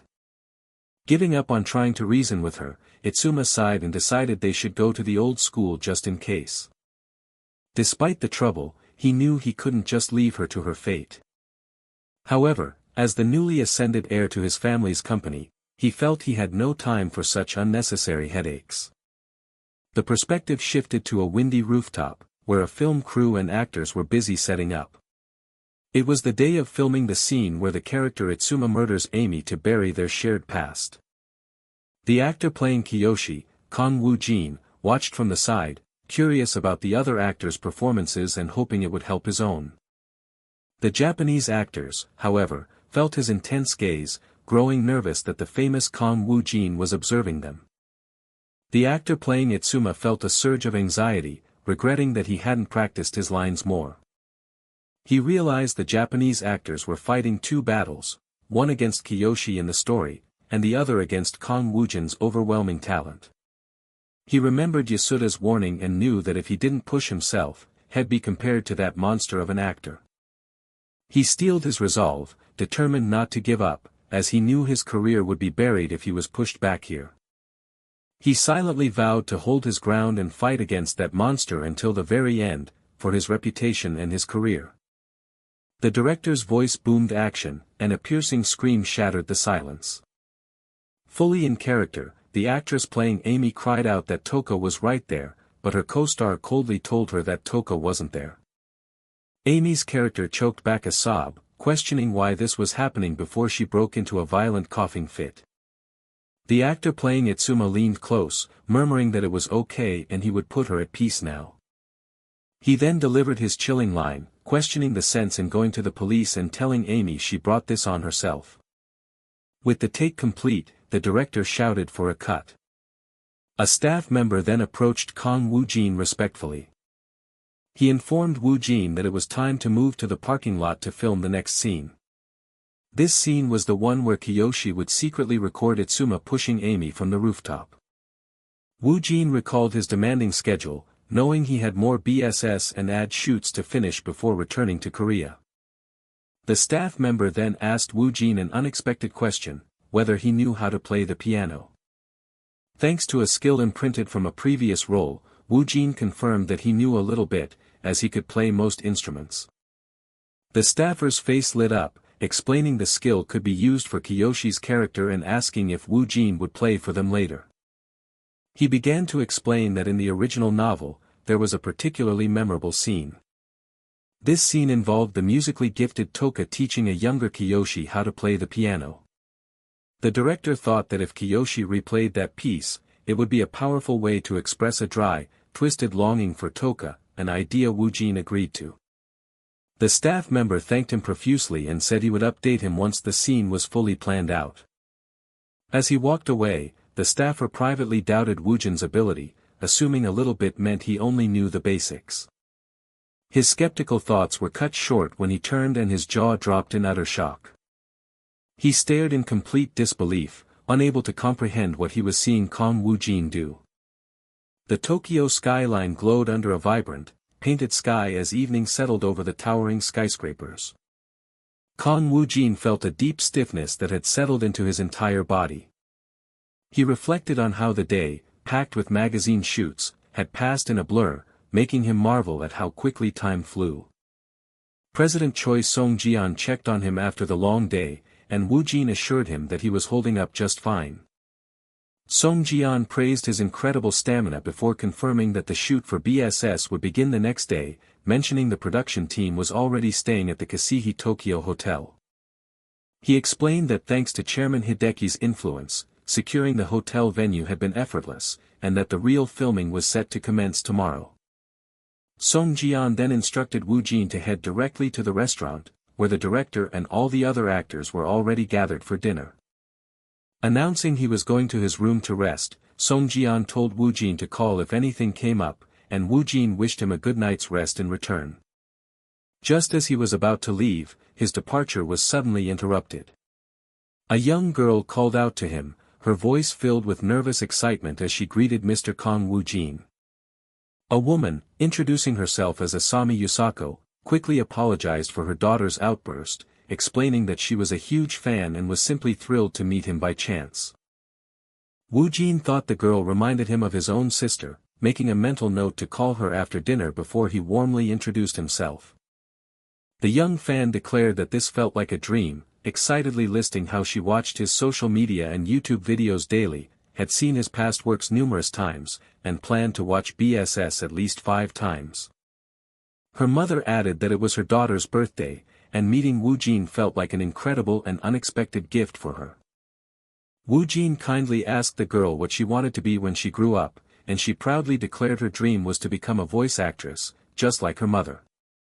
Intrigued, Woojin then asked if she had a movie she particularly liked, to which she enthusiastically named Howl's Moving Castle. He immediately recognized the title as a world-famous animated film created by a legendary Japanese director. The main theme, Merry-Go-Round of Life, came to mind, and he found it strange that he had heard the song so often but had never seen its sheet music before. Despite this, the complete musical score appeared vividly in his mind, as if he had played it on the piano thousands of times, a phenomenon he credited to his subspace ability. He offered the young girl his full support and thanked her for being such a dedicated fan. With a polite farewell, he then told them he would be on his way. As he walked away, Woojin mused that the girl would surely remember this birthday for the rest of her life, realizing his job offered the unique power to create lifelong memories with just a few words. A genuinely heartwarming feeling washed over him, and he wondered if this was what people called job satisfaction, a deep sense of pride swelling in his chest. He recognized only one problem amidst this feeling of fulfillment: his hands were practically itching with a powerful urge to play music. He made his way down an elegant, brightly lit hotel corridor towards the dining hall. Inside, the grand restaurant was filled with people gathered at elegantly set tables for their evening meal. A staff member greeted him, confirming that Song Jian had gone to rest before guiding him toward the actor's table. As he followed, his attention was suddenly drawn to something off to the side. He spotted the young fan he had just met in the elevator and realized her family was also celebrating her birthday in the same restaurant. Just then, his gaze shifted and caught sight of something else that made him pause. Standing prominently in the restaurant was a beautiful grand piano. He thought it was perfect timing, as his fingers were aching to play, but he immediately questioned whether the instrument was for performance or merely decoration. A nearby staff member clarified that a pianist was scheduled to perform later, which confirmed to Woojin that the piano was currently free. Before he could ponder it further, the director spotted him from across the room and eagerly called him over. The cast greeted him warmly as he approached, with one actress inviting him to take the seat next to her. The director informed him that the first shoot tomorrow had a standby time of 7 a.m., acknowledging it would be a tough start but expressing his excitement to work together. But as he sat, Woojin found his mind kept drifting back to the piano, its presence in the room becoming an undeniable distraction. He debated internally whether he should play, concerned that doing so would inevitably lead to more complicated misunderstandings about his hidden talents. Ultimately, he decided that it didn't matter, reasoning that he was already so deeply buried in misunderstandings that one more wouldn't make a difference. He justified his growing resolve by framing the act as a way to support the young fan's dream and give her a truly memorable birthday present. With that, he decided on the perfect song, the iconic OST from her favorite movie, Merry-Go-Round of Life. He briefly recalled the director asking him about playing the piano, then excused himself from the table, promising he would be back in a minute. He approached a restaurant employee and politely inquired if it would be all right for him to play a song on the piano himself. The staffer looked at him in surprise, confirming that Kang Woojin wanted to play and asked if he knew how, to which Woojin gave a noncommittal and mysterious response. The employee was left momentarily speechless by his ambiguous answer. Woojin sat at the bench, his fingers lightly touching the ivory keys as a hush began to fall nearby. The opening notes of a familiar melody filled the air, and diners began to murmur, recognizing the song from Howl's Moving Castle. Gasps of admiration for the player's skill rippled through the crowd, quickly turning to shock as people realized who was seated at the piano. A wave of disbelief swept through the restaurant as everyone recognized the performer as the famous actor, Kang Woojin. The room erupted in a low buzz of excited whispers as guests questioned if he was a pianist before acting, noted his professional-level skill, and scrambled to record the impromptu concert. A staff member stood in utter shock, recalling how had assumed Woojin only knew the basics, yet now he was witnessing piano skills on par with his monstrous acting, linguistic talent, and singing ability. He grappled with the reality before him, thinking that such multifaceted genius shouldn't be possible, yet the impossibility was unfolding right in front of his eyes. He noticed that Woojin's beautiful melody was stirring a vast and complex array of emotions in every single person listening. It was the same song for everyone, yet the music seemed to touch each heart in a uniquely personal and profound way.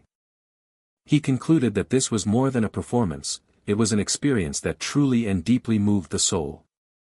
He finally accepted that he didn't need to understand how it was possible, all that mattered was the simple fact that a person like Kang Woojin actually existed. As the final, resonant note hung in the air, he settled on that one undeniable truth. The spell was broken by the sound of a single pair of hands clapping. The room then exploded into thunderous applause, with one guest shouting his thanks for the incredible performance, calling it the best he had ever witnessed. Woojin, startled by the overwhelming reaction, felt a wave of awkwardness and, unsure how else to respond, decided to simply stand and offer a polite bow. As he looked up, his eyes scanned the crowd and found the young fan.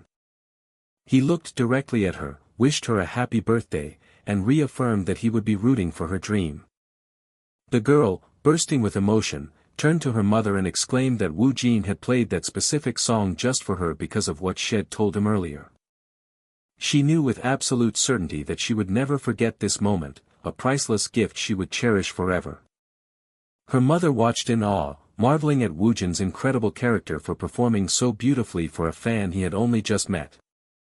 Feeling an overwhelming sense of gratitude, she firmly decided that this profound act of kindness was something that needed to be shared with everyone.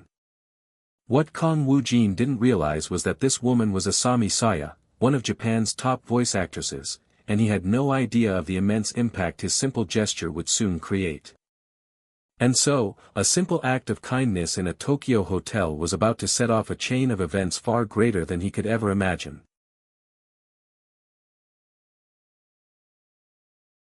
On a clear day, filming was underway at a stately brick building. From an unseen control room, a voice called out the signal to begin the take. A hand swept gracefully over the piano keys. The person at the desk expressed their satisfaction, noting that this was the exact atmosphere they wanted for the newly added scene. The piano scene, originally cut from the novel's adaptation, was hastily redesigned and filmed today due to Woojin's captivating performance 2 days prior. An old man on set remarked that after seeing Woojin's soul-capturing piano playing, he couldn't possibly just let the opportunity pass. Woojin cryptically responded that it had been a long time. With a soft touch, he began to play the opening notes. The crew, including a woman with blonde hair and a man in a suit, instantly recognized it as the same song Woojin played at the restaurant. However, the woman with blonde hair observed that the feeling was completely different, as the performance was stiff and emotionless. A woman in a pink hoodie got goosebumps, wondering if Woojin was acting even while playing, so jarring was the difference. The director, a man in a purple jacket, internally noted that this was precisely his intent, a performance not for an audience, but a monologue whispered to oneself. Woojin's fingers continued their deliberate press upon the keys. The man in the gray shirt glanced over at the actress with green hair. A faint trace of emotion then began to seep into the withered performance. The man in the gray shirt was stunned, realizing it was as if Woojin were speaking directly to the actress through the piano, the emotional shift being immense. The director found the result even more bizarrely perfect than he had planned, proving the character's heart was not dead, but merely strange. Observing the crew's hushed reactions, a woman with long brown hair felt her directorial intentions had landed perfectly. A voice boomed, "Cut," as the director leaped from his chair, praising Woojin for a great take. The man in the gray shirt was certain that not just the people present, but every future audience member would be enthralled. He confidently stated that there was no way they wouldn't fall for this absurdly brilliant variation. The director thanked Woojin for his hard work on the sudden addition, mentioning that filming for their project was almost finished thanks to him. The man in the purple jacket confirmed Woojin was returning to Korea that day, and Woojin's representative affirmed that the shoot would wrap up by his next visit. Woojin apologized for his temporary departure with a respectful bow, but the director assured him it was quite alright and that he'd see him at the next shoot. The man in the gray shirt muttered about his tight schedule, with a food commercial to film before he could head to Korea. He was thinking about his next project, Leech, when the man in the purple jacket suddenly called his name. The director, his face serious, confronted Woojin, asking him just what exactly he had done. A confused Woojin could only ask what he meant by that. The man with glasses showed him a phone, revealing that from YouTube to all over Japanese social media, Woojin's name was trending. The internet was plastered with his piano performance video, which was rapidly going viral. The young man stared at his phone in utter confusion, a giant question mark practically floating above his head. A man in a suit suggested that while not a bad situation, Woojin must have played the piano knowing this would happen. Woojin weakly agreed that he figured as much, while internally screaming that he never expected it to blow up this much. As was becoming usual for him, Woojin was completely flustered, unable to understand why everyone was making such a fuss. While he filmed a ramen commercial, tags related to his piano playing multiplied frantically across Japan, though a few negative comments still surfaced. However, the atmosphere shifted once more when a post from a voice actress named Asami Saya appeared on social media. She was the mother of the girl for whom Woojin had played, and her post explaining the heartwarming backstory drove Japanese netizens wild. With this new context, public suspicion vanished, and indifference turned into an admiration that approached worship. Soon, news of Kang Woojin's piano skills that shook Japan reached Korea, causing both countries to buzz about him day after day. Meanwhile, an airplane ascended into the sky. On board, a man in a suit expressed his relief that they could leave secretly without reporters, to which Woojin quietly agreed. Leaving the noisy situation in Japan behind, Kang Woojin felt as though he had dropped a nuclear bomb and run away, though he knew he hadn't planned for any of it. Unaware of the true scale of the situation, he naively thought things would quiet down by the time he returned to Japan.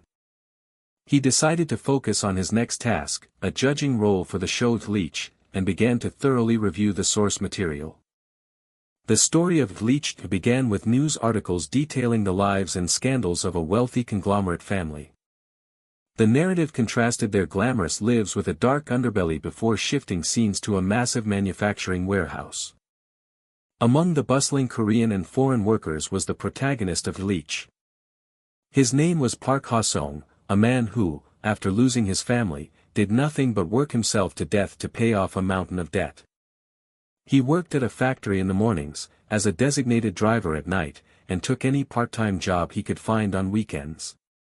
Though he had no notable abilities besides being a good worker, he was confident in sign language, which he learned for his late deaf mother.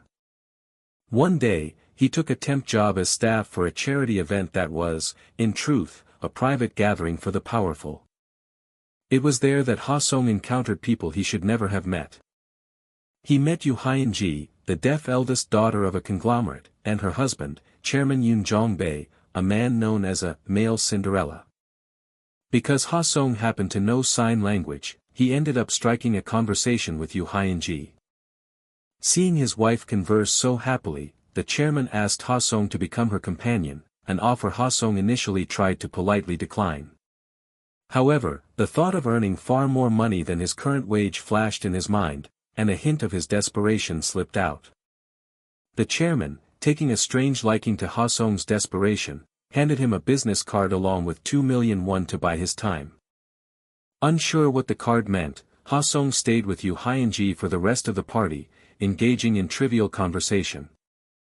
Feeling it was a once-in-a-lifetime opportunity, he eventually decided to contact the number on the business card. Almost immediately after he made contact, the chairman appeared in a luxury sedan right in front of Ha-sung's studio apartment. Inside the vehicle, the chairman offered to pay off Ha-sung's debts and give him a job as his wife's secretary for a monthly salary of 6 million won. Then, the chairman added one more condition: Ha-sung had to make his wife become blindly reliant on him. To a man who had desperately endured a mountain of debt, the offer was excessively sweet. With a quiet resolve, Ha-sung accepted the deal, knowing it was something he could never refuse. The two men then sealed their dark pact with a firm handshake. An author's note explained that because the actor Woojin was working on many projects, the webtoon's adaptation order was adjusted slightly from the original novel. The camera panned across a modern brick building, the theater where today's pivotal auditions would take place. In the parking lot, Kang Woojin and his manager stood near a black van, preparing for the day ahead. Woojin's mind reeled with exhaustion, unable to believe he was being thrown right back into work the very moment he landed in Korea.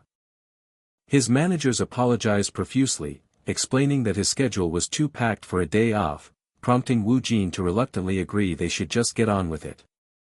One of his managers noted that because Woojin was on the judging panel for Bleach, only the most serious, top-tier actors had dared to audition.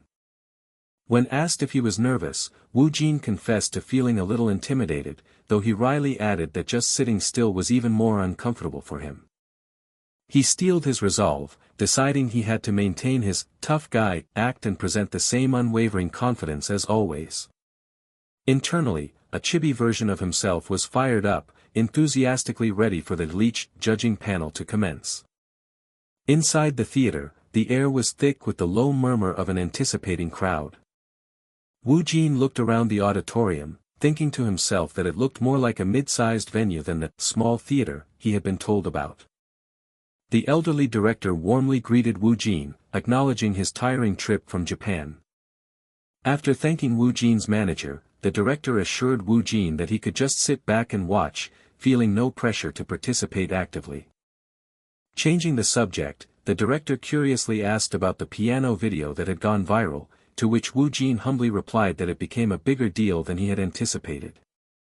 The director praised his mysterious talent, remarking that such skill doesn't come from just a year or two of practice, which made Woojin feel slightly embarrassed. He then brought up Woojin's role in DD Song's next film, and Woojin confirmed that the news about Unnecessary Evil had broken while he was away. The director earnestly advised him not to push himself too hard, calling him a future leader of the Korean film industry and a massive asset to the acting world. In his heart, the elderly director saw Woojin as something more, the very actor who would carry his legacy and goals all the way to Hollywood. Woojin internally recognized this for what it was, the director's own subtle, tsundere way of showing that he cared for him. The director then made a major announcement, revealing that another actor had been confirmed for the role of Yoo Hyunji. Woojin was visibly shocked to hear that the part would be played by the renowned actress Oh Hye-young. She was a celebrated veteran with over 25 years of experience, possessing a timeless beauty and an elegant image that kept her at the top of the industry. Utterly impressed by the star-studded lineup, Woojin could only marvel that the casting was this insane for what was supposed to be a simple rehearsal. At that moment, actor Sim Han-ho approached, expressing his admiration for Woojin's recent work before asking if he had completed his analysis of the Bleach script. Taken aback by Sim Han-ho's powerful aura, Woojin politely replied that he was, in fact, still working on it. As the murmurs in the crowd continued, the director called for the audition to finally begin and asked everyone to take their seats. A woman in glasses on the panel asked who was up first, and a man in a blue suit announced that Mr. Jin Jae-joon would be the first to audition. The elderly director began to offer himself as the acting partner to provide cues, but he was suddenly interrupted. Woojin stood and stunned the entire room by declaring, "I'll be the acting partner." A wave of shocked whispers rippled through the theater as the director and others questioned what on earth Woojin was thinking. The director admitted it would be helpful for the evaluation but asked if Woojin was sure he was up for it, to which he simply replied that he didn't mind.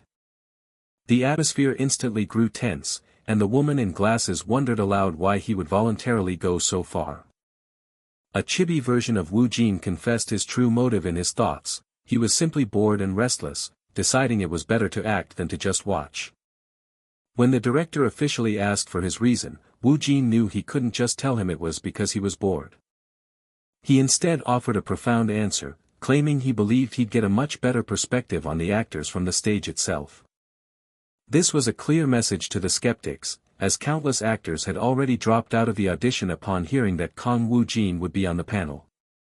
This outcome was exactly what the casting team had hoped for, creating a situation where only actors who truly wanted the role, not their reputation, would show up. Woojin was making it clear that he was going to show them through his actions why he belonged in that judge's seat. One of his managers relented, remarking that the actors auditioning today would really need to brace themselves for a challenge. When a staff member offered him a side script, Woojin casually waved it away, confidently stating that he would be fine without one. He calmly insisted to the surprised woman that it was actually better for him to perform without a script. The older man flinched at his audacity, while the man in glasses began to caution Woojin against pushing himself too hard. The man in glasses quickly changed his tune, telling Woojin to do as he pleased, and the director gave his full permission for him to improvise. With all restraints cast aside, the theater was about to witness a completely unleashed Kang Woojin. The first actor, Jin Jae-jun, felt a jolt of anxiety as he realized how drastically their positions had reversed since they last worked together. In less than half a year, he had gone from being the lead to the challenger, a fate he found difficult to comprehend. A staff member formally asked Mr. Jae-jun which of the three provided scenes he had prepared for his audition. Jae-jun announced he had prepared the confrontation scene with Park Ha-sung, and the director told him to begin when he was ready. P4T, he watched Woojin, inwardly noting how he wasn't even glancing at a script and recalling his legendary ability to master lines in minutes. Narration transition. A sudden realization then struck Jae-jun: if Woojin was partnering for every actor, he'd have to perform multiple different roles throughout the day. He tried to rationalize that Woojin would just wing the other parts, before turning to the director and declaring that he was ready. The director called action, as narration explained Jae-jun's role was Yoon-jak, the power-hungry eldest son of the Chable family. Jae-jun swaggered forward as Yoon-jak, his tone dripping with condescension as he asked about his mother. This scene took place long after Park Ha-sung had transformed, his initial defeatism replaced by cold ambition, and all eyes were on Woojin to see how he would portray it. Woojin, as Ha-sung, calmly replied that mother's condition was good, the casual use of the title causing Yoon-jak to do a double take. Ha-sung continued to taunt him, explaining she told him to call her mother and mockingly asking if he should now call Jak Hyung-nim, provoking his opponent's rage. Unfazed by the outburst, Woojin's Ha-sung calmly insisted he was just stating facts, adding that mother had told him to take it slowly. He continued his provocation with feigned innocence, musing that mother would surely be sad if he didn't call her by that name. Yoon-jak finally exploded, screaming at Ha-sung to act like the leech he is and not to step into a world where he doesn't belong. In response, Woojin's Ha-sung tilted his head and chillingly questioned if they were really living in different worlds at all. He closed the distance between them, whispering with a predatory stillness, "We're right here together." A heavy, stunned silence fell over the room, soon broken by a rising tide of shocked murmurs. The director knew then that Woojin had no intention of doing this half-heartedly, having instantly pulled out Park Ha-sung's hidden, darker side. With dawning realization, the elderly director identified the core of the performance with two words: Ripley syndrome, the very essence of the character. In the story, this transformation was a slow, gradual build-up, an emotion that should have been impossible to manifest so perfectly in an instant. The director marveled at the scene, admitting to himself that Woojin's acting was at a level where the Park Ha-sung he had imagined now felt lacking. Across the room, a man identified as Director Kwon experienced a moment of profound clarity. He finally understood the indescribable, heart-racing thrill a director feels when their creation manifests so perfectly in reality. A line of anxious actors waited in the hallway, their silhouettes betraying the tension in the air. A woman in a gray suit fretted that with Woojin as the partner, any actor who was merely decent would be completely toast. Han So-jin, however, scoffed at the idea, thinking to herself that no matter who the partner was, she would be the one to get the part. A rookie actress in her third year, Han So-jin had won the Best New Actress award in the same year Kang Woojin won Best New Actor. While it was a great achievement after a short period of obscurity, she was inevitably overshadowed by Woojin's sudden and complete dominance of the industry.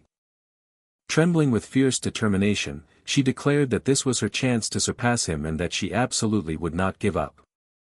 Just then, a man in a gray shirt called for Han So-jin, who rose immediately to enter the audition room.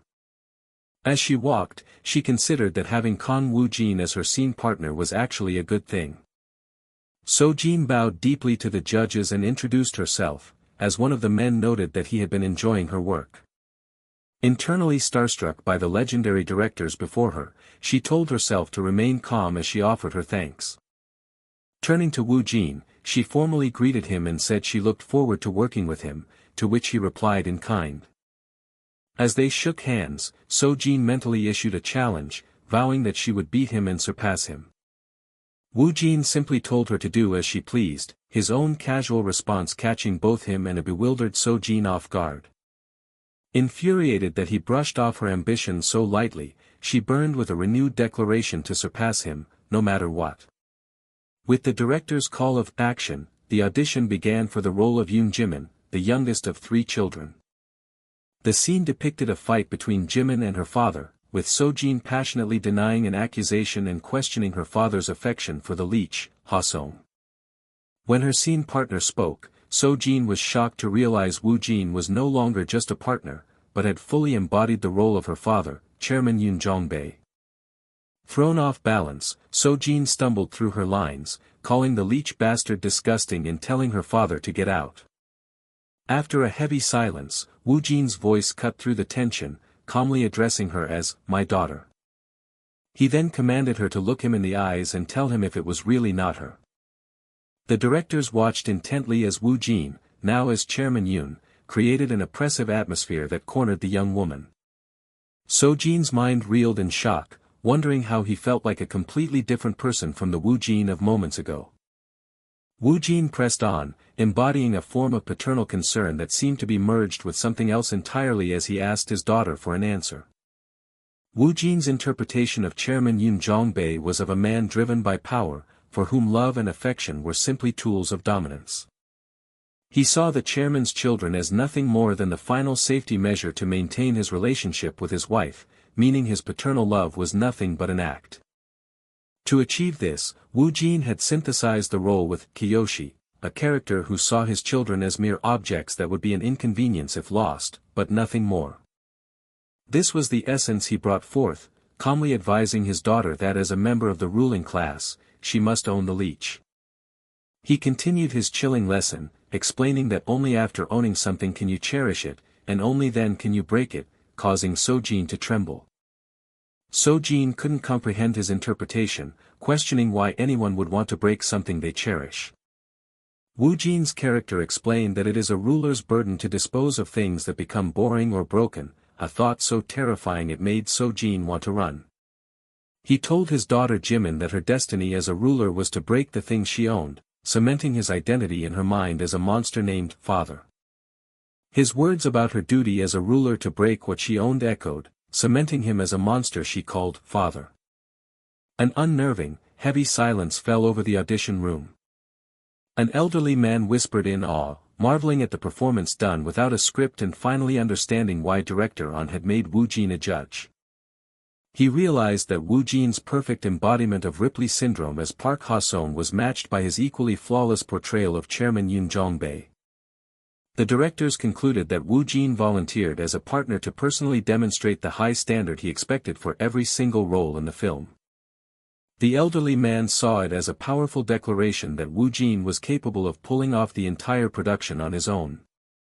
The silver-haired man agreed, stating Woojin was telling the other actors to analyze their roles until their tails fell off and to dig even deeper. A woman watching from the side smiled, remarking that she had come without much thought but had witnessed something truly incredible. Afterward, at director On Gabok's signal, the long day of auditions finally came to a close. Woojin sighed in relief, satisfied that he had done a good job as a partner without slacking on his duties as a judge. After thanking everyone for their hard work, he paused, noticing the strange looks everyone was giving him. A wave of panic hit him as he wondered if he had done something wrong, despite believing he had held back when playing the other roles. He tried to rationalize their stares, thinking that for a gathering of top actors, his performance should have been expected. Suddenly, the old director, On Gabok, stood up and called out Woojin's name. Director On praised him for firmly establishing his authority as a judge while simultaneously setting the definitive standard for acting. Woojin was completely baffled, having no idea what standard or authority they were talking about when all he did was act as a partner. The silver-haired man added that the veteran actor surely understood his hidden intent, as the people around them nodded in a growing misunderstanding. Deciding it was best to play along, Woojin adopted a composed persona and simply said he did what he could. The silver-haired man then asked how much time he devoted to interpreting Chairman Yoon, to which a flustered Woojin admitted it was not much. He casually added that he just worked on it in his spare time while also preparing for Park Ha-sung and the other roles. The silver-haired man was stunned, realizing that the incredible performance they saw wasn't even Woojin at his best, but just enough to be a good partner. Their conversation was interrupted by a woman in a white dress who politely greeted the directors. It was the actress Hyeryong, who explained she was glad she could make it in time for the auditions. Hyeryong then greeted Woojin, feeling like she was meeting a celebrity, a sentiment Woojin silently reciprocated. Woojin introduced himself, but Hyeryong replied that there wasn't a single person in Korea who didn't know his name. She praised his performance, admitting it made her feel she needed to stay on her toes and that she now understood the standard he was setting.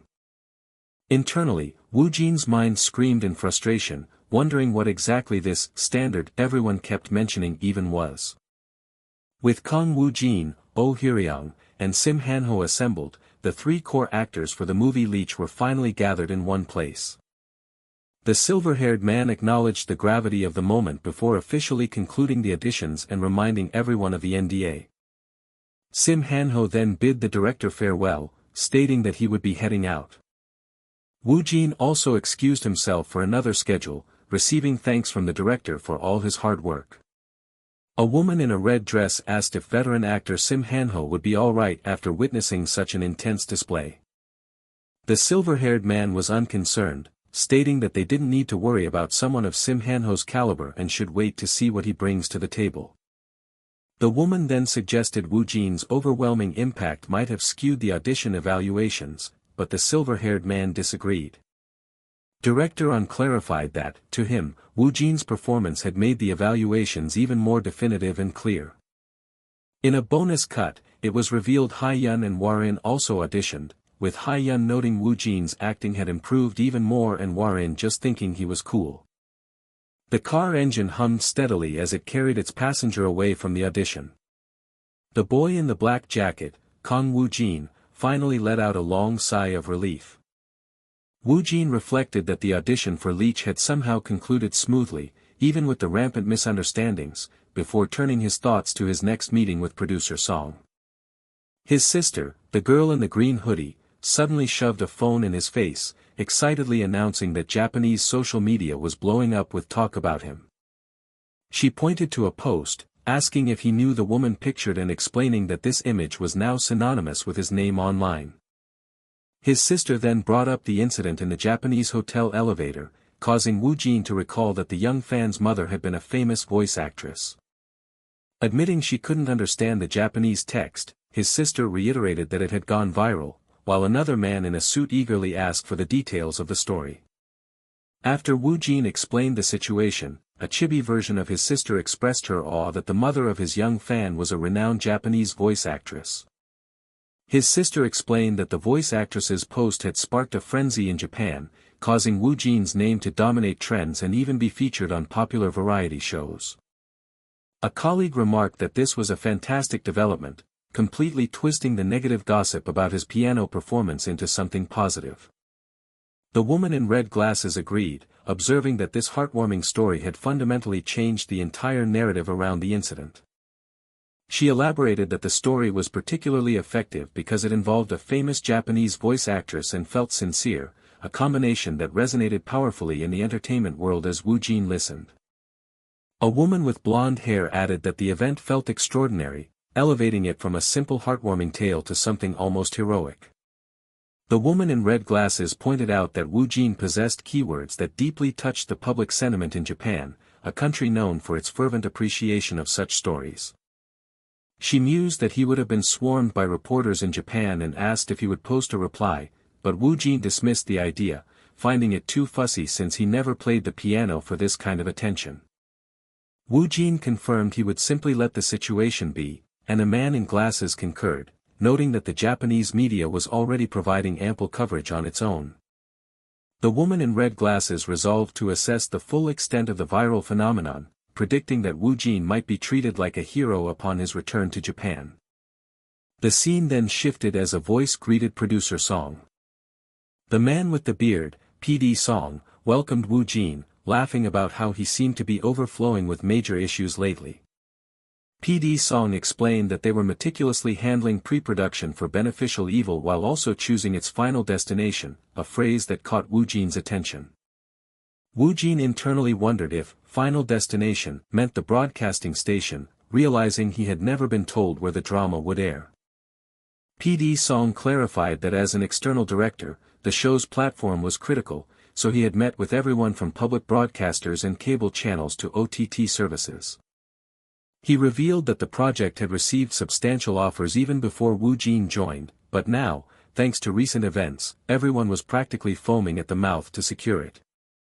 PD Song emphasized that with his own name value, the acclaimed writer Choi Hana, and now Woojin himself, the project was an undeniable all-in situation. While the script received excellent evaluations, PD Song felt it was too good for a simple domestic broadcast, even though SBC, his old home, had been the frontrunner. Then, PD Song dropped a bombshell, stunning Woojin as he announced they had received an offer from Netflix. He explained that Netflix offered a unique challenge, to launch Beneficial Evil globally as a Netflix original. A bewildered Woojin repeated the words back, struggling to process the sudden leap to a global stage. PD Song confirmed their main stage would be the entire world, as he believed the drama had the potential to succeed overseas. Stating that the lead actor's opinion was important, PD Song asked for Woojin's thoughts, prompting Woojin to voice his concern over the potential risks. A man in a suit from Woojin's team agreed, pointing out that a domestic broadcast would guarantee success since Woojin was known as a ratings guarantee. Conversely, he explained that this advantage was non-existent in the overseas market, where a massive success was possible, but a flop would have more than double the negative impact. Assuring Woojin he wouldn't be forced into a decision, the man in the suit asked about the writer's preference.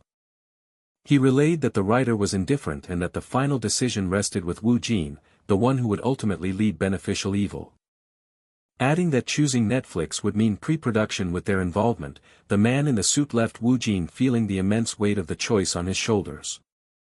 The man in the suit deferred to Woojin's sharp intuition, asking which option felt like it had the better meaning. After a moment of thought, Woojin stated that he didn't feel it was a bad idea, leading the man to ask if he was preparing to go global. Woojin stood up decisively, declaring he would do it without any delay, much to the other man's delight. Inspired by Woojin's ambition, the man declared that they would sweep the whole world with Beneficial Evil and run like their lives depended on it. Woojin simply agreed, but his mind reeled at how the scale of his surroundings kept becoming ridiculously huge while he felt he was just sitting still. As the man with the beard went to contact Netflix, Woojin resolved to ignore the pressure and just focus on his acting. The man with the beard suddenly paused with a new thought, at the same time Woojin wondered how this would affect the grade of Beneficial Evil. Deciding to check, Woojin mentally prepared to access his system. A sound of pure confusion escaped his lips. He was shocked to find the grades for his other works, including Leech, had all risen to SS grade. With bated breath, he then checked the grade for Beneficial Evil. Woojin's eyes widened in disbelief at the result, an unheard of SSS plus grade, a new maximum for the system. He gulped, realizing the grade had jumped immediately after the Netflix deal was confirmed. He grinned, imagining the global launch would be a massive hit, serviced in multiple languages all over the world. Though he desperately wanted to shout the news, Woojin restrained himself, deciding to focus solely on his acting and see what the future held. He then mused on why the grade for Leech had also increased, wondering if it was connected to director On's comments about a new standard for acting. He also considered the possibility that it was due to the recruitment of legendary top actress Oh Hyeryong and other top-tier talent. Realizing the cast for Leech was on an insane level, Woojin understood he would have to bring an intense performance. The click of a screen changing drew his attention back to the present. As Woojin wondered about his next schedule, a woman called out to him. The green-haired woman excitedly announced that the official audition results for Leech were out. An official press release confirmed the main cast, listing Shim Han-ho, Kang Woojin, Oh Hyeryong, Jin Jae-jun, and Han So-jin. Seeing the names, Woojin realized Hae-yun and Hwa-rin had been eliminated and briefly debated sending them a message of encouragement. A woman on his team wondered aloud if they should contact Hae-yun, but an older man immediately shut it down, stating that a professional like her didn't need it. Another colleague with glasses told Woojin not to bother contacting them either, correctly guessing he wasn't the type to care anyway. His manager stepped in, stating that their respective teams had surely handled comforting them, before briskly moving on to the next schedule. The manager listed a packed day, including an interview for Island of the Missing and a channel shoot with guest Ri Young-min, prompting Woojin to sigh at the busy schedule. As an afterthought, the manager mentioned they were getting bites from the Hyuksang side, a name that prompted a flicker of confusion from Woojin. His manager explained that the Hyuksang Awards covered both film and TV, and given Woojin's momentum last year, he would likely win more than 1 or 2 trophies. Scheduled for mid-March, the manager told him it was something to look forward to, and Woojin quietly took a sip of his drink. Following its star-studded cast announcement, Beneficial Evil made its official debut with an exclusive article announcing its worldwide release on Netflix. While public anticipation skyrocketed, online forums buzzed with a mixture of excitement for Kang Woojin and skepticism about a K-drama's global prospects.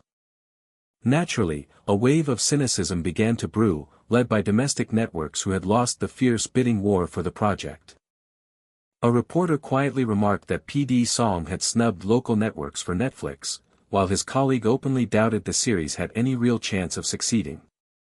This sentiment was a bitter cocktail of resentment and cold realism, as industry experts warned that the creators were complete unknowns to foreign audiences. However, PD Song Man-woo was far too busy to worry about the chatter, dismissing the critics as a bunch of busybodies with nothing better to do. At that very moment, a behind-the-scenes featurette for Island of the Missing went live, with actor Ryu Young-min introducing his character, Lieutenant Choi Yute. Within a mere 2 hours of its release, the promotional clip had already amassed over 500,000 views. The comments section exploded with hype as the massive anticipation centered entirely on Kang Woojin, with fans obsessing over his versatile performance and military uniform. Riding this explosive wave of popularity, Woojin's momentum continued to build as attention shifted to his variety show at the HTBS network. Inside the bustling control room, a woman excitedly announced to producer Yoon that the latest viewership numbers had just dropped. Propelled almost entirely by Kang Woojin's incredible star power, the show's ratings had already soared to a staggering 19%. The entire room held its breath as the producer prepared to announce the final count, desperately hoping they had shattered the elusive 20% milestone. Producer Yoon's voice boomed through the room as he declared the episode had achieved an incredible 20.48% viewership. The staff erupted in cheers, with one woman exclaiming that breaking 20% was a miracle in the current television landscape. A man in a suit praised producer Yoon, stating that casting Kang Woojin was an act of pure genius that anchored the show's success. Just then, a woman in uniform, Ryder Kim, urgently approached producer Yoon with a question. She leaned in and whispered that she had just gotten off the phone with the marketing team from a major food manufacturer. To producer Yoon's utter astonishment, Ryder Kim revealed they were highly interested in commercializing the seaweed flake makuksu recipe Woojin had created on the show. Ryder Kim could hardly believe it herself as she processed the company's intent to sell the noodle dish on the mass market. Back on the set of the cooking show, Kang Woojin, dressed in a white hoodie, proudly announced that his dish was ready. He declared that the flavors turned out exceptionally well, earning praise from the crew and his fellow cast members. As the shoot wrapped up, Woojin thanked everyone for their hard work, and a man in an apron praised him for the delicious meal. Woojin then glanced around, asking where CEO Choi had gone, only to be told by a man in a dark shirt that the CEO had to leave for another meeting. Another man, the actor Ryu Young-min, asked the man in the dark shirt if he could pass a message to the CEO, admitting he didn't have his direct number. The man with glasses, Ryu Young-min, then dropped a bombshell, stating that he wanted to set up a meeting to discuss transferring to their agency. He explained that his contract was ending and he was genuinely looking to leave his current company for BW Entertainment, leaving a nearby woman completely stunned. The man with black hair promised to relay the message to the CEO, and Ryu Young-min thanked him for his help.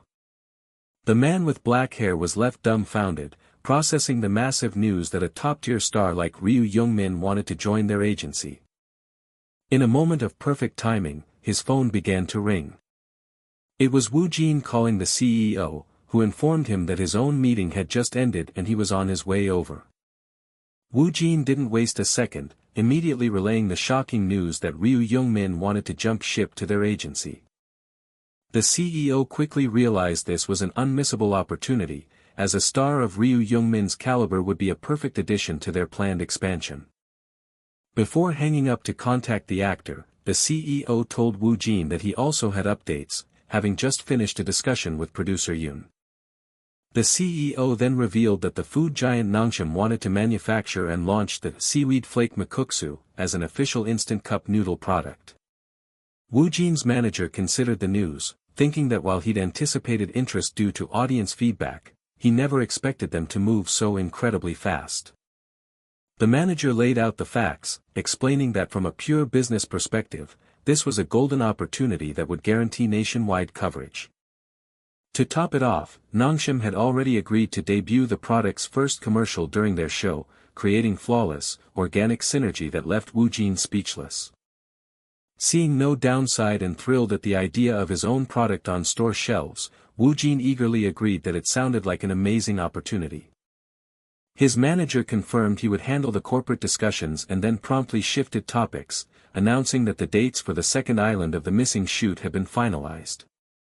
He explained that coordinating the star-studded cast schedules and LA logistics meant the trip would be a much shorter 4 to 5 day shoot. However, due to the show's sky-high ratings, the showrunners were determined to maintain the episode count by filming the season finale back in Korea. This meant Woojin's schedule was packed, with the shoot for Island of the Missing starting March 1st, immediately after the table read and press junket for Leech.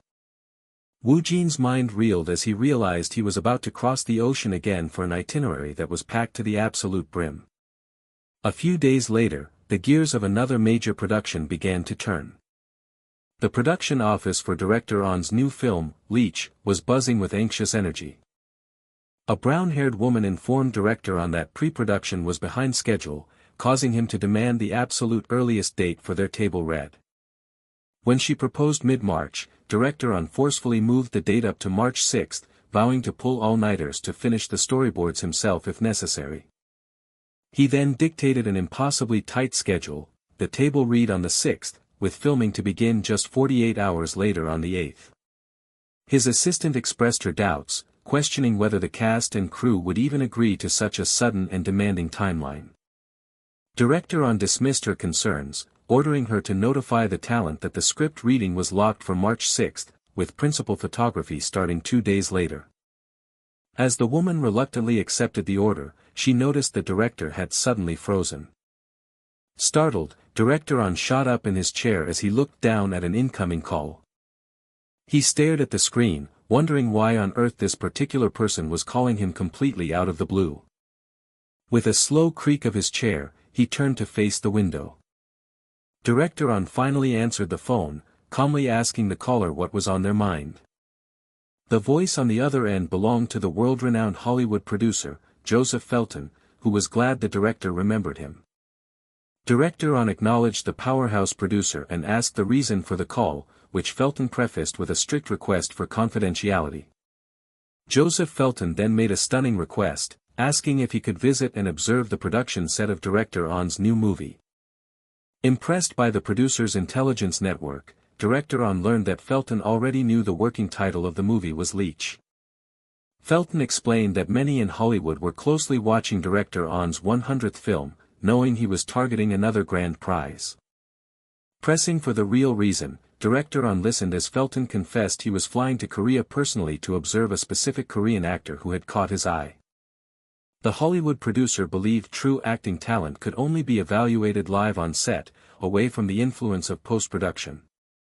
When Director On asked what he needed to be certain of, Felton cryptically replied he was there to assess the actor's limitless potential. Director On's mind raced, trying to figure out why a top-tier producer was scouting Korean talent and, more importantly, which of his actors was the target. Felton mentioned he already had a trip to Seoul planned, and Director On suggested that the timing could work for a set visit. Felton agreed, seeing this as a heaven-sent opportunity. Director On internally celebrated the massive door this could open and simply told Felton to give him a heads-up before his flight. In a quiet neighborhood, a woman waved goodbye as she walked down the street with a man and a young girl.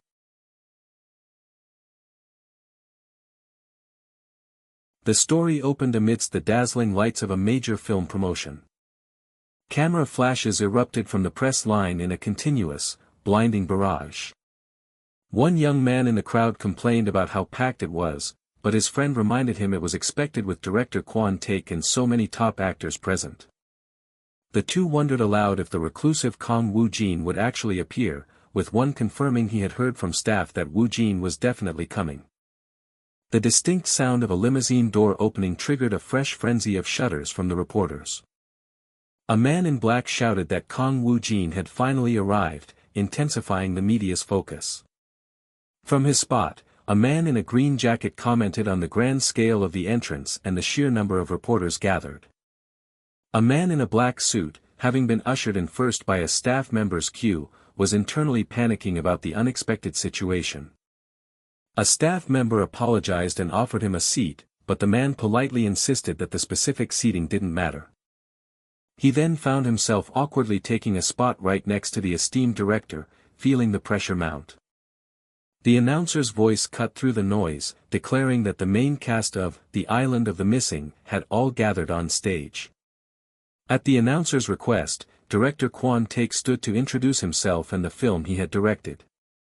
Kang Woojin politely greeted the director as the introductions prepared to move down the line. He was immediately startled by a sudden, overwhelming storm of camera flashes directed at him.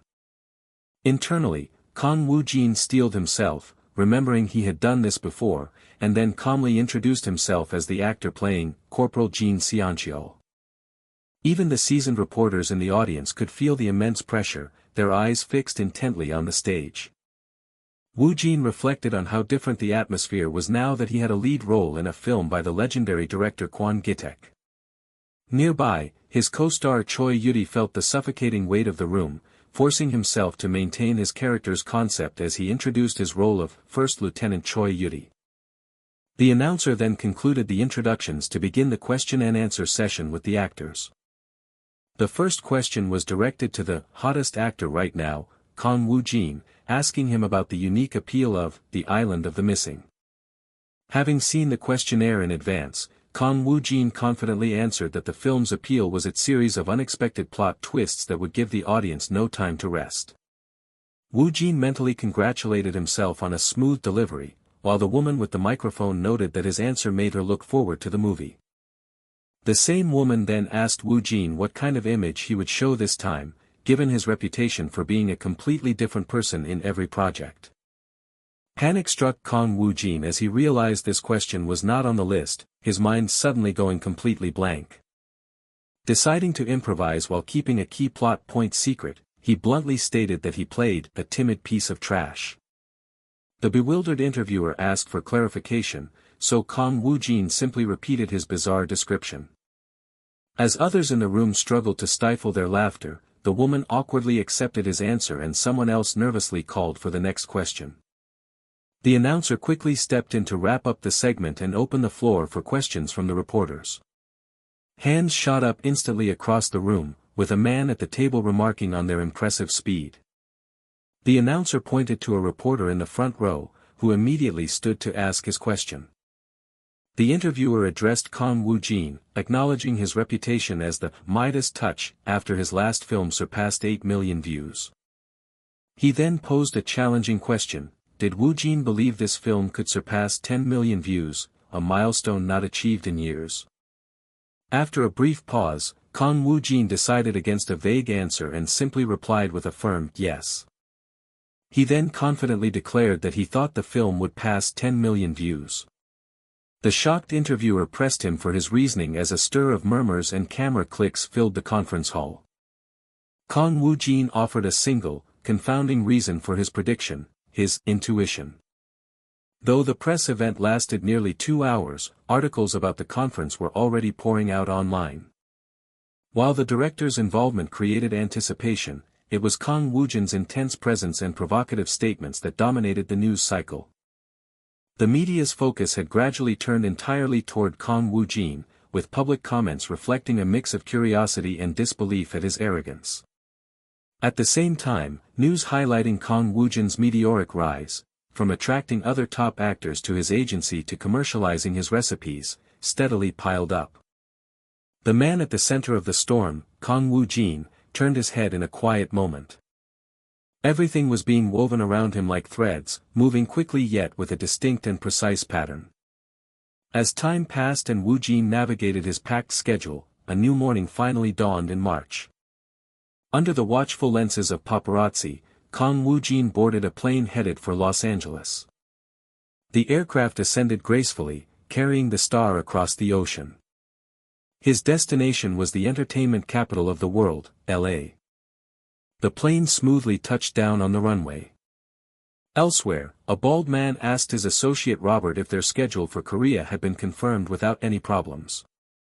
The bald man reviewed their plans, including meetings with distributors and a visit to director on Gabok's film set. He then asked Joseph, the muscular man, if he had contacted their party in Korea, and Joseph confirmed he had. A man in a suit chimed in, mentioning that Kang Woojin was reportedly on his way to LA to film his show, Our Table. As another article about Woojin's arrival appeared, a woman in a suit asked a man with braids if he wanted to alter their flight to meet him. The man with braids declined, stating he preferred to meet Woojin in Korea as an actor, not a TV personality. The man in the suit voiced his concern that Woojin's many side activities might have diminished his acting intensity. However, the man with braids felt Woojin might be an exception, especially since the highly respected Megan Stone had personally called him a star. A woman with glasses then remembered that Megan was also heading to Korea for the Baeksang Arts Awards in mid-March. The man with braids explained that to succeed in Hollywood, a casting director needed solid information on actors across the globe. A man with dark hair smirked, knowingly suggesting their trip to Korea was about more than just Kang Woojin. As their vehicle came to a stop, the man with braids announced to Joseph that they had arrived. He trailed off, beginning to make a suggestion as they prepared to exit. The woman in white finished his thought, proposing they should consider going to the Baeksang Awards if their schedule allowed. A quiet click echoed as a car door swung shut. The low hum of electronics filled the air. A subtle, knowing smirk appeared on a character's face. An elderly man looked on in awe, expressing his disbelief at the contents of the chapter. The scene erupted with the thunderous cheers of an excited crowd.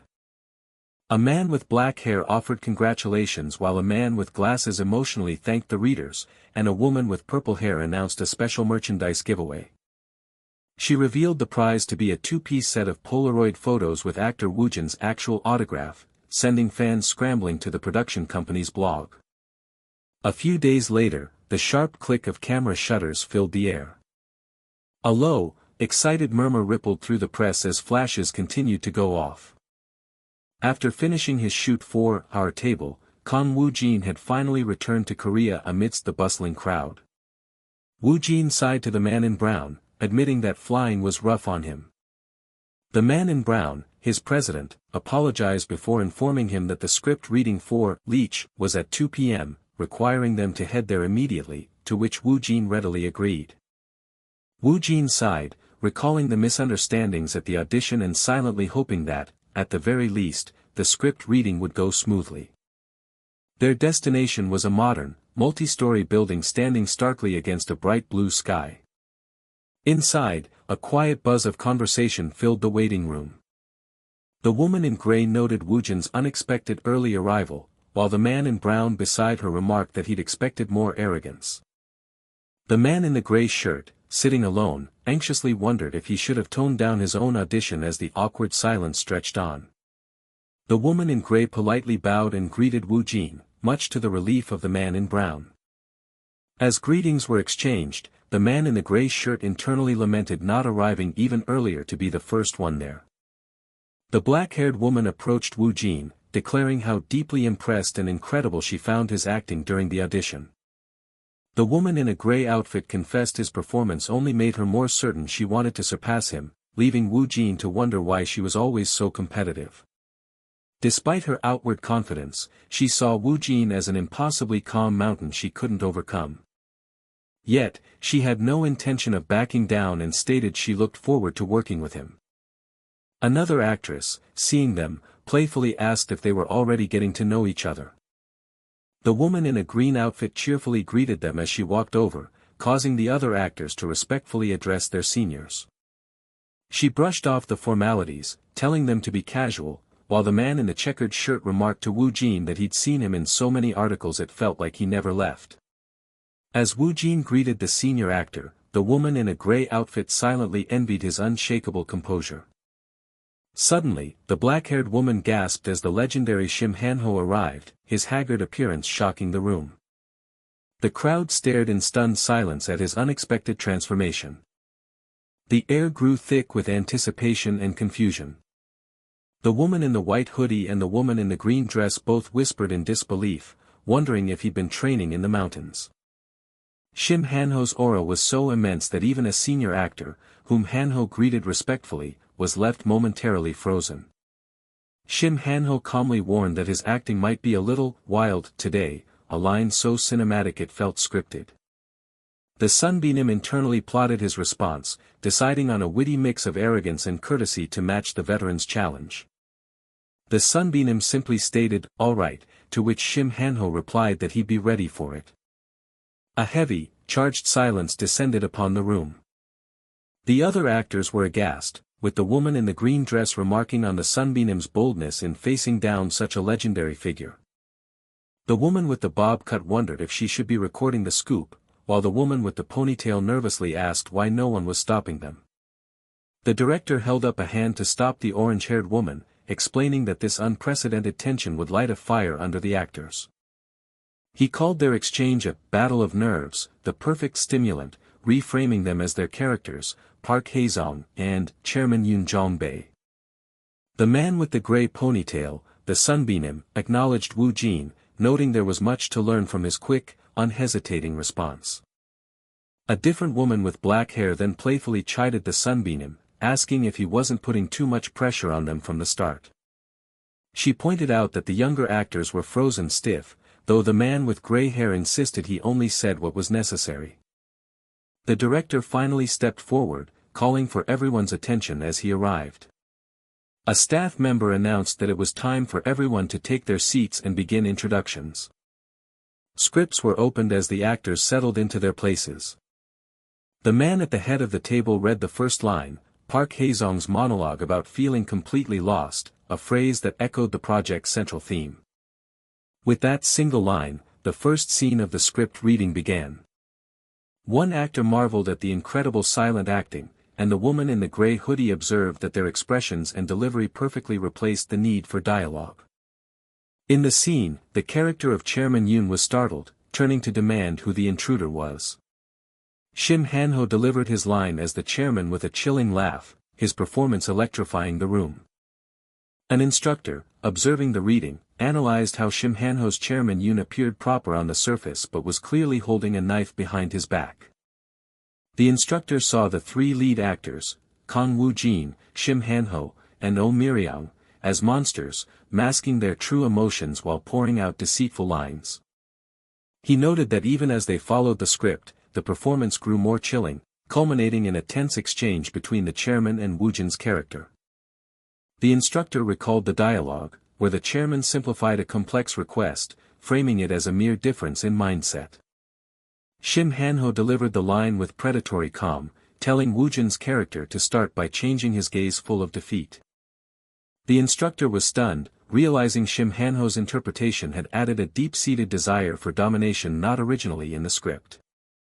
However, he also saw that Kang Woojin wasn't being pushed back at all, matching the veteran's energy by asking if simply sharing the chairman's world was enough. The instructor recognized that Kang Woojin had been this way from the start, a true equal in this fight between acting monsters. Watching from afar, Joseph felt a thrill of anticipation, imagining how fierce the actual filming would be. A voice called out to Joseph through his earpiece. The bald man in the suit asked about his plans for the Bleach script reading, but Joseph decided to attend the official shoot instead, wanting to see Woojin's full performance. Joseph confirmed he would move his schedule around, but his planning was interrupted by an incoming call. Answering his phone, Joseph was surprised to hear from a woman named Miley. He told Miley he was in Korea, and she replied that she knew, which was why she was asking for his specific location. Miley then dropped a bombshell: she had also just arrived in Korea, leaving Joseph completely shocked. She explained she had come secretly and asked him to keep it quiet, before revealing her more important reason for calling. Miley stated that she'd heard he was going to the first filming of Bleach on the 8th, forcing Joseph to question how she knew. She casually explained that her team's inquiry to the Bleach production was mistaken for his, which is how she found out his plans before asking why he was going. Joseph countered that as a producer his presence was normal, questioning why the famous Miley Cara would be interested in that particular movie. He then correctly guessed her interest was in Kang Woojin, and her line of questioning confirmed his suspicion that she was also going to see the actor. Miley Cara coyly deflected, claiming there were many good actors on set, but then proposed they go to the filming together. Joseph considered her request, realizing that having a star of her magnitude owe him a favor was too good an opportunity to pass up. He agreed to her terms but asked if she really came to Korea just for Woojin, before she cryptically said she had other business and would see him on the 8th. After the call, Joseph was certain that whatever Miley Cara's intentions were, they revolved around Kang Woojin. He suspected she had seen something special in Woojin during his past movie promotions and now wondered what she was planning to do. In a sudden break, a small man nervously expressed his embarrassment over signing autographs for the 100th chapter giveaway, hoping the readers would like them. The older man suddenly called out to Kang Woojin, getting his attention. He then asked Woojin if he could get one of the Polaroid giveaway prizes for himself. The young man cut in, stating that he didn't even have one himself, and directed everyone to the production company's blog to join the event.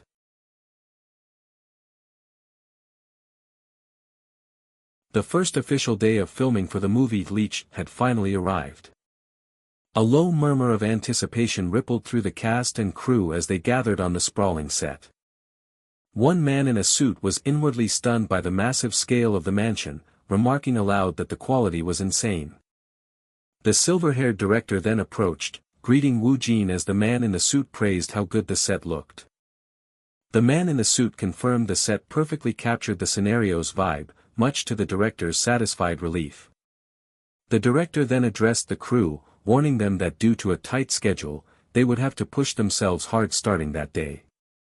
He elaborated that they might film through the night, which caused the man in the suit to internally abandon any hope of getting off work on time. The director instructed everyone to remain on standby as filming would begin shortly, just as a new commotion began to stir nearby. As the buzz grew, the director glanced over, musing that his expected guests must have finally arrived, which left the man in the suit puzzled. The crowd's murmuring intensified as a woman in a brown jacket gasped in utter surprise. A panicked man nearby couldn't believe his eyes, frantically wondering why the globally famous star Miley Cara was on the Bleach set. The woman in the brown jacket, who was indeed Miley Cara, urged her companion to keep a poker face and avoid looking over. Her companion, a man in a white suit, warned her not to show her face, but she insisted she was at least going to say hello to Mr. Woojin. Miley Cara observed that Woojin had already noticed them, finding it fascinating how his aura changed completely when he shifted from his hobbies to his work. Just then, an announcement for a 10-minute standby echoed, and the man in the white suit realized filming was about to commence.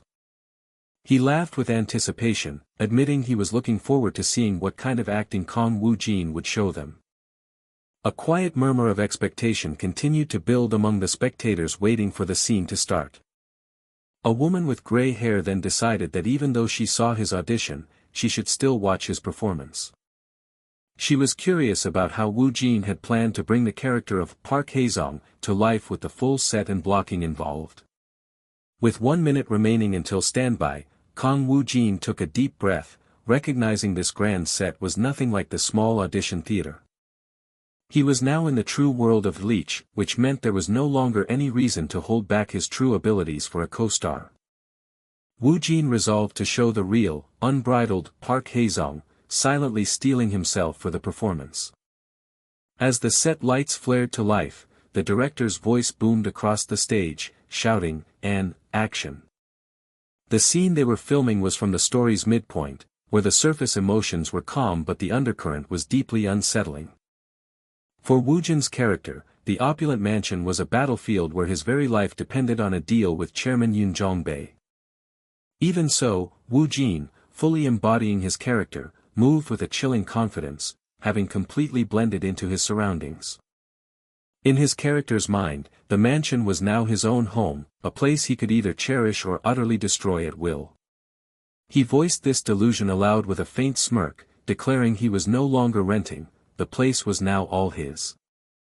His quiet monologue was cut short as he turned, sensing he was no longer alone. An unknown woman appeared and demanded to know who he was, to which Woojin's character smoothly replied he was connected to the lady of the house. Watching the monitor, the silver-haired director guessed the new character must be the lady's son, while another man recalled hearing she had 2 sons. On screen, Woojin's character confirmed his identity, his inner thoughts reinforcing the delusion that this world was now his. The elderly director, completely captivated by the raw performance, stammered as he finally called for a cut. A woman with black hair remarked that his audition was just a teaser, as his portrayal of Ripley's syndrome now felt terrifyingly real. Another actor felt that Woojin's acting was a warning to stay alert, and the director agreed it was like witnessing a direct message of suffering. The director asked Woojin what his audition performance was in comparison, and Woojin simply stated he had only acted to an adequate degree back then. A person with purple hair asked in disbelief if that meant he held back, to which Woojin replied as if it were the most normal thing to do at an audition. The elderly director laughed, admitting he was mistaken to think the audition was Woojin's best and had been confused for a moment. He concluded internally that Woojin was a new breed of actor, a phenomenon one should simply accept rather than try to understand. The director then sincerely urged Woojin to make it all the way to the very top, to a place where he could draw admiration from the world's greatest figures. After the director said watching that happen would be enough for him, Woojin confidently promised that he would make it happen. The elderly man suddenly had a thought, realizing that the actor the famous producer Joseph was interested in might actually be Woojin. A person in the crowd mused that with Woojin's Hollywood screen test going viral, it made sense for a famous producer to fly out personally. Elsewhere, a person wearing a mask asked the producer, Joseph, if what they just saw could be evaluated as mere acting, to which Joseph replied that Woojin needed no prep time for his emotions. The transformation had been so instantaneous it was as if Kang Woojin the actor simply died, replaced by a perfect, fake persona. Joseph was dumbfounded that Woojin already possessed such a pinnacle of skill, wondering how such a monstrous talent could exist. He looked forward to the stir Woojin would cause in Hollywood, realizing it was natural for industry big shots to flock to him. The director's voice once again called, "Cut," and announced that they would be taking a short break. Stepping away from the cameras, Woojin let out an exhausted sigh, admitting to himself that the scene was incredibly tough. A voice then called out to Mr. Woojin, and he turned, wondering who it could be. He was shocked to see Miley Kara, who suggested they go somewhere private so she could explain her sudden visit. Woojin readily agreed, his mind spiraling as he questioned if she had really come all the way to the Bleached set just for him. His heart pounded in his chest as he desperately told himself to stay calm and not lose his cool in front of her. Miley Kara praised his performance, adding that she now understood why he considered his phenomenal singing and cooking skills to be mere hobbies. She then dropped a bombshell, confessing that the biggest reason she came to Korea was her desire to meet him, leaving Woojin speechless. Miley explained she was preparing a new album and wanted to propose a collaboration on the title track, including an appearance in the music video. Admitting this was a first for her, she asked what he thought, but Woojin's mind was too overwhelmed to form a single thought. While internally panicking at the unbelievable offer, Woojin managed to calmly state that he would first need to discuss it with his company. Miley Cara graciously accepted, telling him she would wait for his contact before she turned and walked away. Her companion asked if she was finished with her business, and she confirmed she had done what she came for and was ready to leave. A woman in a hat and mask asked a man with braids if he would speak to Woojin, but he declined, stating that Woojin already knew he was there. The man with braids then asked the woman if she got the confirmation she needed, and she replied that she'd have to completely revise her plans. When asked the same question, Miley Cara confessed she wasn't sure, and her manager simply said all they could do now was wait for an answer. Meanwhile, Woojin's new Gimjaban Makuksu cup noodles were released to the public, becoming so popular that people lined up for them. Woojin, however, was absolutely mortified by the cheesy double thumbs up in his ad, desperately trying to maintain his serious actor concept for the Baeksang Arts Awards the next day. But Kang Woojin remained blissfully unaware of the immense stir that his embarrassing pose would soon cause at the prestigious award ceremony. A sudden swell of noise marked the beginning of an unprecedented phenomenon. A man in a suit gasped in disbelief at the news unfolding on his screen. The man's mind reeled as he read about the nationwide open run for Kang Woojin's new cup noodles, a craze he'd only ever seen on the news. The woman in the purple suit reported to Woojin that the online hype for the noodles was explosive, with the man in the black jacket adding that the collaborative marketing had amplified its success. The trend had gone viral across all platforms, with countless members of the public, not just sponsored YouTubers, posting their own reviews and proof of purchase. The man in the purple jacket marveled at Woojin's Midas touch, realizing that everything the actor was involved with didn't just succeed, but became a massive jackpot. He felt a strong premonition that Woojin was destined to cause a major stir at the Baeksang Art Awards that very day. On the red carpet, the blinding flashes of cameras announced the arrival of the night's biggest stars. A wall of strobing lights followed Kang Woojin as he made his grand entrance. Reporters swarmed him, shouting questions about his cup noodle success, while fans screamed his name, asking him to look their way. Overwhelmed, Woojin's manager thought his eardrums would burst, noticing the crowd was several times larger than at the Blue Dragon Awards. Woojin felt his own heart pound from the intense focus of the crowd, forcing himself to remain calm as he walked. A sudden wave of panic washed over him as he imagined the horror of tripping on the red carpet.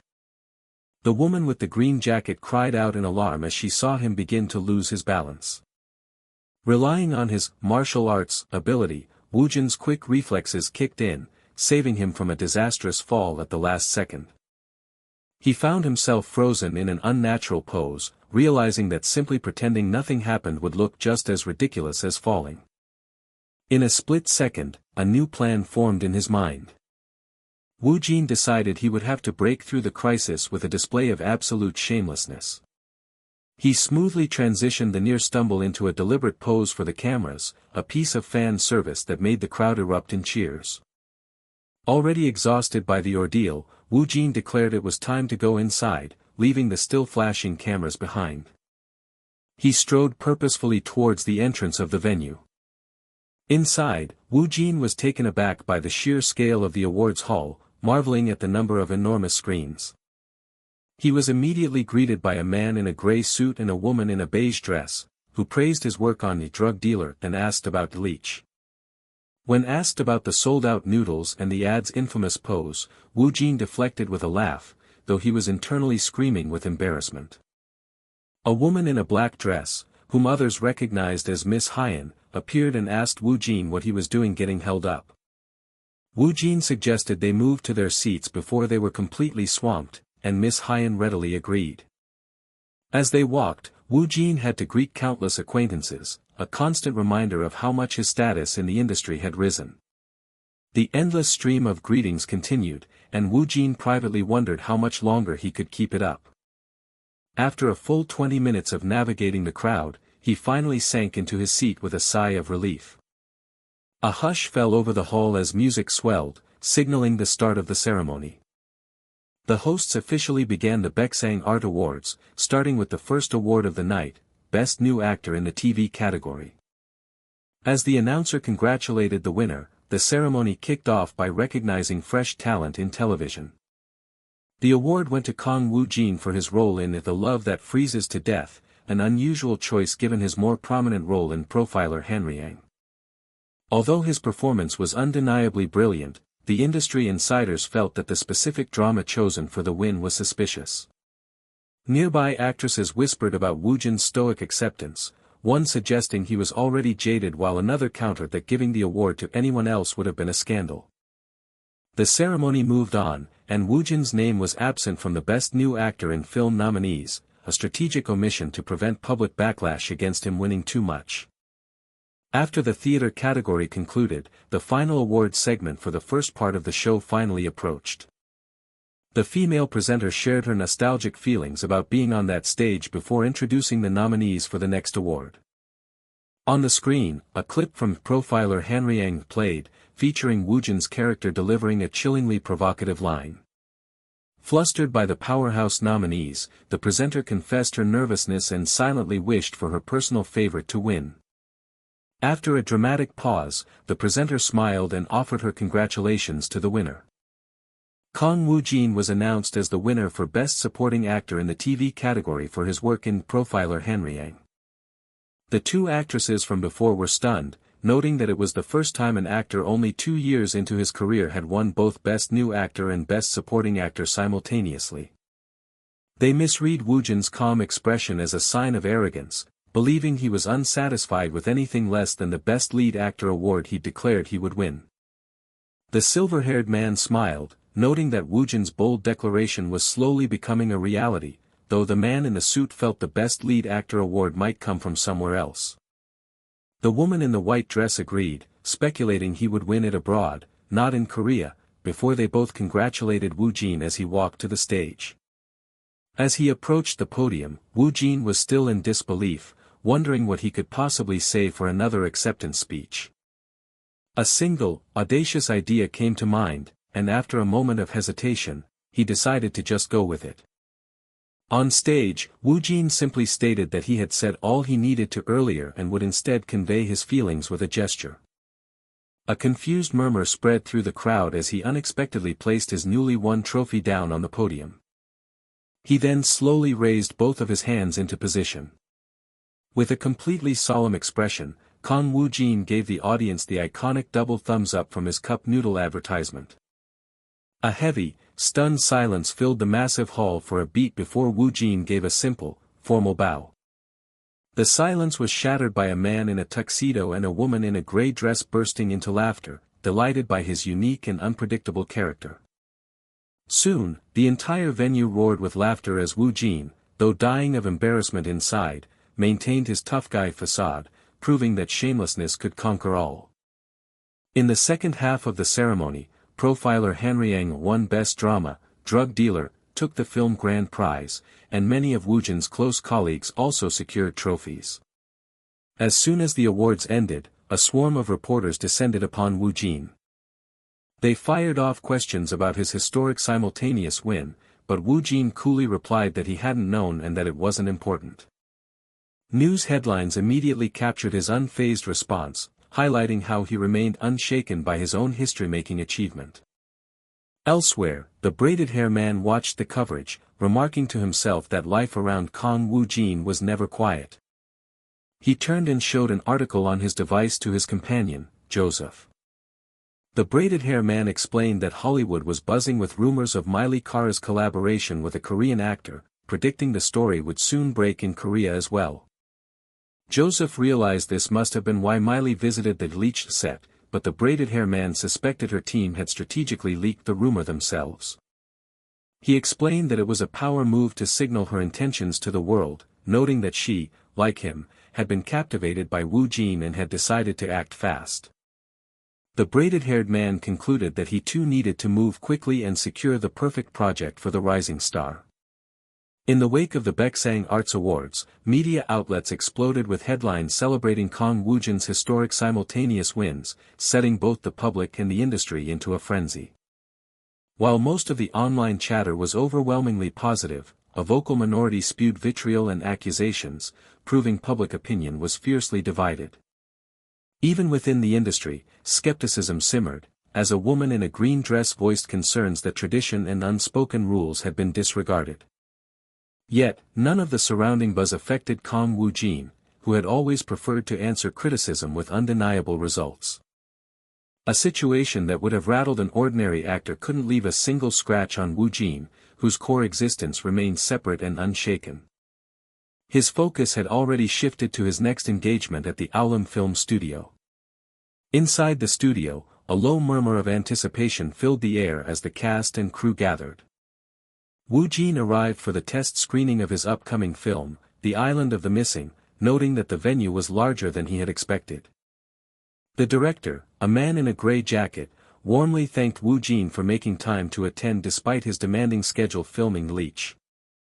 The man with dark hair assured him the film was nearly complete, cheekily adding that Woojin's bold 10 million viewer declaration had kept them from slacking off. Though the man with dark hair apologized for his teasing tone, the man in the baseball cap confessed the declaration had actually motivated him to work harder than ever. The director confirmed that the editing would conclude in 2 weeks, perfecting the film for a May release as distributors were already making their moves. With only the press preview and official release remaining, the man in the baseball cap expressed his amazed disbelief that the long-awaited day was finally approaching. The room slowly filled with more familiar faces as the rest of the cast and crew began to arrive for the screening. A person in a suit then directed everyone to take their seats, announcing that the test screening would begin immediately. The man with long green hair confessed his nervousness over his first leading role, while the man with the baseball cap voiced his intense curiosity about the potential of an SS-grade project. Since the A-grade film A Drug Dealer had already surpassed 8 million viewers, expectations soared over whether an SS-grade project could break the legendary 10 million viewer barrier.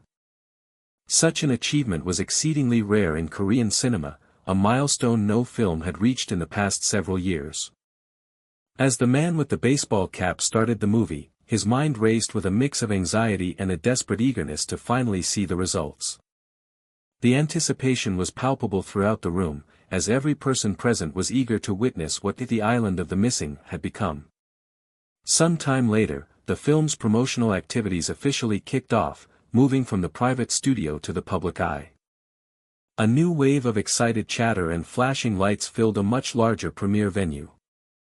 At the press premiere for The Island of the Missing, reporters yelled for various poses, including Woojin's famous double thumbs up, much to his private embarrassment. After the obligatory photo opportunities concluded, the lights dimmed and the main screening of the film officially began. Members of the audience whispered in amazement, noting that Woojin's incredible on-screen presence made the level of immersion surge, completely erasing any trace of his prior roles. The crowd was completely absorbed, staring intently at the screen, captivated by a piece of work so immersive it didn't give them a single moment to catch their breath. As the movie's ending credits finally began to roll, the entire theater erupted into a storm of spontaneous applause. While the cast took a bow, the man in the white suit marveled that the final version was even more fun and completely different from what he'd seen at the test screening. 2 reporters discussed the film, one was pleasantly surprised by its quality, while the other admitted she found the plot confusing after the creature's appearance, though her expectations were low to begin with. Another reporter quickly interjected, insisting the actors' performances were flawless and deciding on the spot to build his headline around the quote that Kang Woojin was possessed by the god of acting.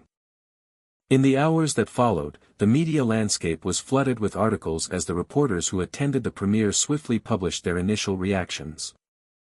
For the time being, even the most notoriously harsh critics seemed to have nothing but unanimous praise for The Island of the Missing. Soon after, audience screenings were released in theaters across the nation, inviting not only the public but also a massive number of the actors' personal acquaintances.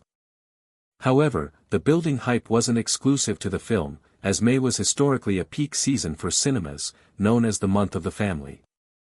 Although The Island of the Missing had targeted this period, it faced fierce competition from numerous new releases, including Hollywood blockbusters, all premiering on the same day. On May 19, with the film standing at the epicenter of the storm, the Great Movie War officially began. Yet, with the grand release just around the corner, Kang Woojin had already departed for a scheduled trip to Japan. On the flight, his manager sighed, lamenting the intensely packed schedule, while Woojin considered using the travel time to review a script in his subspace.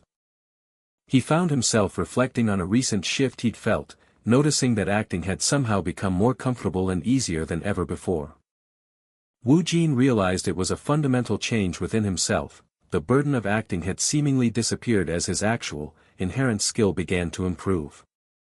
A system message suddenly jolted him from his thoughts, announcing that his unique abilities had surged and unlocked the freedom of the role. Baffled, Woojin wondered if this was like an open-world game mechanic, liberating him from the system's usual restrictions and allowing him to do whatever he wanted. He questioned the cryptic pop-up, recalling that the last role synthesis had also seemed to trigger an immediate, though less dramatic, change. As he pondered this mystery, his attention was suddenly drawn to a strange new visual appearing within his subspace. He observed a shimmering, transparent barrier materializing before him, taking the form of a fragile layer of glass. After discovering he couldn't touch it, he concluded it wasn't a physical object, leading him to a different hypothesis about its nature. The moment he theorized that the barrier might be reflecting something from within, it violently shattered into countless pieces. The glistening shards then dissolved into nothingness, leaving Woojin to wonder what on earth he had just witnessed. An odd sensation washed over him, making him feel as though his very consciousness was being absorbed directly into the subspace. He mentally commanded himself to get a grip, recognizing that this change was fundamentally different from anything he had ever experienced. He could feel a definite internal transformation, an expansion that he could only describe as his creative potential growing. It felt as if the very paths his characters could walk and the inner space of his own mind had expanded to infinity. He found this hard to believe, as his subspace ability had always been strictly confined by the unchangeable boundaries of scripts and scenarios. Before, everything about a role was predetermined, and he was merely a vessel meant to embody those fixed elements perfectly. Even his past ad-libs and the recent role synthesis had been outcomes that existed within the predetermined framework, never truly breaking it. However, that very framework had now been shattered, granting him a state where he could directly change a role's every detail while maintaining its core identity. This meant uninhibited creation was now possible, allowing him to layer his own artistry on top of the flawless embodiment he had already mastered. Thrilled by this incredible new possibility, Woojin decided he had to immediately test out what this newfound power felt like. For his first experiment, he chose to dive into the world of his current character, Park Hae-sung from Bleach. The realization dawned on him almost immediately: the world of single, fixed paths was gone, and he could now freely alter Park Hae-sung's dialogue and emotions as he saw fit. He wisely decided against using this change hastily, resolving instead to practice it internally and blend it naturally into his performance over time. Woojin now understood the system message meant his own acting skills had genuinely improved, even if he wasn't yet a master who could abandon the subspace entirely. He resolved to hone this ability, whose key was freedom, and mix it with his existing skills to create maximum synergy in any situation. A confident smirk crossed Woojin's face as he relished the thought of becoming an even crazier, more monstrous actor, prepared for whatever his future held. His acting journey was laid out like a completed mission log, with his character achievements now updated to include the game-changing new attribute, the freedom of the role. The street buzzed with the low hum of activity, a vibrant backdrop to the day's unfolding work. Frustration crackled from Kang Woojin as he demanded props, met only by the frantic assurance that they were still being prepared. Internally, a chibi Woojin fretted over the looming results for The Island of the Missing, the anticipation a heavy, nervous weight. But then, his focus sharpened on the script in his hands, a sudden, unsettling strangeness demanding his full attention. The film adaptation of BSS had undergone many changes, yet its beginning and end remained defiantly true to the original. The ominous karmic retribution ending for Iota Kiyoshi decreed that he must bear the full, inescapable price for his deeds. There was no path to redemption for Kiyoshi. Instead, he was painted as an unthinking monster, trapped in the inescapable web of his actions. Yet, Kiyoshi himself ultimately never truly sided with good or evil, he simply acted, an eternal stranger observing from the periphery. Achibi Woojin pondered this, questioning if Kiyoshi's indirect manipulations truly warranted karmic retribution, or if he should remain an untouched outsider. From Woojin's perspective, Kiyoshi was too unyielding to deliver a moral lesson, a stone who would never repent or change. For Kiyoshi, revenge was not emotion but a meticulous restoration of balance, a calculated act for which he had surely planned even his own demise. Woojin quietly mused that Kiyoshi would never perceive his own demise as fault, yet wondered if his insights could truly alter the story's fate. His thoughts were interrupted by the man with long purple hair, cheerfully calling him to stand by, which Woojin readily acknowledged. Then came the unexpected news, a scene would be changing, and Woojin's surprise was immediate. The man with long purple hair explained that Kiyoshi and Detective Mokio's first meeting would be shot in two versions, one allowing actor improvisation. He sought Woojin's and Mr. Kosaku's free expression, while the woman with light green hair confirmed her prior discussions with the writer and staff. Woojin's head gave a decisive nod, recognizing a prime opportunity for ad-libbing and confidently declaring it would be no challenge at all. This scene, the director informed him, would likely be the finale, to be filmed before a host of important guests including the studio chairman. Woojin glanced towards the writer, pondering if he should seize this moment to propose his controversial idea to her directly.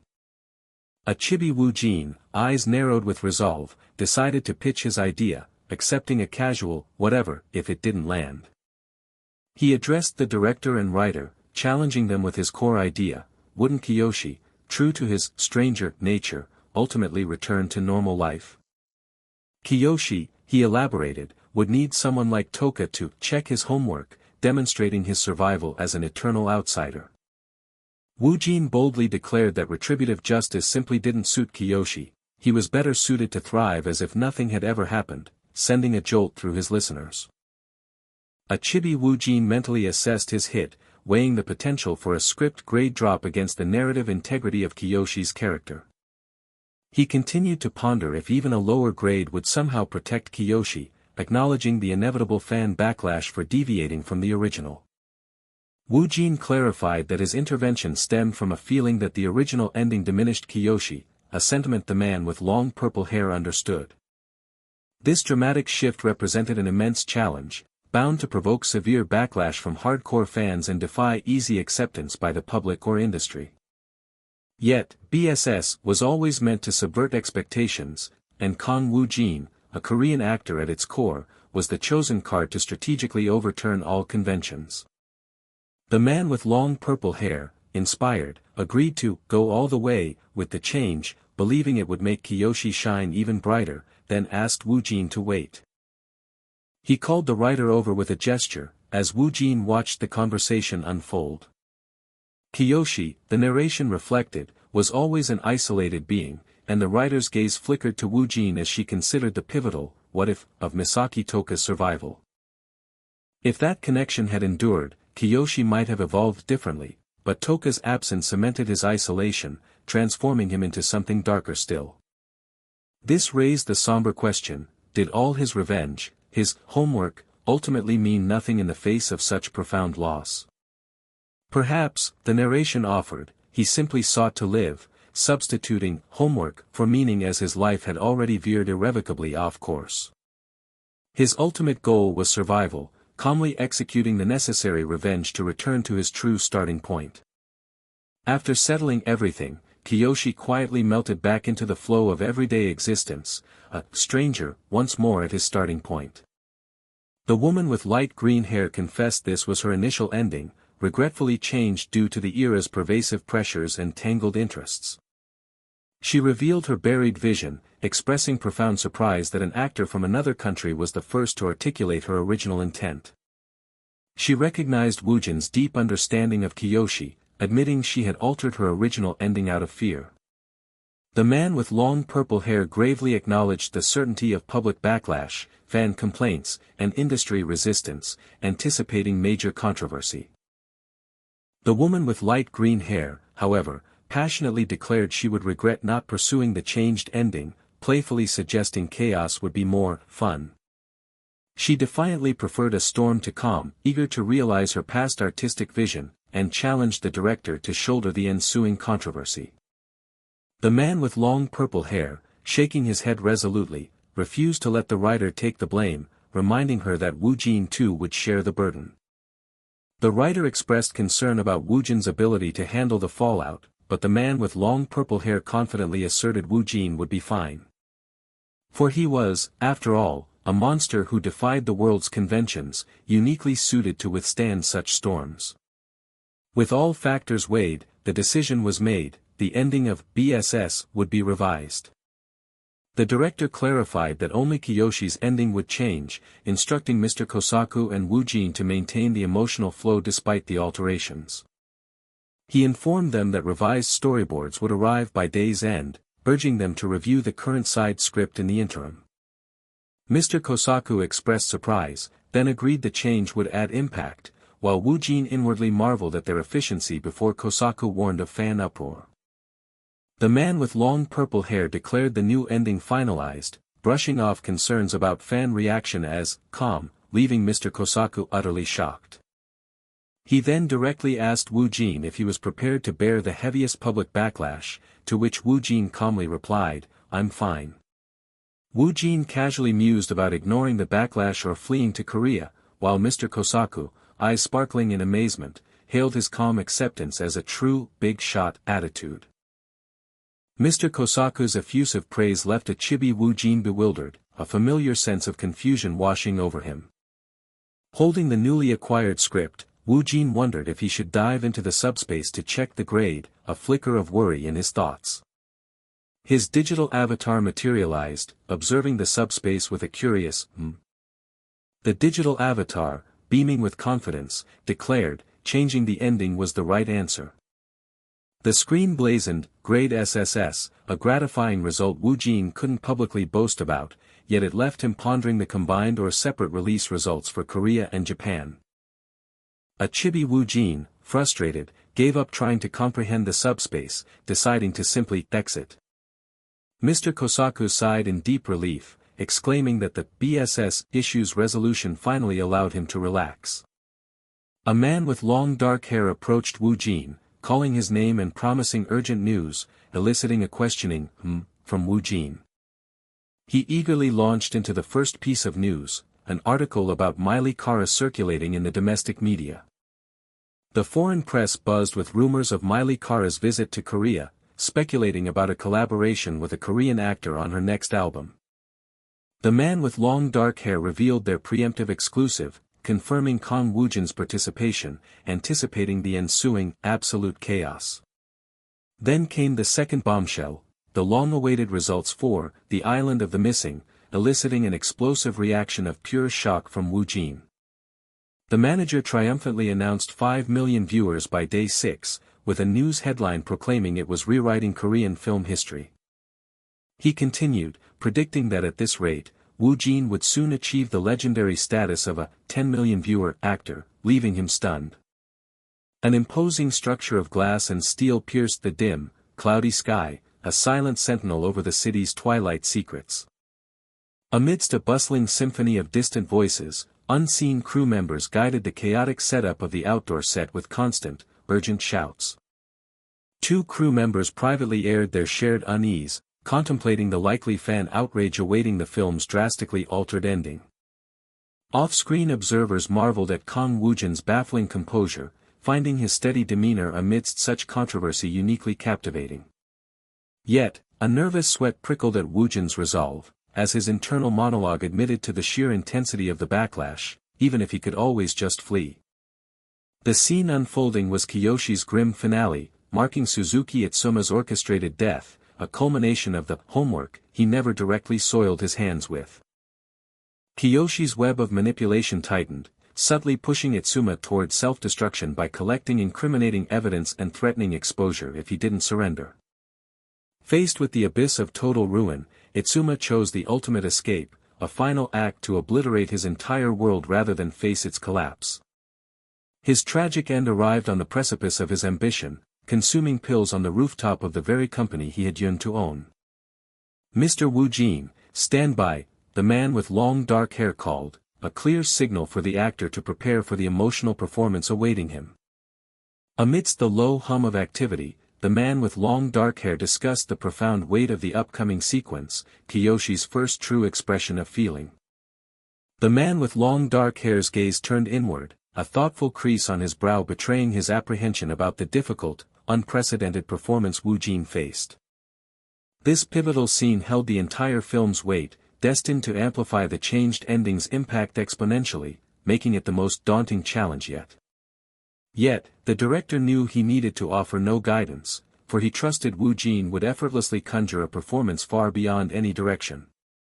A flicker of self-awareness crossed Woojin's face as he pondered the strangeness of portraying such raw emotion for the very first time in his own life. Despite the unusual nervousness coiling within him, he resolved to suppress it, determined to maintain his composure. With an ethereal surge, Kang Woojin reached deep within himself, intent on drawing out the potent essence of Kiyoshi to embody the role. "Action!" an unseen voice barked, and a sharp, metallic sound filled the air as the scene began. Kiyoshi mused, a remote-like device still in hand, wondering if he truly was back where he started now that his elaborate scheme had reached its bitter conclusion. With soft thuds, he let several small, remote-like devices fall from his grasp. An unsettling, indescribable sensation churned within Kiyoshi, leaving him with a strange, hard-to-articulate queasiness. Kiyoshi stood over the fallen man, clutching a crumpled piece of paper, a silent witness to his own dark fulfillment.